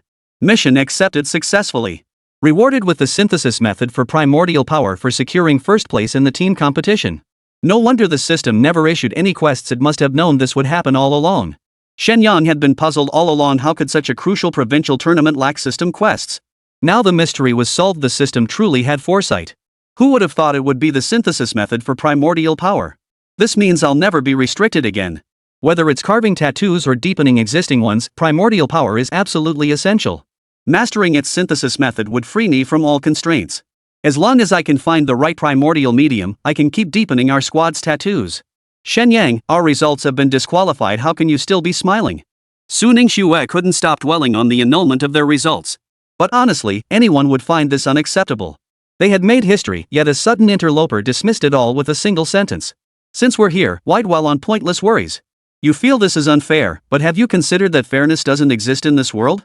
To change it, we must keep striving. Hearing this, Su Ningxue's eyes suddenly hardened with resolve. Oomph. When I finally get my hands on them, I'll make every last one of those hypocrites pay.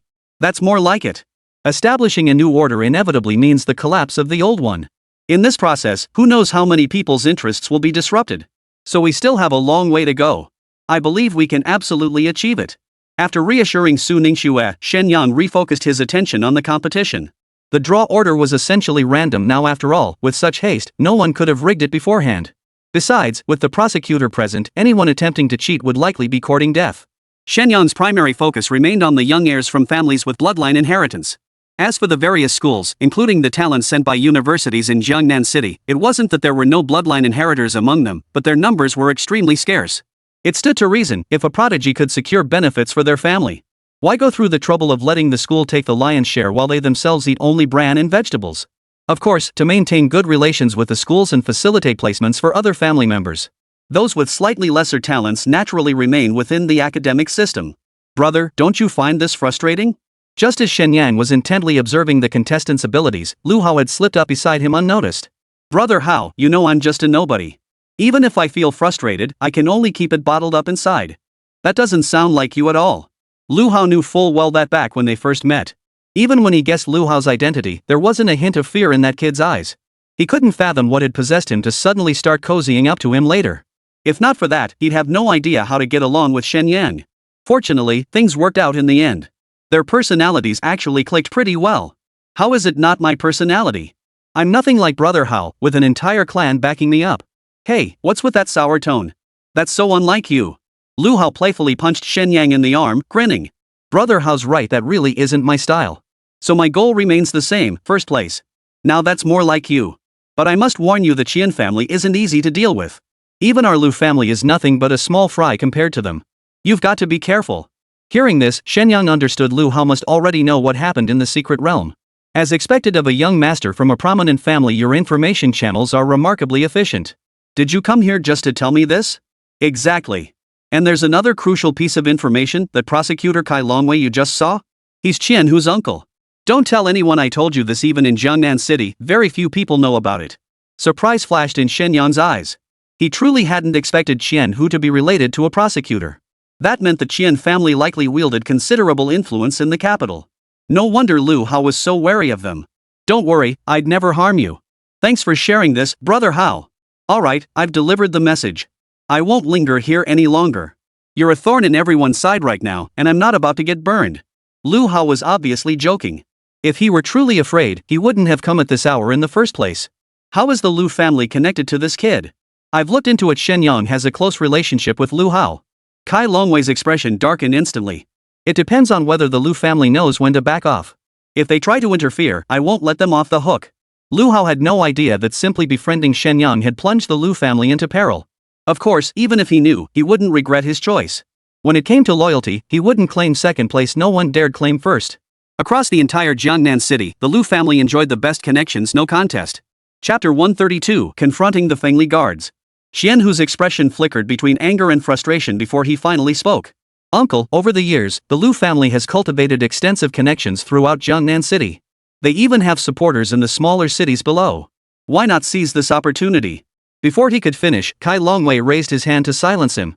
My position is unique. You needn't discuss these matters with me. Simply return and inform the family. If they wish to act, let them act. Kai Longwei was a shrewd man. His concern wasn't rooted in personal pride.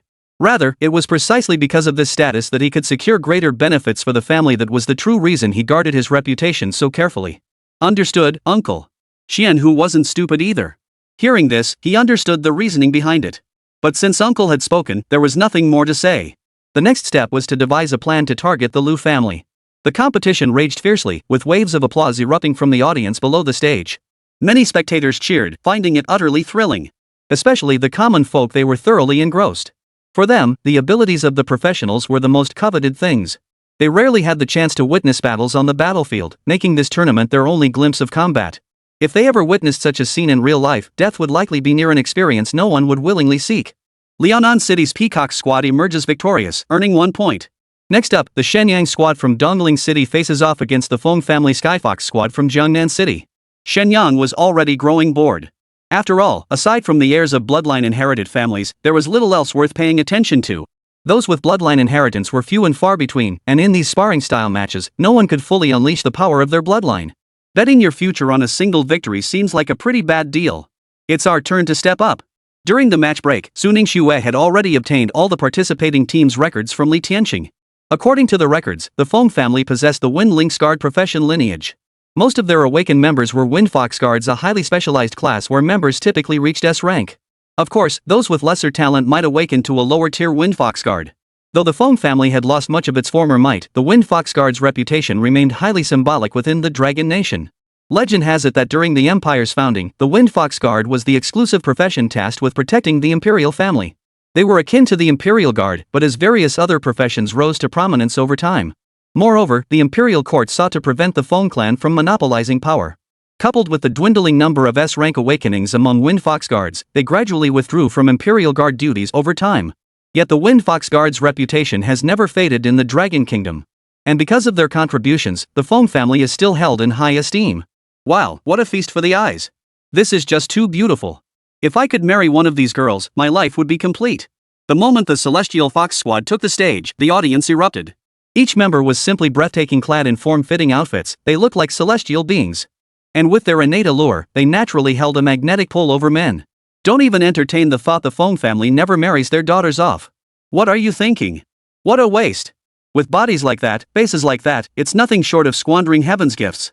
Shen Yang found himself drawn to the Fox Spirit Squad too. He hadn't expected every single member to be female. The leader was especially stunning, a devilishly curvaceous figure that was every man's dream. Fox Moon of the Celestial Fox Squad, it's an honor to meet you. Feng seemed utterly unfazed by the collective reaction, as if she'd long grown accustomed to such attention. Even with such admiration, her heart remained unruffled. She clasped her fists in a respectful salute and addressed Shen Yang politely. Shen Yang Squad, Shen Yang here.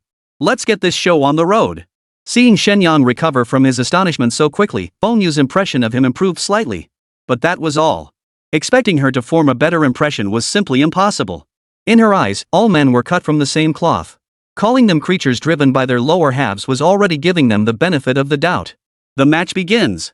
As the referee's whistle blew, the two squads immediately locked eyes in confrontation. Especially Su Ningxue and Luo Qingyi, fire already burned in their eyes. They'd both witnessed Shen Yang's reaction earlier. To think he'd try to seduce Shen Yang? They wouldn't stand for it. Su Ningxue charged forward first, her body enveloped in flames, blazing hot like a miniature sun. Defense. The Celestial Fox Squad was clearly well trained, their coordination flawless. Not only that, but 5 members of the squad had already reached platinum rank. A thunderous crash echoed, leaving Su Ningxue momentarily stunned. She knew her own strength well. Even as a standard attack, this strike should have reached the upper platinum tier. Yet against the defenses of 3 opponents, it hadn't made a dent. Again. True to her reputation as a Valkyrie, Su Ningxue's fighting spirit ignited instantly. Fire's Ultimate Realm. Open. As the Fire's Ultimate Realm activated, crimson-red markings appeared on Su Ningxue's face, creating a breathtakingly beautiful sight. Like exquisite makeup, it added an alluring, almost demonic quality to her appearance. With a 200% burst of power, the trio's defenses shattered instantly. So powerful. Hold on. She can't sustain this state for long. Correct, but it's more than enough to take you down. Meanwhile, Shadow Wind successfully ambushed one of the gold-tier opponents, knocking him unconscious. Just as he was about to target the next opponent, his vision suddenly blurred. Instantly, his entire body seemed drained of strength, collapsing limp to the ground. No man could resist enchantment for even half a second. Ing Feng. You useless piece of trash. Shen Yang was utterly speechless. He had clearly seen it happen. A golden-tier beauty planted a kiss on Ing Feng. Who could have imagined battle could be waged like this? What she didn't know was that for the person involved, it was anything but pleasant. It felt like being dizzy from a roller coaster ride. There was absolutely no enjoyment to be had. Okay. Old 6, I'm here to save you. Auspicious Domain. Under the influence of the Auspicious Domain, Ing Feng slowly came to his senses. What the hell just happened to me? Damn it. Not again. But the next second, his vision blurred and he blacked out again. Is this kid that resilient? How did he suddenly recover? The girl was still puzzled, but the next second, Shadow Wind regained consciousness once more. Chapter 133, What a Mess. Just as Ing Feng tried to break free, he was kissed unconscious once more. The audience below had been watching the intense battle unfold, but suddenly someone shouted out. Is this even a fight? Why are they doing mouth-to-mouth over there? Damn it, this isn't CPR, they're just showing off their love. But how could that be? Don't women from the Feng family never marry outside the clan? Now, every pair of eyes in the audience was glued to the two of them. Li Tianqing nearly jumped to his feet.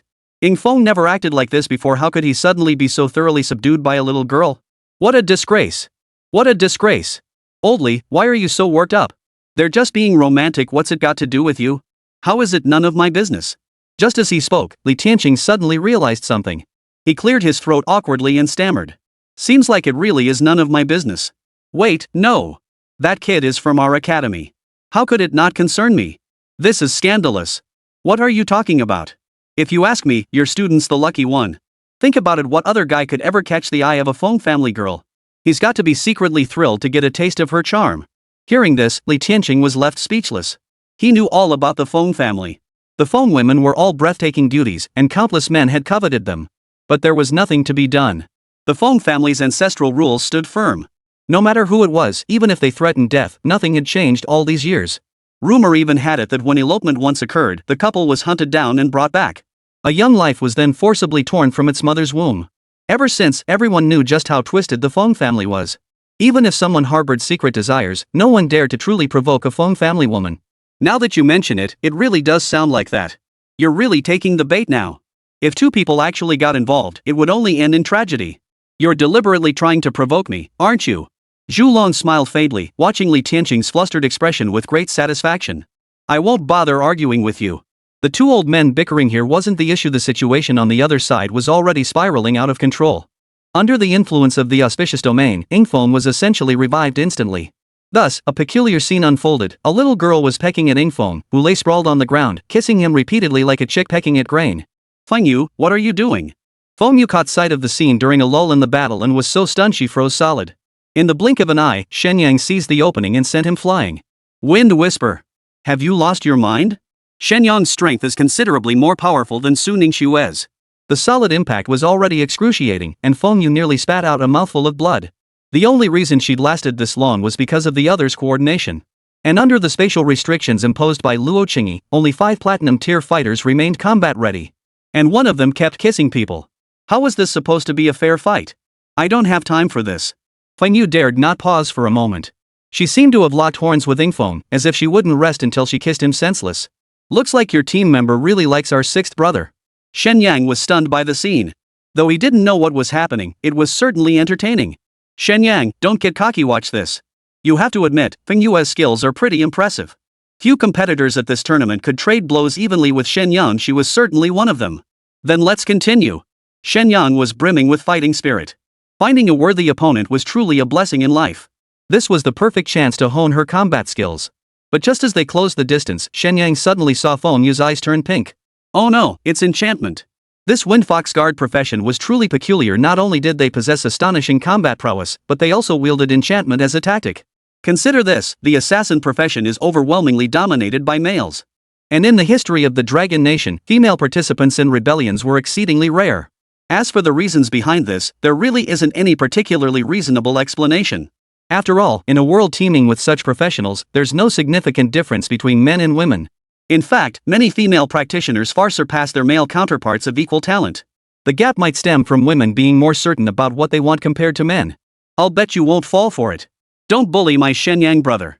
Seeing Shen Yang about to be charmed, Luo Qingyi grew furious. She'd already been annoyed by these alluring women earlier, and now they dared to try enchanting Shen Yang? This was absolutely intolerable. Dimension Blade. The dimensional blade's speed was beyond question, reaching Feng Yu's face in an instant. Shen Yang, however, had initially thought this enchantment might be different. Yet, to his surprise, he felt absolutely no effect. He quickly realized why. What a joke his brain housed a system. Even if it were to protect him, the system would never allow anyone to easily control his mind. Therefore, no matter what kind of psychic attack it was, it couldn't actually affect him. Unless it was a harmless attack, not worth paying attention to. Watch out. This time, Feng Yue was genuinely terrified. She distinctly sensed a threat to her very life. At the last possible moment, Shen Yang grabbed Feng Yue's small hand and teleported them out of harm's way, narrowly avoiding the dimensional blade. Even so, the dimensional blade still sliced off a large lock of her hair. Recalling that scene, Feng Yu still felt a chill run down her spine. Qingyi, this is a competition, not a battlefield. Didn't I tell you not to use the dimension blade? At Luo Qingyi's current level, the dimension blade could even pose a threat to diamond tier opponents. That's why before the match, Shen Yang had explicitly warned her not to use the dimension blade. The consequences would be unimaginable. I was just worried about brother Shen Yang. Feng Yu looked at Luo Qingyi, whose eyes were slightly reddened, and a deep sense of apprehension welled up within her. Who could have imagined that this little girl, who had always stayed in the rear providing support, could unleash such terrifying attacks? We've lost.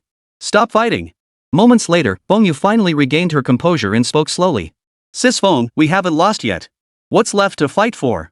We can't even win 4-on-2. Stop embarrassing ourselves. Exactly. With Luo Qingyi and Qin Yan supporting them, Shen Yang and Su Ningxue alone were holding off all 4 of US Platinum ranked players. How could we possibly win now? Chapter 134, haven't had enough kisses yet? The 3 of them knew the battle state all too well. In the end, they had no choice but to accept their fate. They were simply no match for Shen Yang's team. Alright, Qingyi, I know how you feel, but this is too dangerous. You can't be so impulsive in the future, understand? Since the enemy had conceded defeat, Shen Yang naturally couldn't continue the fight. Seeing Luo Qingyi's pouting face, Shen Yang felt a pang of pity and pulled her into his arms. I understand, brother Shen Yang. I was wrong. I don't blame you. How could I ever blame you? For some reason, watching the 2 of them so close, Fengyu suddenly felt a strange sensation in her heart. Unable to explain this feeling, she led the other team members off stage. But when she glanced back, Fengyu was still frantically pecking away like a little chick. She couldn't help but sigh, pressing her hand to her forehead. Get her out of there. What are you doing? I haven't even. Fengyu, snap out of it. We've already lost. Ha? When did we lose? I haven't even. At that moment, Yingfeng finally snapped out of it. Watching Fengyu being carried away, he suddenly felt uneasy all over. He had no idea what had happened, only an inexplicable dread gripping his heart. You wait, you little brat. I'll conquer you someday. Damn it, this woman's got issues. Yingfeng muttered under his breath, then got up and walked over to Shen Yang's side. Weird, why do my lips hurt so much? When did they swell up? Shen Yang couldn't help but stare at Yingfeng's sexy, pouty lips. Old Six, how did it feel just now? What do you mean, how was it? What are you talking about? Qin Yan also leaned in, pulling out a recording stone and waving it in front of Yingfeng. No worries, if you don't admit it, I've got it all recorded. Little Yen, not bad. Didn't expect you to have that on your mind. Nice work. Yingfeng shrugged it off. It was just a fight. What's there to record? What's wrong with you two? Have you lost your minds? Yingfeng, you're something else. Who knew you were so charismatic? Su Ningxue walked over too, playfully punching Yingfeng's shoulder as she teased. Seriously, what the hell are you two talking about? Kid, still playing dumb? You got all that and won't admit it? You're a total jerk, aren't you? Shen Yang was getting annoyed. This kid still won't admit it. I really didn't know. Seeing that Yingfeng didn't seem to be faking it, Qin Yan naturally refused to believe him and immediately played back the footage from the recording stone. Not admitting it, huh? See for yourself. Watching the footage from the recording stone, Yingfeng's eyes widened.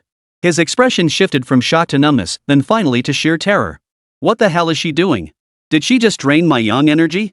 Qin Yan, hurry up and replenish it for me. How am I supposed to replenish you? Forget it. Captain, hurry up and open the infinite realm for me. I feel so drained right now. Shen Yang shoved Yingfeng aside. Cut the crap. You're getting away with murder here. Your acting is Oscar-worthy. No, really, I feel dizzy and lightheaded. Gradually, all 4 of them realized something was off. Yingfeng didn't seem to be acting at all. He genuinely appeared unaware of what had just happened. Even knowing what happened, I never even considered that possibility. Alright, I get it now. Old Six, how could you be such a straight-up guy? What do you mean? Seeing Yingfeng's clear yet foolish gaze, Shen Yang felt utterly speechless inside. He'd admit he wasn't exactly the most romantic guy himself, but when it came to Yingfeng, he had to admit defeat. The Fox Squad had just returned to their seats when an old woman stood up. Fengyu, what's gotten into you? Grandma, that kid was just too tough to handle. I refuse to accept it. How could he possibly withstand my celestial fox charm? Nonsense. Who gave you permission to use the celestial fox's allure recklessly? Grandma, I was desperate. Besides, the celestial fox's allure isn't that powerful anyway. He wasn't even charmed. The old woman nearly choked on her own blood. This little brat was utterly undisciplined. Didn't I tell you? The celestial fox's charm can only be used. Alright, Grandma. I just wanted to try it out. I won't do it again next time. Please don't be angry anymore, okay? Under Fengyu's pouting and pleading, the furious old crone could only relent. Fine. But you must promise me no more excessive contact with that man. I know, Granny. Though she agreed verbally, Yingfeng had already captured her full attention. Fengyu, his ability to resist your skills isn't his own power, it's his other teammate. His domain skill can dispel debuffs, so stop sulking. Fengyu's words finally pulled Fengyu back to reality. So that's how it is? No wonder he woke up so quickly. Damn it, how dare he deceive me? Hearing this, Fengyu was speechless inside. Her sister's thought process was getting more and more bizarre. Not only did she use a skill meant for a wedding night, she even thought a defenseless person was deceiving him. If Yingfeng found out about this, he'd probably go completely mad. The tournament continued, its schedule stretched out due to the round-robin format. After all, this was a provincial-level competition, nothing like the city-level events. The competitors were all exceptionally strong, leading to correspondingly longer match durations. Still, the ancient clan teams were indeed racking up more victories. Can you stop bothering me? I told you I don't feel anything. While watching the matches, Ingfeng sensed many unfriendly glances directed at him. He couldn't control the others, but Qin Yan kept nagging him about what he felt. Finally, unable to hold back any longer, his voice rose significantly. This time, the person beside him wasn't pleased. Look, buddy, your lips are all swollen. You tell me you don't feel anything? Yeah, right. Man, I really don't feel anything, and it's actually pretty uncomfortable. If you don't believe me, go find her and kiss her yourself.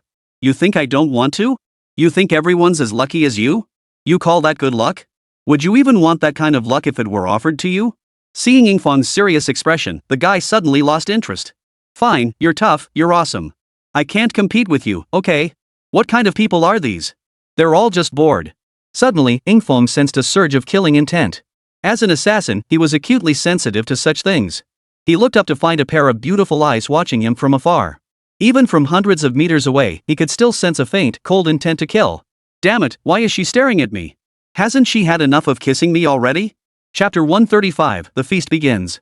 If Fingyu knew what Ingfeng was thinking, she'd probably explode on the spot. To be humiliated like that in front of so many people, only to discover the other party was a clueless blockhead. Who could possibly endure something like this? Damn it, I'll never let that brat off the hook. Fengyu watched Fengyu's seething expression and suddenly felt a pang of worry. Little sister, you mustn't harbor any feelings for that boy. You're a Feng family member. Sis, what are you talking about? What could I possibly have in mind? Even if I did, it'd be to tear his mouth to shreds. After all, she was a direct descendant of the Feng family. How could she possibly be moved by some unknown nobody? Besides, she'd accepted her destiny from childhood, otherwise, the family wouldn't have groomed her so intensively. That's right. In the Feng family, if you lack that awareness, you'll only be treated as a sacrificial pawn. Of course, the Fengs aren't that foolish, they'd never stoop to arranged marriages between close relatives. Don't be fooled by the shared surname. Over centuries, the family has branched into countless lineages. Biologically speaking, their genetic ties aren't as close as one might assume. Yet by aligning themselves with the mighty Feng family, they naturally secured greater advantages. This relationship is remarkably stable. After all, within the clan, those who awaken the profession of Wind Fox Guard can secure a very promising future. But if the Feng family ever loses its current standing, it would crumble instantly. Alright. Could you please consider the consequences before acting? If word of this gets out, how will you ever find a husband? Though reluctant to admit it, many men still harbor this sentiment. Most wouldn't care about such things after all. If you weren't part of their youth, how could you expect them to remain chaste for you? Even so, many still harbor resentment. Even if I never marry, I will avenge today's humiliation. You saw how strong the Shen Yang squad is. Do you really think you can pull off revenge? What can we do? Are we just supposed to swallow our pride? Fengyu remained silent, for she too had no answers. Soon, the Shen Yang squad's second match arrived. This time, there was no suspense. Their opponents were just an ordinary squad from another city, and they secured an easy victory. This can't go on.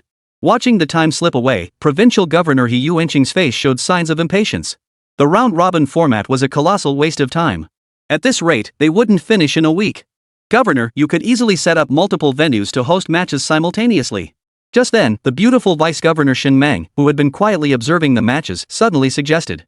Her graceful demeanor was enough to captivate any man. Even an old hand like He Yuanqing couldn't help but swallow hard, quickly averting his gaze. That's an excellent suggestion. In that case, let's expand the venues to 10. As a provincial competition venue, the space was certainly ample. Soon, after a flurry of activity by the staff, 10 platforms were erected. Now this was lively, a veritable feast. Feast my ass. Now I don't even know which match to watch. Though a few people were a bit resistant, they just wanted to watch the matches properly. They also hoped to cheer for their favorite teams, but with 10 arenas now, it was all a bit overwhelming. Still, most people were supportive. After all, if they kept going like this, who knew when the matches would ever end? Think about it, the final showdown is where it really counts. Most of the current matches are just minor skirmishes, nothing particularly exciting. Shen Meng lifted her teacup and took a delicate sip, her gaze fixed on Shen Yang below the stage. I'll be damned if I don't see what makes you so special. Truth be told, Shen Meng had already set her sights on Shen Yang's team during the previous Secret Realm competition. But due to unavoidable circumstances, this team never became the ones to make history. It remains to be seen whether they can deliver a more dazzling performance after the rules change. Ingfeng's perception was astonishing, his gaze snapped back immediately. Shen Meng's tea-sipping motion froze. With her abilities, she knew instantly that the kid had detected her gaze. Unexpectedly, there was a pleasant surprise. This kid seemed quite capable. Shen Yang, it seems someone on stage is watching us. Yingfeng whispered a reminder in Shen Yang's ear. No surprise there. After all, our performance in the secret realm was too dazzling. It's only natural that big shots would take notice. This aligned with Shen Yang's expectations, given the current circumstances. Relying solely on Dongling City's backing was clearly insufficient. Having embarked on this path, there was no turning back. Along the way, we definitely need to find new powerful allies. If nothing else, it would help us avoid a lot of minor hassles. Glancing back toward the elevated platform, numerous leaders were present, though their identities remained unclear. But it didn't matter. As long as someone noticed them, he was confident that if there was genuine interest, an opportunity to meet would arise. The pace of the tournament accelerated dramatically. By the end of the day, the Shen Yang squad had already fought over 30 matches. Fortunately, they hadn't encountered any teams stronger than the Skyfox squad. They weren't the only undefeated team either. Over 20 squads currently held scores above 30 points. Barring any surprises, the top 20 spots would likely be filled by these teams. Alright, that wraps up today's matches. Starting tomorrow, the top 20 teams by points will advance to the knockout stage. Let's go. I'm dead tired after battling all day. Shen Yang wasn't particularly interested in these low-level battles. They offered little to no benefit for combat strength improvement, pure time wasting. But tomorrow's matches should be more challenging. We'll likely face some interesting opponents. Wait. Before they could even exit the arena, the Shen Yang team was stopped in their tracks. A burly man with a seemingly honest demeanor appeared before them. What's up, buddy? Nothing major, but I heard you crossed the Qian family? The Qian family? You mean that scheming bastard? You must be tired of living to speak of my tiger like that. Shen Yang rolled his eyes. If this guy were just some arrogant bully, it wouldn't matter. But to be such a loyal lapdog? Even if he comes from a big family, he's destined for nothing in life. Get out of my way. I've no time to waste on you. Chapter 136, A Small Gift of Greeting. Kid, you're asking for trouble, aren't you? In Jiangnan City, no one has ever spoken to me like this. The burly man lunged forward, clearly used to his own arrogance. Brother Long, this is the competition venue. Don't act impulsively. You're lucky today, but don't get cocky. Even during the competition, do you really think you can slip through Qian Xiao's fingers? Fine, I'll be waiting. With that, the men brushed past and walked away, their strides dripping with arrogance and contempt. Witnessing this only strengthened Shen Yang's resolve to change the world.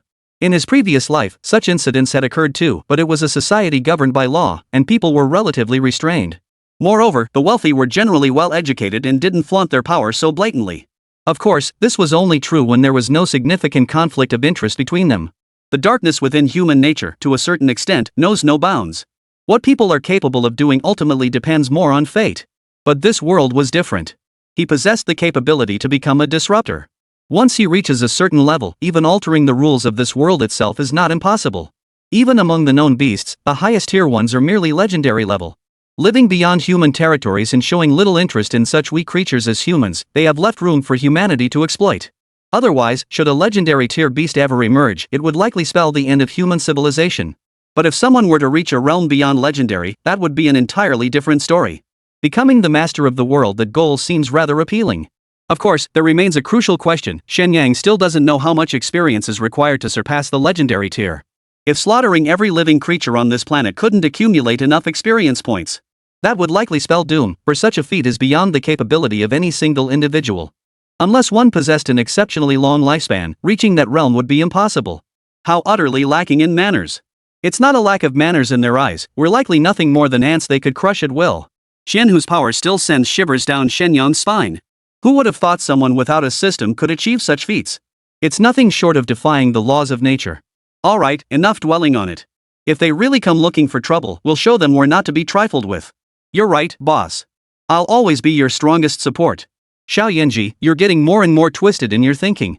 Why does that sound so strange to me? Really? I think it's perfectly normal. That's because your brain isn't normal. The moment everyone stepped out of the venue, a graceful figure appeared before them. Wasn't that the beautiful hostess from earlier? Seems like she's the vice governor. Su Ningxue fixed her gaze on her. She was usually the one who loved gathering intelligence. Most of the squad's intel came from her.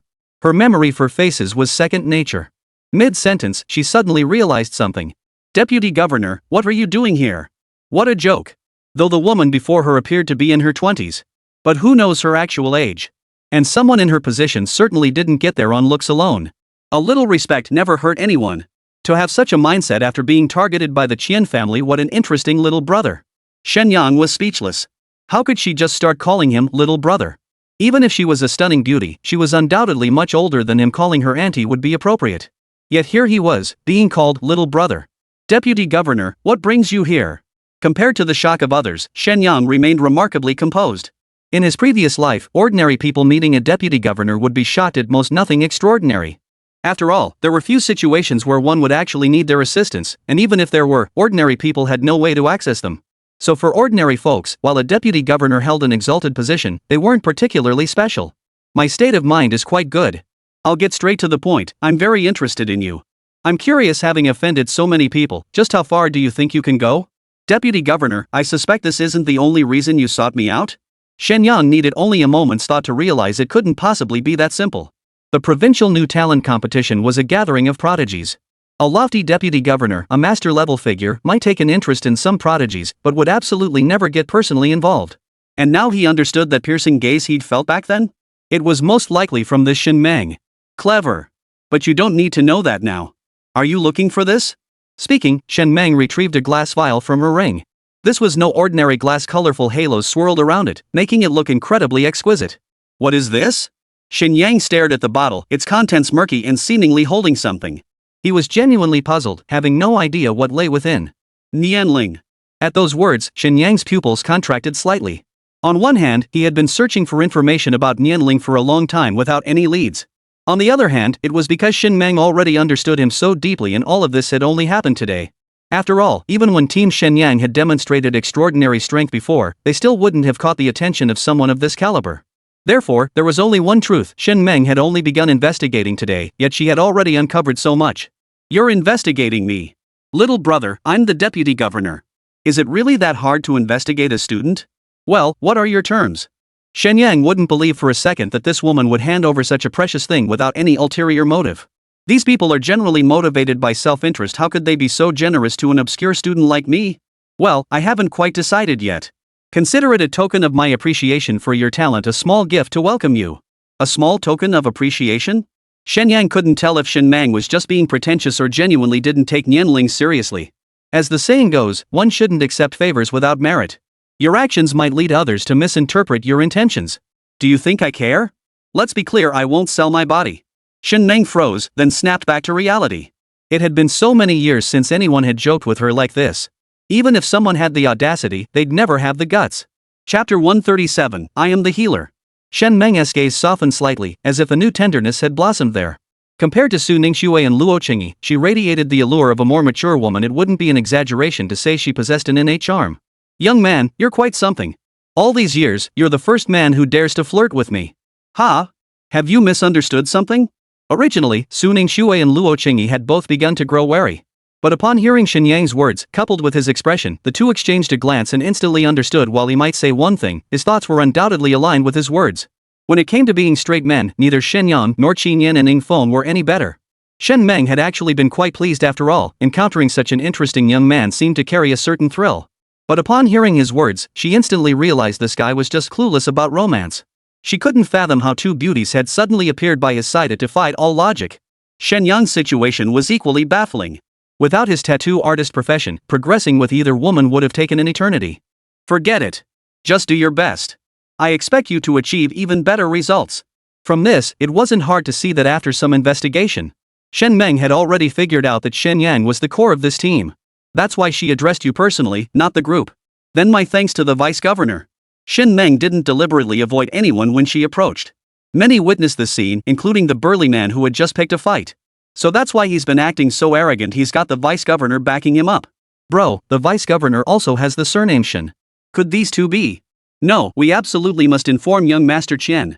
The Chen family's influence was undeniable, but to suggest they could stand up to provincial leadership? That was pure fantasy. Compared to Dongling City, Jiangnan City was entirely different. The government holds absolute dominance. No matter how much other families might kick up a fuss, they'd never dare challenge the provincial authority. After all, Jiangnan Province manages not only Jiangnan City but several other cities as well.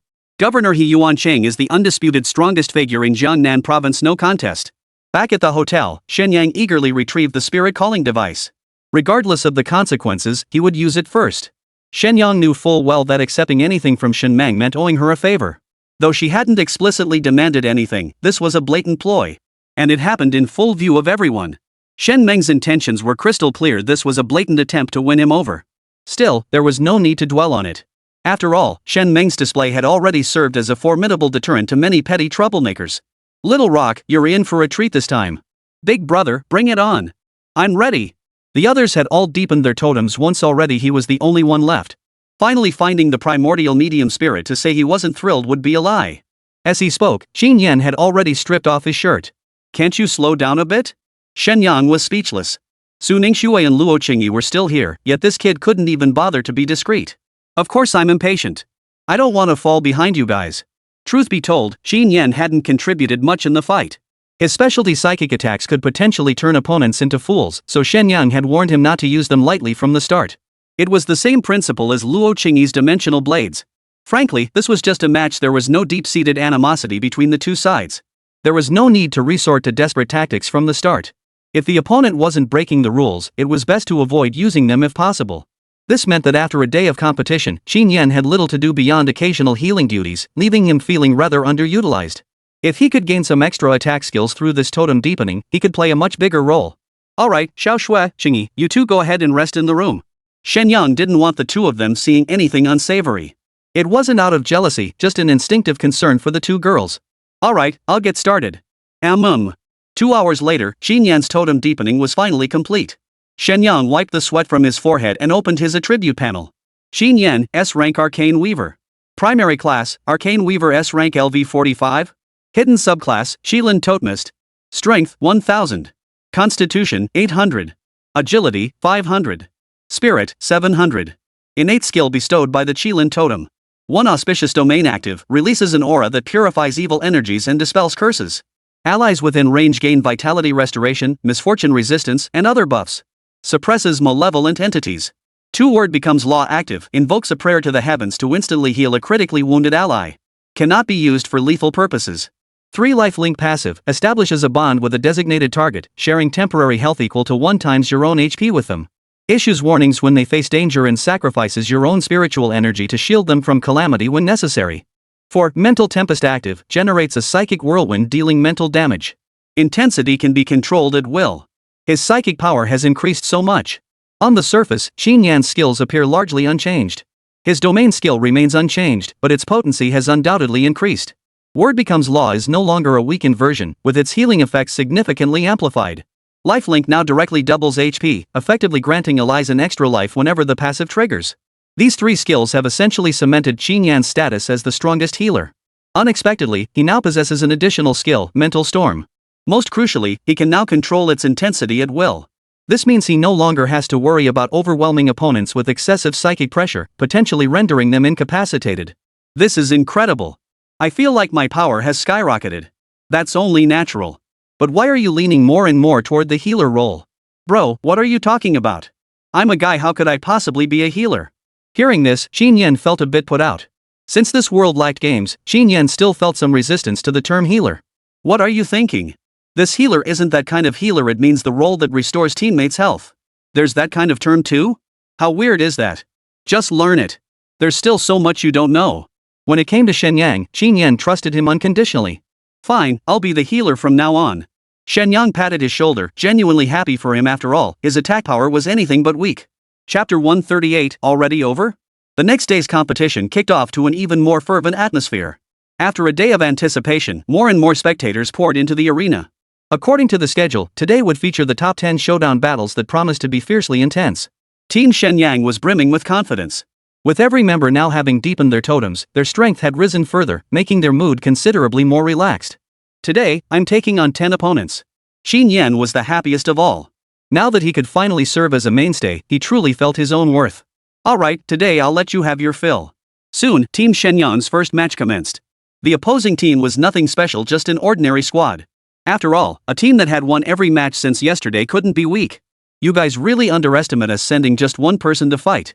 As the saying goes, a man can be killed but not disgraced.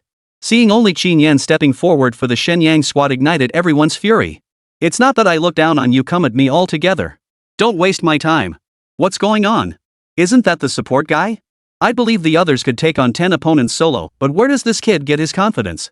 The audience knew the competing teams inside out, especially the powerhouses. They could rattle off their details like the back of their hands. The reason is simple: there aren't many large-scale entertainment events in this world. Fans naturally become the most observant supporters of their chosen teams. It's just like how soccer fans know their players inside out. When you care about something, you analyze it thoroughly. I don't know. He hasn't made a move yet, probably waiting for his chance. But really, was this necessary? Isn't it perfectly fine for each member to handle their own role within the team? Many still find Shen Yang's participation somewhat puzzling. After all, roles are defined by their strengths. Forcing a position change could lead to unforeseen complications. Shen Yang, right? Your squad is indeed formidable, but you're being a bit too cocky. Whether it's arrogance or confidence, you'll find out once you try. Fine, I'll see just how formidable you are. Despite the bravado, all 10 opponents pressed forward. After all, judging by their past performance, those 4 in the rear weren't ones to mess with. Even if they didn't seem ready to attack, they could still catch us off guard. But just as they formed their battle stance, a wave of dizziness swept over them. What's going on? Why am I so sleepy? Before the words could finish, all 10 collapsed to the ground in unison, completely unconscious. The referee hadn't even reacted yet when Shen Yang clapped his hands and turned around, only then realizing the result hadn't been announced. Referee, can we announce the result now? Is it over already? What else? Do you think they'll get back up if you call out to them? The referee was skeptical, suspecting some tactic was at play. But after several calls went unanswered, he finally confirmed they were truly unconscious. I declare Team Shen Yang the winner of this match. 1 point added to their score. The audience was even more baffled, having no idea what had just happened. Seriously? It's over already? They didn't even exchange blows. What the hell? I have no idea either. Could Shen Yang be some kind of freak? Who knows? But one thing's for sure, none of these guys are ordinary. Most people nodded in agreement. Think about it, the Shen Yang team was the only 5-member squad. If they didn't have some serious skills, how could they have made it this far in the provincial rookie tournament? Which means their earlier achievements in the secret realm might not have been rigged after all. You know what? That's actually quite possible. The reason they're holding this tournament is probably to give the major factions some closure. As the saying goes, 3 heads are better than 1. After everyone's analysis, they'd piece together the truth with near certainty. Of course, everyone found this conclusion quite plausible. After all, those secret realm results wouldn't reflect well on Jiangnan province if they got out. Nice work, kid. Shen Yang patted Shen Yang on the shoulder with a satisfied smile. It's all thanks to you, big brother. Otherwise, I might not even have made it to Jiangnan province. Don't say that again. While I provided assistance, it was your own hard work that truly got you here. Shen Yang wasn't just paying lip service. Within the team, he himself was probably the least dedicated to cultivation. Even with the totem's aid, the others never slacked off in their daily training in cultivation. So that saying was spot on. It's not that you fear others being outstanding, it's that you fear those who are already outstanding still pushing themselves relentlessly. Big brother, I get it. Rest assured, I won't embarrass you. In the following matches, the Shen Yang team easily defeated most opponents. Only one team posed a real challenge. But even they couldn't last until the end against Shen Yang. With only 10 matches left before the round-robin stage concludes, it seems almost deliberate all the strongest teams were deliberately placed in the latter half. The remaining 10 teams were the strongest squads from major clans and academies. Most maintained perfect records, suggesting this ranking was deliberately engineered. Otherwise, statistically speaking, such a sequence would be impossible. But it does prove one thing, at least Shen Yang's squad's strength is widely acknowledged. Shen Yang, I'll see if you can survive this time. Xian, whose eyes darkened. He hadn't played in any of the previous matches. After a day of recovery, his body was mostly back to normal. Though his words were harsh, deep down he still harbored some apprehension toward Shen Yang. After all, this was an opponent who had forced him to tap into powers beyond his own capabilities yet still hadn't been defeated. Truth be told, even in a provincial capital like Jiangnan City, such an existence was exceedingly rare. Rest assured, I've already notified the other clans about your situation. Remember, under no circumstances should you recklessly unleash your bloodline power again. If you do, even I won't be able to help you. Uncle, rest assured. This time my squad will hold the rear, waiting for him to tire himself out. I refuse to believe we can't take him down. As the match progressed, Chen, whose expression grew increasingly grim. Because those so-called top-tier squads hadn't even scratched the surface of the Shen Yang squad. Their skills were simply too bizarre, and their coordination was flawless. Even a team composed entirely of platinum-tier players couldn't secure a victory. I knew this kid would be tough, but I never imagined he'd be this tough. Given that, you might as well conserve your energy and save it for the finals. Chapter 139, This Isn't a Piece of Cake. Xianhu nodded, his face expressionless, his thoughts unknown. I hereby declare the round-robin stage concluded. The top 20 teams by points will advance to the knockout stage. To secure first place and break into the top 20, I knew I hadn't misjudged you, kid. Li Tianqing was overcome with excitement. It had been years since Starlight Academy had broken into the top 20. It could be said that the Shen Yang team had made history for Starlight Academy. And to do so as the top-ranked team? That's something that hasn't even happened a handful of times in Dongling City's history. What's there to gloat about? If you face a strong team later and get knocked out, don't come crying to me. Zhu Long couldn't help but feel a bit sour inside. After all, Dragon Emperor University was Dongling City's strongest institution, yet this time only one of their teams had made it into the top 5. 2 other teams finished outside the top 10. Moreover, in the previous round-robin stage, they'd already faced off against nearly every other team. Against the Shen Yang squad, they had absolutely no chance. Seriously, man, are you settling a personal grudge? Can't you think bigger? This is Dongling City's pride, okay? Pride of Dongling City? I think you mean the pride of Starlight Academy. For Dragon Emperor University, this year's tournament likely holds little hope. Zhu Long knew this all too well. If Starlight Academy seized their opportunities over the next year, they could very well overtake them. What worried him even more was the Shen Yang team's outstanding performance. If they keep this momentum up, they could very well represent Jiangnan province in the national tournament. Such an honor had only been bestowed a handful of times in Dongling City's history. Should they successfully enter the national team, the resources Starlight Academy could obtain would increase exponentially.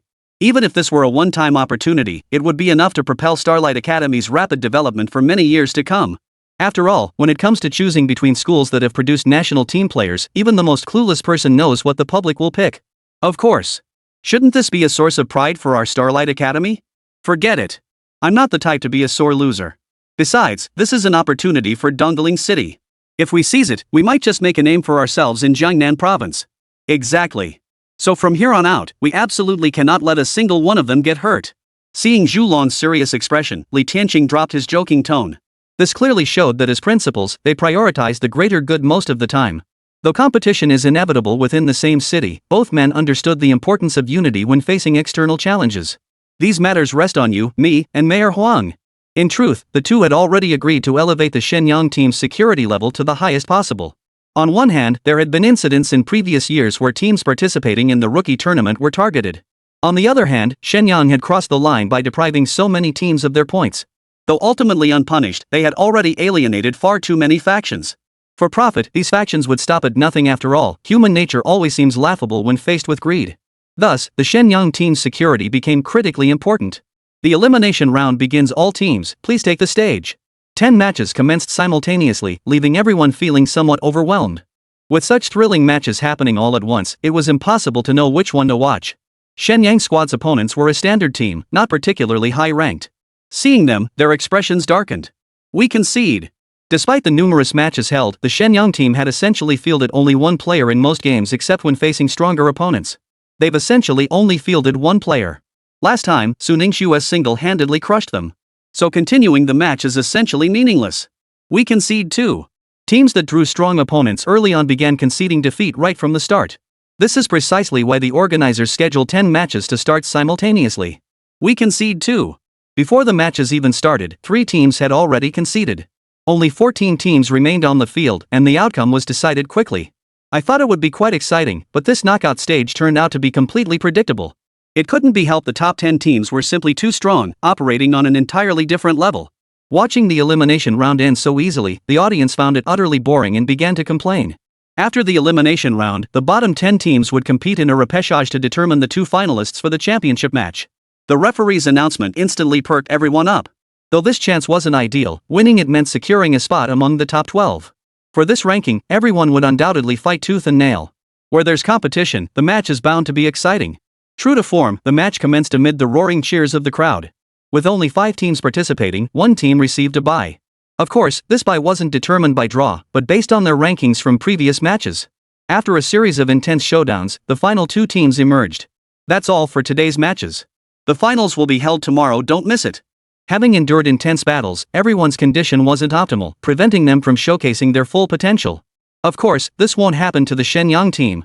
Not only does Shen Yang possess the Infinite Realm, which can instantly restore everyone to peak condition. Even without it, there's no cause for concern. Apart from the top contenders, most teams haven't suffered significant fatigue. As soon as they stepped out of the arena, 2 figures appeared before the Shen Yang team. The 2 principals? What brings you here? How did you find the time to visit us?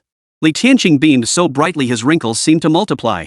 Young man, I truly didn't misjudge you. You've done Dongling City proud this time. Why bring that up? It was a piece of cake. Young man, don't be so reckless. Remember, there's always someone better out there. Zhu Long's expression darkened. After all, this wasn't his student. What was even more frustrating was that the boy had been expelled from Dragon Emperor University. Where could he even go to complain about this? Ask if he regretted it? Of course he did. But back then, Longhuan University was too deeply entrenched under the Lin family's control. Even if he'd known about it back then, he likely wouldn't have been able to change anything. After all, no one could predict how far a hidden practitioner might rise. Bet on the wrong horse and you'd be damned for eternity. Chapter 140, Water Towns of Jiangnan. This was no exaggeration. Had the Lin family not been destroyed, it was impossible to predict how far Longhuan University might have advanced. Should a direct confrontation arise, even without the Lin family initiating action, the forces backing them would certainly intervene. At that point, it was uncertain whether he could even remain as president, and he might even become a target. Thus, Zhu Long's apprehension had never been directed at the Lin family itself. Lin Wuya was indeed formidable, but not formidable enough to make him bow. His true apprehension lay with the Qin family behind the Lins, one of Jiangnan province's most powerful clans. Even he dared not provoke them. Principal Zhu, I know there are always people more capable than me, but I'm a student of Starlight Academy. Our principal hasn't said anything yet. It's not your place to lecture me, is it? You? Zhu Long never imagined Shen Yang would dare speak to him like this. That's right, Zhu Long. What's gotten into you? How dare you lecture my student? This time, Li Tianqing finally got his moment to shine. He'd never had the nerve to argue before, but now his chin was practically pointing to the sky. All right, let's get down to business. All right, Shen Yang. Principal Zhu is still your senior. You need to show proper respect. Don't talk like that again. Got it. But principal, you didn't just come over to praise us, did you? Shen Yang knew full well why both principals had appeared. There was definitely something going on. After all, routine matters never required both of them to step in personally. That's right, we're here to stay with you. What? Shen Yang was speechless. What kind of request was this? While everyone was staying in hotels, the standards for students and teachers were different. If using public funds, it would typically be a standard double room. After all, Jiangnan City's cost of living is quite high, and compared to his previous life, this world truly lived up to the saying, every inch of land is worth its weight in gold. To defend against the onslaught of ferocious beasts, the city's boundaries were strictly limited. Towering walls encircled the outskirts, and expansion could only mean extending those walls. But this is no simple task. The construction costs for city walls are astronomical. Even if an entire province poured its finances into it, expanding the walls by even a short distance would be incredibly difficult. Thus, over the years, no mayor has dared to expand the city. After all, instead of expanding, building more cities could establish crucial hubs. Besides, you shouldn't put all your eggs in one basket. Live with you? Are you deaf? No, but is it really appropriate for you to live with us? Hearing this, the two principals exchanged glances, seemingly baffled by what exactly was inappropriate. What's inappropriate about it? What do you think? It does seem a bit awkward, but we absolutely must live with you. Li Tianqing's tone brooked no argument. After some explanation, Shen Yang finally understood that these two old men were actually protecting them. Indeed, with two grandmasters protecting them, they would essentially have no need to worry about safety from now on. But while he understood Li Tianqing's presence, why was Zhu Long here too? Hadn't Dragon Emperor University always looked down on him? Now the president himself had come to protect him? It was like the sun rising in the west. Voicing his inner doubts, Zhu Long snorted coldly. I've said it before, the greater good comes first. Do you really think I'd bother holding a grudge against a kid like you? Why wouldn't I? Have you seen me give you a single friendly look since we met? If you didn't want to come, you could have just stayed away. You. Zhu Long had no regrets now. This kid's arrogance far exceeded his expectations. Even if he'd stayed at Dragon Emperor University, the ill-tempered president would have been driven half-mad with rage. All right. We've got our dean to handle things. You should head back and protect your Longhuan University team. Even if Zhu Long had the best temper, he couldn't tolerate this kind of thing. Fine, Li Tianqing, I see it now. You and your students are deliberately trying to provoke me, aren't you? Not at all. After all these years of friendship, how could I possibly provoke you? Hearing this, Zhu Long's defenses crumbled completely. I have nothing more to say to you. Since I'm not needed here, I'll just leave then. With that, Zhu Long flung his sleeves and turned to leave. Li Tianqing hurried to stop him, his smile not fading one bit. Old Zhu, what are you doing? You're the principal, how can you get upset with a kid like this? Get lost. Watching Zhu Long's blazing anger, Li Tianqing frowned, though his words remained soothing. But inside, he was overjoyed. This was true vindication. Kid, you did a great job this time. After Zhu Long left, Li Tianqing returned to Shen Yang's side, his face beaming with amusement. Having seen through his scheme, Shen Yang sighed in exasperation. Dean, could you please not involve me in this kind of thing in the future? That person is a grandmaster. What if they decide to take it out on me one day when they're in a bad mood?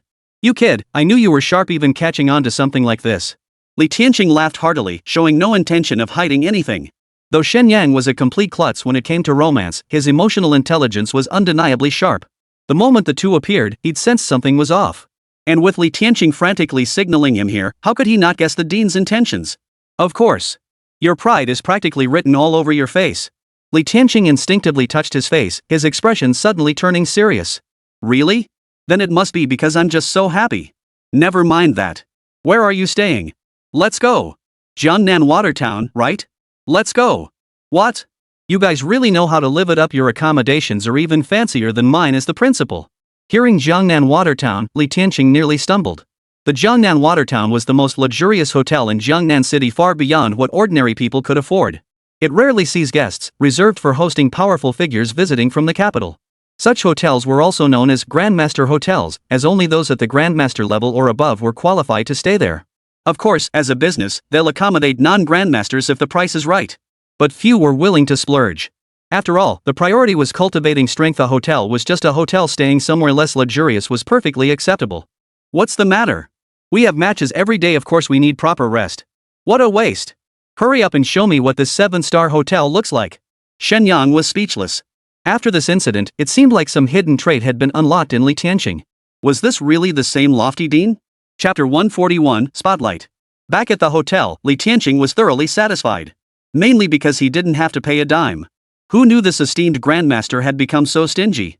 Ultimately, it boils down to differing consumption values. Just like today's youth, they'd buy top-tier gaming gear without batting an eye. But forgetting to turn off auto-renewal on a subscription? That could break their hearts for a whole week. With Li Tianqing staying at the hotel, the team's security level skyrocketed. Even the spoiled brats from wealthy families would have to get past this grandmaster before causing any trouble. Zhu Long wasn't idle either. He went straight to Governor He Yuanqing. After all, they were colleagues, and He Yuanqing had witnessed the Shen Yang squad's performance firsthand. There was no reason not to show some support. Regardless of which city they represented, they ultimately served Jiangnan province. If a governor lacked even this level of perspective, he likely wouldn't hold his position for long. Dean Zhu, I hear relations between your two institutions have always been strained. I never imagined you'd deign to come here and lobby for Starlight Academy. Clearly, He Yuanqing was well aware of the rivalry between Dragon Emperor University and Starlight Academy, hence his playful teasing. Governor, please spare us the banter. When it comes to the bigger picture, I know exactly how to make the right choice. I just want to know, in your opinion, does the Shen Yang team stand a chance? He Yuanqing didn't respond directly, instead falling into deep thought for a moment. Since the competition began, whether in the secret realm or the arena tournament, Team Shen Yang's performance had indeed been impressive. This had naturally attracted many fans, but as things often go, where there are fans, there are also rivals. As the provincial governor, he had to consider whether it was appropriate to take a clear stance at this juncture. After all, this was a competition. If the provincial governor showed favoritism toward any team even unintentionally, it would appear unfair to outsiders. For those in high positions, these were unavoidable considerations. Because a single word, or even just a hint of attitude, a single inquiry, those below will spare no effort to make it happen. Hope certainly exists, but to be honest, I don't hold much faith in them. Why? Zhu Long was somewhat perplexed. If he himself held high hopes for the Shen Yang team, why did he not share that optimism? He Yuanqing raised his hand, casting a soundproof barrier around the room. Seeing this reaction, Zhu Long's heart skipped a beat. In the provincial capital of Jiangnan, if even the governor was being this cautious, it clearly meant the matter was far from simple. Do you know that this prosecutor is backed by the Qian family? I've heard rumors, but I don't know the exact nature of the relationship. Don't pry into the details. Just know it's a deep connection. Hearing this, Zhu Long felt a wave of speechlessness wash over him. He harbored deep distaste for such connections. But even having reached the level of a grandmaster and gained some influence, he remained powerless to change such things. Was there truly no solution? What Zhu Long truly wanted to know was He Yuanqing's stance. Even as a prosecutor, he doubted he would dare meddle in provincial affairs. Abusing power for personal gain would lead to dire consequences. This team's performance has been truly outstanding, but how much attention they ultimately receive will depend on their final ranking. I understand, Governor. Rest assured, I have high hopes for them. Hearing this, He Yuanqing nodded silently, saying nothing. Yet inwardly, he deeply admired Zhu Long's actions. After so many years as governor, he had witnessed countless power struggles and seen humanity at its ugliest. Yet here was Zhu Long, a man of such strong principles, going to such lengths for his opponent's school. This was the true embodiment of putting the world's interests before personal gain. If everyone possessed such a broad perspective, why would humanity's progress be a concern? Alas, such individuals were far too rare. Were they more common, humanity's current predicament would surely be different. Thus, the moment Zhu Long arrived, his decision had already been made. He hadn't stated it outright simply to gauge the other party's true stance. Additionally, he wanted to see just how far the Shen Yang team could go. A team without bloodline inheritance if they could truly rise above and humiliate those great clans. He would be quite pleased to see such an outcome. Hugh knew that he Yuanqing had reached his current position entirely through his own efforts. His family lineage played no part in it. In fact, even now, without his support, the Yi family would have long since withered away. Consequently, he Yuanqing himself possessed no bloodline inheritance. His natural limitations had essentially capped his level progression. Well then, it was up to them to prove themselves. Early the next morning, the team arrived at the competition venue, energized and alert, under Li Tianqing's personal escort. Today marked the finals, drawing a record-breaking crowd. Many seats were packed with 2 or even 3 people, truly a sea of humanity. Holy crap, there are way too many people here. Bro, does this mean we've made a name for ourselves across the land? Of course we have. But remember, Xiao Yanzi, never get cocky. There's a saying, the higher you fly, the harder you fall. Everyone understood exactly what Shen Yang meant. Truthfully, ever since winning the Academy Grand Tournament, Shen Yang had been actively shaping their mindset. Because back then, he knew that with Totem's help, they were destined to stand on a much grander stage. To put it plainly, they were still just kids who hadn't even turned 20. Compared to the scions of great clans, ordinary people's horizons were undeniably narrow. After all, this wasn't their past life. Under the influence of the ferocious beasts, it was impossible to both read 10,000 books and travel 10,000 miles. Without taking precautions beforehand, it could easily lead to serious consequences. Got it, big bro, keep a low profile in life, but make a big splash in action. Shen Yang! Shen Yang! Shen Yang! Look, the Shen Yang squad is here, they truly are the undisputed champions. Yeah, they're incredible. I'm rooting for you guys.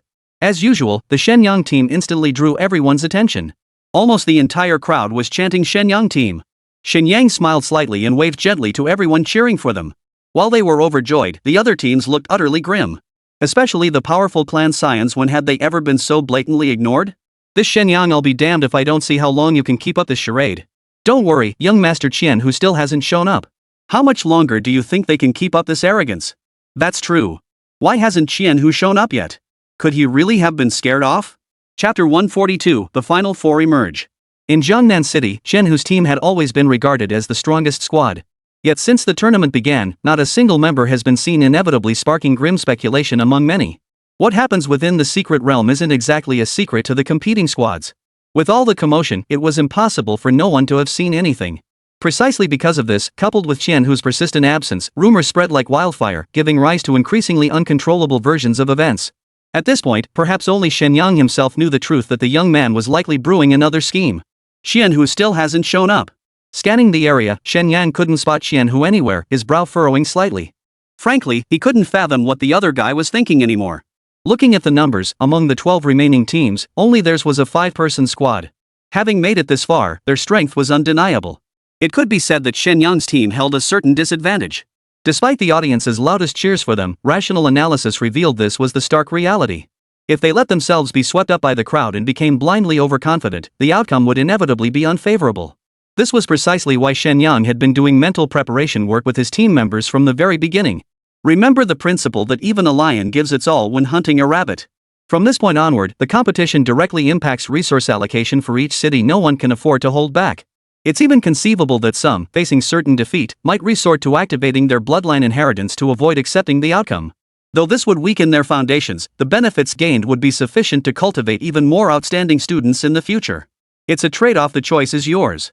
Will you swallow your pride for your own future, or fight for your city's future? His absence is actually advantageous. We can easily secure a top 6 finish. Does he really think he can challenge us at our peak? After a moment's contemplation, Shen Yang had already formed his suspicions. Qian Hu wasn't the type to act without thinking. On the contrary, he was a man of profound depth. If that's truly the case, it's hard to say how many trump cards he's holding for the final showdown. A showdown? You mean he thinks we'll be contenders for the championship? Su Ningxue instantly grasped Shen Yang's conjecture. Exactly. But it doesn't matter, our goal is the championship anyway. Shen Yang quickly adjusted his mindset. Instead of speculating endlessly here, it's better to focus on preparing for our own matches. The real thing is vastly different from training. We're here to compete for the prize, but also to hone our skills. I now declare the top 6 showdown officially underway. Team captains, please come forward to draw lots. The last spot. After receiving the draw, Shen Yang couldn't help but marvel at his luck. He'd drawn the last-ranked team, one of the 2 squads that had advanced through the repechage. The matches begin. All 6 matches commenced simultaneously, whether by design or coincidence remained unclear. Essentially, the top 6 were facing off against the bottom 6, though one couldn't just speculate about such things. After all, with so many people watching, if you dared to accuse someone of cheating, you'd have to produce evidence.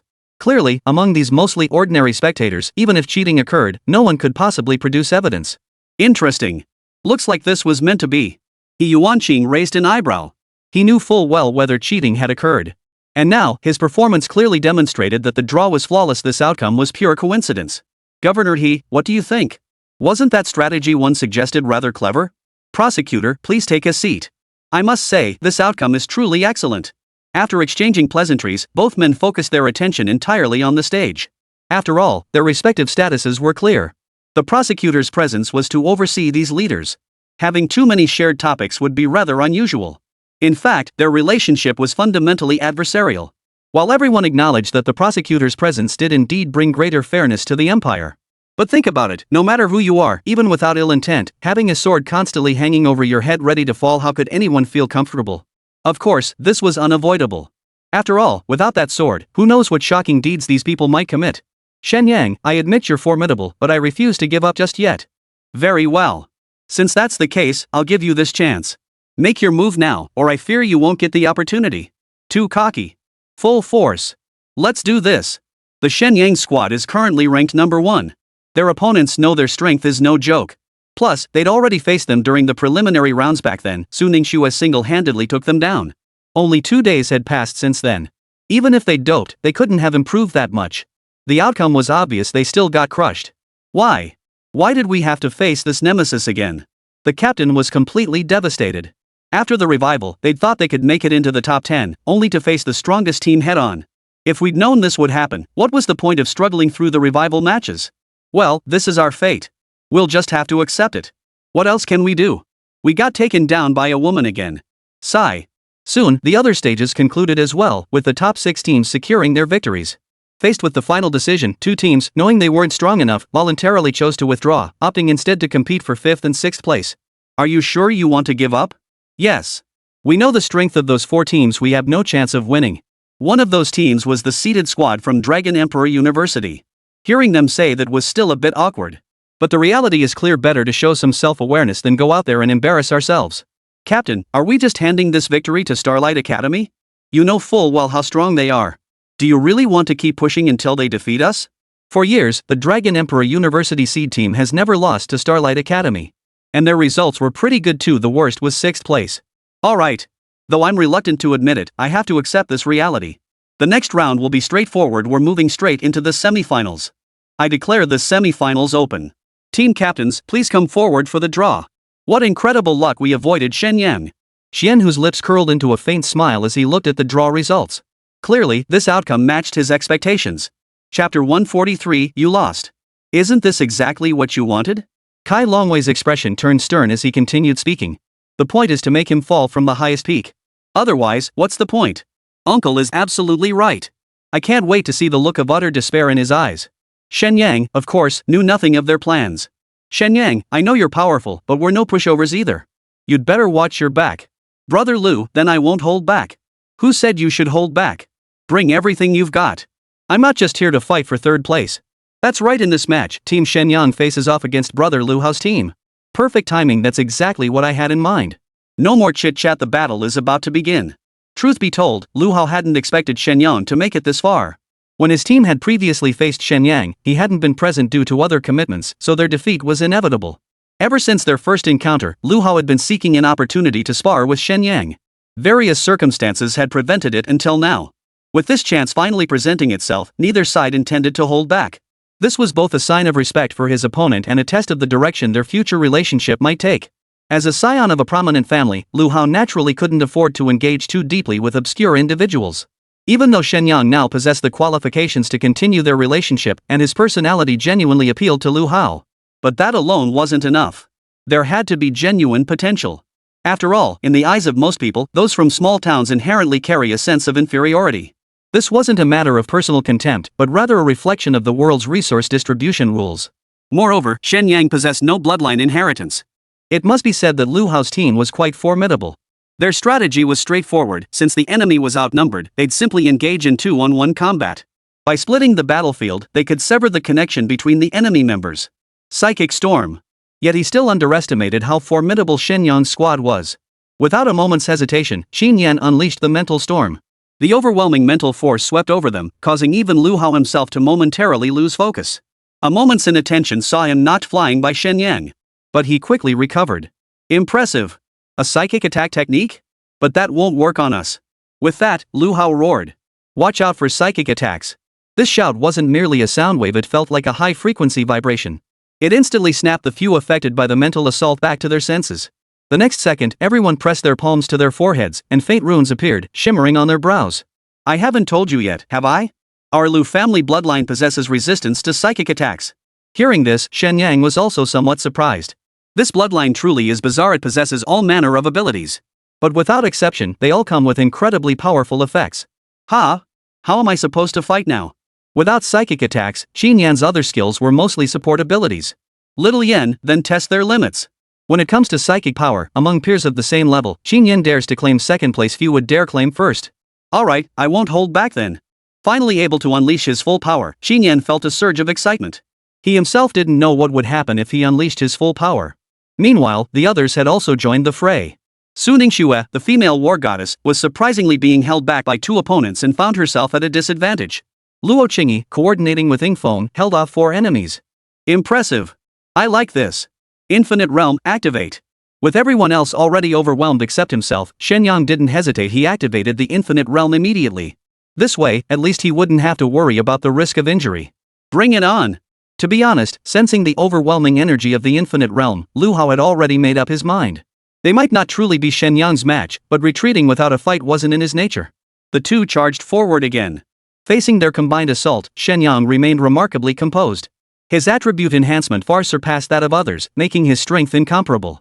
With the Infinite Realm bolstering him, he stood virtually unbeatable. I never imagined your strength would be this formidable. You're not half bad yourself. Shen Yang was speaking honestly. Although Lu Hao had reached level 47, from an ordinary person's perspective, his strength should be even greater. But consider this, Shen Yang's power is approaching diamond tier, proving Lu Hao's strength is no slouch either. I'm going to get serious now. Bloodline talent activated. I've been waiting for you. Lu Hao's bloodline talent differs from others. Upon activation, a layer of crimson energy radiates from his entire body. It appears more like a short-term power-boosting skill rather than an offensive ability. My bloodline talent is berserk mode, it boosts all attributes by 50%. You'd better watch out. Shen Yang didn't respond.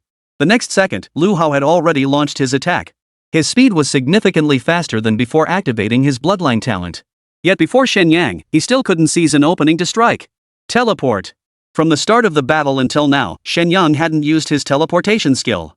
Such evenly matched combat proved most effective for honing combat techniques.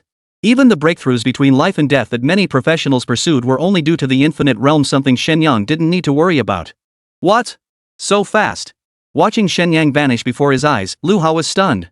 How could a platinum tier practitioner possess such blinding speed? Little did he know, this wasn't speed at all, it was spatial transfer. What was he thinking? At that very moment, Lu Hao felt an intensely scorching attack strike his back. He scrambled to dodge, but was still struck. Worse, his body went temporarily numb. No! I can't move.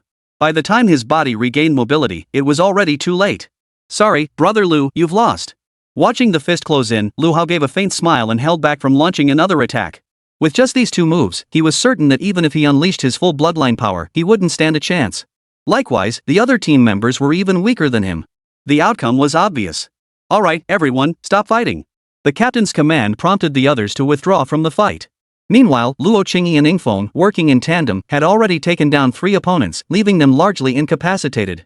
So now Team Lu Hao is facing a 4-on-5 situation. Though they have the numerical advantage, they're already struggling to hold their ground. Chapter 144, The Final Showdown. Lu Hao spoke up, and the others immediately halted their actions. It was clear his standing within the squad remained firmly established. We've lost. Brother Hao, we're sorry we let you down. Why say that? You've already given it your all, haven't you? Besides, 1 defeat isn't enough to break us, is it? When it came to leadership, Lu Hao truly possessed a natural talent. The team members were understandably disheartened. They knew full well how formidable their opponents were. Though the match hadn't truly been decided, continuing wouldn't change the outcome. We understand. Brother Shen, we'll train hard. Starting today, you're our goal. Brother Hao. Shen Yang tried to speak, but Lu Hao raised his hand to silence him. He then lowered his voice and said, Bro, I had to come up with a reason. I know what you're thinking, this is a competition, and there will always be a loser. I believe you can pull off a miracle. But I gotta warn you, Shen Hu isn't someone to be taken lightly. The rest is up to you. Hearing this, Shen Yang felt both amused and exasperated. If it were anyone else, they'd probably be heartbroken for a while. Lu Hao's mindset, however, was absurdly positive, as if he hadn't given the matter a second thought. You're making me wonder if you did this on purpose. Now you're wronging me. You saw it yourself, I genuinely couldn't beat you. Lu Hao shrugged his shoulders, then signaled the referee to announce the match result. The other match had already concluded. Even without Shen Hu joining in, they had secured a solid victory. I declare Team Shen Yang the victors. The announcement was met with thunderous applause from the audience below. To be honest, this feeling of being cheered on was pretty damn satisfying. To reach the finals as a 5-person squad, overcoming every challenge along the way, the Shen Yang team truly stands as a once-in-a-lifetime achievement. Ding! Congratulations! You have gained 100,000 supporters, unlocking the reputation system. Suddenly, a system notification flashed, leaving Shen Yang momentarily bewildered. Reputation system? What on earth was that? Upon opening the system and examining it closely, Shen Yang's heart surged with excitement. The reputation system drew upon the power of people's faith, enabling the activation of the totem's complete form. Though the description was brief, Shen Yang understood. The totems he tattooed on his clients were ancient divine beasts. Activating their complete forms would yield absolutely mind-blowing effects. How could such a feature exist? Why didn't you tell me sooner, system? As the saying goes, fame is a double-edged sword. Shen Yang had always adhered to the principle of keeping a low profile. He'd reached this point precisely because the bonds between him and his few teammates had grown increasingly deep. If viewed from the client's perspective, he could have disregarded all these considerations. He wouldn't even need to enable experience sharing. If that were truly the case, his current level wouldn't just be platinum, it would be far beyond that. But humans are emotional creatures. Moreover, the reality is that Su Ningxue and Luo Qingyi are both his women now. He couldn't just charge ahead and leave them behind, could he? And now you tell me there's this reputation system? It's downright unfair. The system, of course, offered no response. Consuming 100,000 reputation points in one go. What happens after it's gone? Scrolling further down, the reputation system seemed more complex than it appeared. Consume 100,000 reputation in one go to activate the totem's full form for 10 minutes. Duration increases with reputation invested. Cooldown, 3 days. A line of small text appeared below the system prompt, and Shen Yang finally understood. In other words, possessing 100,000 reputation points was the prerequisite for activating the complete form. The reputation wasn't completely gone, it was time limited. In other words, the totem's full form could only be used once every 3 days. Totem's full form transforms into the totem itself, unleashing varying levels of power based on the user's class. But it doesn't specify the boost amount. Is this going to be a useless feature? Shen Yang rubbed his chin, feeling a bit uneasy inside. If this thing wasn't as powerful as advertised, it would be embarrassing to make a fool of himself later. Then again, when had the system ever given anything subpar? Worrying now was probably unnecessary. Brother Shen Yang, what are you thinking about? Seeing Shen Yang hadn't moved for ages, Luo Qingyi tilted her head curiously. Her adorable expression made his heart melt. Shen Yang gently stroked Luo Qingyi's adorable little head and smiled softly. The finals are coming up soon. Are you nervous? Not at all. As long as I'm with Brother Shen Yang, I won't be nervous. Hearing this, Shen Yang felt deeply touched. This little girl truly was one in a million. With a wife like this, what more could a man ask for? After a half-hour break, the final match finally commenced. The finals consisted of 2 matches, one between Shen Yang's team and Shen Hu's team for first and second place. The other was the battle for third place between Lu Hao's team and another team. However, all eyes were fixed on the other side. The third place match drew virtually no attention. As the saying goes, in the arts, there's no absolute first place. In martial arts, there's no second place. Beyond the top spot, the other teams were easily overlooked. I declare the finals open. Shen Yang was a bit confused. Why were 2 matches being held simultaneously in the finals? But that wasn't his call to make, he'd just follow the arrangements. As expected, Shen Hu, who had been absent all along, finally appeared in the team. Little rat, I let you slip away last time. But this time I won't give you another chance. Shen Hu, huh? I know your Qian family wields considerable power, but aren't you being a bit overconfident? Do you really think you can pull off that kind of attack again? Shen Yang showed no trace of fear, firing back immediately. That's not your concern. But I'll warn you now, I don't hold back. If I injure any of you, I won't take responsibility. Funny you should say that, I'm not exactly known for holding back either. Better not cry foul when the time comes. Arrogant. Fine. Today I'll show you that not just anyone can cross ancient clans. As they spoke, the third and fourth place matches had already begun. They say villains die by talking too much, and Shen Yang was now learning that lesson the hard way. If he kept talking, Lu Hao's team's match would be over before he finished. With that thought, Shen Yang hesitated no longer. He activated his infinite realm and teleported straight toward Qianhu, launching a preemptive strike. Overconfident. Facing such blinding speed, Qianhu seemed utterly unfazed. With a casual wave of his hand, Shen Yang's flaming sweep was effortlessly parried. Chapter 145, The Diamond Class Showdown. Diamond Tier. Shen Yang's pupils suddenly contracted. He could confirm that the power just now was absolutely beyond the reach of Platinum Tier. He never imagined that Qianhu, who hadn't appeared in recent days, had quietly ascended to Diamond Tier. Back when he was still Platinum Tier, Qianhu had pushed Shen Yang to the brink solely through his bloodline talent. Now, facing Qianhu, who had ascended to Diamond Tier, Shen Yang had to admit he felt no confidence. An ordinary Diamond Tier opponent might still be beatable, but Qianhu was clearly no ordinary Diamond Tier. Moreover, with the enhancement of his bloodline inheritance, it was uncertain whether the Infinite Realm could withstand it once activated. But soon enough, the matter would be settled. Is your domain that powerful? After ascending to Diamond rank, Qianhu's very demeanor had shifted. It could be said that only after truly ascending to Diamond Tier does a true powerhouse's journey truly begin. With that, Qianhu surged forward with astonishing speed, nearly matching the pace of teleportation. Oh no! Shen Yang's heart raced with alarm, but it was already too late to dodge. A thunderous crash echoed as his entire body was sent flying. So fast. Fast? Today I'll show you what truly fast means. Leave this one to me, you handle the others. Brother Shen Yang. Seeing Shen Yang knocked flying, Luo Qingyi was about to rush to his aid when Su Ningxue pulled her back. There are still 9 others. Don't worry, Shen Yang will be fine. In an instant, the remaining 9 surrounded the 4. Even if she wanted to help Shen Yang now, it was already too late. We'll deal with you first. Su Ningxue, brimming with fighting spirit, charged forward first. With Shen Yang out of the picture, she was the team's sole frontline fighter. After clashing with them, the 4 felt a chill in their hearts. These 9 had clearly been concealing their strength unbelievably, every single one was platinum advanced. Their level advantage completely stifled the 4 opponents. Bang!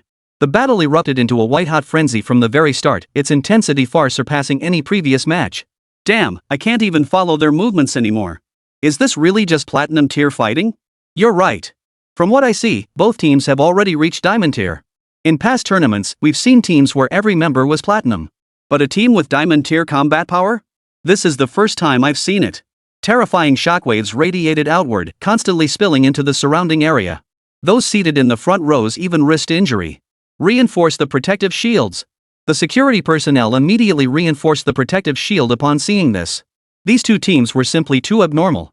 If no measures were taken and civilians were injured or even killed, there would be no way to account for it later. Holy crap, is this really a rookie tournament I'm watching? It wasn't just the audience who were stunned, everyone in the VIP section was equally shocked. Throughout history, cross-tier battles weren't unheard of. But those instances involved relatively small level gaps. But look at the Shen Yang team, their members are only level 45, yet they're holding their own against a Diamond Tier squad. Is this even normal? Shut up and watch. I can't even make out the figures anymore. Qianhu grew increasingly astonished as the fight progressed. Without resorting to his bloodline talent, he found himself unable to secure a decisive victory over Shen Yang.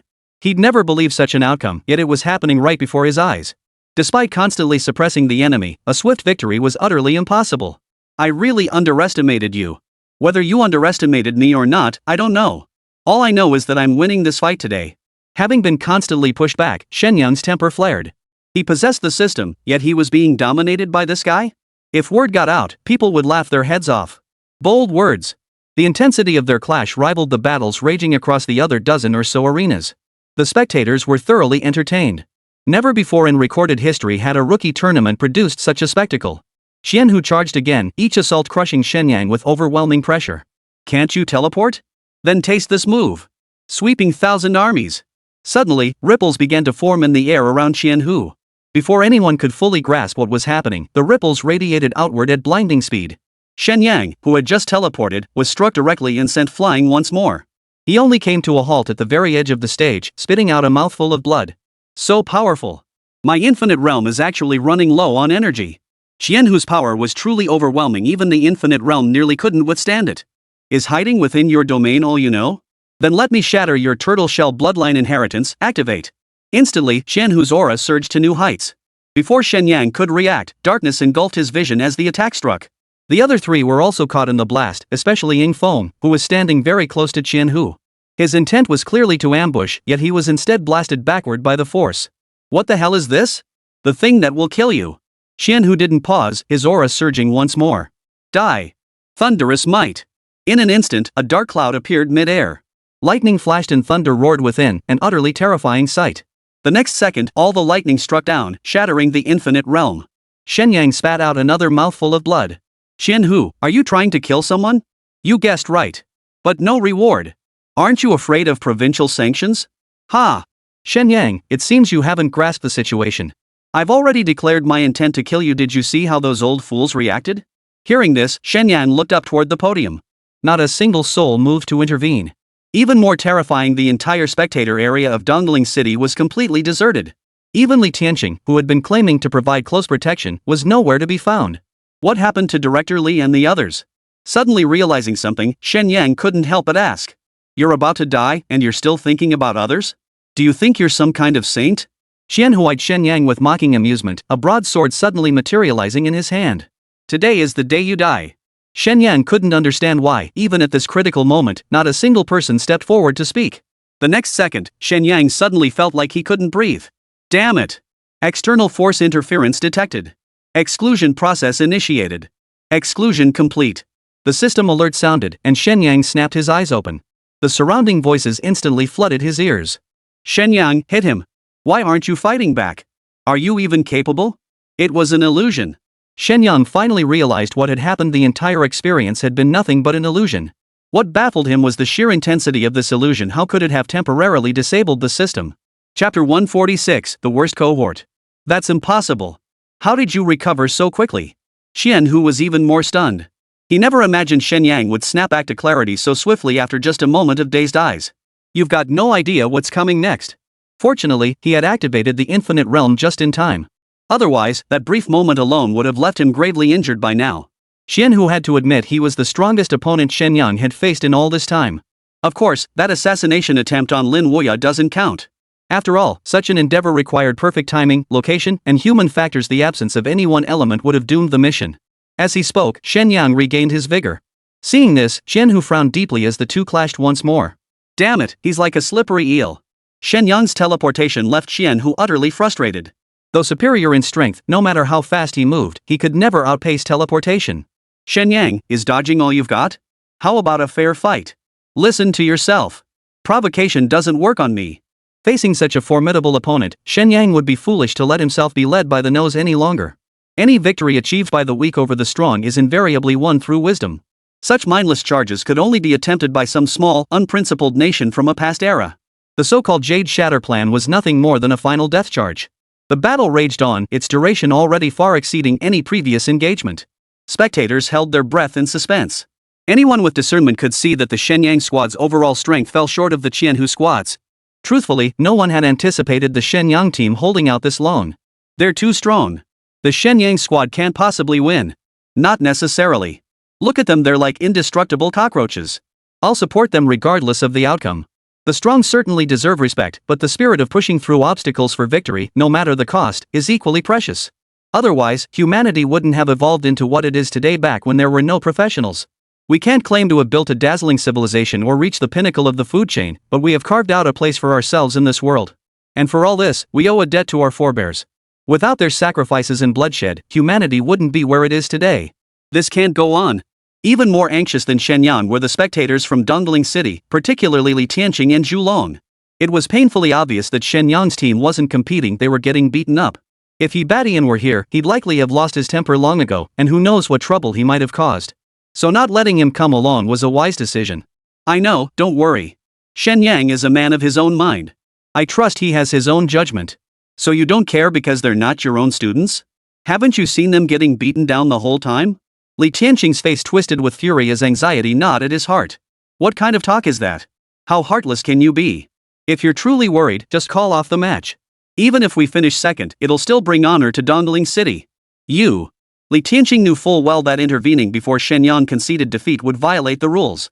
Moreover, doing so would mean voluntarily giving up an opportunity. Frankly, he didn't dare make a decision for Shen Yang lightly. On the field, Shen Hu was growing impatient as his team struggled to defeat Shen Yang's squad. He now understood the danger he'd sensed in the secret realm was very real. Such power could genuinely threaten him, especially since he hadn't leveled up. But now, even after advancing to diamond rank, he still couldn't crush them. It was the greatest humiliation of his life. Damn it! Leave 4 men to hold them off. The rest of you, focus your attack on Shen Yang.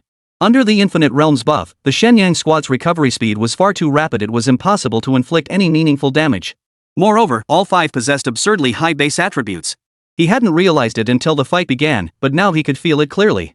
These individuals were far beyond what ordinary practitioners could match. If he didn't make a decision soon, this would turn into a war of attrition. Compared to sustaining a domain, skills unleashed in combat naturally drained energy faster.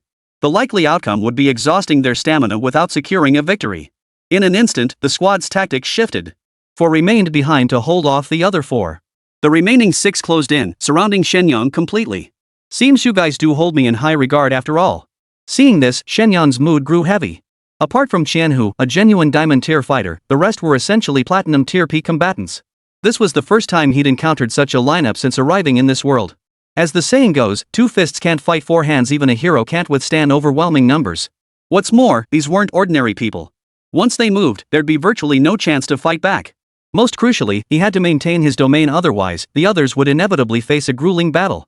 A swift victory was imperative. Without hesitation, the 6 moved in perfect coordination, striking immediately. Teleport. Left with no choice, Shen Yang could only rely on teleportation to evade the attacks. But the respite was short-lived. Soon, the 6 had locked down every possible teleportation point. It could be said that no matter where he went, he would be attacked. Thus, without the infinite realm, Shen Yang was practically a lamb led to the slaughter. Damn it! Shen Yang, today I'm not just here to win the match. It's too late for you to surrender now. Qian Hu's face twisted with madness as his bloodline inheritance continued to amplify. Soon, he reached the peak of what his body could endure, his aura now nearly matching what it had been within the secret realm. Compared to that time, however, wielding the bloodline legacy now felt significantly easier, placing far less strain on his body. Die. Given this situation, everyone was certain the Shen Yang team was doomed to defeat. It seemed their last hope was gone.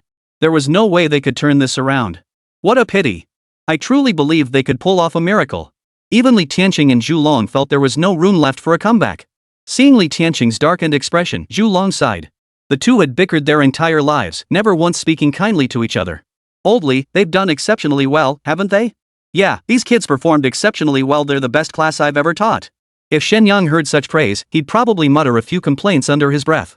After all, everyone seemed to have been told by their teachers that they were the worst class ever taught. Chapter 147, A Sensational Debut. Boom! A deafening explosion erupted from the center of the arena, followed by a thick plume of smoke.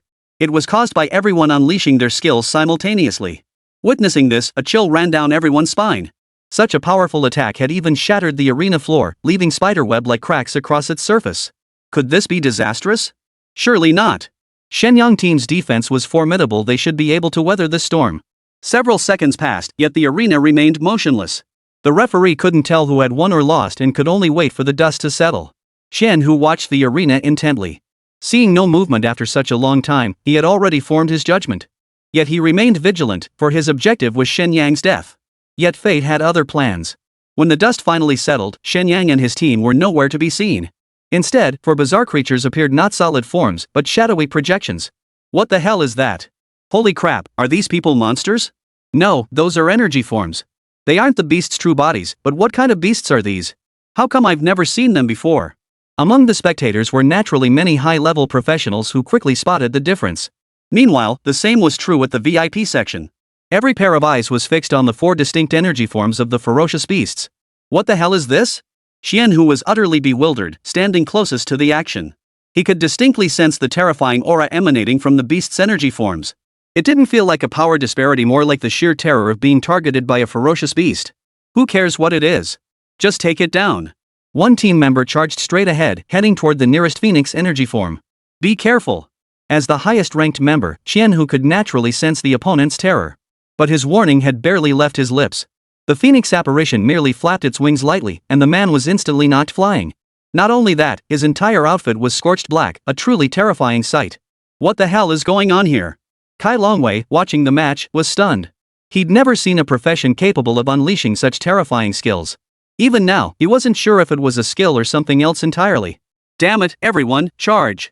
Xianhu, who had finally snapped out of it, still assumed it was just a skill. After all, the Shen Yang squad's level was undeniable. Unless something had mutated, their combat strength should remain unchanged. Besides, they'd already gained the upper hand. As for the teammate who got knocked back, it was simply a case of overconfidence. Take down Shen Yang first. Of the 5, only Shen Yang remained unchanged. After all, as a tattoo artist, he couldn't tattoo himself. Yet now Shen Yang stood at the rear, with Phoenix, Jiangqi, and Qilin blocking the front. A shadowy void beast flickered in and out of existence, seemingly still mastering its abilities, appearing randomly throughout the arena. But there was no but. First place was his. Xianhu was already bordering on madness. Failing to secure first place would be a lifelong disgrace. Speaking, the power of his bloodline inheritance surged once more. He had thrown caution to the wind. Yet reality proved he was overthinking it. Before he could complete the activation, the void beast appeared before him without warning. The next instant, he was smashed flying. Xiangqi and Qilin weren't idle either, merely strolling a few steps. Without exception, all 8 of the other contestants were sent flying. Being knocked off the stage meant defeat in the match. There was no point in continuing the fight. Shen Yang, what's going on? How did we end up like this? With victory secured, all 4 were exhilarated. They now felt as though they had become the ferocious beasts themselves. Moreover, they could clearly sense the terrifying power of these ferocious beasts. More importantly, they could feel it. Though already immensely powerful, they could still clearly sense they hadn't unleashed the beast's full might. If forced to estimate, they hadn't even tapped into 1% of the beast's true power. Even so, dealing with a few platinum and diamond tier opponents felt as easy as slicing through butter. If I'm not mistaken, this form of mine must be that of a phoenix. Gazing at the magnificent feathers adorning her wings, Su Ningxue's heart surged with excitement. That's right. This is the complete form of your totem. But judging by the current situation, it seems this isn't the final form, just the initial stage. To be honest, Shen Yang was astonished too. When the 4 activated their complete forms, he distinctly felt his own power surge to unprecedented heights. It felt like suddenly having a cheat code activated. Facing Xianhu, he felt like he could crush him like an ant at any moment. Fortunately, he hadn't acted. If he had, none of them would have survived. Watching everything unfold before him, Kai Longwei couldn't believe his eyes. The others weren't faring much better. Though they were still chatting, the room had fallen deathly silent. Alright, this state can only last 10 minutes. There's no need to keep it up any longer. With that, Shen Yang fully released the totem, and the group instantly returned to their normal states. How did it feel? Nothing special, except I feel like I'm on top of a ferocious beast's head. Yeah, even though we can control it, there still feels like a barrier between us. Shen Yang nodded in response. It seems the current stage of the totem's complete form isn't actually a transformation. He'd observed carefully earlier too, their bodies hadn't changed much physically, only within the energy form. It was somewhat reminiscent of Su Ningxue. What the heck? Xin Yan was confused and asked doubtfully. Never mind, you wouldn't understand anyway. Fortunately, everyone had grown accustomed to it. Shen Yang always managed to utter words beyond their comprehension. Unbelievable. It actually reversed. What the hell just happened? What are you all standing around for? Hurry up and save them. It took a full 30 seconds for everyone to snap out of it, and chaos erupted instantly. I hereby declare the champion team of this rookie tournament to be Team Shen Yang. The referee snapped out of it and excitedly announced the results. Cheers erupted throughout the venue. Shen Yang was astonished to find his reputation steadily climbing. It had already surpassed 200,000. Honestly, this thing was surprisingly useful. Who knew how far it would go in the future? The entire Qianhu squad was knocked out cold, but they were now undeniably the top contenders. If there's still room for growth, they're bound to make a splash at the national championship. Chapter 148, The Champion Emerges. Unbelievable. Who would have thought they actually won? I knew Shen Yang wouldn't let us down. But what was that just now? Are they even human? Amidst the cheers, many harbored doubts, even fear. If they were human, how could they transform into the forms of ferocious beasts? If they lost control, wouldn't that pose a danger? After all, humanity's progress to this point has come at a tremendous cost. If professionals lost control and turned into beasts, opening the floodgates for the beast tide, such an outcome would be unacceptable to humanity. In other words, should such a scenario unfold, it could very well spell the end of humanity. Naturally, provincial leaders shared these concerns and they were paying even closer attention. To put it bluntly, these individuals are the pillars holding up humanity's fate. They simply must address these potential risks. Shen Yang team, congratulations on winning the championship of this provincial rookie competition. However, with so many people present, He Yuanqing naturally couldn't say anything. Moreover, the Shen Yang team's popularity speaks for itself. Questioning it now could easily spark unnecessary unrest. Kai Longwei was likely the most displeased at this moment, but to preserve his position as prosecutor, he couldn't intervene directly. Young man, you truly haven't disappointed me. Shen Meng followed behind He Yuanqing, her smile radiant as a flower, leaving Shen Yang momentarily mesmerized. A woman with such mature charm was simply too devastating. As someone inexperienced in matters of the heart, it would have been strange if he hadn't been affected. Perhaps Shen Meng had faced such situations too often, for her face showed no trace of disgust. Instead, she appeared even more captivating. If not for Su Ningxue pinching his waist from behind, the guy would have practically drooled all over the place. It had to be said a woman like Shen Meng could make any man's heart flutter. Why are you pinching me? Shen Yang whinged, a mix of pain and grievance in his voice. You have the nerve to ask? Why am I pinching you? Don't you have any idea? But not right now. When we get back, I'll let you pinch me all you want, okay? After all, Shen Yang was a man who valued his pride. With so many eyes on him, how could he not notice Su Ningxue's subtle gesture? Shen Meng covered her mouth and giggled. If they weren't so far away, the entire audience would probably go wild. That was Shen Yang's truest thought, but a wave of dread quickly washed over him. A woman like that was terrifying. To be honest, if she ever needed something from someone, few men could resist her charms. Who knew you were so principled? Shen Meng was actually somewhat surprised. She had just subtly unleashed her allure, yet this kid Shen Yang had caught on so quickly. Shen Meng, don't do anything rash. Understood, Governor.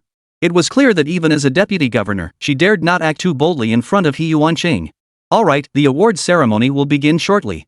Get yourselves ready. Afterward, He Yuanqing led his team to check on the injuries of Qianhu's squad before returning to the podium. But his mind was already in turmoil. The reason was obvious, Kai Longwei. Although these prosecutors generally followed the rules and held considerable authority, if they abused their authority, the penalties they faced would be far harsher than those for ordinary professionals. But as the saying goes, where there's a policy, there's a countermeasure. If one carelessly offended them, they would undoubtedly find 100 ways to make life miserable within the bounds of the rules. Given how things turned out this time, how could Kai Longwei possibly be pleased? But after waiting for ages, there was still no sign of movement. He Yuanqing couldn't fathom what this guy was really up to. Of course, if the Shen Yang team performed outstandingly in the national competition, all concerns would vanish. The status of the national team even surpassed that of many provincial leaders. They represented the nation in international competitions, vying for valuable resources on a much larger stage. The reasoning was straightforward. On one hand, resources in this world were extremely limited. On the other hand, and most importantly, many regions belong to international zones and are not assigned to any specific nation.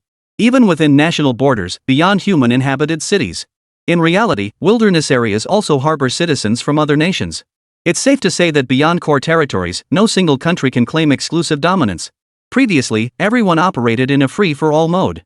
Following a first-come, first-served principle, which sparked numerous conflicts. Later, a consensus emerged to allocate territories through a rookie competition. These territories aren't fixed, only the top-ranked teams secure resource-rich areas. Therefore, national teams represent vital resources for their entire countries. Any attempt to target them would inevitably provoke a fierce retaliation from the entire nation. Perhaps recognizing this very fact, Kai Longwei chose not to intervene. After all, his position as a prosecutor was far more important than venting his anger. Losing this identity would significantly diminish his standing. The award ceremony commenced swiftly, with the audience cheering and celebrating. With the entire Qianhu squad unconscious, the Qin family sent only a representative to accept the award. Shen Yang, how dare you harm our young master? Have you considered the consequences? Who are you? The Qian family representative began issuing threats the moment he stepped onto the stage. I am the Qian family's representative. You injured our young master. This matter will absolutely not be left unresolved. Under normal circumstances, the other party would surely feel uneasy. But Shen Yang played by no one's rules. He immediately turned to the provincial leader on stage to lodge a complaint. I'm filing a complaint. The Qian family is threatening me. You. The Qian family representative was stunned. Doesn't this guy care about embarrassing himself? What do you mean, you? You threaten me and then tell me I can't speak up? Don't you have any shame? Look who's talking. I'm just a nobody from a small town who lucked into this championship. I have zero influence. You're the powerful Qian family threatening me here. What's so shameful about that? What a load of nonsense. After this tirade, the Qian family representative was left speechless. And it was true for a prestigious family like the Qians to speak to a young upstart from a small town like this? If word got out, who would really be the one losing face? How dare you? He Yuanqing's furious shout sent the Qin family representative crashing to the ground. The overwhelming pressure was so intense that even Shen Yang, standing nearby, could distinctly sense the terrifying aura. Chapter 149, The Storm. Governor, this is going too far. Just as the Qian family representative was about to kneel, another surge of energy struck, forcefully repelling He Yuanqing's imposing aura. Shen Yang, is this how you teach your clan members? It's not that serious. Just some banter between the younger generation. Are you really going to make a big deal out of it, Governor? Shen Yang wore a look of utter disdain, as if dismissing the matter as utterly trivial. Any perceptive observer could see that by blocking He Yuanqing's pressure, he had already snubbed the other party. If it were truly just banter, there'd be no need to take it seriously. Is that so? But what if I suspect these individuals are all illusions conjured by monstrous beasts? The single remark sent ripples of shock through the crowd. Though a few murmured doubts, none dared voice such a claim aloud. After all, making such baseless claims without evidence would come with serious consequences. Nonsense. Though he couldn't figure out why every member of the Shen Yang squad bore the form of a ferocious beast. He Yuanqing was certain in his heart that they were undoubtedly human, not some kind of ferocious beast. Moreover, with his abilities, he could clearly sense that although they had transformed into the forms of ferocious beasts, they lacked the savage aura typical of such creatures. Instead, they radiated an aura of sacred inviolability. If they were truly beasts, they must be auspicious ones. This isn't nonsense. You saw it yourself, they can transform into the forms of ferocious beasts. Isn't that suspicious enough? Yeah, how could normal people possess such a state? Even if they aren't beasts disguised as humans, we still need to investigate thoroughly. But how could that be? We've seen what beasts look like, how could they possess such high intelligence? That's true.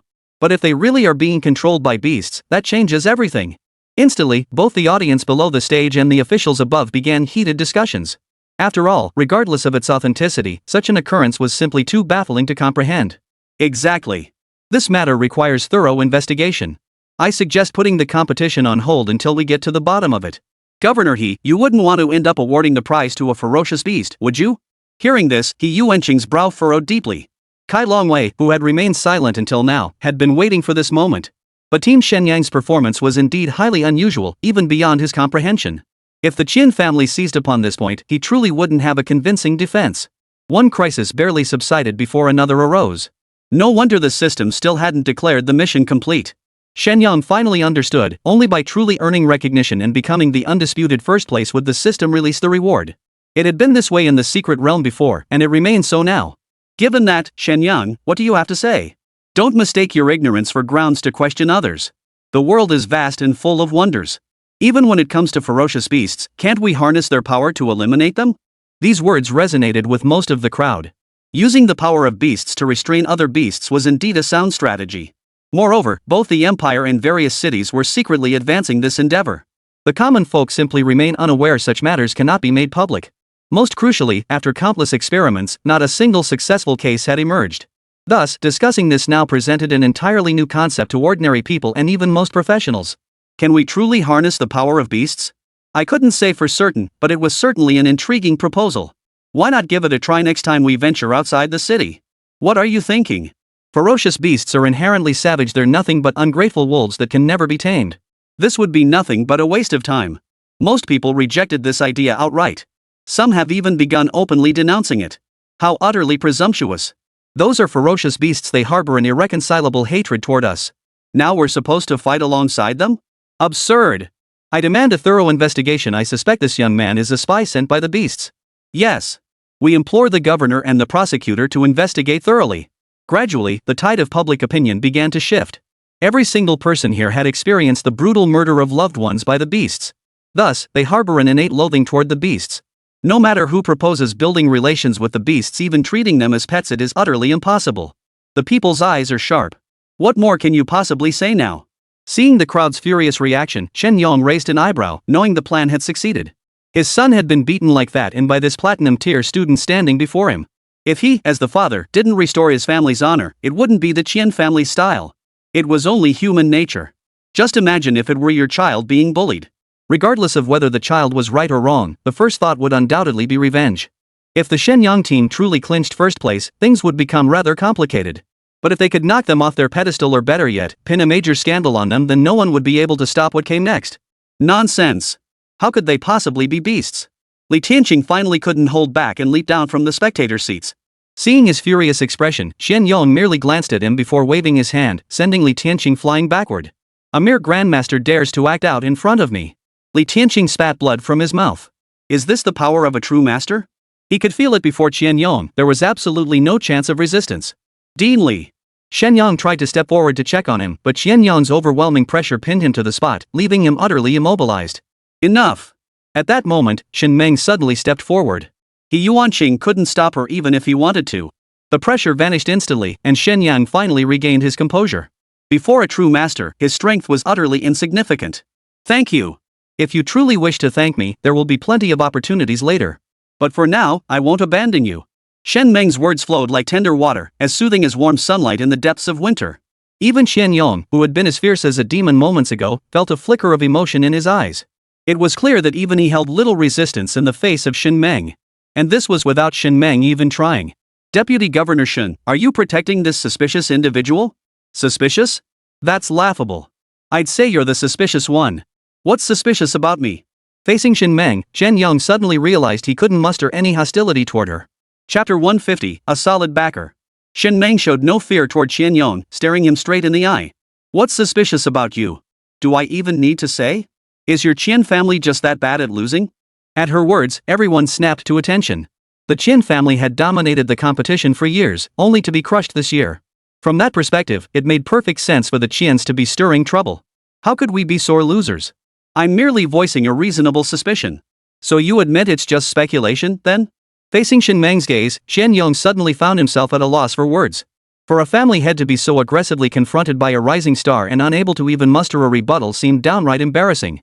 Yet he couldn't muster the will to defend himself, as if uttering any counterargument would stir unease within him. Besides, Shen Meng was now the deputy governor.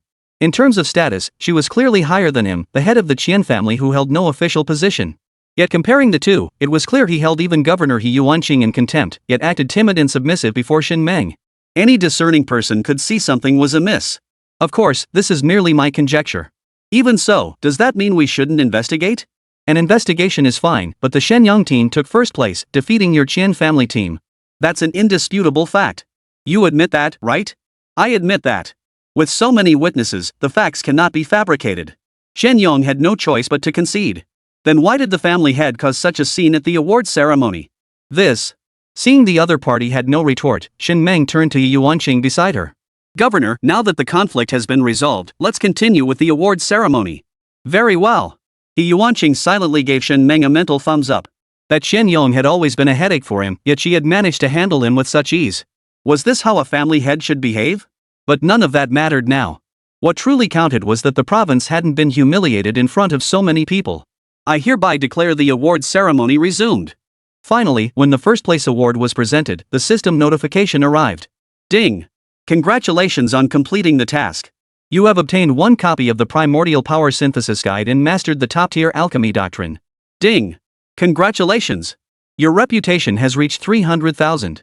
You have obtained 1 totem stone, usable for further deepening your totem. 2 system notifications sounded, filling Shen Yang with overwhelming excitement. He hadn't expected this reward to be a synthesis guide instead of primordial power. Didn't that mean that once he mastered synthesis, he wouldn't have to rely on quests to obtain primordial power anymore? Thus, primordial power would no longer be a limiting factor. Moreover, the totem stone was crucial. It could serve as a deepening medium for any totem. If he ever encountered hard-to-find materials in the future, he could simply use totem stones instead, solving a major problem. Most crucially, the understanding of alchemy, something that had never appeared before. In this world, there is no such profession as an alchemist. The so-called elixirs people consume are merely pills that have not undergone refinement. Thus, their effects naturally cannot compare to genuine elixirs. Even for the same intended function, they fail to deliver even 1/10 of the efficacy. Does this mean I can refine elixirs from now on? At this thought, ideas began to form in Shen Yang's mind. If elixirs could be widely distributed, the profits would be enormous. Currently, his income relied almost entirely on bonuses. If he could mass-produce elixirs in the future, he could essentially achieve financial freedom. However, establishing a business in major cities required meeting numerous conditions. Fortunately, a prime opportunity presented itself. Thank you, Vice Governor. That title feels a bit too formal, don't you think? Besides, we share the same surname Shen. Just call me sister. That doesn't seem quite appropriate, does it? After the award ceremony concluded, Shen Yang made sure to thank Shen Meng. After all, without her decisive intervention, today's system reward wouldn't have come so easily. What's inappropriate about it? Are you unwilling? Of course I'm willing. I'll call you sister from now on. All right. But things won't be easy from here on out. Even though I've suppressed the Qian family, they'll still have plenty of schemes up their sleeves. I know, sister. But they probably won't dare to act openly. I'll be careful. Shen Meng nodded. The Shen Yang squad is the champion of the provincial rookie tournament. If the Qian family doesn't want to fall from grace, they absolutely won't make a move in the city. Otherwise, if even a whisper of this leaked out, the Qian family's standing would be utterly ruined. Don't underestimate the Qian family just because they're currently the strongest clan in Jiangnan City. The clans behind them are no less formidable, their strength is essentially on par. The only reason they haven't surpassed them is that in all the rookie tournaments held so far, no young talent has been able to defeat the Qian family's descendants. But don't let your guard down. Got it, sis. Also, I have a great business opportunity one want to discuss with you, but not now. Once I'm ready, I'll come find you. Hearing this, Shen Meng didn't give it much thought. After all, it's just a newcomer. What kind of big business could they possibly have? Still, since Shen Yang brought it up, Shen Meng naturally gave him face. Do you get the feeling that Sister Shen Meng has this incredibly warm and approachable vibe? Hearing this, Su Ningxue and Luo Qingyi exchanged glances. Why aren't you saying anything? To be honest, we really don't get that feeling. What do you think, could she actually be your long-lost sister? Su Ningxue voiced her inner speculation. The two share the same surname, perhaps there really is some connection after all. I wouldn't know about that. It seems unlikely, and besides, I've always lived in Dongling City, there's no way I could possibly be related to such a prominent figure. Indeed, from the original host's memories, the Shen family's ancestors had lived in Dongling City for generations, with no relatives in other cities. More importantly, the Shen family had no bloodline inheritance. But Shen Meng is different. Reaching the king tier at such a young age proves her talent is anything but mediocre. Moreover, every single one of these young powerhouses possesses a bloodline inheritance. For ordinary practitioners aspiring to climb higher, achieving such heights without the aid of bloodline inheritance is nothing short of climbing a mountain. While history does record instances of non-hereditary practitioners reaching high positions, such cases remain as rare as a phoenix's feather or a Qilin's horn. Put simply, the great clans have already seized control of the entire dragon nation. Shen Yang, whether we're related or not, we should get closer to him. He's a prime opportunity to latch onto. A powerful ally? At the sound of those two words, Shen Yang's thoughts began to drift. Chapter 151, Interrogation. Shen Yang's expression gradually turned lecherous, and Su Ningxue knew exactly what he was thinking. What are you thinking about? Is your mind running wild? How did you know? Wait, pictures? What pictures? The thought of Shen Meng's legs truly a masterpiece, especially lethal to leg enthusiasts. Though Shen Yang didn't harbor such particular preferences, everyone appreciates beauty, it didn't mean he lacked an eye for it. And when it came to this, men could be said to possess an innate talent. Let me tell you, if you dare mess with other women again, I'll make you understand exactly why the flowers are so red. No, I was just admiring them. I didn't mean anything else. Su Ningxue was speechless. Men really are all the same, even with the two of them, he still couldn't keep his hands to himself. So? How was your admiring just now? Was it enough? Enough. Stop overthinking it. I'm a respectable gentleman, how could I possibly have such filthy thoughts? Swear, you can't accuse an innocent man like that. Su Ningxue was furious and shot Luo Qingyi a meaningful glance. The two immediately understood each other. Looks like they'll have to keep a closer eye on this guy from now on. As the squad's strength continued to grow, Shen Yang's popularity would only rise. And this guy happens to be incredibly handsome, a true one in 1,000 beauty. When the time comes, female fans are bound to go wild over him. If we don't keep an eye on him, who knows when he might end up wearing a colorful hat. Ha, Shen Yang, you certainly haven't disappointed me. Li Tianqing hadn't even arrived yet, but his laughter already filled the air. He couldn't remember the last time he'd felt this happy. Mission accomplished. Shen Yang didn't mince words, accepting Li Tianqing's praise outright. But I'm a bit confused, what exactly was that skill you just used? Why have I never seen it before? The governor summoned you this time, probably because of this very matter. You'd better be prepared. Amidst his joy, Li Tianqing harbored deeper concerns. Though the Qin family patriarch hadn't succeeded, he'd undoubtedly planted a seed of doubt in everyone's minds. In that sense, he had achieved his goal. Rest assured, Dean. You know me better than that, how could I possibly be a beast of prey? I believe you, of course. But the real challenge is how you'll convince everyone else. Hearing this, Shen Yang frowned. Indeed, his reputation was at stake. The full form he would unleash later would be even more explosive. If he didn't clarify this matter properly, not only would his reputation gathering suffer greatly, but when he truly transforms into the complete form of a ferocious beast, it will undoubtedly cause panic. I understand, Dean. Rest assured, I'll be fine. Since the provincial governor had summoned him, Shen Yang dared not delay. He'd just experienced firsthand the terrifying might of a sovereign-level powerhouse. If that person truly became enraged, it wouldn't be pleasant. Young Shen Yang, I present myself before His Excellency the Governor. Outside He Yuanqing's office, Shen Yang stood with impeccable courtesy. Come in. The voice came from inside. Upon entering, they discovered He Yuanqing wasn't alone. Nearly all the provincial leaders were present, including Shen Meng. Spotting Shen Yang enter, Shen Meng beamed at him and waved. Such a captivating beauty couldn't help but draw attention. Moreover, it was clear that nearly everyone present, whether consciously or unconsciously, was paying attention to Shen Meng's location.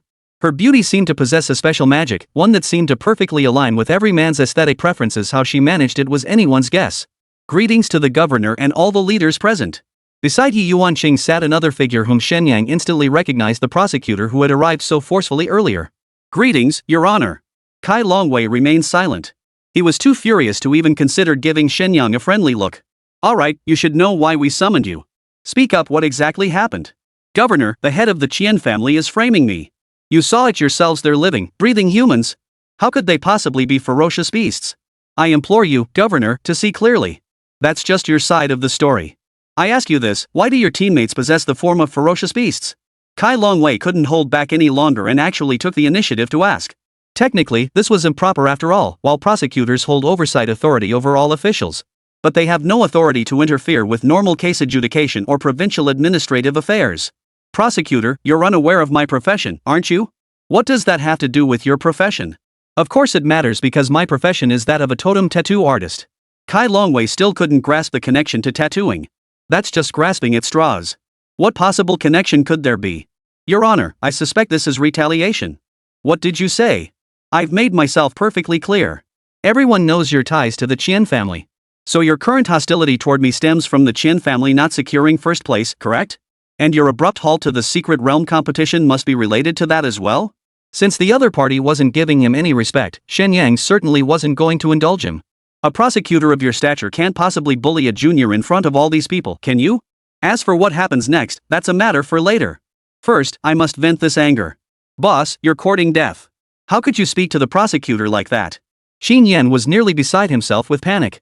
He never imagined Shen Yang would be so unyielding, refusing to give the other man any face whatsoever. As the saying goes, leave a little room for future encounters. Well, now he'd thoroughly alienated this prosecutor. Xiao Yinzi, some people just don't get the hint. No need to coddle them, speak to them in a language they understand. What do you mean by that? Kai Longwei slammed his fist on the table in fury. How dare this lowly platinum-tier professional act so arrogantly? This was intolerable. Prosecutor, please calm down. Give them a chance to explain. This decision was made by all the leaders together.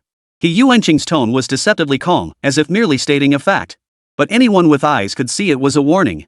If Kai Longwei continued to interfere, whatever consequences ensued would be his alone to bear. He Yuanqing, fine. You're siding with them too, are you? Then what's the point of investigating? Just release him already.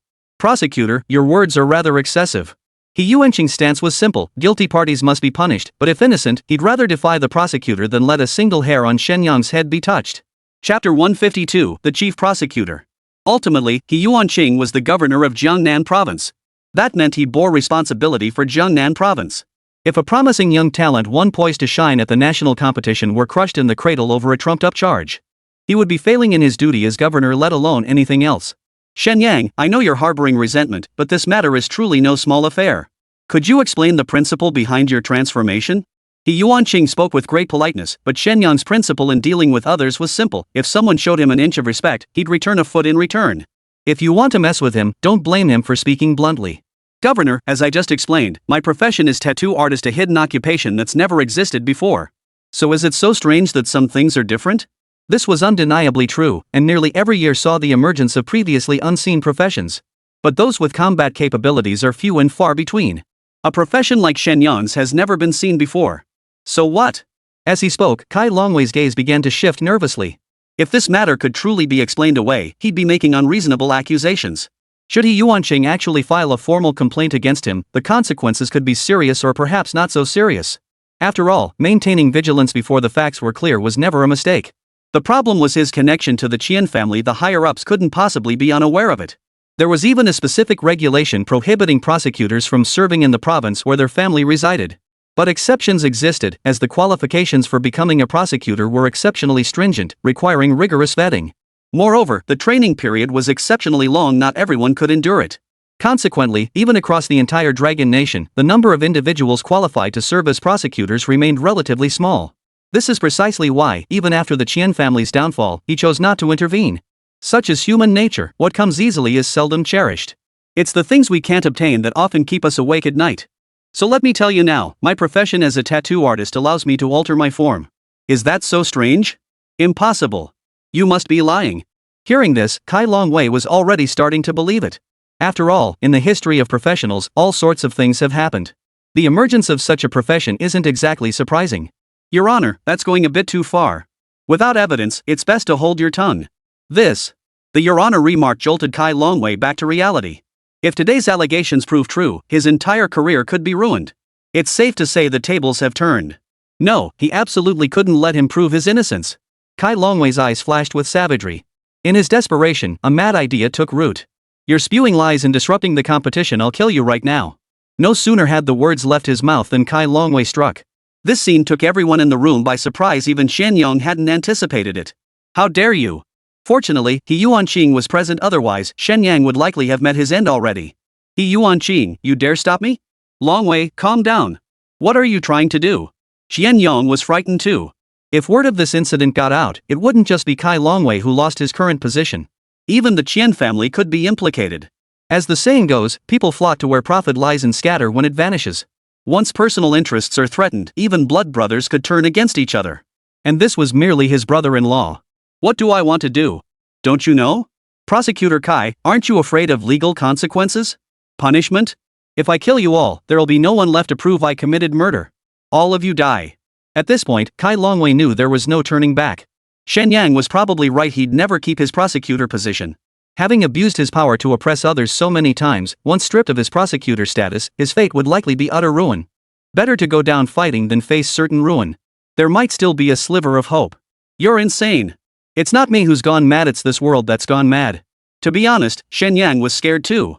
That was a king-tier powerhouse, even 100 of him wouldn't stand a chance.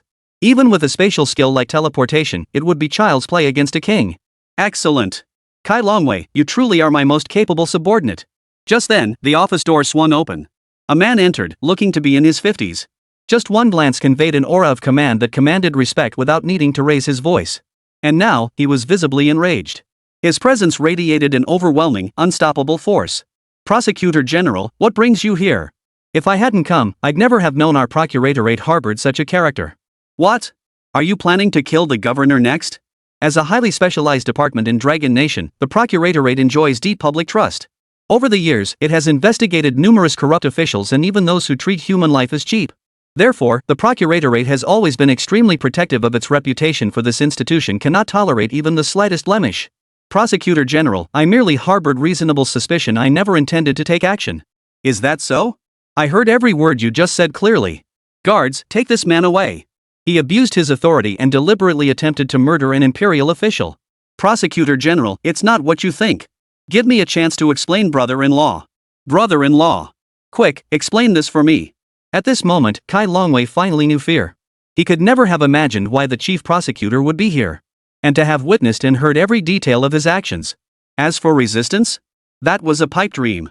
Even if he had 100 times the courage, he'd never dare lay a finger on the chief prosecutor. What nonsense are you spouting? Who says I'm your brother-in-law? I'm ashamed to be associated with someone like you. Shen Yang's words were half an attempt to distance himself, half genuine conviction. This guy was a genius. After all, anyone who passed the prosecutor's exam was a prodigy. The problem was, having achieved fame at such a young age, he'd lost all sense of his place in the world. This outcome is entirely his own doing. Prosecutor General, I witnessed his entire conduct just now. I implore you to uphold justice impartially. The head of the Qian family showed some awareness. Rest assured, I will handle this matter impartially. Gentlemen, you may withdraw. Chapter 153, quite promising. The chief prosecutor arrived swiftly and departed just as quickly, as if his sole purpose had been to apprehend Kai Longwei. Governor, if there's nothing further, I'll take my leave. Shen Yang had originally accompanied Kai Longwei here.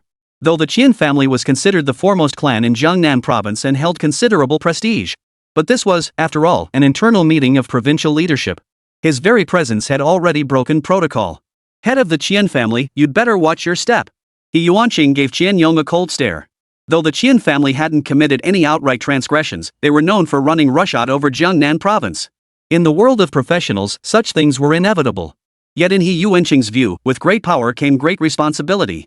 But in this world, everyone thought only of their own interests. Without the Empire's constraints, ordinary people would likely have no way to survive.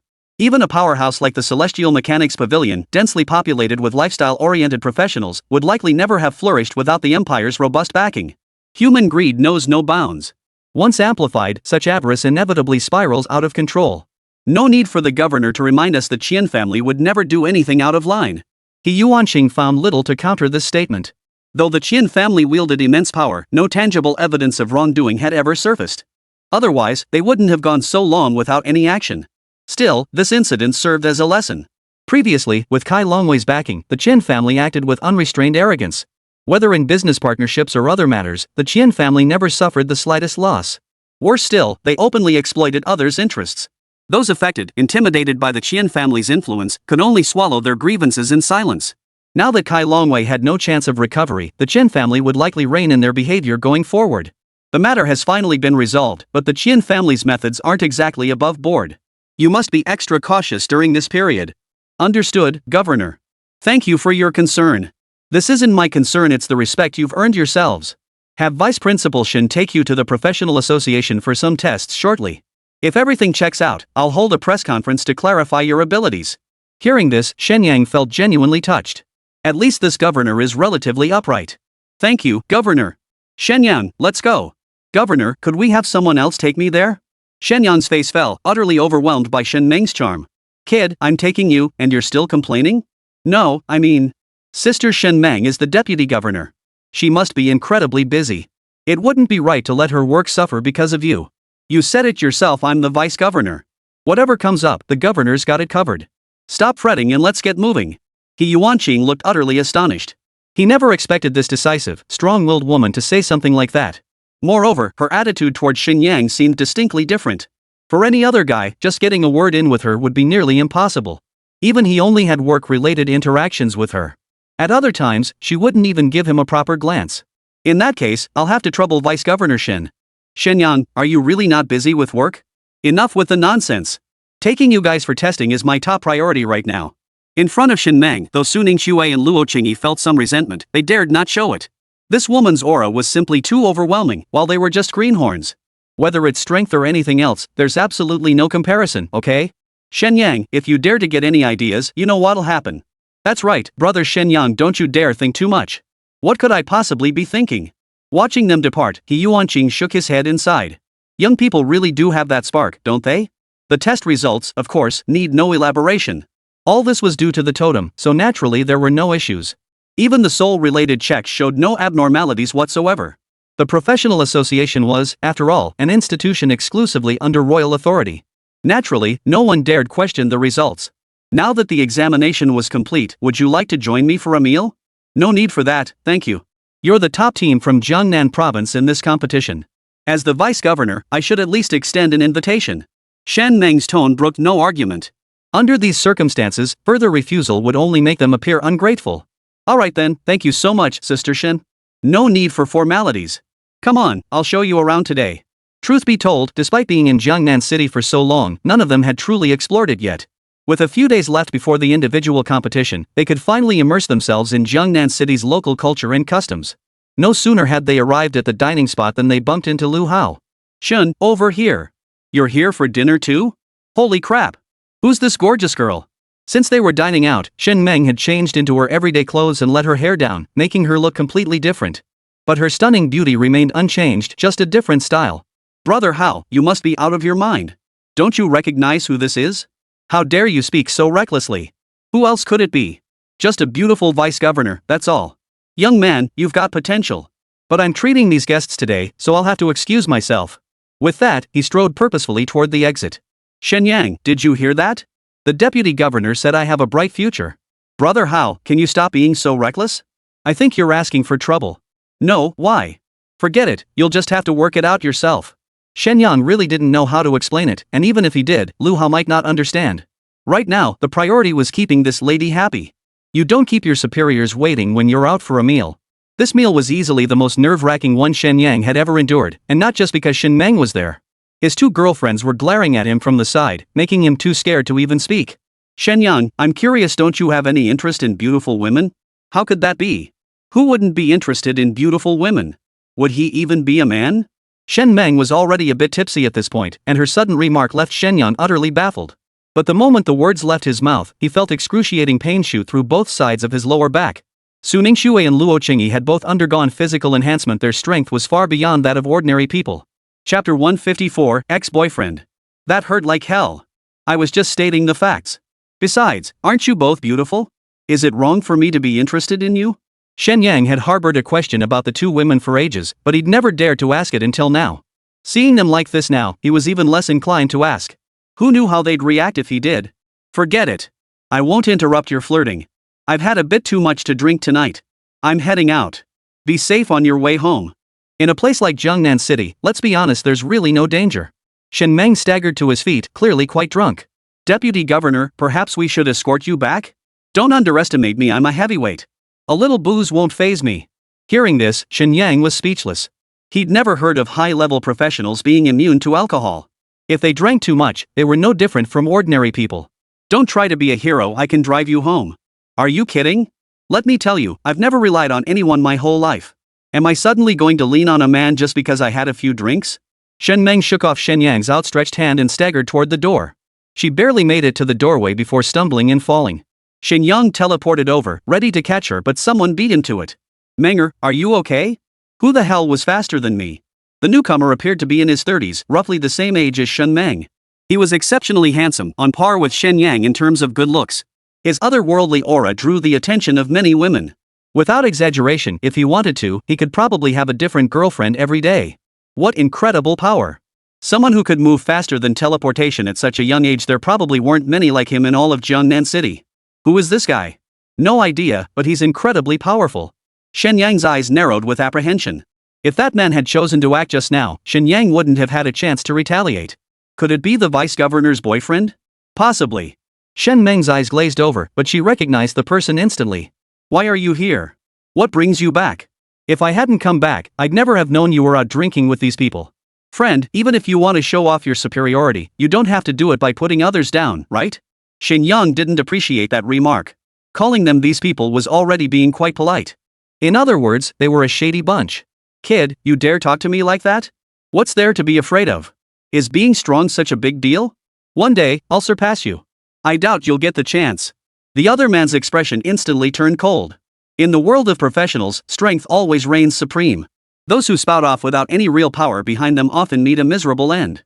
And it doesn't necessarily mean death in the literal sense. Making you wish you were dead is still quite simple. When Liang, I warn you, if you dare touch them, I won't let you off the hook. Perhaps sensing Wen Liang's heightened emotional state, Shen Meng's drunkenness suddenly sobered her up a bit. You're threatening me just to protect these people? So what? To me, he's far better than you. Let go of me, Shen Yang. Let's go. With that, Shen Meng grabbed Shen Yang's hand and started pulling him toward the exit. Kid, get your filthy hands off me, or you'll learn the consequences of angering me. Wen Liang, let me make this clear, we're over. If you keep provoking me, I'll make sure you learn the consequences of angering me. Menger. Don't call me Menger. That intimacy invites misunderstanding. We should stop seeing each other. Goodbye. Watching them walk away, Wen Liang gritted his teeth in fury. But Shen Meng's stance was firm. Even if he chased after her, she wouldn't give him a friendly look. Shen Yang, is it? You're quite something. No one has ever dared treat me this way. Clearly, Wen Liang was unaware of Shen Yang's true identity. Walking down the street, the cold wind blowing against her face only sharpened Shen Meng's clarity. Though professionals didn't possess special alcohol immunity, their physical constitution was still far superior to ordinary people. Such negative effects naturally dissipated much faster. Sorry for dragging you into my mess, but rest assured, if he dares cause trouble for you, I won't stand idly by. Deputy Governor, who exactly was that guy just now? I'm not afraid to tell you he's my ex-boyfriend. Hearing this, Shen Yang was taken aback. He'd long heard that Shen Meng possessed an irresistible charm that made every man fall at her feet. Yet she'd never been linked to any scandals. Who knew she had such explosive secrets? Then again, who hasn't been young? Falling in love is perfectly natural. Alright, I can't really discuss anything else with you guys. I've had a great time today, stay safe. After all, it was someone else's private matter, and Shen Yang felt it wasn't his place to pry further. After parting ways with Shen Meng, the group finally returned to their lodgings. What do you think the bonus will be this time? I haven't heard about that. The annual bonuses vary each year. I heard they come from allocations above, determined based on tax revenue ratios. Having won the championship, everyone's top concern was naturally the bonus. In contrast, Shen Yang was more preoccupied with the synthesis method for primordial force. As for the prize amount, based on past year's figures, it wouldn't be less than 100 million. It's actually that simple. Looking at the method for synthesizing primordial force, Shen Yang couldn't help but wonder if the system had deceived him. Previous tasks would have been nearly impossible for an ordinary person to complete without the system's assistance. Yet now, primordial force could be synthesized simply by utilizing one's own energy. Before long, Shen Yang synthesized a portion of primordial force almost effortlessly. Hey, system, could you at least not be so deceptive? Needless to say, the system wouldn't respond to him. Top-tier alchemy expertise? What good is that? Can it even forge immortal pills? After clicking use on the system interface, a torrent of information flooded his mind. In this world, there was no such thing as true elixirs. They're basically just herbs rolled into pills. That's not alchemy, it's more accurately called pill making. But the top-tier alchemy knowledge the system granted wasn't this rudimentary stuff, it was genuine alchemy. Holy crap, this is insane. But where the hell do I find this flame? Am I supposed to go hunting for a divine fire too? After the initial excitement, Shen Yang came to his senses. To refine pills, one must have fire. But where on earth would he find it? Chapter 155, Go easy on me. Damn it, is this system trying to screw me over? No alchemy furnace, no flame, how am I supposed to refine pills? For real alchemy, ordinary flames just won't cut it. It could be said that this top-tier alchemy understanding was utterly useless right now, basically a useless appendage. Of course, it's not entirely useless. At least my understanding of medicinal herbs is still quite valuable. Shen Yang, don't you care at all about the bonus? Hey, what's there to worry about? Money is just an external thing. Only strength is truly yours. Hearing this, everyone nodded in agreement. Indeed, in this world, if you become wealthy without the strength to protect yourself, it all becomes as fleeting as a mirage. Don't let money cloud your judgment, everyone. We're aiming to stand atop the world. This petty sum won't sway our resolve. Don't worry, boss. We're all driven by dreams. How could we possibly lose our heads over such a trifling sum? Xiao Yanzi, I must say, you're a promising young man. After several days of rest, the individual competition commenced. This time, the Qian family seemed to be wary of something, as they collectively announced their withdrawal from the individual competition. He Yuan Qing was quite satisfied with this outcome, so he didn't pursue any further actions against the Qian family. But without the prosecutor's backing, the Qin family's prospects weren't looking too bright either. I hereby declare the individual competition officially open. Thanks to their stunning performance earlier, Team Shen Yang's matches proceeded surprisingly smoothly. Those who knew they stood no chance mostly chose to concede defeat outright. Even those who didn't concede were ultimately crushed. Watching the victories pile up, Li Tianqing's grin stretched from ear to ear. Old Zhu, this time our Starlight Academy is going to surpass you guys. What's there to gloat about? You're just a bunch of losers. Dragon Emperor University kicked out. Talk's cheap. Bring your non-eliminated players and see if they can beat Shen Yang. Xu Long snorted coldly but said nothing. He truly had no rebuttal. Was he supposed to speak up and let Li Tianqing mock him further?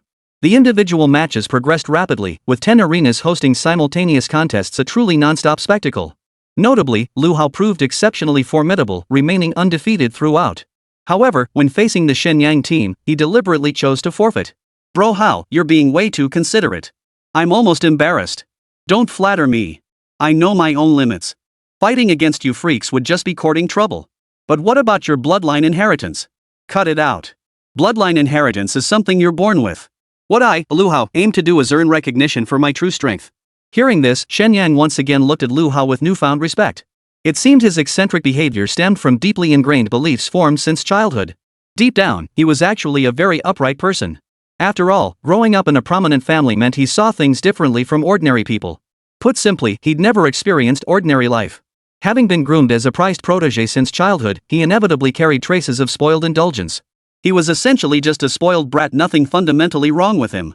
Wait, why does that sound like you're insulting me? I'm not insulting you guys. Look at him, no bloodline inheritance, hails from a small town, yet possesses such formidable strength. If you're not freaks, who is? Shen Yang had no response. After all, he couldn't let anyone know about the system. From an outsider's perspective, they did seem a bit abnormal. By afternoon, the top 16 had been decided. Next up, the knockout stage. This draw was crucial, it essentially determined the quarter-finalists. Facing a formidable opponent meant virtually no chance of reaching the top 10. The first match, Shenyang's Shadow Wind Squad vs Skyfox Squad's Wind Whisper. Who? The draw was over, and Ing Feng was completely stunned. The previous scene was still vivid in his mind, and to be honest, he was still a bit scared. Shadow Wind, what are you afraid of? It's just a little girl, you wouldn't dare go up on stage, would you? Su Ningxue wore a warm, auntie-like smile. She'd seen everything that happened last time. Exactly. Yingfeng, don't embarrass us.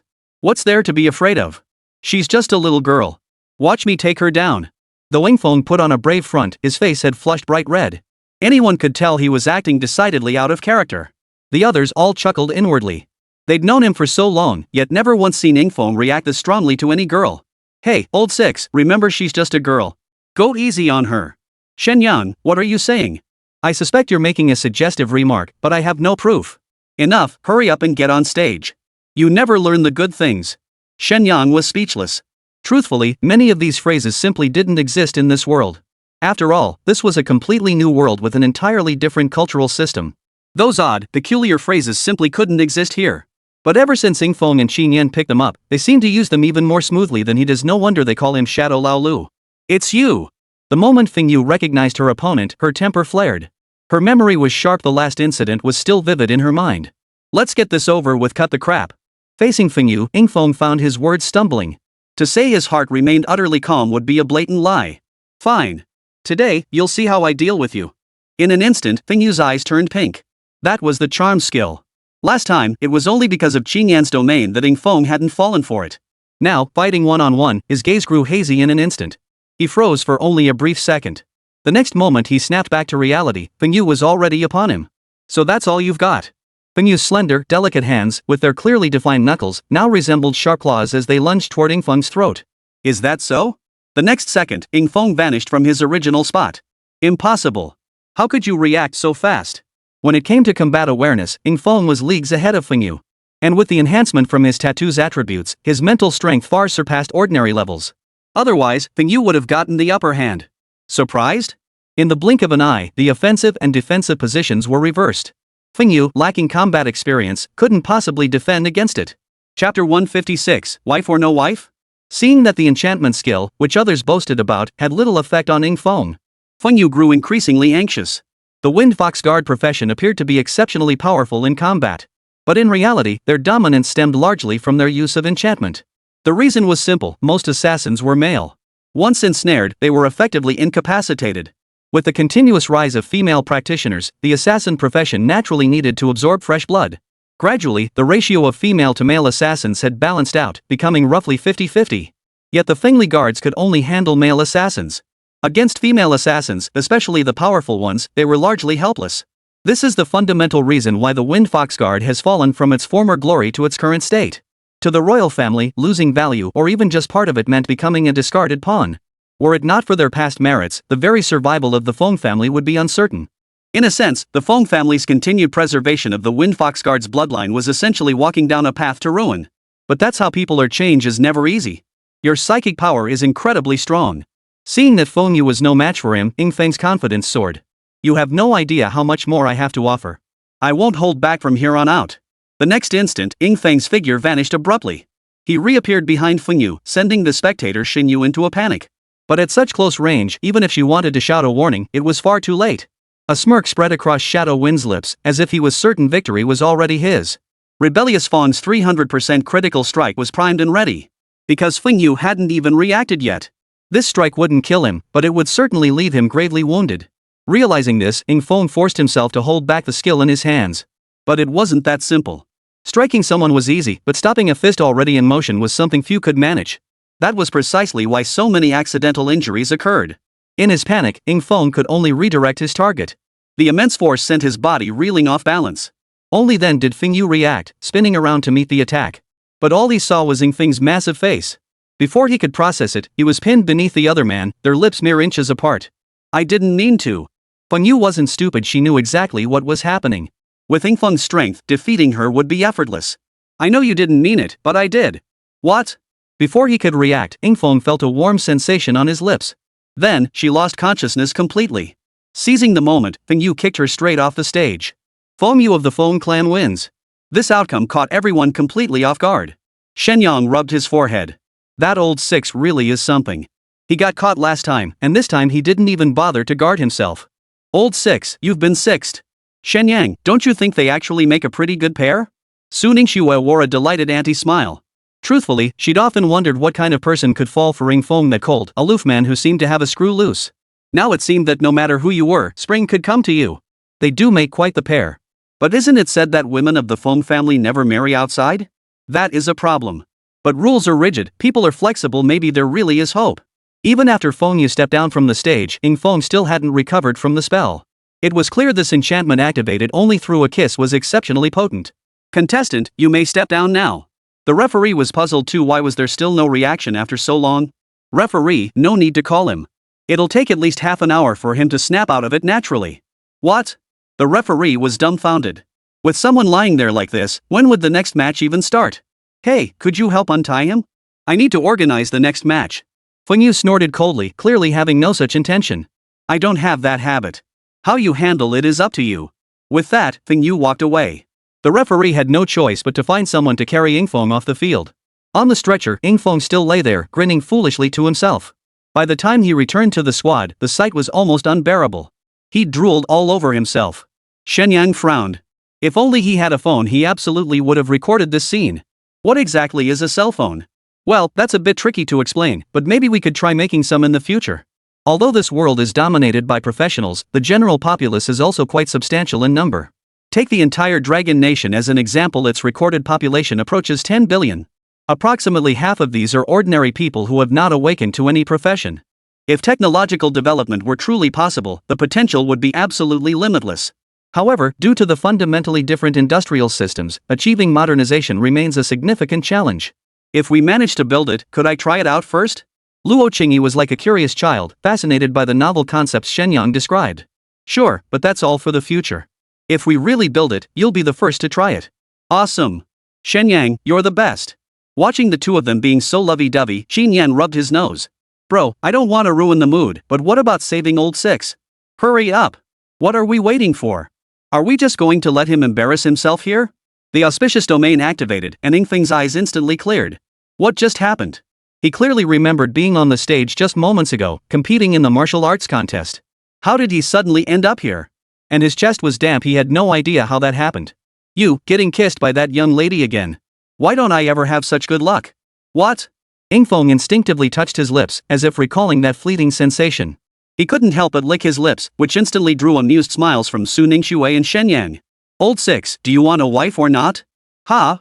Shen Yang, what nonsense are you spouting? I'm not just talking nonsense. How many times has that young lady kissed you in public?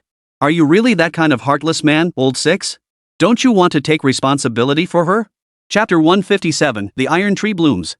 Provoked by Shen Yang's words, Ying Feng immediately protested. No way. I, Ying Feng, have always been straightforward and honorable. If it's my responsibility, I won't shirk it. There you go. If you want, I can be your matchmaker. By now, Shen Yang's curiosity had swelled beyond control. Regardless of whether it would work, he'd already agreed to it. Ha? What kind of matchmaker? Can't you think outside the box? Don't be so literal, okay? Tell me honestly, what do you think of that girl, Feng Yu? At the mention of Feng Yu's name, Ying Feng's reaction was explosive. He leapt off the stretcher, his eyes darting around in terror. Where? Where is that fox spirit? Seems Feng Yu's kiss has left him traumatized. Are you crazy? How could she possibly be here? As he spoke, Shen Yang turned his gaze toward the Feng family's location. Gazing into the distance, he saw Feng Yu standing there with her arms crossed, seemingly being scolded. It was obvious this was the second time such a thing had happened, and in front of so many people at that. The Feng family's secret technique of enchanting enemies through such means had been well hidden all these years. After all, it touched upon a woman's virtue, and in such a conservative family, the implications were self-evident. While such matters held little weight for practitioners, traditional beliefs held that a woman's honor was an inescapable reality. Good thing I wasn't there. You still haven't answered my question. What do you think of Feng Yu's looks? Hearing this, Ying Feng was surprisingly honest. He's quite handsome. Why? What do you mean, what's the matter? After doing what you did, don't you have any feelings about it? Feel what? What am I supposed to feel? Su Ningxue pressed her hand to her forehead. Thank goodness she'd met Shen Yang back then. He might have been a blockhead too, but at least he'd finally gotten the hint. This Ying Feng was like a block of granite. Even after being hinted at this blatantly, he still hadn't caught on. What feelings? Getting married, of course. I'm asking you, if Feng Yu were to become your wife, would you be willing? Ha? My wife? To be honest, Ying Feng had never even considered such things. But now, with Shen Yang's prompting, he suddenly savored that feeling. You know what? It actually felt pretty intoxicating. Lost in thought, Ying Feng suddenly let out a silly chuckle.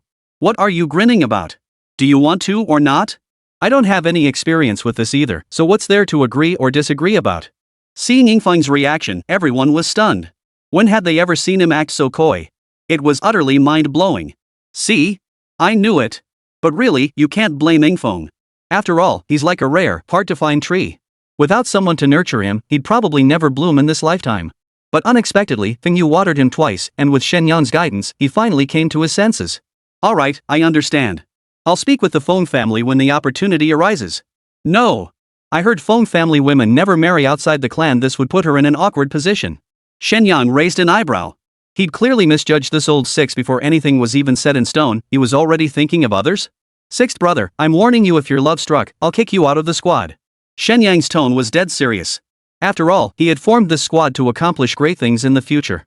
If anyone got bogged down by romantic entanglements, it would inevitably hinder their future operations. In that case, it was better to make a decision early. Shen Yang's tone was unwavering as he spoke. Even if Yingfeng was still caught up in what had just happened, he snapped out of it instantly. I understand. Rest assured, I'll handle it. For Yingfeng, meeting Shen Yang was his greatest stroke of luck. As for Fengyu, it was likely just a moment of impulsiveness. If forced to choose between the two, he would stand by Shen Yang without hesitation.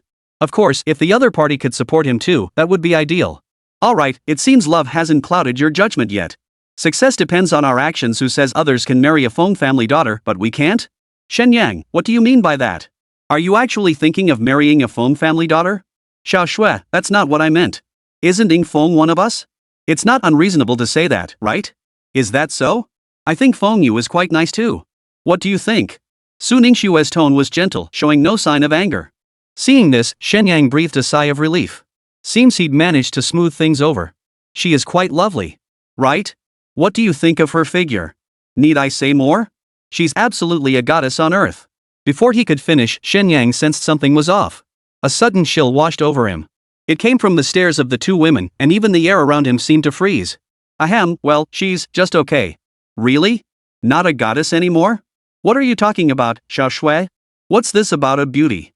I don't even know what that means. The next second, Shen Yang felt a sharp pain in his lower back. The pain made him jump to his feet. I'm sorry, is that not enough? Shen Yang, if you're like this yourself, how can you possibly help me? Yingfeng was starting to doubt. The glimmer of hope that had just ignited in his heart seemed about to shatter, leaving him suddenly disheartened. Listen, Yingfeng, a man can't admit defeat. Just watch me. The situation here, naturally, was also observed by Fengyu. Seeing Yingfeng come to his senses so quickly, she snorted coldly and sulked in silence. Little sister, you need to stay away from that Yingfeng guy from now on. Why? I haven't avenged myself yet. And that Qin Yan, I'll make him pay. Fengyu shook her head and sighed. It seemed the young girl hadn't taken a single word of what the elders had just said to heart. Once bonds form between two people, whether positive or negative, they're bound to become entangled. The best outcome is achieving true love, but if handled poorly, it could easily become a lifetime of love-hate conflict. In this regard, Fengyu was clearly far more mature. Fengyu, however, wore an innocent expression, the classic mindset of a young girl. Alright, if you keep messing with them, I won't hold back. Sis, I'm your little sister. Could you really stand by and watch me get bullied? Fengyu batted her big eyes, looking pitifully helpless.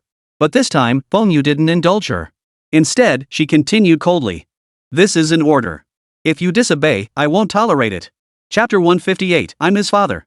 From childhood onward, Fengyu had never once doubted her sister's authority.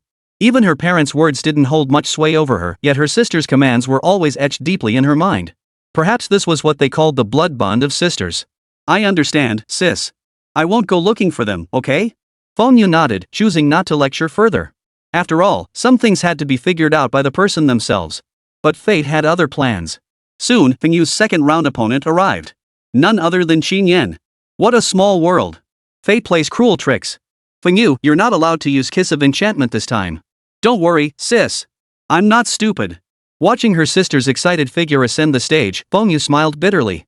If she weren't foolish, there wouldn't be a single fool left in this world. Next match, Shen Yang Squad's Qin Yan vs Skyfox Squad's Fengyu. Sixth brother, rest assured this time I'll redeem you. Qin Yan stood up, brimming with confidence, ready to take the stage only to be pulled back by Yingfeng's firm grip on his arm. Xiao Yanzi, don't go too hard on him. It was clear Yingfeng already had his own judgment about the outcome of this match. With Qin Yan's mental fortitude, even if Fengyu gave it his all, he wouldn't stand a chance. This was shaping up to be a one-sided rout, with no suspense whatsoever. Relax, I know my limits. On the stage, Fengyu stood with her hands on her hips, looking fearless and unshakable. You're the one who countered my skill. So what if it was me? What's the matter? I'll make you pay for it. Young lady, aren't you afraid of biting off more than you can chew? Since you're sixth sister-in-law's protege, I won't stoop to your level. Just admit defeat and step down. Shen Yang now radiated confidence. Gone was the timid, neat demeanor of before. Hearing this, Feng Yu exploded. Who do you think you are, talking to me like that? Wait, what do you mean by sixth sister-in-law? It's exactly what it sounds like. You're so close with my sixth brother, aren't you trying to become my sixth sister-in-law? Shen Yang was a straightforward guy, his words held no hidden meanings whatsoever. But Feng Yu had never considered such things. If he had those intentions, he wouldn't have used the kiss charm skill outright. Sixth sister-in-law? What are you talking about? Why won't you admit it? See that? That's my sixth brother. Saying this, Shen Yang pointed at Ing Feng sitting in the stands. You. Now Feng Yu finally understood, and he was furious enough to smoke from all 7 orifices. All he did was use a skill, yet now rumors are spreading? If this got out, where would her dignity be? You're talking nonsense. What sixth sister-in-law? Are you out of your mind? I don't care. You kissed my sixth brother, so you're my sixth sister-in-law. I didn't. Then why did you kiss my sixth brother? That was a skill. A skill. Just admit you kissed him. After Windspeaker talked at me for so long, I was actually at a loss for words. After all, it was the truth. So many people had seen it, there was no way to deny it now. Just then, the audience below the stage caught wind of the commotion and began to cheer and jeer. The Feng family's long-standing ways had actually caused a lot of resentment among people. After all, the practice of women not marrying out of the family even if no ulterior motives were involved felt downright extreme. Sixth sister-in-law. Sixth sister-in-law. Sixth sister-in-law. It was clear that from this moment onward, the name Feng Yu, sixth sister-in-law, would be etched into everyone's memory. Ah! I'll kill you. Feng Yu was well aware of the repercussions this would bring. If the clan came asking questions, there'd be no way to explain it away. Kill me? You'd better have the guts to do it. Watching the two of them hesitate to start, the referee was growing impatient. What kind of match starts with arguing instead of fighting? Are you two going to fight or not? Fight? The outcome's already decided, isn't it? Before the referee could react, Feng Yu had already collapsed straight onto the ground. What the hell just happened? Nothing's wrong, Brother Lu. I'll bring Sister Lu over right now. With that, Shen Yang, who truly wasn't afraid of trouble, picked up the fallen Feng Yu and started running toward the stage exit. Shen Yang and the others were stunned. This Shen Yang is way too bold, actually snatching someone right off the stage. Hey! Put her down. Feng Yu immediately rushed over, followed closely by both sets of parents. Feng Yu's father, in particular, was livid, his face turning ashen. Not only did this brat spread rumors about his daughter, but he also openly snatched her away. Was he treating the Feng family like fools? Put her down? Who do you think you are? Like I'm just going to put her down because you tell me to. I'm her father. Being her father won't help you now. She's my sixth sister-in-law. Shen Yang was stubborn as a mule. Facing a grandmaster, he still dared to spout such insolence. The next second, he was pinned to the stage, unable to move. Holy crap! Is he that strong? To be honest, Shen Yang was starting to regret things now. He truly hadn't expected Feng Yu's father to be a grandmaster. In Dongling City, that's considered a top-tier powerhouse. It'd be a miracle if he could beat him. Enough! Stop this nonsense! At that moment, the figure on the high platform finally intervened. With a mere flick of his wrist, he dispelled the overwhelming pressure emanating from Feng Yu's father. Governor, you must vindicate my son. This is blatant defamation of the Feng family. If I don't punish them, how can the Feng family maintain any standing in Jiangnan City? Face? What face does your Feng family have left? The very next moment, they were humiliated. He Yuanqing held the Feng family in utter contempt. But he represents the prevailing sentiment, and such a statement has startled all factions. For the head of a province to make such a statement, this clearly signaled that the Feng family would be the next target for suppression. Inter-clan dealings were perfectly normal, but it seemed strategy adjustments were now in order. The various factions wore expressions of varying concern, likely contemplating how to distance themselves from the Feng family. Such matters proved rather troublesome, given the cooperative nature of clan alliances. Cutting ties would inevitably bring losses to themselves. Of course, if the provincial government truly cracks down, cutting losses promptly is crucial. Governor, what exactly do you mean by that? What do you mean? A venerable grandmaster suppressing a platinum-tier junior on the martial arts stage. If word gets out, what will become of the Feng family's reputation? Hearing this, Feng Lazy breathed a sigh of relief. Thankfully, the worst-case scenario hadn't materialized. Had he Yuanqing also brought up the Feng family's policy of not marrying daughters outside the clan, the Feng family might truly have faced upheaval. This matter was my fault. I acted too hastily. I hope the governor will forgive me. Enough. This is merely a dispute among the younger generation. Let them resolve it themselves. Chapter 159, the show begins. Even a fool could understand He Yuanqing's meaning. Had this been any other major clan, he might have shown some restraint and chosen his words more carefully. But given the Feng family's current standing, there was absolutely no need for that. Most importantly, Shen Yang was now part of the Shen Yang squad, a man he had pinned great hopes upon. Yet the Feng family dared to be so unreasonable. Wasn't this a blatant snub? That was the real source of his anger. Otherwise, in front of so many people, he would have at least spared them some face. Understood, Governor. Feng Lazy gritted his teeth and reluctantly conceded. The Feng family was already teetering on the brink. Defying the governor would spell disaster. Kid, you better think this through. Seeing Feng Lazy's menacing glare, Shen Yang felt a twinge of fear himself. No matter how arrogant he was, he wouldn't dare confront a grandmaster head-on. I'll come pick up sixth sister-in-law another time. Let's call it a day for today. With that, Shen Yang bolted out of there. Only then did Feng Lazy's expression ease slightly. Back at their seats, Feng immediately protested. Xiaoyanzi, what are you doing? Why would you hurt her? Sixth brother, I haven't even done anything yet, and you're already freaking out. Looks like you're really interested in sixth sister-in-law. Feng's face flushed instantly as he hastily denied it. What does that have to do with anything? How could you snatch someone right there on the stage in front of everyone? Xiaoyanji, what you did was really not cool. Regardless, snatching someone on the stage is utterly absurd. If everyone started doing this, the tournament would descend into chaos. Big brother, I just wanted to get my sixth sister-in-law quickly. I won't do it again. Shen Yang always listened to Shen Yang's words. Forget it, you and old six aren't that different anyway. This whole incident means future communication with the Feng family might require extra effort. Of course, the final decision rests with Feng Yu herself. After all, in this day and age, clinging to the old ways of arranged marriages is bound to backfire badly. The Feng family might have sensed this, but with strict information control, no similar incidents had surfaced yet.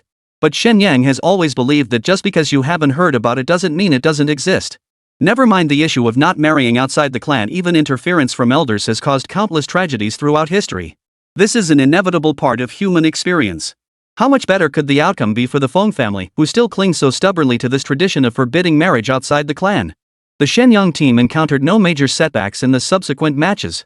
Based on the points standings, the top 16 teams had been determined, and the knockout stage was about to begin. The referee's loud announcement sent excitement rippling through the crowd. While individual rankings don't directly influence resource allocation, but they play a crucial role in individual development. Especially during national team selection, an individual's provincial ranking essentially serves as a stepping stone. To avoid teammates facing each other, opponents for the knockout stage will be assigned by us. This decision left everyone astonished. Such an arrangement had never occurred in previous tournaments. It inevitably sparked speculation. Was this intentional? Look at this, 5 of the 16 finalists are from the Qian family. I figured it would be like this. Who knew the Qian family had such far-reaching influence now? As the saying goes, those who follow the right path gain widespread support, while those who stray lose it. Even if the Qian family hasn't done anything particularly outrageous in Jiangnan province, their status isn't as lofty as the Lin families in Dongling City. But seeing this situation, everyone can't help but make such assumptions. Little do they know that all 5 members of the Shen Yang squad have also advanced to the top 16. It could be said that the Shen Yang squad, combined with the Qian family, already occupied the majority of the spots.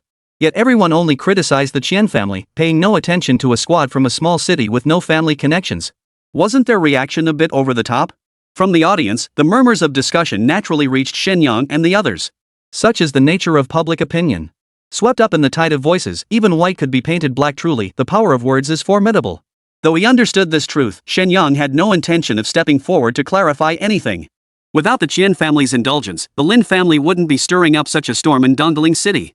Moreover, Qian Hu was no pushover. Perhaps the family had remained stable while the old patriarch was still alive. But once he took the reins, the Qian family might just become another Lin family. Moreover, the Qian family's power far surpasses that of the Lin family. The damage they could inflict would only be greater. How dare you? Seated at the head of the Qian family's table sat an elderly man with snow-white hair and beard. Despite his advanced age, he radiated an undeniable aura of regal authority, casting an inexplicable sense of oppression upon those around him. It was the innate authority of those in power. If anyone dares to slander my Qian family again, don't blame this old man for being impolite. Are the laws of Longhua mere decorations? What do you say, Governor He? The old man's voice boomed like a temple bell, each word crystal clear. The room fell instantly silent. He Yuanqing rose and clasped his fists in salute. I apologize for failing to greet the Qian family patriarch properly. Gentlemen, without evidence, it would be best to refrain from further discussion. After all, those who spread rumors deserve punishment. He Yuanqing's words effectively set the tone for the matter. The elder nodded in satisfaction before waving his hand dismissively. In that case, let the competition continue. Continue the match. He Yuanqing clearly held deep apprehension toward this old man. Yet his inner displeasure remained unmistakably evident. He knew full well that the Qian family patriarch had arrived. That was precisely why the old man had deliberately elevated his own status. As if this contest could only proceed with his approval. Old codger. Governor, don't give the Qian family any leverage. An opening? What opening could I possibly have? Shen Yang was speechless. He Yuanqing had always been quite smooth before. For some reason, ever since the prosecutor was dealt with, his temperament had become so fiercely unyielding. Of course, there was another possibility: it could be because of Shen Yang. But she only entertained such thoughts fleetingly. After all, he was merely a student with decent talent. How much influence could he possibly wield? Shen Yang was wrong about this. He Yuanqing had already thoroughly investigated everything concerning Shen Yang. Everything that had transpired in Dongling City might appear coincidental. But with his capabilities, uncovering a vague truth required little effort. After all, Huang Bing and Li Tianqing, they're both his people. Forget it, pretend I never said anything. Just you wait, the real show is about to begin. Chapter 160, The Chen Family Withdraws. He Yuanqing's composed and confident demeanor left Shen Yang utterly baffled. She couldn't fathom what show he was referring to. Governor, what show? I'm not in the loop. Just watch and see. Soon, the first match commenced. It was a contestant from the Qian family facing off against Qin Yan. Needless to say, with Qin Yan's current mental power, he was virtually unmatched among his peers. Moreover, the Chen family's bloodline inheritance enhanced one's innate attributes. It wasn't designed to resist psychic power. Against Qin Yan, only Qian who might pose a challenge, the rest were mere trifles. First match, Qin Yan wins. The second match fell to Yingfeng, who also faced a Qian family opponent.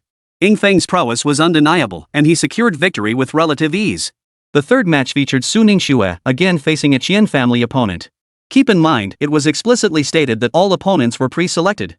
The first two matches might not have revealed much, but this was the third consecutive one. If one still couldn't see the pattern, then there was truly something wrong with their head. Governor what is the meaning of this? The Chen family patriarch could no longer bear to watch and interrupted the match. Mr. Qian, what exactly are you implying? I'm afraid I don't quite follow. You know exactly what I mean. You'd better give me a reasonable explanation. Watching the two lock horns, Shen Yang tugged anxiously at He Yuanqing's sleeve. While she naturally wanted to keep the Qian family in check, now was definitely not the best time. As for why such deep-seated conflict existed, the reason was actually quite simple. Even if the Qian family hadn't done anything heinous, even if they were honest and trustworthy, they would still become a thorn in the side of those in power. As the saying goes, there are no permanent enemies in this world, only permanent interests. The Qian family's immense power inevitably allowed them to monopolize more resources. This alone was enough to instill fear in many rulers.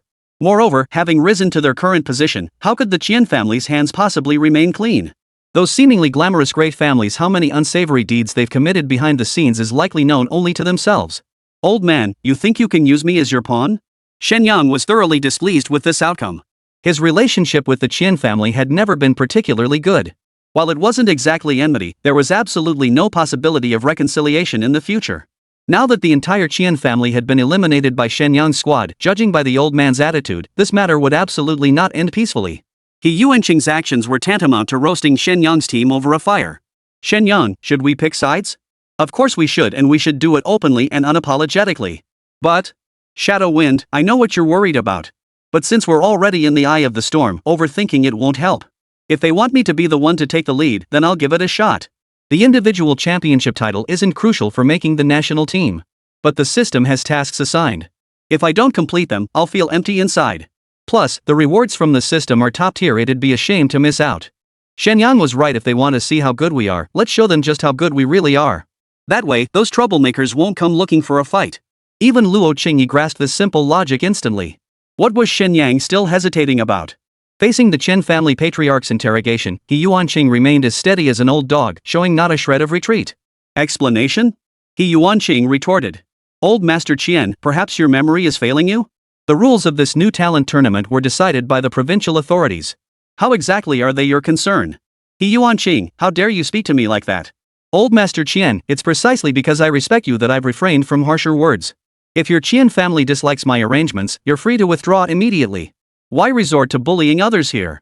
What did you say? Old Master Qian was furious. As one of the strongest figures in Jiangnan province, it had been years since anyone dared speak to him this way. I've made myself perfectly clear, the Qian family is free to withdraw. Very well. Since that is the case, we shall not participate in this competition. With that, the Qian patriarch simply turned and walked away, taking all the participating contestants with him. The patriarch had better think carefully. After missing out this time, the Qian family won't get a single thing. The Qian patriarch snorted coldly, clearly indicating that such meager rewards held no value in the Qian family's eyes. The main point is that continuing the competition offers the Qian family no real chance of victory. The resources they could gain have already been secured within the team. There's absolutely no need to make fools of themselves in the individual competition. Grandfather, but I haven't even competed yet. Qian Hu protested. He'd been waiting to thoroughly humiliate Shen Yang in the individual competition, even borrowing numerous treasures to ensure a one-hit knockout. And now you tell me we're withdrawing? That's a complete waste of effort. You're no match for him. How could that be? I'm diamond rank, Grandpa. How could I possibly lose to a platinum player? Cut the nonsense. Are you questioning me? Hearing this, Shen Hu had no choice but to give up. After all, the patriarch's orders clearly outweighed his desire for revenge. You're lucky. How could the Qian family just back down? I really did overestimate you lot.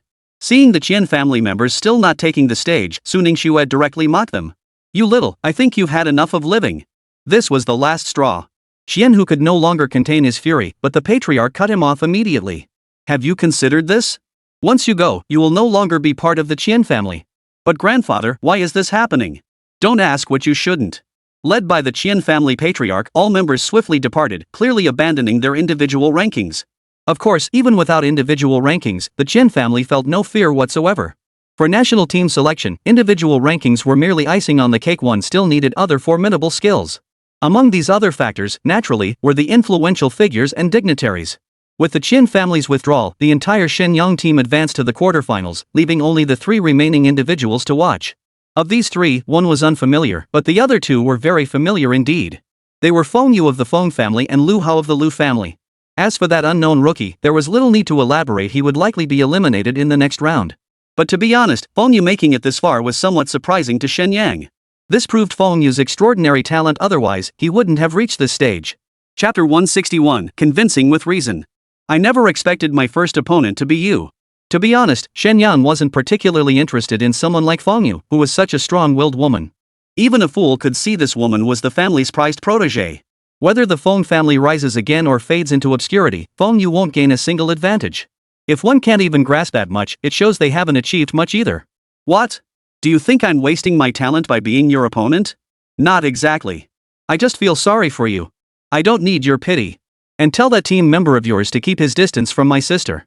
Otherwise, even if it means both of us go down together, I'll make you pay the price. Feng Yu's threat didn't faze Shen Yang. Instead, he smiled lightly. What are you laughing at? I'm laughing at your naivety. Do you really think this is my brother's fault? What do you mean? It's no big deal. For someone like you, a pawn being used by your family, it's only natural you can't see through this game. The two started chatting right away, making everyone else grow impatient. The referee began urging them on from the sidelines, especially the men of the Feng family, who had already started cursing. Feng Yu, what are you doing? Do you want to end up like your good-for-nothing sister? Get moving already. What are you standing there for? Among the younger generation, Feng Yu possessed the highest talent, and his status within the Feng family should have been unmatched. Yet now, not only was she not valued by the family, she had become a weapon in their hands. Since she was an object, she naturally had no human rights. See? What are you to them? None of your business. Get moving. Fine, then you strike first. I fear if I act, you won't get the chance. Brazen arrogance. Feng Yu's eyes instantly turned pink, igniting the bloodline power within her. She knew Shen Yang was a formidable opponent. If she didn't give it her all, defeat would come swiftly. Yet she still underestimated Shen Yang. Empowered by the totem system, Shen Yang's psychic strength far surpassed Qin Yan's. So this so-called enchantment was nothing but child's play to him. It was like a schoolchild insisting on dueling a special forces soldier, utterly non-threatening. That's it. It's over. The next moment, Shen Yang materialized behind Feng Yu. With a mere push, he sent her tumbling off the stage. The Feng family erupted in fury. To everyone else, Shen Yang had merely given a light shove, yet Feng Yu had tumbled off the stage. Such a match was nothing short of humiliating. Feng Yu, how useless can you be? Useless? I say she did it on purpose. Just like her shameless sister, she must have set her sights on someone. Sure enough, neither of those sisters is any good. Such venomous words would be unbearable even for the most patient soul. Feng Lazy slammed his hand down on the chair, shattering it instantly. Enough. My daughter is not your laughingstock. Uncle Feng, what are you doing? This is the truth. There must be limits to protecting your own daughter. Don't forget, Feng family women aren't meant to marry outside the clan. With such loose morals, who would dare take either of your daughters? Hearing this, Feng Lazy felt his teeth itch with rage. Yet he couldn't find a retort.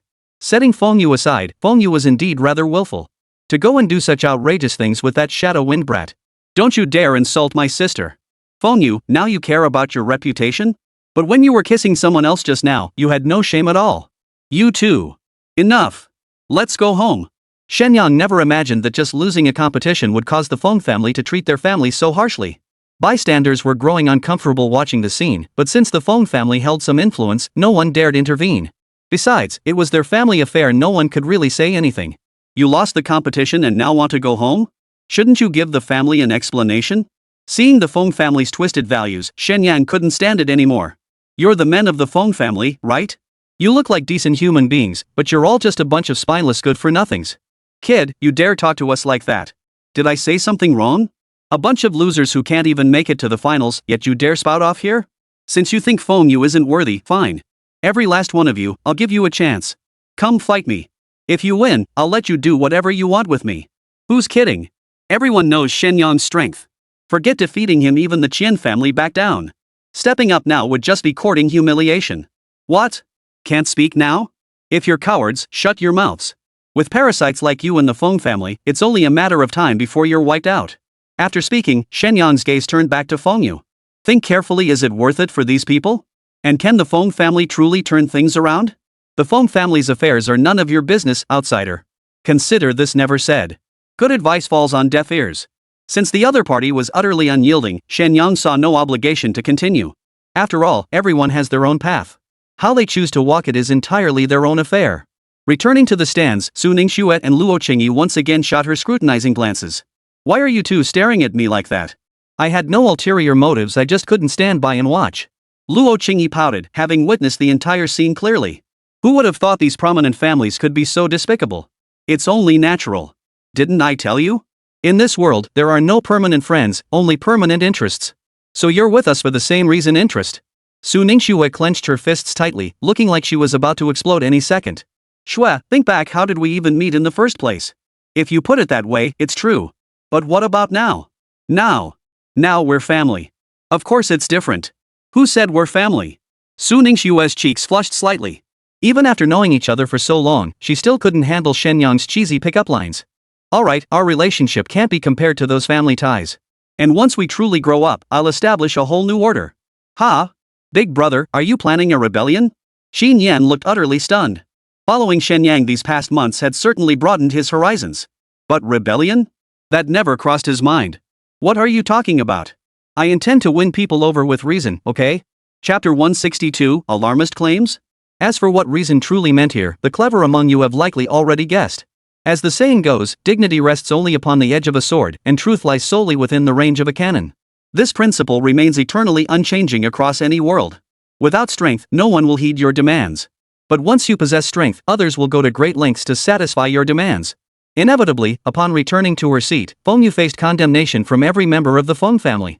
Even Feng Lazy, present at the time, showed her no mercy. This was due to her status as a woman. In a family where daughters never married out, male supremacy over females was almost inevitable. Sister, don't listen to their nonsense. You've already done your best. Feng Yu, must we truly accept this fate? Her sister's sudden, unprovoked words left Feng Yu momentarily bewildered. Sis, what did you say? Never mind. Forget it. Let's just go back. But running away never solves anything. Even if we disappear from everyone's sight, the rumors will keep spreading. I'm stepping out for a moment. Watching the sisters leave one after the other, Shen Yang saw it all and immediately stood up to leave. Previously, due to lack of spare time, he'd been focused solely on preparing for the competition. His client acquisition efforts had been stagnant, and now was the time to resume them. After all, with the method to synthesize primordial power now in hand, the client base could expand further without worrying about running out of primordial power. Today's competition was essentially over, with the finals scheduled for the following day. Big brother, where are you headed? Of course, to expand our business. With such a golden opportunity, we can't afford to waste it. Xin Yan naturally couldn't comprehend this. Su Ningxue and Luo Qingyi instantly grasped the situation, though they made no attempt to stop him. After all, they both understood the significance of the tattoo. With more clients, Shen Yang's influence would only grow stronger. Xiao Shui, should we really keep stopping him? Forget it. Shen Yang is so outstanding we shouldn't keep him all to ourselves. Luo Qingyi nodded. True, in this world, outstanding people truly deserve more. Most importantly, no one ever said monogamy was mandatory. Moreover, in today's society, the gender imbalance is actually quite severe. It's completely opposite to the situation in my previous life. There are more women than men. Of course, Shen Yang never entertained such thoughts. Life is short. Truly, having just a few close friends who understand you is enough. You can have many clients, but you really don't need too many friends. After all, betrayal plays out in every era. You never know what's in someone's heart, and you're always in the dark about their actions. You might not even realize who's betraying you. Wait a moment, both of you. After catching up with the Feng sisters, Shen Yang stepped forward to plead with them to stay. Shen Yang, why are you looking for us? Feng Yu was puzzled by Shen Yang's sudden appearance.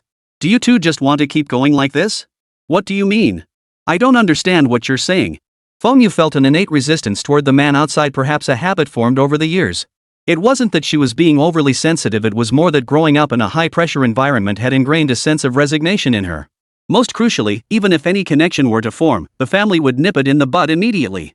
In a place like the Feng family, any connection with an outsider would be a disgrace to the entire clan. This clearly shows they understood the terrifying potential of affection developing over time. Don't understand what I'm saying? I'd wager Miss Feng is simply afraid to take that first bold step. There's nothing more to discuss. I lost the match, and we'll have no further dealings. Shen Yang, I know you're formidable.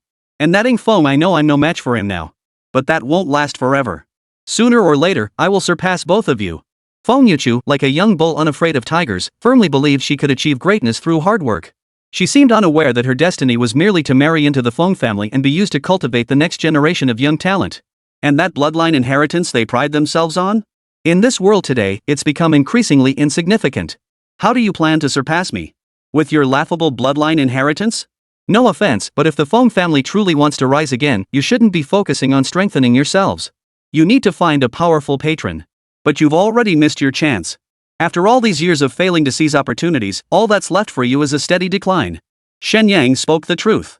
As powerful practitioners emerge, new bloodline lineages will inevitably form in the future.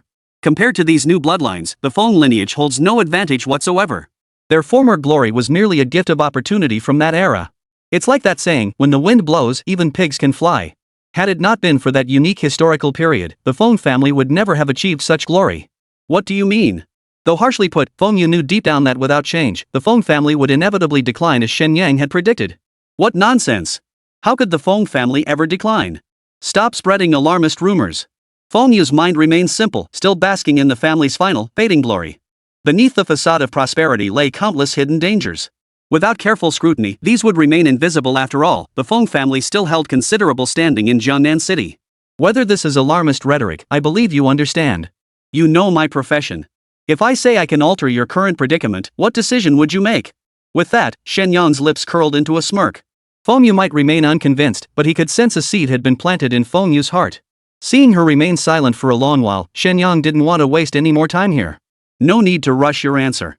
When you're ready, come find me anytime. Here's my address. After leaving the hotel address, Shen Yang showed no intention of lingering, returning directly to his seat. How did it go? Su Ningxue asked impatiently as soon as Shen Yang returned. What else could happen? Preconceived notions in people's hearts are like mountains, overcoming them isn't easy. Let's just leave it to fate. We need to expand our client base, but that doesn't mean we should take just anyone. Shen Yang then laid out his thoughts completely, holding nothing back.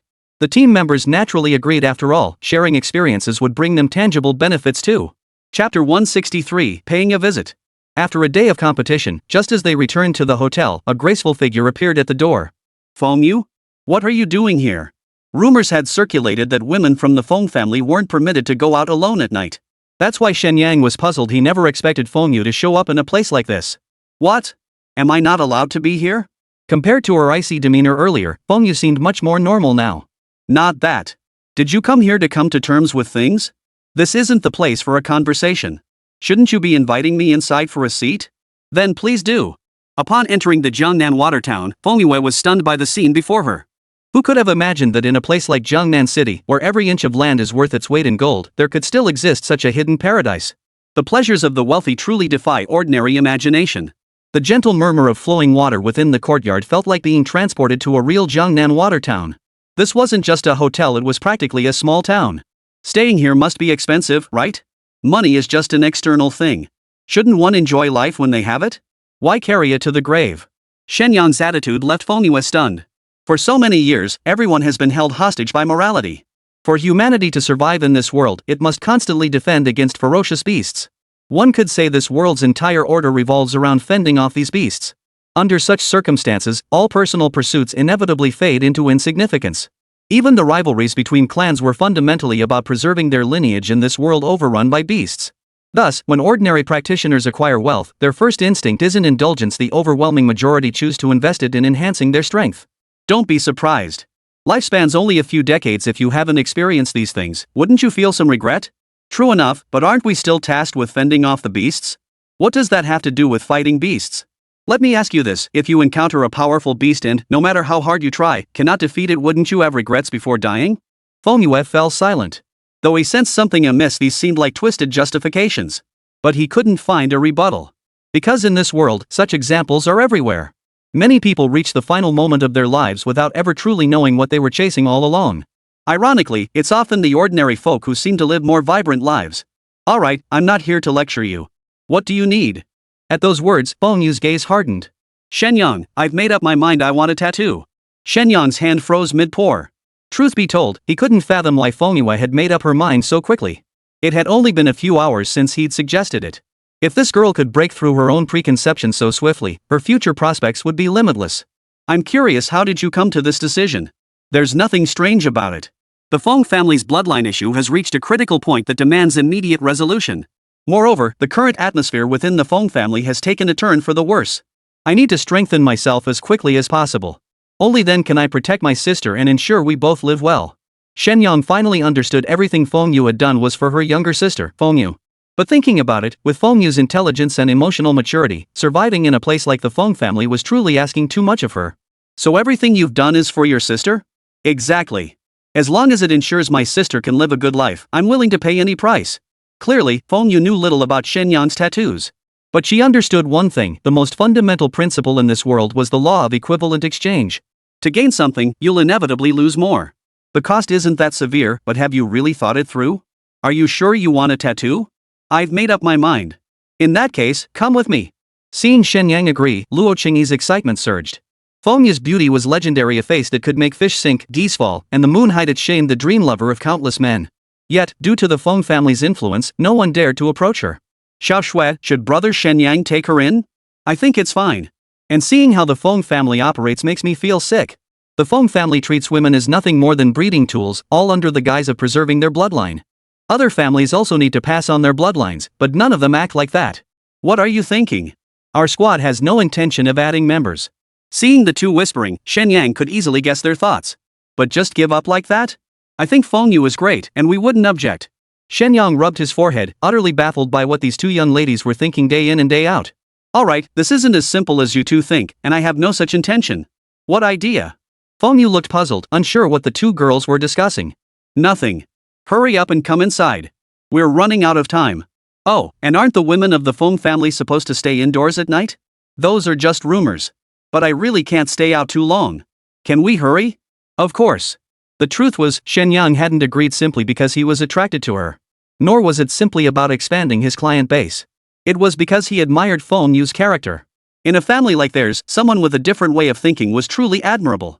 Most people can only go with the flow and accept their fate. Only those who dare to defy fate hold the potential to change the world. With the totem's blessing, it's foreseeable that Feng Yue's standing within the Feng family will only grow stronger with each passing day. It's not impossible that she could one day truly take control of the Feng family, a reasonable projection based on her leadership abilities. Should Feng Yue indeed seize control of the Feng family, she would gain valuable supporters for the future. The current 5-person squad seems most reasonable to Shen Yang. As for 10 members, that seems rather bloated. The reason for this arrangement is to increase their chances of survival. Therefore, Shen Yang has neither interest nor necessity in expanding the squad. The next step is to build his own power base. Of course, this wasn't something that could be accomplished overnight, it demanded considerable time. For now, his task was to plant seeds one by one. In time, they would naturally bear the desired fruit. Chapter 164, The Nine-Tailed Celestial Fox. After explaining the tattoo requirements, Feng Yue's face flushed crimson. I can't help it, but rest assured, I won't have any ulterior motives. I know, it's nothing. Let's get started. With that, Feng Yu began removing her top. Her fair skin glowed like jade, appearing as delicate as porcelain. Truly worthy of a finely guarded professional, her figure and skin were like a flawless piece of jade. Shen Yang couldn't help but swallow hard. If he didn't feel anything seeing this, he wouldn't be a man. System, detecting totem compatibility for Feng Yu. Detecting client Feng Yu, matching totem, nine-tailed celestial fox. Shen Yang froze. He hadn't expected this match to yield a non-ancient beast. This clearly indicated that, in the system's eyes, Feng Yu's growth potential seemed lower compared to others. It was fortunate, though finding such a powerful ally in the small city of Dondling was an unexpected delight. Alright, I'm about to begin. Brace yourself, it might sting a bit. Feng Yu's voice was faint as a mosquito's buzz, her jet black hair cascading naturally to cover her vital areas.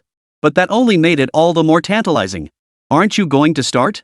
Ahem, let me figure out where to begin. Shen Yang refused to admit he'd been captivated by the sight before him, momentarily mesmerized. The client comes first. I can't ruin my reputation. Adjusting his mindset, Shen Yang slowly began his work. As the tattoos took shape on Feng Yu's body, Shen Yang's mind gradually settled.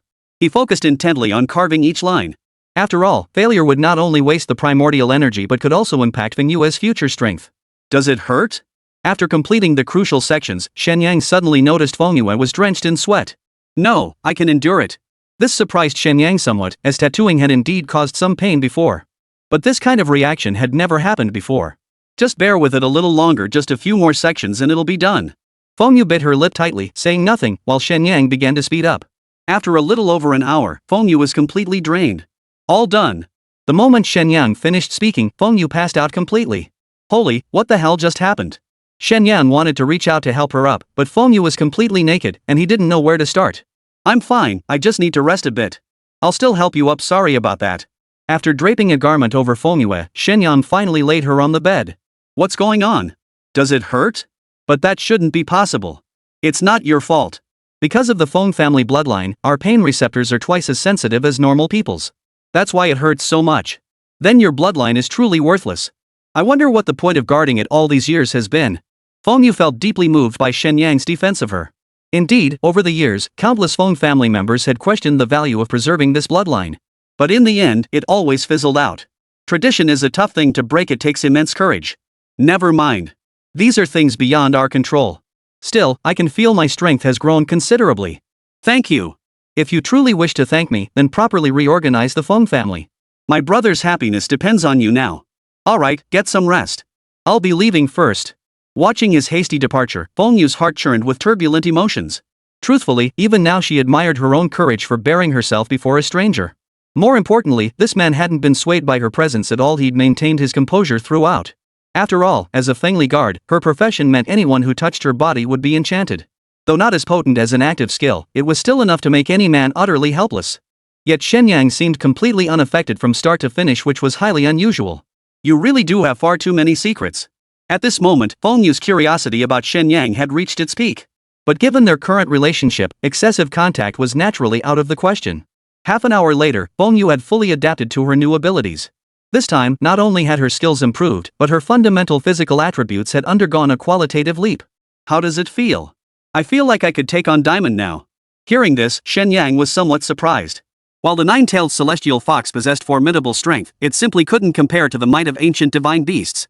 Perhaps because Feng Yu had already reached level 48, she now felt her combat power had skyrocketed. Since that's the case, would you care to spar with me, little sister? Su Ningxue perked up at the suggestion. As a Valkyrie, combat was her very essence. Facing such an evenly matched opponent naturally stirred her desire to spar. Moreover, Feng Yu had faced Su Ningxue on the tournament field before, and each time had been soundly defeated. Now, empowered by the totem, she felt she absolutely possessed the strength to stand against her. Great! I'd love that. Hold on. What are you two doing? Fighting amongst yourselves?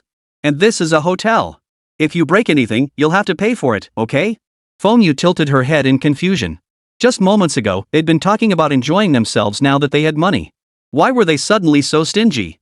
Isn't money just something external? What do you know? This is like riding a bike to the bar, you gotta save where you should and spend where you must. Not to mention, you're gonna be the head of the Feng family someday. You can't be such a spendthrift, got it? Feng Yu scratched his head, clearly missing the nuance of Shen Yang's slang. Alright, you go back first. We've got a match tomorrow, so I won't keep you chatting. As she left the water towns of Jiangnan, Feng Yu still found it hard to believe all this was real.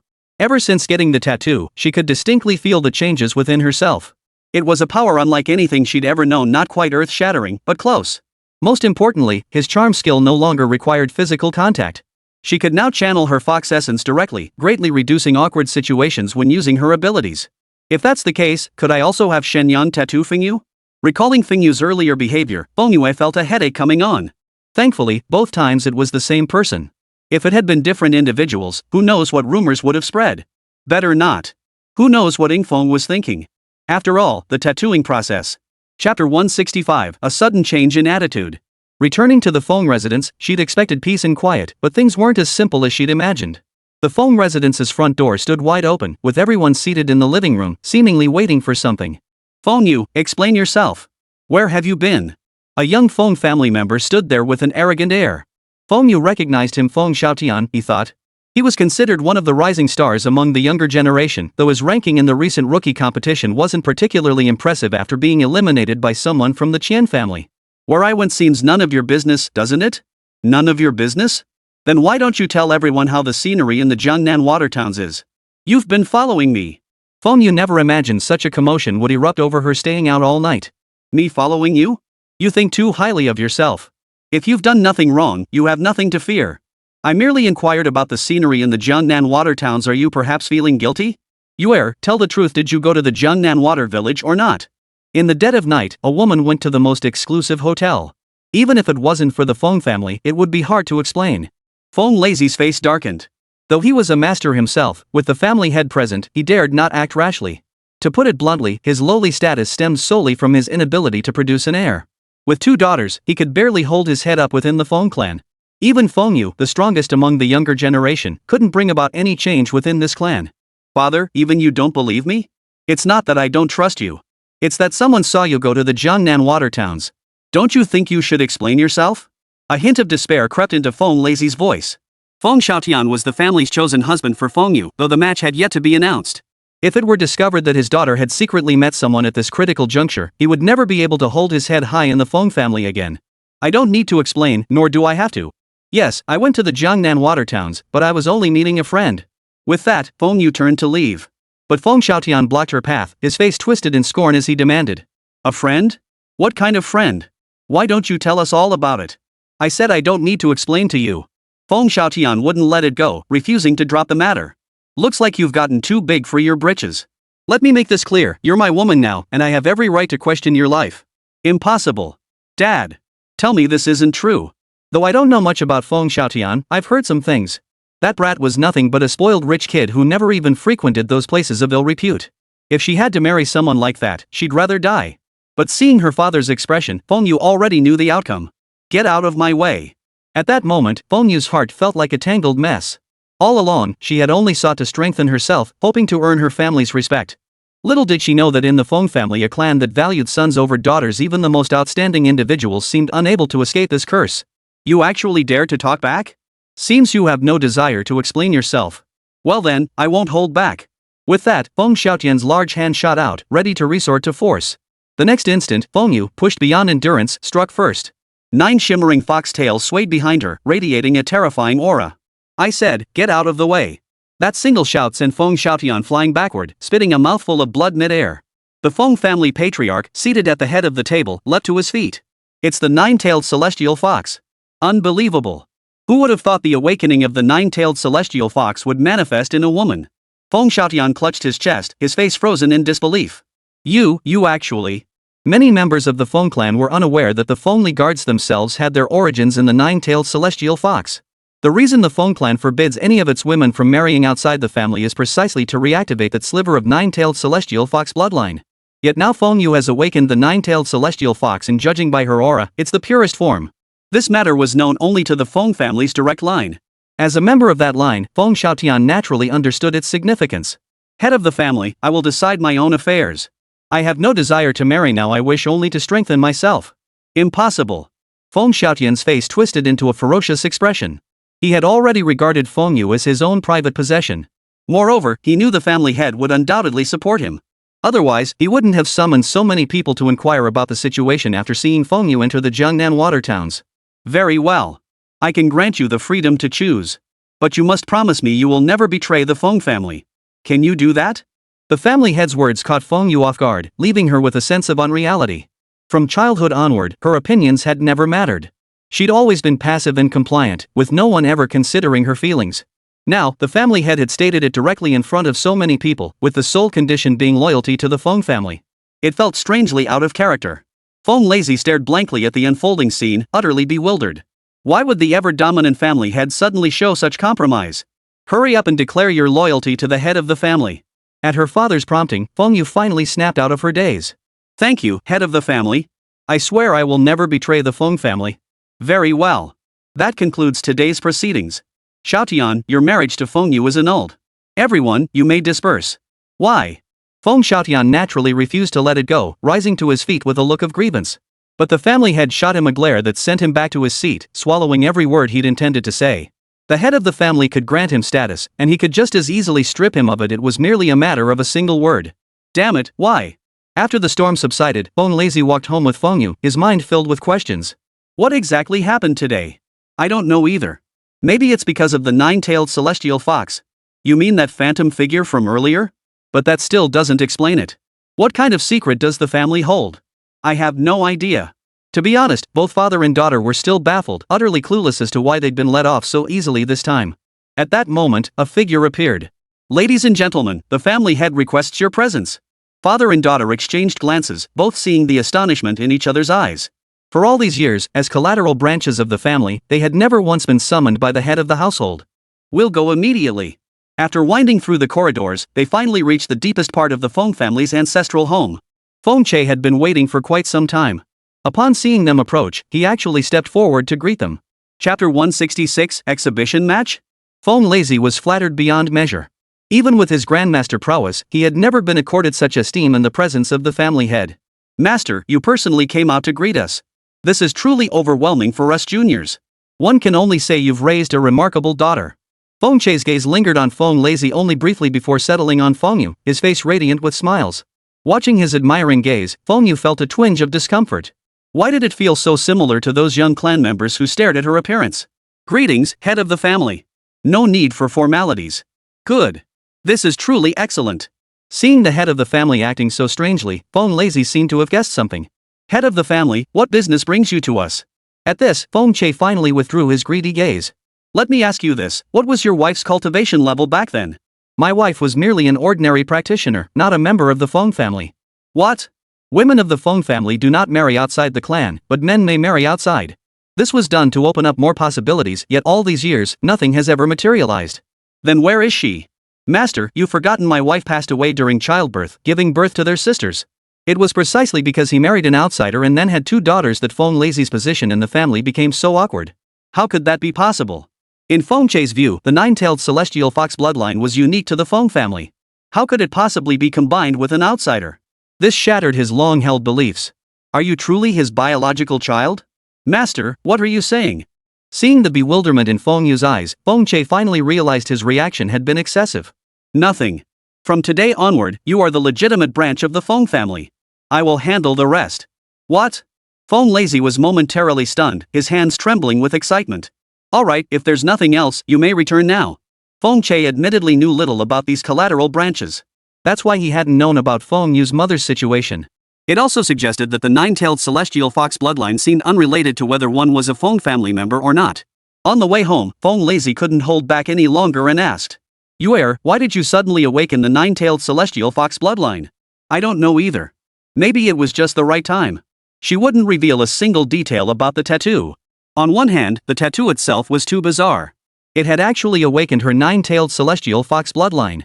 On the other hand, the scene of getting the tattoo was simply too embarrassing to share with anyone. If any other member of the Feng family found out she had to strip naked to get the tattoo, it would likely spark another storm of public outrage. Alright, this might be our chance. Now that we're part of the main branch, we'll have access to more resources. You'd better work hard. Got it, Dad. The Feng family really does need some changes. Early the next morning, Feng Yu packed her things and dragged her sleepy-eyed younger sister straight to the competition venue. Sis, what's gotten into you? Didn't you say you didn't want to watch the rest of the matches?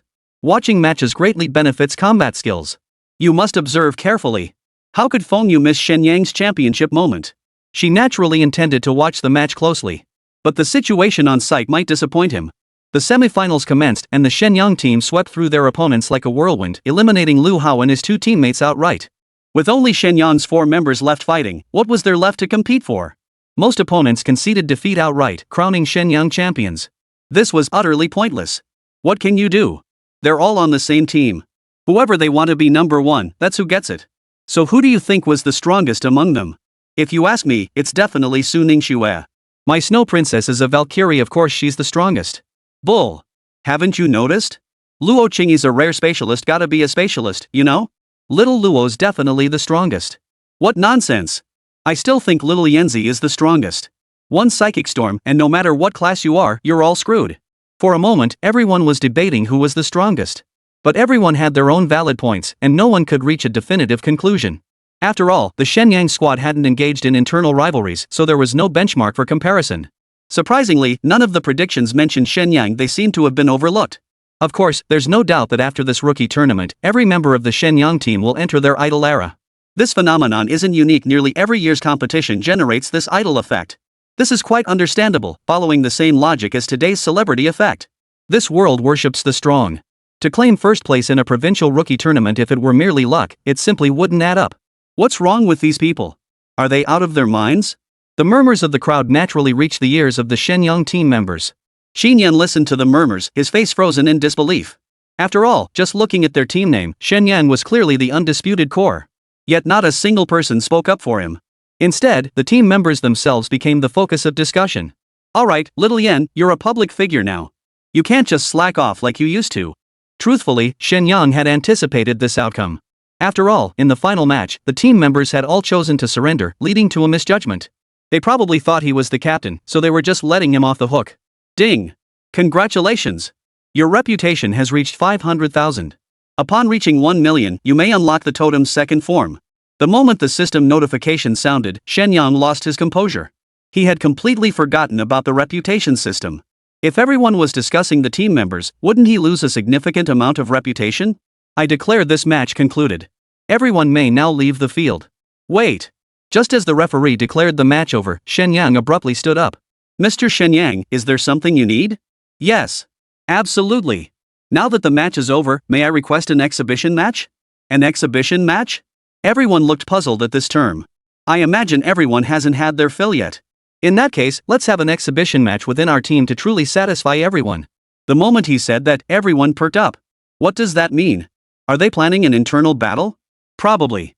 The last match was so dull, we really want to see their true skills. The crowd erupted in excitement, their anticipation reaching fever pitch. Chapter 167, you want to take on 4 of them? For such a request, the referee naturally could not make the decision alone. They could only turn their gaze toward the elevated platform, seeking the official's judgment. Since you've suggested it, let's have an exhibition match. But let's be clear, you must give it your all. He Yuanqing also wanted to know Shen Yang's true capabilities. This might influence his future decisions. After all, Shen Yang was now the champion of the provincial rookie tournament. Once he stepped out, he would represent the face of Jiangnan province. If they were to lose due to mutual deference without demonstrating genuine strength, it would be difficult to explain to the people of Jiangnan province. After all, securing a ranking in the national tournament would unlock terrifying resources and status. It could even determine provincial rankings and future development trajectories. This was no longer a personal matter, it concerned the advancement of all professionals. Very well. Since the governor has granted us this opportunity, we shall certainly give it our all. Shen Yang was also quite excited. While sparring during regular training was common, genuine combat within the squad had never erupted. This would also be a chance to gain a deeper understanding of each member's capabilities, which would greatly benefit our future teamwork in combat. Brother Shen Yang, what exactly is an exhibition match? Yeah, big bro, why are we doing an exhibition match? The team members were equally baffled by the concept of an exhibition match. They'd never heard of such a competition format before. It's actually quite simple. You 4 give it your all, and we'll spar. Really? I can really go all out? Su Ningxue was thrilled. Honestly, ever since joining Shen Yang, she'd been dying to know just how big the gap between them really was. But she'd never had the chance. Now that the opportunity was here, she wasn't about to let it slip away. Of course. Let me see just how much you've improved over this time. Big brother, we're not pushovers. If we beat you, you better not get mad. Little Yanzi, who do you think you're looking down on? As for you two, don't cry when I beat you later. Hearing this, Yingfeng instantly lost his temper. Shen Yang, even though you gave us the tattoos, our skills aren't half bad either. Aren't you being a bit too cocky? Old 6, if you can beat me, I'll upgrade your next totem. You said it. In just a few sentences, Shen Yang had ignited the fighting spirit in everyone. Truthfully, he'd spoken that way precisely to prevent them from holding back. That would render the fight meaningless. Besides, with so many big shots watching from above, they'd easily spot if anyone wasn't giving it their all. With that settled, step onto the stage. The referee's loud announcement sent the crowd into a frenzy. The audience eagerly anticipated Shen Yang squad's final performance. This time, no one argued. Who was truly the strongest? One fight would decide it. But would they really give it their all? I figured it'd just be a friendly sparring session, nothing much to see. That was the prevailing sentiment. After all, they were teammates just moments ago. They'd been so harmonious. How could they possibly turn on each other? Though no one knew why Shen Yang insisted on an exhibition match after the competition, the team members understood. This was definitely not a bad thing. After all, none of them had shown their full strength in the previous matches. It's true that standing out invites trouble, but if this outcome makes some petty troublemakers think they have an opening, it would invite endless trouble. As for revealing the totem's complete form, there was no need to rush. And even now, they still didn't know why they could activate the totem's complete form. How should we fight? Shadow Wind was brimming with excitement, clearly already prepared. Simple. The 4 of you take on me alone. Hearing this, everyone froze in shock. What kind of nonsense is this? Shen Yang is being way too cocky, isn't he? Even if he was the team leader, the gap between him and the other members wasn't that huge. After all, everyone was around the same level. Now he was actually bragging about taking on 4? Did he expect them to go easy on him like in a match? Forget it. This exhibition match isn't worth watching anyway. Let's just call it a day. What's the rush? It's just an exhibition match, no rankings at stake. Let's watch it first. Just wait and see, they'll all throw the match soon enough, just to make Shen Yang look good. Many shared this view. It was only natural. After all, who can really believe teammates would fight to the death? Of course, not everyone feels that way. Some still want to see what Shen Yang's got up his sleeve. Boss, are you sure you want us to fight you? No way, no way. I want to team up with brother Shen Yang. Luo Qingyi naturally didn't want to face Shen Yang as an opponent, whether in a real battle or a friendly spar. Shen Yang had no choice but to try to persuade her. Qingyi, don't you also want to know your true strength? Now's the perfect chance. Don't you want to see just how far behind you are compared to me? I do want to know, but I don't want to fight brother Shen Yang. You must understand I can't always be by your side. There will come a time when I'm not there. That's why I need to confirm whether you truly have the strength to protect yourself. It might sound cold, but that's the truth. Those who promise to protect you forever, or to always be by your side, are mostly lying. After all, 2 people aren't one whole. How could they ever stay by your side forever? If you truly believe that, you might give your enemies an opening. The consequences then could be irreparable. Hearing this, Luo Qingyi finally nodded. She tilted her head back, her face radiating innocence as she gazed at Shen Yang and said with a cheerful smile, "Don't worry, Shen Yang, I won't go all out." "You're wrong. This time, you must go all out. Treat me like a real enemy." "Are you kidding? With so many people watching, if we rig the match, this exhibition game loses all meaning." "But?" "No buts about it. Are you refusing to listen to me?" Seeing Luo Qingyi still couldn't accept it, Shen Yang's expression turned cold as he spoke in a stern tone. Seeing Luo Qingyi's hurt expression, he felt deeply pained. But this was a golden opportunity to gain prestige. If he missed it now, he'd regret it for the rest of his life. This wasn't the time for explanations, he'd have to address it later. I'll listen, okay?" Having known Shen Yang for so long, this was the first time Luo Qingyi had ever seen him speak to her like this. She couldn't help but feel a pang of hurt. Chapter 168, Going Wild. Alright, the exhibition match begins. To be honest, the referees were also quite intrigued by this team. They wanted to see what made Shen Yang so special that he could gather so many exceptionally talented young people. In Dragon Nation, everyone, no matter who they were, held a deep reverence for the strong. Strictly speaking, none of the members of the Shen Yang team could be called strong yet. But with their innate talents, once they mature one day, they'll undoubtedly become the cream of the crop. Imagine the prestige of being able to say you once officiated their matches. Come on, don't hold back. Compared to Luo Qingyi, Su Ningxue remained far more composed. She understood that only by cultivating formidable strength could she become Shen Yang's greatest asset. This opportunity was truly rare. She had to prove her worth. "Qingyi, you can't hold back. After all, only by gaining strength can we become Shen Yang's support. We can't keep growing under his wing forever, you know?" Su Ningxue's words finally jolted Luo Qingyi into realization. She nodded firmly, clenching her small fist tightly. "I understand, Sister Shui. I'll give it my all." Everyone was well acquainted with each other's fighting styles, so there was no need to discuss tactics. Su Ningxue charged forward first, clearly intending to face them head-on. Holy crap, this is so lit. The snow goddess is about to unleash her power. As the saying goes, a master's touch reveals all. Seeing this, all doubts vanished from everyone's minds. Because Su Ningxue was giving it her all, there wasn't a single trace of acting in this. I thought this would be boring, but whoa, what a surprise. As Su Ningxue made her move, the battle was about to erupt. At the same time, Yingfeng vanished from his spot. Shen Yang wasted no time, unleashing his mental storm, though he held back, not going all out. Yet the next second, a thunderous thud echoed through the air. Shen Yang caught Su Ningxue's attack with just one hand, simultaneously repelling Shen Yang's psychic force back at him. Damn! How can the boss's psychic power be stronger than mine? This truly shattered Shen Yang's understanding. After all, he was the professional psychic, he'd assumed he was the strongest in the team. Yet Shen Yang's psychic power surpassed his own. I told you not to underestimate them. Shen Yang wore a smile, clearly handling the few opponents with ease. The next instant, shadow winds suddenly materialized behind him. Rebellious Fang activated, its blinding speed creating a sonic boom that ripped through the air. Infinite Realm, activate. What? Yingfeng's eyes widened in shock. His most powerful strike had been completely absorbed by the Infinite Realm. He knew well about the Infinite Realm, after all, he'd experienced its amplification himself, but its power was nowhere near this level. For a moment, Yingfeng couldn't react, getting blasted away by Shen Yang's punch. Old Six, you're not pulling your weight. Can you step up a bit? Shen Yang, when did you get this strong? Don't worry about that now. Just go for it. The reason Shen Yang was slightly stronger than the others was precisely due to the increase in clients. While experience could be shared, attributes could not.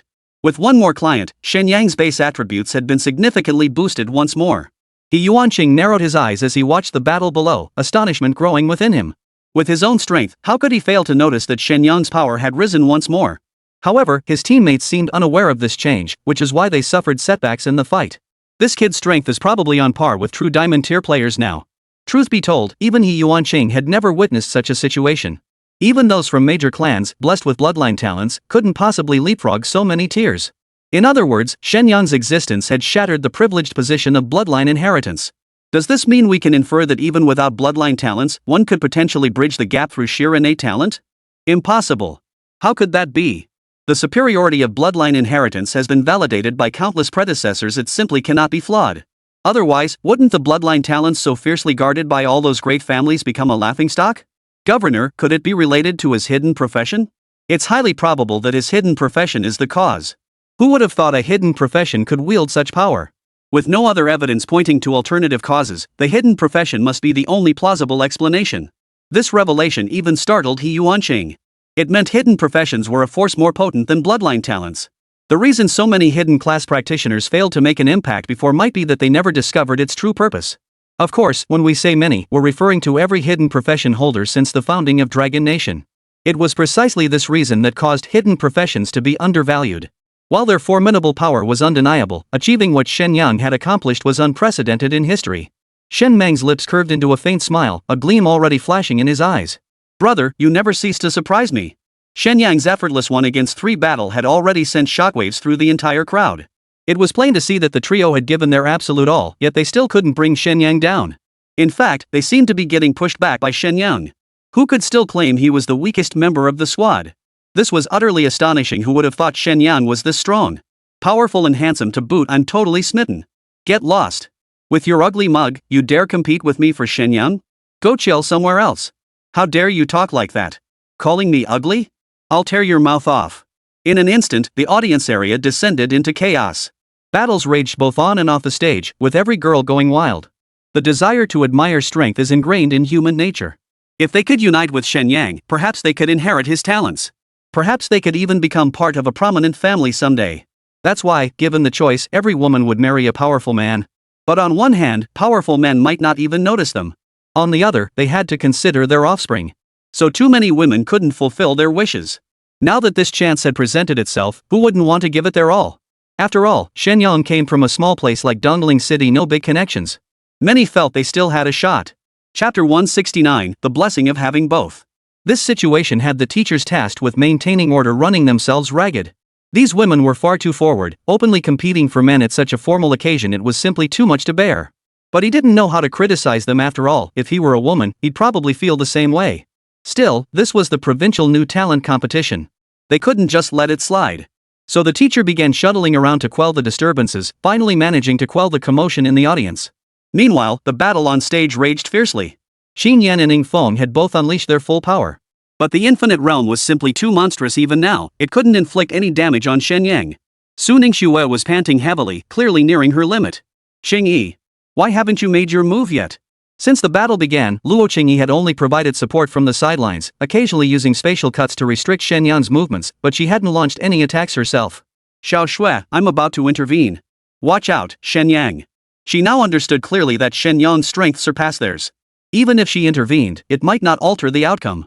But recalling Su Ningxue's earlier words, she refused to become merely a pendant hanging around Shen Yang's neck. The Dimension Blade activated, and Luo Qingyi unleashed her full power this time.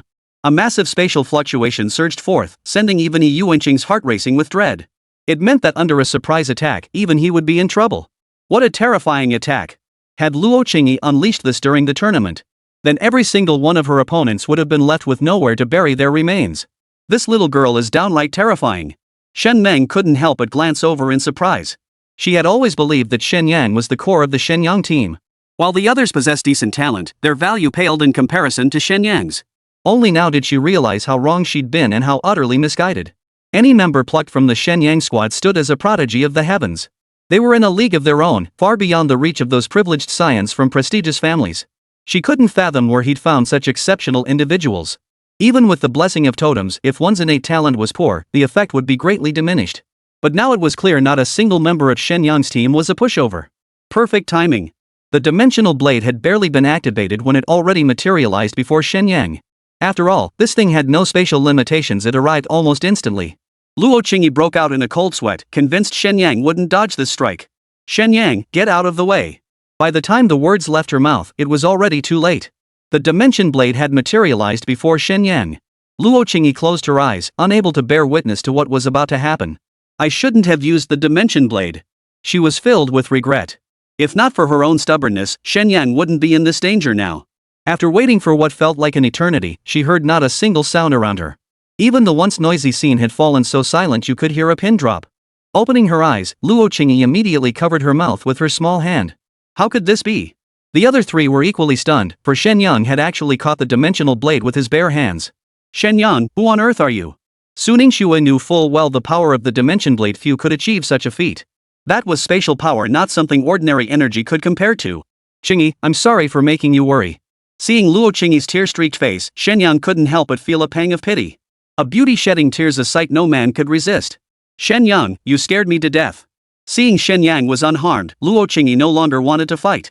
She threw herself into his arms. Su Ningxue followed suit, though her expression was clearly displeased. Clearly, she had already guessed that this kid had been confident all along, but hadn't told them. Shen Yang, this is the first and last time. You're never allowed to do something this dangerous again. Alright, Shui, I'm fine, aren't I? But I promise, there absolutely won't be a next time, okay? Watching Shen Yang embrace both beauties, the audience's shock dissolved into pure envy. Damn it, I knew their relationship wasn't simple, turns out it was this simple after all. Damn it, why can't I enjoy such a blessing of having two women?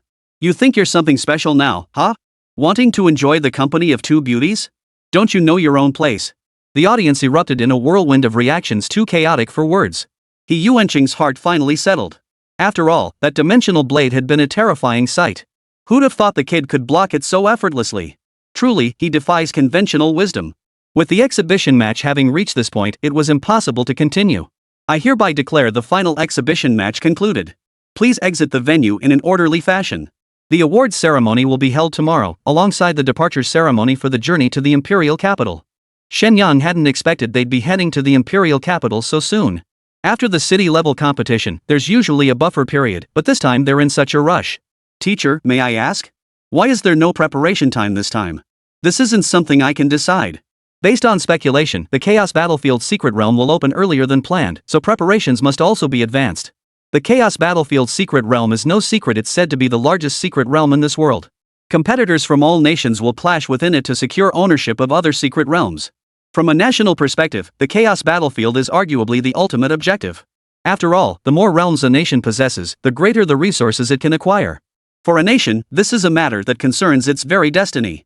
However, it's said that in previous competitions, the Dragon Nation didn't rank particularly high, resulting in the loss of some realms that should have rightfully been theirs. Thus, this expedition to the Chaos Battlefield Secret Realm has everyone, from top to bottom, determined to prove themselves and make a name for themselves within the realm. Yet other nations possess formidable strength as well, prompting the advancement of all preparations.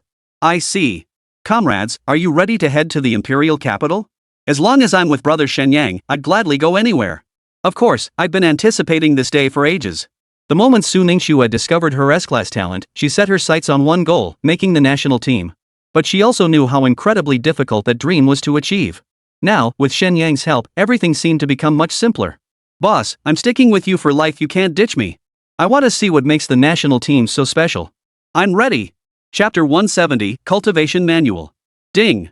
Congratulations on completing the task. Reward, 1 training manual. A cultivation manual? What on earth is that? Follow me, left hand, right hand, slow motion? Seeing the term training manual, Shen Yang immediately thought of a certain song that had once swept the nation. Cultivation manual, gain experience through cultivation. Teaming up yields better results. Holy crap, I'm about to get rich.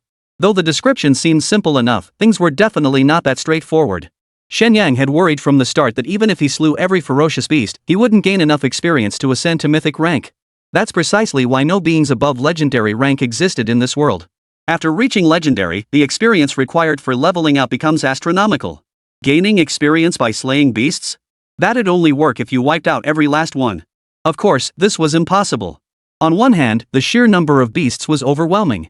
On the other, their collective strength far surpassed that of humans.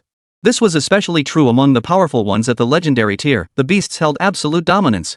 The primary reason for avoiding large-scale conflict is that humans, as food sources, are scarcely worth the effort. Moreover, in terms of intelligence, humans far surpass beasts, making it exceedingly difficult even for the most powerful beasts to unite all others under their rule. For all these reasons, achieving mythical status in this world was essentially impossible. But now, Shen Yang possesses a cultivation manual that allows gaining experience without slaying beasts, a truly unprecedented breakthrough. Come on over, everyone. Since the cultivation manual also allows teaming up with group bonuses, Shen Yang couldn't wait to gather everyone. What is it, Brother Shen Yang? We're still packing our bags. No rush. Chingy, I found something amazing. Want to give it a try? Something cool? How do we try it? Hearing this, Luo Chingy's eyes lit up. Seeing her reaction, Shen Yang knew this little girl was definitely thinking the wrong thing. What are you thinking? This time it's genuinely something good. Shen Yang sighed inwardly.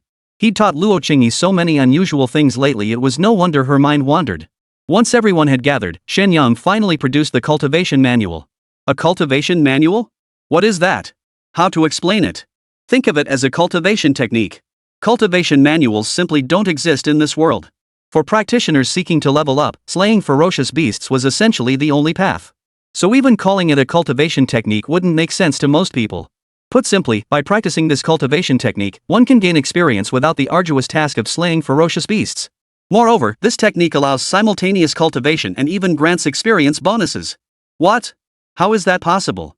Yingfeng was the first to doubt it. Something this significant wouldn't even exist within the royal family. Nothing is impossible. I just acquired it myself, let's try it and see. The five formed a circle, sat cross-legged, and began circulating the cultivation manual. Compared to genuine cultivation techniques, practicing from manuals was far simpler. One only needed to focus their mind and calm their spirit, following Shen Yang's rhythm, to enter the cultivation state.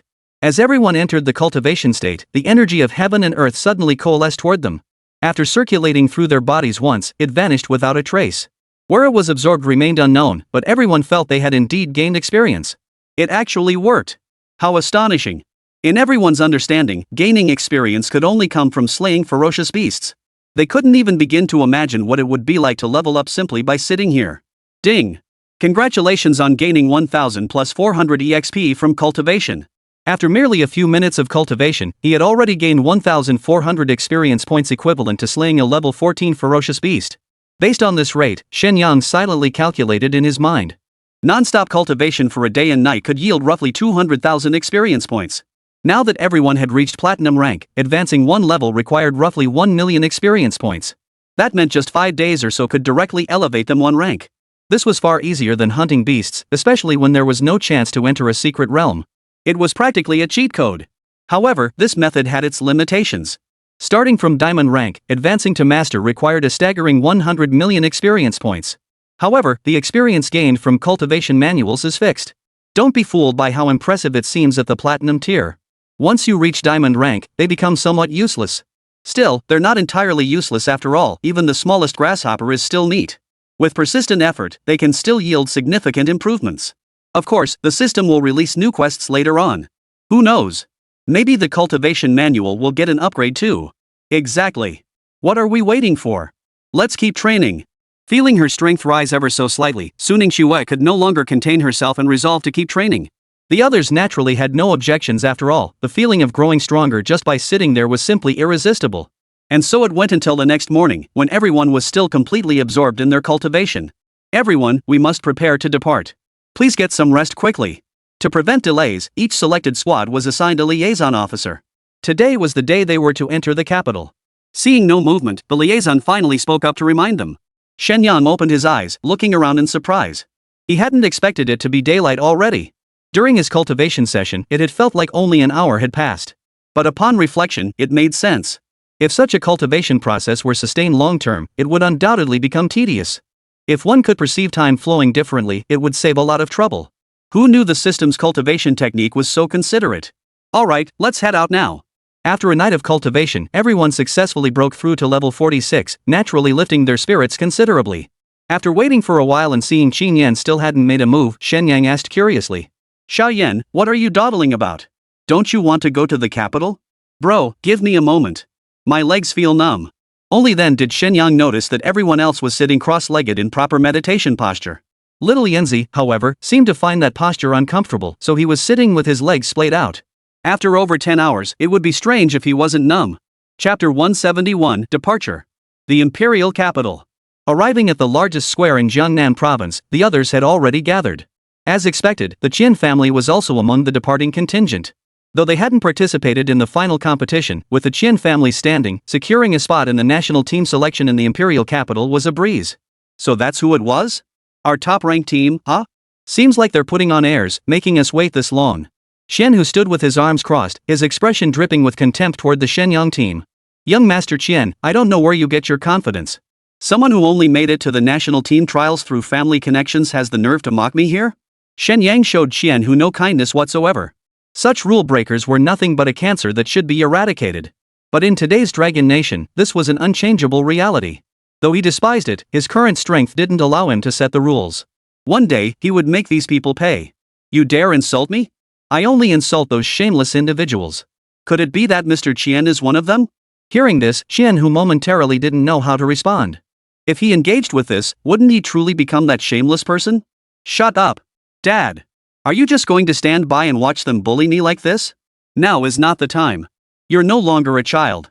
When will you learn to keep your cool? Scolded by his own father, Qian who dared not show the slightest hint of anger. Just you wait. Shen Yang remained silent. After all, there was no point in getting into a fight with someone like this. Since the thief wouldn't give up, he'd just find an opportunity to deal with him. After all, he'd done this sort of thing plenty of times before. Besides, the Shen Yang squad wasn't just equipped with cultivation manuals, they were terrifyingly powerful. Given the system's unpredictable nature, it wouldn't be surprising if upgrade items for the cultivation manual appeared later. This was a game-changing weapon capable of elevating one to the world's pinnacle. Given enough time, no one could stand in his way. How dare he ignore me? Nothing but a clown. With a cold remark, Shen Yang ceased paying attention to Qian Hu's movements. This was hardly harmful, but it was deeply humiliating. As the scion of Jiangnan province's most powerful family, when had Qian Hu ever endured such profound humiliation? Just as he was about to act, disregarding his father's warning, a figure appeared, completely dispelling that thought. The newcomer was none other than Xin Meng, who had come to see Shen Yang off. He was the deputy governor, not someone a spoiled rich kid like Qian Hu could afford to provoke. Damn it! Shen Yang, you just wait.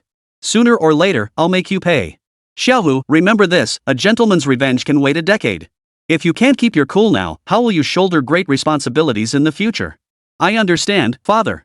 All along, Qian had acted with extreme ostentation, though this wasn't necessarily due to any moral failing. After all, anyone born into such a powerful family would likely be destined for a life of indulgence. It's not about character, it's simply that different circumstances breed different perspectives. You youngster, you truly haven't disappointed me. Sister Xin Meng, why have you come down personally? With so many people watching, aren't you afraid they'll spread rumors? What nonsense. We all share the Shen surname, what else could they possibly assume? Shen Yang hadn't expected Xin Meng to be so bold and unconcerned about avoiding suspicion. That meant she was prepared to become his powerful ally. This was highly advantageous for Xin Yang, so naturally he wouldn't refuse. He addressed her openly as sister. That's not what I meant. Anyway, thank you for coming to see me off, sister. I didn't come for nothing. Look how much I'm backing you up, don't you owe me anything in return? Hearing this, Shen Yang was utterly speechless. This Shen Meng really doesn't get up early without a reason, but then again, it makes sense. After all, he was a vice governor, a high-ranking official by any measure. She's very careful about her associations after all, choosing friends unwisely could have disastrous consequences. Now she'd come forward in front of so many people, showing considerable trust in him. It was only natural she'd have some expectations. So, how exactly does my sister want me to repay her? Well, I haven't decided yet, but you must promise me this: secure a ranking in the national competition. As long as you make it into the top 10, I'll contact you then. Hearing this, Shen Yang found himself somewhat perplexed. Logically speaking, as the vice-governor of Jiangnan province, Shen Meng's desire for her people to perform well was understandable. But why must it be a top 10 finish before the next step? Was she secretly plotting something? Fine, but the top 10 isn't my goal, first place is. If you truly take first place, I'll grant you one request. Clearly, Shen Meng paid no heed to these words. She admitted that Shen Yang's talent absolutely placed him among the top tier in the Dragon Nation. Among all the young talents she'd encountered, none could surpass him. If he could develop further in the future, he would undoubtedly become a dominant force in his own right. But to achieve a ranking in the national competition, let alone join the national team and compete against other country squads? That was pure fantasy. The situation in the imperial capital was entirely different from Jiangnan province. There, the elite were almost exclusively imperial relatives. Those individuals possessed the highest royal bloodlines in the Dragon Nation, their innate talents being the strongest without equal. Otherwise, the imperial house could never have maintained its firm grip on the Dragon Nation for so many years. Without the advantage of bloodline, the younger generation could never maintain a perpetual edge. Thus, year after year, nearly 2/3 of the national team comes from the imperial family. Other provinces merely vie for those few remaining spots. You said any request would be granted? Watching Shen Yang's excited expression, Shen Meng suddenly felt a strange unease. She found herself worrying if this kid really succeeded, might he demand something unreasonable? She shook her head, silently chiding herself, what's wrong with me? Why worry about nothing? How could he possibly succeed? You got it, any request at all? Receiving the affirmative reply, Shen Yang rubbed his palms together, his face breaking into a lecherous grin. If I were to ask for something a bit more out of the ordinary, you wouldn't mind, would you? What do you take me for? Since I've already agreed, I won't go back on my word. Great. I love how straightforward you are, sis. The sudden remark made Shen Meng's face flush slightly, though she quickly regained her composure. Just so you know, the royal family isn't easy to deal with. Study this dossier carefully, it contains some intelligence on them. Shen Meng handed over a small booklet, a hint of anticipation flickering in her eyes. Chapter 172, Take Several Wives. If it were anyone else, Shen Meng might have dismissed it as pure fantasy. But for some reason, when Shen Yang spoke these words, she didn't argue back. Instead, a flicker of hope stirred within her. She was now well aware of everything concerning the Shen Yang squad. From a student expelled from Dragon Emperor University, he had steadily risen to where he stood today. It must be said, this kid had indeed led his team to create quite a few miracles. Along the way, what he achieved would have been impossible for anyone else, yet he made it happen. And he did it all so boldly, dominating with an absolute advantage to claim the championship of the provincial rookie tournament. Perhaps, once they reach the imperial capital, they might truly bring about some unexpected changes. But you must be cautious of Qianhu. The Qin family still holds some influence in the imperial capital. Beware of him causing you harm. As the saying goes, open attacks are easy to dodge, but hidden arrows are hard to guard against. Flies may not bite, but they're still a nuisance. And Qianhu isn't just some nobody, he might just fight like a cornered dog. I know. Are you worried about me, sis? Whether I'm worried or not doesn't matter. What matters is whether you can carve out a place for yourself in the capital. Only then will you have any real worth. Though these words might sound harsh, even a bit unpleasant. But they're the truth, and they also prove that Shen Meng truly considers him family. Don't worry, sis. I'll be careful. We're about to head out, we'll go ahead first. Shen Meng nodded, standing still as she watched them depart. Shen Yang, tell me honestly, do you have some other feelings for that woman? Shen Yang was taken aback. He never expected Su Ningxue, who always prioritized her status, to utter such an outrageous remark. Xiao Shui, what nonsense are you imagining? Forget it. Xingyi and I have already discussed it. If you truly have those feelings, we won't stand in your way anymore. Shen Yang was speechless. Seriously, you two, can't you keep your thoughts a little more wholesome? Though they hadn't said it outright, their reactions made it clear. What else could it be? It felt like his image in their eyes had already crumbled. But seriously, when did these two women come to their senses? How could they be so open about it? How are our thoughts unhealthy? We've thought it through. If your profession involves tattooing large numbers of outsiders, there's bound to be people with ulterior motives taking advantage of that. So why not just marry a few more wives? Then you can tattoo your own kids, and you won't have to worry about anything. Luo Qingyi seemed to be delivering some grand lecture, and her voice wasn't exactly quiet. The surrounding area instantly fell silent. Their relationship with Shen Yang was plain for all to see. The blessing of having both a mature woman and a young girl, it had already made countless people seethe with envy. And now she wasn't even opposed to taking more wives? Probably every man would want girlfriends like that. In an instant, Shen Yang felt a palpable chill in the air, a palpable chill of murderous intent, born of the envy of fellow men. Qingyi, what are you saying? The gathering stares were growing more intense, making Shen Yang feel increasingly uncomfortable. Hurry up, get on the ship. If he stayed any longer, his toes would dig into the floor like they were a 3-bedroom apartment. As a man, Shen Yang knew all too well how much resentment he'd drawn upon himself. Whether it was Su Ningxue, Luo Qingyi, Fengyu, or Xin Meng, they were all beauties scoring over 95 points, for crying out loud. A man with such overwhelming romantic luck, if he didn't draw jealousy, that would be the real miracle. That little brat really has his hands full with the ladies. Looks like he's completely forgotten about this old geezer. Li Tianqing's face wore a look of grievance.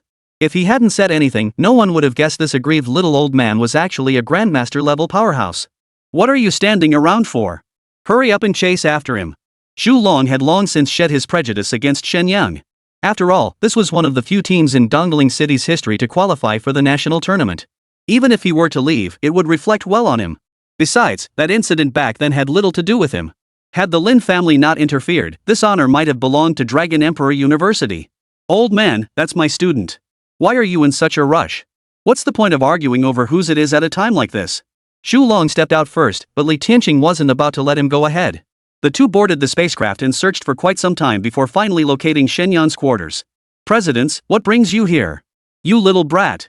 Now that you've hooked up with that beautiful deputy governor, you don't think much of us anymore, do you? Dean, what are you saying? Am I that kind of person? Xu Long and Li Tianqing exchanged a glance and nodded in unison. Though they said nothing, the implication was clear: you are exactly that kind of person. No, what kind of impression have I given you guys? Never mind. None of that matters. If you can truly win over Shen Meng, I'll even offer my blessings. Let's get down to business. Here's 1 billion yuan. Take it. Staring at the card handed to him, Shen Yang was utterly dumbfounded. When did these two old men become so generous? Just like that, they're handing out 10 billion. This is so embarrassing. There's nothing to be embarrassed about. You've earned it. We can't accompany you to the capital. What I must remind you is that the situation there is complex, far beyond anything you've seen in Jiangnan City. Proceed with extreme caution. One misstep could spell utter ruin. Li Tianqing wasn't exaggerating. As the heart of the Dragon Nation, even ordinary people understood the gravity of the capital's situation. Moreover, compared to the feudal dynasties of his past life, the imperial capital's situation here was far more intricate. Practitioners possessed exceptionally long lifespans. Over time, the imperial family's ability to branch out and multiply could be tenfold, even 100-fold, compared to ordinary feudal dynasties. If a meteorite fell from the sky and killed 5 people, 3 of them might well have been connected to the royal family. This is an inevitable outcome of long-term development. On the other hand, the royal family doesn't actually enjoy that much privilege. After all, among each generation of royal offspring, only a select few are chosen for intensive cultivation. Indeed, many royal offspring, due to their lack of talent, ultimately end up no different from commoners. But this doesn't mean commoners can compare to them. After all, the dignity of the royal family must never be trampled upon. Understood. Dean, rest assured I've got this covered. Additionally, Shen Yang, I must remind you, never get entangled in royal family conflicts. I trust one needn't elaborate further on that point. Principal Zhu, thank you for the reminder. I'll keep it in mind. To be honest, though Xu Long had shown ample goodwill, he hadn't truly accepted the other party in his heart. I never expected him to offer such crucial advice. Chapter 173, True Value. After bidding farewell to the two elders, the spacecraft slowly lifted off, finally embarking on the journey to the imperial capital. Have you heard? The leader of this delegation is actually a stunningly beautiful deputy governor. The one named Xin Meng? I have to say, her looks are absolutely stunning. If I could marry a woman like that, my life would be worth it. What kind of pipe dream are you having? You, marrying a deputy governor? So what? If you don't have dreams, what's the difference between you and a piece of dried fish? Then stay a dried fish for life, at least you'd have some flavor. Your dreams? They're completely tasteless. After a day of cultivation, Shen Yang stepped outside for some fresh air. Though the cultivation manual boosted his experience and made time feel slow, but everything requires a balance between work and rest. Little did he expect to overhear such a conversation. You're saying Shen Meng is leading the team this time? Isn't she our top student? What, you've got a thing for the gorgeous Shen too? If others have no chance, Shen Yang might just have a shot. As a prodigy, who knows? She might even surpass Shen Meng in the future. That's how relationships between men work. Even if you can't have something yourself, you genuinely feel happy for your brother if he gets it. You guys are gossiping about the vice governor behind her back like this. Aren't you afraid she'll hear about it? Shen Yang was speechless. Seems gossip is inevitable in any world. What's the big deal? We're just shooting the breeze. We can't even grind experience on this ship. The vice governor probably won't take it to heart, right? That's true. At the end of the day, they're just big boys who barely made it through adolescence. In my past life, many of them probably couldn't even take care of themselves. Of course, I'm referring to those spoiled brats, but it does highlight certain character traits common among this group. Just look at those adjectives, clear yet foolish eyes. It just goes to show how blissfully naive that era was. If they were here, death would likely be their only welcome. I just didn't expect her to be the one leading the team. When we set out, there was no mention of Shen Meng leading the team. It seems something must have happened in Jiangnan province. But these matters had nothing to do with him. His top priority now was breaking into the national team. Once that happens, even royalty will have to give him proper respect. Only then will he truly have a foothold in this world. Shen Yang, I see you're on good terms with the vice governor. But I have a question. You both share the surname Shen. Could there be a connection? Just then, one student voiced the question on everyone's mind. As all eyes turned expectantly, a cool, detached voice cut through the air. Seems you've got nothing better to do, huh? How about we settle this with a spar? Shen Yang turned to see Shen Meng, dressed in casual attire. Compared to her work attire, it was a complete style shift. She looked like a kind, understanding older sister. And a beautiful one at that. Her natural beauty was undeniable, far surpassing the filtered looks of internet celebrities from her past life. Such beauty instantly stunned everyone present. But aside from Shen Yang, everyone else quickly dismissed any inappropriate thoughts. Your Excellency, the Vice Governor, we were just killing time chatting. We'll head to training right away. With that, the group vanished in a flash, leaving only Shen Yang standing there. What's with that? Am I really that scary? Seeing this, Shen Meng actually felt a bit displeased. It was understandable. Though she held the position of Vice Governor, wielding power beyond the reach of ordinary people, truly a dragon among men, she was, at her core, still a woman. But at her core, she was still a woman, and women naturally had their own thoughts and feelings. Sister Shen Meng, why the sudden change of plans? If I'd known you were coming, why bother seeing me off earlier? There was indeed a slight change of plans, but you don't need to know the details yet. What? Did my seeing you off make you feel embarrassed? Shen Meng's pouting expression bore no resemblance to that of a high-ranking deputy governor. She looked more like a neighbor's little sister who'd been wronged. Shen Yang was momentarily stunned. Such an expression seemed like something only anime characters could pull off in his past life. How could that be? With a beauty like you seeing me off? I'd be thrilled. Well, that's settled. But this situation in Jiangnan province isn't as simple as it seems. If you get the chance, tell your teachers to leave immediately. Shen Yang's expression tightened. Shen Meng's words meant something major had happened in Jiangnan province, otherwise such a big commotion wouldn't be necessary. Changing plans at the last minute was practically unheard of before. What exactly? No need to ask. Knowing too much won't benefit you now. Besides, as long as you achieve a good ranking, that's support for Jiangnan province. Before Shen Yang could speak, Shen Meng cut him off. It was clear she didn't want to reveal too much. How does this relate to my ranking? Naturally. You must understand that Jiangnan province's national rankings have never been particularly strong. Do you really think the royal family would offer excessive assistance? Shen Yang nodded in understanding. Indeed, if he were in the ruler's position, the situation would likely be similar. A province with little value naturally wouldn't receive much attention or resources. To put it bluntly, it all boils down to bloodlines. The top-ranked provinces all have powerful families behind them. Though the imperial family was numerous, it could not monopolize every official post nationwide. The principle that water can both support and overturn a boat is something every ruler understands deep down. It all comes down to whether you're willing to act on that knowledge or whether you've been blinded by luxury and refuse to see the risks. Thus, most officials in the Dragon Kingdom hail from prominent clans. For someone like Shen Yang, who entered the national competition without any family backing, it seemed utterly impossible to the average person. This is precisely why so many people are fixated on Shen Yang.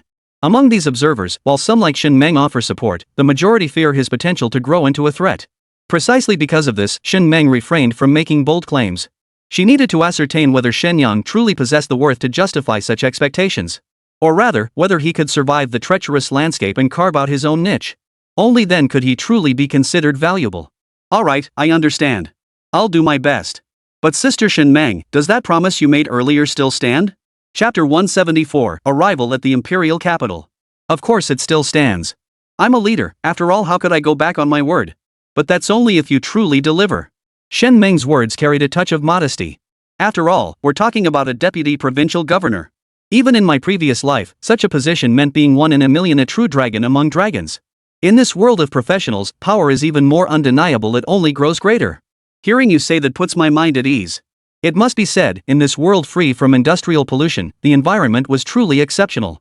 Gazing at the mountains and rivers rushing by below, Shen Yang felt his spirit soar.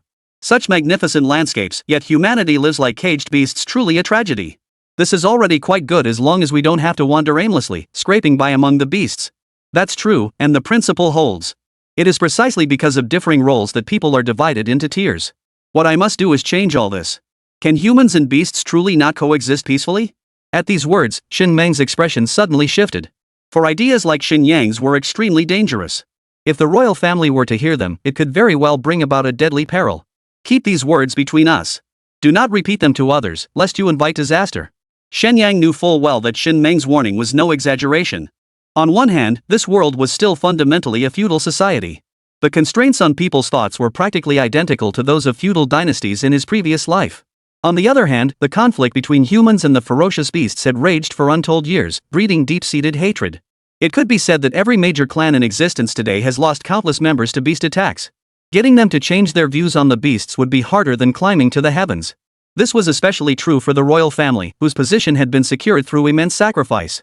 The scale of these losses, if measured by the standards of the previous era, might surpass even several world wars combined. So if the royal family ever found out about this idea, having one's entire clan exterminated would be the lightest punishment. I understand, sis. But I have my own thoughts. Until I'm strong enough, I won't be spreading this around. Alright. Actually, after Qin Yan subdued the ferocious beast last time, Shen Yang had already considered this issue. Unlike most people in this world, he didn't harbor much hatred toward the ferocious beasts. After all, his family wasn't here. Where would such deep-seated hatred come from? Strangely, Shen Meng didn't say much either, only reminding him not to blab about it. This showed her way of thinking truly differed from others. Shen Yang's musing here was actually meant to test Shen Meng's stance. If she reacted strongly, it might not be worth clinging to this powerful ally later. 10 days later, a colossal city came into view before them. Look! That must be the imperial capital. It's enormous. Even from mid-air, one cannot take in the full expanse of the imperial capital, a testament to just how vast this city truly is. Truly befitting an imperial capital. Had I not seen it with my own eyes, I would never have believed such a colossal city could exist. Su Ningxue was equally stunned, gazing at the city walls stretching to the very edge of her vision. The sheer scale was overwhelming. Shen Yang, you don't seem surprised at all?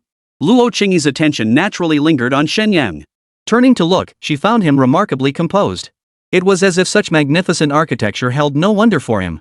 For someone from the modern world, encountering a city of this scale held little novelty. Besides, apart from the city walls, the city as a whole couldn't compare to the awe-inspiring skyscrapers of her past life. Oh, surprised? How could I not be? This is just too big. To match Luo Qingyi's reaction, Shen Yang could only offer a kind-hearted lie. Oomph, country bumpkin. She looks like she's never seen the world. Just then, an untimely voice cut through the air, none other than Xianhu. Did you hear that dog barking? Why isn't it tied up? Running around biting people, doesn't anyone care? Shen Yang shot back without hesitation. After 10 days of cultivation, everyone in the squad had reached level 50. With one more night of training, they'd likely reach diamond rank. By then, even if Qianhu unleashed his bloodline inheritance at full power, it would be utterly futile. It's safe to say that kid used to be a huge threat, but now he's completely harmless. You're cursing me? These days are truly bizarre. People pick up all sorts of things, and some even specialize in picking up insults. I didn't name names, so if you take it personally, that's on you. You. When it comes to verbal sparring, Qianhu is no match for Shen Yang. This whole art of insulting people without using profanity, not everyone can pull that off. What are you talking about? Look at you, running around like a big monkey, trying to show off, huh? Shen Yang, what's a monkey?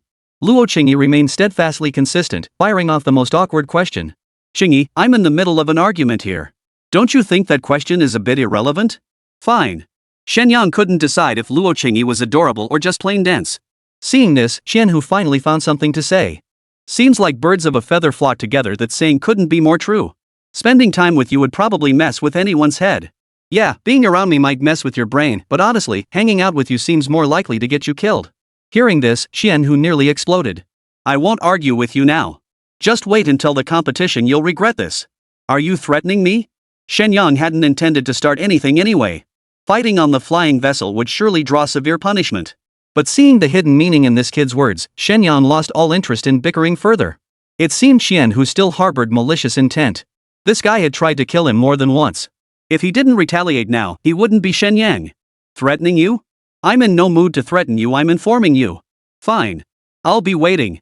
A palpable aura of murderous intent spread out, causing every student present to glance sideways. That was murderous intent nearly solid enough to touch. These students were used to slaying beasts, but few had ever killed a human. The psychological barrier was the main hurdle, yet now they felt a palpable threat of death. Qian Hu, the target, wasn't feeling great either. Though he was a genuine diamond tier cultivator, facing Shen Yang always stirred an inexplicable sense of dread within him. Chapter 175, Coward. Qian Hu, his hands stained with blood, found himself involuntarily taking half a step back under Shen Yang's overwhelming presence. To him now, Shen Yang didn't seem human at all, more like a ferocious beast on the verge of going berserk. Recalling the squad's fully evolved totem, a wave of dread suddenly washed over Qian Hu. Shen Yang, don't get too cocky or you'll pay the price. Though the fear in his heart was beyond suppression, Qian Hu still gritted his teeth and issued a threat. Is that so? There will indeed be consequences. But who exactly will pay the price? That remains to be seen. Seeing this, the squad members knew Shen Yang had already resolved to kill. As brothers, they naturally stepped forward without hesitation. For a split second, Qian Hu felt a chill run through his body. It was as if the figure before him wasn't human, but the Grim Reaper himself. You just wait. With that, Shen Hu turned and walked away without a backward glance, completely lacking the style one would expect from a spoiled rich kid. Coward. Shen Yang sneered with disdain. That's just how these types are, arrogant and high and mighty when bullying others. But the moment it came down to a life or death struggle, the moment he sensed real danger, he crumbled completely. At the end of the day, he was nothing but a bully who picked on the weak and feared the strong utterly without principle. Shen Yang, when do you plan to make your move? Ingfeng cut straight to the chase, voicing his thoughts without beating around the bush. Hey, old six, aren't you afraid the Qian family will come after you for this? So what? Let them retaliate. Do you think I'm afraid of them? What I mean is, Qian Hu only hates me. Aren't you worried about getting dragged into this? What do you mean by that? Do I look like someone who doesn't keep his word? Besides, we're a team, shouldn't we face risks together? Hearing Shen Yang speak like this, Ingfeng grew visibly agitated. This clearly means he doesn't consider him one of their own. That's not what I meant. Relax, the Qian family isn't someone to mess with. We need to plan this carefully. I won't put the brothers in danger. Hearing this, everyone nodded in agreement. Just like with the Lin family back then, if we're going to do this, it has to be done quietly. Otherwise, we'll just invite endless trouble later. I trust you. I trust you too, brother. The airship descended slowly, drawing little attention. The airport was simply too busy, with airships from all regions constantly shuttling in and out. As the heart of Dragon Nation, the imperial capital stood unmatched by any other city. Many students peered curiously over the ship's railings, taking in the sights of the imperial capital with wide-eyed wonder, much like Lu Lao Lao visiting the Grand View Garden. It was somewhat tragic, really. Though this was a world of professionals, where average physical fitness and lifespan far exceeded those of the previous era. Cultural exchange lagged considerably. With ferocious beasts rampant, communication between cities remained limited, making large-scale cooperation impossible. Each city stood like an island, yet interconnected, scattered like stars, yet mutually protective, thus preserving the embers of human civilization. Alright, your accommodations are arranged. Training begins the day after tomorrow. Until then, you may explore the imperial capital at your leisure. But remember, stay away from places you shouldn't go. Is that clear? Though she'd already emphasized this before, Shen Meng felt compelled to reiterate it, still uneasy. The imperial capital is unlike other places. Touching what you shouldn't could spell utter ruin. It could even drag your family or even the entire province into ruin. Understood. Shen Yang, you'll be coming with me. Shen Yang was flattered and honored. With Shen Meng's backing, Qian Hu would likely rein in his behavior. At least until he found an opportunity, he shouldn't face too much trouble for now. Sister Shen Meng, did you know about what happened earlier? Shen Meng didn't deny it. She nodded and said, Qian Hu has indeed been going too far, and he holds grudges. But remember, once we're in the capital, we represent Jiangnan province. Unless absolutely necessary. Sis, I understand your concerns. I won't embarrass you. Shen Yang understood Shen Meng's request. After all, her duties were clear. She was proving herself a highly competent deputy governor. He wasn't without a sense of the bigger picture, but now was not the time to consider such things. I'm glad you understand. Shen Meng knew full well that Shen Yang's temperament would never let this go. But if your life is truly threatened, then don't dwell on what I just said. I knew it. My sister really is a reasonable person. Enough with the flattery. Come on, I'll take you to your lodgings. It was clear Shen Meng knew the capital city like the back of her hand, choosing the most efficient route without hesitation. To others observing this scene, however, it presented a very different picture. For ordinary people, having any interaction with provincial-level officials was practically impossible. Even the offspring of prominent families rarely engaged with them, largely to avoid the appearance of impropriety. Let alone chatting and laughing with provincial leaders as if they were friends that was beyond anyone's wildest imagination. What kind of status does Shen Yang have, do you think? No clue, but judging by their demeanor, they must be on really good terms. Better tread carefully from now on. Exactly. You might not even realize how you offended someone. Most people naturally keep their distance from someone like Shen Yang. Regardless of the reason, having connections to a deputy governor meant he was someone they couldn't afford to provoke. Xian, whose face darkened. How could he not know that Shen Meng was putting on a show just for him? Damn it, Shen Yang. Don't think having some woman backing you gives you free rein to do whatever you want. Xiaohu, your mindset hasn't been right lately. If you don't adjust it, it'll definitely affect your performance. Now isn't the best time. Put that kid's business aside for now. His father's gentle admonition quickly calmed Xian Hu. Indeed, he had always been a steady and level-headed person. He never expected his mindset to shift so drastically after encountering Shen Yang. You have to admit, that kid is a deeply calculating individual. He'd completely regained his composure so quickly. Dad, I understand. I'll get myself together. Good. I believe in you. This time, the Qian family absolutely cannot lose. The Qian family has already lost face in the provincial competition.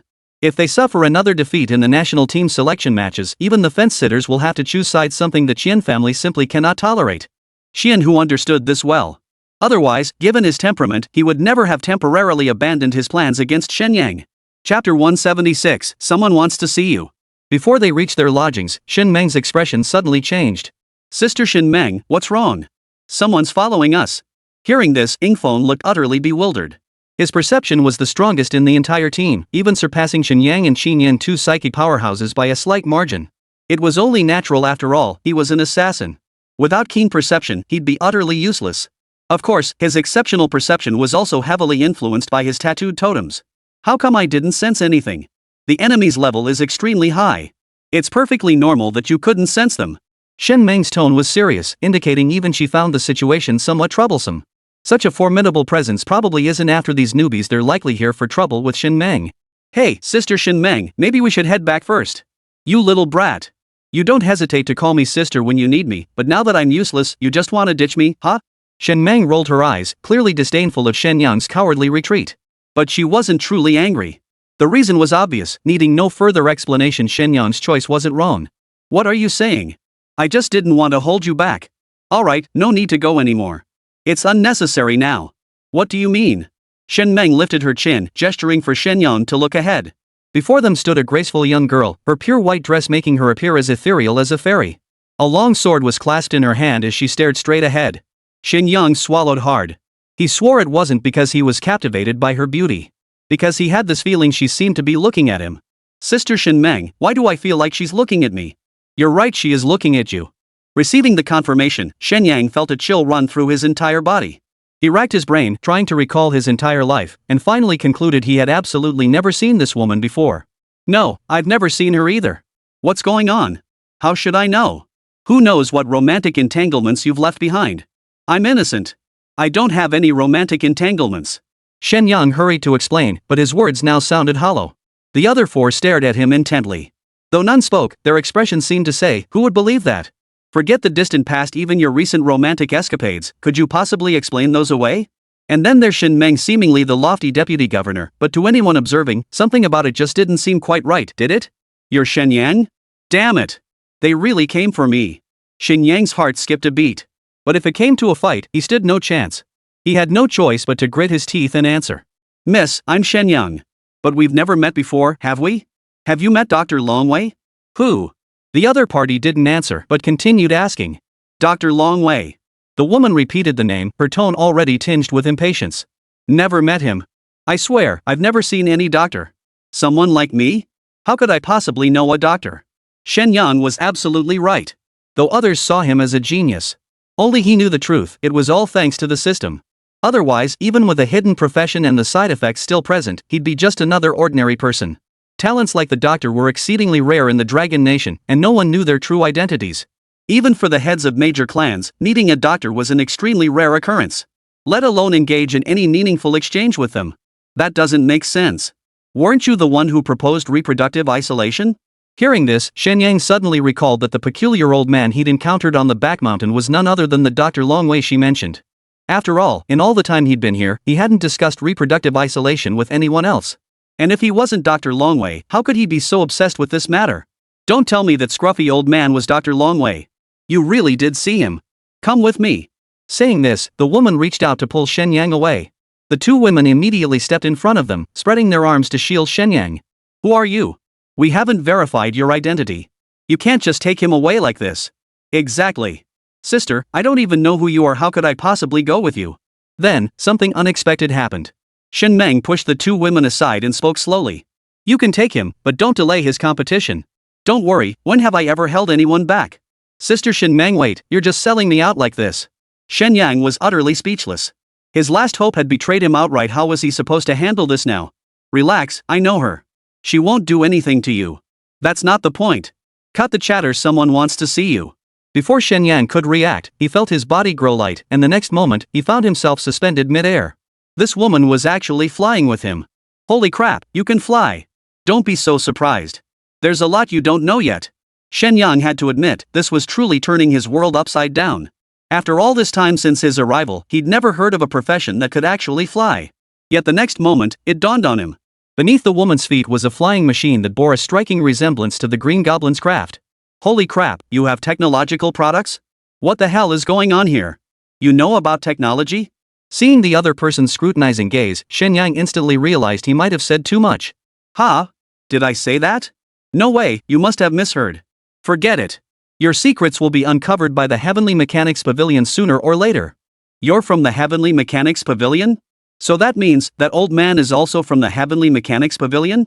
Shen Yang suddenly realized he might have unwittingly gotten himself entangled in an unknown affair. And all because of one carelessly spoken word. Seems I'll have to watch my words from now on. Otherwise, if my identity as a time traveler gets exposed, I'll inevitably become a lab rat. Before gaining sufficient strength, this would be nothing short of disastrous. Soon, the two arrived at a secluded spot. In a city like the imperial capital, where every inch of land was precious, all space should be rationally planned and utilized. Other areas were no different, yet this place exuded a sense of decay. It resembled a corner of the city abandoned by mainstream society, or perhaps an urban village clinging on like a stubborn scab. Every structure stood in utter ruin, swaying precariously in the wind. Chapter 177, The Master of the Heavenly Mechanism Pavilion. Gazing down at the wasteland-like scene below, Shen Yang suddenly felt a pang of unease. This place doesn't look like a good spot to me. Don't worry. We've simply poured all our funds into research, we just don't have the money to repair these buildings. Hearing this, Shen Yang sighed in resignation. Even for research, do we really need to be this frugal? This place seemed to have basic social infrastructure in place, yet trash was scattered everywhere, and a strange odor hung in the air. We're here. Shen Yang frowned, wondering how this woman could remain so unfazed in such a place.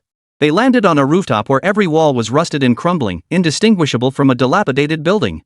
What is this place? The headquarters of the Heavenly Mechanism Pavilion. Ha! Shen Yang couldn't believe it. The very place where the largest gathering of lifestyle professionals resided, a major power renowned nationwide. Who could have imagined the headquarters would be in such a dilapidated state? Stop spacing out and let's go. Could you at least be polite? You're the ones needing my help here, for crying out loud. The words had barely left his mouth when a chill swept over Shen Yang. He looked up to find the woman staring at him with a terrifying gaze, not exactly murderous intent, but chilling enough to send shivers down his spine. Forget it, never mind what I said. Let's get out of here. All the way down the stairs, Shen Yang's frown never lifted. The stench inside was overwhelming. In stark contrast, the woman was dressed in dazzling finery, radiant as a goddess. This jarring disparity was utterly mind-boggling. This wasn't a goddess descending to earth, it was a goddess descending into a latrine. I couldn't take it anymore. If I kept going, I'd suffocate. Put this on. As if anticipating that ordinary people couldn't endure this place, the woman handed him a mask that resembled a gas mask. Why didn't you bring this out sooner? I thought today's youth would be more capable, but it turns out they can't even handle a situation like this. Forget it, I'm not arguing with you. Fine, you win. Though his pride was stung, Shen Yang didn't want to suffer any more humiliation and promptly put on the mask. Finally, the two arrived at a large hall. Only then did Shen Yang realize why the place smelled so overwhelmingly pungent. The grand hall displayed all manner of beastly organ specimens, creating an eerie and terrifying atmosphere. And unlike the formaldehyde preservation of his past life, these specimens were exposed to the air with virtually no protective measures. What the hell are you doing? Don't speak. At the far end of the hall, the woman stepped forward and knocked on the door. Come in. Soon, a frail voice echoed from within the room. So it's you, Xiaoqing. How did it go? Did you get invited to Shen Yang? Mission accomplished. Then, Gu Qing stepped aside, revealing Shen Yang behind her. The scene inside the room was truly eye-watering. Shen Yang couldn't take it anymore. Inside, two creatures resembling ferocious beast cubs were being assisted by a group of people, seemingly preparing to mate. The two beasts looked like completely different species. If they could produce offspring, it would be a miracle. What astonished him even more was that despite this horrifying spectacle, Gu Qing's face remained utterly expressionless. You're Shen Yang. Come in, come in. I'm not going in. What you're doing isn't helping people, it's helping beasts have fun, right? Kid, what are you talking about? This is a highly valuable scientific experiment. If you don't understand, don't spout nonsense. One of the researchers, apparently feeling insulted by Shen Yang, shot back immediately. Shut up. Shen Yang, I have a question to ask. What exactly is this reproductive isolation you mentioned? Shen Yang rolled his eyes. Great, here we go again. But seeing how they'd gone through so many hardships, not even having enough money to fix their house just to advance the world's technology, that spirit itself was worthy of respect, so he decided to explain it once more. After the last incident, he made an effort to recall the details, determined to explain it more clearly than he had to Dr. Longwei. What does he even know? To me, he's just a scamming little punk. If that's your attitude, then I've got nothing more to say. Goodbye. If you're seeking guidance, you should show the proper respect. If you can't even muster basic respect, Shen Yang has no interest in being the sucker. After all, this matter itself carries significant risk. If those with ulterior motives discovered that this knowledge was disseminated by him, a thorough investigation would surely follow. While the predecessor's presence wasn't particularly strong and there's little to investigate. But if anyone started overthinking it, the consequences could be beyond his capacity to handle. He might even become a public enemy. With that, Shen Yang turned to leave. He truly didn't want to linger a second longer in this godforsaken place. Hold on, Shen Yang. You lot, if any of you attack Shen Yang again, you won't be staying here. Get the hell out. And write 10,000 words of self-criticism tonight. That won't be necessary. Shen Yang was speechless. Whoever this guy was, he was practically inviting trouble. He'd already nearly blown his cover. Now, if these guys harbored resentment, wouldn't that just make things worse? Who'd have thought Brother Shen Yang, so young, could be so magnanimous? Apologize immediately. No need for apologies. I have only one request: whatever I'm about to tell you, never mention it came from me, no matter what happens. Shen Yang knew deep down that if he didn't clarify things today, these people would never let it go. Better to explain things clearly now than deal with endless trouble later. Absolutely, absolutely. We agree to all your demands. It was clear this leader's thirst for knowledge surpassed all else. It's precisely because of people with his kind of dedication that human society keeps advancing. Brother Shen Yang, this way please. This area is too dirty, unsuitable for teaching. Soon after, guided by the manager, the group arrived at a classroom. It looked like their place for academic research. After some introductions, Shen Yang finally realized that this person was none other than Xiao Tianji, the master of the Celestial Mechanics Pavilion. You are the pavilion master. My apologies. No need for such formalities, I'm no celebrity. Shen Yang rolled his eyes inwardly. Modesty should have its limits.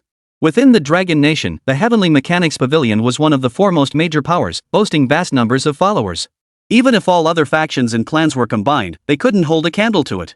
Chapter 178, Kneel. Please enlighten us, Brother Shen Yang. I wouldn't call it teaching, but I have one condition.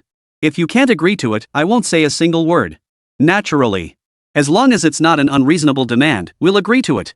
Observing Xiao Tianji's demeanor, Shen Yang finally grasped the meaning of "he who hears the truth in the morning may die content in the evening."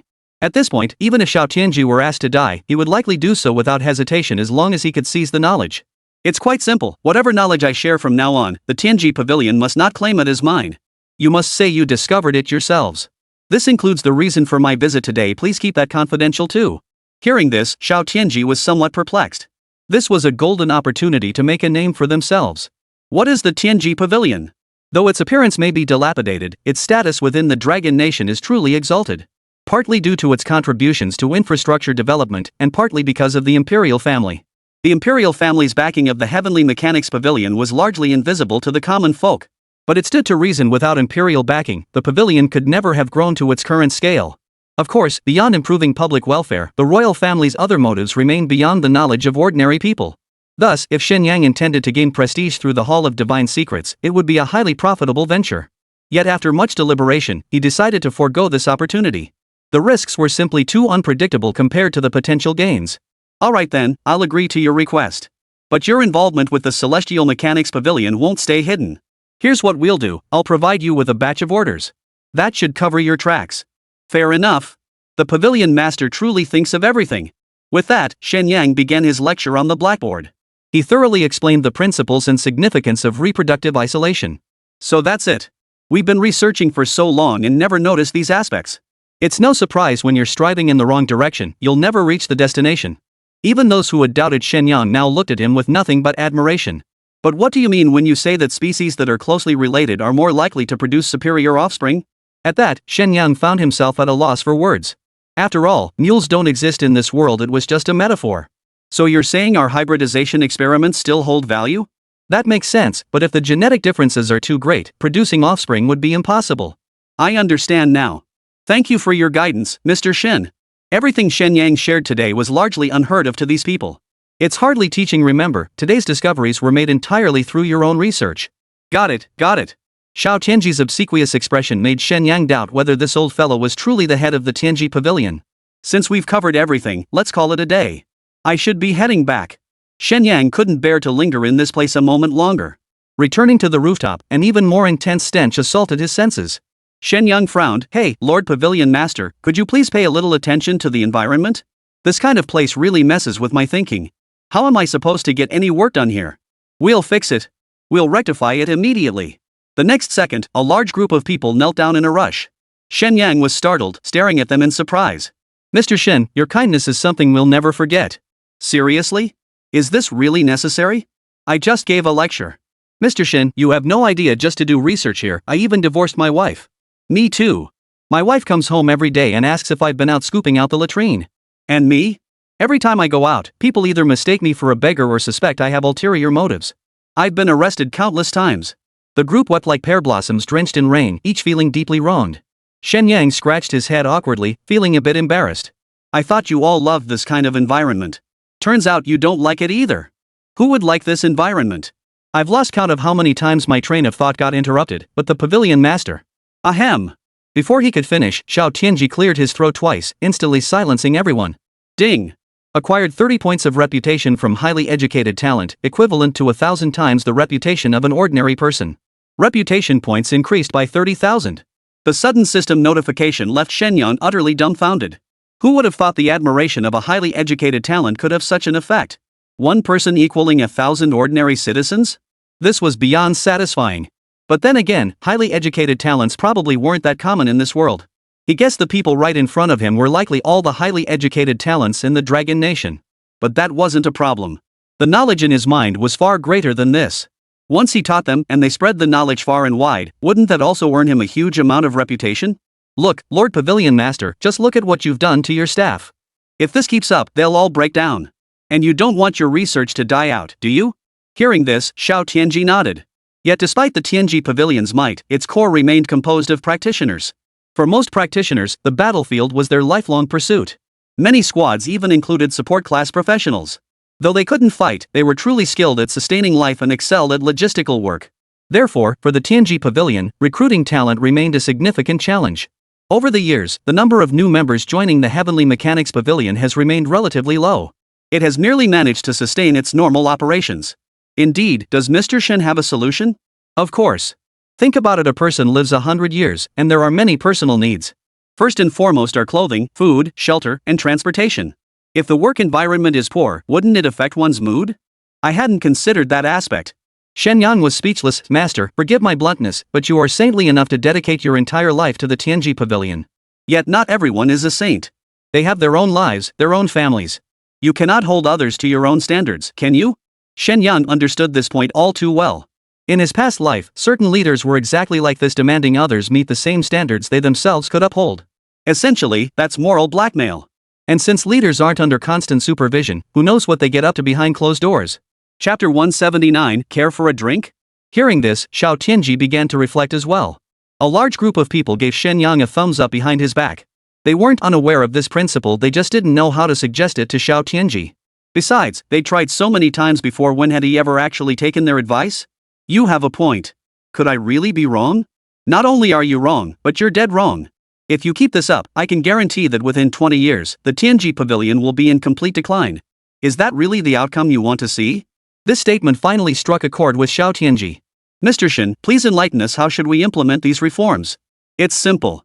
Transform the TNG Pavilion into a place everyone aspires to be part of. First, create an environment that's at least refreshing and uplifting. Next, improve benefits. When people feel a sense of gain, their enthusiasm for work and entrepreneurship will naturally soar. Finally, develop a phenomenon-level product that reaches the masses, boosting both recognition and prestige. With just a few simple sentences, he charted the entire course for the Tianji Pavilion's development. Xiao Tianji couldn't help but doubt, was this young man truly not yet 20? His level of understanding seemed to far surpass his own. And the knowledge in his mind, some of it was beyond even Xiao Tianji's comprehension. Could it be that some people are truly born with innate wisdom? Thank you for your guidance.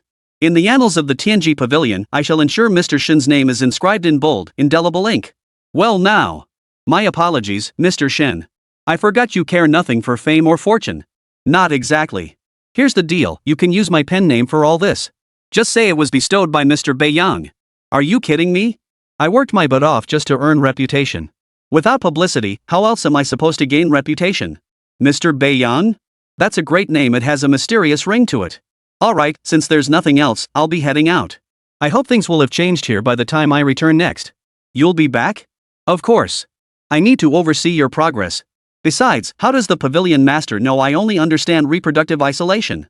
Shen Yang gave a mysterious smile, wrapping his arms around Gu Qing's slender waist. Come on, take me back. Gu Qing felt slightly uneasy but said nothing. She stepped onto the flying device and soared away from the area. The moment they exited the Tianji Pavilion, Shen Yang greedily inhaled the fresh air in deep, ravenous breaths. Holy crap, I almost suffocated. How the hell do they survive in this environment? You did well. Many will be grateful to you. Such abrupt words caught Shen Yang off guard. After all, Gu Qing had always been cold and aloof, like a snow lotus blossoming on a high mountain, a sight to admire from afar but never to be approached. Unexpectedly, she was now offering him praise. Honestly, I'm still getting used to this. But why would they thank me? Because many people suggested it before, but the guild leader wouldn't listen. He insisted on pouring all resources into RD. Who knew he'd actually take your advice today? To be honest, Gu Qing hadn't quite grasped what magic Shen Yang possessed. He never imagined that just stepping inside for a moment could have such a profound impact on the Pavilion Master. That's nothing, he shrugged. But I'm curious, I understand why others work here, but why are you working here? At those words, Gu Qing visibly stiffened. After a long pause, he finally spoke, you don't need to know too much about my affairs. Forget it, forget it. If you don't want to talk about it, I don't want to hear it. Shen Yang thought his emotional intelligence was already pretty low, but he never imagined someone could be even lower than him. Even if you don't want to tell the truth, under normal circumstances, you could at least give a half-hearted response. This kind of response was a bit hurtful to one's pride, wasn't it? But Gu Qing didn't seem to care much. He continued operating the aircraft forward. Are you okay?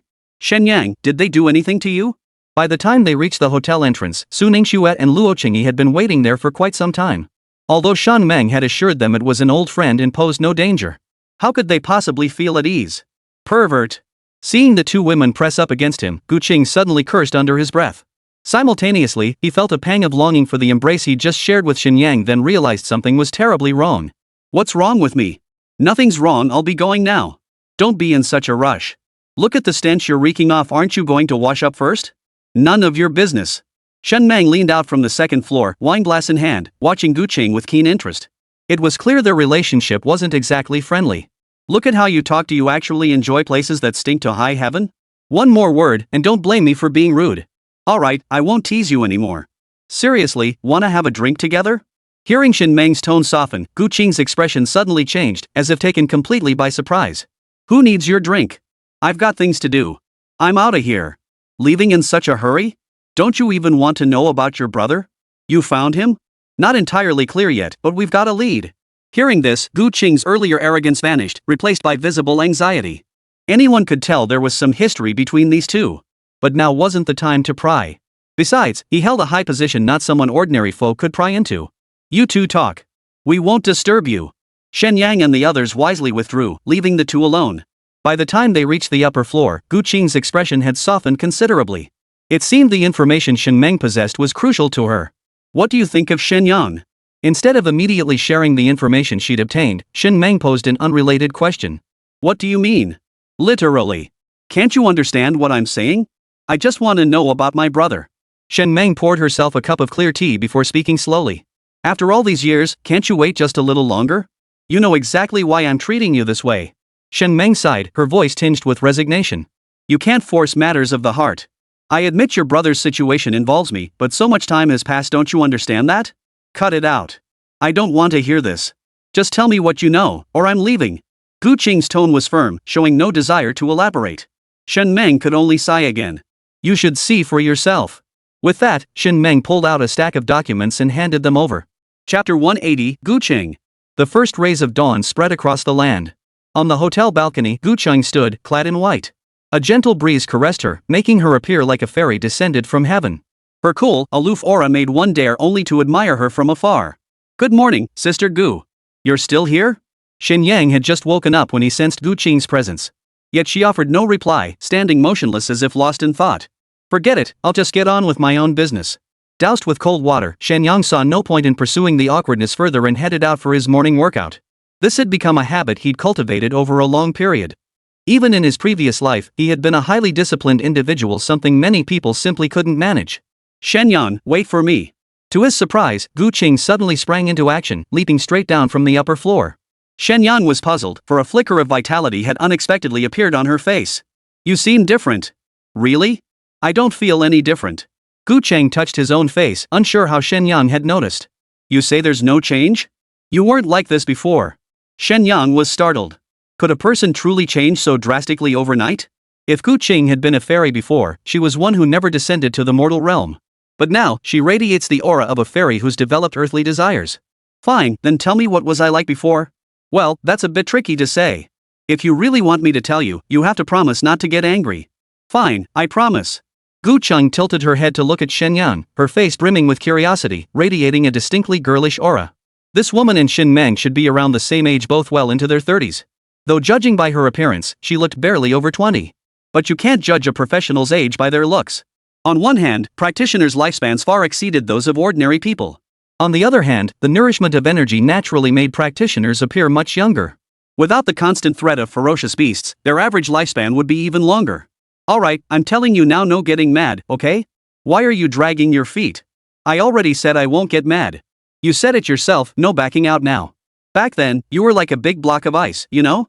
Not a shred of warmth. Honestly, I didn't even want to get close to you. Hearing this, Gu Qing instantly grew angry. Crossing his arms, he scrutinized Shen Yang and asked, Are you sure about that? We agreed no getting angry, don't back out now. Feeling the icy chill, Shen Yang quickly shielded himself. If this really came to blows, he'd end up covered in bruises. This woman's strength is at the Grandmaster level, the same rank as Shen Meng. Even if I gave it my all, I wouldn't stand a chance. Gu Qing rolled her eyes. Last time you hugged me, you seemed to enjoy it quite a bit. Ah. I didn't. I really didn't. Shen Yang. How desperate can you be? If you really have energy to spare, you can come find me anytime. Just then, a delicate hand suddenly grabbed his arm.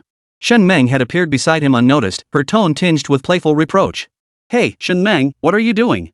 She's just an old maid who doesn't understand romance. Shen Yang, I actually think you're more interested in me, don't you agree?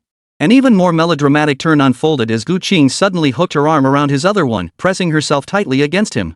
The soft sensation traveled up his arm like an electric shock, straight to his brain. You gotta hand it to her, this woman might not look like much, but she's got hidden depths. But right now, Shen Yang had no mood to appreciate this. How could he possibly hear such words? What kind of lewd talk was this? Shen Meng was, after all, a deputy provincial governor, a powerful figure. How dare Gu Qing insult him so viciously? But then again, it didn't really feel like an insult either. So what? It's because I'm of noble character, does that mean you're not? Wait, is this something I should even be hearing? Are you two planning to silence me later? Maybe you two can chat while I slip away? No way. No way. The two spoke in unison, instantly tightening their grip on Shen Yang. Keep in mind, these were two grandmasters. Even if he wanted to run, there was no chance now. Shen Yang felt utterly helpless. What kind of situation was this? Why did the conflict between two women have to drag an innocent bystander like him into it? What are you two doing? Just then, Su Ningxue and Luo Qingyi emerged for their morning exercises. Shadow Wind and Qin Yan followed behind them, instantly making the atmosphere even more awkward. Xiao Shui, Qingyi, would you believe me if I said this has nothing to do with me? No way. No way. The two girls spoke in unison again, leaving Shen Yang at a loss for words. Though Qin Yan and Ingfeng remained silent, their expressions clearly showed they'd misunderstood something. Big brother's got swagger, truly the soul of our team, the pride of every man. Qin Yan, ever the spectator relishing the drama, didn't even think twice before launching into mindless praise. Shut up. Don't worry, Shen Yang, we won't oppose it anymore. You deserve better. What the hell is this nonsense? Sensing they'd lost face in front of the younger generation, Shen Meng and Gu Qing finally let go. Only then did Shen Yang manage to escape their clutches. Thanks for helping my brother, but don't think I'll forgive you just like that. I'm definitely going to avenge him. When that time comes, don't let me surpass you. Just you wait, I won't let you leave me behind. Shen Meng refused to back down, and the two began sparring again. It was clear these two were born rivals. Shen Yang, come visit the Tianji Pavilion whenever you can. I'll give you the best hospitality. Just have the pavilion master contact me, I'll send him over. Oomph. Gu Qing snorted coldly, retrieved his flying device, and finally departed. The conflict finally subsided, and Shen Yang breathed a sigh of relief. Before he could react, Shen Meng reappeared before him, scrutinizing him with a piercing gaze. What the hell did you do at the Tianji Pavilion, you brat? I didn't do anything. I just attended a class. Besides, what does this have to do with me? Your grudge has nothing to do with me. A class? Shen Meng didn't hear a single word of his second sentence. After all these years of constant rivalry, it wasn't really a matter of grudges or enmity. Calling them bickering lovers would be closer to the truth. But because of that incident, they hadn't spoken so calmly and peacefully in a very long time. Now that the misunderstanding was cleared up, Shen Meng felt quite content. Chapter 181, 3 Women, 1 Drama. Shen Meng stroked her chin, scrutinizing Shen Yang so intently it made him feel uneasy. Sister Shen Meng, why are you staring at me like that? It's kinda creepy. Do you know what the Heavenly Mechanics Pavilion is? I know all about it. What's the problem? You're teaching the people of the Heavenly Mechanism Pavilion? Who would believe that if you said it out loud? Shen Yang felt a pang of resentment. What's wrong with this world? Can't you even tell the truth anymore? Learning comes at different paces, and everyone has their own expertise. Those who master their craft become teachers. Why couldn't I teach at the Heavenly Mechanics Pavilion? Fine, I won't say it. But I advise you to keep your distance from Gu Qing from now unless you end up devoured down to the last crumb. With that, Shen Meng vanished from the spot. What the hell? This entire morning, Shen Yang couldn't fathom why such things were happening. But Shen Meng was right about one thing: he really should keep his distance from Gu Qing from now on. All this chaos today started just because I said hello to her this morning. Never mind. Come on, let's go to morning practice. Right up until the morning workout ended, Su Ningxue and Luo Qingyi showed no reaction whatsoever. This left Shen Yang feeling somewhat unsettled. In the past, these two girls would interrogate him if he so much as exchanged a single extra word with another woman. Yet today, after such a major incident, they showed absolutely no reaction. Xiao Shui, do you not love me anymore? Ha? Qingyi, tell me, don't you love me anymore either? Shen Yang, what are you saying? How could Qingyi not love you? Both girls were completely bewildered, having no idea what Shen Yang was getting worked up about. You didn't even ask me first, that means you don't love me anymore. Oh, that? Qingyi and I have already discussed it. You can have other women, but the two of us must become big players. What? Hearing this, Shen Yang's worldview shattered completely. He already felt guilty about being with two people, yet they weren't even opposed to him having other women. Could love truly be this selfless? Shen Yang, you're right. Neither Xiao Shui nor I object to you having more women. But since we were the first to follow you, we have to be the main ones. Shen Yang was speechless. He hadn't even recovered from the shock. Images of Shen Meng and Gu Qing suddenly flashed through his mind. If that were possible, then the Grandmaster's wife would be the secondary partner, and the Platinum wife would be the primary partner. How could that possibly lead to family harmony? Ugh, what am I even thinking? I'm not human. Shen Yang quickly banished the impractical thoughts from his mind. While more women were naturally preferable for a man. But that wasn't Shen Yang's style, and he'd never accept it either. After all, he's a modern man. Besides, 3 women make a drama too are already enough to handle. If there were any more, wouldn't that turn into a full-blown palace intrigue? Just thinking about it was terrifying. Enough already. How could I possibly have other women? Shen Yang, both Xiao Shui and I know you're destined for greatness. More women will admire you in the future. If we don't give them a chance, don't you think that's a bit cruel? Hearing this, Shen Yang tapped Luo Qingyi on the forehead. What's going on in that little head of yours? You're always thinking up these bizarre things. And you, Xiao Shui, don't you dare bring this up again. With that, Shen Yang turned and stormed back toward the hotel. Yingfeng, do you think the boss really isn't interested in other women? I wouldn't know. I've never been in a relationship myself, and besides. Before he could finish, a voice cut in. Yingfeng. So you were here after all. The newcomer was none other than Feng Yu.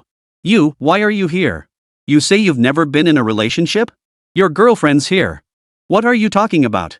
Yingfeng's face flushed instantly. Qin Yan had clearly hit the nail on the head. Poor thing. When will I ever find my other half? I won't keep you two company. I'll be on my way. With that, Xin Yan walked away coolly, leaving Yingfeng alone, flustered in the wind. Don't go. Are we even friends anymore? Yingfeng, don't you welcome me here? Feng Yu glared at him, making Yingfeng feel uneasy. No, what brings you to the capital? I came with my clan for the ceremony. I heard you were staying here, so I came. Now it was Yingfeng's turn to be dumbfounded. Logically speaking, their relationship wasn't that close. He knew that well enough. He even knew that Feng Yu probably harbored nothing but hatred toward him. After all, the way she'd stared at him back then had carried a faint hint of murderous intent. But now, Feng Yu seemed completely devoid of that feeling, leaving Yingfeng feeling both flattered and bewildered. Did you come here specifically to see me? Of course. I have a small favor to ask of you. Would you be willing? I'm in. The moment the words left his mouth, Yingfeng quickly covered his lips. Why did that just slip out? But what could he do? Facing Feng Yu, he simply couldn't bring himself to refuse. It just goes to show straight guys really are love-struck fools. Or at least, when it comes to their first love, they're absolutely love-struck. Alright then, take me to the national team tryouts. Wait, hold on, what did you just say? You're joining the national team tryouts? How am I supposed to help you with that? Hearing this, Feng Yu showed no sign of panic. Instead, he leaned closer to Yingfeng and whispered mysteriously. I've already checked teams with insufficient members can still recruit more before the tryouts. So why don't you talk to Shen Yang about letting me and my sister join your team? Hearing this, Yingfeng finally understood completely. No wonder Feng Yu was being so nice, she just wanted to hitch a ride. What kind of strength did Shen Yang's team have? There was no way they'd need her and her sister joining. That's unnecessary. Our strength is more than enough for the national team selection. You blockhead. Go talk to Shen Yang first. Shen Yang won't agree unless I speak up, and it's unnecessary anyway. Are you going or not? Seeing Yingfeng still hesitating to refuse, Feng Yu's temper flared instantly. Her expression darkened, tinged with a faint aura of lethal intent. As an assassin, he could naturally sense that killing intent. I'm going. Yingfeng, thoroughly frightened, bolted toward the hotel in a flash. Only then did Feng Yu nod in satisfaction before following him inside. The others were eating when Yingfeng returned. Shen Yang teased him. Date over already? How'd it go? Did you get her? Looks like I got taken down. Not bad. Whoever got taken down, it's a good thing. Who knew you'd be so effective, old six? Shen Yang, you might have misunderstood. When I said conquered, I didn't mean that kind of conquered.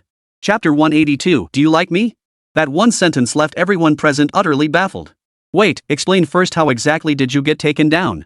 Yingfeng fidgeted awkwardly, unsure how to explain. Xin Yan couldn't stand watching any longer. Sixth brother, can you act like a man? You're acting like a young girl just out of the house, it's really getting to me. Xin Yan's words voiced what everyone was thinking. Back in the day, this guy had such an aloof, cool demeanor. Who would have thought he'd act so silly around a girl? What are you talking about? How could I possibly be a young lady? If you're not a young lady, then just spit it out, how did you get taken down? Xin Yan raised an eyebrow, his curiosity already burning like wildfire. Nothing really. It's just, they want to join our squad. They? Ah. Yingfeng nodded, his eyes darting around nervously, unable to meet Shen Yang's gaze. After all, Shen Yang was the captain, all decisions rested with him. Agreeing first felt like overstepping his bounds. Is that all? I thought it was some earth-shattering news. 6. Tell me straight, didn't they even show you the slightest interest? That can't be true, otherwise why would she come find me? Shen Yang rubbed his forehead. What on earth was he talking about? Love-struck minds were truly terrifying. Sis, get a grip. As a brother, Shen Yang genuinely wanted Yingfeng to find happiness. But that happiness should be built on an equal relationship. If one person is constantly meek and submissive while the other exploits them endlessly, what kind of happiness is that? Of course, some people thrive on that dynamic, they're happy to be someone's lapdog. That's a different story. I do care. Forget it. Just have them come over. Hearing this, Shen Yang was at a loss for words. At this point, Yingfeng probably wouldn't listen to anything anyone said. Initially, Shen Yang hadn't planned to expand the team. After all, more members meant less experience could be shared. Wouldn't that hinder the team's overall progress? Of course, he could simply withhold experience sharing from new members. But over time, the disparity in combat strength would have a massive impact, ultimately leading to the team's disintegration. Therefore, once he agreed to accept new members, experience sharing became non-negotiable. Adding 2 more members didn't guarantee an increase in the number of beasts they could slay. But what can you do? Yingfeng is hopelessly love-struck. His brother had already gone out on a limb for him. If he couldn't even meet this small request, it would inevitably create resentment later. Shen Yang had made up his mind, even if they couldn't end up together, he had to play it safe for now. Finding the right person was never easy, let alone finding someone suitable who also liked him. So you're agreeing? Yes, I'm in. Stop playing coy with me, it's making me uncomfortable. Now get out of my sight. Yingfeng danced excitedly, completely losing all dignity. Let's hope it turns out well. Shen Yang, do you think we're getting a new sister? What new sister? Shen Yang looked completely baffled. What did this have to do with them? But come to think of it, that was actually true. It made perfect sense. Ah, right. We should just try to get along well then. As for the Feng family's situation, we'll just have to take it one step at a time. Great. You finally see it. Su Ningxue was also excited, clapping her hands in approval. What do you mean I've come to my senses? What does this have to do with me? Ha? Brother Shen Yang, weren't you planning to take Fengyu? What does this have to do with Fengyu? I'm warning both of you, don't get any ideas, or the consequences will be severe. What a joke. The Feng family is just a bunch of old fossils. Getting them to accept a daughter marrying out would be like asking them to die. Even if many can't understand their ways, changing the status quo is practically impossible. Shen Yang had no desire to deal with these diehards, it would only lead to endless tangled disputes. And though the Feng family has fallen, as the saying goes, a starving camel is still bigger than a horse. They'd still have more than enough clout to deal with us young upstarts. Meanwhile, Fengyu, who had been waiting for a long time, was growing impatient. Gazing down the empty alley, his expression darkened. This Yingfeng, could he be lying to me? If you dare deceive me, just wait and see how I'll deal with you. Moments later, her expression suddenly slumped. What could I possibly do to him? Without using my kiss of seduction skill, I couldn't even beat him in a fight. This was infuriating. Just then, Yingfeng came trotting over. Xiaoyu, great news. I've talked to Shen Yang, and he agreed. Yingfeng's face was aglow with excitement. Fengyu was initially overjoyed too, but upon seeing Yingfeng's expression, she suddenly put on a solemn air. Xiaoyu? Is that what you call me? Calling me so intimately could easily lead to misunderstandings, you know. Got it. I won't call you that anymore, okay? In front of Fengyu, Yingfeng was no longer the elusive, deadly assassin. He was as docile as a little lamb. Watching his reaction, Fengyu's lips suddenly curved upward. She decided to tease this blockhead a little. Yingfeng, tell me honestly, do you like me? Ha? Yingfeng stuttered, unable to form a complete sentence. His face, which had been slightly dark, suddenly flushed red all the way to his ears.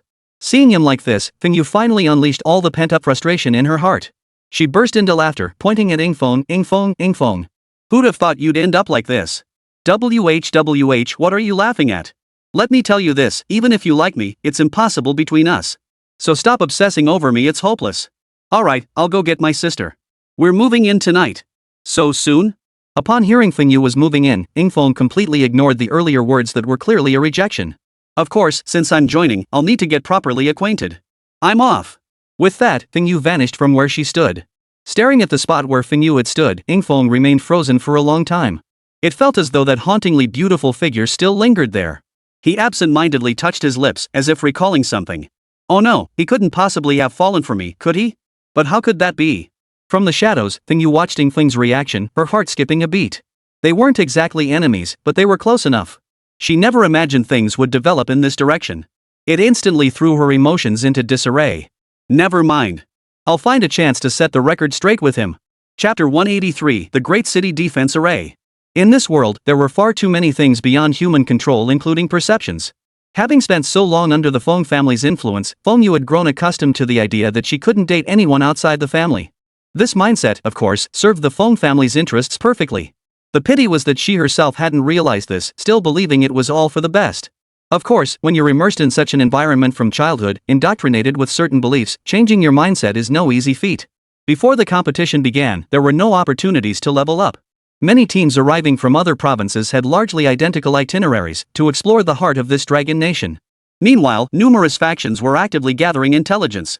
The national team was important, but future development was even more crucial. Those with the potential to join the national team had a very high chance of securing positions in key government departments in the future. It could be said that joining the national team essentially guaranteed a secure career path. However, unlike in Shen Yang's previous world, such positions here meant little more than being marginalized in his former life. Here, however, the outcome is essentially death. Therefore, even joining the national team is merely the beginning. If one neglects to level up afterward, the fate of elimination is inescapable. Truly befitting the imperial capital, how dazzlingly prosperous. Even Su Ningxue, who prided herself on her worldly experience, was stunned by the scene before her.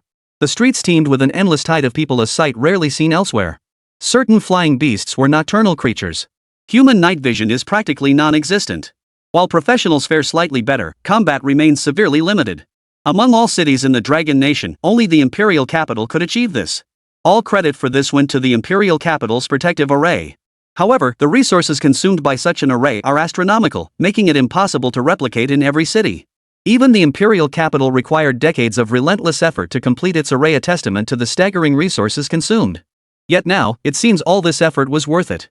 For the national image of the entire Dragon Nation, as well as for ordinary citizens and even professionals, this is the best possible outcome.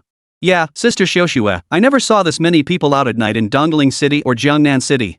Since that's the case, let's enjoy exploring. Shen Yang felt a pang of nostalgia.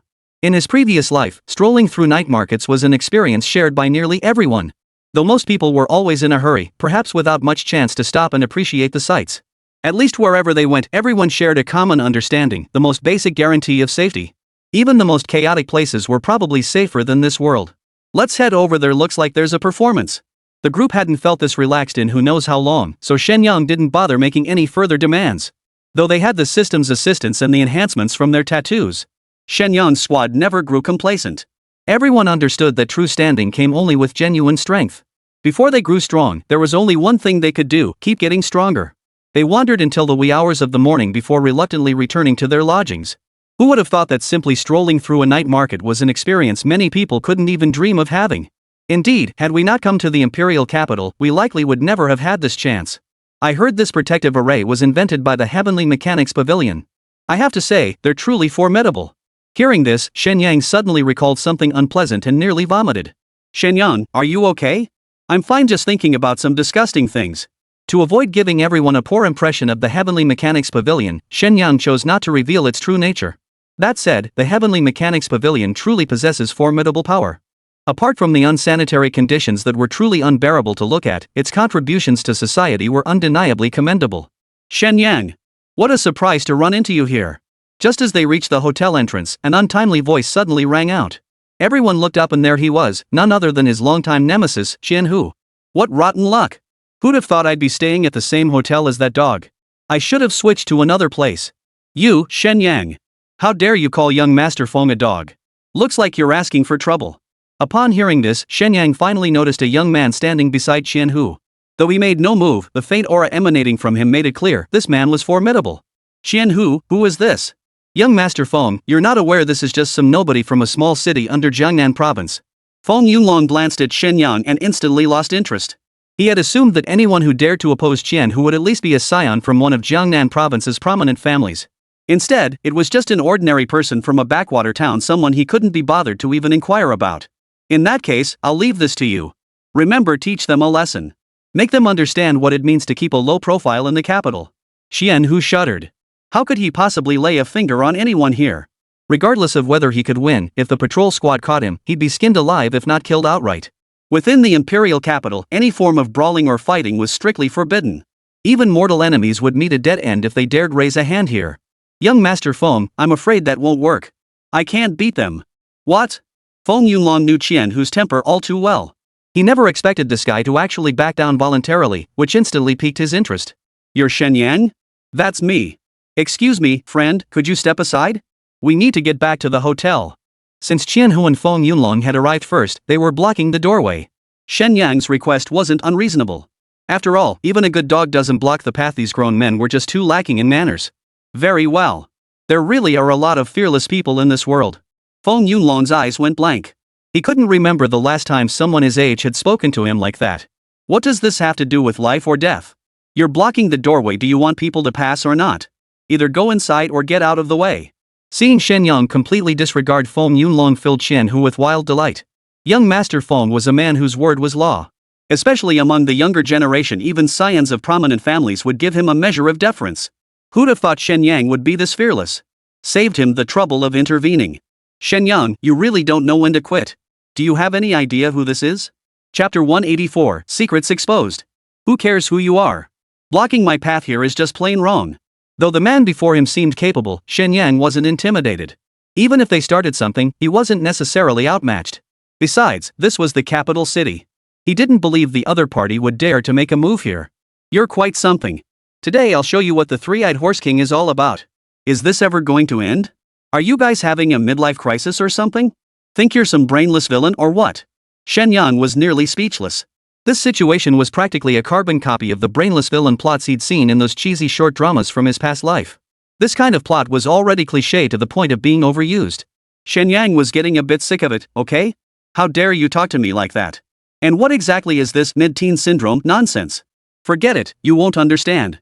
I'll ask you this, does any of you dare lay a finger on me here? That single retort instantly silenced everyone across from him. Others might not know, but Feng Yunlong himself was crystal clear, he absolutely wouldn't dare make a move here. Otherwise, with his arrogant and domineering personality, how could he have held back until now? When it came to choosing between holding their breath and losing their lives, they knew exactly which principle to follow. Since none of you dare, what's the point of provoking me here? If you've got the guts, meet me on the field. You'd better remember your words. We've settled this score today. On the field, I'll personally tear you apart. Shen Yang, of course, dismissed such threats as worthless. With such meager strength, they weren't even worthy of his fear. If that's the case, then get out of the way. After that one retort, Shen Hu remained silent, content to watch the show unfold. It was clear he'd come to back Feng Yunlong only to use him as a pawn. But Shen Yang didn't care. Now he could not only gain experience by slaying beasts but also through cultivation. Even with Feng Yu and Feng Wei joining their ranks, their growth would far outpace others. So these threats were nothing but laughable to them. You've got some nerve. Feng Yunlong was so furious he could have cursed like a sailor, but he managed to hold back. Because by now, others had noticed the commotion. If they actually started a fight, the patrol squad would likely arrive immediately.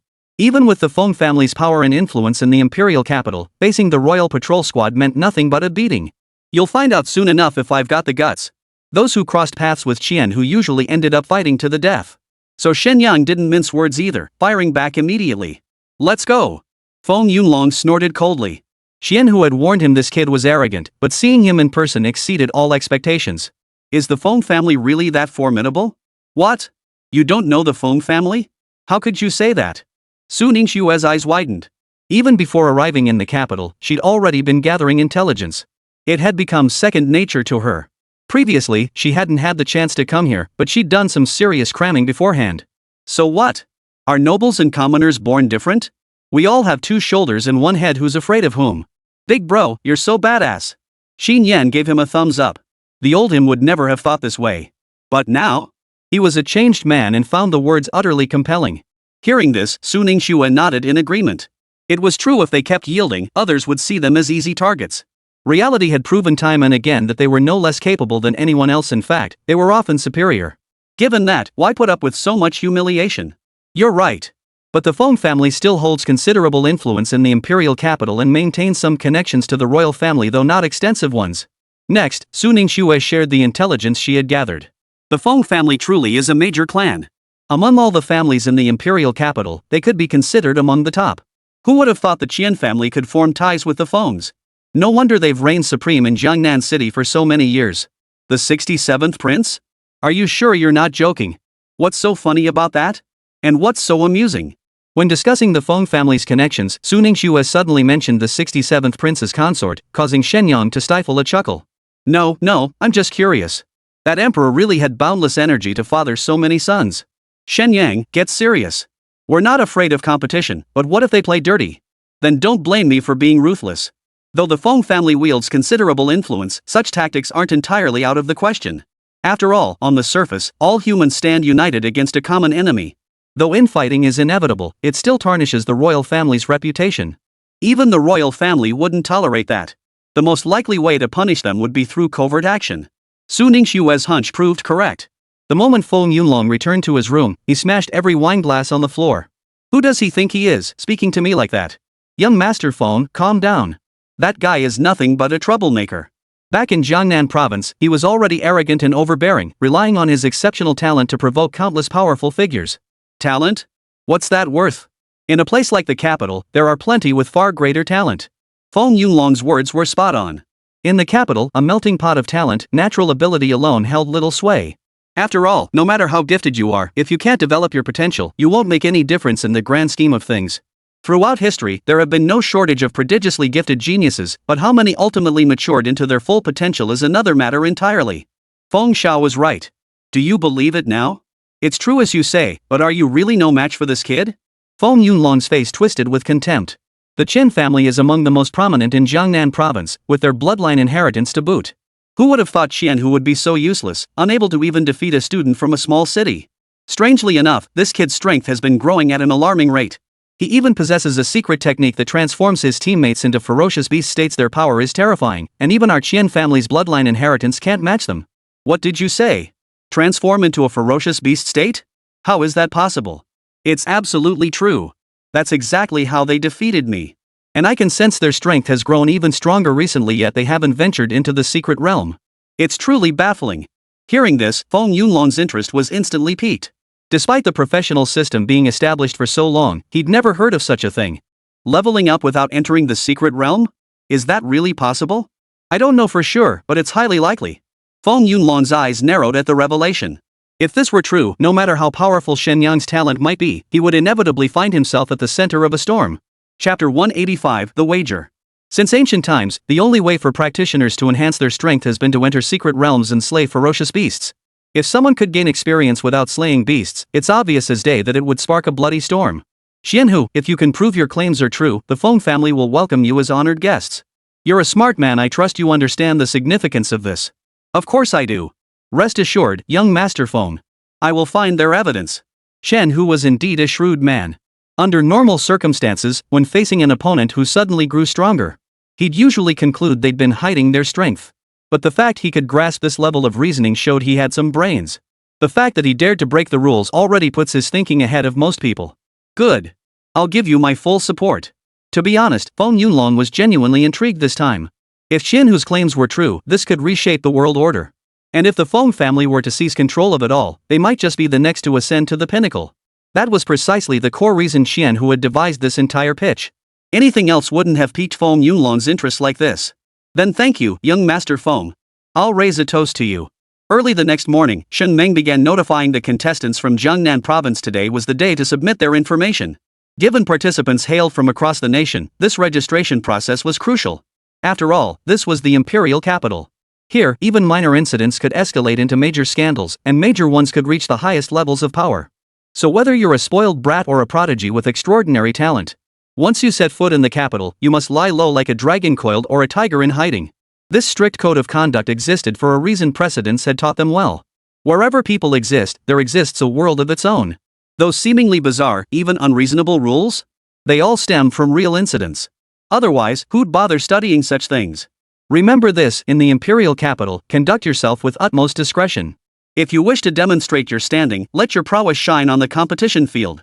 Understood, Vice Governor? These matters are common knowledge, and if it were anyone else, some might already be growing impatient. But with the beautiful Vice Governor speaking, not only was there no sign of boredom, people actually wanted to listen longer. Guess looks trump talent after all. Anyone who's been to college knows if your professor is attractive, no one fails their class. Of course, this isn't always the case. After all, good words can't save a doomed soul. Take Qianhu, for instance. He was eyeing Shen Yang and the others with ill intent. The data entry process was incredibly tedious and demanding. They worked late into the night before finally completing all the paperwork. Tomorrow, we'll be grinding levels in the secret realm. You absolutely must seize this opportunity. Finally, we can enter the Dragon Emperor's secret realm. I can hardly wait. The greatest perk of making the national team selection is gaining access to the Dragon Emperor's secret realm. The Dragon Emperor's secret realm is the most unique secret realm in the Dragon Nation. It could be said that every powerful individual has entered it at least once. The reason is simple: slaying the beasts within grants double experience points. Before the Chaos Battlefield secret realm opens, opportunities for such rapid power-ups are few and far between. That's right, the Dragon Emperor's secret realm is only open for 3 days. After that, we officially enter the team battles, which will be crucial matches determining your selection for the national team. Everyone must stay alert and prepare thoroughly. As Shen Meng led the team this time, the results achieved would inevitably impact her career prospects. Thus, she spent nearly the entire day bustling about, fearing any oversight might arise. Shen Yang, how about we make a bet? A bet? What kind of bet? Just as everyone was preparing to leave, Qianhu approached again. Honestly, Shen Yang didn't want to engage him, but since he'd made the first move, she might as well see what he was up to. Simple. I bet you can't escape the Dragon Emperor's secret realm. Is that so? Are you sure? I know you're confident and genuinely powerful, but now you've crossed someone you shouldn't have. I bet you won't make it out of the Dragon Emperor's secret realm. Sometimes Shen Yang found it odd Qianhu used to be quite calculating. Why did he seem to be getting worse lately? Little did he know, Qianhu had always sailed through life without a hitch. But after meeting Shen Yang, he kept hitting brick walls. That kind of frustration would probably get to anyone's nerves. Fine, what are you betting on? Bet on what? For a moment, Chen Hu was at a loss for words. He hadn't even thought about what to bet. How can I bet with you when there's no stake? Mr. Qian, we're talking about a team from Jiangnan province here. I don't have time for your childish games. With that, Shen Yang turned to leave. He'd seen it clearly, Qian Hu had lost any standing that might warrant his attention. As their strength grew, every member of Shen Yang's team was destined to catch the eye of numerous major factions in the imperial capital. Never mind the Heavenly Mechanics Pavilion, even the powerful aristocrats would likely be lining up to recruit them. Qian Hu, on the other hand, had become nothing more than a clown hardly worth the effort. 100 million. As Shen Yang turned away, Qian Hu extended a single finger, as if making a resolute decision. We'll bet 100 million. If you can get out, I'll give you 100 million. Even for a major family like the Qians, coughing up 100 million at once would be a massive financial drain. After all, assets and cash flow are two entirely different matters, a reality shared by many large corporations. Though their market value may appear high, they often lack significant cash flow. And even if they did, compared to their market value, it might be just a drop in the bucket. Alright, then let's draw up a written agreement to prevent Qian from reneging later. Hearing this, Shen Yang instantly perked up. 100 million yuan. Though he was already quite wealthy, turning down 100 million for free would be foolish. Fine, let's draw up a contract. But what if you lose? Me lose? At worst, I lose my life. What else is there to say? That won't do. Qian, who now seemed to have regained his usual confident demeanor, a faint smile playing at the corners of his mouth, his thoughts impossible to read. Qian, this is going too far. I'm already dead. What more could you possibly want? Isn't this exactly what you wanted? Of course I want you dead, but I won't let you off that easily. Chapter 186, Gathering of Talents. To be honest, Shen Hu had genuinely left Shen Yang at a loss this time. Spreading his hands in mock amusement, Shen Yang asked, Young Master Qian, is there really anything left on me that you could possibly want? Qian, who was, after all, a second-generation rich kid. He lacked neither wealth nor status. Shen Yang couldn't fathom what else he could possibly offer as a wager. You certainly do. If you lose, I want you to find a way to level up without grinding monsters. At those words, Shen Yang's heart skipped a beat. He knew full well the consequences if anyone discovered a cultivation manual. Xianxiao, I don't quite follow what you're saying. Could it be you know other ways to boost strength besides slaying beasts? Stop playing dumb. I know you have ways to boost your strength. Fine, if you won't tell me, that's fine. Just write it down and give it to someone you trust most. I think Vice Governor Shen would be perfect. Then she can fulfill the bet for you. How about that? Shen Yang frowned. It seemed this fellow was counting on him. Seems I'll have to be more careful about using cultivation manuals to boost my strength from now on. If you don't want to bet, then forget it. I'm not short 100 million anyway. Why resort to moral blackmail with such excuses? With that, Shen Yang turned and walked away, showing no sign of weakness. Watching their retreating figures, Shen Hu felt uncertain. After all, he'd already made his big boast. If he didn't deliver the goods, Feng Yunlong would never let him off the hook. Ah well. As long as you're dead, there'll be no one left to corroborate anything. After a long silence, Shen Hu finally let it go. This time, he'd merely used Feng Yunlong as a pawn. At worst, he'd suffer some consequences later. As long as he eliminated Shen Yang, that persistent thorn in his side, it would be worth it. Shen Yang, do you truly have a way to enhance my strength without slaying the beast? Back at the hotel, Feng Yu finally couldn't contain her curiosity and asked. Yeah, Shen Yang, do you really have this method? Can you teach me? Feng Yu joined in too. Seeing two strikingly similar yet distinctly different faces leaning in, Shen Yang felt momentarily unsettled. Though the sisters bore a resemblance, they evoked entirely different impressions. If someone married both, I wonder what that would feel like. What am I even thinking? Shen Yang quickly composed himself and gently pushed the sisters away. We're just talking here. Why are you standing so close to me?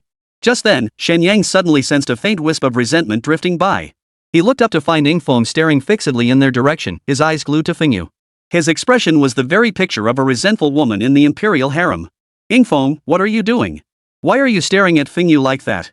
Seeing this, Shen Yang spoke up abruptly, startling Yingfeng into quickly averting his gaze. I wasn't. You must be mistaken. Unexpectedly, Feng Yu also turned to look at Yingfeng. The carefree expression vanished instantly from her face, replaced by a sigh. Seeing this, Shen Yang was utterly shocked. Looks like these two might actually have a chance. Shen Yang, you still haven't answered me. Feng Yu was already growing impatient. She had truly felt the benefits of the tattoo firsthand. If there were other ways to boost her strength without fighting, she silently vowed to herself she would never let go of Shen Yang's powerful support for the rest of her life. What nonsense! How could I possibly have such a method? If it were real, why would I even bother entering the tournament? Wouldn't it be better to just sit at home and wait for the upgrade? It wasn't that Shen Yang didn't trust them. He simply knew the inevitable fate awaiting the Feng family's women. Feng Yu might still have hope, but Feng Yu she would inevitably have to return to the family. As the saying goes, it's not the thief who steals you fear, but the one who keeps you in mind. The two had only recently joined the team, and their future plans remained uncertain. Complete trust was impossible. Alright, I thought you actually had a way. I'm a normal person, I can't cheat at this. Stop overthinking it, okay? Just focus on preparing for tomorrow's Dragon Emperor's secret realm. Early the next morning, the imperial capital was teeming with people. All were contestants from various provinces, with each province fielding roughly a dozen teams. Nationwide, there were only 200 team slots available, allocated based on each province's overall strength. 18 provinces, each boasting their own outstanding talents. It was truly a gathering of the finest minds, and one didn't need to guess how fierce the competition would be. After Feng Yue and Feng Yu had left, Luo Qingyi finally spoke up. Brother Shen Yang, why didn't you tell them? Little one, it's a good thing you didn't ask them directly. You must understand that in this world, people's hearts are hidden beneath their skin. Unless you trust someone completely, never reveal all your cards. Alright. Luo Qingyi was too innocent to grasp the full implications, so Feng Yu had to guide her slowly. Shen Yang, I need to talk to you. Ying Feng hesitated for a long time before finally blurting it out. I know what you're going to say. Rest assured, a friend's wife is off limits. Besides, I already have Xiao Shui and Qingyi. I have no interest in anyone else. Hearing this, Ying Feng's expression eased considerably. That's not what I wanted to say. While we were entering data today, I sensed a killing intent. Shen Yang knew full well the kid was just being stubborn, but he didn't call him out on it. That's for sure. The fact that Qian who dared to bet with me today speaks volumes. I've looked into it. The Chen family seems to have some connection to the Feng family in the capital, though it's not deep. Logically, they shouldn't be able to sway them. Shen Yang raised an eyebrow. They'd only been in the capital for a day and a half, yet Su Ningxue's intelligence capabilities proved remarkably formidable. But it was hard to say for sure. Without prior investigation, even such widely known information couldn't have been uncovered so quickly. Xiao Shui, are you hiding something from me? Huh? What could I possibly be hiding from you? No, I'm just curious, how exactly do you gather intelligence? Well, that's my little secret. No need to pry. Hearing this, Shen Yang's expression shifted slightly. Something's up. You're definitely hiding something. What's wrong with me? I've been with you the whole time, doesn't that prove it? Shen Yang suddenly realized, right. You've been with us the whole time. So how exactly did you get the intel? This. Now Su Ningxue didn't know how to explain. All along, she had been the one disseminating all the team's intelligence. In Dongling City, it was manageable, fewer factions, and she'd grown up there. But Jiangnan City and the imperial capital? That was a whole different story. Chapter 187, There's Always Room. Shen Yang's questioning pressed relentlessly, leaving Su Ningxue completely speechless. Fine, if you don't want to talk about it, then don't. Seeing her discomfort, Shen Yang couldn't bring himself to press further. After all, even the closest people couldn't possibly tell the truth about everything. Just like him, he couldn't tell anyone about the system. In other words, in this world, everyone has their secrets. Whether big or small, not asking is the greatest respect you can show someone. Of course, these secrets weren't matters of principle, sometimes they were just white lies. Shen Yang, I didn't mean to. I know, Xiao Shui. I was just joking earlier. Don't take it to heart. I know you wouldn't betray me. You have your own life too. Relax. Yeah, Xiao Shui, you don't have to be like this. That big oaf has no idea about so many things. Shen Yang was utterly dumbfounded, never expecting Luo Qingyi to say something like that. Qingyi, you've changed. You're not even on my side anymore. Why should I take your side? You're the one picking on Sister Xiao Shui. Luo Qingyi wrapped her arms around Su Ningxue, the embrace looking slightly awkward. Her frame was simply too petite. It looked like a daughter hugging her mother, which was a bit laughable. Thank you, Qingyi. Shen Yang also calmed down, sitting down and taking Su Ningxue's hand. Sorry, Xiao Shui. I went too far just now. Don't hold it against me. It's fine, Shen Yang. I know you care about me, but now isn't the right time. When the time is right, I'll tell you everything. Hearing this, Shen Yang didn't take it to heart. He nodded, and the three of them embraced. Guys, no offense, but could you cut the PDA? I'm already feeling sick from all this love. Exactly. There are other people here. Could you two at least be mindful of the impression you're giving? Ying Feng joined in the sniping, only to get shot down by Qin Yan. Don't even talk about it. You're the one who's already got someone lined up. I'm the one stuck being a perpetual single dog. Shen Yang was so annoyed he lunged forward and grabbed Qin Yan's ear. Hey, Yan, you think you're hot stuff now? How dare you talk to me and your sister-in-law like that? Learned a few words and now you're throwing them at me? Ow. Big bro, I'm sorry. I'm sorry, okay? Shen Yang's antics instantly livened up the atmosphere. As for Su Ningxue's situation, that would have to wait for another time. Even Shen Yang began to wonder if she had awakened some kind of system too, perhaps an intelligence-gathering one? But it seemed unlikely. After all, a system like that couldn't possibly have just one single function. By now, they were nearing the Dragon Emperor's secret realm. The Dragon Emperor's secret realm wasn't within the city walls, but nestled in a mountain forest beyond the city. Though lacking the protection of city walls, the area was virtually devoid of ferocious beasts. After all, this was near the imperial capital. How could they allow other ferocious beasts to approach? Finally, we're here. Feng Yu ran about freely, while Feng Yue could only follow close behind, having worried quite a bit along the way. Alright, have you had enough? We need to rejoin the group. No way. What's the point of hanging with them? The scenery here is so beautiful. It was clear that although she had gained qualification for the national team through the Shen Yang squad, but Feng Yu doesn't feel much gratitude towards Shen Yang and the others. Frankly, she never truly integrated into that group. This was one reason Shen Yang chose not to tell the sisters the truth. After all, he wasn't some naive child, he carried memories from 2 lifetimes. Even if he was a bit slow in matters of the heart, his judgment of people was fairly accurate. At least based on first impressions, Shen Yang didn't hold much hope for Feng Yu and Yingfeng. But what could he do? They were the women his brother had fallen for first. Alright, stop being so stubborn. Since we're now part of Shen Yang's team, we should integrate into their group. Don't worry about that. They're so powerful, they probably won't even need us to step in. Hearing this, Feng Yu was momentarily speechless. It was undeniably true, without Yingfeng's connection, they likely wouldn't have been allowed in the team at all. Feng Yu, do you even know what gratitude means? Without Shen Yang, do you think we'd have the right to participate in the selection? Alright, sis, I get it, okay? What Feng Yu didn't know was that Feng Yu had another reason for not wanting to return. Though she didn't understand what love was, seeing Yingfeng did stir something unusual within her. Unable to name this emotion, she ultimately chose to run from it. Alright, everyone get ready. We're preparing to disembark. Shen Meng began gathering all teams, including the Shen Yang squad and 8 other teams from Jiangnan province. Compared to other provinces, this team size was rather small. But there was nothing to be done about it. Jiangnan province had been allocated few spots to begin with. The main reason was that in previous national competitions, they hadn't achieved particularly good results. Among the 18 provinces nationwide, they were basically at the bottom. Shen, it looks like we're counting on you again this time. The speaker was Lu Hao, whose squad possessed respectable strength. Brother Hao, your team's pretty solid too. Alright then, since that's the case, how about we have a friendly competition? How exactly? Lu Hao looked up, pondered for a moment, then extended a finger and pointed at Shen Yang. How about this, we'll see who levels up the most. What do you say? Sounds good. I'm all in. Then both sides announced the levels of their respective squads. What? You're already level 50? Lu Hao looked utterly astonished, frozen in place. Since the provincial tournament began, he'd been aware of nearly all of Shen Yang's movements. He never expected them to be so many levels ahead of him. What's wrong? Is there a problem? No, seriously, how did you even find the time? I haven't had a single moment to spare. As a wise man once said, time is like water in a sponge, squeeze it, and you'll always find some. Hearing this, Lu Hao rolled his eyes. You say that, but I was about to say time is like milk, squeeze it, and you'll always find some. Bro, I honestly didn't expect you to be such a lowbrow person. Don't take it that way, it's just adding a little spice to boring conversations. Just then, Feng Yu and Feng Yue returned. Hearing this, Feng Yu immediately protested. Are you mocking my small chest? Lu Hao was completely baffled. What on earth was she talking about? He hadn't even been speaking to her, had he? I didn't. Don't underestimate Lu Hao, he's quite assertive around men. But when faced with such an adorable young girl, he was completely flustered. Chapter 188, can you show some emotion? Shen Yang, you better explain this to me right now. I didn't mean that.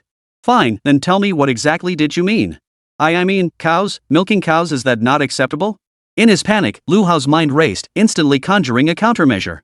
This left Feng Yu completely dumbfounded, clearly unable to process it. Look at you, look at you. What kind of weird stuff is this little girl thinking about every day? Seriously. Forget it. Whoever marries you must have been cursed for 8 lifetimes. Before Feng Yu could retort, Yingfeng stepped forward. What did you just say? 6th brother, seriously? No way. Judging by your reaction, you can't possibly like her, right? Me. Well, reactions are all the same. But I gotta warn you, the Feng family. Before he could finish, Shen Yang rushed over and covered Lu Hao's mouth. Bro Hao, why do you always bring up the most sensitive topics? My bad. Carry on, guys. I messed up. My apologies. Lu Hao immediately threw up his hands in surrender, finally putting an end to this little incident. Upon reaching the outer perimeter of the Dragon Emperor's secret realm, a vast plaza came into view. It appeared this place was regularly maintained by dedicated personnel.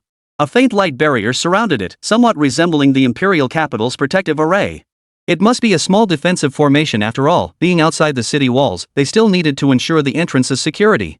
Such an undertaking could only be afforded by the imperial capital. Other cities might desire it, but they lacked both the materials and the technology. There are 10 entrances in total, each leading to different areas. You may choose your entry point freely. As a perk for participating in the national team selection, everyone was eager to get started. Following their pre-assigned entry point, the Shen Yang squad entered through the final gateway. Teams from Jiangnan province were assigned to different entry points. This arrangement was designed to prevent teams from different provinces from forming alliances. The purpose of the Dragon Emperor's secret realm was not to pit teams against each other within it. Yet, being rivals, conflicts were inevitable. Whether over fierce beasts or past grudges, large-scale clashes would inevitably cause casualties. After all, those selected for the national team are prized assets to the Empire. It is highly likely to grow into a dominant force in the future, serving as a strategic reserve for the entire nation. Naturally, the royal court could not tolerate any losses, let alone large-scale combat. Nevertheless, the achievements within the Dragon Emperor's secret realm still count towards selection for the national team. Points earned within the Dragon Emperor's secret realm could be used to select opponents in subsequent arena matches. In other words, if you accumulate sufficient points, you gain the privilege of selecting your own opponents in the tournament. The purpose of this system is to prevent the strongest teams from clashing prematurely. Let's go! The Dragon Emperor's secret realm is a platinum tier realm, the optimal choice for the Shen Yang squad to enhance their strength at this stage. Plus, the experience gained here is doubled enough for them all to break through to diamond tier. Finally, we can level up again. Unlike Fengyue's nervousness, the members of the Shen Yang squad, including Fengyu, didn't harbor much concern about the secret realm. Though diamond tier beasts do exist within platinum tier secret realms, their numbers are limited, and the chances of encountering them are slim. Even if they did, as long as they spotted them in time, escaping wouldn't be a problem. Aren't you worried at all? What's there to worry about? Fengyue, rest assured, as long as brother Shen Yang is here, there's no danger. Exactly, sis. Don't you know how strong Shen Yang is? What's there to worry about? Fengyu spoke with her usual carefree manner, completely oblivious to Yingfeng's expression, which was thick with resentment. You can't act like this. Once we enter the secret realm, you'll have to handle every beast yourselves. How else will you hone your combat instincts? Shen Yang flatly rejected Fengyu's attempt to tag along. This was a rare chance for real combat experience. To let it slip by would be a shame. But little Fengyu simply couldn't grasp that she was still just a kid, clueless about such things. Fengyue also looked troubled. Their strength was simply too weak. The beasts within the Dragon Emperor's secret realm were generally high-tier platinum level. They were only level 41 and couldn't handle them alone. She herself was manageable with the tattoo's enhancement, she could hold out for a while. But her sister was another story. Someone like her would likely be a goner the moment she stepped in. She couldn't exactly go up and kiss the beasts, could she? Even if she could bring herself to do it, the beasts certainly wouldn't stand there and let her. Relax, I know what you're worried about. If danger arises, we'll step in naturally. Could you at least soften your tone? Show some emotion. Hearing Shen Yang's stiff tone, Su Ningxue felt a bit put out. Seriously, what exactly are you guys getting at? Shen Yang was at a loss for words. First, he couldn't even get close to a girl, and now he seems to be deliberately trying to set them up. Is this really the same person? If he had any evidence, Shen Yang would seriously suspect these two women had been possessed. Don't you know exactly what I mean? And you know perfectly well what you're thinking. What am I supposed to think? Wait, what am I supposed to think? Shen Yang was utterly baffled. Su Ningxue didn't bother to respond, simply pulling Fengyu into the secret realm. Within the Dragon Emperor's secret realm, towering trees stood everywhere. The climate inside resembled that of a tropical rainforest. Upon entering, no other teams were visible in the vicinity. It was clear that even though they'd entered through the same portal, they were still quite a distance apart. Before the group could react, a shrill scream shattered the surrounding silence. A giant snake. A huge snake. Fengyu shouted excitedly. A massive python, over a meter in diameter and more than 10 meters long, was staring at them from a short distance away. Its long tongue flickered out, seemingly having detected the scent of living beings. But it didn't attack. Upon closer inspection, they realized the creature had just eaten its fill and likely wasn't hungry yet. Watch me. Before the others could react, Fengyu charged straight ahead. Wait. Danger. Yingfeng snapped to attention. He'd been fixated on Fengyu the entire time. Sure enough, before Fengyu could strike, the giant snake moved with astonishing speed, spitting a torrent of venom. Then it vanished like lightning into the forest. Holy crap, that was fast. Chapter 189, Orochi. Even Yingfeng couldn't help but marvel. Its speed was practically on par with his own. And that was with that huge belly. It was simply unbelievable. Shen Yang was equally astonished. The great serpent was only around level 45, yet its speed was astonishingly fast. EW. That's disgusting. I'm gonna kill you. Spit landed on his face, leaving a sticky, slimy film. Feng Yu was on the verge of breaking down. She wiped her face while cursing the serpent. Little did she know the serpent had vanished long ago. Trying to catch up was nothing short of a pipe dream. Xiao Yu, please don't be so impulsive. No, I have to kill it. Before she could finish her sentence, Feng Yu's tongue went limp. Oh no, it's poisoned. Yingfeng reacted instantly, grabbing Feng Yu before she could fall. But the next second, he didn't know how to react. Feng Yu let out a silly chuckle. She reached out her small hand and cupped Yingfeng's face. Who are you, handsome? Not bad looking at all. Feng Yu, what are you doing? Yingfeng's toes dug into the floorboards as his muscles tensed up. Being this close to the person he liked, he'd rehearsed it countless times in his head, but in reality, his mind went completely blank. He had no idea what to do next. Nothing much. Just wanted to see you. Wait, I remember now, you're the handsome guy I kissed, right? Yes, it's me. You can't do that, you have to interpret it. I don't want to interpret anything. I want kisses. I want kisses. Feng Yu, stop messing around. Seeing his sister pout and lunge to kiss Feng Yu rushed forward to pull them apart. Whoa, what's with the pulling? Let go of me. I want to kiss him. Feng Yu, do you even know what you're doing? Feng Yu couldn't fathom where Feng Yu found the strength it took him ages to pry them apart. By now, everyone else was utterly dumbfounded. What on earth was this scene? Even more unexpected was that the Feng family, renowned for their enchanting arts, had now been utterly bewitched by a mere spit. Holy crap, old Six's lucky streak has finally arrived. Xin Yan couldn't bear to watch any longer. Was this a free show? Amidst the tugging, Yingfeng's gaze began to grow hazy. Xiao Yu, do you know how much I like you? Really? So you like me too? Then why won't you let me kiss you? Alright, I'll give you a kiss right now. As the two were about to kiss, Feng Yu grew frantic with worry. Things between them were already murky enough. If this continued, how could he possibly explain it to the clan? Everyone knew exactly why he'd agreed to join the Shen Yang squad this time. The Shangruo realm.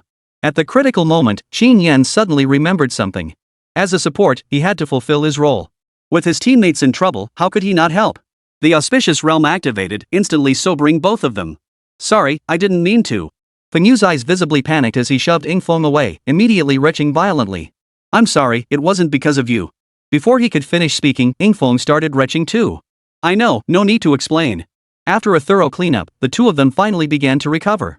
That giant snake's breath was just too overpowering, even the people standing nearby could clearly smell the overwhelming stench. How about it, sixth brother? My domain activation was just in time, huh?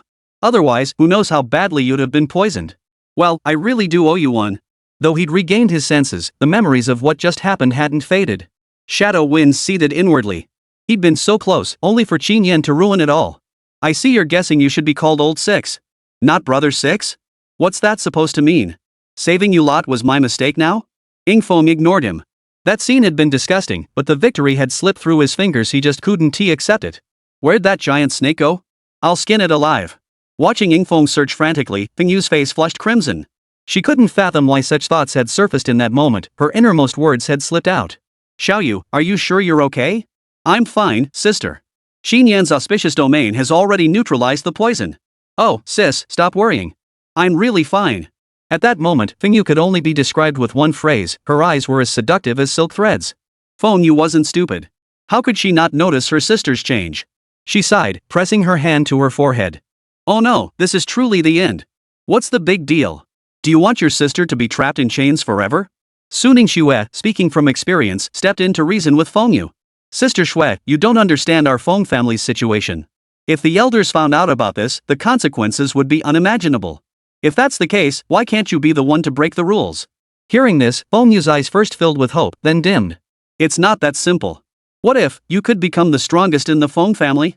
That might be possible, but it's too difficult. I can't do it. The strength of the Feng family's patriarch is truly at the level of a sovereign. Many people never even reach the rank of grandmaster in their entire lives. Even if she's the strongest among the younger generation, surpassing the patriarch is sheer nonsense.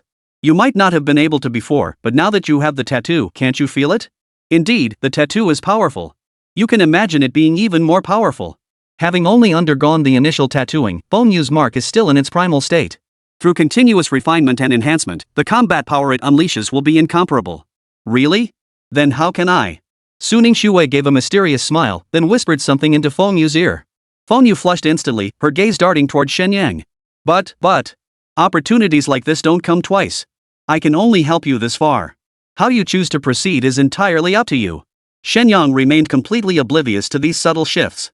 There were still quite a few ferocious beasts here. Most were small beasts, but they were still a nuisance no different from flies. I never want to set foot in this rainforest again. We're all platinum tier experts. Mosquito bites are simply unacceptable. But when there are so many of these things, even if they don't bite, they're enough to drive anyone mad. Hey, old six, could you just stop looking for that big snake? It's driving me nuts. I'll stop looking for now. So where do we go next? Chapter 190, The Strange Temple. In truth, Ingfeng hadn't been searching for the giant snake at all. He was just awkward, unsure how to face Feng Yu. Of course, everyone present could see right through him, but no one wanted to call him out on it. When we first came in, I spotted an open area to the east. It's higher ground over there, let's head that way first. As the saying goes, stand tall to see far. Finding a higher vantage point would also be crucial for authorizing the ferocious beasts later on. So the team set off again. To prevent encountering venomous insects or snakes again. After setting out, the auspicious domain remained open throughout the year. Along the way, they encountered numerous fierce beasts of varying types, ranging from level 45 to level 50. This indicated the area was located in the deeper regions of the Dragon Emperor's secret realm. Typically, the outer regions of most Platinum secret realms harbored beasts around the Platinum Junior tier. For the team, this was a blessing, saving them considerable time that would otherwise be spent pushing inward from the periphery.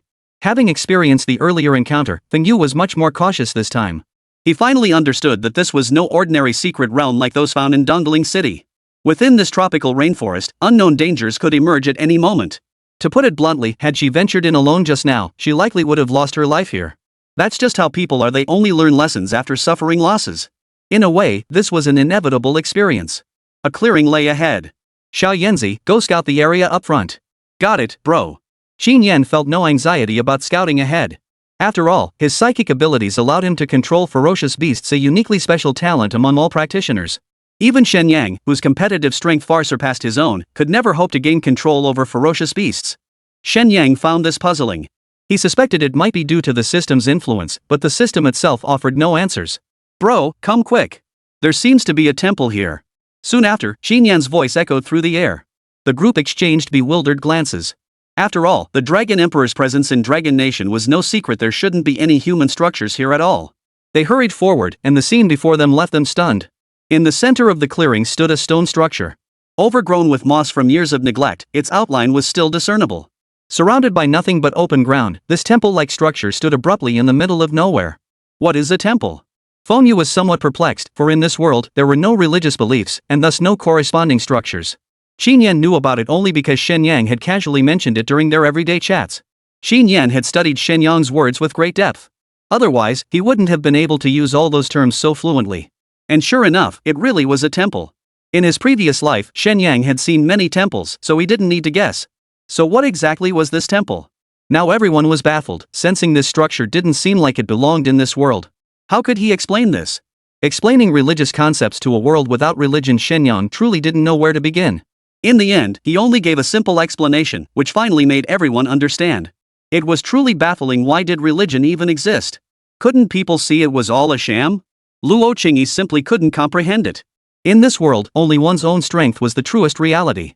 To place all one's hopes in such an ethereal and intangible thing seemed, to her, like a sign of mental instability. But perhaps that wasn't entirely fair. After all, religion was part of culture, even if it was less prevalent here. Shen Yang, why do I find you harder and harder to figure out? You don't seem like someone from this world. Feng Yu frowned deeply. Ever since meeting Shen Yang, so many things seemed to shatter her understanding of reality. Whether it was the way he spoke or his everyday actions, upon closer reflection, there really was something about him that felt out of place. What are you talking about? How could I not be from this world? Are you out of your mind? Ha? No big deal, it's just a word I made up. It means you're smart. Somehow, it doesn't sound like you're complimenting me. Xin Yan chuckled quietly to himself. He knew exactly what it meant. But explaining it now would probably cost him his life. Whatever it is, since we're here, we might as well go inside and take a look. Shen Yang led the way, stepping first into the temple. Pushing open the temple doors, several Buddha statues stood within, instantly leaving Shen Yang dumbfounded. He couldn't fathom why Buddhist statues would be here. Haven't you seen these statues before?